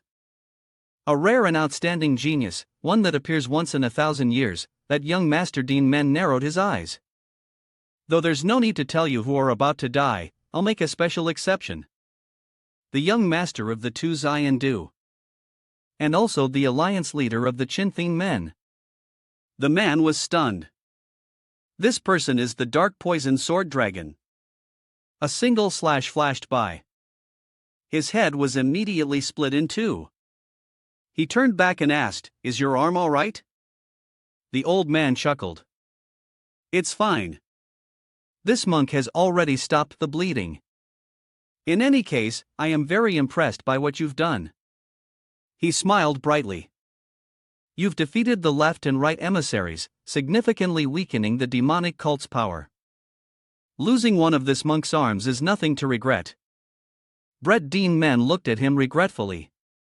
I should have been more careful. He consoled him. Don't blame yourself too much.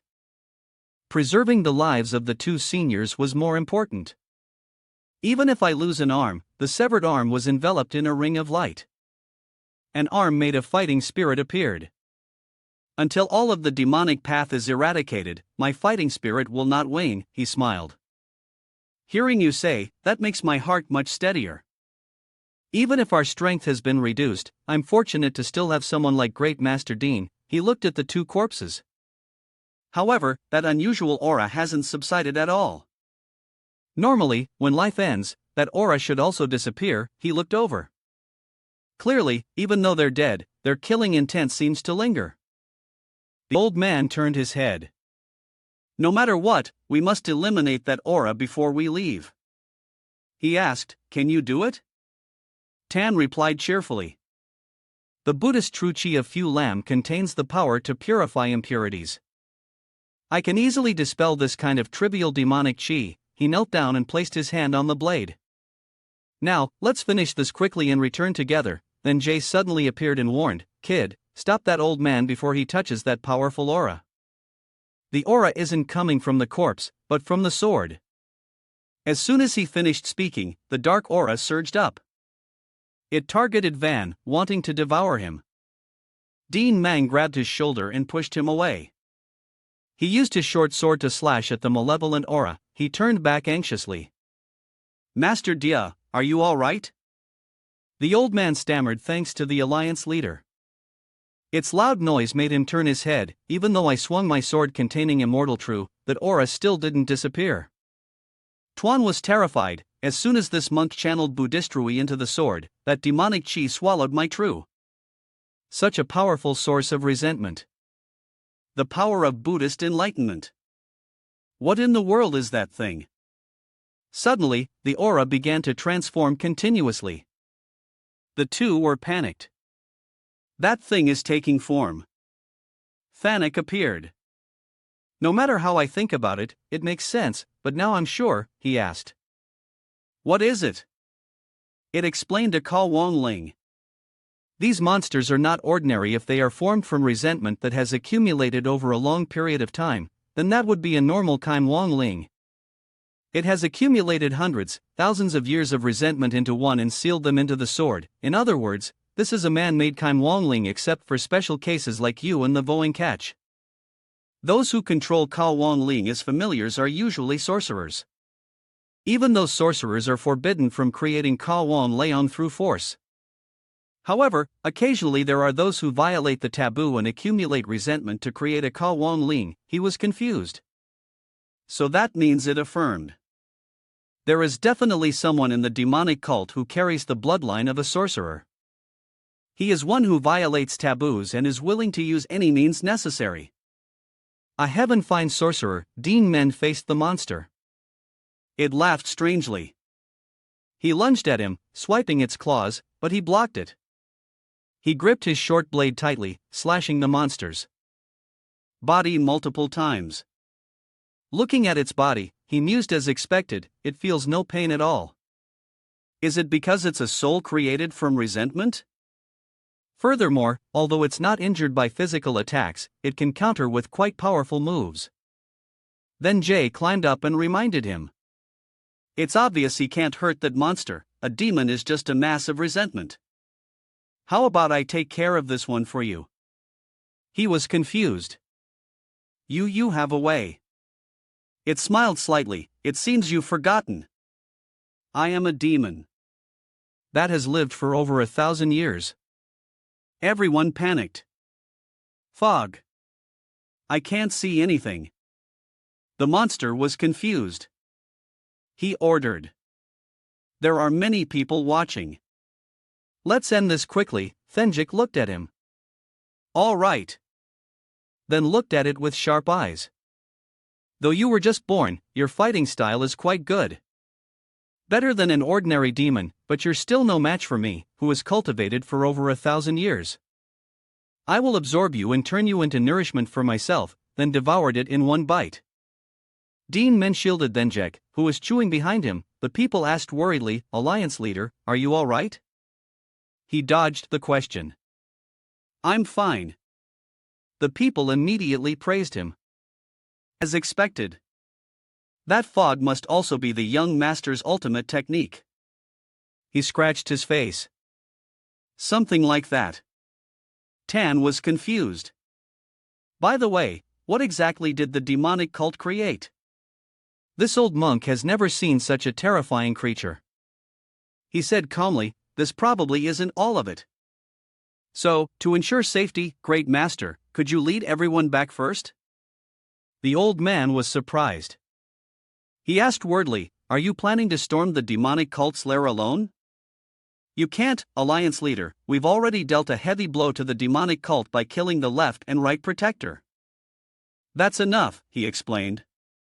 That creature was a demon. Normal attacks won't work on it.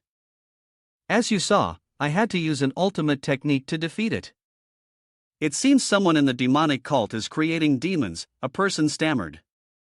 So if there are many demons like that, then he said thoughtfully. The demonic cult's forces are still very strong. Furthermore, we still don't know the true identity of the little poison demon. If he is indeed related to the Duinga, I must handle it myself. He continued, it sounds risky, but now when the main forces of the demonic cult are weakened, is the best time to strike them a fatal blow. But Tin immediately cut him off with the chop to the throat. I understand, Alliance leader, But although the Alliance leader's martial arts are very high, you are the leader of the Men. Please be careful, Alliance leader. He turned and walked away with a smile. Yes, I will return with good news. He then leaped up and vanished to chuckled. HMP, even if I advised against it, he certainly wouldn't listen. Who in the demonic cult could harm the Alliance leader? Let's take care of the injured and head back. Even though I say that, I'm still very worried. Not just the demonic cult leader, but many other extreme demonic masters as well. But I will trust and wait. Alliance leader, returns safely. Tin Quang, headquarters of the Ma and Jiao, a piercing shout rang out. The little poison demon has arrived. Then Tone strode arrogantly into the main hall. Ted praised him. Congratulations on your great achievement on the battlefield. He recognized her demonic doctor. She smiled. Now you look like a true demon. Even the Modoc Duan family head is very proud of you. Oh, by the way, shouldn't you be calling him father now? A few days ago, after Duong Venton reached the poison human realm, the demonic doctor introduced him to the Duan family head. Go greet your father. This is the Modoc Duong family head who is sponsoring the holy cult. He will be your protector from now on. He bowed his head. Duong Vento pays his respects. Thank you, sir. The old man stopped him. No, that's not right. Didn't you renounce the Duinga? You can't bear the Duing surname anymore. I will adopt you. From now on, you will be Duong Van. He bowed his head. Yes, father, the old man laughed loudly. Excellent. I've never had a child. And now I have such a strong son. I'm truly very happy. He bowed his head. Thank you for adopting me. The demonic doctor commented, HMP. What a dull answer. By the way, with such a glorious achievement, the cult leader will surely reward you. What do you want? He said solemnly, I want to learn lightness skill. The lightness skill of the Kalyuan sect is incredible. I want to join the pursuit team and achieve even more victories. She narrowed her eyes. Lightness skill. Lightness skill is good, but why not try something else? The number of lightness skill manuals in the Holy Cult's library is countless. For example, the original version of the reverse blood demonic art is eyes widened. Reverse blood demonic. I've heard of it. That's the martial art that Ma Kuangfi used when attacking the Duangja. A demonic art that can unleash one's potential and increase strength multiple times over for a short period. But he said, it's very dangerous if my internal energy is depleted. I'll either die or suffer from chi deviation. She smiled. That's true for ordinary people. But you have successfully mastered the immortal demonic art. If you combine those two, what do you think will happen? Actually, I'm also very curious what would happen if two conflicting martial arts were combined. Military advisor, you're here. I came to double-check the troop deployment. Hawk Van in admiration. You've worked hard. Jocket continued. Thanks to your quick arrangements.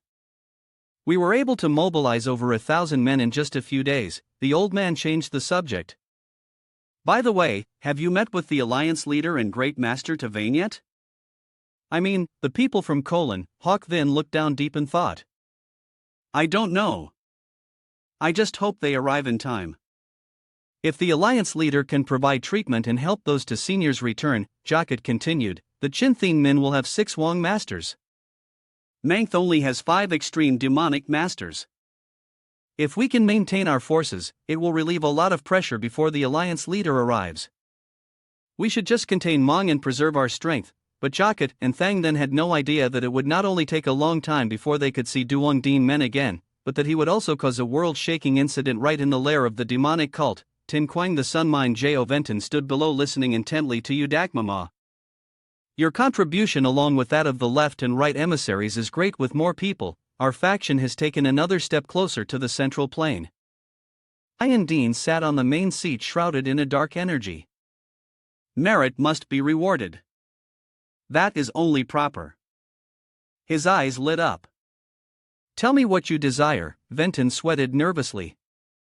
This is the first time I've had an audience with the cult leader. His appearance is far different from what I imagined. However, even unconsciously, the demonic chi he exudes is terrifying. He opened his mouth. I want the true version of the reverse blood demonic art.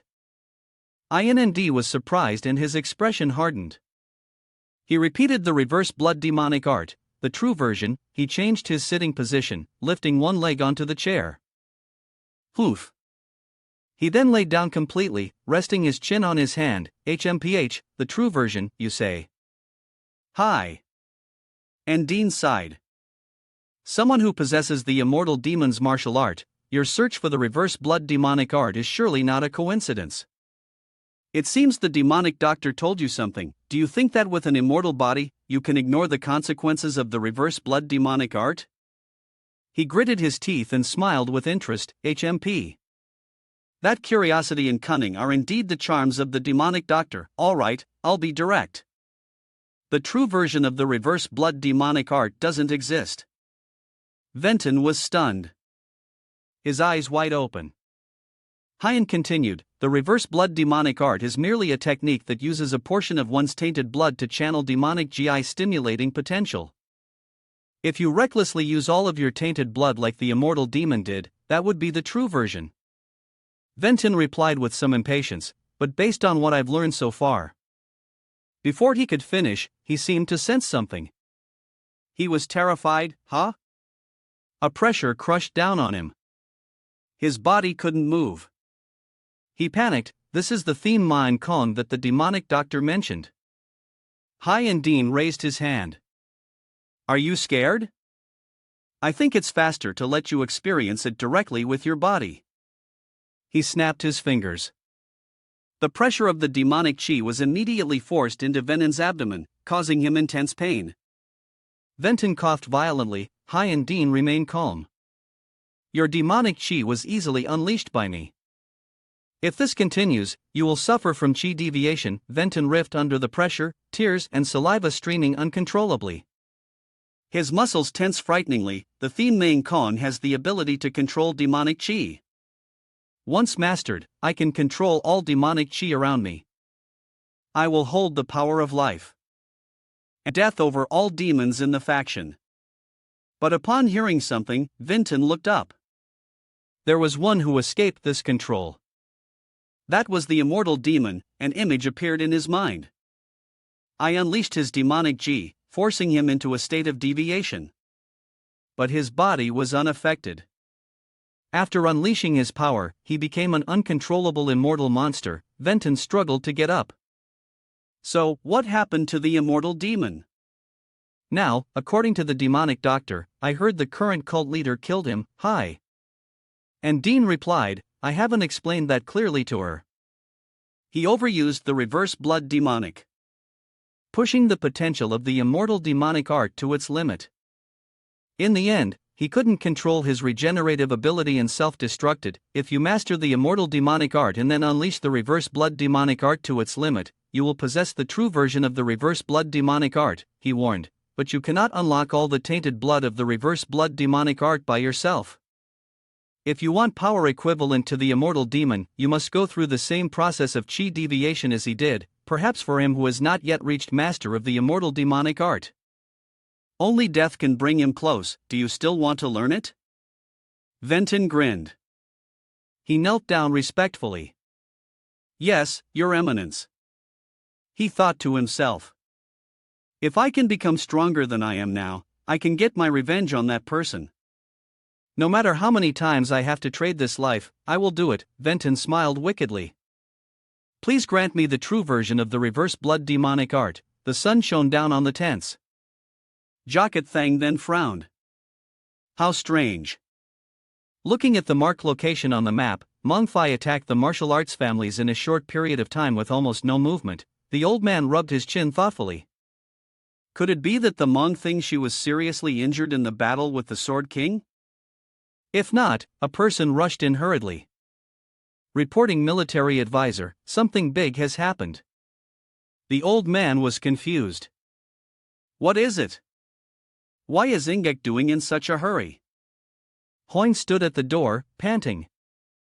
Report, there's movement from Mong, but the old man stared wide-eyed at Hoa Kin.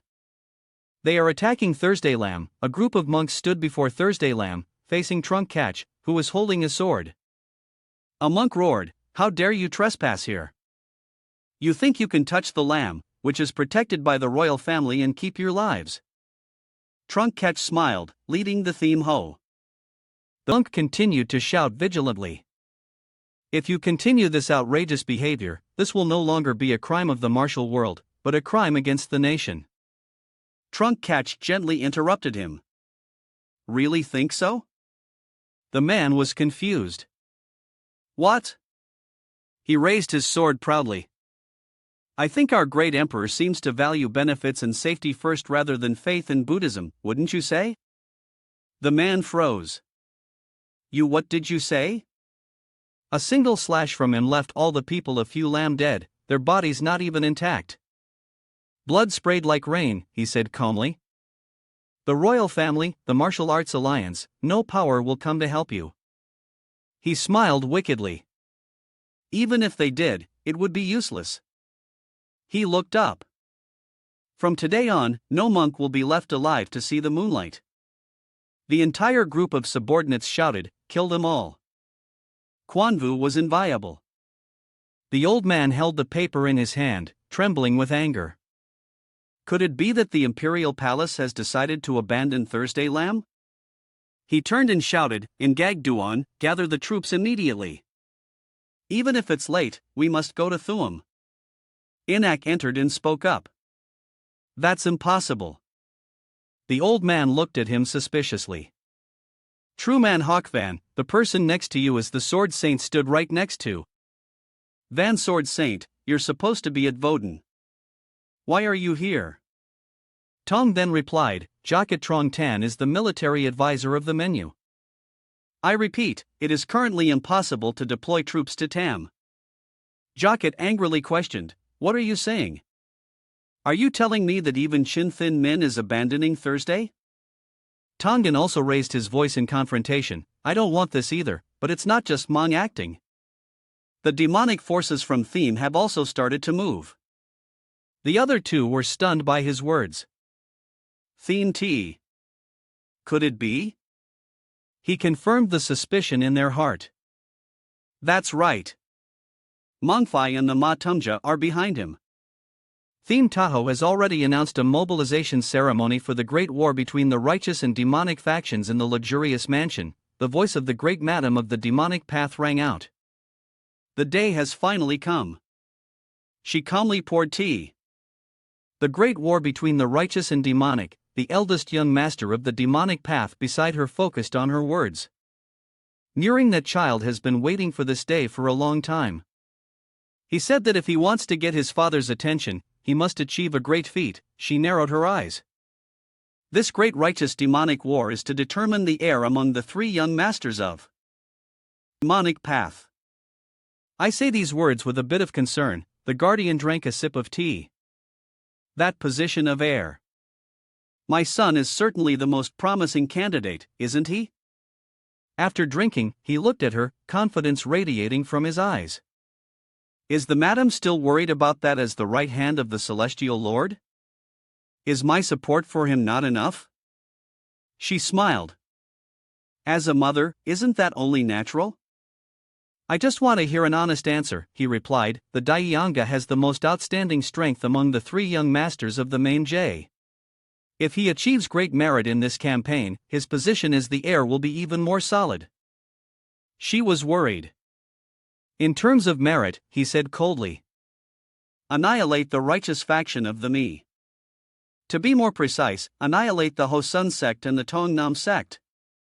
Only then will the eldest young master become the next celestial lord. Mong attacks the lamb. The imperial family has declared non-inference in the affairs of the martial world. Meanwhile, at Hoa En Theme, one of the Ma, they even organized a departure ceremony. The martial world once again descended into an era of chaos. Reading up to this point, the military advisor couldn't help but marvel silently. Did all of this really happen in just one day? In this situation, where should we even begin to respond? Young master, no. Alliance leader, you must return immediately. Duan Men is in great need of him. Meanwhile, Duan Men was moving rapidly through the desert. So, this is Tan Quang. No water, no trees. This is the harshest land I've ever seen, then confirmed. That's right. This place is called the Bukelmachen. It's a wasteland. No different from a land of death. Before Boing Patch and I destroyed Along and Dialong who once occupied this place. The aftermath of that battle turned this entire region into a desert. Whether they are divine dragons or evil dragons, there are those born with their own spiritual energy that can manipulate the 5 elements and destiny. The green dragon controls lightning. Other evil dragons also control the elements of the 5 phases. Among them, the earth dragon is the ruler of the earth attribute in the battle with Boing Patch. It absorbed most of the land's energy in this area. To stop it, the sorcerers used a formation to redirect the earth attribute power elsewhere. With the sorcerer's magic in place, if no one touches it, it should still be active today. He asked it if the earth dragon has been destroyed, then there's no need to maintain that formation anymore, right? Why not dismantle it? Then Jig was also confused. I'm not sure about that either, but one of the sorcerers opposed dismantling it. He argued that it would directly affect the livelihood of the people. Duan Men listened intently. He was one of the sorcerers from the demonic cult known as the Heaven-Fying Sorcerer. Although he was a member of the demonic cult, his strength was the most formidable among the sorcerers of his time. In fact, it could be said that he deployed all the magical arts by himself, therefore, not only the other sorcerers. But even Boing Patch did not object to his opinion, so to speak. However, he walked a different path from the orthodox sorcerers. Although it's unclear, I'm sure he has other intentions. Unlike other sorcerers who accumulate rank through magical arts, he uses demons and monsters as minions to level up. With such a high rank, he can act against morality and still avoid heavenly punishment. In other words, he can use forbidden arts without hesitation, so, if you discover a formation he created, be careful, Hade. Ha! So, that's why you're talking so much today. Turns out you're worried about me, then. Zhang really bit his head. Oof. I'm not worried about you. I'm worried about myself. If you die, my soul which is bound to you will also die. He relented. All right. All right. Let's just say that's it. He grabbed it by the neck and crossed the vast perplexing sand dunes. Is this desert really this big? Banan wondered, why is this desert so vast? A figure stood blocking his path and ordered slow down. H and Ding glanced at him warningly. I'll say it again. Be careful and don't stray more than 3 steps away from me. He looked ahead seriously. I have followed the cult leader many times in search of the Dick. Heya Makong. I'm sure I'm entering the outskirts of the desert. I don't know when. But everything around me became distorted, and now I don't know where I am. He looked around the cliffs nervously. Could this be a formation? Hi. And Dean's gloomy voice rang out. We're almost there. He turned his head in and was stunned by the sight before him. It was a towering gate. He was stunned and looked up. A gate like this in the middle of the desert. Hai and Dean reminded him. It's still too early to be surprised. He pulled the talisman from his sleeve and stuck it in the middle of the gate. The talisman immediately burst into flames. The heavy door swung open. It shook the entire desert region. Vinton was dazzled by the scene inside. Inside the gate was a different landscape. Strange and eye-catching plants gradually came into his view. Moreover, when I was at the Duanja, I studied poisons and saw most types of medicinal herbs. It's strange that there are types here I've never seen before. Hai and Dean led him inside and introduced, this is my training ground. Hundreds of years ago, the first cult leader created this place to realize his Tao art. He looked towards Vannon. Only the blood relatives of the first cult leader have the right to open and close this gate, which means no one can interfere with your training here, So you should focus on your training here with the right and left emissaries. After reaching the extreme demonic realm, the strength of the righteous cult will be even more powerful. Venton knelt down. Thank you for your favor. Your Eminence. He smiled smugly. Good. I order you. Appear. A tall figure appeared before his eyes. Hi. And Dean was delighted by the two figures that suddenly appeared. Long time no see. Foan Lok. Foan Lok bowed gently. Greetings.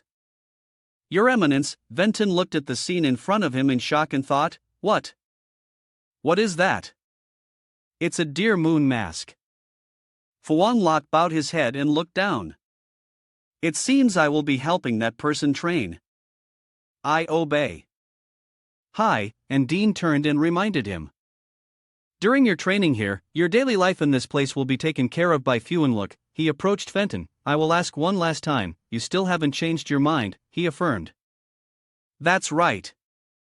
Very well. Hai and Dean then unleashed the demonic chi of the Thien Long Kong. He infused the demonic chi into Vannon's body. He cried out in pain. His pupils contracted and his whole body tensed. What the hell is this? This pain is nothing compared to the previous demonic chi outburst.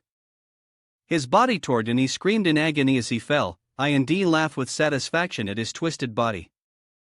The immortal demon endured it. I believe you will also overcome it. I hope you achieve good results. He stepped out and placed a talisman on the gate. Close. Hi. And Dean walked away without looking back. Duan Men stood in the middle of the desert. Stunned. That is then replied. That's it. A formation in the middle of the desert.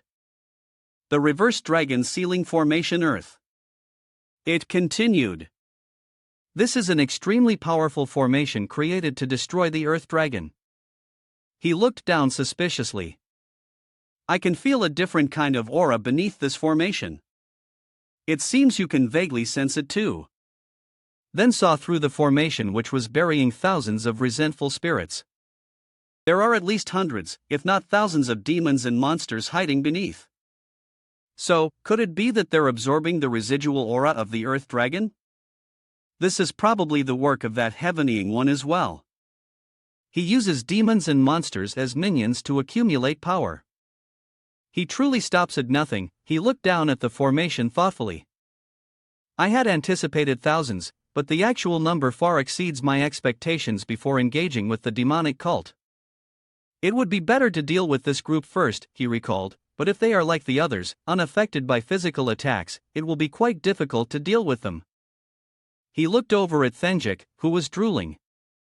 If I eat all of them, I'll level up and up. Then looked over, his eyes sparkling.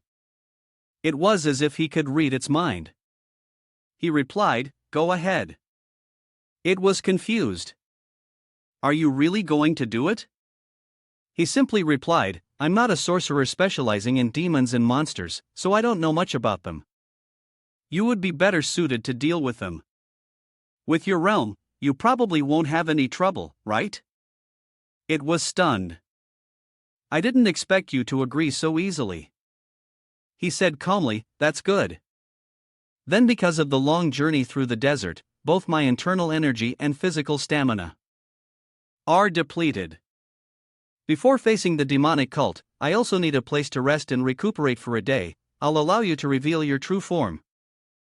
Finish quickly and come back right away. It was overjoyed. I know. Thanik's body grew larger, taking on a powerful form. It looked down at him and reminded him, I advise you to head north towards the edge of the desert. There will be a village there. I'm going now. After saying that, then Jik immediately burrowed into the Earth's ley lines. It looked at the numerous talismans inside. Said the Earth confused. What is that? A powerful aura is radiating from there. It dove down quick. Why? Not my masters.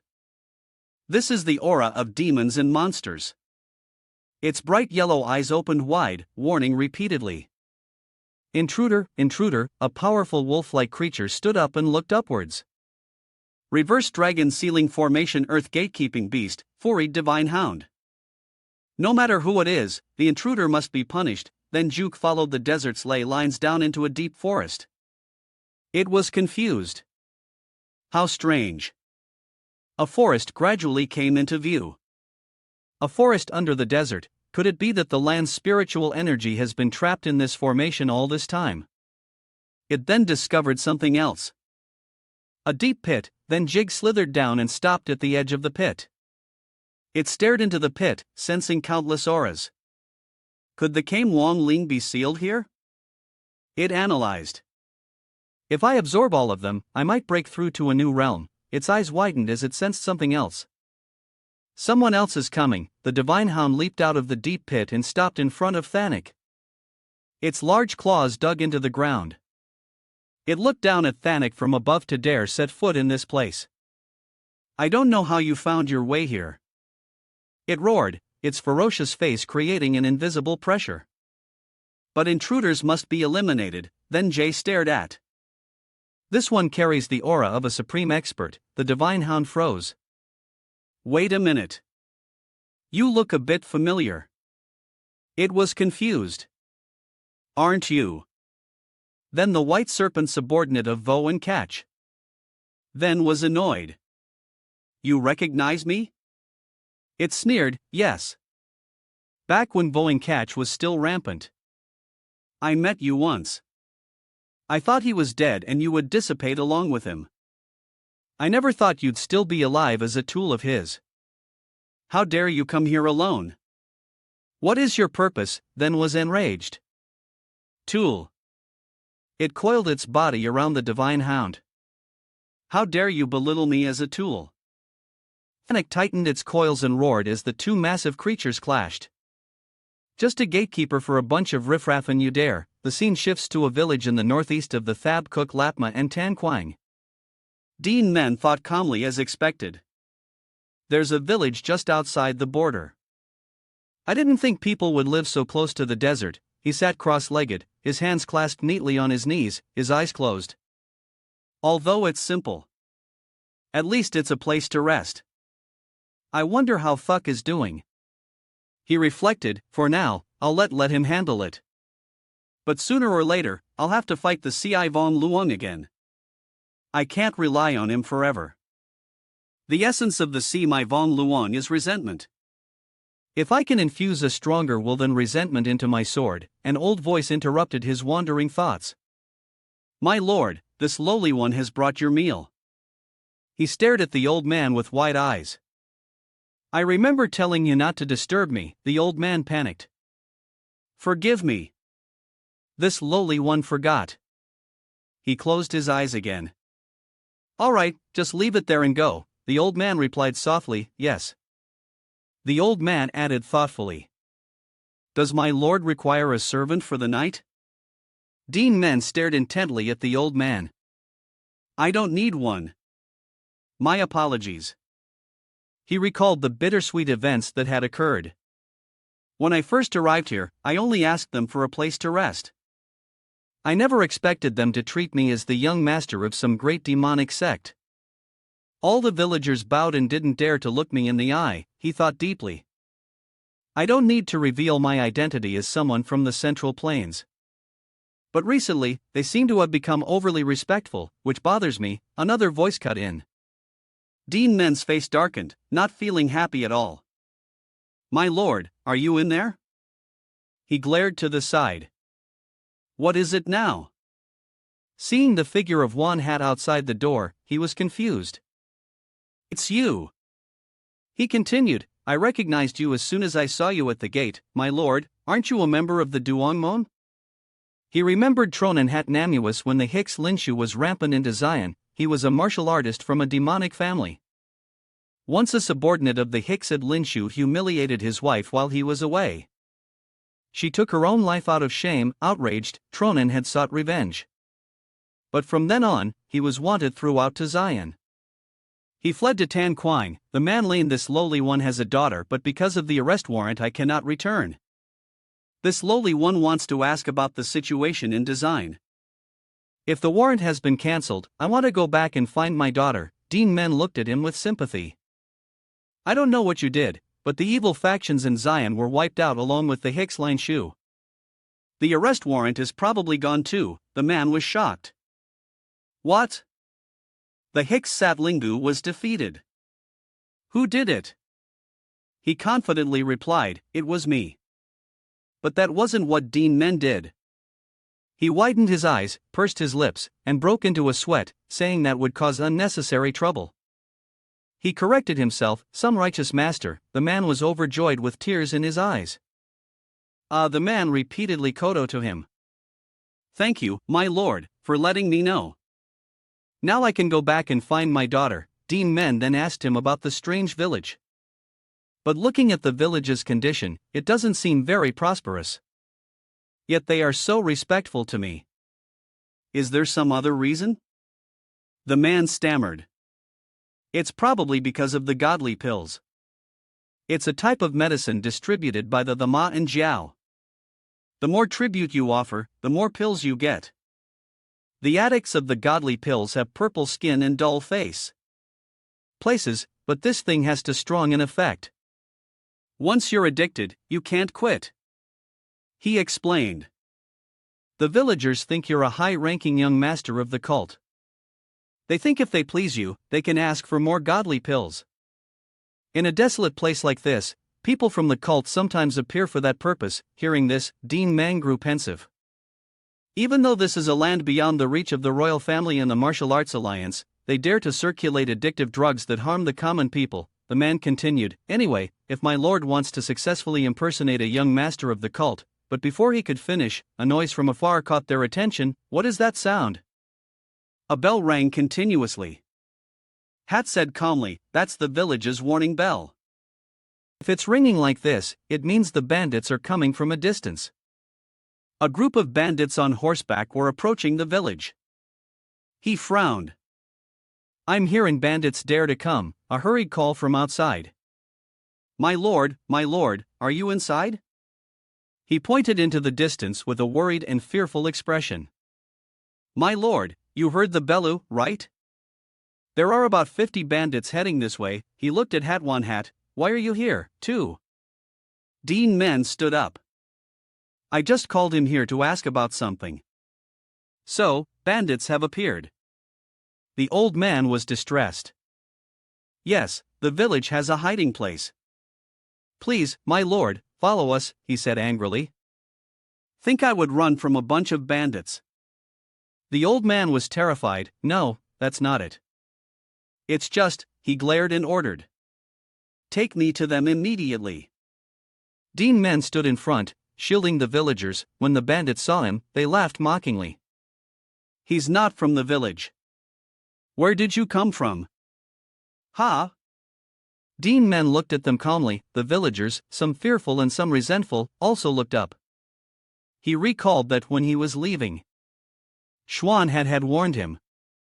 My lord, if you fight with the bandits, say you are from the Ma Duan family.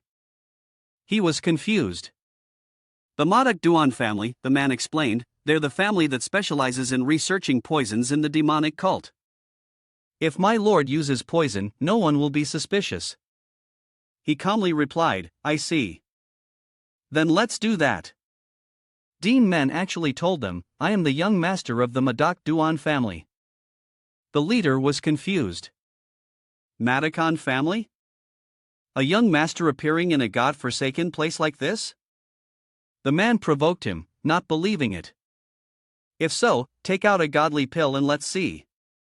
Let's see if you're really from the Madak Duan family. He fumbled in his sleeve. There's no other way. The man gloated silently. Looks like my luck has turned. I'll take him hostage and force the sect to hand over the godly pills. A sound from behind startled him. He turned his head to see his underlings lying on the ground. He panicked. What? He dropped the poison on the ground and muttered, how strange. The village chief thought lightly, I clearly said I needed to rest and recuperate my chi. Yet one person after another comes to disturb me. and it just so happens to be when the bandits arrive. His intense pressure terrified them. Who on earth informed them? If you don't want to taste suffering, you'd better confess. Hat's face turned pale at this scene. These bandits will die without even knowing what killed them. Did the Lord act though I knew his martial arts were extraordinary? I didn't expect it to be to this extent. The leader gritted his teeth in anger, veins popping on his forehead. I didn't intend to kill. Duan Men raised his guard. Could it be he's hiding his true strength? The man knelt down and quoted loudly. Even his horse looked at him with a mix of helplessness. Spare me. Please spare this worthless life of mine, I will confess everything. He began to explain, my lord, it is just as you predicted. Someone did inform me. He pointed directly at the old man behind him. It was the village chief. The village chief's face turned pale. The people around them whispered, Village chief, could it be? He screamed, pointing at the bandit leader and defending himself. No, he's framing me. How could I do such a thing? Kill him. Silence the one who dares to slander me. The bandit leader refused to back down and argued back. You cunning old man. You were the one who reported to the sect that a naive young master had arrived. Then you plotted to kill him to seize his wealth and godly pill, didn't you? The man, unwilling to give up, spewed out a long tale. My lord, the village chief and I have a close relationship. In the past, we've robbed cult members like this many times. Whenever a merchant caravan or trader passed through the village chief would inform us. We would rob the goods and then share the spoils with him. I never expected the village chief to be such a greedy old man if he had used some of that wealth to buy food and supplies. The village wouldn't be in such a dire state now. If you don't believe me, just search the village chief's house. I guarantee it's filled with treasures. He was exposed but still tried to argue. He dunk it. You dare? The villagers immediately started questioning him. Village chief, is it true? You know how poor this village is. The village chief stood frozen in the middle of the crowd. They unleashed all their anger on him. Why have you been deceiving us for so long? Were the young men who died at the hands of the bandits in the past also your doing? They gritted their teeth in anger. You treacherous men! How many times have you led those bandits here to rob us? He was terrified. Tears streaming down his face. No, it's not true. No. Duan Men snapped his fingers. A poison needle pierced his head. He was still trying to clear his name. I only did it so this village could survive. He collapsed to the ground. He said with disgust, how repulsive. The village chief's complexion rapidly withered. The speed of the Vu Ma jam was so fast that the naked eye couldn't follow it. So my subordinates were all taken down by that, the bandit belatedly realized in a panic. But since when did the Modoc Duan family use the Vu Ma jam? Wait, could it be? As far as I know, there is only one person in the world who coats the Vu Ma jam with poison. He looked up in fear. Are you really from the Modoc Duan family? The man's face hardened to Zion. But before he could finish his sentence, a needle pinned him straight through the head. He fell to the ground. Duan Men looked at him threateningly. You've got sharp eyes, but you should have pretended you didn't know anything. Duan Men's voice rang out that bandit was right. He stood with one hat looking at the mountain of treasure before them. He turned, put on his cloak, and said calmly, this amount of wealth is enough for the villagers to move to another place and live. One hat stammered, Hud, but you were the one who defeated the bandits. Duan Men sighed, forget it. I don't need these things. He thought, the amount of gold and jewels of the Hook Talin fortress is many times greater. There's no need to share this with me. Seeing the villagers pack their belongings, he wondered, by the way, are all the villagers migrating? One had immediately replied. Yes. If the Hook Talin fortress is no more, well, buy land in the Central Plains and farm it. Is that all right?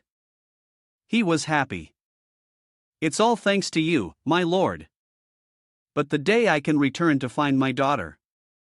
He then handed him a red pouch. Take this. He held it out in front of him. I've prepared poison and vua cham. In case you encounter other bandits on your way. He looked at the red pouch confused. You are so thoughtful. I don't know how to thank you. It must be. Hack called after him. Oh. My lord, are you from the Tu Zion Duanga? He replied, yes, I am Duan Men.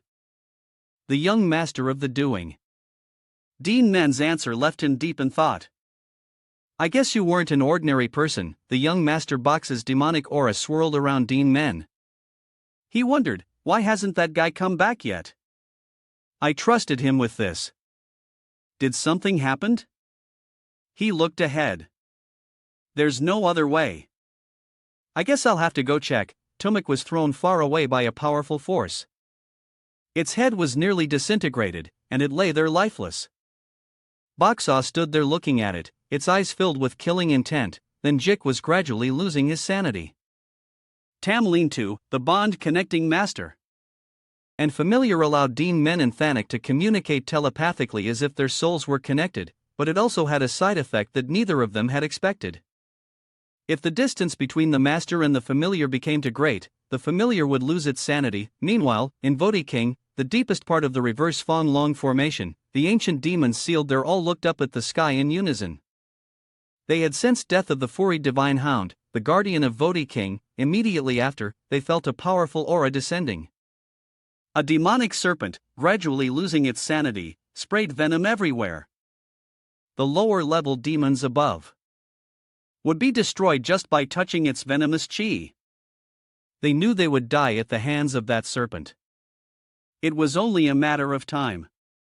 Therefore, their best option was to devour each other to increase their strength. This is what all demons must do to survive. The monsters immediately lunged at each other, tearing and biting. The ancient demon Monga, a black killen, stomped hard on a giant toad. Get lost. It fiercely radiated a killing aura. I won't let you get stronger. It looked up and thought, I can't believe the 4 divine hound was killed. How strong is that snake? No, this is not the time to think about that. This is my chance to escape. If I devour this one and then get stronger, and then a noise on the cliff above caught its attention, a majestic black tiger stepped forward and ordered, stop. That one is my prey. It glared at the black kill with annoyance. It roared, let go of that toad and get lost. I'll give you a gentle death. The black kin, not to be outdone, retorted, if you can, then try it, you stray cat. A voice echoed throughout the deep pit. You worthless trash. The ground shook violently. The earth and rocks rose as if something terrifying was about to emerge. They looked up in panic. What? What is it? A head with sharp teeth emerged from the ground. It was the supreme demon. Then Chong Yu. The black tiger took a few steps back, baring its fangs and growling. The difference in power is too great. I never thought a monster like this was sealed beneath Vodang. Then Shuingu, a creature born from the fear of the deep dark sea, possessed a terrifying and immeasurable power. Although it had been captured by many sorcerers and sealed with talismans, the first sorcerer of the insect still didn't dare to place it in formation. Therefore, he sealed it in the deepest part of Vodkang and put a talisman on it so it couldn't escape. As long as the 2 mooking cow was alive. Its voice was low. Countless eyes flashed with a green light. The time has finally come. I will escape from this place. It opened its mouth full of sharp teeth and roared. I will devour everything, including the heaven, to find sorcerers who sealed me and all of humanity. The pressure made everything, including Bakshaw, freeze. The pressure is terrifying. I can't move. The mouth of the pit was quiet for a moment. A loud explosion rang out, shattering Vodd Kong. The black kill was confused. What was that? That roared the black tiger. Panic. Vodkang has been broken. I can see the sky. We just have to get past that giant monster. And that venom-spitting snake. The black killing calmly called to it. Look there, the non-hook-ho, a swarm of willow. The wisps floated in a flock. It reminded where then Chewing-gu passed, the resentment of the low-level monsters still remains. If we absorb them, our power will increase greatly. The Killen mumbled, instead of fighting, why don't we share that resentment, absorb it? Increase our strength and then escape together. The black tiger glanced at it. HMP. Although I don't like it, so be it. Just this once we will form an alliance. Then Sha and Gu followed the ley line and rushed upwards. I feel a powerful ore. It saw Baksha and glared with killing intent. You're the one who killed the four-eyed divine hound. You are worthy of being devoured by me. It opened its mouth wide and roared. I will devour you and then break the seal. The seal was broken by a powerful force. Baksa turned its head to look. Then Shiningu also stopped. After then, Shuinggu left. The other demons continued to fight over the resentment. Some high-level demons noticed the change in the sky. The black tiger and the kill looked up and thought to themselves, impossible. Has the reverse dragon sealing formation been broken? Then Shuinggu was covered in sweat. Who could break a formation so powerful it could imprison even a dragon? Could it be that he's still alive? It remembered the person who had sealed it. Duan Men descended from above, looking mystical.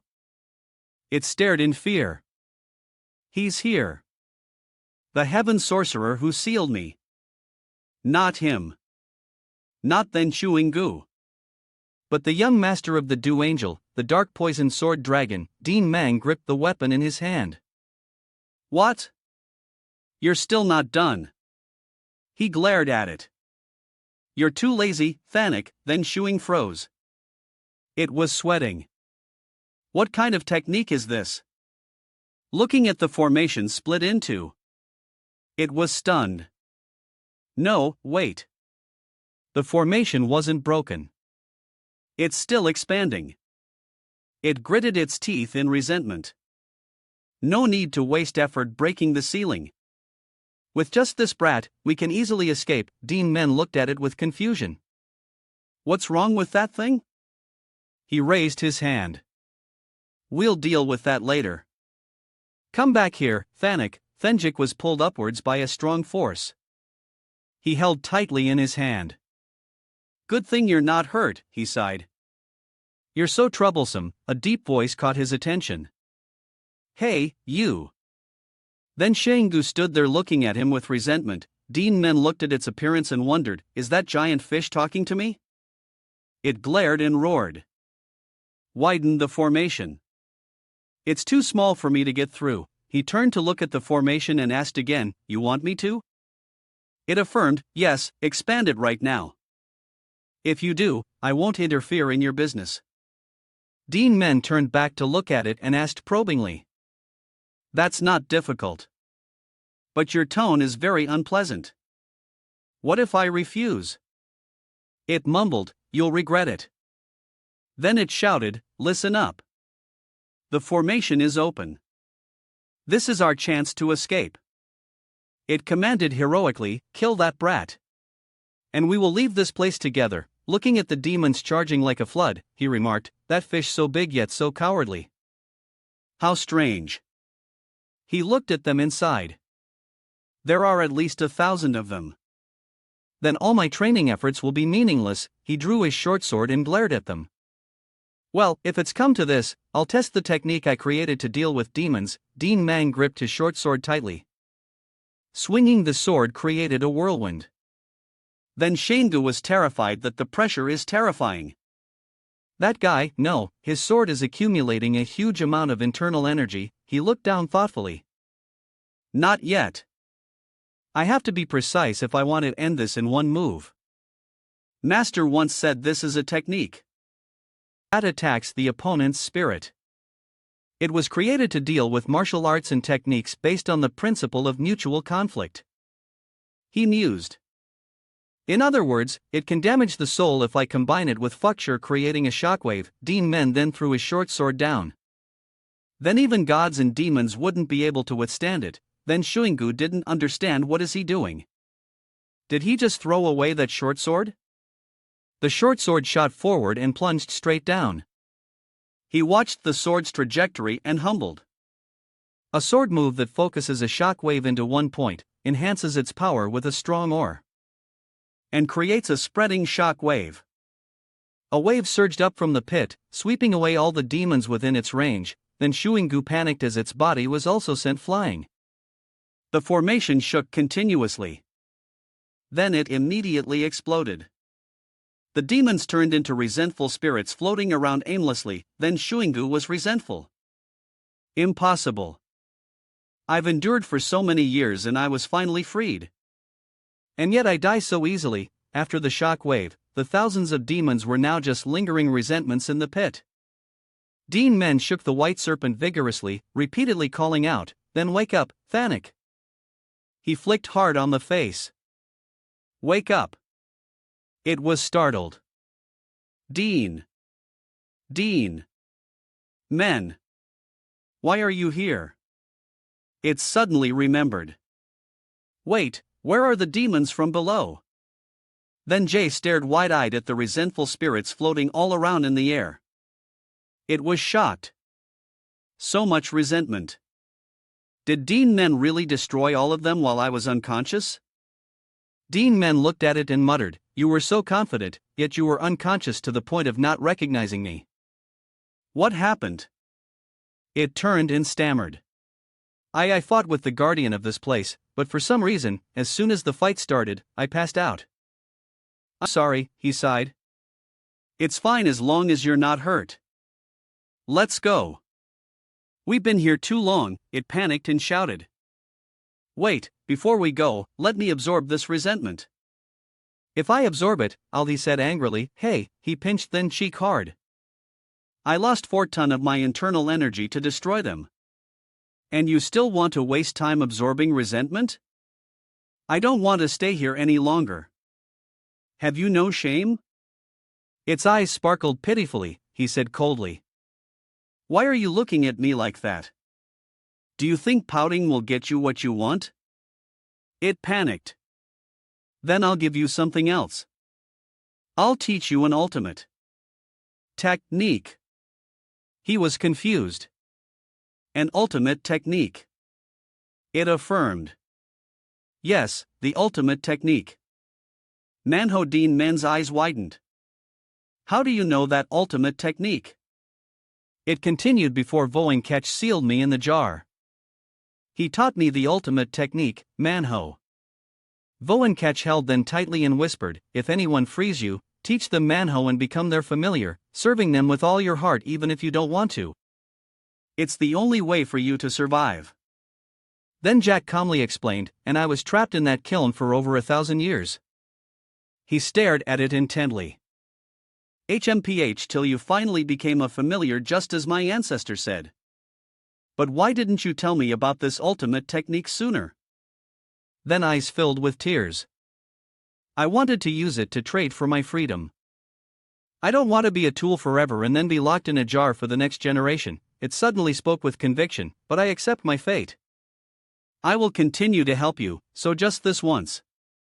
He asked, "How long will it take?" It was stunned. You agree?" He gritted his teeth and said, "I should have just told you to quickly absorb the resentment instead of listening to you ramble." Then Jay transformed and grew larger. "Not long. Just a moment. Just one moment is enough." It flew over to gather the resentment and then absorbed it into its body. He said calmly, "Although it's a bit late, but you've helped me a lot, and I don't see you as a tool." Then Jay mumbled through its full mouth, "Thank you." Then Juk's body began to change color. Duan Men quickly noticed. Thanik's scales are turning black. It turned back to look at him. "I've absorbed enough. There's no need to stay here any longer. Let's go." He was confused. "Your scales have all turned black. Should I call you the Black Serpent?" Now it shook its horns slightly. "My horns are still the same color. Just call me Thanik." Thanik's body was massive.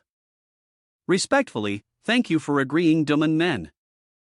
I will never forget this favor. Thanik recalled, in my past life, I was Tolu, a demon that drained life force and spread misery. Voenkach captured me and together with other sorcerers, they created the Changkichik. Not from poison or poisonous insects, but from a demon that carried a potent poison within itself. Over 100 demons were locked together, and we had to devour each other to survive. And I was the last one standing. I became the true distillate of potent poison since then. Thanks to absorbing the resentment. My form changed and I became known as Thanik, the White Serpent. After hearing this, Duan Men was skeptical. It's like a martial artist reaching the Huajiang realm, then Juk narrowed its eyes, something like that. But there's a slight difference. Demons who cultivate are inherently beings of a heaven nature. To be more precise, it's like how a demon cultivates demonic arts to rapidly increase their cultivation level. When a demon reaches the highest realm, they become an extreme demon, he said with confusion. But I don't feel like you're as evil as an extreme demon. Maybe it's because you've absorbed resentment, it replied confidently, yes. The more resentment I absorb, the purer I become. Do you know what they're called? After surpassing the extreme demonic realm, they will transcend their demonic nature and become a pure and noble being. Duan Men looked at it thoughtfully. I see. He turned his face away and coughed lightly. If I let you continue to absorb resentment, will you break the familiar bond and run away? Then I shouldn't let you absorb any more resentment. Boxall looked at him confused. Hey, didn't you promise not to think about that? The Tham Linta isn't something that can be broken. And by increasing one's power, it turned around. Even if I could, I wouldn't want to break the bond with you anymore. Returning to its small form, Thanik smiled slightly. So, let's go. You said there's still a lot of work to be done, Demon smiled. It's because of you that I've wasted so much time. He flew swiftly through the dark night. I've had to travel back and forth in a single day. I'm starting to fall in love with this dessert. Duan Men suddenly saw something and stopped. Then Jay looked at him confused and asked, what's wrong? A village? Duan Men couldn't help but be surprised. Yes, this is where I rested after the Fanlong formation. He looked at the quiet village and thought, didn't all the villagers migrate? Why can I still sense living people? Just then, Juan Hat came out and panicked when he saw him. My lord, you've returned. Duan Men looked at him and asked, Juan Hat, why are you still here? He stammered, no, this is not the time to talk. He pointed towards the village in a panic. The villagers? He led him to see the situation. Duan Men was completely shocked by the scene before him. The lifeless villagers lay in rows in the courtyard. Jan had looked at them and recounted with a trembling voice. After you left, they started foaming at the mouth, collapsed, and cried out in pain. The young people were lucky enough to survive. But the elderly and children, Duan Men mumbled, what was the cause? There must be a reason. Jan had hesitated. I think it's a side effect of the godly pills. Before Duan Men left the village, he looked at the pile of pills in Jan Hat's hand with confusion and asked, what's that? He replied, it's the godly pill. I found it in the village chief's house. Most of the villagers have taken this godly pill. In other words, all of them have been poisoned. I hope your highness can help. Duan Men thought back on the signs he had noticed. Indeed, there were toxins in the villagers' bodies. I just thought it was due to the lack of food in the dessert. Then he said confidently, it's a small matter. Gather everyone. Juan Hat cheered with joy. Really? Thank you, my lord. He looked at the corpses thoughtfully. I used the doku to draw out the toxins. Why would there be side effects? Then Juk then sighed. That godly pill is truly vicious. The poison isn't strong. It only causes hallucinations, not death.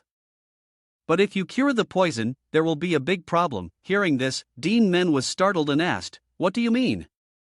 Then Jay calmly explained, what happens if senses that have been paralyzed suddenly start working again?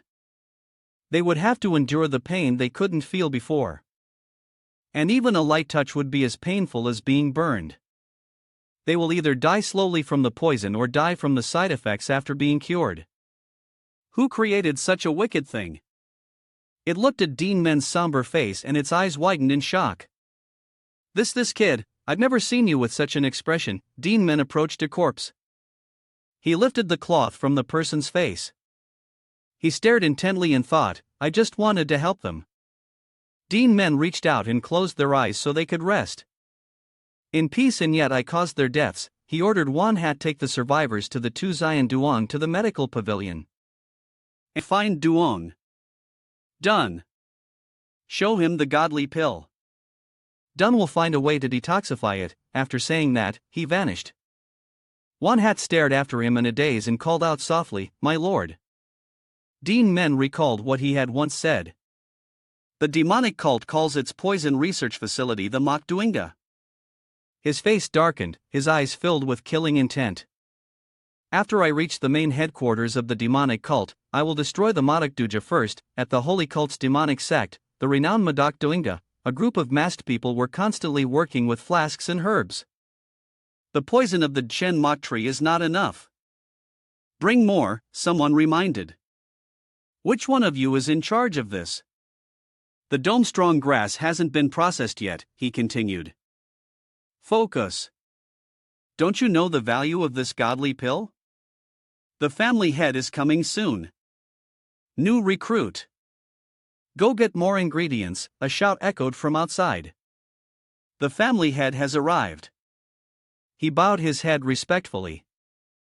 You have arrived, family head. The Duan family head was pleased. You've all worked hard.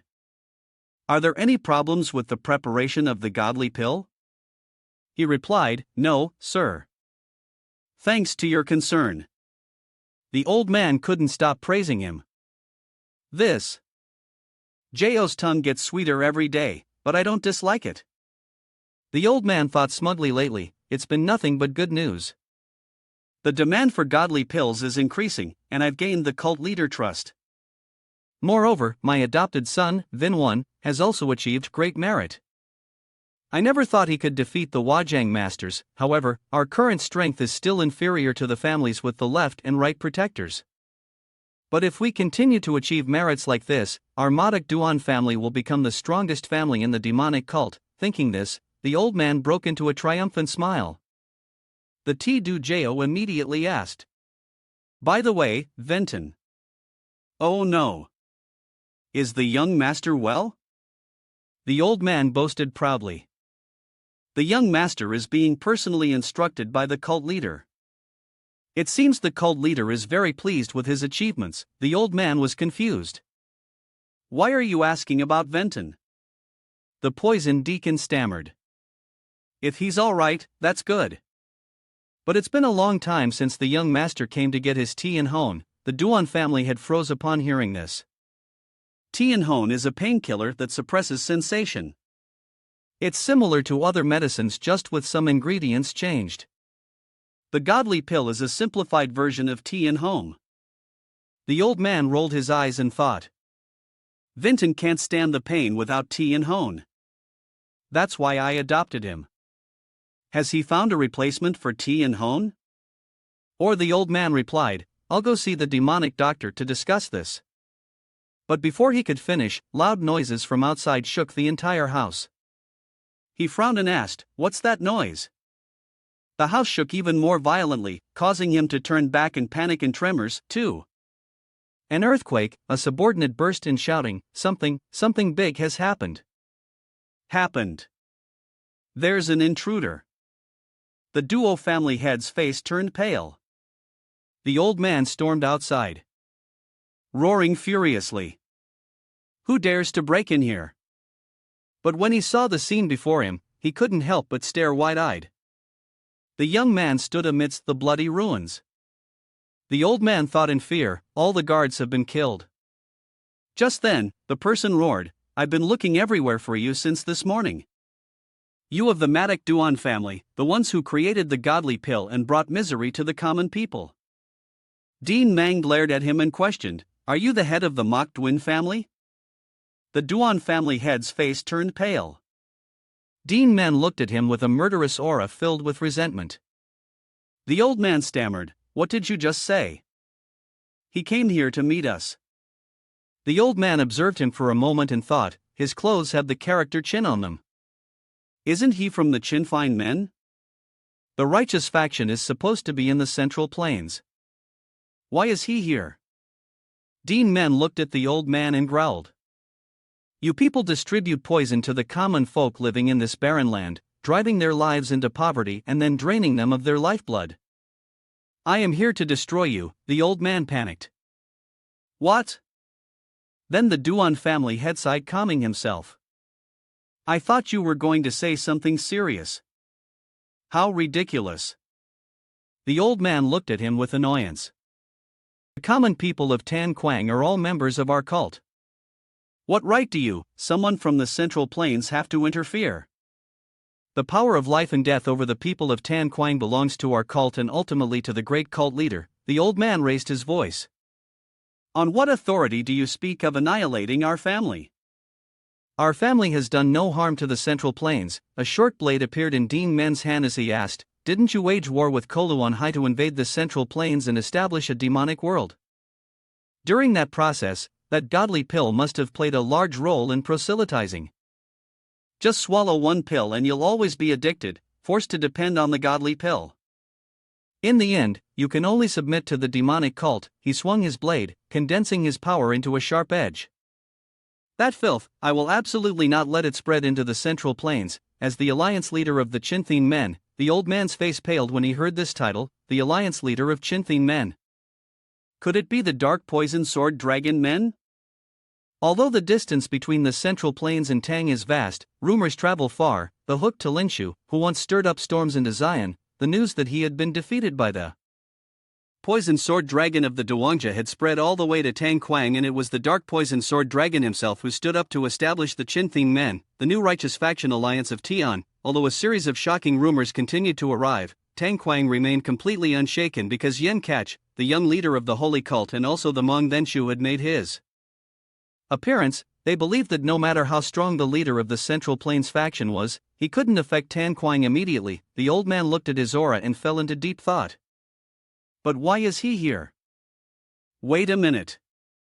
His presence here means, the old man stammered. Have you not encountered the left and right emissaries of our cult? Duan Men recalled the two who had blocked his path and said, the left and right emissaries? Ah, you mean those old folks? He calmly recounted, they're all dead. Well, there were a few like them. Demonic cult masters killing my people. I had no reason to spare them. The old man screamed, what? Duan Men's face darkened. The Q&A ends here. Even if you stall for time, the outcome won't change. He suddenly noticed a strange feeling behind him. A considerable amount of demonic chi was approaching. Reinforcements, huh? The Duan family had smiled smugly, daring to cause a disturbance in the territory of our cult. The other families must have sent you as reinforcements, daring to come here alone. You've got guts. The old man pulled for pills from his sleeve. You murder the left and right emissaries of our cult. You've gone afar with this joke. It must be that you took a wrong turn and haven't met them yet. The old man then threw out several pills and shouted, I will turn this place into your grave. The pills hit the ground and immediately exploded. He looked at the red smoke they emitted and thought with confusion, poison, it's useless against me. A searing pain tore through his mind.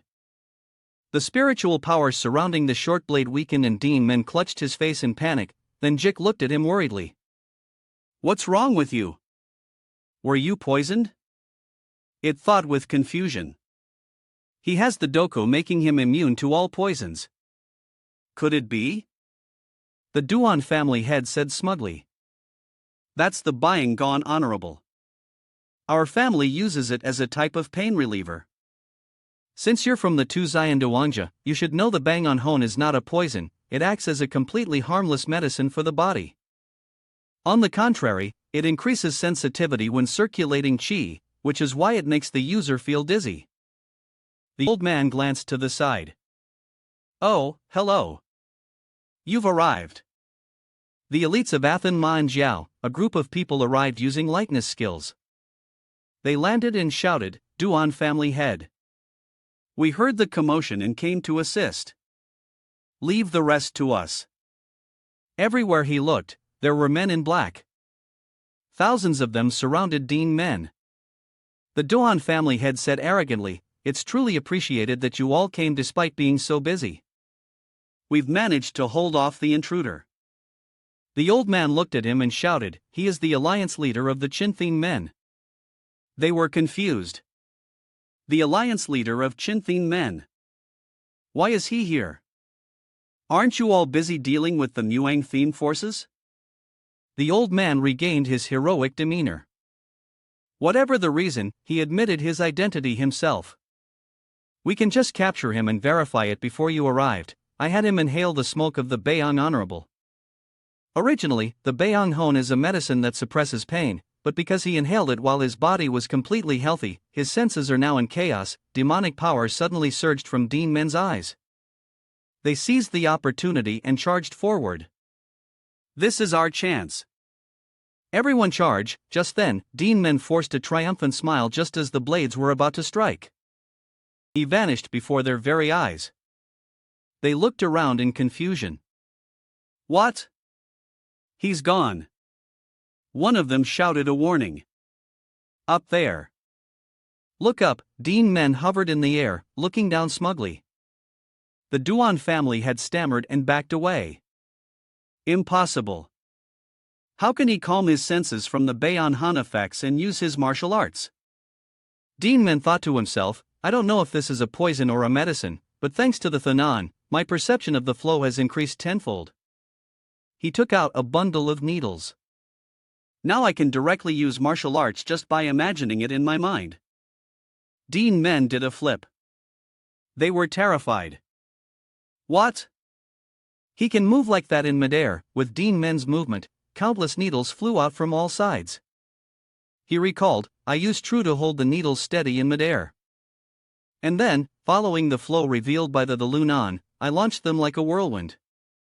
The men below looked up and muttered, Impossible. He's lost his mind.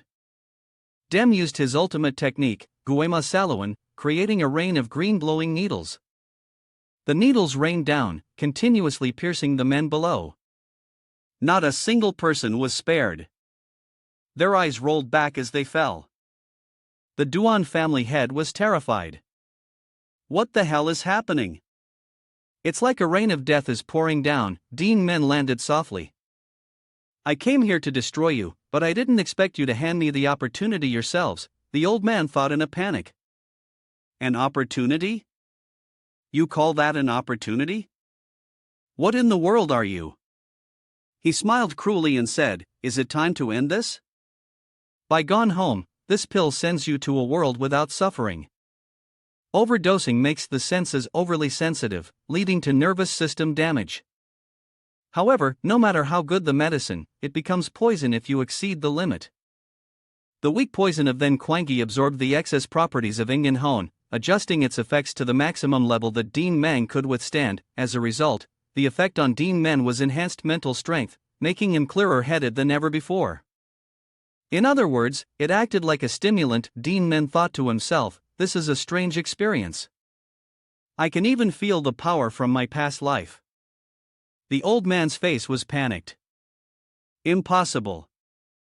No one has ever overcome the side effects of buying gone home. How can this be? He gripped his short sword and retorted. So what if no one is before? Think. Now's the time to find out.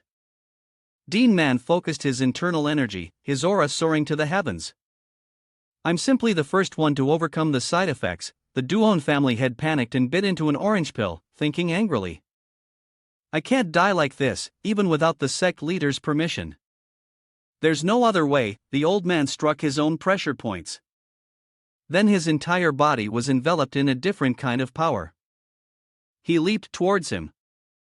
Filled with rage, he shouted, I won't let you get away with this. Duan Men calmly sensed the movements around him. If I miss this moment, I might never be able to achieve this state again. The stream of power appearing through the Thunan is definitely not an illusion. It is the flow and trajectories that once existed in the world. Now I understand. In my past life, I swung my sword endlessly until I reached the realm of a sword god with the title Swan Long, collecting all those trajectories, channeling true into that flow. Duan Men's perception spread in all directions. Following the trajectory and striking in an instant, Dong Kuing Kim Shu Voso in a flash, a series of sword strikes pierced through the Duan family head. The old man panicked. He hadn't even swung his sword. Yet the sword strikes appeared.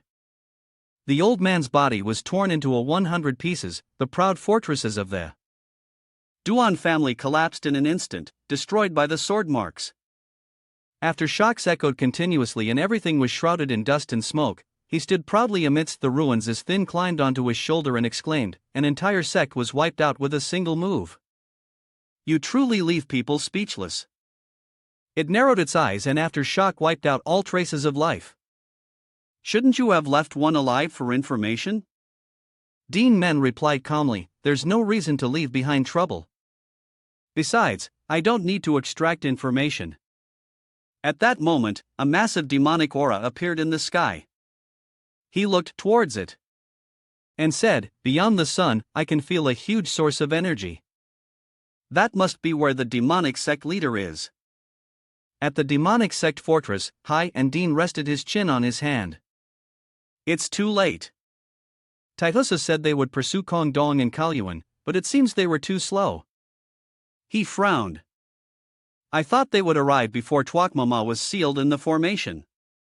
But could there have been reinforcements? Even so, there aren't many in the Central Plains strong enough to deal with those two. The Namkong family head of I wasn't present either. At most, there's only Dan from the Shaolin Temple. Even if he came to Tan Quang personally, I wouldn't be worried because I have sealed demonic creatures including Mang named Fats into the sword of Husu. No matter how powerful the Buddhist Truchi is, it's useless against him. However, if they were delayed this much, Haiyan seemed to sense a disturbance. What on earth happened? The demonic aura from the direction of the Madak Duan family suddenly vanished completely. Tudun ran in panicking. "Sect leader, something's terribly wrong. The Madak Duan family." He reassured her. "Calm down, MGI. I have already sensed it." Retreat to a safe place. Haiyan clenched the armrest of his chair so hard it shattered. If the Madak Duan family wasn't the final stop, then they will surely come here, whoever they are. A dense demonic aura erupted from him. "This one will make him regret ever messing with me." In a desolate forest, Venton slammed heavily against a tree trunk. He glared and gritted his teeth in anger. "How much time has passed? I still can't get used to this violent demonic aura." He collapsed to the ground in pain. "Even with my regeneration ability, I'm reaching my limit." He forced his body up. "My body hasn't broken, but my spirit is starting to crumble. If this continues, I'll become a mindless fool." He was furious. "I can't let that happen." Venton thought of the one he resented. "Duan Men, I absolutely cannot fall until I kill him with my own hands." Vinton sat up cross-legged and thought, "It doesn't matter how much pain I endure. I'll regenerate anyway. So, I'll just surrender my body to the agony. I must use this uncontrolled demonic aura instead of being consumed by it. I'll use the boiling demonic aura to open my Ren and Du meridians, breaking through the gate of life and death. The only escape from this pain is that path." Blood poured from his mouth as he made his resolve. "I will achieve the state of Kukma. To kill him, I must at least reach that level. I will bet everything." His head immediately exploded from the terrifying pressure of the demonic aura. Again and again, as soon as his head regenerated, it exploded. This happened time after time. As soon as it formed, it would explode again. It exploded repeatedly until he calmly told himself, "It doesn't hurt. On the contrary, my mind has become clearer. I even feel liberated." His body was still covered in blood. He thought, could it be? Banan clenched his fist and circulated his internal energy. The Makani, I have truly reached the realm of Kukma. He looked around. Then he called out, Fonglok. A figure appeared in a flash. The man bowed respectfully. You called for me, Vinton immediately asked, how long have I been here? The man lowered his head and replied, half a month, sir. He smiled, satisfied. I reached Kukma in just half a month. Good. I will continue to grow stronger and will definitely get my revenge. He stood up and said, so, this is because of the poison energy inside me. The surroundings were devastated due to the previous shock waves. The ground within a kilometer radius of where he sat was completely barren. Then, Tone said to himself, first, I should put on some clothes. Then go have an audience with the SEC leader. Suddenly, the sky filled with dark clouds. He looked up and wondered, what? Lightning flashed from within the swirling clouds. He wondered, thunderclouds appearing so suddenly. This is the first time I've seen the weather change here. Fuang Lok. What is going on? The man muttered. The master of 10,000 demons is descending, Vinton asked, confused. What is the SE leader coming here personally? Fuang Lok simply replied, the sect leader only commands the demons of this land, not the master of 10,000 demons. He is known by many different titles, but there is only one that can truly define him. The Ma from above. A strange and majestic figure descended. The sky turned black. Vinton's voice echoed in the air, then Ma. His voice trembled. You mean besides the SEC leader? There is another who holds the authority of the demonic path. He looked over at Fuang Lok, who had already knelt. He was shocked. Even Fuang Lok, who has never knelt before the sect leader, is ignoring my question and kneeling. Is this truly? Then Ma slowly descended. He panicked. A being comp to a god. He couldn't take his eyes off of him.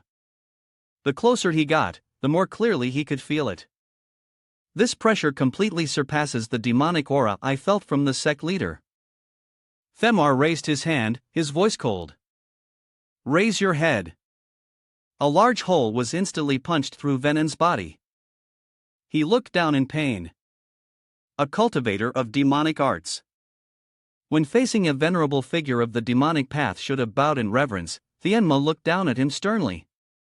He lay flat on the ground thinking, I don't feel pain.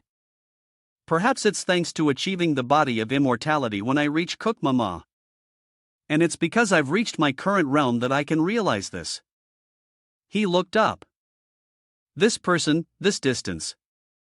Even if I died and revived 1,000 times, I couldn't leave a single scratch on him. He gritted his teeth. Even after becoming Kukma, am I still completely powerless? Then Ma called out, Fuang Lok, in this space created from my thoughts, there is an insect that does not belong to the Dean family's bloodline. The man replied respectfully, I am a disciple of sect leader Hyundine, master of 10,000 demons. He was puzzled. A disciple is such a lowly being worthy of being a disciple. Those beasts, he glanced over at Van Tun. His body had now recovered enough for him to stand on his own. The Ma noticed a strange body. Is that the result of the demonic arts you cultivate? Venton glared up at Thema Ma. He was annoyed. But that gaze is truly an eyesore. Is it because you can regenerate even if your head is chopped off? Venton knelt down. A follower of the new sect talk Mang Van. He bowed respectfully. This humble one pays respects to the supreme being of the demonic path. The master of 10,000 demons, Phi Ma grunted. You don't even understand the meaning yet you dare say it so casually. Never mind. I can't punish every ignorant fool. I shall generously overlook it, he waved his hand. A stream of demonic aura appeared tightly binding Bainan's body. So, it's a demonic art focused on physical regeneration. Truly a strange method that never appeared even in my era. He gently lifted Van Tun. It is merely a low-grade dark art born from the fear of death. In fact, if I seize control of your demonic aura, that immortality will surely vanish. The man arrowed his eyes at him. However, for a lowly creature like you to have enough power to draw me all the way here. Resentment. Even though you don't carry the bloodline of the Dean family, that resentment is worth considering. He flew up and approached Phantom. Then let me take a look. I mean at the source of the resentment you carry. He pointed his finger directly at the center of Vanon's forehead. Don't be afraid. I'm just looking inside your mind. He poked his finger into the middle of Vanon's forehead. To Vanon's horror, you've swallowed an extreme poison. Even your blood carries poison energy. The body of immortality combined with the body of a poison man. It was endless desire that created the you of today, the Ma pondered the Sichuan Duan family. So he is a descendant of that person. The Ma was surprised. I really didn't expect that, he smiled cunningly. This too is arranged by fate. The Enlightenment originally may belong to the Dean family's bloodline, but his absence here is also karma. You are truly lucky. With your aptitude, you can't escape the demonic path. So, I will grant you a drop of my blood containing my spiritual essence. From now on, even if you are torn into 1,000 pieces through your resentment, you will not be able to die, becoming a true immortal. Do your best. Venton was enveloped in light. He screamed in agony. Fuan Lok also closed his eyes and bowed his head. The gate shattered in an instant. Venton lay in the middle of a barren desert. He propped himself up, panting heavily. Damn it! What? Did I just go through? He looked up. What's this? From above the sun to powerful auras are radiating. Is it because of what just happened that my senses have become sharper? One stream is the SE leader's demonic aura and the other feels somewhat familiar. No way. The predecessors of the Ma and Jiao were the Minja, a force that once gathered under the ancestor of the Dean family, who was hailed as the world's greatest Fengsher. Contrary to popular belief, they promoted the righteous path and put the people's welfare first. Among their followers, one even later became emperor. The sect's influence grew day by day, as if it wanted to pierce the heaven. If things continued like that, becoming the state religion of the imperial family was only a matter of time. The leader of the Manjao, the state religion of a nation who had once dreamed of such great glory, finally had to face his own recklessness because of the betrayal of the emperor who was once a follower under him. The first emperor, fearing the power of the Minja would surpass the imperial family, mobilized the entire nation's strength to eradicate the Minja, enraged by the loss of his comrades. Filled with resentment from the betrayal, the sect leader was consumed by negative thoughts. Blinded by the desire for revenge against the imperial family, he performed a forbidden technique that he himself had once strictly prohibited. This was the moment the first heaven-defined Fangi was born. This is the reason they could no longer remain in the Central Plains, and it is also the reason the theme Ma and Jiao had to establish its base in the barren land of Tanquang. The world only knows this much: the ancestors settled in Tanquang for a new method to elevate his realm. Not a spell or forbidden technique related to demons, but a path to surpass limits. Faith simply by becoming an object of people's faith that alone was enough to raise one's realm. When one's realm accumulates to that level, it will surpass the confines of humanity. And one will become a god. The ancestor whose plans were ruined by the emperor was unsure of the current situation in the Central Plain, and began recruiting followers in Tanquang, trying to establish a new faith. However, the faith of the common people in Tanquang was still too limited. It needed to expand into the vast Central Plains. As long as he could make a breakthrough, nothing would be difficult after that. He would release all the demons he had accumulated over time, causing chaos in the Central Plains, turning it into a cauldron of turmoil, and by becoming the controller of the demons and apparitions, he would be seen by the world as their savior. Then he would be revered as a true god to create a stepping stone into the Central Plains. My son Trunk Catch established the Quang theme, gradually weakening the forces of the Central Plains. Hai and Dean thought, now I just need to eliminate Kong Dong and Kalyuan. The day the demonic path rules the world is at hand. What in the world is this situation? He faced Duan Men perplexed. You mean the noble alliance leader of Chinth Jao came all the way here alone this early in the morning to destroy the demonic path? Duan Men was straightforward. On my way here, I've seen more than enough reasons to destroy you all. There's no reason to delay any further. He growled, you'll be sent to join your so-called left and right emissaries. He was skeptical. Are those to really defeat it? The boy swung his sword in annoyance. Every single one of you starts with suspicion. Fine, taste it for yourself. He swung his sword vanish, looking at his figure. The boy thought, the opponent is the leader of the demonic sect. I thought he wouldn't be defeated so easily. He pulled out a talisman to protect his body, yet he just stood there and took the hit. He wasn't even scratched. Then warned him, the demonic aura from that talisman. He's definitely a heaven dying style is completely different from the martial arts masters we faced before. Hyan Dean pulled out another talisman. This was something I'd have to face sooner. Or later in the Central Plains. It just came a little earlier. That's all. Come to think of it, that's a good thing, he growled, and viewing the talisman with demonic energy. Let me show you how a Fangsher fights. Ian Dean held the talisman in front of him. Summon Tham Don Hatukon, Dean Men's expression became solemn. A huge wingspan hovered over his head. It flexed its sharp claws, a show of proud power, then Juk looked at it and exclaimed, damn, Tukong.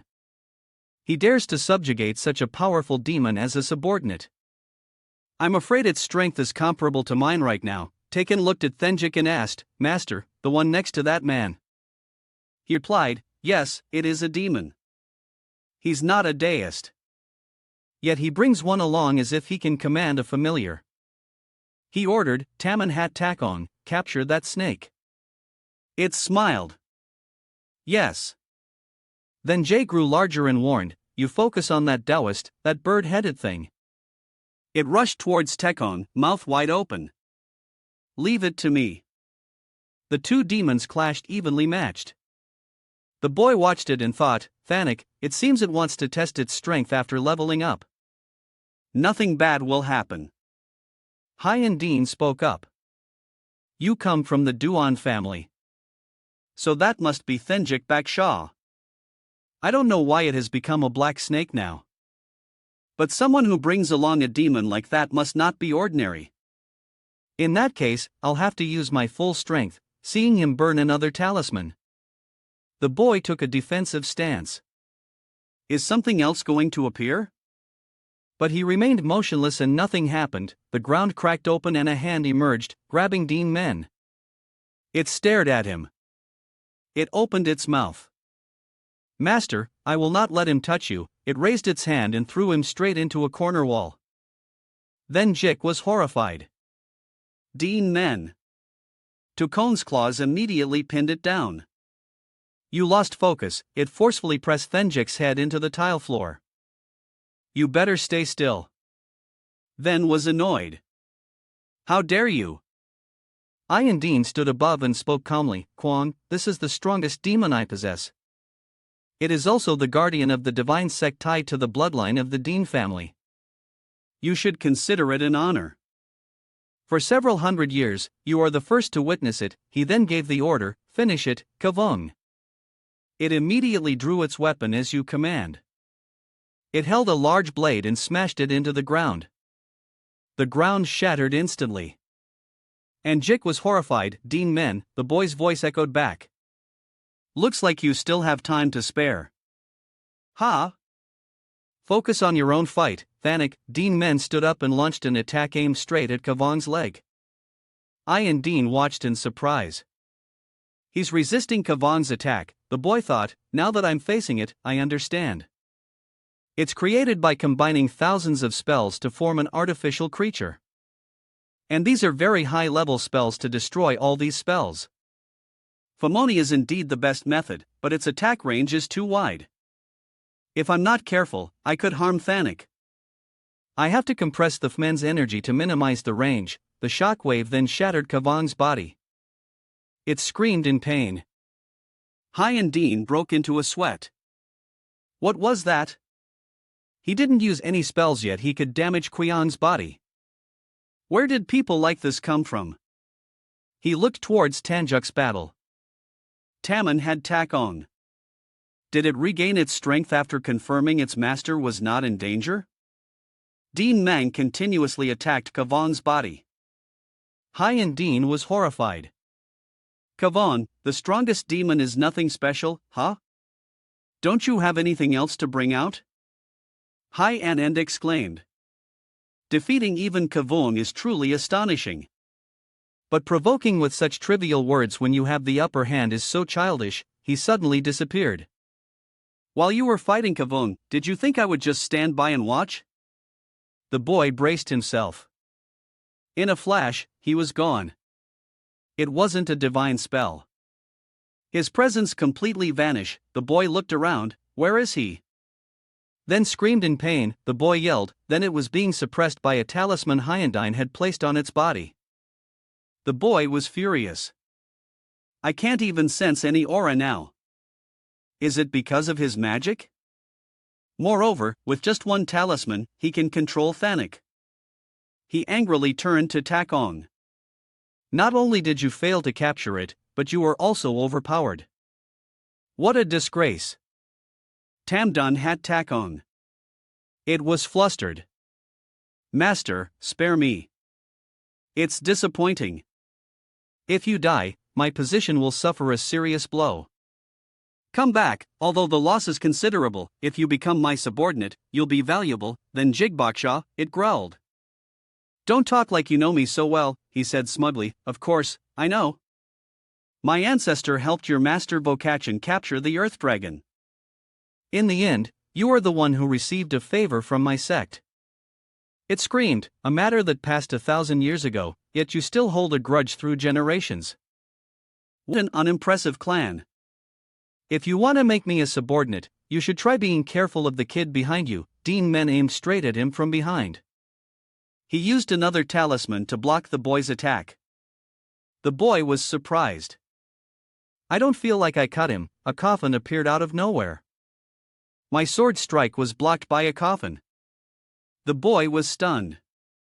It wasn't blocked by the coffin, but inside each coffin, I can feel the power of a master who can react to my sword strikes, he said smugly. You asked if I had any more cards to play, didn't you? Quivoanging is the strongest demon, but not the best card. The coffin lids burst open. I actually didn't want to use this card at this time, but they are masters who reached Hon and Kukma, existing since ancient times. They all bear the title of the greatest of all time. Hien Dean smiled. There are 30 in total. This is my strongest card. Dozens of zombies stepped out of their coffins. Hien Dean's voice was full of arrogance. A spell to simultaneously summon Jiang she created from the bodies of past masters. After sealing them, Kukma Hon Hyundai Fab, it's a combined attack of over 30 Even though they're just corpses, their movements, even I, the caster of this spell, find it hard to control. A zombie with long disheveled hair opened its eyes. Its gaze was lifeless, then it suddenly dashed in front of Duan Men. Its speed was so incredible that the boy had to think to himself so fast. The zombie unleashed a fatal blow in just a few moments. Before Duan Men's unprepared face, he was simply cut into.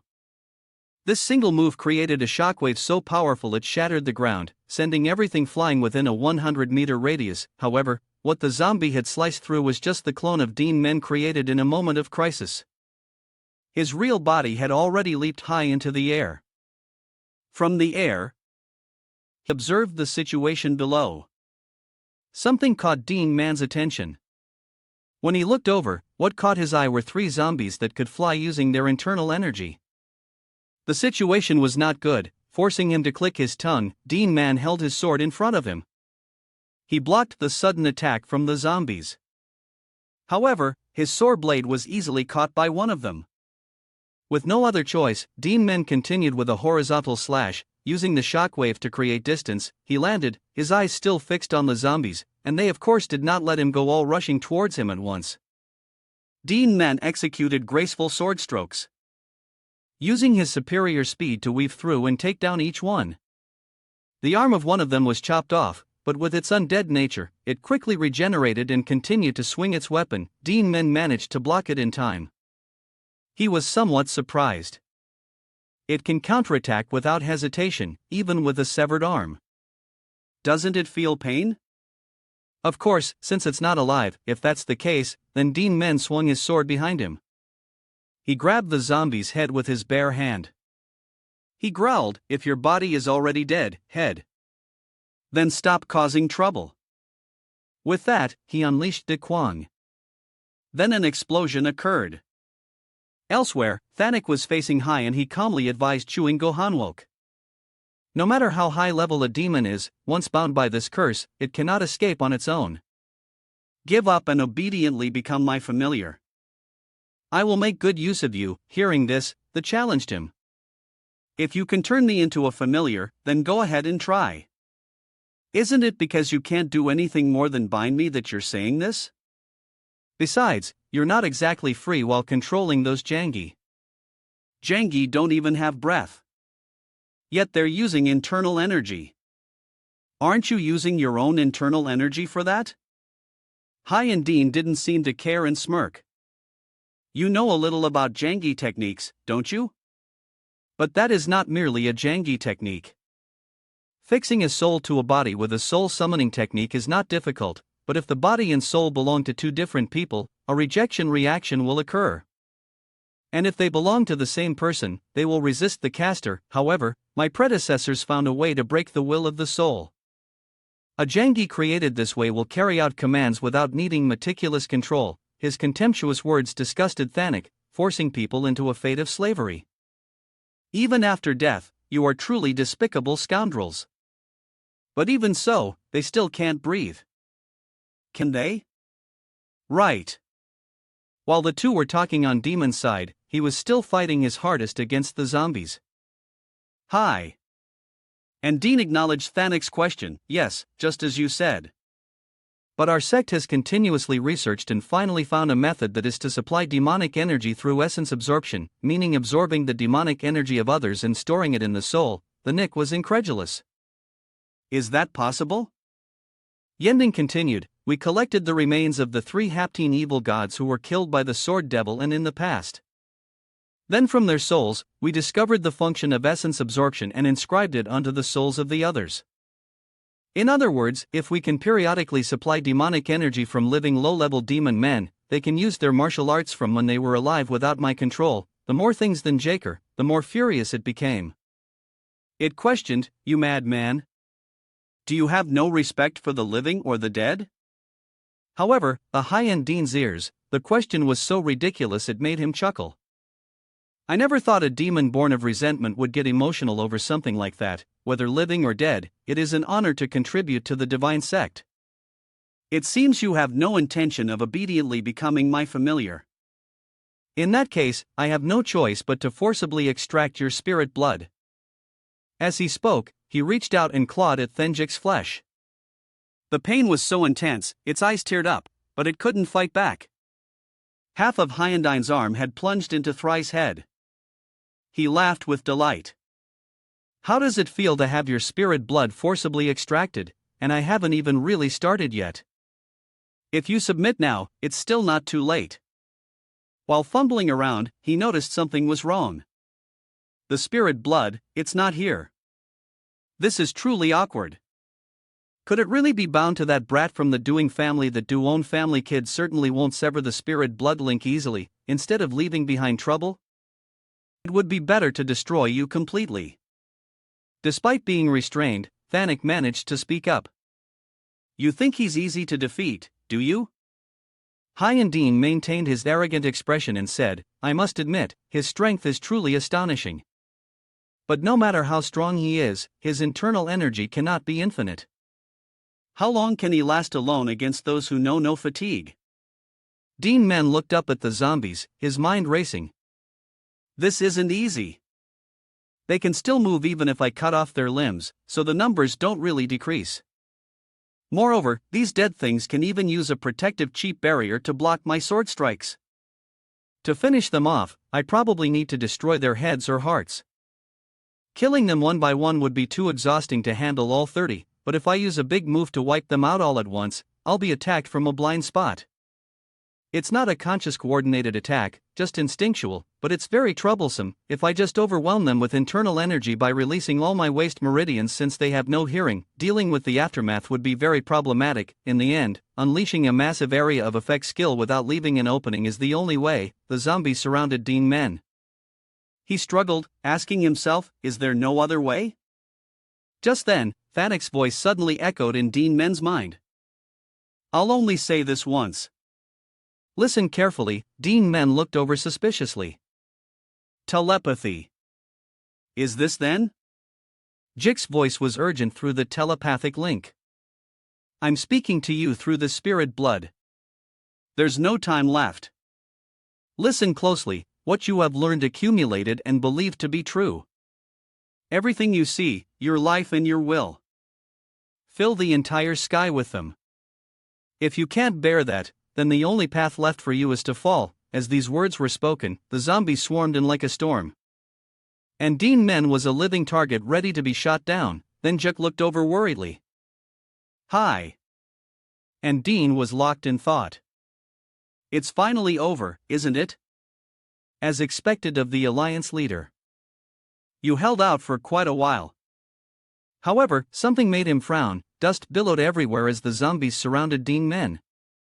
Then, suddenly, a powerful sword intent shot out from nowhere, cutting them all down. Hai and Dean's eyes widened. The zombies were cut into many pieces and sent flying through the air. Duan Men's voice rose. Fill the sky with everything I see. So, that's what it meant. He recalled what Doc Fun had told him. The original name of Van was just the two words Vanthian because tens of thousands of streams of chi pierced the enemy. The spilling blood resembled the rain of blood flowers, which is why Havu was added later. Then Juk's reminders helped Duan Men achieve enlightenment. In the book of Hixaline Shidokatwan, there's a sentence like this. All martial arts hide the principles of martial arts in their very name. My master also used to say, no matter the martial art, if you can contain its origin within the sword, then that is swordsmanship. Yet I was only focused on the form and subtlety of the martial arts created by Vo and Ketch, ultimately losing the original meaning. In the end, the essence is not a hidden technique, but condensing a lifetime of martial arts into a single move.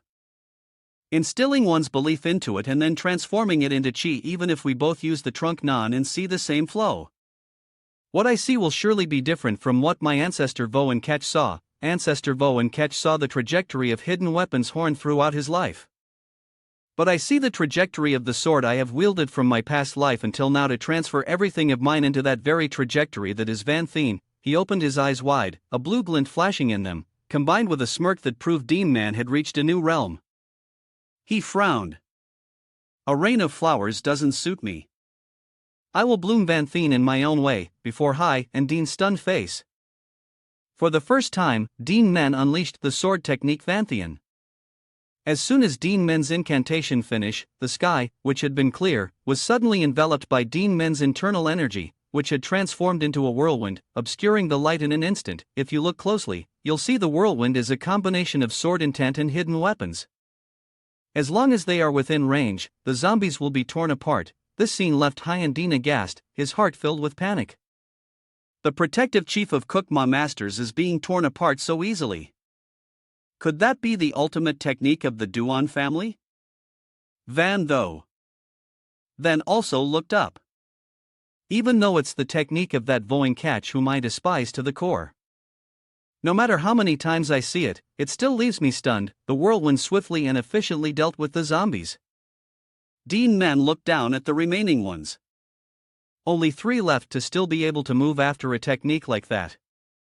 They must have been extraordinary experts when they were alive. You probably didn't willingly become like this, did you? So, let me send you to your final rest. With that, Duan Men extended his hand. At the same time, he silently chanted the sword technique Man Kai. Instantly a rain of swords fell. Gently sending the 3 zombies to their final rest. The more Hai and Dean watched, the more shocked he became. This is too dangerous. The space was now completely enveloped by Duan Men's technique from a distance. The rain of swords looked like a cage capable of cutting through anything inside. The ground buildings, anything within range was pummeled to pieces by the rain of swords. Duan Men looked down. Suddenly, a voice spoke up. Thank you. A zombie, though its body was mangled, spoke with a look of relief. I am finally free. Duan Men watched pensively as it gradually faded away, then he looked towards another direction. Duan Men reached out and called. Thanik. Instantly, Thanik was pulled towards him as if by a magnet. Duan Men put on a mocking expression. What's with acting all tough just to get beaten up? How embarrassing, it stubbornly retorted. If it weren't for that damn Fuang guy, I would have won. The boy grabbed it, his voice filled with gratitude. Anyway, if you hadn't told me the incantation from Manhwa back then, the battle would have dragged on much longer. You've done a great service, Thanik. It was so proud its nose flared. But the boy quickly added a critical comment. It would have been better if you had told me before the fight. Then Jik was indignant. This guy just when I start to feel touched. Duan Men landed with thick in hand. It assessed the current situation. It's all been turned to dust, hasn't it? No matter how many times I see it, it's truly a terrifying power. Suddenly, a movement caught his attention. Looking over, he saw Hyun pushing aside a layer of rock to stand up. Duan Men frowned. I can't believe he's still alive. He is the leader of the demonic sect after all, but it seems he's out of tricks. Hyun raised his voice in anger. Shut up. He pulled out a talisman. This is the cornerstone for building the Central Plains. You who have destroyed everything should hide in fear amidst those rocks. I will never forgive you. With that, he chanted, summon through Chiab Kwai. Instantly, a pillar of power shot up from him. The shock was so great that Duan Men had to shield his face. Hyun's entire body was gradually covered by the incantation. He was playing his final card. This demon may not have the strength of a human, but it's only powerful when the user directly applies it to their body. I will use it to finish you. Duan spread his arms. Following his actions, the ground cracked and something flew up from below. He gently caught it and declared, for the future of my sect, you will die here. And that. The thing was a stone blade larger than Hyun himself. He stared at Duan Men and warned, get ready. The boy quickly drew his sword. Hyun had already jumped in close. He swung his blade. Duan Men quickly ran forward to dodge. The ton-heavy blade slammed down, cracking the ground. Hyun gritted their teeth and changed the blade's direction. Another strike was swung, but it still missed Duan Men. Finally, he chose to jump up from above. He closed in and brought his blade down, but Duan Men was already in position. In just a few moments, he had unleashed Faven Hate Lean Kitch. Several large holes were immediately punched through Hyun's body. He's a bit surprised, but the wounds quickly healed. Duan Men was skeptical. Regeneration at that moment. Hyun's blade was right above his head. Duan Men had no choice but to raise his sword and block it heavily, then hiding behind him, spoke up with a suggestion. His recovery speed is extraordinary. But because of his regeneration, there's not even a gap to injure him, so we'll poison him. Hyun laughed arrogantly. This body of the Thin Show will regenerate endlessly as long as my internet internal energy remains. Unlike you who has expended a great deal of internal energy in the previous battle. I have yet to use a single bit of mine, so suddenly Duan Men used all his strength to fling his blade away. He smirked. You think I've used up all my internal energy? Thanik, it emerged and spat out a stream of energy that coated his sword, simultaneously asking, what did you call me for? Duan noticed something unusual. What? His internal energy is increasing rapidly. Duan Men launched a continuous barrage of slashes. Duan was hit quite a few times. He couldn't stop guessing. Is he receiving internal energy from the demon? How is that possible? His attacks are getting stronger. Is he really human? Damn it. He gritted his teeth and cursed under his breath. Of the 36 stratagems, Duan chose to flee. He leaped up. It was so sudden it made Duan Men pause. What? Unbelievable. You want to run? He watched the direction Hyun flew. He asked in disbelief, then Jay sneered, "That cowardly old man. Among all the rebels I've ever met, I've never seen anyone like him." Inside the demonic sect, a group of people were looking up at their sect leaders battle on the mountain peak. Amon turned and asked, "Hey, Maui, who is the SE leader fighting the peak of the sun?" The base of the divine sect has vanished without a trace. Tudun kept looking up and replied, "I don't know either. The sect leader only ordered us to summon the matans and wait at the foot of the sun." Italic looked at the crowd and wondered, is it really okay to just wait like this?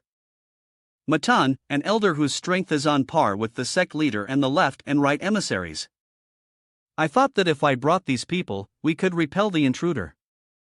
But after witnessing the scene before me, I've forgotten all such thoughts." The scene unfolds. On the peak of the sun was truly overwhelming. It was a level that no one could withstand. The Matans must have stopped for this reason. Intervening now would only mean a senseless death.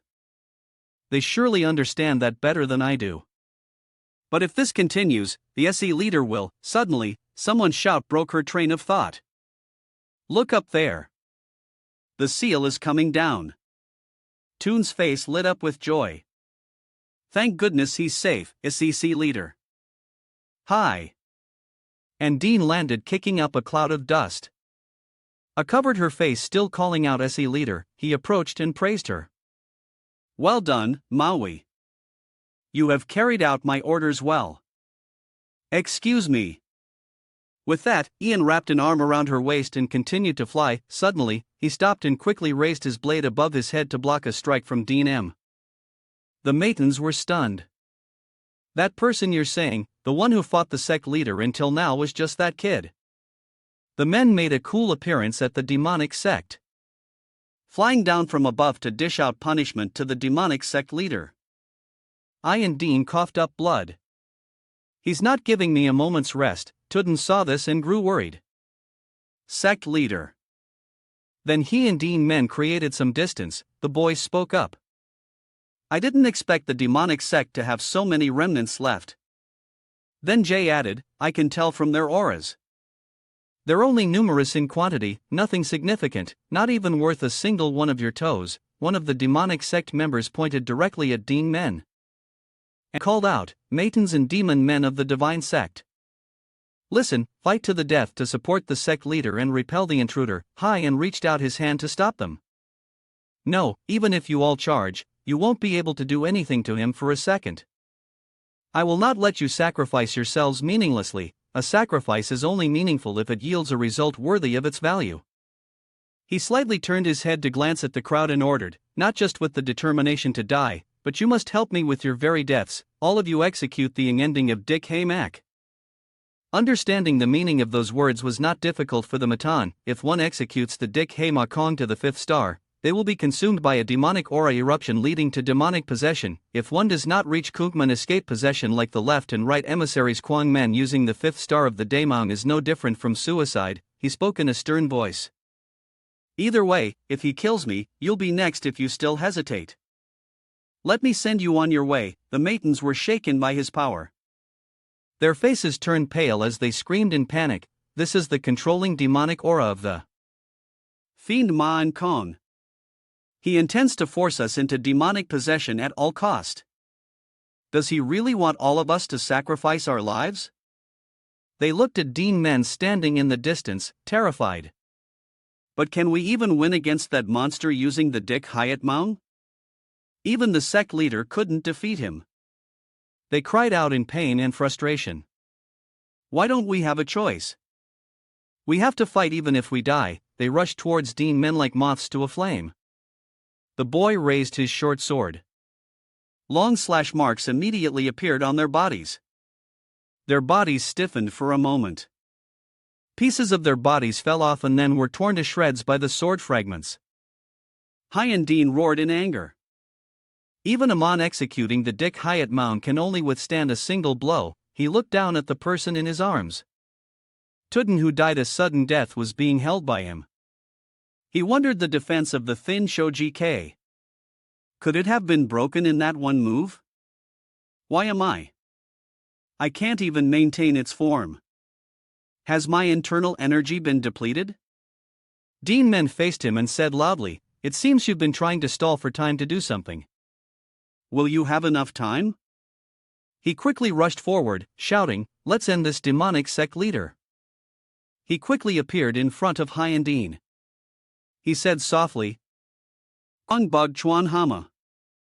A powerful force sent him flying. Duan Men was shocked. The resistance is too immense. Does he still have enough internal energy to push me back? He looked up at the sky.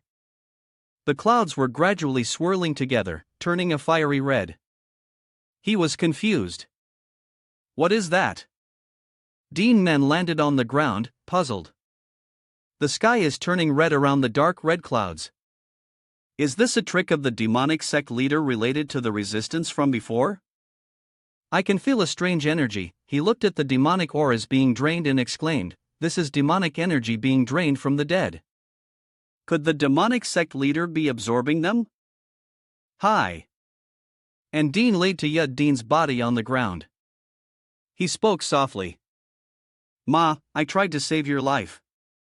Hate me for it so you can close your eyes in peace," he growled. "I will kill him." Hien Dean slung the demonic blade over his shoulder. Duan Men also drew his spirit sword cautiously. His armor is recovering quickly. To break it, I had to concentrate all my power. He has already withstood one man, so I need an even stronger blow. If I fill the concept of man into a narrow space and combine them, I can maximize the attack power. He quickly unleashed Tamanthan. Duan Men was stunned. He can block 2 men. How is that possible? Hien faced him and growled, "Quang bugs how whether living or dead. Anyone within the range of this red cloud will be affected. This is the secret art of the theme Matain Kong, causing all demonic energy to erupt and be absorbed by me. The red cloud area is gradually expanding and it will absorb the demonic energy of all the demon men in the entirety of Tan Quang. Although I didn't want to use this technique to kill you, I have no choice but to accept the sacrifice." The boy questioned loudly, "You intend to kill not only your followers, but also the common people?" He laughed smugly. "Faith can simply be rebuilt. If all the demon men die, wouldn't that be good for both you and me?" Then also popped its head out in alarm. "If it's just the followers of the Ma and Zhao, I don't care either," the boy growled. "The problem is the people living in the barren Tan Quang who absorb demonic energy and become demon men. They only see it as a method of health preservation and learn to regulate their breathing. Moreover, after experiencing the effects of the Bayan Hon, I realized it clearly. Even if they don't learn demonic arts, if they are continuously exposed to the toxicity of the divine pills, demonic energy will gradually accumulate in their bodies. If I let such people die, I will repeat the situation from before and won't be able to find those men and regret not making the right choice. However, I am an alliance leader responsible for everyone. I can't just keep regretting. Before the area expands further, I will kill him," the boy kept muttering. "Even if I have to use the Long Lawn or Nuyani, I will." Then spoke up, calming him, "Duan Men, no, you don't have to do that." The boy was puzzled. "What did you say?" It continued, "According to you, we just need to stop that cloud from expanding further, right?" Duan Men asked confusingly, "Do you have a way?" It spoke proudly. "I know much more about spiritual arts than you do. Besides, I won't let you die since you're connected to the spirit master, right? It seems I've changed a lot. Could it be that being with him has influenced me?" Then Jay quickly flew up high and yelled, "Get his attention and don't let him get near me. I'll take care of the rest." Hien Dean was alarmed. "Then Jaksha, why is it getting close to that?" A slash flashed past Hien Dean's eyes. The boy shouted loudly, "You don't have time to look elsewhere." He gritted his teeth and roared, "You damned rat." Juk flew into the sky and assessed its surroundings. Looking at the size of the area, it probably has only reached the vicinity of the sun. Right now, the only way for me to stop this, I will use the power of a demon. It opened its mouth and spat out a stream of energy to neutralize the defensive technique. The spiritual energy enveloped the entire sky. It gradually pushed back the red clouds. Hai and Dean panicked the expansion area. That snake is consuming its level to stop it. How foolish to dare throw away the power. It is accumulated. If it keeps consuming its power so recklessly, then another slash rained down on him. Duan Men was pleased. Then you reliable fellow. Without you, this battle would have been much harder, Hai and Dean angrily cursed. Damn it. How dare you interfere with my demonic energy replenishment in this way, then jarred him and wondered to itself. Even I find it strange. I'm giving up my level for someone. Since that day, I have once again opened my heart to someone, 1,000 years ago, then was put into a jar by catch. It panicked, cried, and begged, why didn't you say you let me go? After everything was over. Tell me the reason. catch said softly. It's because you will be in danger. He gently reassured it. Be good and accept it, Thanik.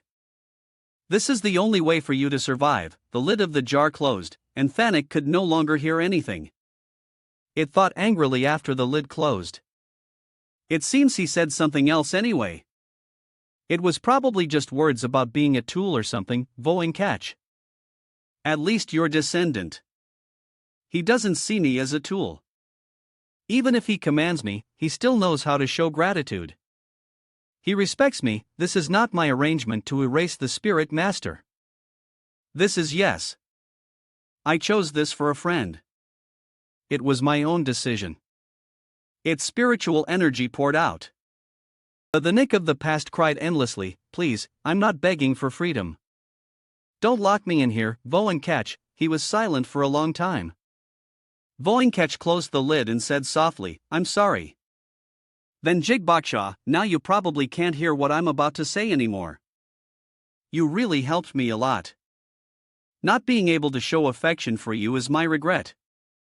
However, now that you have reached the level of a Kodak, the rebels of heaven and earth will not leave you alone. The demonic seg members looked at him and growled catch.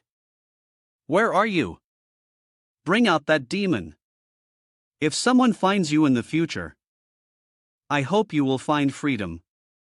He gently touched the lid of the jar and thought those who would hinder your freedom. I will clean them all up. Thank you for your time, my friend. Then Dean looked up at the sky and thought the clouds in the sky are clearly thinning out. Then it seems you're handling it very well. He smiled softly from now on. I won't need to supply it with poison energy anymore. Never mind, he turned to Hyundine and said loudly, now let's finish our business. He hurriedly tried to stop him. Wait, Shintinshu, if you kill me now, you will surely regret it. The boy looked at him coldly and skeptically, what more do you want? Hyundine gritted his teeth and recounted, you crossed the Thapkuk Lapmakan desert of Tan Quang to get here, right? In the middle of that desert, there exists a sealing spell for demons. That formation is called the Engage and Fong Wong Tran. I can undo it whenever I want. When that happens, the demons will be released, and not only Tan Quang, but the entire Central Plains will be plunged into chaos, he said smugly with a high-pitched voice, because of your choice, the entire Central will suffer a catastrophe. If you still want to talk about the righteous path, the boy immediately interrupted. Then just undo it. He was panicked. What did you say? The boy calmly repeated. I said undo it if you can. Hyundine was a bit scared. Are you serious? He said smugly. You still dare to be arrogant. Fine if you wish. After trying for a while with no result, Hyundine panicked. What? I can't feel the engine Fong Long Tran, Duan Men spoke calmly. Is that all you can think of?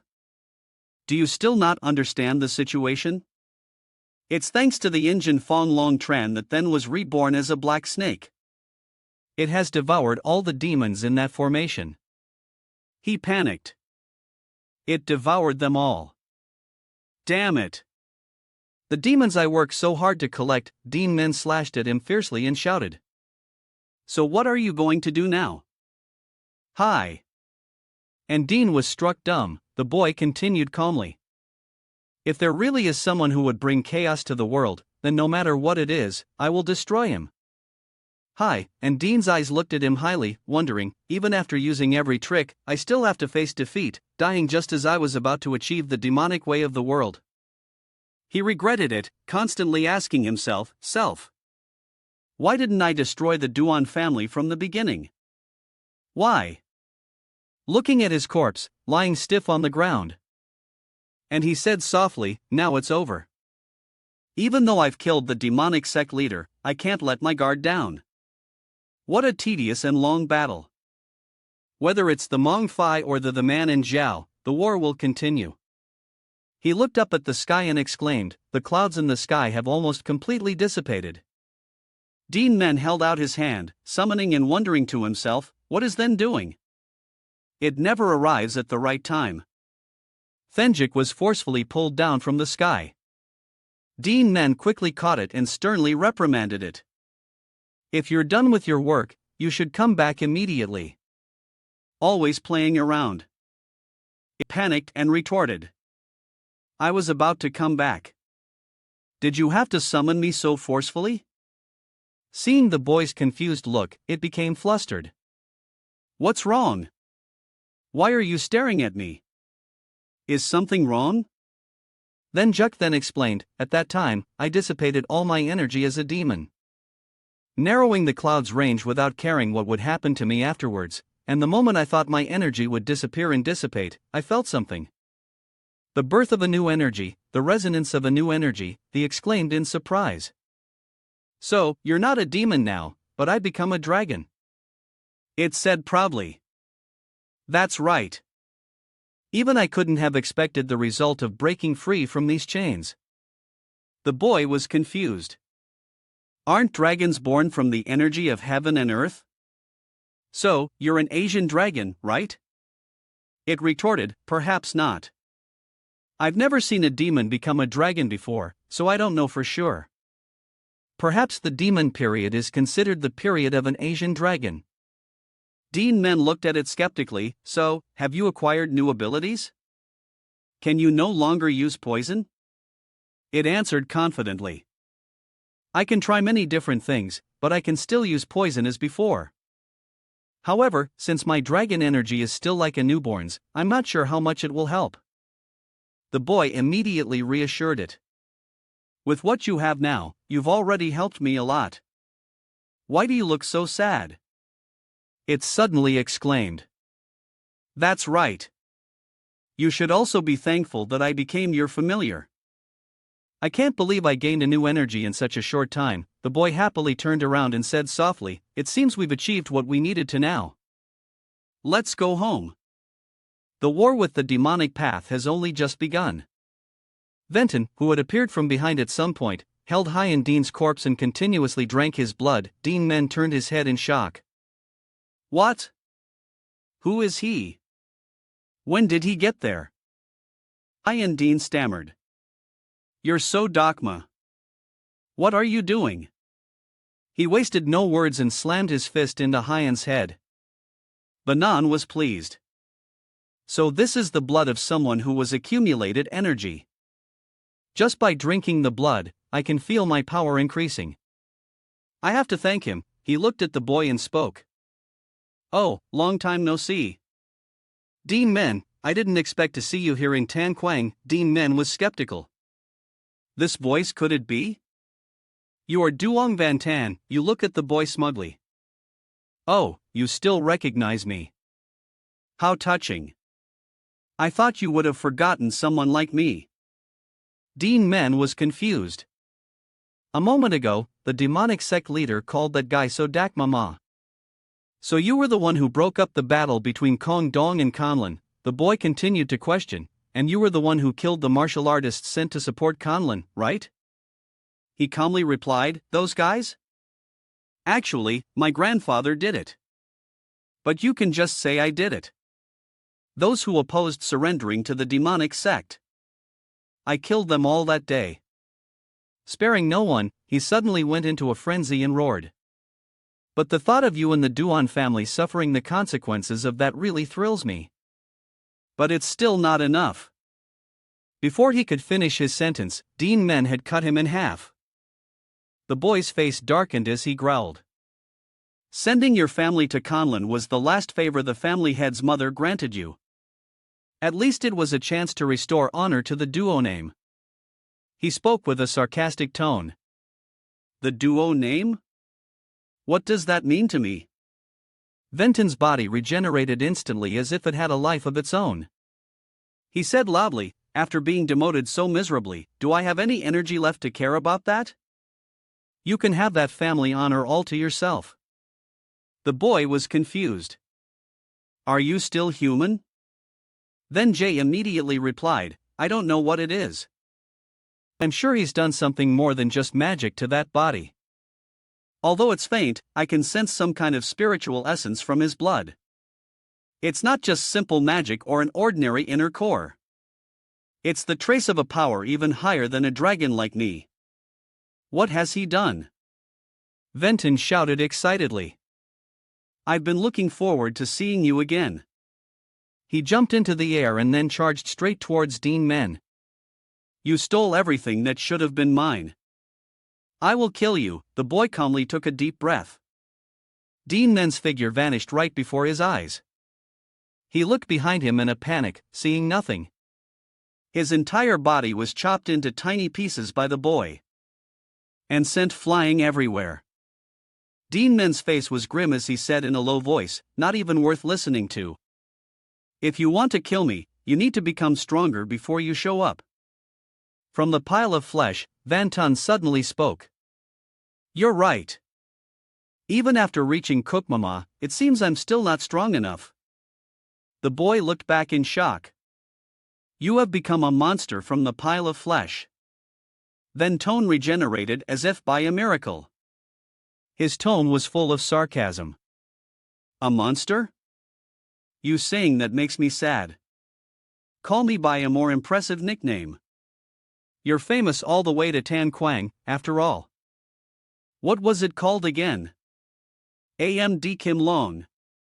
Then I'll give myself a name to an immortal who cannot be killed until the AMDK Long is destroyed, then I will be Bat to Hayatma and die in the world with the spirituality of blood. The barren lands of Tan Quang. Drops of blood splattered onto the ground. Duan Men held his sword and quickly took a defensive stance. Venton continuously pressed him. Their techniques clashing fiercely, Venton laughed loudly and roared. What's wrong so slow? He hung a punch towards Duan Men smugly. Try and cut me, the boy calmly assessed. It's been almost a full day since I started hacking him to pieces, hasn't it? And yet, I still haven't seen the end of that regeneration ability. In fact, in the process of being cut and regenerating, he has become even tougher. If his regeneration speed gets any faster, the boy quickly blocked a blow from Van. The ground immediately cracked from the spiritual energy of both of them. Duan Men assessed seriously, he's getting stronger. Van spoke proudly, finally managed to touch you once. Are you starting to get tired? What should I do? He clenched his hand into a fist. He swung down with all his might. I haven't even started yet. He panicked, what? Where did he go? The ground was dented into a crater. But the person was nowhere to be seen. Streams of sword energy appeared in the sky. Sword technique Manin. Then Tone looked up in a panic. Duan Men shouted in hate. The sword she immediately shot towards him. Duan Men calmly awaited the result. From the thick smoke, a body covered in wounds emerged. Then Tone roared triumphantly. Dad's more like it. If you get tired, it's no fun. Keep it coming. Duan Men, the boy said sternly. You disgusting creature, he suddenly cut off one of his own arms, then threw it into the air. If you won't come at me, then I will. The boy was confused.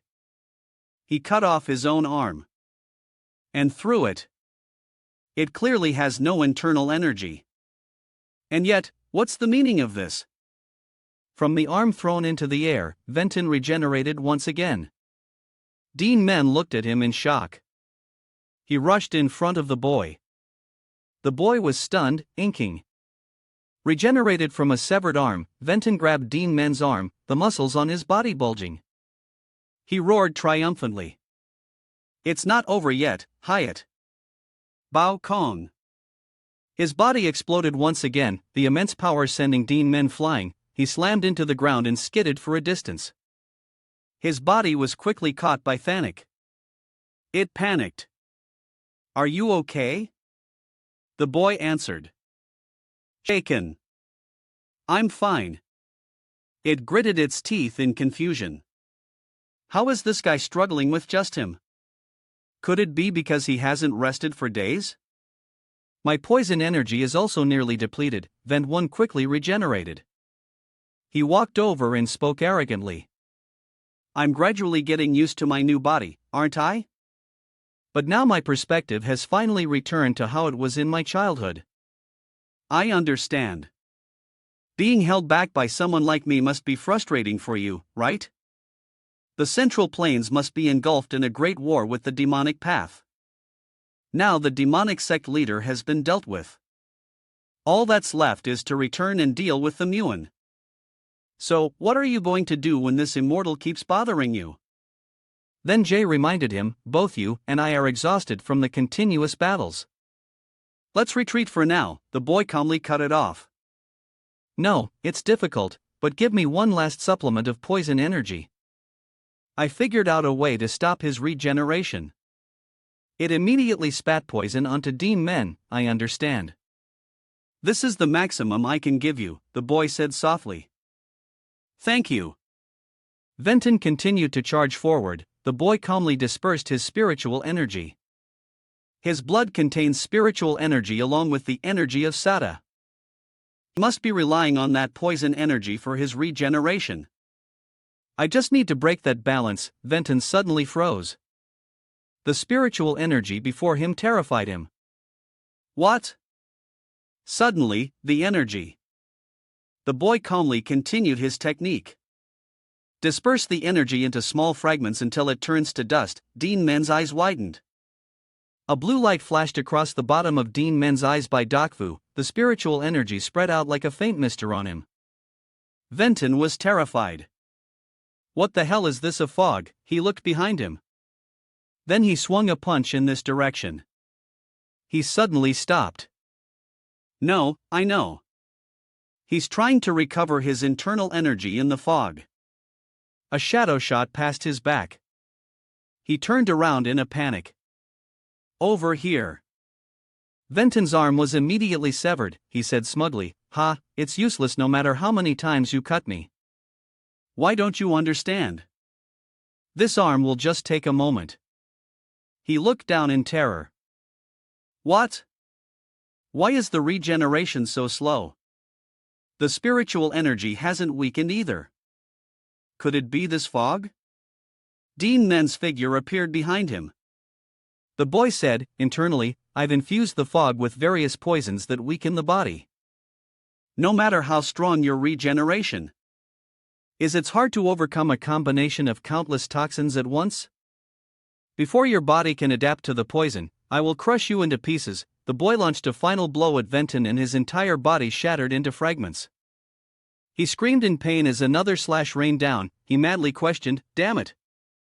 Damn it, damn it! I received spiritual essence and I'm losing here. I've become strong. I can't end like this. Think about it. If the poison has seeped in, then you can't regenerate. You just need to break off all the infected parts." He immediately executed Hayup Bayon Tonu. The fragments of his flesh dissipated some of the F. Duan Men quickly stopped. He silently assessed. When it explodes, the fog will be partially dispersed. If I want to decide the outcome, now is the chance, Venton screamed, "Duan Men, I will kill you in the most pathetic way." The boy said sternly, "Ridiculous," and charged straight at him. Venton, refusing to be outdone, also charged him, "Duan Men." Between the two, the figure of Hyen suddenly appeared. The boy was stunned. The demonic seal. The demonic aura and his body erupted and he emitted heavy sounds. "Before I take my last breath, I will make you all Come down to hell with me.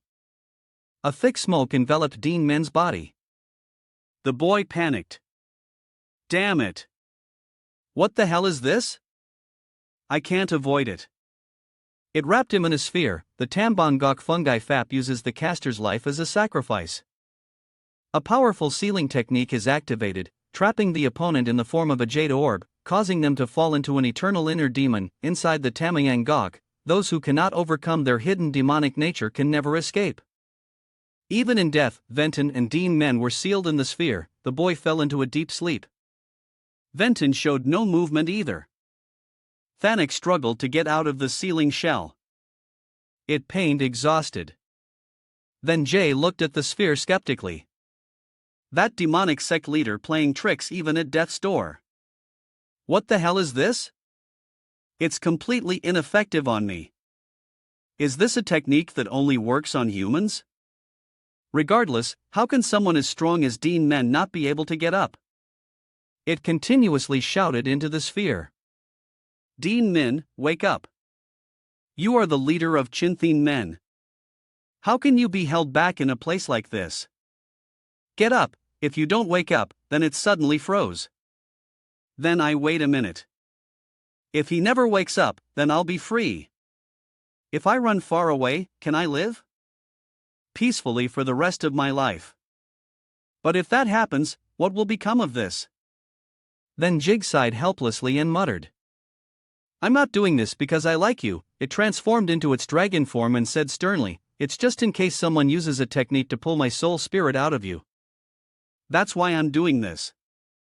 No matter what you're going through inside, you have to wake up before we reach the central plains. A few changes have occurred since Long Catch appeared. Although I can't explain it, I understand. Currently, there is a physical space existing within my body. It then swallowed the sphere containing Duan Men into its stomach. It looked over at Vanton's sphere, skeptical. Do I need to take care of that guy? But someone, even Duan Men, couldn't kill. If I take him away from the central plains, then anyway, it's not urgent right now. Duan Men will probably understand if you wake up later. Don't say anything to me. Then turned its head and flew away. Now, let's go home to Sichuan. At the Duan family's estate in Sichuan, the injured were all treated promptly. The physicians continuously urged each other. 3 hours later, Ray bandaged it. Bring more gauze over here, the sound of Dinda's painful groans echoed. Hi until you turned his head and said softly. Thank you. I've had to trouble you again. The physician replied, not at all. This is a doctor's job.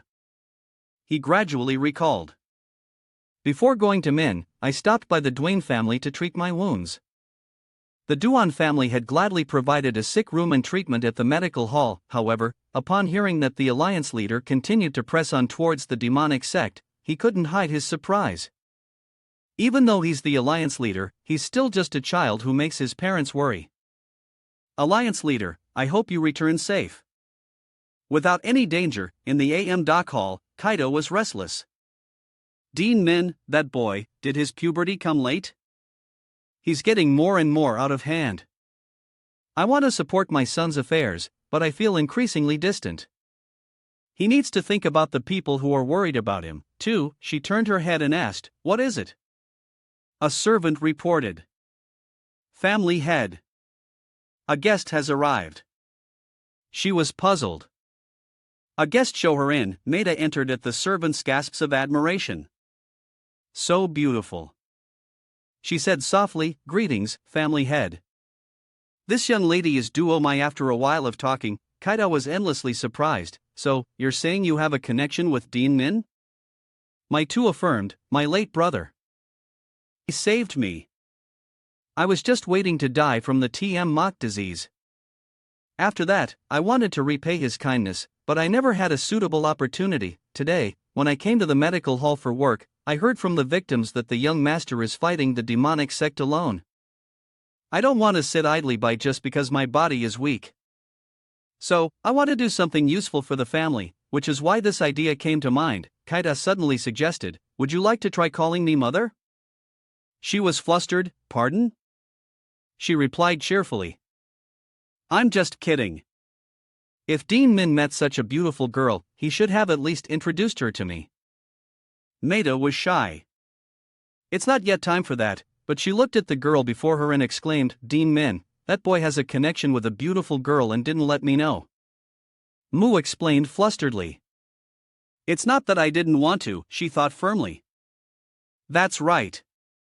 If he has a family, maybe that boy will start to feel responsible for his actions. She continued, speaking of which, you said you had to yet mock disease. You must be a descendant of someone from the Bangkok who had a marriage pact with the Duan family and they asked, was the tu yet mock you at Tham or Ingwam? She replied, oh no, it was Quam. Kaido was stunned. What? In the past, even in Bangkok, talents with the realm of that am or higher were a once-in-a-century occurrence. Yet, this child not from the main lineage possesses the Quam Ka. Moreover, if she has been cured of Tet Mok disease, she then suggested, you said you wanted to help the family. I have a way. Maju was overjoyed. Really? She asked firmly. Yes. Would you like to try learning martial arts? She was flustered. Martial arts. Me? Isn't it too late? She was calm. But if you learn martial arts, you might make a good impression on Dean M. She shouted in surprise. What? Kaida continued. As a mother, I worry about Dean Min. But he can't stay here forever, right? When Dean Min becomes the family head, there will be more people by his side. Every time he goes out like today, the family will need someone to protect and take his place. If you don't object, I want to teach you personally. Of course, the decision is yours. Nita swallowed. She bowed respectfully. Thank you, family head. Kaido was pleased. I can't miss the chance to have her as a daughter-in-law. She continued, then we'll start training tomorrow if you come here tomorrow morning. A person rushed over. Shouting family head urgent news. She was puzzled what's with all the noise. He shouted in a panic, I heard the Makang theme, she has attacked Shaolin and the result is the medical hall was still peaceful. The physicians looked at the person in front of them in shock. Incredible, I'd only heard rumors but I never expected to see it with my own eyes. He can hold the teacup without using his hands, it's truly who Kong meet vat tub and drank tea with his severed arm. He laughed and said softly, I've caused unnecessary attention again. How is the condition of the young heroes Kokvan and the Taihu deist? Dun replied cheerfully. Please don't worry. The injured blood vessels have gradually stabilized. They will surely regain consciousness soon. Would you like some tea? He immediately replied, oh, thank you. That's a relief. Please continue to care for and treat them. Tavin ate a snack and exclaimed, what a peaceful rest. Temporarily forgetting the war with the demonic path. After all, this is the headquarters of the Chinthin Min and Sichuan. This is a place the demonic path has yet to reach. I must help those to wake up as soon as possible. The battle is intense and I'm here in such a peaceful place. It's unsettling. Dun suddenly spoke up. Excuse me. Have you heard any news about when Dean Min, the alliance leader, will return? He was surprised. It seems you have a close relationship with the alliance leader, the boy immediately replied. The alliance leader and I were comrades in the battle for the position of family head. He laughed heartily, so you're friends who have fought and died together. The boy retorted. It wasn't that serious, he said smugly, having a friend like that, you must be very proud, right? Guid's voice echoed, Great Master Dean. Dun shouted in surprise, greetings family head. He was confused. Who owned family head? What is it? Why do you have such a serious expression? Her face was pale. Tai continued, there is urgent news from Han. Please do not panic when you hear it. Shaolin has been attacked and destroyed by the Mon Then Shu. Even the surrounding sects have been annihilated. Dam was stunned. What? The teacup in his hand felt growled. You're joking too much, Duan family head. Shaolin has existed for 1,000 years. How could it be destroyed in a few days? Moreover, Shaolin is the main sect of Buddhism supported by the imperial family. Please explain this news clearly. If it's just a baseless rumor, I will not let this insult pass easily. She continued firmly, von Backum the Hmong theme. She received the von Backum treaty from the Hotban family and the imperial family. He immediately attacked Shaolin. He fell in a panic. Impossible.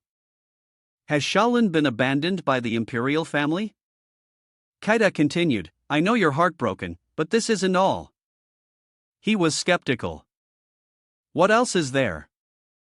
She continued, the demonic forces in Shaanxi, the Houthi family, have made a move. They are now heading towards Ho's son in Truna. The full-scale war with the demonic path has officially begun in the Central Plains. After Hmong Thingu occupied it, the Shaolin sect was wiped out in just one day. Even so, Hmong did not leave Shaolin. He began to eliminate the remaining forces of Shaolin and Henan.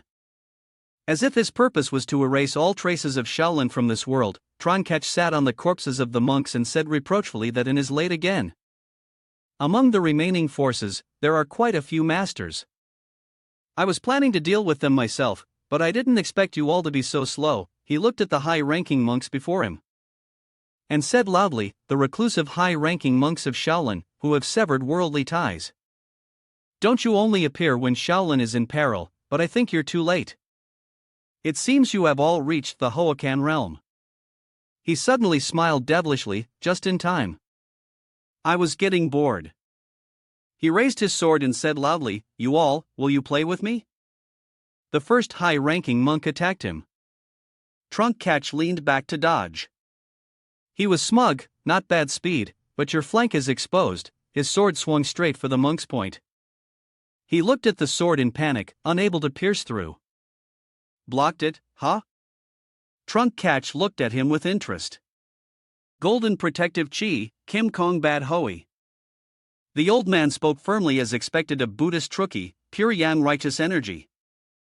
The power of an evil sect like yours cannot break this defense. He looked at the old man skeptically and wondered. I can clearly feel your demonic arts are in disarray. You're just going to defend like this. In the distance, another high-ranking monk rushed over. She condensed in the old man's hand.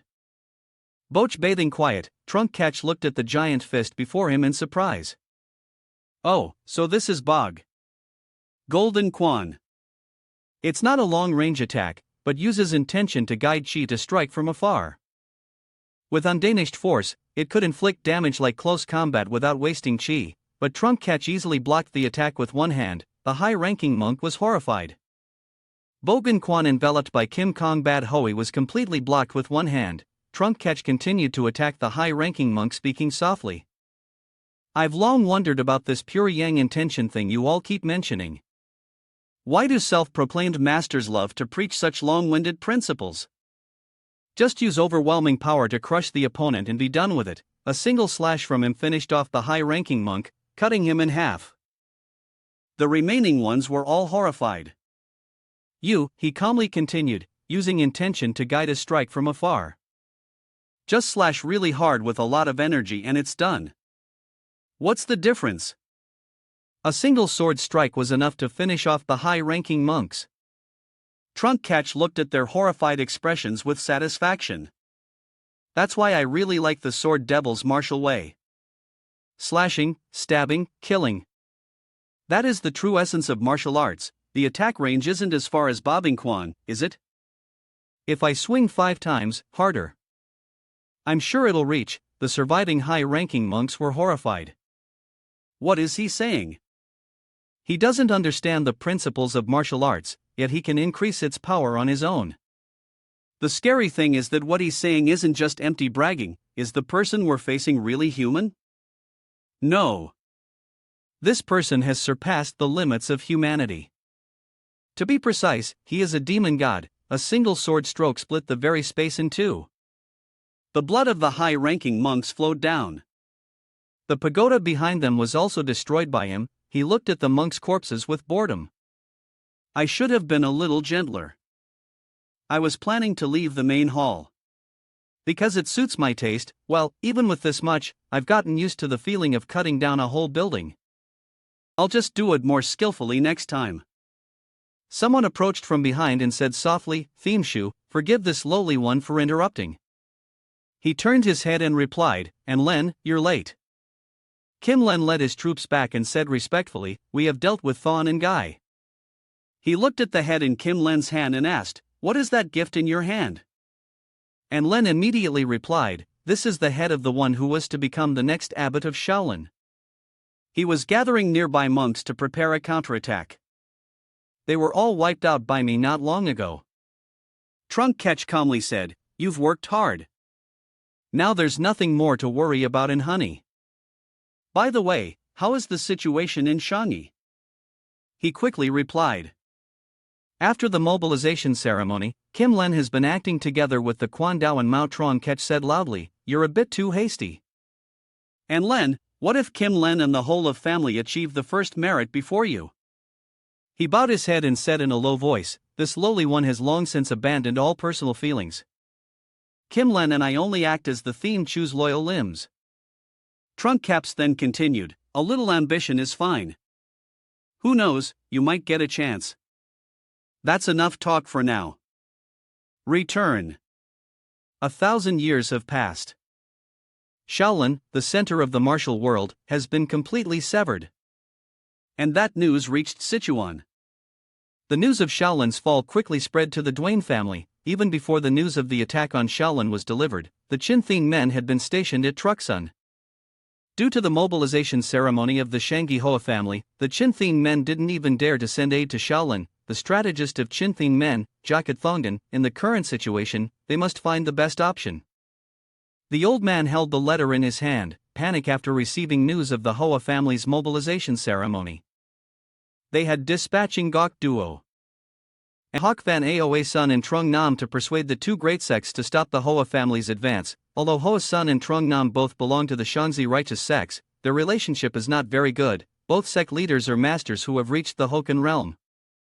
If they join forces, they can stop the advance of the Shanghi Hoa family. Recently, a young disciple of Hoa Sun has reached the Hoakan realm, possessing outstanding talent.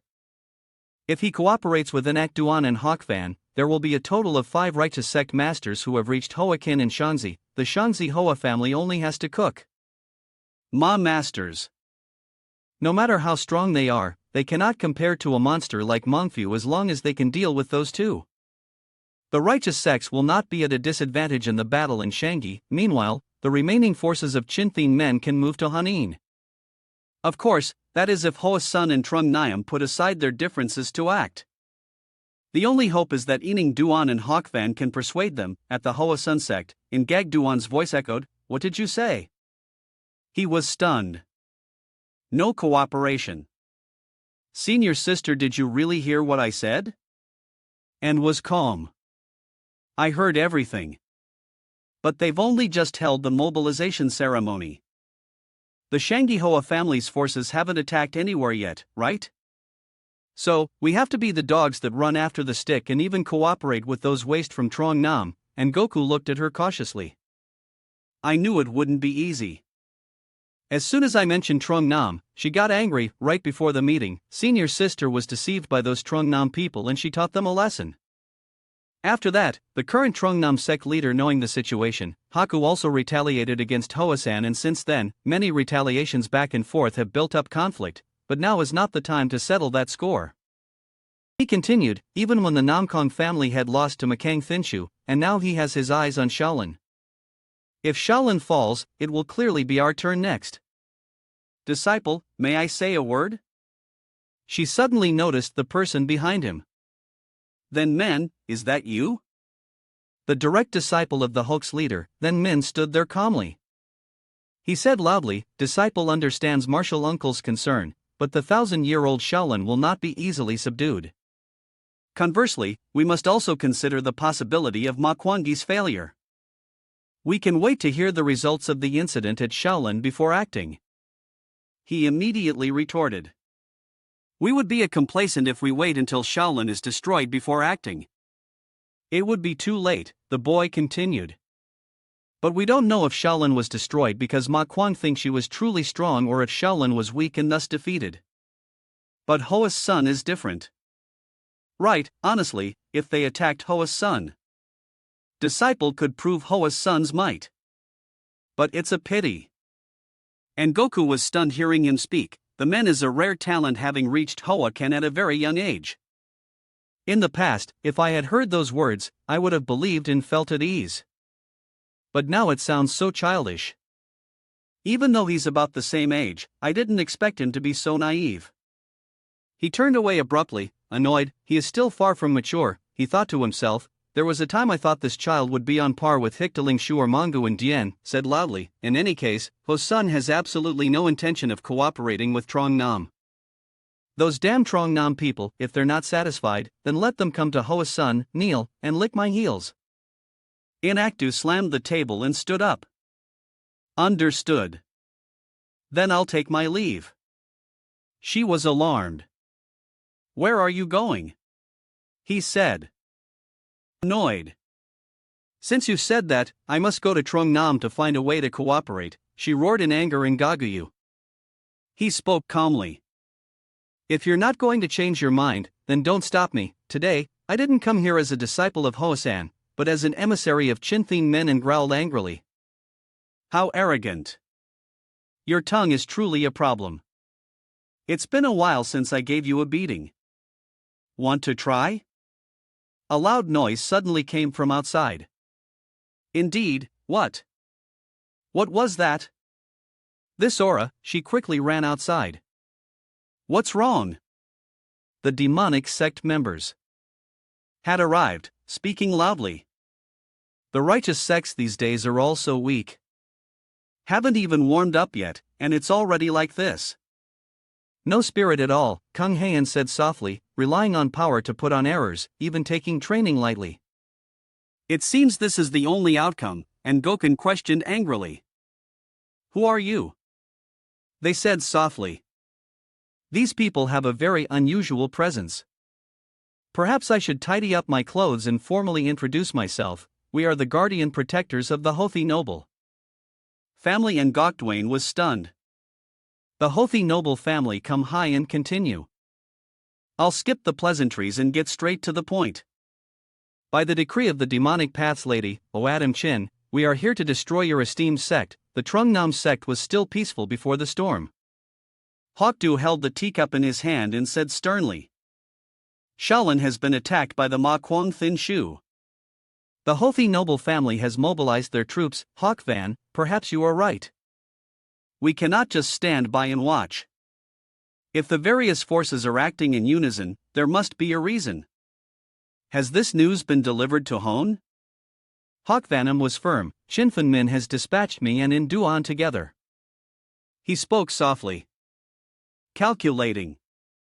Considering Anak Diane's personality, Ho's son won't act easily.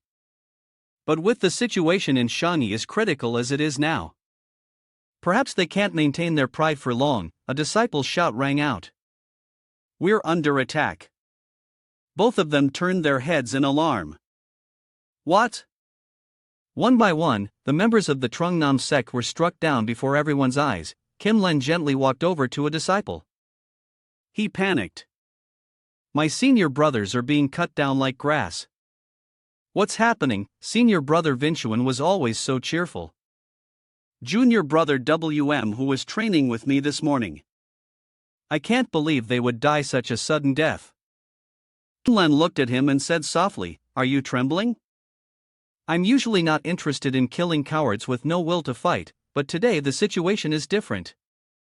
I will send you on your way quickly and neatly. Just as his hand swung down, he was too scared to react in time. A clang rang out. Both were stunned.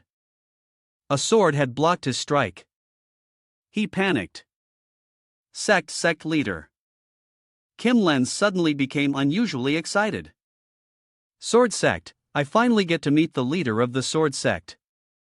Hawkvan also quickly landed a blow on him. He growled angrily, How dare you touch the disciples of my sect? Who are you? Kim Lang calmly assessed him. And this one must be Trung Nam Kat Hok Van, who has already joined Chinth Min, right? Did Chinthin Men send someone? A faster response than I thought. Vong behind him also spoke up. His presence is no ordinary matter. Will he be all right on his own? If we're going to attack Trong Nam, we should use our full force and advance together, Kim immediately reassured him. Young master, don't worry. In a battle between those who have reached a certain realm, numbers mean nothing.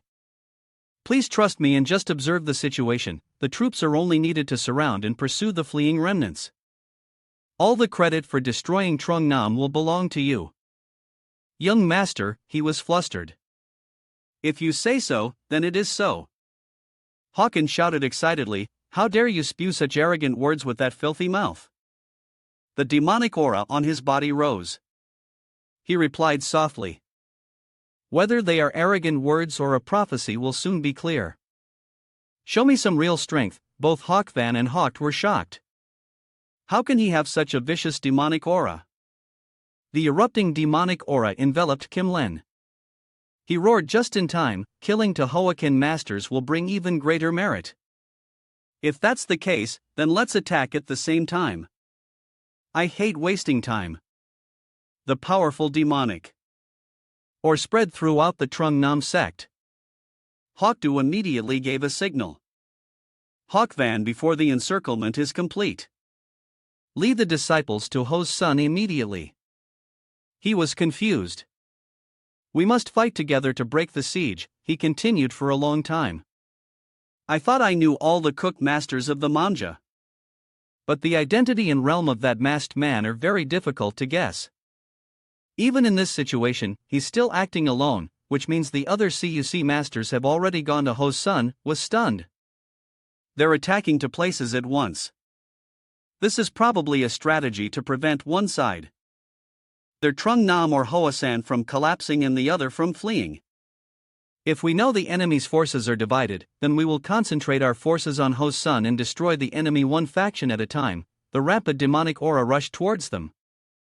Hawkdu immediately moved in front to shield Hawk Van. He panicked. Senior brother, the demonic aura condensed in Kim Len's hand. Hawkdu also launched a technique towards him. The two techniques clashed, creating a shock wave. Hawkdu said sternly, protect the disciples. Hawk Van hesitated for a moment. He quickly ran back and shouted, all disciples of Trung Nam follow me. Kim Len taunted smugly.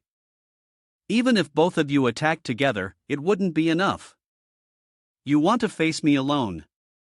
From the very first attack, you could feel the difference in level, couldn't you? Hawkdu looked at him and thought, his demonic arts are definitely far beyond my internal energy. How can such a person have lived in hiding until now?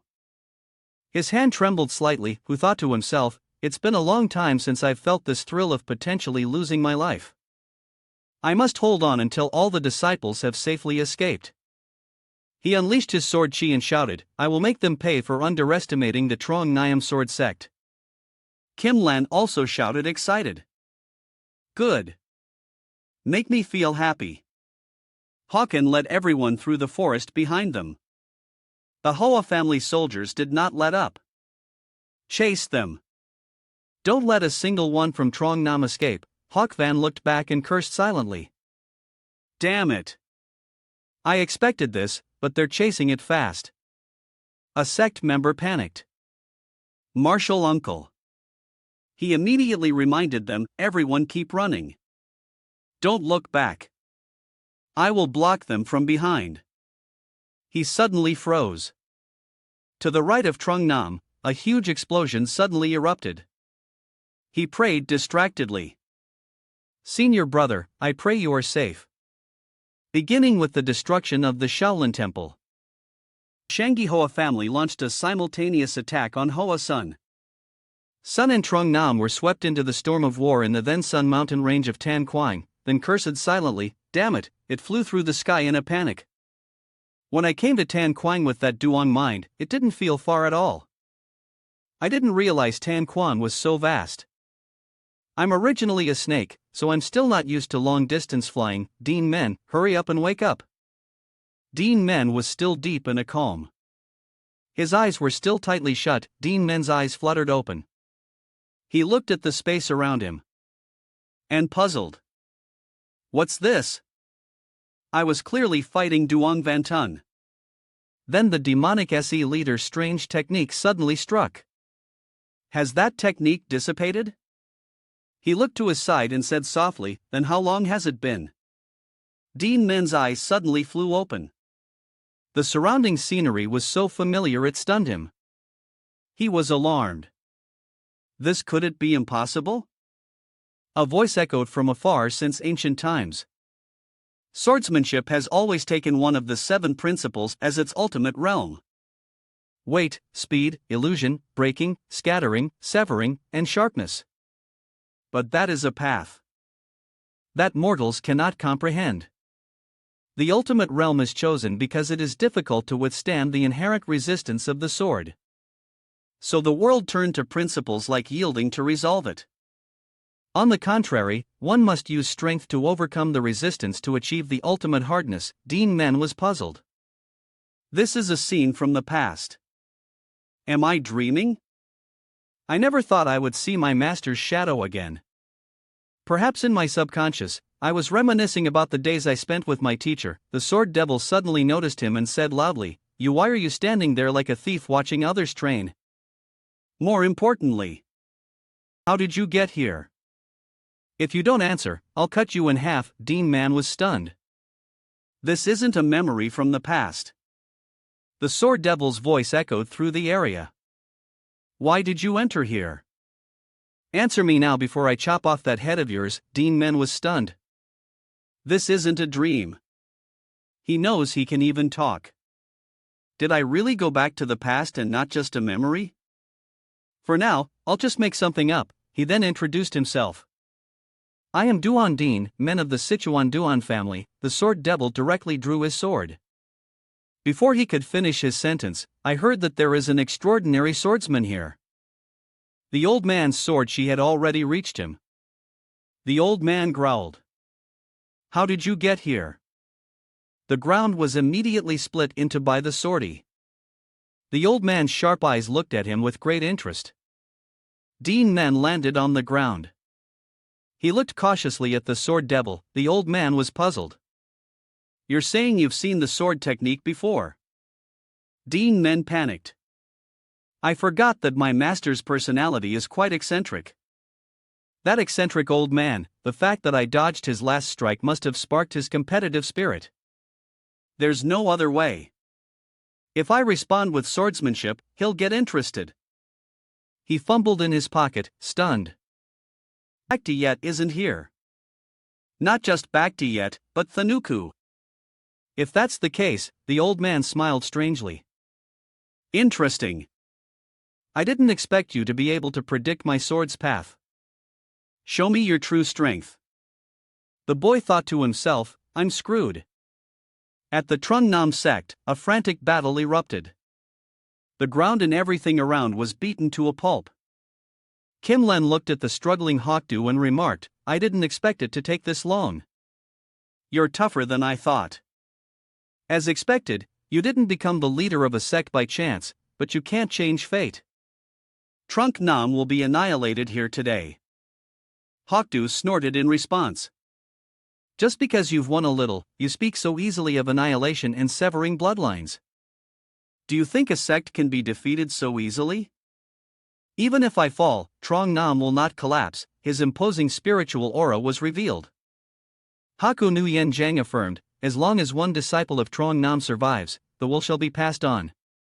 I will sacrifice my life to stop you. Kim Len looked at him with interest. Even with only a dying ember left, his presence hasn't diminished. He said loudly, I've changed my mind. You will be injured just enough not to die.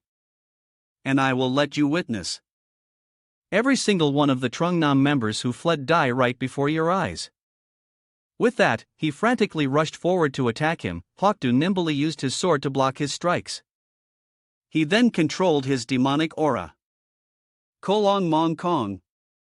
The demonic aura, as if it had a mind of its own, continuously stabbed at Hokdu. His eyes were cold, third form. Tham. The rising demonic aura sent Hagda flying. He braced himself to withstand his attack. He gripped his sword tightly and executed fictional. Each sword strike sent the demonic aura before him flying. Hagda was still sent flying by the counterforce. He glared. Kim Lang continued his relentless assault. Kolong Ma Kwang Kong fourth form. Kulong Kich. The demonic aura shot straight towards Hokdu. He panicked and defended inking. A relentless assault, but if this continues, Hokdu was gravely injured by the demonic art. He thought to himself, the disciples must have escaped Trungam by now. I have no last words or regrets for the Trungam sect. But Hoa Sun Sikh leader in gone. I regret that I never got to finish my words to her. Hag. Remembered Haku of Trung Nam and Gakden of Hon. In the past, we were two representative rivals of the two sects, known as the Shani Dragon and Phoenix. On the day of the exchange between Hoa Sun and Trung Nam, our eyes happened to meet. I fell in love with her at first sight. To get her attention, I practiced relentlessly until the next exchange meeting. I even researched the Hawa restaurant in Shanyi because I knew she liked that dish. I revised the love letter that held my feelings several times, but after 5 years during the exchange, everything happened completely differently from what I had anticipated. In Gokhan, she had broken all the limit of the Trung Nyam disciples. Her rampage didn't stop there, but continued towards me, but she had exhausted her stamina after defeating the disciples, so controlling her was not difficult.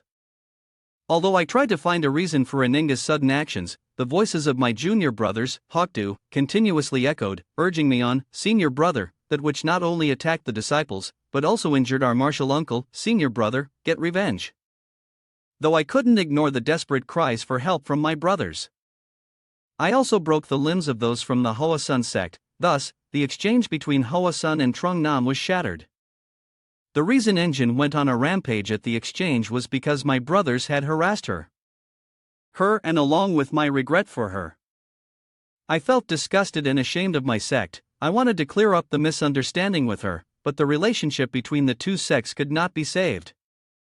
And when I was chosen as the next sect leader, I was determined to change the situation in Trungam. More than just training in martial arts, we will value etiquette and respect. I want to make Ho Sun see Trung Nam in a new light. At that time, I will also face on once more, Hawk to shed tears of regret. I was determined for decades. I'm sorry, Engine. Whether its appearance or the stance of the sect, I should have at least apologized. Only when I'm on the verge of death do I realize it. Kim Len rushed forward, shouting, "It's over." Flower petals suddenly brushed past him. He looked at the flower petals in alarm. Purple plum blossoms. Could it be? A powerful sword strike rained down, creating distance between Kim Len and Hokdu. He was pushed back. Kim Len looked at the figure in front of him skeptically. Ha Sun is dispatched back. Kung Hin and Bakan. So why is this person here? Ingakin landed softly. She stood majestically in front of Hokdu. Mil, the new Haktu, spoke with uncertainty in Go Di Hawang. Dean smiled and looked at him. Kim Len wondered to himself. Strange. Hoa-san has also sent troops. Why is the Ho Sun sect leader here? Could she have abandoned Hoa-san? She immediately cut him off. It's been a long time since I've had a chance to speak with the Trung Nam sect leader. Did your parents teach you to interrupt when adults are talking? Ngot Diane's eyes were filled with killing intent as she growled. Those who don't know basic etiquette must be punished with a good beating. Around the hour of the previous day when the invasion of Ho Sun began, stood before the Hoa family members and said loudly, "And annihilate the sect." After only operating in Shanyi for a few years, you dare to wipe out a major sect just because old Ma Kuang Thien gave you a few scraps. You think you're on par with the world's best. You intend to provoke the entire righteous martial arts world, Kung Haiyan said softly. This battle has actually been brewing for a while. It seems the news arrived late. Let me add, the Shu has already wiped out the entire Shaolin sect. Now he's on his way to Shanghai. Ingag Duan was shocked. Even Shaolin couldn't hold out. If we only consider the history and sheer scale of the sect, it is the cradle of Central Plains martial arts. I never expected Shaolin to fall so quick. Ly. The general sent me to prepare a response to the situation, but it was already too late. The tide of battle turned much faster than anticipated. Kung Hai continued, since Thu himself is gracing this place with his presence. Isn't it the true duty of a subordinate to clear the path for him? Moreover, at Trung Nam things might have already concluded. Engaging was alarmed. Even Trung Nam, do they have the strength for that? The man said smugly, at Trung Nam, Kim Lich himself, the Theme's trusted bodyguard, has taken in action. Although he went alone, his martial arts are something we wouldn't dare dream of comparing to. I'm afraid Trung Nam might fall even before Hon engaging. Let out a heavy breath and said sternly, this is truly not the time to be stubborn anymore, Duan Men. I have to make a trip to Trungyam. I'm sorry, but can I leave this place to you too? Let Han immediately swung his fist and rushed towards them, leaving the SE leader. Is abandoning this position? Don't even think about leaving. You will all die here. Then Men's figure leaped up. He quickly blocked Lethan's strike. He said softly, the SE leader's intentions. How could a disciple dare to disobey? Please entrust this to us, Master. Ingak died and looked back with regret. I'm sorry, Ing Duong. I was just being pointlessly stubborn and wasted time, he immediately replied. There's no need for unnecessary words, senior sister. I understand why you're doing this. Go quickly. She was embarrassed. Damn it, you knew everything. Then I'm counting on you. And Duing then led the charge. All disciples, hear my command. Destroy the demonic sect. The battle between the demonic sect and the Holy Sun sect erupted. In also quickly headed towards the Trunk sect. She calmly began, I don't mind leaving everything behind to come here, because before this old man breathes his last, I must speak my mind. So, no need for many words. Take this. Kim Len was skeptical to Han Kong. Could she be the leader of the Hoasan sect? She immediately provoked him. Why are you excited about being beaten like an animal by a female sect leader? He said sternly. It is pathetic for the head of a great sect to use such vulgar language. You've even seen the face of the sword sect, but to still be the shameless. Aren't you being too confident? Engine angrily retorted, shameless? The one who doesn't even dare to show their face is the truly shameless one. Enough talk. Let's fight and you'll find out. Vong panicked. Kim Len, are you all right? He turned his head, stunned. Young Master Ngoken quickly executed the 14-move Plum Blossom sword technique. Vong shouted, I sense the aura of the purple mist divine art nearby. The Wall Mountain sect must be coming to help, she continued, the 15th move. Kimmel rushed over. Streams of sword energy from engaging shot straight toward the two of them. Kim Len held Volong and said softly, please excuse my rudeness, young master. Plum blossoms scattered. Dense streams of sword energy shot out. The dust and smoke slowly cleared. Du asked doubtfully, were you planning to cut me down, too? And swore, damn it, do you think at my age I can't control my aura? You're already screaming before it even touches you, old man. Kim Lan stood up and growled. Plum Blossom Divine Maiden. Do you know who that is? She suddenly exclaimed. You? He's not the young master of the Hoa family. Before coming here, I encountered a group from the Trungnam sect heading towards Hu Mountain. This is what they said. The one named Kim Len will take credit for annihilating both the Hua Mountain and Trungnam sects. They said it would be the young master's achievement. But isn't there something strange about that? The Celestial Lord's guard wouldn't need to go this far. A guard and his master. Really? Are you sure you're not lovers? Hearing her provocative tone, he roared in anger. Shut your mouth. Demonic energy surged forth as Kim Len roared. I'll make sure you can't utter another useless word, En said calmly. You're the one who spoke useless words first. I just poked a little and he spilled everything. So, he is the son of the Celestial Lord. If you kill him, the Celestial Lord will surely hold you responsible and you'll be finished too, right? How interesting, isn't that? So, Kim Lan angrily retorted. You despicable coward, and you dare call yourself a member of the righteous path, she said calmly. Despicable, this isn't martial arts, so there's no righteous or evil path to divide. Every word you speak now reveals your weakness, he growled in anger. You, she calmly continued. And besides, the ones who ambushed us first dare to speak of morality. If you want to know what true depravity is, should I start by chopping off that kid's fingers one by one for you to see? Demonic energy erupted. He roared like a wild beast. How dare you? Kim Len recklessly charged head-on at her. Another sword energy attack was aimed at him. HD strike forced him to retreat. Engaging asked doubtfully, Hawkdew, you're not even healed. Why are you getting involved? He replied. Thanks to you buying time, I was able to recover a little. In any case, I can't let myself be a burden to a young lady, right? Engaging seized the opportunity and lunged forward. Back when you were young, you fought people relentlessly, and now you're talking about being a young lady. Her target was clearly Valalon. Kim Len panicked. When the Plum Blossom Divine Maiden is unstoppable.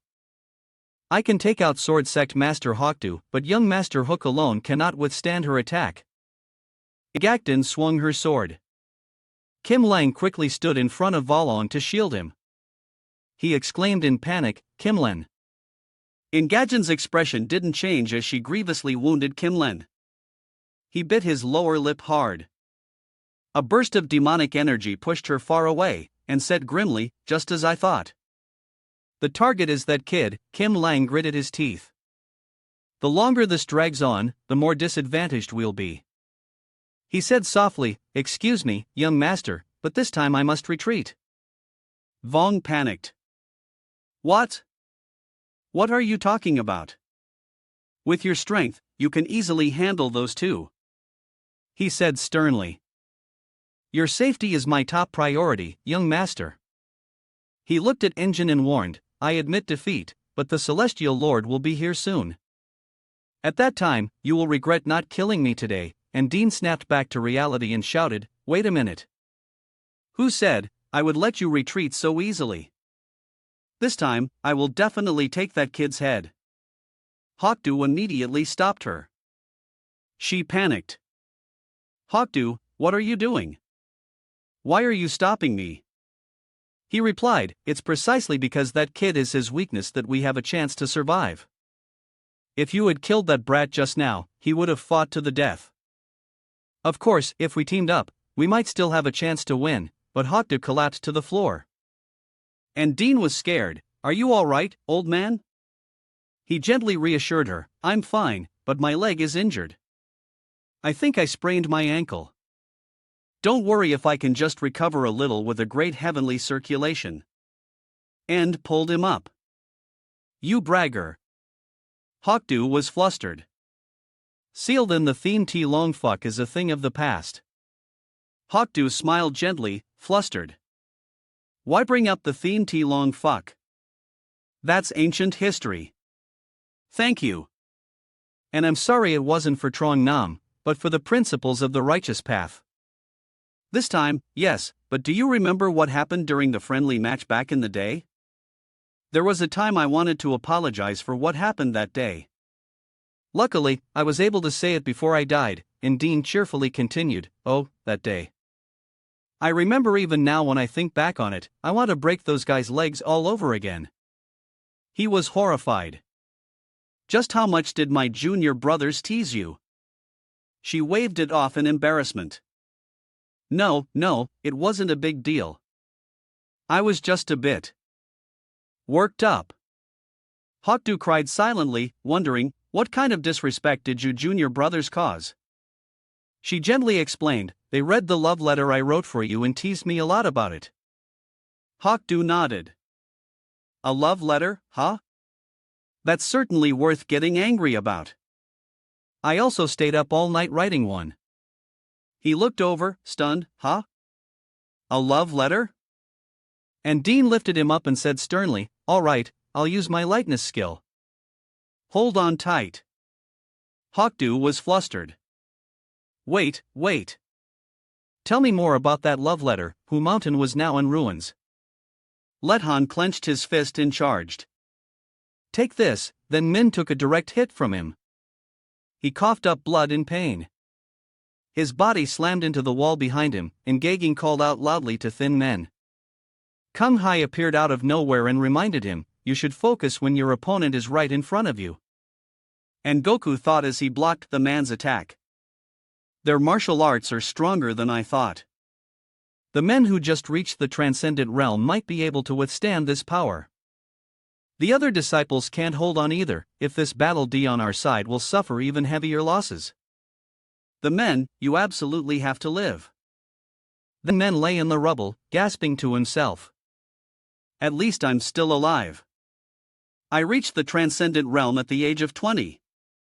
I used to think I had talent on par with the Black Evil Union Lord or the Demonic Light Celestial Lord. I now understand why my senior brother looked at me with such doubtful eyes. It's because I lack real combat experience that the difference is so great. He looked at Lethan before him and wondered, is this my end? Living like this, it's so bland. He said loudly, for your age, your martial arts aren't bad, but you lack experience. It's a pity you won't have another chance to show it because today will be the anniversary of your death. With that, he leaped up and charged straight at them men. One of his punches shattered the wall. He gloated. Look at that movement. Are you crawling? How shameful you want to live that badly. Just look at that pathetic state. The Ming gritted his teeth and cursed silently. His tone is so hateful. Lethan declared, now let's end this. He suddenly froze. Hut, the ground is shaking. Kung Han looked over doubtfully. What the hell is happening? Hawkvan directed the people of Trong Nam to advance. That is the evil sect, disciples of Trong Nam charge. Let's join Hua Mountain and eliminate those demons. Lin Kung Hai panicked. The Trong Nam sect. Why are they here? Could it be that Kim Lan has failed? Unbelievable. Hawkvan stood to the side and smiled lightly. What an impressive entrance. By the way, what are you people looking at? Kung Hai turned back in a panic. Damn it, I was distracted. Lethan was also at a disadvantage. I have to focus. It's all because of those Trong Nam people. Hawkvan and then Ming quickly launched their attacks, grievously injuring the two ultimate demons. Thanks to the support from W Mountain, the tide of the battle had turned. The Yama Demon Lord and the life-creeping Demon Fist were severely injured. And they chose to retreat. This was the first victory for the Miram's righteous path after a series of consecutive defeats against the demonic path forces. Goken's voice rang out gently. Are you all right? Seriously injuring an ultimate demon expert. You have all performed a great service, especially you, the Min. This must have been your first real battle. You did well, but why are you all staring at me like that? Hawk covered his face in embarrassment. Put me down. Then Min was confused. Master, it would be strange if they weren't looking.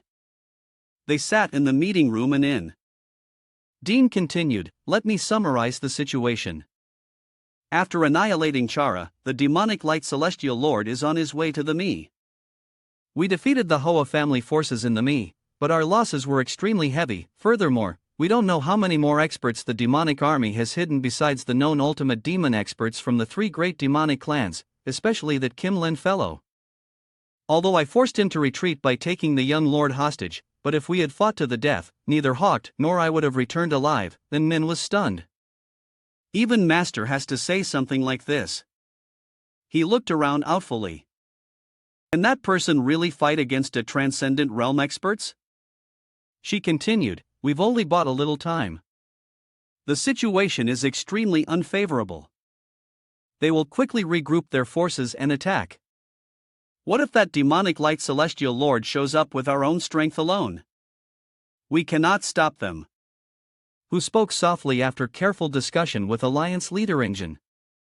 I have decided that we Trung Nam and W Mountain must abandon theme. The sentence immediately froze the atmosphere in the room. He calmly explained. The theme is the home of Hua Mountain and Trungium, no different from our homeland. But the demonic path forces have become too strong for artisans to handle right now. Restoring the balance of power is the top priority. W Mountain and Trung Nam must join forces with the Righteous Heaven Alliance. That is the best option, but I am worried about the people of Trongdan who have wholeheartedly supported our two sects, and theme taken was resolute. We must take them with us. It can be said that our dis-sex exists thanks to them. We still have some time before they advance on Trong. We must convince the people to evacuate.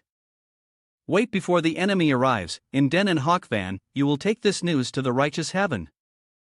Then Min and I will go into town to persuade the people, and Goku Dwayne shrugged, confused with senior sister's personality. Can she convince anyone?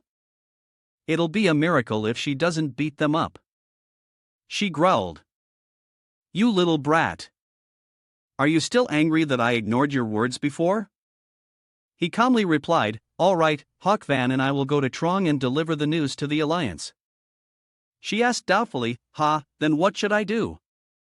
In Gakdu's side, sister, take good care of SE leader Hawkdu's and internal injuries and don't hit him again. Dean was provoked by him. You the next day.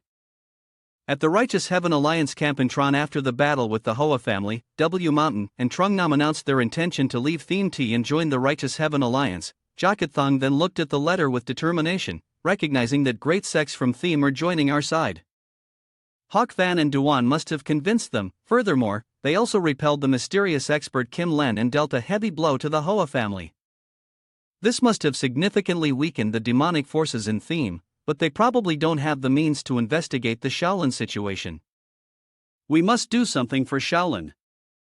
If the Shaolin monks in the Alliance learn the truth, their morale will collapse, but this matter cannot be hidden forever. My responsibility is growing heavier by the day. Alliance leader, where are you in the world of inner demons? The sword demon looked on with weary eyes. He said calmly, I had high expectations, but it turns out you're nothing special. Dean Mang collapsed with a long cut on his shoulder. The old man turned away in annoyance. What a waste of time, he suddenly spoke as expected. This place isn't real. The heaven-spanning sword technique appeared again behind the sword demon. It shot straight at the old man. Demon men had almost recovered and growled. Master's techniques are much more painful than this. My body and internal energy have completely recovered since a moment ago. This is strange. My body is definitely in great pain. I never once defeated my master in a duel when he was alive. By the time I was confident, I had surpassed him. He was already gone. He looked at the old man's smile and sighed. It's good to see your face again after all these years. But that smile still makes me tremble a little. Anyway, if this is the wall I have to overcome to escape, I must show my master that his disciple has surpassed him. In the middle of a dry valley stained with pale earth, a streak of sword energy shot straight down. Dean Men and the sword demon hovered in the empty space. Dean Men frantically condensed his sword energy. He threw it straight at the sword demon. Dean Men froze. In the distance, a faint light flickered. He quickly dodged away. The sword demon streak of sword energy rushed forward. The force of the blow was so strong it shattered the entire mountain behind it. Dean Men continuously moved through the rock crevices, thinking to himself, a master like him cannot be harmed by mere fragments of dragon scale. I must use a single decisive strike to succeed right now without the Daokem Sham or Bactia. I can only fight using pure Gangchi to inflict significant damage. I can only use Van Thien, a martial art that uses Gangchi as its foundation. He quickly closed in on the sword demon.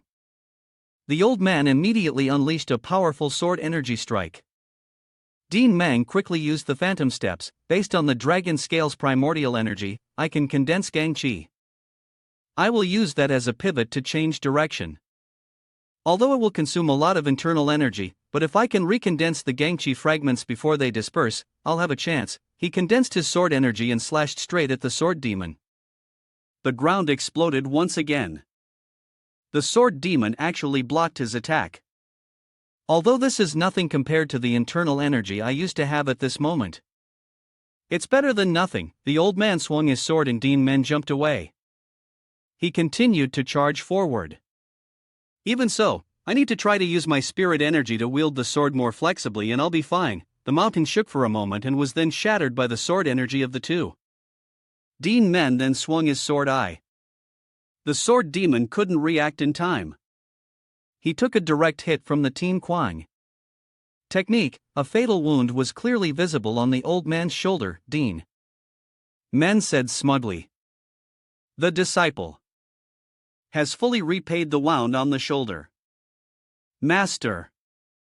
The old man's abundant power forced him to dodge. The old man continuously grumbled in annoyance. He said grimly, I can't treat him like an ordinary mortal. The sword demon suddenly burst out laughing. Interesting. Such a magnificent sword technique. It's rare to find someone in this world who can execute a sword technique like that. From the wound, Yanhai's figure appeared again. She spoke. But why? With such power, you just stood by and watched me burn. Duan Men was stunned remembering those two words. Why are they appearing here now? I can't be swayed.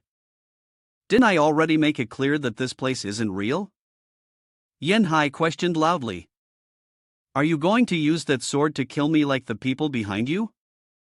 Behind Duan Men, a crowd of dark figures had appeared at some point. He looked back in panic. What? Their wails echoed. Of course, I'm willing to curse you. I have been so wronged. The sword energy in his hand wavered. Duan Men quickly cut them down. He told himself, stay calm. These are just illusory remnants of memory. The figures of the inner demons wrapped around him and whispered, do you really think of me like that? Do you truly feel no responsibility for those you have killed? You always think you are right, always willing to kill those who disagree with you. You've never once doubted whether your actions were right, sometimes you even knew your actions were wrong, but you still insisted on picking up the sword and killing them. You turn a blind eye to everything. The thing that can hold you back is the resentment of those you have killed. The thing that is holding you down is the mirror of doubt and guilt you created yourself. All of this is caused by your inner demons. Duan Men was pulled down into the mirror. His hand froze in midair as he mumbled, that's right. Actually, I've known everything for a long time. The things I have done since I remembered my past life. I have always used power to solve everything. Whether in my past life or this one, I have never used any other method. In my second life, I told myself I needed to live simply, yet, in the end, I still live in a river of blood and hatred. Even though I had a chance to change, I haven't changed at all.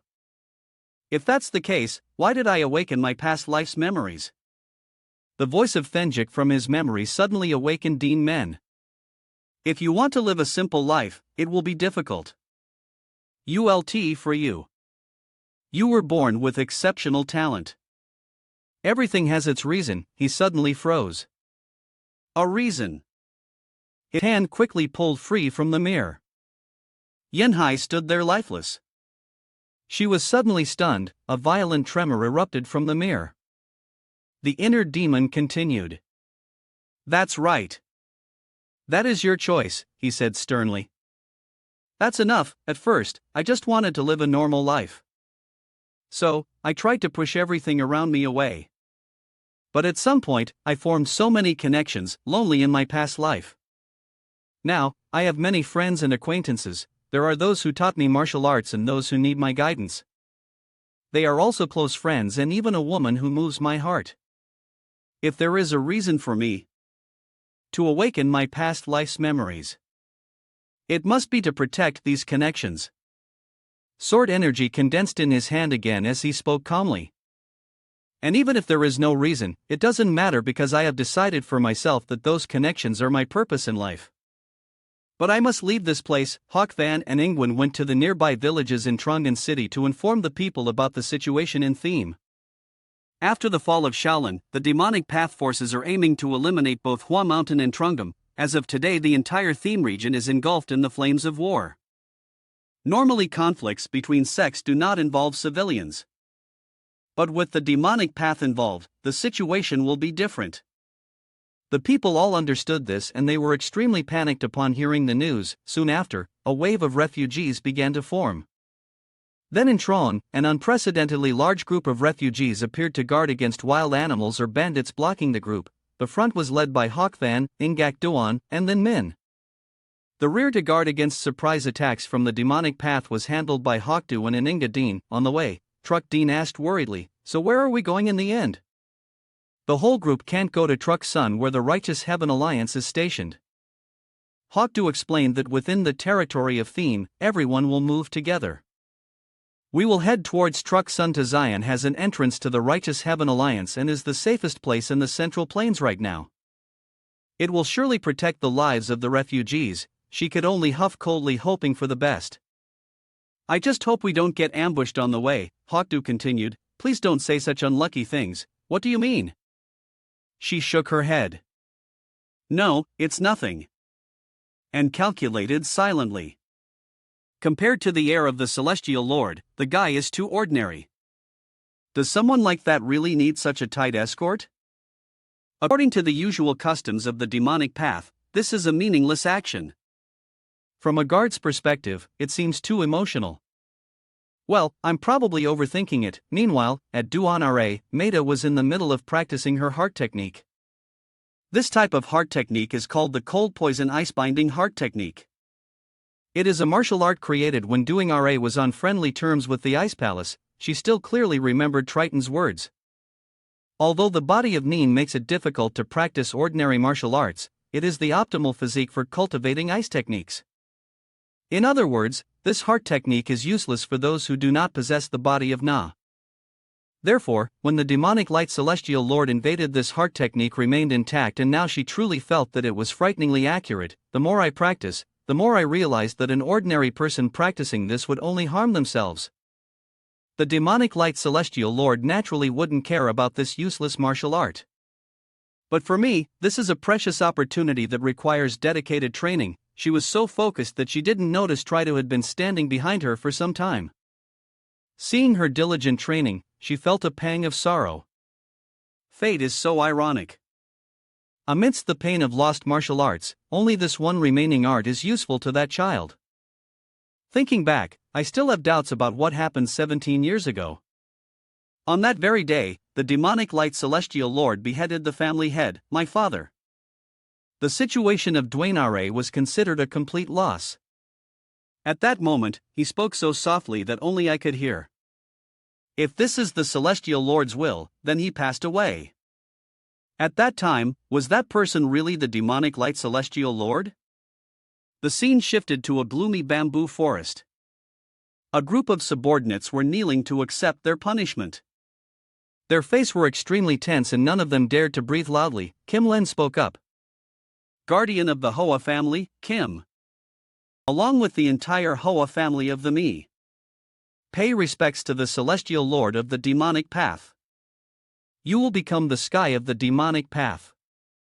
Vong was secretly standing nearby, eavesdropping. That is my father. The demonic light celestial lord Inrong Hatch. This defeat made him extremely angry. His eyes were terrifyingly cold. Volong the eavesdropper thought to himself, to have failed at a time when both Hassan and Trung Nam were falling. I truly have no face left. In contrast to Ung's cowardice.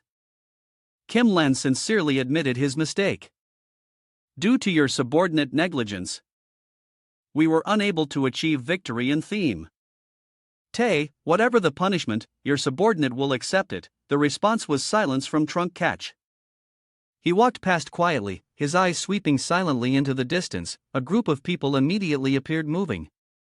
It was none other than Ingek Duan and Ingek Dean's group. Both of them also sensed they were being watched. Wait, what's going on? It's true. Their every move was within Tron Cash's sight. Returning to the current issue, he ordered Len go to Quayu and prepare for the expedition. He immediately followed the order as you command, Trump Catch continued. My son will handle the situation in theme tag. Right now, the opportunity has fallen to the Quach family. Seeing himself being ignored, Kim Lumbo's head even lower to show his sincerity. Celestial Lord, please be magnanimous and give your subordinate another chance. This time, I will definitely wipe out both sects without letting him swear any further, Trump Catch interrupted. This is the second time. 17 years ago, when attacking Duan Men, you also only trusted yourself, leading a small number of people and ultimately failing to destroy Duan Ra. At that time I was lenient and forgave you because the Master Hug Charlene was guarding to Zion.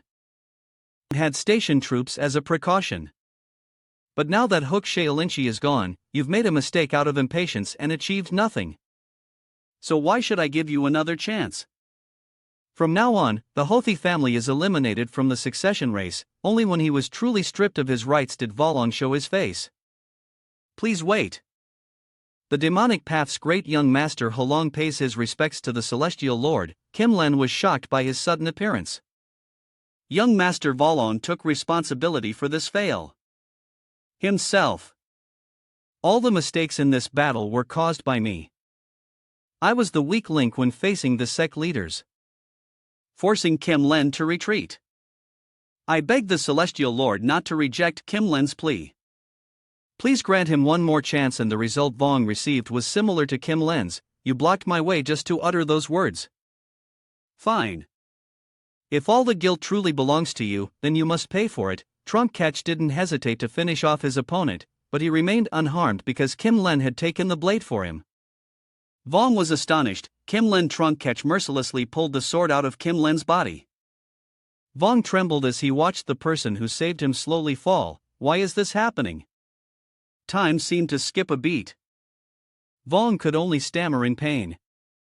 Kim Len while Trunk Catch looked on with contempt. So difficult to teach. Willing to sacrifice your own life for a son.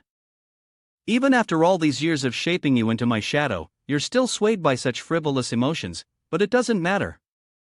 Don't people often say when children make mistakes, parents must bear the consequences?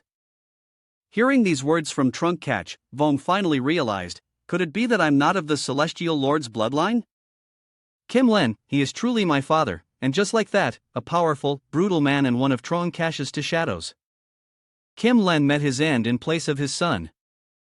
Before closing his eyes, he remembered his childhood when he first met Trunk Catch. Your faces really do resemble mine. Then it's decided. From now on, you two will be my trusted guards. That was none other than Trunk Catch, the young lord of the heavenly demon divine cult, Tron Hatch. That was how he and end by Tron Hatch and the heavenly demon divine cult until now. Countless children were sold into the cult in search of divine pills. Among them, we the twins were selected by the young lord. Many supported us, grounding us demonic arts and spiritual medicines. Until we finally reached the realm of ultimate demon. After that, we each wore gold and silver masks. We became the trusted guards of the young lord. We eliminated all obstacles on the path to becoming his shadow, until one day, after a battle ended, Tron Catch said to them both, create heirs. Let the young ladies of the families who have submitted to the cult carry the bloodline that will succeed me in the future. Kim Len was quite surprised at the time.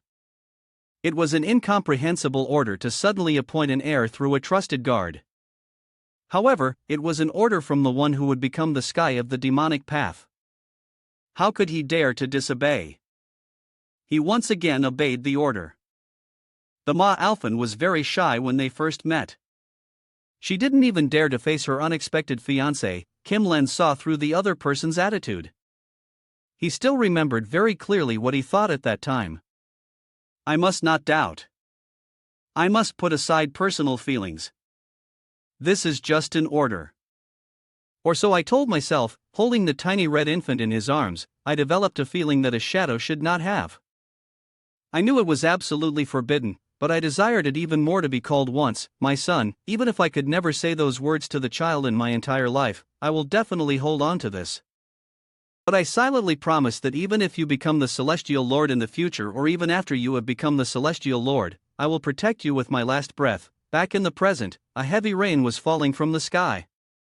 As if it were mourning for the father who couldn't fulfill his very small wish, even with his last breath. Vong sat beside Kim Len for a long time in the rain, and then where the one called the sky of the demonic path had just passed, only an empty silent space remained, along with the belated call of Volong, "Father," at the Quach family estate in Quayo. Ho Yuan's sweet voice rang out. "Are you planning to go to Shaolin?" And Len's deep firm voice immediately replied, "That's right, because serving the Celestial Alliance and the Celestial Lord is my mission." With a suspicious look on her face asked, "Will the Quach family of Keisho just sit and wait again? How long will we continue to wait like this? I heard the Hoa family has already held a departure ceremony for their troops. What if they win? Will Aran be pushed aside from the position of heir without even a chance to fight?" Faced with his wife's worries, Len could only reply softly, "This is the Celestial Lord's will. What can be done?" Immediately after, he turned around and looked at Ho Yuan with eyes full of love, and Len gently lifted her chin and reassured her. "I understand your impatience." As soon as he finished speaking, a passionate kiss was exchanged. Huan was extremely surprised by her husband's sudden action. A moment later, the kiss ended and Len said sincerely, "I cherish Lane Ni just as much as you do, so please be patient for a little longer. I will definitely find a way." In the following days, and Len trained relentlessly as he practiced sharp sword strikes. His face was extremely terrifying. He thought excitedly, "That Kim Len fellow failed. Thanks to that, an opportunity has come to me. I will mobilize the forces of Keisho to strike directly at the headquarters of Taiyin Duanra and the Righteous Heaven Alliance. After all, most of the Righteous Heaven Alliance's forces are concentrated at the Two Sun reinforcements. They will surely be late as long as I defeat Doing Ra. The position of Celestial Lord will be my son's to take." And Len's heart swelled with pride. On a large mountain, Hawkvan and Hawkdu led a group of people in a precarious situation. Hawkdu suggested, "I'm afraid we must part way here." Van, leading the soldiers behind him, said sternly, "I will escort the people safely to Design." He immediately replied, "All right, let's meet again later at Truxun." He along with Dean and Thin Min headed in the opposite direction. As he turned to leave, Hawk Van thought worriedly, "I hope we will meet again safely." The group of them moved using their chi techniques together. Suddenly, Engine turned and asked worriedly, "Will Hawk then be all right alone? With that many people, what if they are ambushed?" Before she could finish her sentence, Hawk replied, "Kimlen and the masters of the Hoa family are all internally injured. So they are not a threat. They need time to regroup. And during that time, we will have enough strength to escape. Even if we encounter the Luke Lam bandits. With Haven." Suddenly, a pair of prying eyes made them stop. Enact and Hawkdu stared in astonishment. The four of them seemed to realize something unusual. This aura is so the feeling from before was not an illusion. Someone is following us. Moreover, it's an incredibly powerful existence. Before them now was Yandong Catch. His arrogant face and contemptuous voice rang out, "Just splitting up to act now. It's too late." Hawkdu's face went blank as he thought worriedly, "The demonic energy that makes even Kim Len seem ordinary is the demonic light Celestial Lord Yin Trong Catch." He said flatly, "I've been waiting for so long, I almost fell asleep." Ingagan was extremely surprised and exclaimed, "Not only did he arrive in Themtame much faster than we expected, but he also predicted our travel route and got ahead of us to wait." Then Min was stunned. "That person is the demonic light Celestial Lord. A completely different realm. Until now, I wouldn't dare think I'm on the same level as someone like him," Hawkdu thought in panic. "I don't need to fight him directly to know. Even if we all charge together, it would just be suicide. Even if only one person survives to escape from here. Even if I have to sacrifice myself, I must buy time for everyone to flee." Yongkech suddenly spoke. "The people are heading towards to Zion. I don't care about that. What I care about are you the ones about to join the Righteous Heaven Alliance forces at the Sun." Haku's eyes widen in shock. "He completely knows our intentions. Moreover, he talks about the group heading to Zion as if he's seeing it with his own eyes. Could it be that he has extended his chance to cover the entire theme region? He continued, I once thought about killing all of them, but I've changed my mind. I will spare your lives right now. Hawkdew assumed a defensive stance and said doubtfully, what is he planning? He said softly, planning something. Nothing at all. It would simply take me about the time to drink a cup of tea to capture all of you here. Then chase down the refugees and kill them all. It's just that it's unnecessary, so I won't do it. He suddenly appeared and patted Hawkdew's shoulder, continuing, I'm not the type to kill without reason. And Gokin and Hawk were panicked. Since when? Then Min and Hawkvam were terrified. He calmly continued. No matter how much you struggle, if I wanted to unify the demonic path and the central planes, it would be done in less than half a month. But doing it that way wouldn't be any fun. A tense struggle is what brings a sense of accomplishment, right? That's why I keep postponing the battle with a black evil Union Lord. I just want to face him when we are both at our peak, yet I hear he died at the hands of some fledgling kid called the Righteous Heaven Alliance Lord. I have no choice. I'll take that kid as my amusement until that time comes. I will keep the strongest elites from both sides, whether they are from the righteous path or the demonic path. Anything that hinders the alliance is useless. Isn't that right? From that perspective, you have proven your worth. Before leaving, he turned his head and left a sentence. I will spare you, but you must absolutely not take another step out of theme tech. As soon as I see you intending to leave, I will kill you. I will kill anyone who defies me. Ingakdin's eyes widened in disbelief. That bastard really just said that and laughed. Haku was equally dumbfounded. It seems that warning was not just empty words. Engaging glanced at the other two and asked unhappily, so, you're really not going to do anything? Just going to ignore his words? Ingakdine, you are the one who has met both the Righteous Heaven Alliance Lord and the Demonic Light Celestial Lord. So, in your opinion, does the Righteous Heaven Alliance Lord have a chance of winning against the Demonic Light Celestial Lord? Ingaging answered silently, indeed, the Righteous Heaven Alliance Lord also possesses a level of strength that is difficult for anyone to fathom, but I dare not guarantee the Alliance leader victory. Yenkech suddenly stopped and spoke, wait a minute, letting all four of you survive. Isn't that a bit too generous? That Kim Long guy really had to butt into something that wasn't his business and die at my hands. Hearing this, Ngakdin and Hawkdew couldn't help but be surprised. He killed a talent of that caliber with his own hands. Yen Patch slowly drew his sword. He looked back with a murderous tone. I have to keep the numbers balanced, right? I should at least cut down one person here before leaving. With that he aimed straight for Ingakdin and struck. Broken sword fragments flew in front of her eyes. Hawkdew had used himself to block the blow for her. Ingakdin exclaimed in panic. Hawkdew. He turned his head and said softly, said Leader Ingek, don't follow me too soon. And then Hawkdew fell to the cold ground. She looked at Hawkdew's body on the ground in a panic. Hawkdew Trunk said sarcastically. How touching. Both sides are willing to take a sore blow for each other. At this point, you all should be fair enough.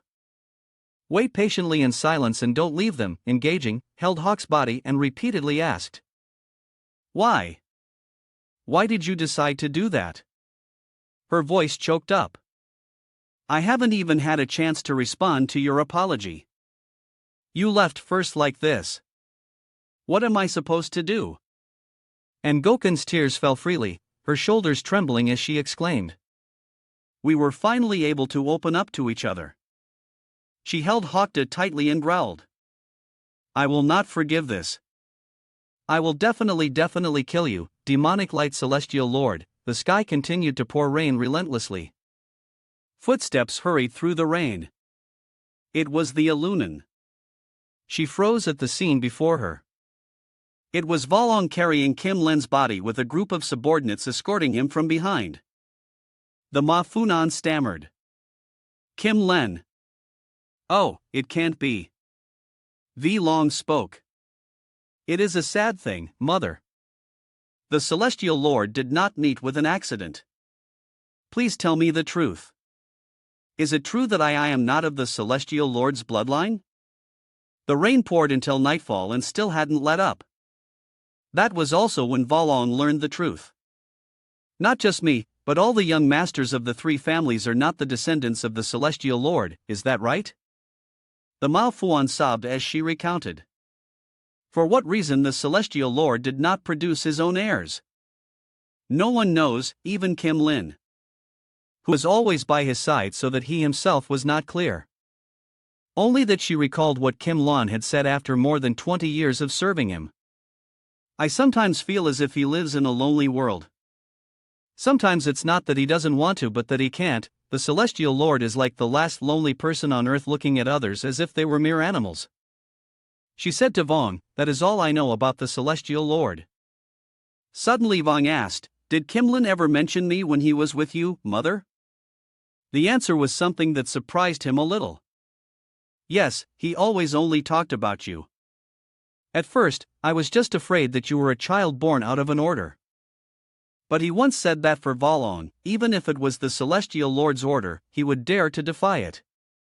That was the reason for Kim Len's words at that time. All the credit for annihilating the Trungnam sect will belong to you, young master. To me, the young master's safety is paramount. Kim Len would never regret protecting you. V Long burst into tears. He remembered the memories he had with Kim Len for so long. I lived only hoping to be acknowledged by the father I had never met. Thinking back now, it was so foolish and shameful knowing he was always by my side and I didn't realize it. Then he said to the Maud Aluna, Mother, but he cried too hard to continue. She understood what her son wanted to express, so she took the initiative to continue. Having lost the struggle for the succession, I'm afraid that for the Mao family line the Tanti Hoa family is also nearing its end. However, no matter what happens in the future, Volong, you will always be my pride. Vong stood up and went outside, and I will take my leave. The Monang crying miserably inside, and from that moment on it seemed a flame of hatred had been kindled in his heart. The next day at the Kwacha and K show, Ho Yuang was calmly applying her makeup. Someone quietly approached. That person pushed the door open. Please excuse me for being a little rude. Hai Yuan's eyes widened when she saw the person opposite her. She rushed forward and joyfully embraced him. Lang Quan Ho Yuan is the great lady of the Kweo of Keisho. Bok Hoi Yuan. She immediately asked, you came here in person. Does that mean it's just as I thought? And Len gently replied, that's right. The opportunity has finally come for the Quach family. The entire force of the Quach family prepare for battle. That was also urgent news for the other side of the battle line at the headquarters of the Righteous Heaven Alliance in Truxun. Someone was criticizing. How long will you all remain indifferent to my opinions? Shaolin has been destroyed. Can Theme remain peaceful? Before reaching this Truxun battlefield, they must have encountered some trouble. Right now, let's head to Bohan. We must join forces with Voden and prepare to face the attack of the demonic light celestial lord. The one speaking loudly was Tongden and his opponent was Jakatong Men. As expected, communication with the forces in Theme has been cut off. He breathed a sigh of relief, happy that the old man finally understood him. See, didn't I tell you so?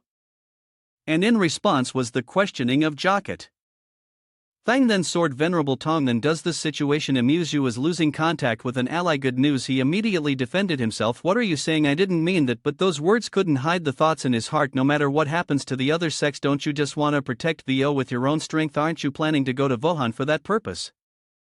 Tongnan with a guilty conscience flew into a rage. Today Jakat Trin, be careful with your words. Even if I misspoke, if you dare to insult me further, I won't tolerate it. His action made the old man even more suspicious. He revealed his killing intent without any restraint. Can this person be trusted? Then he remembered the time he delivered the news to Shaolin. The people of Shaolin were all stunned. What did you just say? Shaolin has been destroyed. The old man lowered his head slightly and confirmed once more. Yes, the situation in Theme is such that we cannot send troops to support them. We can only apologize for the late news. Anyone who wants to leave may do so. All the mistakes are mine. I dare not blame those who wish to leave. Truly, I am sincerely sorry. Jacatron cast aside his dignity and bowed his head directly to express his remorse. But contrary to the old man's expectations, the monks quickly accepted reality, putting aside their grief to continue fighting. Why should the strategist bow his head for the crimes of the demonic light celestial lord? Just by telling us the truth with sincerity, you have already done us a great favor. No one blames you. Please don't worry. Continue to lead us on the righteous path. The burning hatred for the traitors who destroyed our sect will be cleansed by us. In the upcoming battle with the demonic path, Jacatron told himself, for them, we absolutely cannot accept Tongthan's proposal. The old man made a decision. The plan will not change. We will not go to Wuhan. Tongthan went crazy. Hey, strategist. So, you plan to just stay in truck, son, and do nothing? The old man explained. Of course not. The place our army will attack has already been decided. Tongthan was surprised. Attack Chakatron Tin confirmed. Yes, the carrier pigeon just brought the news. The forces of the Quach family and Quaish are heading towards Zion. They see that our army is still stationed at Trixen and must be planning to attack the main headquarters. Tongthan didn't understand the old man's intention yet. You say to abandon Wuhan, but then go to defend to Zion, Jacatron Tin replied. No, I wouldn't dare be so reckless. It's just taking the opportunity of Keisho's military campaign. We will lead our army to strike directly at Keisho and then Hai. The people here were weakly defending themselves. The mountain bandits have arrived. Don't be so afraid. If you cooperate, no one will have to die. A man in the group was helpless. Damn it. This is the territory of the Quanluan sect. Why is it being occupied by mountain bandits? The bandits threatened. Just hand over your valuables and no one will be harmed. Confirmed, the man worried. The poison and the Kim Maochan weapons given by the young master are almost gone. Can I face all of them alone? No, I have to do it. I must get everyone to Zion at all cost. Seeing the man raise his weapon to protect the people, the bandits sneered. What? You dare to fight? There's no other way. Well, then let's just take down the first three. Suddenly, a green light caught his attention. A giant dragon suddenly rushed forward and swallowed the entire group of bandits. They froze on the spot. A dragon, and with just one move, the dragon took them down one by one. The people were also extremely surprised. They didn't understand what was happening, the man said, it just flew by. Did I see it wrong? But it was clearly a dragon heading towards the central plains. At this moment, the entire space was unusually quiet. Then was flying high in the sky, inking to himself, I finally reached the central plains. At this rate, I can reach to Zion by tomorrow. But then he remembered something else. Never mind that. The people from before. Their faces look familiar. I think I've seen them somewhere before. Juck's eyes widened as if something had startled him. He clearly felt the strange. The aura emanating from the demi-space is very unusual. What on earth is happening inside? Duan Men, please wake up. At the same time, Duan Men was still fighting somewhere on some land. Amidst the fierce clash of weapons, the sword demon's voice rose. You want to leave this place? You say it as if determination is all it takes. No matter how hard you try, you just haven't been overcome by your inner demon yet. Duan Men said nothing. His eyes still very determined. The sword demon relentlessly attacked. A single strong blow doesn't mean you've defeated the inner demon. The two of them just charged at each other. Great streams of power appeared along with them. The sword demon swung his sword, charging forward as fast as the wind. Duan Men showed no sign of weakness. Sword strikes appeared one after another.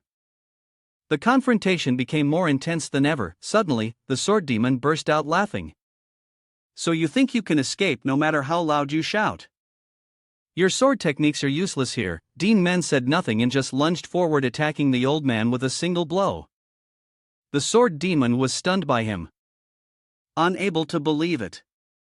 What? While he was distracted, Duan Men sent him flying. A great surge of power caused a massive tremor. Her on the ground, the sword demon frowned in suspicion as aura suddenly changed. The old man squinted. As if there was something. It turned out Duan Men was using all his strength to attack the sword demon with his sword. A powerful sword strike immediately caused the heavens and earth to tremble violently. The sword demon was no slouch either.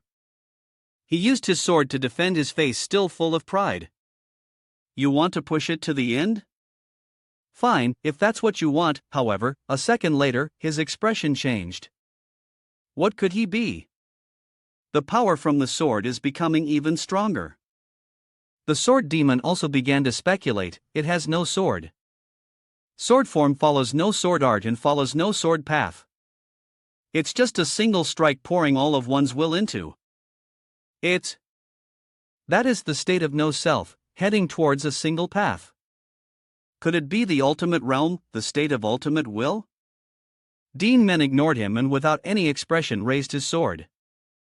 When the thrust came down, a great surge of power was released. His eyes were filled with determination. The sword's body could easily reflect Duan Men's face, and then it created a massive shocking explosion. Duan Men stood there, his face still dark. Suddenly, the sword demon burst out laughing. As expected, your mind is no longer wavering, but it's still not enough. Even if you look directly at your own karma, even if you understand yourself. The inner demon is not a simple thing. After hearing this, Duan Men was stunned and thought to himself, could what I'm seeing be an illusion? This technique clearly it strikes everything in sight. A technique filled with powerful GI pouring intent into every blow, destroying everything in its path. At that moment, a dazzling light appeared before Duan Men's eyes. The image of the sword demon splitting in two made him even more suspicious. The inner demon takes the form of my master. Could it have realized the principles of all things? No, it's not that. But somewhere in a corner, a figure was observing the whole event. Duan Men frowned and thought. I thought it was over, but now there's another wall. That person can control everything that comes from my mind. It's truly you, Grandmaster Voinkach. At the same time, in the southern region of Tham near Hobak at a certain stone, Ening doing, and the others were watching heartbroken as Ngakdine cried her eyes out. He advised her heartbrokenly, Junior's sister, it's time to get up. She nodded slightly, yes, it's time to get up now. Duan's face was filled with a fiery hatred. I'm going to kill that bastard Yandonghatch. Hearing this, Ngakdine broke out in a cold sweat. What nonsense are you talking about?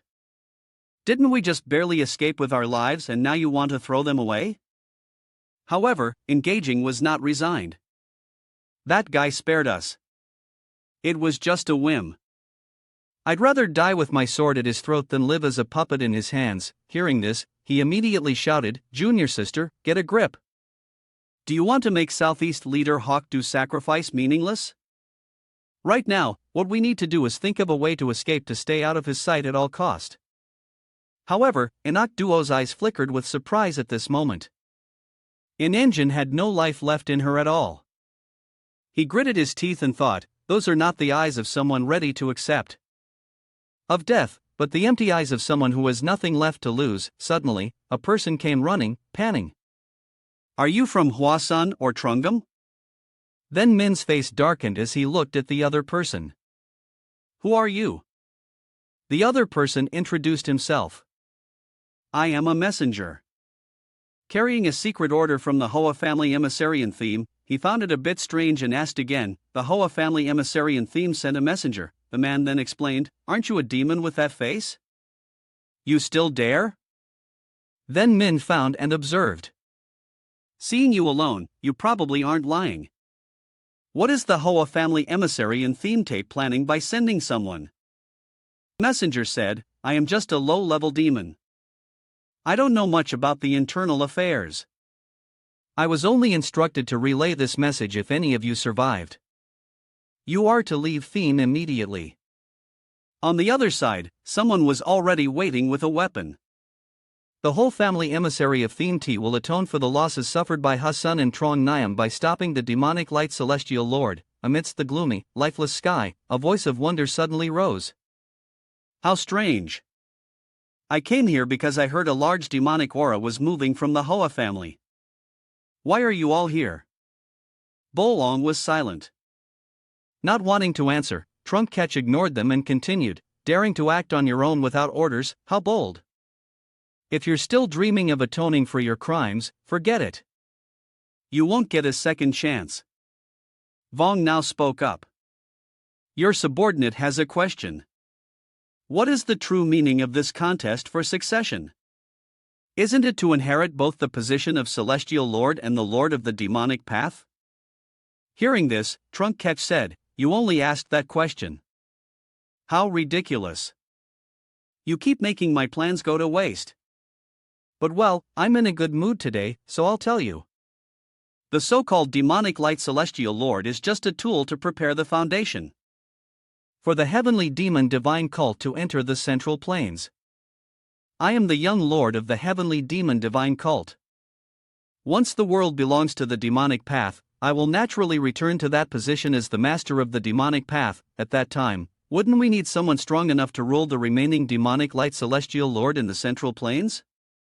In other words, this is a competition to select the central planes governor of our cult. Is this answer sufficient for you?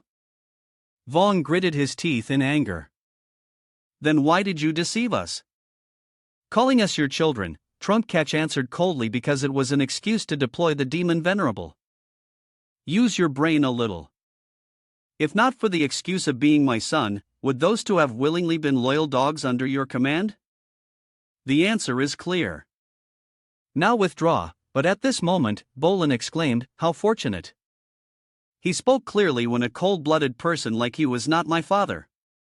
My heart feels much lighter. You asked me earlier where I was leading my troops, right? I came to avenge my father. Kimlin, you bastard. Trunk was not afraid because of this, avenge? He snorted cold. I understand to some extent. After all, the Theme family will lose everything if this continues. But I am a demon lord in Thak and Quan Ma, why are you to hear? Kung Hai lowered his head and said, Because we are too disappointed. Even after being loyal to the Celestial Lord for over 10 years, if we are deemed worthless, we will be cast aside without hesitation. That is a matter of course. You use lies to deceive and control your subordinates. Someone who has no remorse. How can we trust you? Baklin added, I have always walked the path of the demonic way with confidence and righteousness. Today at this place, I truly tremble at the foolishness of a petty man. Trunk Ketch showed no remorse and instead burst into hearty laughter. You entered the demonic path out of a desire for power, and now you talk about righteousness. Kim Lan and all of you are really messed up in the head. I thought there was still some value in using you, there's no other way. I'll have to kill all of you today. Before the sun sets, the whole family of Themte will be annihilated. Long trembled in fear just standing opposite him. But this pressure feels like it's about to swallow me whole. Suddenly, a hand clapped his shoulder. Absolutely do not let your guard down. Kung Heian and Blythen were now filled with resentment. In any case, the Celestial Lord is an existence that we can do nothing about. I will not forget my purpose. In a certain room that day, the Mafunan sobbing was overheard by Valong. Now self-doubt continued to rise in his heart. I have failed in the struggle for succession. And I'm not even the son of the Celestial Lord. So please stop treating me with such formality. However, the two of them absolutely refused to listen. Even if you have failed in the struggle for succession, our bond still remains. The master-disciple relationship that you taught us, Vong then directly asked them, even if I go against the Celestial Lord's will, will you still say the same? I know very well that was someone like me. I cannot touch the Celestial Lord but having witnessed my father's murder with my own eyes. How can I stand by and do nothing? As long as I can disrupt the Celestial Lord's grand plan even by a little, I am willing to risk everything to stop him. At that time, Bakon and Kung Heian both strongly supported Valong. If that is your will, young master, we are willing to accompany you, even if it means death. We will not retreat. All of this made him even stronger. Behind me are those who believe in and follow me, V Long shouted in order, everyone listen. Right now, we will begin a battle with no chance of victory. To those who know this and still follow me, I offer my gratitude. The Honi family will not live bowing their heads under the demonic light celestial lord, even if the world later records this choice of mine as foolish or doesn't even bother to record it at all. I would rather die than live under this false bloodline. I would rather die as a fool with an hard heart. I send a plea to all the demons of the Honi family. Become a fool like me. And Duan heard this and was full of doubt. An internal conflict has already broken out. He frowned. Simply and thought to himself while we were standing here that happened, if what you say is true. Then isn't it now the best time to act? And Gokine, who had been silent all this time, suddenly spoke up, an internal rebellion. That's great, isn't it? Doesn't that mean those damn demonic path bastards are turning on each other? In the midst of such chaos, that Yandong Ketch fellow will surely reveal a weakness. Not just the Hothi family that once invaded Han and Trong Nam. I will also take Yandong Kash's head with a single sword strike. The messenger broke out in a cold sweat hearing this. But first, you that person when the Hwani family invaded Hua's son. You were also there, right? And Gakjuan turned to look at her. And was startled. Then Min continued fearfully, someone that even for transcendent realm masters wouldn't dare to face recklessly. And you plan to assassinate him during the chaos, and Goku also advised, get a grip, senior sister. You really think you can succeed? By the time you get there, the whole family will probably have been wiped out. And Dean remained stubborn and refused to listen. Then what do you want me to do?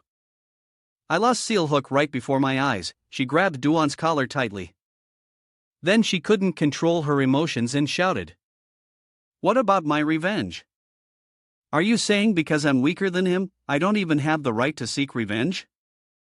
Ingakduan remained unmoved and said, Sister, try looking down at your feet. Ingakin looked fierce but hadn't reacted yet. What? At their feet was a dazzling sword. Indine seemed to recognize its owner. Hagdu's sword, Ingakin continued smoothly. The only ones who can carry sect leader Hokdu's relic are us survivors. If even we fall, then who will inherit his last wish? What we need to do now is not seek revenge. We must survive until the end so that SE leader Hokdu's sacrifice does not become meaningless. And to inherit and uphold the aspiration he left behind. Seeing Injin choke back sobs, they could only watch in silence. At this moment, the men noticed the presence of the messenger. You haven't left yet. And had now regained her composure. I'm sorry, Hagdu. This is all I can do for now. When this war is over, I will make all of Hua's son and Trong Nam remember you. I will give you a funeral you deserve. She turned around and called out, let's go. And just like that, they left together. At the same time, on another side, the sound of weapons clashing violently with the ground. Trunkash's harsh voice echoed. How disappointing. You all charged forward together. This is the result you show me. I really don't understand. Didn't you all understand from the beginning that even if you gave it your all, you wouldn't be able to make me shed a single drop of blood, just adding more meaningless corpses? You shouldn't have done anything. At least you could have kept your lives, but at this moment, a crisp laugh appeared. Trunk asked doubtfully, what's so funny? Valon, despite being on the verge of death, was no longer afraid. Are you curious? Try to guess with that great ability of yours. Trunk Hatch silently complied, but when he got the result, he froze.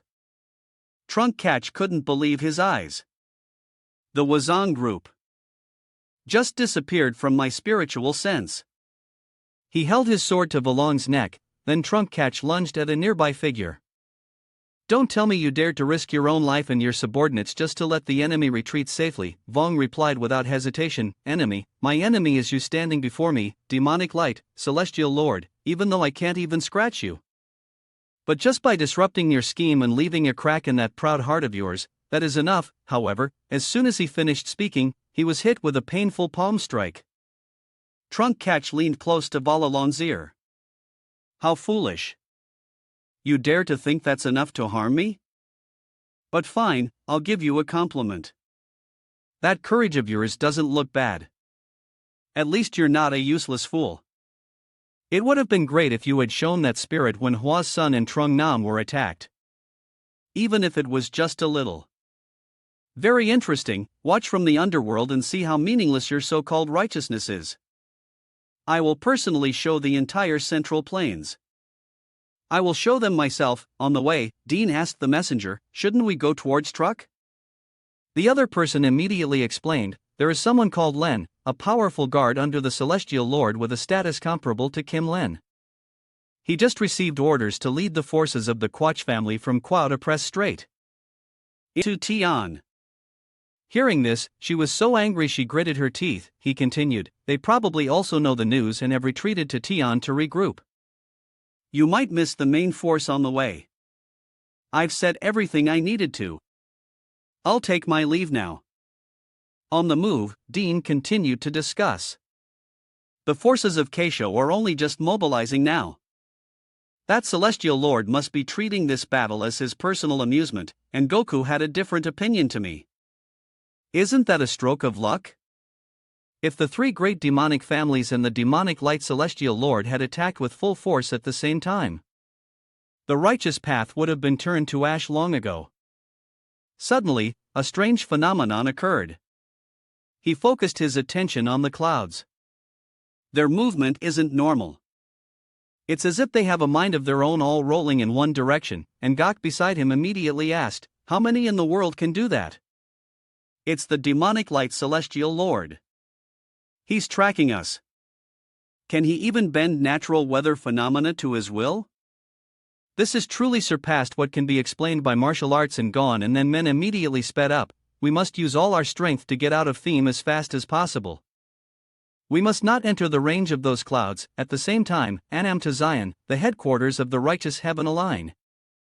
Jocket Lin lay slumped over the table, sign regular reports, perimeter patrols, internal affairs supervision, and even cultivation. This body doesn't seem to belong to me anymore.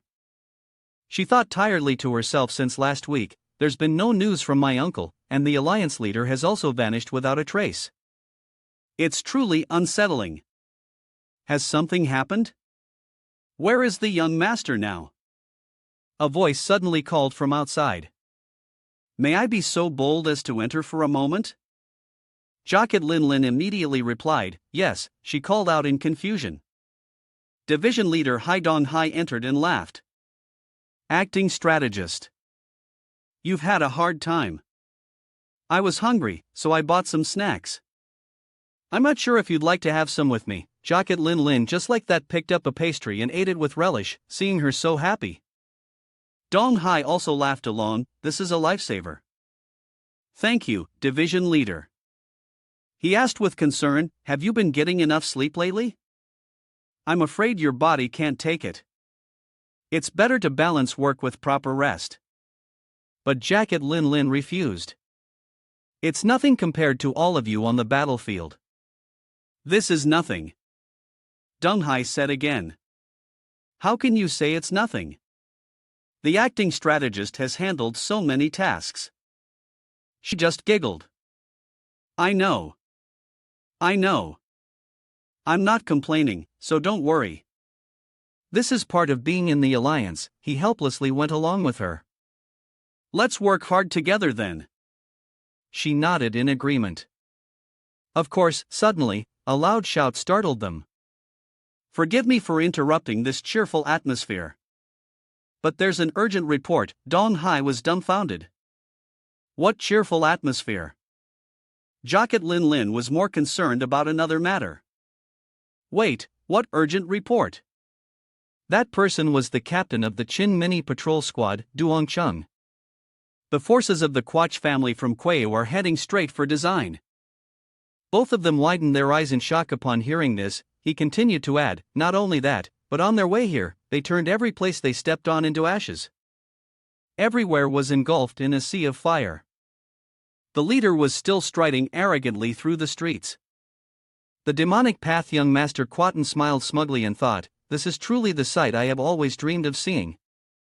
In the clan, I was restrained by my mother, and because of my noble status, I was forced to maintain strict abstinence.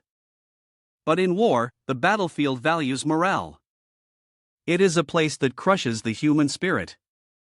So let desires run wild. Or suits me so well. He shouted loudly. All troops, hear my command. From this on, I suspend all command and supervision. You are free to do whatever you want to the commoners here. No one will be held accountable. Kill freely. Plunder as you wish. Taste their despair and terror. Let your desires be unleashed, and so tragic screams echoed everywhere, and blood flow like rivers from early on, from a distance to figures have been observing for a long time. 1R, I'm afraid that's too much of a waste of time. I hope Lord and Len won't mind too much. In any battle, plundering is a matter of course. That time limit is acceptable. That person was the elder of the Quayaquach family, Taiwan Makanhak. It both boosts morale and helps the soldiers replenish necessary supplies. Military discipline is like that. If it's too tight, it will break. Sometimes loosening it is the proper way of a general. The person next to him was the Mongo trusted guard and Luanthine Hack. Although he belongs to the demonic path, he was originally a general. This man is closer to a soldier than an artist in the past. Due to an incident, he fell into the demonic path. The celestial lord once saved him. Which is why he submitted to the Ma Kuang theme and assisted the Quach family. However, his aura is not purely of the demonic path. It has a strange dark undertone that makes one feel uneasy. Nevertheless, his high level of martial arts is undeniable for now. I'll just stay put and observe further. At this moment, a bird flew over. The message has arrived. The old man quickly took it out to read. It was sent by the lady of the Quach family, but as he read, his expression gradually turned grim, and Len immediately asked, "Is the news that important?" The old man was a bit troubled. You could say it's important. Or you could say it's not. The main force of the Righteous Heaven Alliance stationed at Truxun has turned back towards Quayaquach family. He seemed to have figured something out. Could it be? The hack continued, if we hold, we can't. If we attack their main base directly to force their army to respond and rescue, it's truly not a bad strategy, even if the one who devised it is the enemy. Everything is going according to my predictions. The content of the letter was as follows. Just as Senior Quanthine Hack predicted, the forces of the Kinthine men are heading straight for the Quashokuk family. As instructed, I have withdrawn all ambushes at the key points, intentionally letting them lower their guard. Furthermore, the Fuck Kingdu family has also agreed to send reinforcements, sending several hundred troops. In particular, even the Ice and Snow matriarch Baleen, the #1 expert of the D family, will come in person. Among the Celestial Lord's subordinates, her martial arts are top-notch, so she will be useful. Based on the Celestial Lord's previous attitude towards the Hoa family, this time he will probably just observe from the sidelines. Now, it's just a matter of who strikes faster and takes the enemy leader's head first. Don't worry about my safety. Quickly eliminate the Righteous Heaven Alliance and doing wrong. And Len read the letter and thought, Ho, Yuan, even though everything is part of the plan, she remains incredibly strong, even with her life hanging by a thread. However, even the Ice and Snow sect is willing to lend a hand. That's truly an unexpected variable. Suddenly, the hack called out, Lord, the lady has instructed us not to worry further. Let's immediately dispatch troops and attack. If we take this opportunity to destroy the bases of Doing Ra and the Righteous Heaven Alliance, which are currently undefended, then the position of the next Celestial Lord will belong to our young Master Quadling, and Len also agreed. Yes, Elder is right. However, he was still worried in his heart. That's right. Now is the time to achieve something for Linny. If we make a mistake at a time like this, we'll just end up following in the footsteps of the whole family of Theme Tea. Then Hack shouted loudly, All troops, hear my command. Immediately set out. Quach on the side was still hacking away frantically. Jocket Lin Lin also led the entire group into the battle. Looking at the motionless people on the ground, Quatling asked flatly, Are they the last ones? Right. The person next to him replied, Yes, sir. Hearing this, Quatlin sighed with a bit of disappointment. It just when I was starting to get interested. What a pity, immediately, the man behind him spoke up. This humble one anticipated this and has already tied up a few beautiful women. I have selected them quite carefully, so you will not be disappointed. Please relieve your battlefield fatigue and then go. And the beautiful women who were tied up and kneeling on the ground, hearing the man's words, couldn't help but feel terrified, bowed their heads, and sobbed. Quatling looked at them, the corner of his mouth lifting as he licked his lips with interest. If that's the case, then to disregard a subordinate kindness would not be righteous. So, who should I start with? He was excitedly choosing a beauty when a hurried voice interrupted his fun. Young Master Elderhack has sent a letter. It says, the Righteous Heaven Alliance's army is heading towards the Quach family's headquarters in Quayo. He also ordered you, young master, to continue the attack on the Righteous Heaven Alliance's headquarters. Hearing these words, he muttered in confusion, What? The enemy is approaching our home. There's no other way. At a time like this, I can't let my desires ruin things. Kill the small.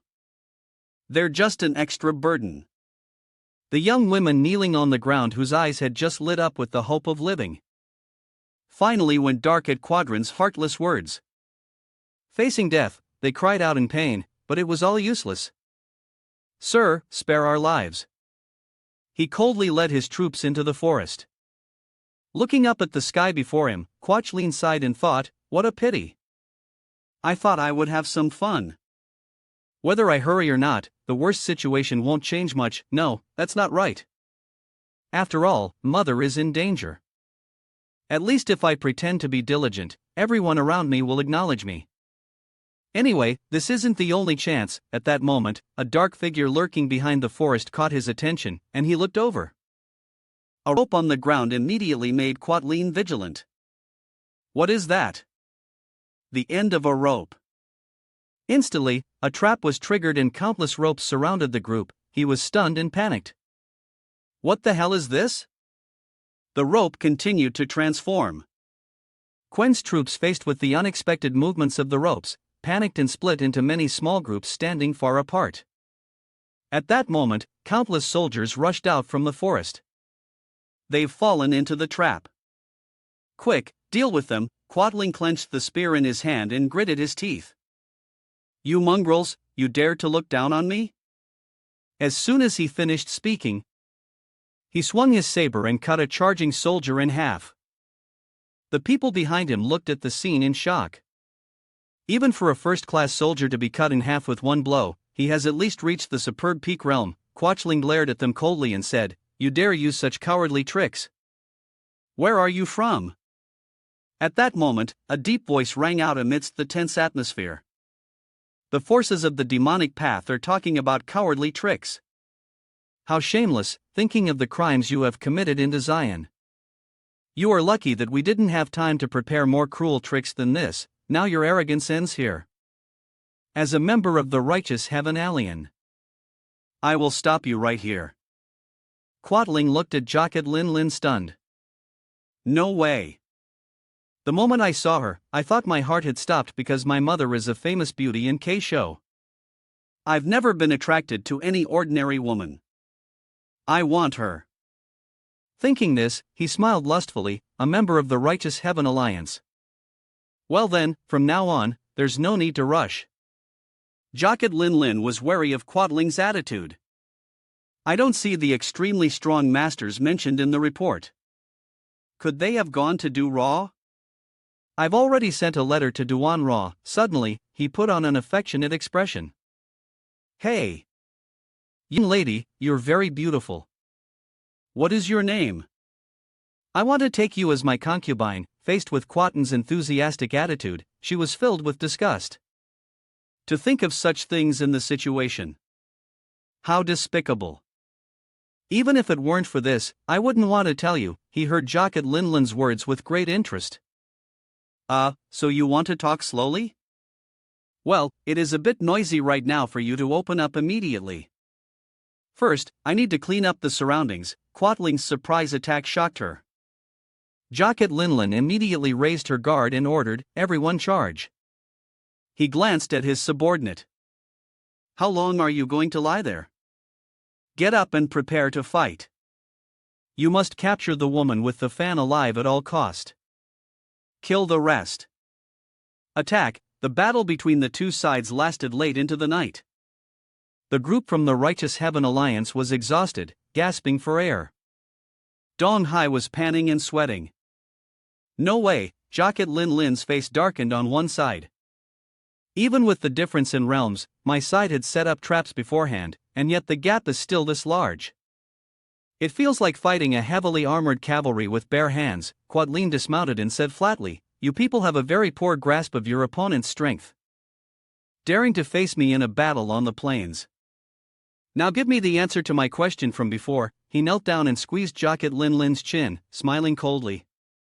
Forget about the name, but the closer I get, the more I like what I see. You want to be my concubine?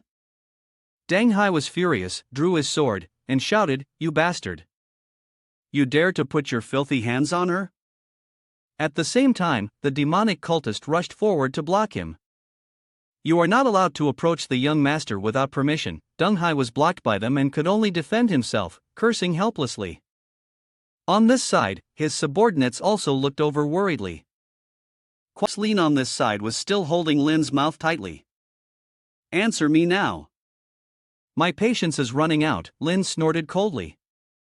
Who would like someone with a violent personality like you? I really don't understand where you get the confidence to flirt with me. Get lost. Compared to the person I once loved. You are far inferior. Quach's mouth curved into an extremely sinister smile. Is that so? He then tore her clothes open. Then let's stop talking. Now I will use my strength to force you to commit. It seems your comrades don't have the strength to help you anymore. So, let's take our time and have some fun. I also find this more interesting than being obediently listened to. Lin Lin's eyes filled with tears as she silently prayed for help. Young master, save me. Just then, something strange happened. Both of them were stunned by the falling snow. Quadling raised his hand to wipe his eyes and exclaimed, I'm not seeing things, am I? What the hell is going on? Why is it snowing now? Before he could understand what was happening, someone appeared and sent him flying with the palm strike. The young man slid on the ground and retreated confused. What is this? A simple palm strike contains such terrifying internal energy. Who is this person's master? The other battles also paused to pay attention to that side. The person who had just arrived stood in front of Lin Lin and said, I'm sorry for being late. I checked the battle situation and rushed here immediately, but I'm still not used to the new movement technique. But from now on, don't worry about anything because I will protect everyone. This woman is Duan Men, the disciple who will succeed the family head of the two Xian Duan family. Mita sat diligently in her training room. Drops of sweat continuously appeared on her face. Suddenly, Ma opened her eyes and thought, there's movement. Seeing the figure approaching, she called out happily. You've arrived, master. Caillou approached with a worried expression. Forgive me for interrupting your meditation. I am truly sorry, but the situation is urgent. I hope you will understand. She continued, I just received a letter saying that the forces of the Keishu family have arrived into Xian. Maida was startled to hear this. What? Caillou explained to her, according to the letter, the main army is divided into two directions. One part is heading towards the Righteous Heaven Alliance while the main army is aiming straight for Duan Ra. Although Duan Ra is also short on troops, the Righteous Heaven, apart from a few personnel left behind, is mostly a truck son. So their forces are even weaker, she asked softly, so can you be the reinforcements for the Righteous Heaven Alliance? Maida asked in disbelief, Master, but do I have the ability? She continued, besides, if the main army is advancing on Duan Ra, I should be staying here. Kaida interrupted, you don't need to worry about things here. She pointed out the pros and cons to my two. You also know that in our clan, we have the formation masters of the Jocket family. Although it's difficult to achieve a complete victory, we have the advantage in a defensive battle. The main enemy army currently has two ultimate demon experts. On the other hand, the army heading for the Righteous Heaven Alliance has at most one who has just entered the ultimate demon realm. I don't want to force you into a death trap. I only hope you can help the Righteous Heaven Alliance win the battle and then return to support Du. Have faith in yourself. You are far more talented than you think. At this moment, Jacqueline Lin, who was injured, was astonished by the scene before her. The last time I saw her, she was someone completely unrelated to martial arts. But now she has trembled and said, "This is insane. This is truly an unexpected development the world has produced to women who make me crave. Capture that woman for me." Jacqueline Ling quickly shouted, "Danger." At this moment, a technique had already condensed in Mito's hand. The cold poison ice heart. Earth Garden 6th Winter. A subordinate asked, "What snow?"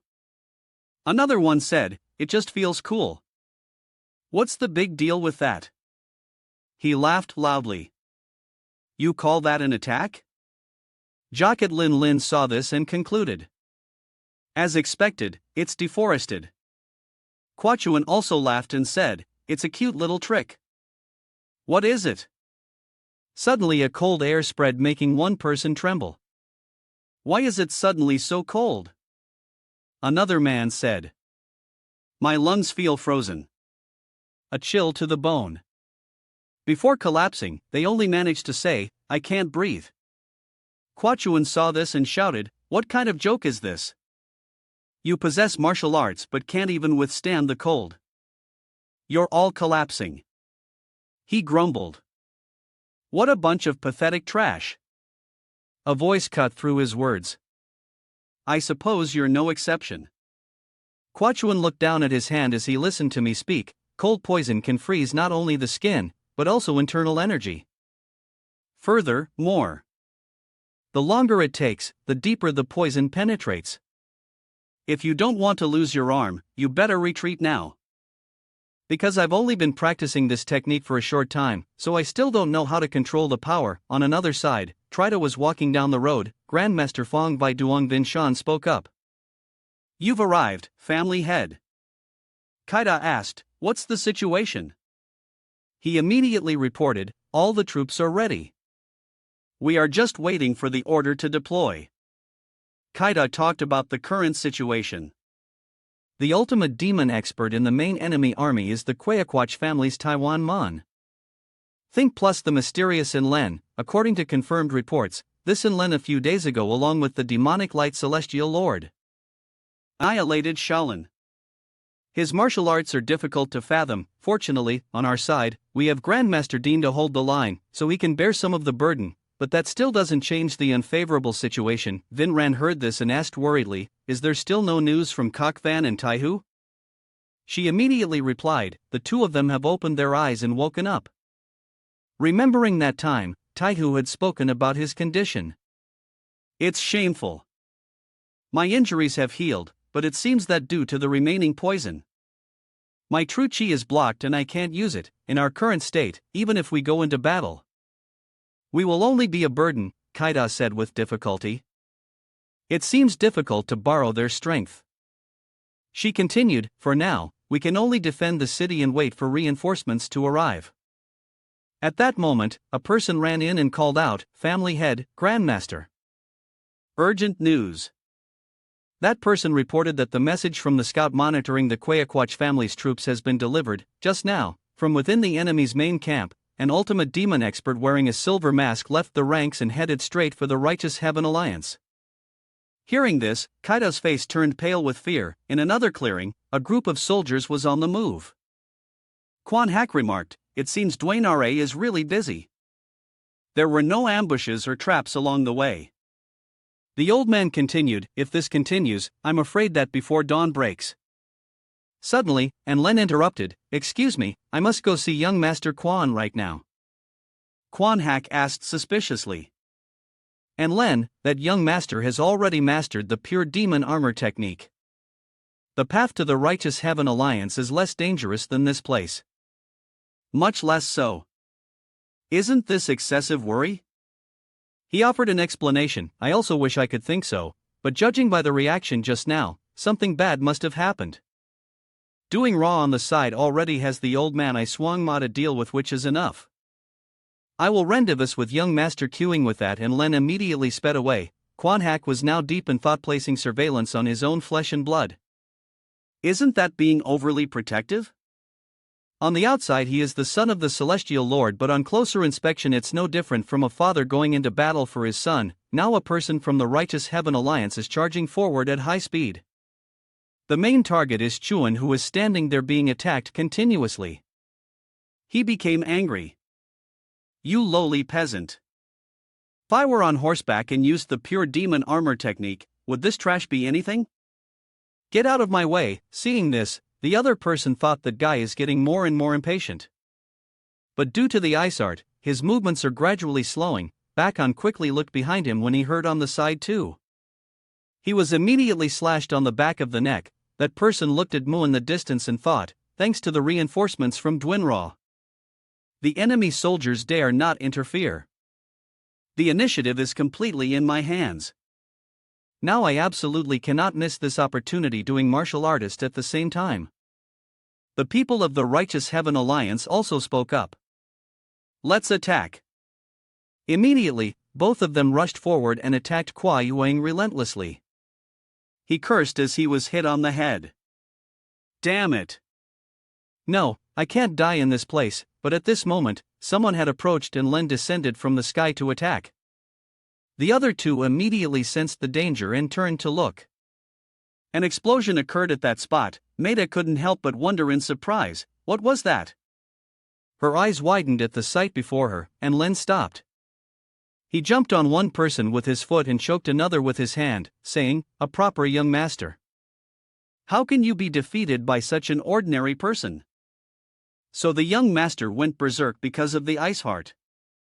Quan saw the person in front of him and called out, "And Len, you're here."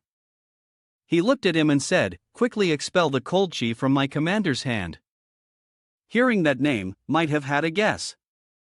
And Len, he is the ultimate demon expert with the silver mask. Shouldn't he be in the army wing heading for doing raw? Why is he here? Being stared at, and Len turned his head, he observed Mai Tu in terms of martial arts realm. She seems shallow, but the internal energy she emits is boundless. Moreover, the cold air radiates in all directions. You are the one who use ice techniques to attack the young master. At this moment, a quiet space appeared in the mountain forest. A person walked while saying, "If you want to escape, Ma, run far away. Don't stop even when you're outside the central plains." His eyes were drawn to something. Trunk Catch stared at the tomb in front of him. He waved his hand and shattered the tomb. Trunk showed a surprised expression at the action. He laughed and said, "So, there's this method. The information is a bit lacking, but it's enough. It's been a long time since I used it. Let's give it a try. The ultimate demon soul revival grand technique." Kaida covered her face and thought it was indeed a fatal mistake. He suddenly retreated. I clearly sent Mai Tu to the Righteous Heaven Alliance to avoid a dangerous battlefield. But it turned out I sent her alone into the most dangerous place, to quickly defeat Confronting, who is proficient in surprise tactics and excels in field battles, and who is advancing on doing raw to provide support. We must defend the city, she frowned and said. I should have sent Grandmaster Tavan to the Righteous Heaven Alliance instead. Hearing this, someone called out, "Family head." That person said, "Actually, the one who received the letter first was Grandmaster Devon. He gave the letter to me and then immediately set out." Kaida asked again. In this situation, he set out. John held his head and replied, "Yes." That's he continued. He said the situation was urgent, so he had to go one step ahead. Kai's voice echoed throughout the manor. Go where? In another scene, a member of the Righteous Heaven Alliance was slumped against a wall. Another person lay paralyzed on the ground, and Len turned to Mai Tu and said, "Ice art, it is indeed a rare talent. If the Ice and Snow matriarch of Fuck knew, she would be very happy." Mai ignored his words and focused on her thoughts. The difference in strength is clear. With my current strength, I basically cannot defeat him. And Len with a terrifying aura continued, I will spare your life. Suddenly, Quan stood up and called out, and Len, wait a minute. He turned his head and asked, young master. Immediately, he gave an order with a despicable expression. Capture the 2 women from the Jocket family behind me as well. Thanks to them, I have suffered quite a bit. They are the culprits who crippled my arm. Then I must love them even more, and Len was silent at these words. Then he agreed. All right. As wish young master, in this situation, the young master, rich and famous on the outside, is in reality just a guard. Actually, I also want to teach them a lesson. I'm afraid even the matriarch wouldn't investigate the chastity of an ice art practitioner, and Len continued, since the situation is like this, I advise you to surrender obediently. Maida asked back, and if I don't agree, he immediately pointed to the 2 people on the ground and replied, I'm afraid your comrades, the ones who are barely breathing, will lose their lives. Even if they surrender and leave, they can hardly escape death. Don't you want to save their lives? Suddenly, his eyes widened when he saw something. Mito saw this and wondered what did he see that made him so surprised. A large figure behind her said, step back. Ma was surprised and didn't understand the situation before her. He should have been fighting the Duan family's forces with Master, why is he here? She called out loudly. Grandmaster Dean, he spoke up. Leave him to me. Tuvan looked at Intit, the great demon with the silver mask who, along with the celestial lord, led to the annihilation of Shaolin. And Len immediately recognized the person in front of him, so it's Grandmaster Dean. I thought you were at the main headquarters of the Righteous Heaven Alliance or had fled after the Shaolin annihilation incident. He replied. So what if I was Tuvan stomped his foot on the ground and said pray to the Buddha now because in my Tven's eyes for you. The 2 words mercy cannot exist. The mountain Ferris scene was extremely quiet at this moment but a surge of golden power shattered it and Len offended while assessing as expected. The power is so formidable that he was given the title of Great Vra Monk by the world. Compared to the abbot of Shaolin, he is probably a few levels higher, moreover, he even lost an arm. Yet it feels like his strength hasn't diminished at all. After a while and Len Block's attack, he unleashed his power and said. But it's impressive, but not to the point where I can't defeat you. In just a moment, he was knocked back several meters. Tuvan's face darkened when he heard him speak. This time, it's my turn. Immediately, that surge of power transformed into dragons and charged forward. Tven immediately moved forward. He concentrated his power into his arm, followed by a series of powerful continuous punches. Then only a loud explosion was heard along with a cloud of dust. Mato's group, struggling to get up, was also affected.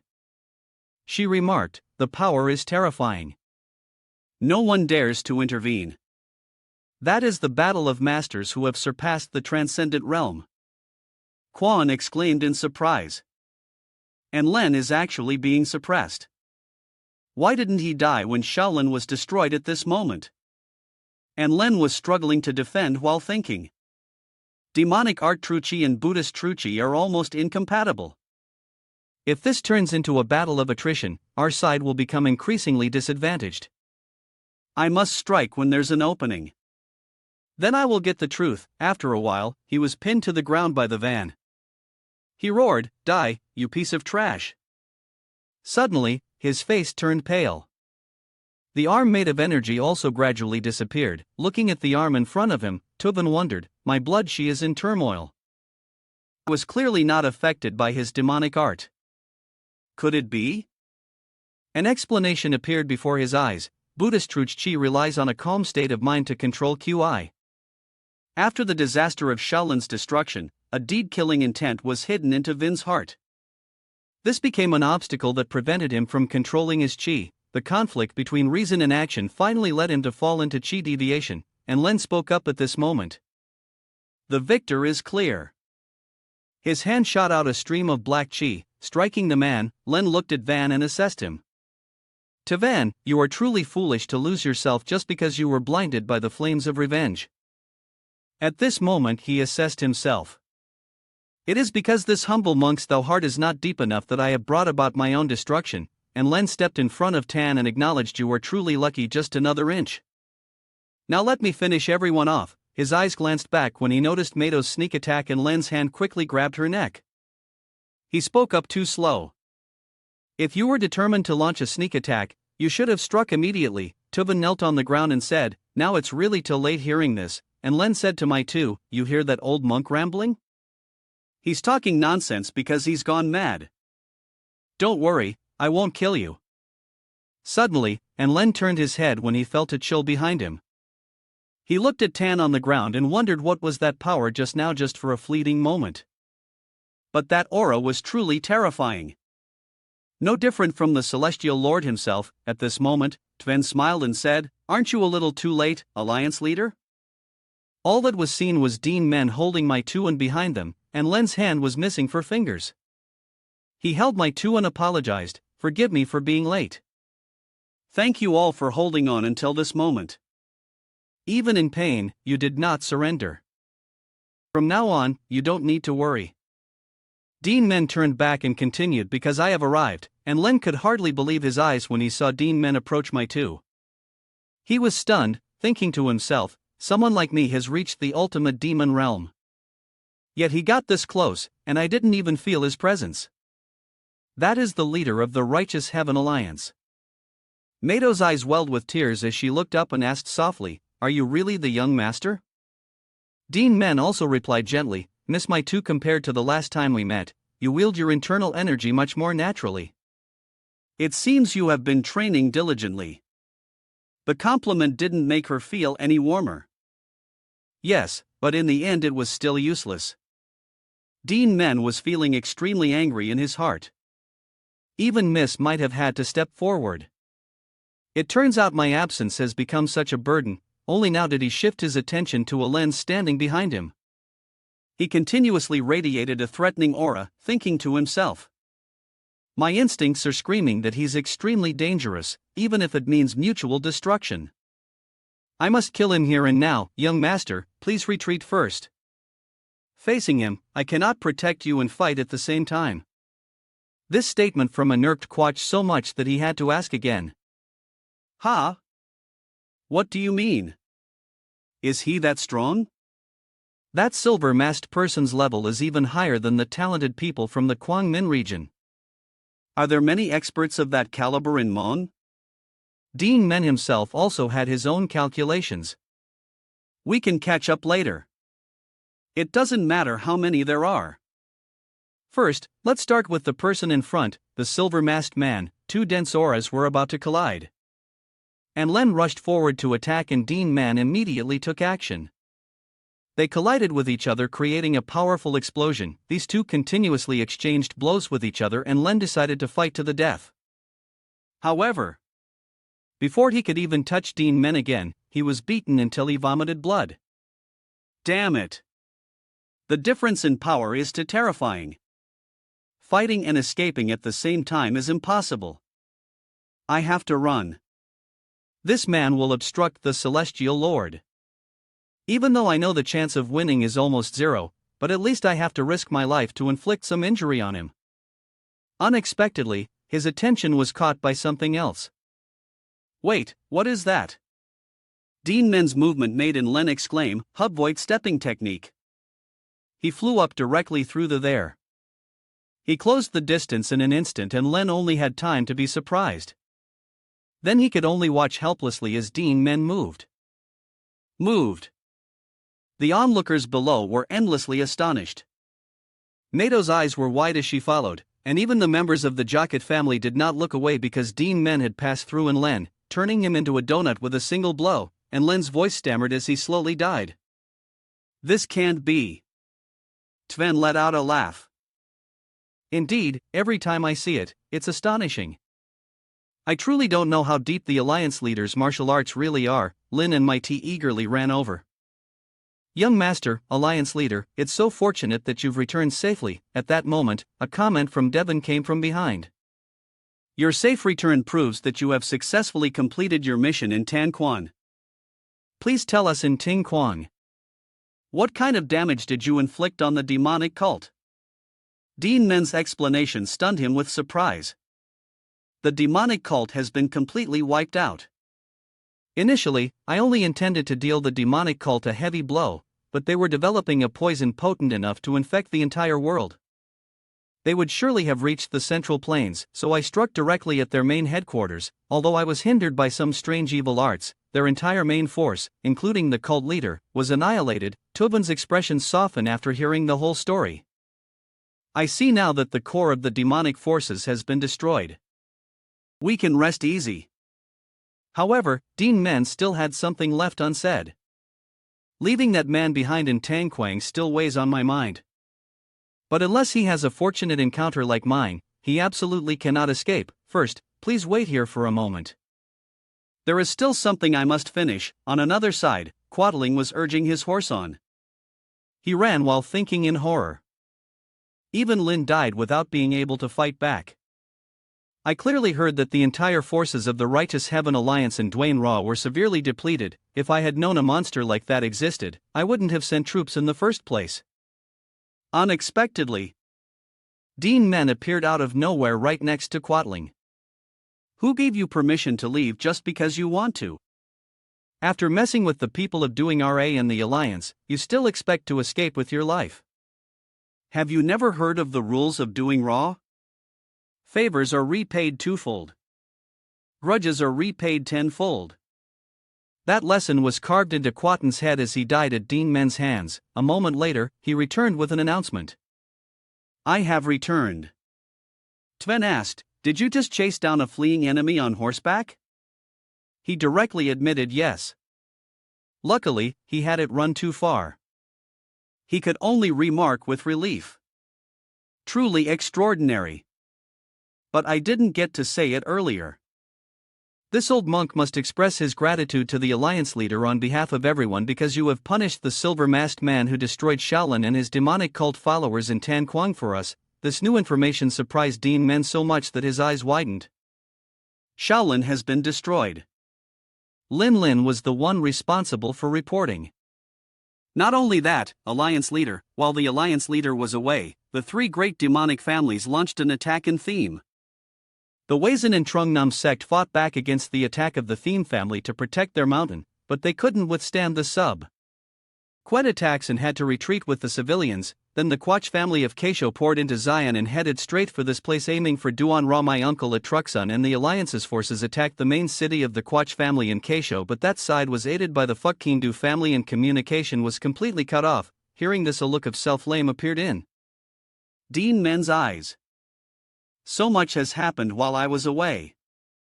I'm sorry that my ambition has caused everyone to suffer. However, Tven spoke up to reassure him. No, because of you, we no longer have to worry about the Western Front and the demonic cult. The Alliance leader has accomplished a great deed. So don't blame yourself too much for this small matter. What's important now is to completely annihilate the demonic light celestial lord and save the Central Plains. Then from the side also chimed in. That's right. That monk isn't wrong. I find you to be too sentimental at times. Its appearance made everyone startled.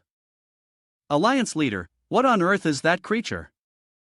This question made the Nick freeze. It turned back and asked awkwardly. Ha? You guys can see me too. As soon as it finished speaking, Duan Men grabbed it by the neck and scolded. I told you not to reveal your form in front of outsiders. Then wanted to explain. Hey, wait a minute. I'm being framed right now. I'm just a spirit form. They shouldn't be able to see me. Could it be that because I turned into a dragon? My status has changed. Impossible. Duan Men was at a loss and could only sigh. The atmosphere suddenly became chaotic. Maybe they didn't mean to.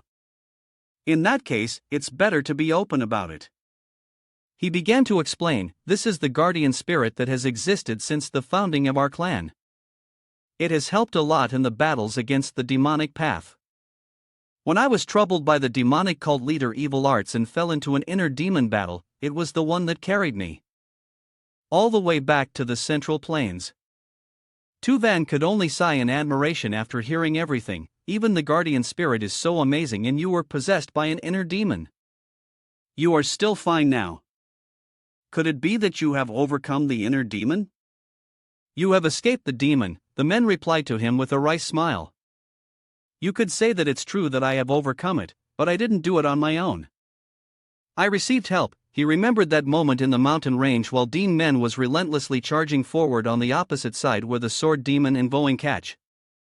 The collision between the two sides have thrown the entire space into chaos. Rocks and dust were thrown into the air and Duan Men was pushed back. He was helpless in midair. Bowing catch did not miss that opportunity. Duan Men quickly calmed himself down. He managed to land safely but immediately had to defend against the sword demon's attack. The three-way battle dragged on. Duan Men's eyes widened with vigilance. He unleashed another sword strike. But right after, Duan Men had to freeze in place because he was facing an attack from his opponent. Duan Men gritted his teeth in anger. Yanhai was observing this fight from a corner. She silently noted that this was a waste of time. An ordinary person's will would have already collapsed, leaving them crippled. I didn't expect his attachment to life to be so strong. But it's all about to end. If only he had surrendered his body to the inner demon. It would have been easier. Now you must fight the fear, pressure, and every emotion within your own heart. The battle against an inner demon is a battle of enlightenment. When faced alone, your limits become clear. Unexpectedly, Yanhai's attention was drawn to a movement in the sky. A pillar of light struck the ground. Duan Men sat slumped before a cracked boulder. He dazedly thought to himself, I'm tired. I'm so tired. How long have I been fighting? How much longer must this go on? With no end in sight. The more he doubted, the stronger the inner demon became, and his doubts wouldn't stop, even against those who are nearly the strongest in the world. What more can I possibly do? The shadowless guest rushed in to attack. The sword demon did the same. Duan Men was about to give up. Mother, lady, my two, everyone is waiting for me. Forgive me. Unexpectedly, a voice echoed in Duan Men's ear. Lift your head.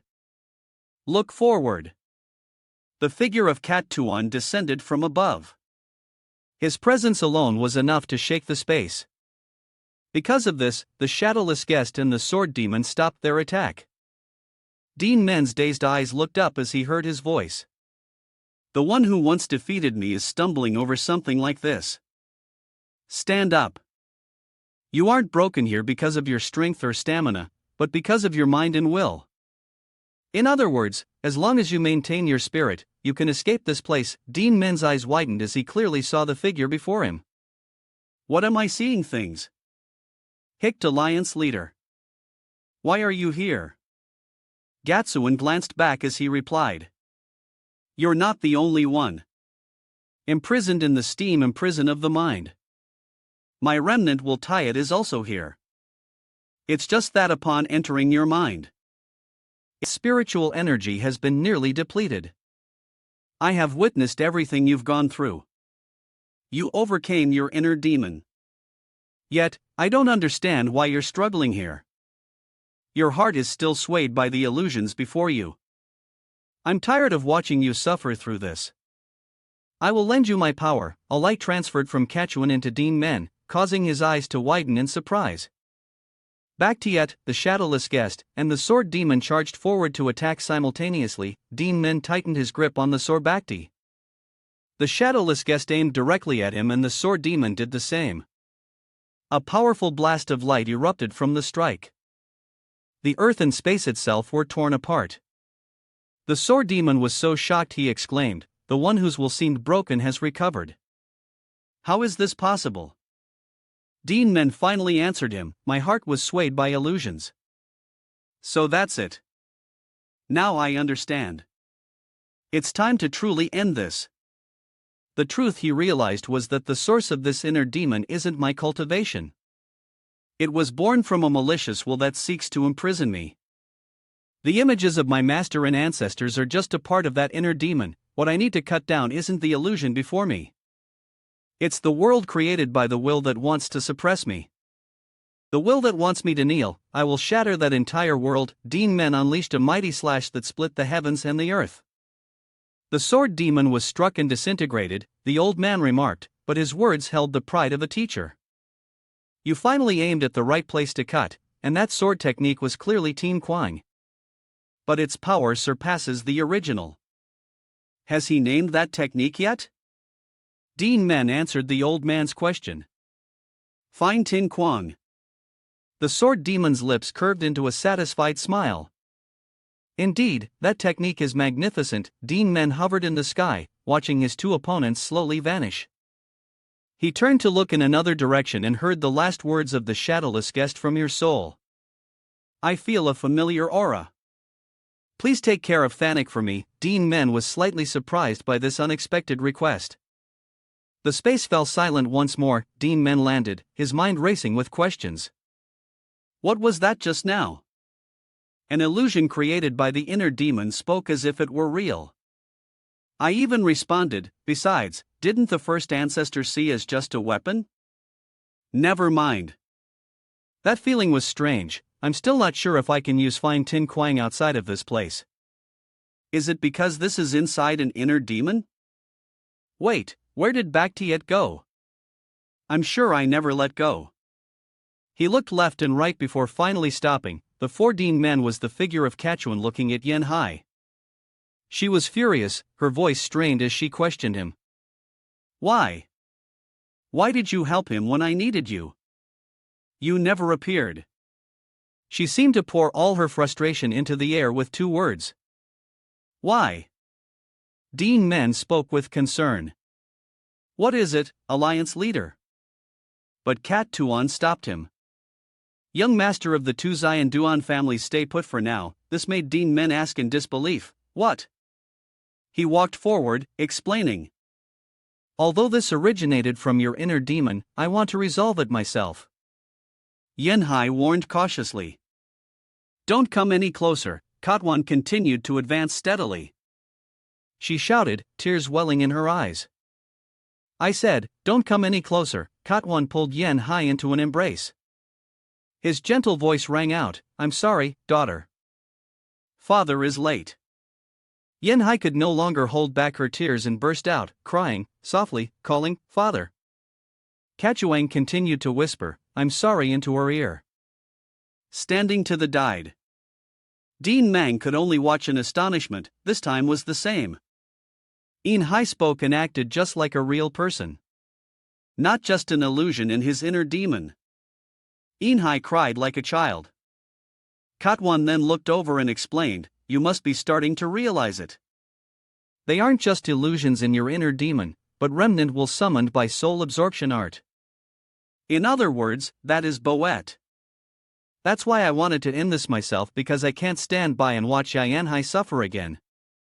Duan Men remained silent, only able to listen. He thought to himself, actually, I'm glad I didn't have to do it this time. Even if it's just an inner demon, I never wanted to repeat the scene from that day. Alliance Leader, don't you resent me? If you are the remnant, we'll left embark to you. You must carry memories and feelings just like me. Katwan answered honestly. It would be a lie to say I don't. But I won't drown in the past and ignore the suffering of the child right in front of me. I'm also somewhat grateful, even as just a remnant will. I was able to say everything to Yen Hai. Now both you and I must return to our own paths, he replied in confusion. Where are you two going? Kachuan retorted. Where else can the dead go but to the realm of spirits? Come to think of it, this guy was the cause of this illusion. His attention shifted to something on the ground. He tore his own soul and used soul absorption art and demonic techniques to create this. I originally wanted to torture him a bit, but for this soulless fragment, turning it into something the creator never wanted is the best revenge. I've used the Trosa modifier to refine its lingering obsessions into this pill. Duan Men caught the item Katwan threw to him. Katwan continued to explain, while it won't strengthen your internal energy or body, the knowledge and wisdom he had in life will all become a part of your consciousness. Shouldn't you take a trophy with you when you leave this place now? It's truly time to part ways. I will depart and return to the place of spirits. There's one more thing I want to say. Because I enter this place, my spiritual energy is nearly depleted. Bactiet, which once contained me, has likely had its spiritual energy completely drained. You will never have the chance to see me again. The one who defeated me now doesn't even have a weapon in his hand. He smirked and warned, don't go wandering around and get beaten to a pulp. Now, Yen Hai chimed in. And another thing, it's not that I don't blame you at all, but I know you've never forgotten your sin, even to this day. I can't forgive you, but the bonds you mentioned in your desire to protect them as I would, I believe that is true. Live in a way that you won't have regrets. I only hope you will protect your bonds until the very end. Duan Men watched their figures depart for a long time before quietly replying, thank you. Thank you, Hector Alliance Leader and Yen Hai. Even though it wasn't their true selves, but only a remnant of their consciousness. Thanks to their comfort, my heart feels at ease, a little lighter. Well, then it's time to step outside, isn't it? Duan Men headed towards a gate meant for him, remarking, perhaps this is thanks to the remnant of the demonic cult leader. He opened an exit with just his consciousness. A voice from the outside reached his ears. What's this? Duan Men, can you hear me? Duan Men replied in surprise, Thanik. It immediately got to the point. It's me. I just sensed it. We'll be at the Chinthin Min headquarters soon. If you can get out, hurry there. Duan Men chuckled, half joking, to Zion. While I was trapped in that technique, you flew all the way here. Then Jay admitted directly, that's right, you idiot. I'm not used to flying around. It's exhausting. He moved towards the gate as he replied, all right, I understand. I'm coming out now. From behind, a parting message echoed. Take the enlightenment of this day, and spread your will throughout the world. You are our successor. Men softly replied, thank you. Thank you all, Master and Grandmaster. Your appearance in my inner demon was no coincidence. Because in my past life, I was a disciple taught the sword. And in this life, I am the descendant shouldering the clan's burden. Perhaps it was precisely to guide someone like me. That consciousness reversed the demonic cult leader technique. Please watch over me. I will lead the fight against the demonic path to victory for your sword and your family. I will protect my bonds. The scene changes. Caillou, Vinran, and the Duan family's troops were already waiting. Vinran looked at the enemy's army and could only sigh. Their numbers are huge, estimated to be twice the forces of the Bao family. They calculated silently as they watched the lead the charge just as reported. The man in the silver mask has gone towards Chinthin Men. Although Grandmaster Duan is in pursuit, will it be all right? Kaida quickly dismissed the thought. We can worry about trivial matters later. As the family head, I give the order. I know this command is a heavy burden, but in terms of numbers, we can't compare to them. Before you die, each of you must kill 10 enemies. Any means or methods are permitted. No holds barred. When the demonic forces swarmed this place, we suffered losses that nearly wiped us out. Today we will show them that the outcome will be different, according to the family rules of Tian Duo. Favors must be repaid twofold, she muttered while the hack gave a heroic command to the entire army, charge, grudges must be repaid tenfold. The battle unfolded quickly. The Duan family's troops aimed for vital spots on the enemy's body for quick kills. As he fought, Thema Hack noted to himself, not only are they well trained, but the killing intent in their hearts is completely different. In terms of numbers, I should be overwhelming them. So why is the situation being pushed back like this? Yet the old man was still sharp enough to eliminate anyone who dared to get close. Fiend Hack then remarked again, how interesting. Did Quanthin Hack misjudge the art of war? But in a war among martial artists, the strength of the commander is what's most important. As soon as he finished speaking, a barrage of daggers flew towards him. Fiend Hackerly used the pure demonic armor technique, too. Kaida flew towards the old man. She continuously threw those daggers. She noted to herself, her hands never stopping, that is the martial art trained in the Imperial Guard, the pure demonic armor technique, just as the rumors say, it's a true earth-shattering wall of chi. Fihak scoffed, speaking with a hint of mockery with that pathetic hidden weaponry. Don't expect to pierce the defense of my pure demonic armor technique. However, that didn't stop Caillou from continuing her attack. All of her daggers plunged into the ground. This formation confused themed hack. Ha! What is this? Not a single hit landed. Now Kaida spoke. Did you think I missed? The daggers embedded in the ground began to rise. They spun like a pinwheel. The small whirlwinds surrounded the hack in a flash, creating the flying dagger chi. Dragon whirlwind rain, Kaida care. Looked down at the old man and remarked, a battle of the Huajiang realm is a battle of chi. Those flying daggers were just to set the axis for the key's rotation. Of course, a wind trap of chi at this level is only enough to bind a horse's steps, but that's more than enough. She finished her words and then threw several poison bombs. The poison flew into the whirlwind and was instantly dispersed. The whirlwind was thus imbued with poison, becoming even more dangerous. The hack frowned and thought, as expected, using a wind of chi infused with poison mist to wear down my chi. The wind pressure has locked the horse's legs. If I don't deactivate the pure demonic armor technique and escape, I'll die from internal energy depletion. You must be thinking that, right? Let me show you the true power of the pure demonic armor. Technique. Vinran took advantage of the opening Kai created for their troops to give an order. The family head is bound the enemy general's feet. Quickly wipe out the remaining demonic remnants. The demonic followers under the hack immediately fell into confusion. The Duan family's troops charged forward forcefully, taking the heads of every last one of them. Kaida didn't forget to observe their battle to calculate. They're fighting even better than I thought. As expected, ever since their defeat at the hands of Muangfei, not only have they not been lazy in their charge training, but also because of the previous battle with the hooked Talene. Everyone has become a veteran through real combat experience. Unexpectedly, Thinhak shattered the encircling formation that Kaida had set up.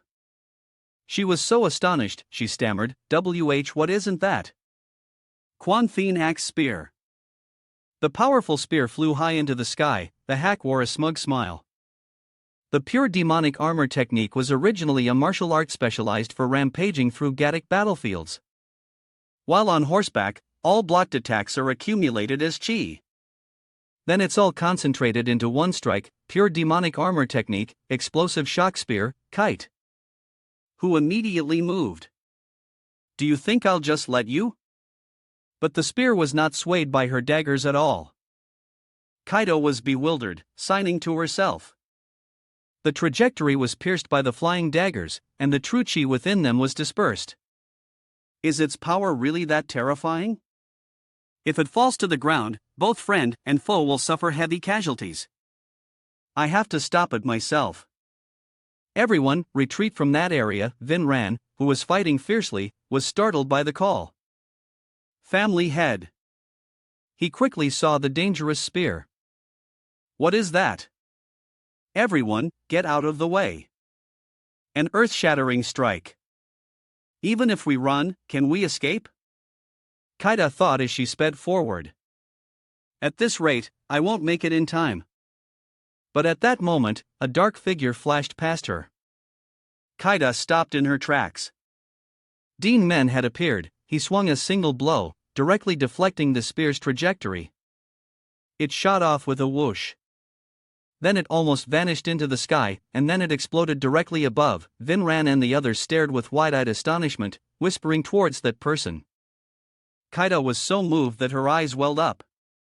You've returned. The hack, on the other hand, became anxious and tense almost immediately. Impossible. The ultimate technique of the pure demonic armor, explosive shock spear, was countered in a single move. Who on earth is he? Duan Men landed with a question. So you're the leader of the demonic followers here? The old man questioned him back. That attire, does it belong to Duan Men? Amazing. This martial skill is no less than the rumors about the Chinthine men's leader, Duan Men coolly asked back. What if I said I am the Minu's face immediately turned ugly? What did you say? According to the reports, the Manchu had gone to the front lines in western Tangquang. Kaida had now run to his side, Duan Men, even if he came to help. I still think Chinth Men, he cut her off. Please calm down, mother. Chinthine men's forces will arrive soon. Kaida asked in surprise. What? The answer came immediately with a call. Young master, then Zhang really cursed. You foolish donkey. Why did you run off alone first? Its appearance shocked everyone. Their eyes widening. The hack was terrified, unconsciously breaking into a cold sweat. What is that thing? A dragon. Even I, who have been through 100 battles, am seeing this for the first time. Is what I'm seeing real? Moreover, the forces of Chinthine men are unharmed. What in the world are Len and young Master Quatling doing? Duan Men spoke, answering the old man. Question. Judging by your expression, you seem to be thinking a lot. Are you looking for this? The Nok's eyes were glued to the object that was just thrown. Then his eyes widened in shock. On the ground was the head of N Lord and the one sent to assist young Master Yen. Why? Duan Men nonchalantly asked back, Young Master Yen, if you're talking about that useless guy, he's probably buried under poison in some street corner. This time, the hack was enraged to the point of roaring, you. How dare a worthless like you? Before Confronting, AC devoted himself to Mong. He had lost his beloved daughter right before his eyes in a battle with the mounted tribe. After descending into madness, he allied with Ma Quangu. But the real reason he served him so loyally was because of Kwa Horan, who looked and was the same age as his lost daughter. Therefore to Confronting AC, Kwa Horan was not just a disciple, he roared as he charged forward. She's like my own granddaughter. Even if I have to die, you. Unexpectedly, Duan Men cut off the Nok's head before his moving speech could finish. Sorry for interrupting the lingering grudges of the dead. I've already. But with them all on my way here, the death of Confronting hack was enough to shatter the morale of the demonic followers. Without their commander, they lost control and fled in disarray. The warriors of the Duo family, who had never forgotten their grudge against Mong, did not miss this opportunity. They pursued the demonic followers and finally achieved a resounding victory with cheers of joy echoing throughout to Zion. Meanwhile, Kaida was focusing her attention on Thanik. This little dragon is the family's Thepdok. I can't believe the legendary Thabdok. All this time, you've been helping Duan Men. As a mother, I'm extremely grateful. Let's return to celebrate the victory and talk. I have so many questions for you, but at this moment. Duan Men spoke up and refused. Let's talk about that later, Mother Kaida said Hut in confusion. He explained directly. According to a letter this person named in Len had, they are preparing to counter the actions of Chinthine Men, which is heading towards the Quach family in Keisho. The extreme demonic master of Fucking, Noja, Ice Snow Granny, has been dispatched to Keisho. Her power is second only to the Shu within Mong. If that's true, then our main forces are in a dangerous situation. I will go rescue the alliance members so we don't lose forces before the battle with Ma Quang theme. Because that is the responsibility of Mchu at Kwaja. Tonan observed the situation before him and spoke just as expected. They've gathered their remaining forces to prepare for battle. Strategist, how do you plan to deal with this? The Spear Saint calmly explained. The strategy is simple. While the main army confronts the forces of the Quach family, Tongnen, you are a master who has surpassed the Wajong realm, one of the top figures in Chinfine Min. You will infiltrate the inner residence and capture Madame Quach. 5. Tongnen hesitated and asked, even if we succeed, what if Confronting hack and that silver-masked master return with their troops? What if by then the Manchu trust still hasn't returned? Now we're in a great mess. Like walking into a trap, almost getting our entire army wiped out. It's all because I believed you when you said the enemy had no extreme demonic masters. And that victory was certain. They've already ordered the forces meant to guard Bonsun to come here. The spear saint firmly replied, "You don't need to worry. The Manchu is not like someone else. He will absolutely not break his word." Tongden was annoyed by this remark. Is this man still holding a grudge about our previous argument?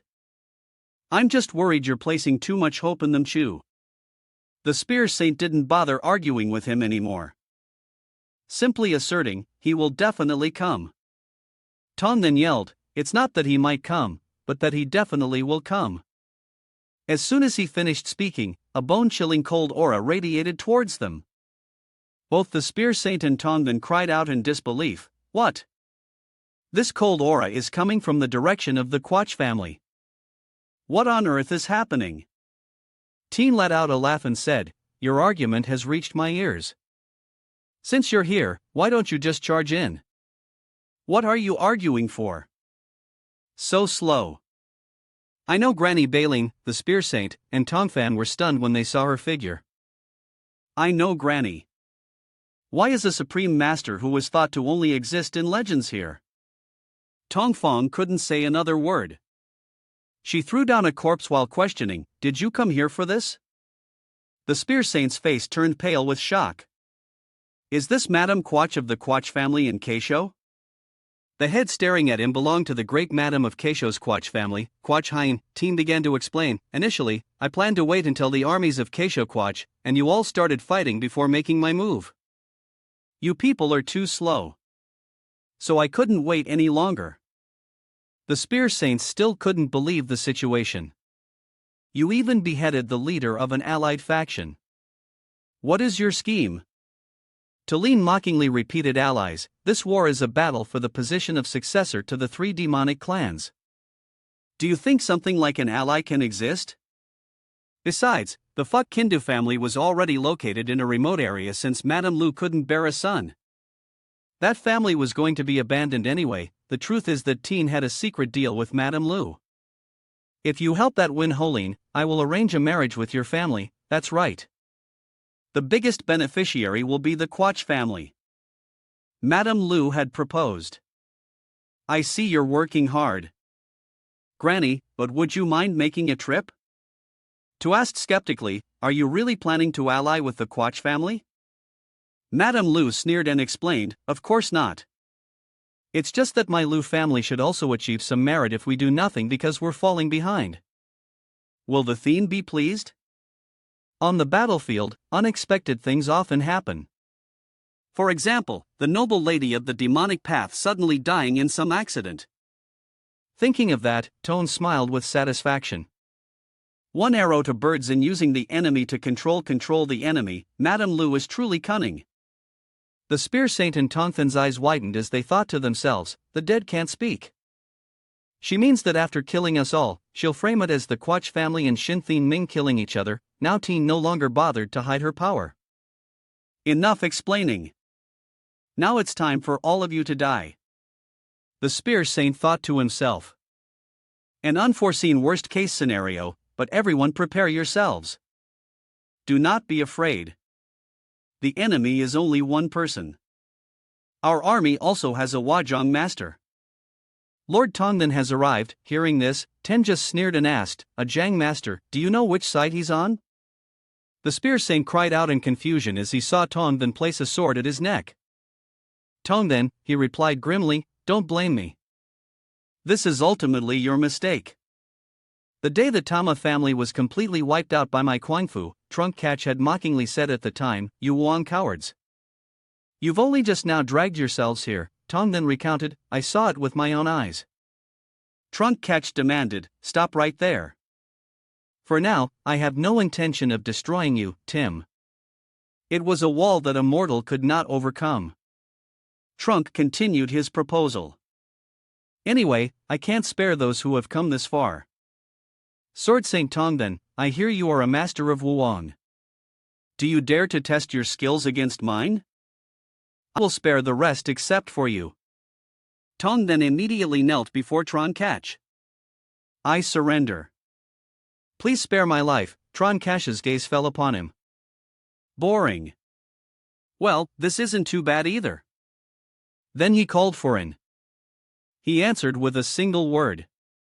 Yes, a gorm was thrown in front of Tham then. The opponent ordered, swallow it. That is a mock. From now on, you should not interfere in the great war between the righteous and demonic paths. I won't stop you from acting as long as it's within the limit of suspicion.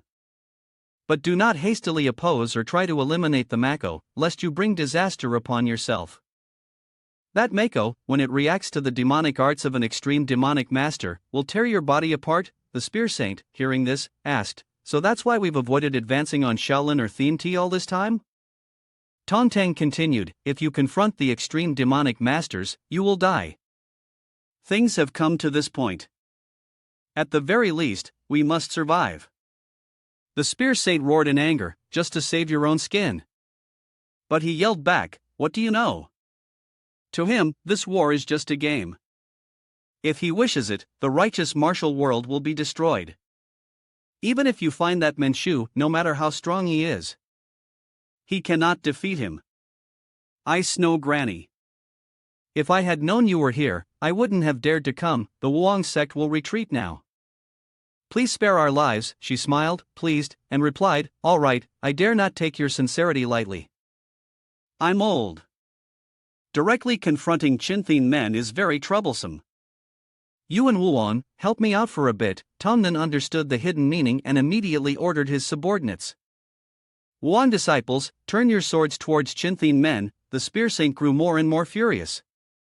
Tongnan, you bastard, Hulin never took her eyes off this conflict. As expected. The scene is worth watching. She looked towards Mila and called out, wait, that child. The person Zelene was looking at was Duan Mila, member number 1 of Chinthine men. She angrily cursed, you Wuong people, I knew you were suspicious from the moment you joined late. The Wuong members retorted defensively, damn it. Do you think we wanted things to turn out this way? This is a serious matter concerning the survival of our sect. Please don't blame us. If possible, you should all just surrender. Teen directly froze these two to clear a path to Mila move. This action of her shocked Tongnan, who cried out, what? Ice Snow Granny. What are you doing? You said you wouldn't touch Wuong. Teen was busy paying attention to Mila. She looked down at her and declared, you are a descendant of the Ice Palace. I know Granny Bashin. The reason a supreme master of ice arts became known as an extreme demonic master. Her involvement with the demonic path has not yet been revealed. This is related to the fall of the North Sea Ice Palace, one of the 5 great external powers. As a child, she was born with the body of 7 Eans. She achieved any great deeds and was chosen as the youngest successor of the family, but one day she felt the limits of practicing ice arts through Een energy. She tried something dangerous. Demonic arts fundamentally contain the logic of opposites. Isn't this similar to a person with yang energy using ice arts, which are Een energy? Using demonic energy to practice ice arts would result in the destruction of the Ice Palace. The fusion of the two energies erupted to a point that even she couldn't control. When she tried to control the energy flow, she was the only one left alive in her family. She locked herself in a cave, tormented by guilt. And several decades later, when she sensed a demonic aura, a man came to see her. Was the disappearance of the Ice Palace your doing? The cult leader of the heavenly demon divine cult, Yenhui. I have tried it and understand very well that ice arts and demonic arts can complement each other. Moreover, our cult is also conducting experiments to change one's innate body. If you become a member of our cult, I promise to help you rebuild the Ice Palace. That is why Bashin joined the demonic cult. Later, under the cult leader orders, she along with Yen Ach entered the Central Plains and became a major force of Mon. Teen thought to herself as she observed Mila. I joined the demonic cult to practice ice arts. And yet here I find a child with a 3 in severed meridian. If it's this child, I can speed up the rebuilding of the Ice Palace. This child, I want to make you an offer. You surely have the blood of the Ice Palace in you. Do you want to become my disciple and rebuild the Ice Palace together? If you agree, I will spare my soldiers and destroy Wuong. Her words immediately made Tong then stunned and he refuted. Granny, that wasn't the promise, Teen just asked indifferently. Didn't Wuan break the promise first? I'm sure the theme she told you not to get involved in a war, right? Just one sentence was enough to silence Tongdan on that matter. She continued to pressure Mila. Now choose if you follow this old woman. I will destroy the Wuang sect immediately. However, she flatly replied, no, I refuse. Even if I have the blood of the Ice Palace in me, I am still a person of Tian Duong and a member of Qinting Men. I will not compromise with demons. Tulin stared at her and asked grimly, is that your choice?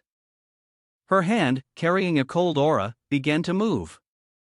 Miles' body was lifted into the air accordingly. Don't be surprised. I have no intention of harming you. It's just that the price for bothering this old woman is that I'll have to kill everyone. The people of Qinting Min and Wuong here. Will you change your mind now? It's better to make a wise decision. Whether they all die or not, you have no choice but to obey me. Unexpectedly, she suddenly froze when she sensed a figure appearing from behind. Mila was also just stunned to speak. The other members of the righteous faction were equally astonished. That person is, they shouted, Menchu Duan Men Qinthin. Chu calmly asked, you are the Qintchu. Even the Spear Saint and Tongfam were equally surprised. Menchu, why are you here? A wave of fear washed over Teen's heart. Impossible. I am someone who has combined both the 7 Yan ice arts and mnemonic arts. Yet I couldn't detect this person's aura. What in the world am I facing? Dean Men coldly walked past Tulin. Seeing him, Mila exclaimed excitedly. Is it really you, Dean Men? How did you get here? Dean Men gently explained. I came as soon as I received news of the battle here. Fortunately, our losses are not yet great. But Wuan Master, why are you holding a sword to our strategist's neck? I have many questions, but first I must deal with the extreme demonic master. A chill immediately ran down Tulin's spine. She roared, do you think this old woman will surrender? What? Yang heat energy fire dragon's poison protection impossible.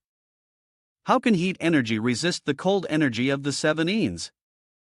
Tongdan, what are you doing? Stop him. Hurry up and cut down that strategist. If you don't act now, I will control the demonic poison to kill you, Dean Men muttered collusion. It seems I'll have a lot of questions after this first. I should stop him from doing something stupid. Teen was continuously being terrified. She trembled and wondered. Demonic energy? No. I can't move. He's not the cult leader. How can he bind another's demonic energy? Dean Men muttered a remark as he approached her. The memories of the dead cult leader are surprisingly useful in this way. Teen froze. He said, who died? He placed his hand on Teen and muttered, it seems you know ice arts. I've also experienced a lot of cold energy. I want to know how long you can withstand this. Cold poison palm, a huge block of ice radiated from Tulin's body, making her cry out in shock. What? Impossible. For a user of the 7 ice arts to feel a chill from this cold energy. How can he possess both yang heat energy that passes the 7 and cold energy that also surpasses the 7? He can even use them simultaneously. At this point, Dean Men recounted a story. There was once a young lady suffering from the Nyans who wished to live one more day with her family. That young lady endured the cold energy for over 10 years. It seems you don't have the same earnest desire as that young lady. The Spear Saint's eyes widened as he thought with awe. Baleen can't resist at all. The members of the righteous faction shouted in unison. The Menchu has defeated the extreme demonic master. Long live the Menchu. Even Tongdan was equally surprised. What did I just witness, defeating an extreme demonic master so easily? At this point, Dean Men turned to question him. The obstacle has been removed. Let's finish our unfinished conversation. Why did you hold your sword to the strategist's neck? Tongdan was startled and speechless. He continued his reasoning. Considering what I know Granny said before she died, you two must have made some kind of deal. If that's the case, can I consider it a betrayal to our side? He was in a panic, not knowing what to do. Damn it! The situation is a mess. What should I do now? The person who stepped in to defuse the situation was none other than the Spear Saint. It was just a small misunderstanding. Snow Granny proposed that both sides retreat. We were just arguing over whether to accept it or not. Segmaster Tongvan was only thinking of minimizing our losses. There was no shady deal with the enemy. Please forgive him, Duan Men asked sternly. Because of that, all the warriors of Wuan pointed their swords at the alliance. You're pointing swords at me. The representative of the alliance is no different from a challenge. And yet, I should just believe your words and overlook all of this. The Spear Saint could only bow his head and quietly agree. Yes, the people of Wuan were only acting on Tongvan's will. Shouldn't the many be magnanimous towards their loyalty? If you are still not appeased, please postpone the punishment until after the war with the demonic path is over. The old man sincerely pleaded on behalf of the others. Just as I changed after meeting the Menshu, these people will also show you their change. Hearing this, Duan Men muttered, there's no other way. Tongvan was startled when he placed a hand on his shoulder. Duan Men patted Tongvan's shoulder as he spoke. Since it's the strategist request, I'll let it go this time. You should thank our strategist, listen to the next words. And a blow was unleashed, landing squarely on Tongvan's stomach. The Spear Saint and the others cried out in alarm when they saw this. Mew! Segmaster! Tongvan's cheeks puffed out as he vomited out the gorm. The Spear Saint cried out in disbelief, but as Duan Men slowly explained. I felt a strange energy in this person's body. Perhaps this is the cause of the division. The old man was still surprised and asked, you knew all along? He honestly explained, I just found out when I placed my hand on your shoulder a moment ago. Anyway, as per the strategist's words, I will postpone the punishment. Rest assured. I'm sorry. I was a bit rough. Then hastily he replied, oh no, it's nothing. Thanks to you, I have managed to keep my life. But his eyes widened almost immediately. Tongvan can feel it in your danshan. Poisonous energy is gathering. Duan Men then threatened, the strategist seems to have truly forgiven you. But I have not. If it were before, I wouldn't have hesitated to kill you even for a moment. Consider yourself lucky and be careful with your actions from now on. If I am certain that you are an enemy, I will wipe the Wuang sect from the Central Plains. Do you understand? All right. Now, let's head back. The Spear Saint signaled to his followers. Chinthin men, all assemble from now on. We'll return to Tian. At this moment, Mila heard Tellen's call. Child who inherited the blood of the Ice Palace. This. She quickly turned her head back. What was that just now? She continued speaking slowly. Only you can hear me. Don't panic. Just listen, Mila stammered, wanting to report. Still not. But Teen interrupted. No need to make a fuss.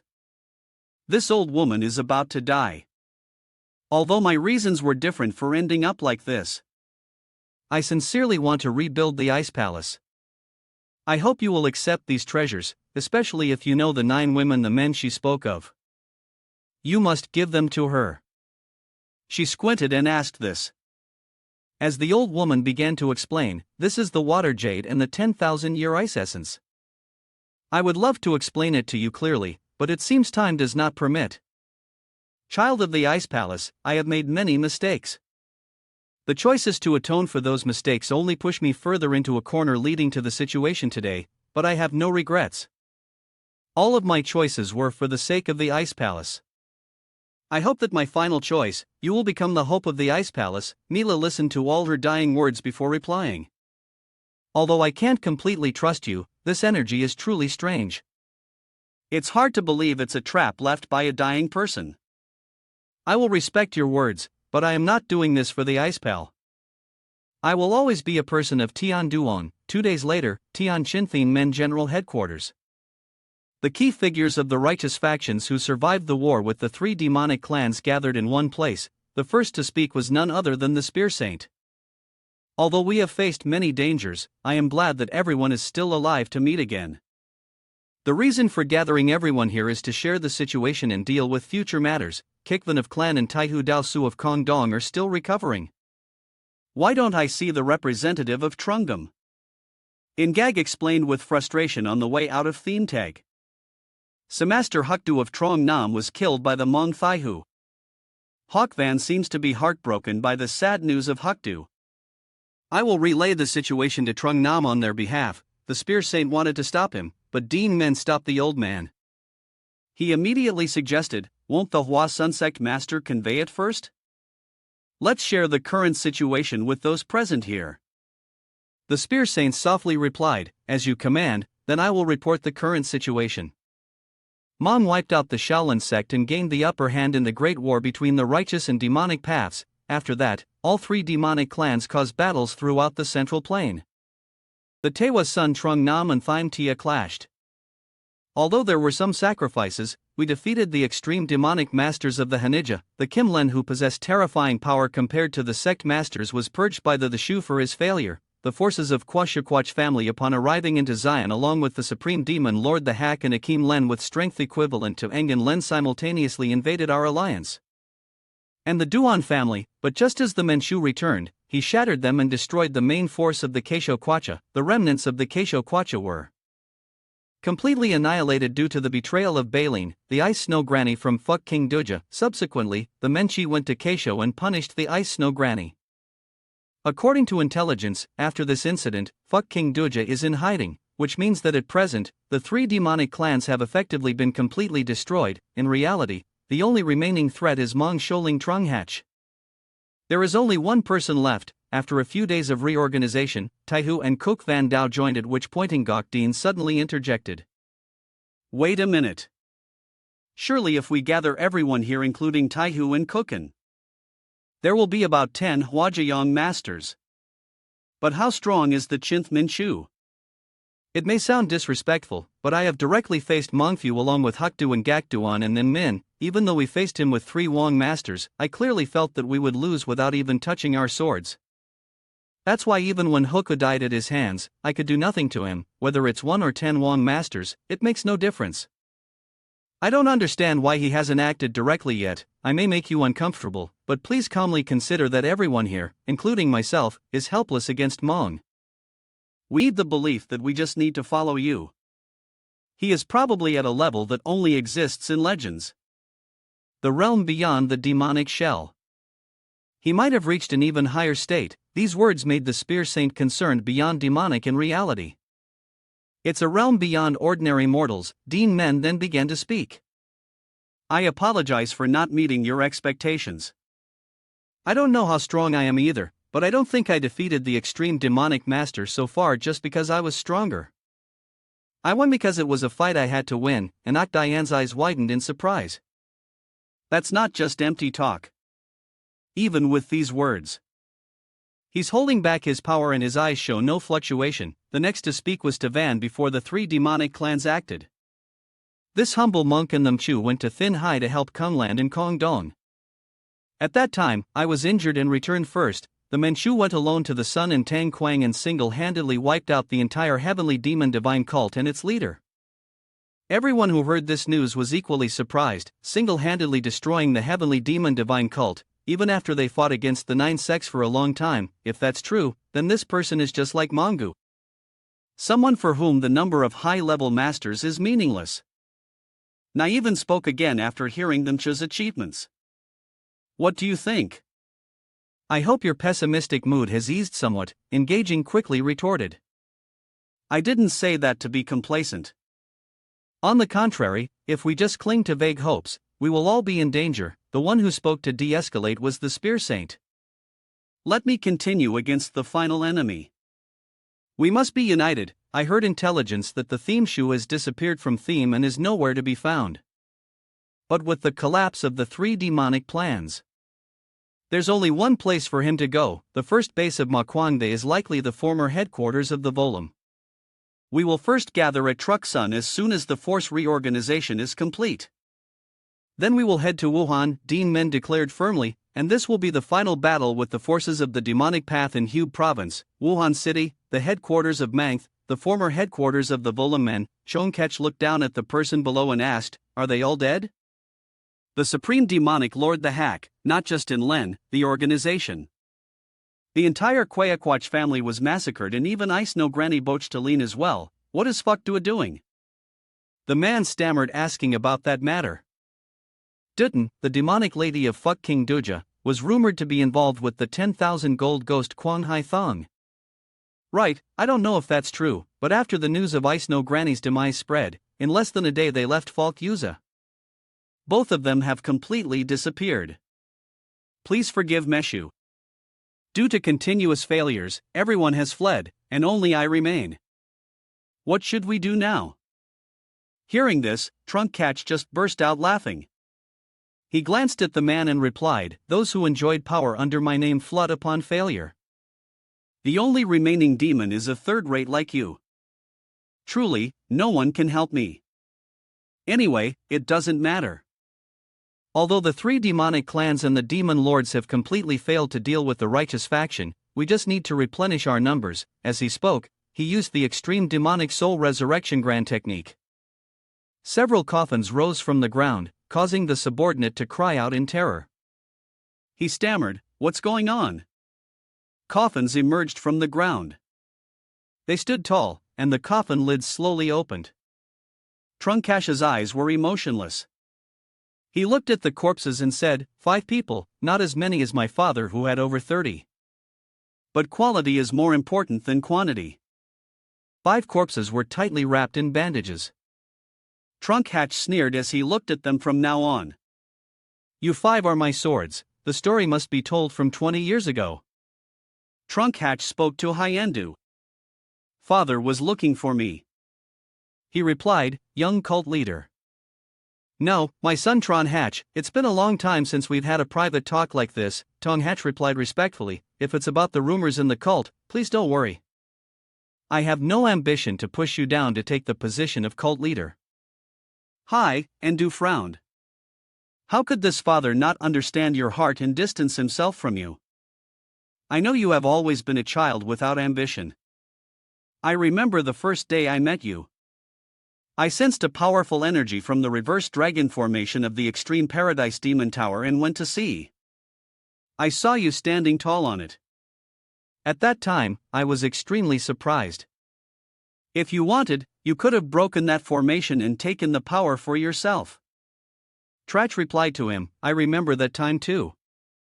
Father took me in and raised me." I and Du continued. "Trong is different from me. This father has ambitions. Ambitions passed down from our ancestors. That is to ascend to immortality, to surpass the limits of humanity and fly to the heavens to become an immortal. That is my ambition. To do that, I must accumulate qualifications. To accumulate qualifications, I must create faith, but the faith of the people of Tan Quang is too little to fill my ambition. To this day, in our cult, there is only one person. One person who has reached ascension. What is the difference between that person and us?" After thinking for a while, I realized that entering the Central Plains is the answer. As long as the 9 sects and the 5 great families of the Central Plains remain strong, it will be difficult for me to enter the Central Plains. Trunk Hatch, my son. You want to use the current rumors as a predict to help me? Take those who follow you and enter the Central Plains. Trach calmly asked, "You mean to weaken the forces of the righteous path?" "If that is Father's will, I am willing to carry it out." The 2 words ascension were repeated by Trong Hatch. "Father, no. Humans are weak creatures pursuing illusory dreams. What is so important about conquering that land of the Central Plains that they must try again and again to take it? What they want is merely disguised as ascension. It is only death, but I can't easily give up my lifelong wish. I had to put on a difficult back to get it. now everything is about to truly end.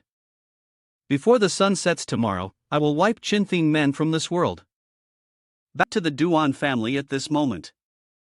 Mila exclaimed in surprise, the direct disciple of the Duan family head. Since when? Why are you self-studying? Maida smiled and replied. Let me talk to the family head about it. At this moment, Duan Men reminded them this is not a place for gossip.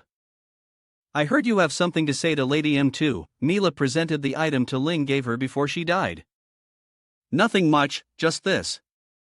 Before she died, the old woman who used ice arts that we encountered in Quayo gave this to me. This is the water jade and the 10,000-year ice essence, Duan Men asked with concern. Ice Snow Granny. Did she pull any other tricks when she gave you this? Mila honestly stated, I was a bit suspicious, too. But since it was a dying request, it's probably not a lie. That old woman said she was from the North Sea Ice Palace. She lived until now just to rebuild the Ice Palace. Anyway, since it's something received from an enemy, I wanted you to take a look. He carefully observed it before replying, indeed, I don't feel any demonic aura. But Maida asked with her mouth agape, is that a 10,000-year ice essence? Hearing this, just said, sister, you know about this? Mu explained in the footnotes of the martial arts manual the family had wrote. The 10,000-year ice essence is a treasure passed down in the Ice Palace. It's not just a simple spiritual medicine, but it also helps those with severed meridians maintain their own body and recover their health. According to the text, at least 3 generations will inherit a own body without severed meridians. Miles' eyes widened. If that's true, then this is a treasure. Isn't it the best treasure for you, sister?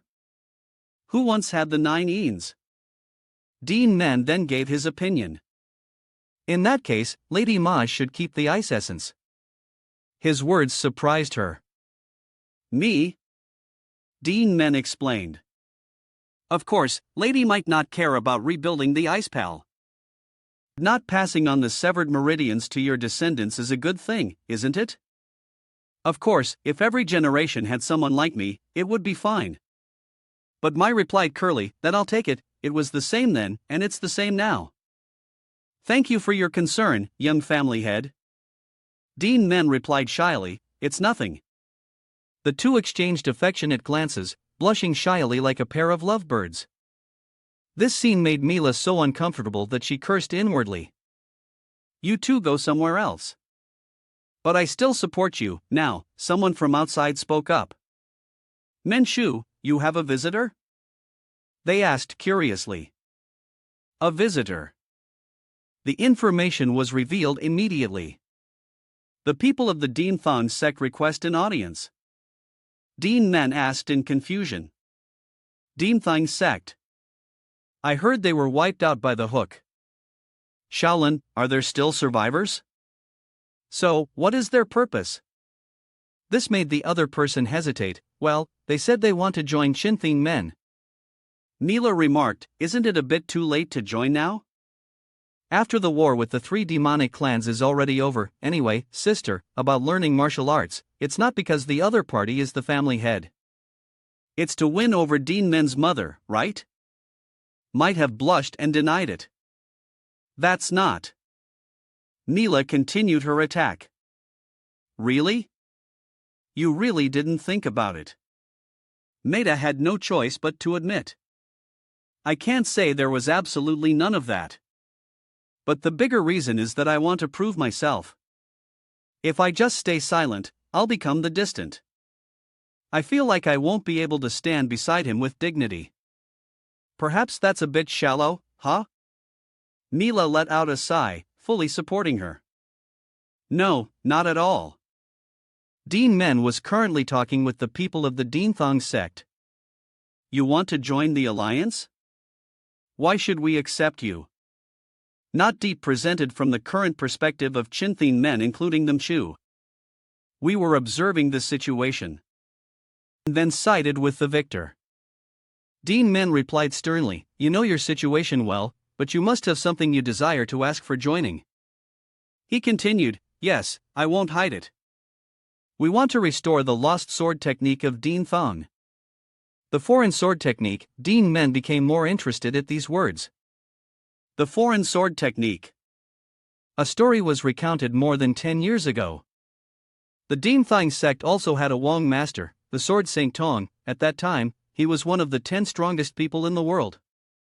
Although he wasn't the creator of the foreign sword technique, he elevated it to a new level, but one day he suddenly left the sect and disappeared, and then due to the incident with the Duan Men sect, Dean Thong was taken over and wiped out by the hook shoe. He took all of Dean Thong's manuals, including the foreign sword technique. We weren't strong enough to stop him. The surviving disciples gathered and built a small martial arts hall, trying to revive Dean Thong, but without proper manuals. Only the martial arts that we had learned to train the next generation. It's impossible to build the image of a proper sect. I heard the Minu is from the Duan family but is very knowledgeable about the sword. Please help us, Dean Thong, restore the foreign sword technique and rebuild our sect. Even though we had no merit in this war, we will be at the forefront of Qinfine Min's progress more than anyone else. Duan Men thought to himself, in a difficult situation, you've tried your best to rebuild the sect. You seem determined to. The fact that the Hook Shaolinu destroyed the manuals means he has completely deciphered the sword technique. I understand your feelings. I will cooperate in rebuilding the sect, and I will also help with restoring the foreign sword technique. It's just that we're about to have a decisive battle with Machuan. Theme Shu. So unexpectedly, a member of the Duan family ran in from outside to announce Mchu. I'm sorry to interrupt while you're talking, but there's urgent news. We're under attack. He asked urgently. Enemy attack. Where? The other person explained right here, they're coming to the headquarters of Qinth Men from different directions. Unidentified masters are indiscriminately slaughtering our troops. Duan Men immediately became confused. Weren't the demonic forces almost completely wiped out? What do you mean unidentified masters? Now, chimed in. Duan Men, can you feel this aura? These auras are from the technique we've encountered before. He seemed to understand something. Could it be? It confirmed again. Yes, it's the same aura as the technique the demonic cult leader used. It's not the aura of a living person created by the soul absorption art, stated grimly. Mong Ti and the 3 demonic clans should have been destroyed now. Unidentified masters have appeared. Pressure is coming from all sides. Where did the Shay find these people to be his pawns? Engine spoke from behind.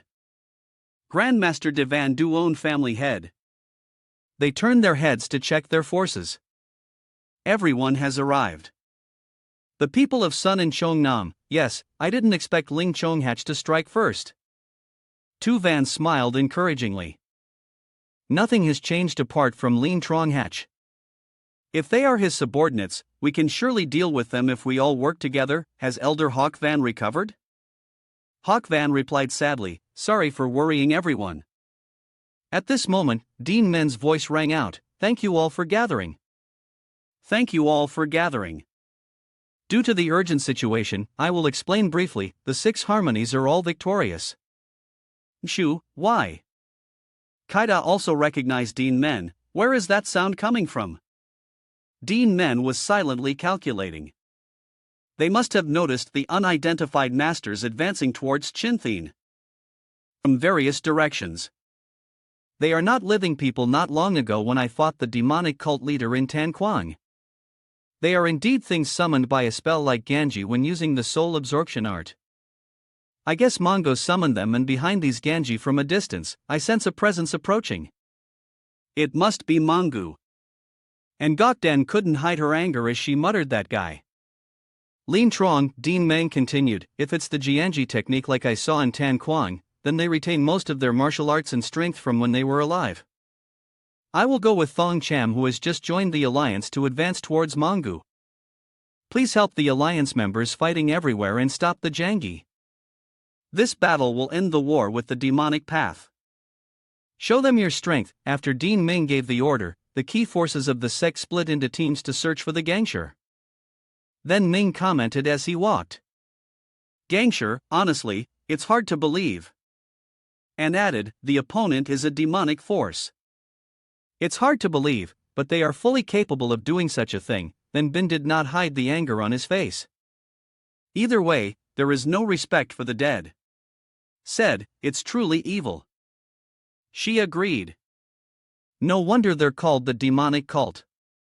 There's a good reason why the martial world has ostracized them for so long. And Gokden's eyes suddenly widened.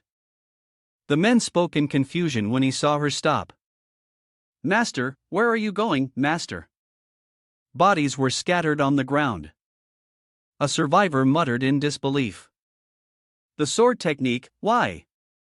How could someone like you attack me? This person's eyes were closed, ready to accept death.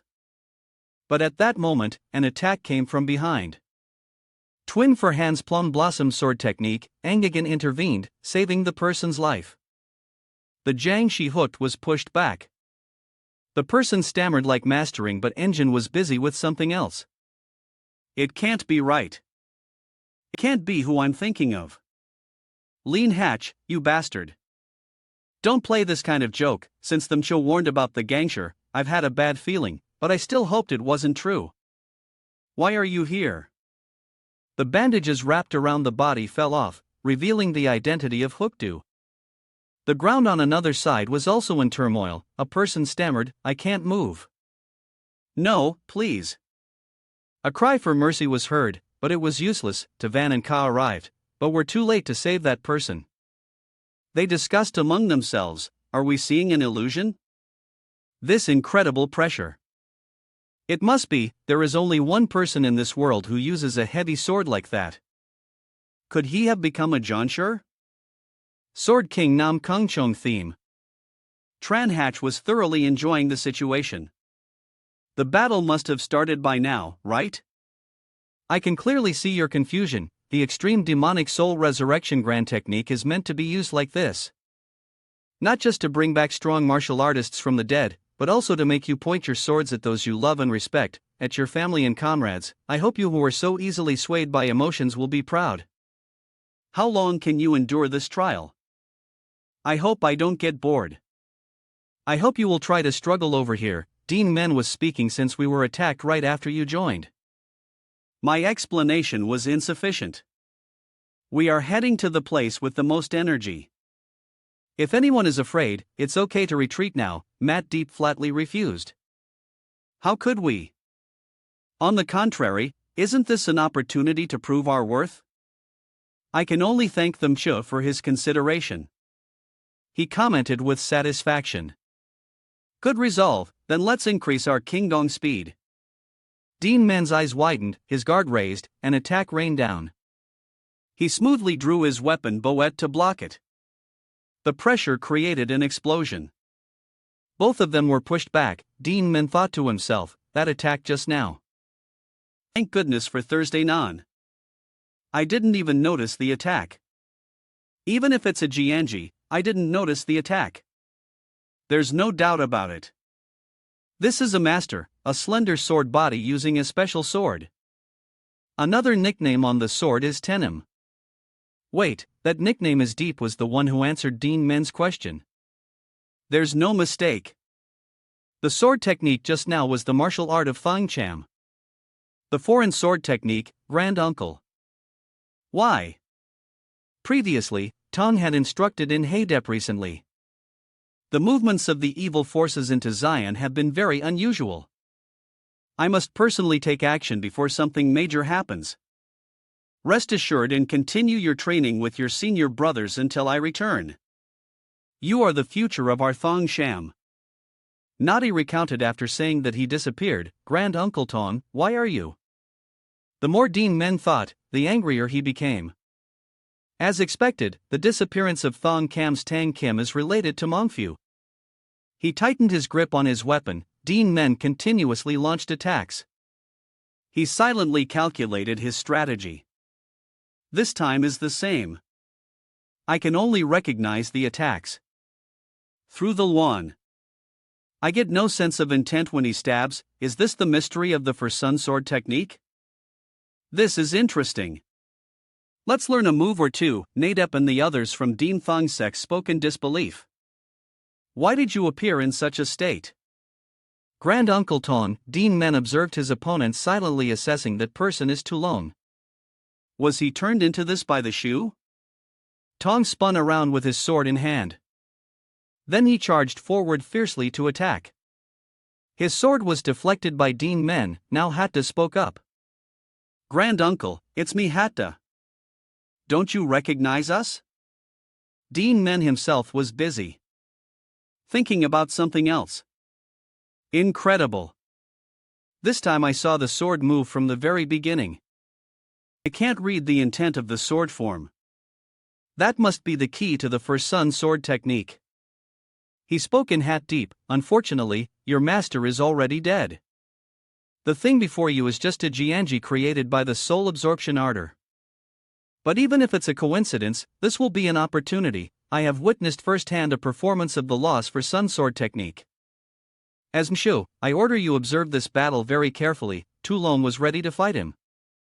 Under the Mku's command, the members of the Dean Thong sect observed the battle between the two. The confrontation between the dark poison sword dragon and the divine sword was a flurry of sword strikes at a speed that couldn't be followed by the naked eye. A battle of the strong. However, strangely, Deemed Men only focused on defending against the divine sword's attacks. After more than 20 seconds, the martial artist of Dean Thong realized the Manchu's intention. He wants us to record all the forms of the foreign sword technique. Of course, that was his intention. Dean Men was silently assessing as he blocked the opponent's sword strikes. This for sun sword technique, the more I face it, the more interesting it becomes. At first glance, it's a sword technique that pours all its energy into speed. With piercing as its core, it can be seen as having the same fundamentals as Feng Thing Quan has. If it's difficult to confirm the difference with the naked eye, then the only way is to confirm it directly. Nadep and the other Dean Thong disciples were astonished. Just now the Mchu used a piercing technique to nullify the first sun sword technique. Dean Men on the other side changed his attack style. Although I can't read the sword form, I can see the trajectory. Let's try increasing the speed a bit to parry until I can see the destination of his sword. The swords of both clashed, leaving a continuous trail of intertwined sword strikes in the sky. The spectators on the side gradually couldn't keep up the sound. Myers feel like they're going to tear. Dean Men thought to himself. So that's it. It's not that I can't read the intent within the sword form, but that there was no intent to attack the opponent from the beginning. It's not about shooting the sun, but a sword technique originating from a state of mind that enters a world one is not aware of on the other side. That is shooting sun sword technique void annihilation. Tuong's body was pierced by Dean Men's sword technique. Nat Deep cried out in terror. Menshu, what was that sword technique just now? It was clearly a sword technique never seen before. Yet, it was so close to the sword technique of Dean Thong, even feeling like it reached the limit of the for sun sword technique. More than the technique Grand Uncle demonstrated. The wrapping of bandages was shattered, revealing the true face of Tulong. He spoke, "Do not fall if I die here." The future of Dean Thong, Dean Men thought to himself, it's not hard to destroy him. I've also understood the techniques of the first sun sword technique. Continuing to fight is pointless. If I just turn him to dust like this, his soul will be released and freed. But is that enough? In the consciousness of the demonic cult leader that I obtained from the inner demon, there is knowledge and memory of all kinds of demonic arts. According to that knowledge, releasing the soul by destruction. He placed his hand on Tong's forehead and requested. We'll leave the grudges in their hearts intact. Show me what remains in your heart. The story is rattled from more than 10 years ago at the Dean Thong sect. 15 days before the Hook Talion attacked. All those events began when I received 2 letters. The first was news from the Ngami sect that the then sect had been wiped out. They declared they would jointly respond to the Huktalin to uphold their righteousness with the then sect. The second letter was from someone named Huktalinshu, with an explanation that the attack on the then sect was to avenge his adoptive father and a declaration that if they agreed with the Ngami sect's condemnation, then even Dean Thong would be destroyed. I've heard about that incident too. Our sect, due to our stance, will respond together. But this time, it's clearly then that's fault. I must meet Hick Talinu to discuss this. I must prevent Dean Thong from shedding blood unnecessarily, and so I went to Zion where a man blocked my path. He made a strange request. You want to spar? Holding the sword, his stance looked clumsy. Trung sneered and asked, Do I look strange? I've recently taken an interest in swordsmanship. Don't worry, I won't accidentally kill or harm you. Tu Long tightened his grip on his sword. Let me see your skill. Without revealing his real name, he called himself Dingja. The fight with that man didn't last long. Tu Long spoke as he once again knocked the sword from Tron Hack's hand. This is the 13th time, it's just perhaps it was because I saw his enthusiasm for learning. I spent more time with him than expected. Do you still want to continue? His skill was truly terrible, but surprisingly even that clumsy swordsmanship was developing at an astonishing rate and becoming incredibly formidable. I didn't expect to have the good fortune of meeting such an outstanding newcomer before the entire martial world. Now Tron had spoke up. Your swordsmanship is quite good. At this rate, when will you be able to avenge the Nam Kong family head? By the time he learned his true identity, Ton spoke in disbelief. What? Trangich turned his head towards a certain sword and said, Then please give me one more lesson. Tong kept wondering. He fought with the Namkong family head. Could he be Mangwin Chunghak? I must kill him. Unexpectedly, the figures of the two brothers, Kim Len and An, appear behind him. Tu Long's body was torn apart. He vomited blood. His chest was pierced by Dan. Then they were pulled out. Tu Long would surely die. He thought to himself, have they been hiding their aura all this time? They are so skilled that I couldn't even sense them. And Len spoke, Forgive me, Finchu.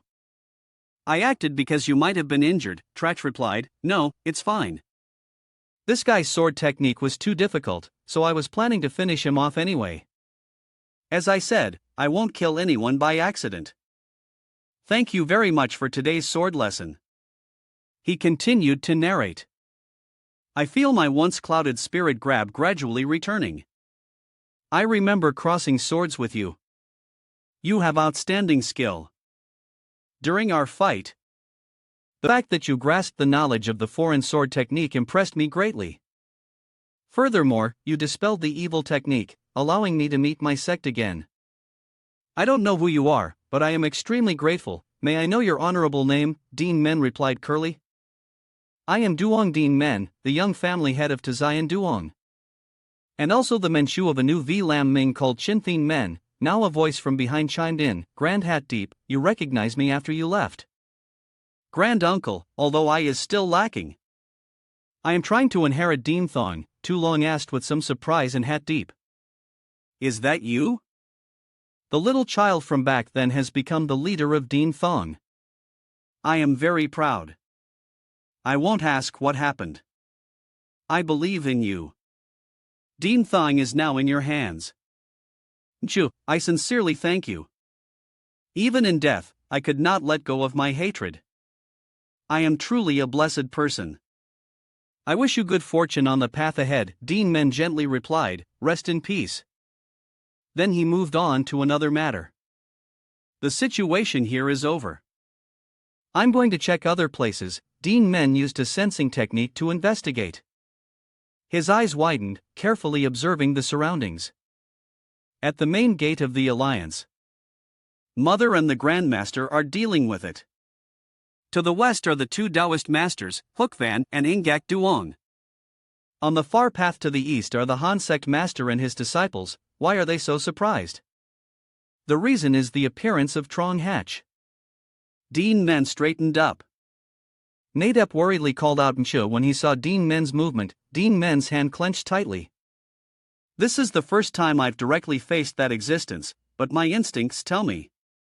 Manga Dion, it's you. I don't know if it's a coincidence, but he is also heading this way now. Could it be that even though our paths were different? The moment I noticed him, he also noticed me and changed direction towards me. Nadeep, from now on, I will teach you the techniques of the foreign sword technique and how to break the Jangi technique. Pass it on to everyone, he quickly replied. I understand. What about you, Mshu? He replied curtly. I have to go end things. On the other side, Trank had the same reaction. He can sense me from this distance. Is there still a strong person left in the righteous faction? He probably isn't that strong. If he escapes, it would be troublesome. Perhaps I should speed up a bit. As he finished speaking, Trong had shot off. He aimed straight in the direction Duan Men was moving. Then he muttered, I'm looking forward to this. I wonder who my opponent will be this time. Duan Men was also on the move. Who is it? He remembered the moment Tron Hatch defeated Trong. It's unbelievable. My whole life dedicated to swordsmanship called the Sword King. Yet defeated by a kid who has only studied for a few years. That day, I should have killed you because I didn't pursue him to the end. He has returned as a disaster. I can't end like this. I can't let him go like this. Get up. I told you to move. In a place like this, I can't lose to him. Tivan shouted a signal, everyone fall back. He used the indestructible Vajra body technique. The ground was torn up over a considerable area. The others on the side could only marvel, just a simple blow and the ground cracks apart. He's truly surpassed the Hua Jeong realm. A battle of masters. Kaida joined the fun with a flying dagger attack. Flying Fox Evil Claw. Tronth was hit without missing a single shot. Now thought to himself as he prepared to strike at an opening 100 steps divine palm. Trom was sent flying. Kaida landed and asked, is he down to Van reply to her doing family head.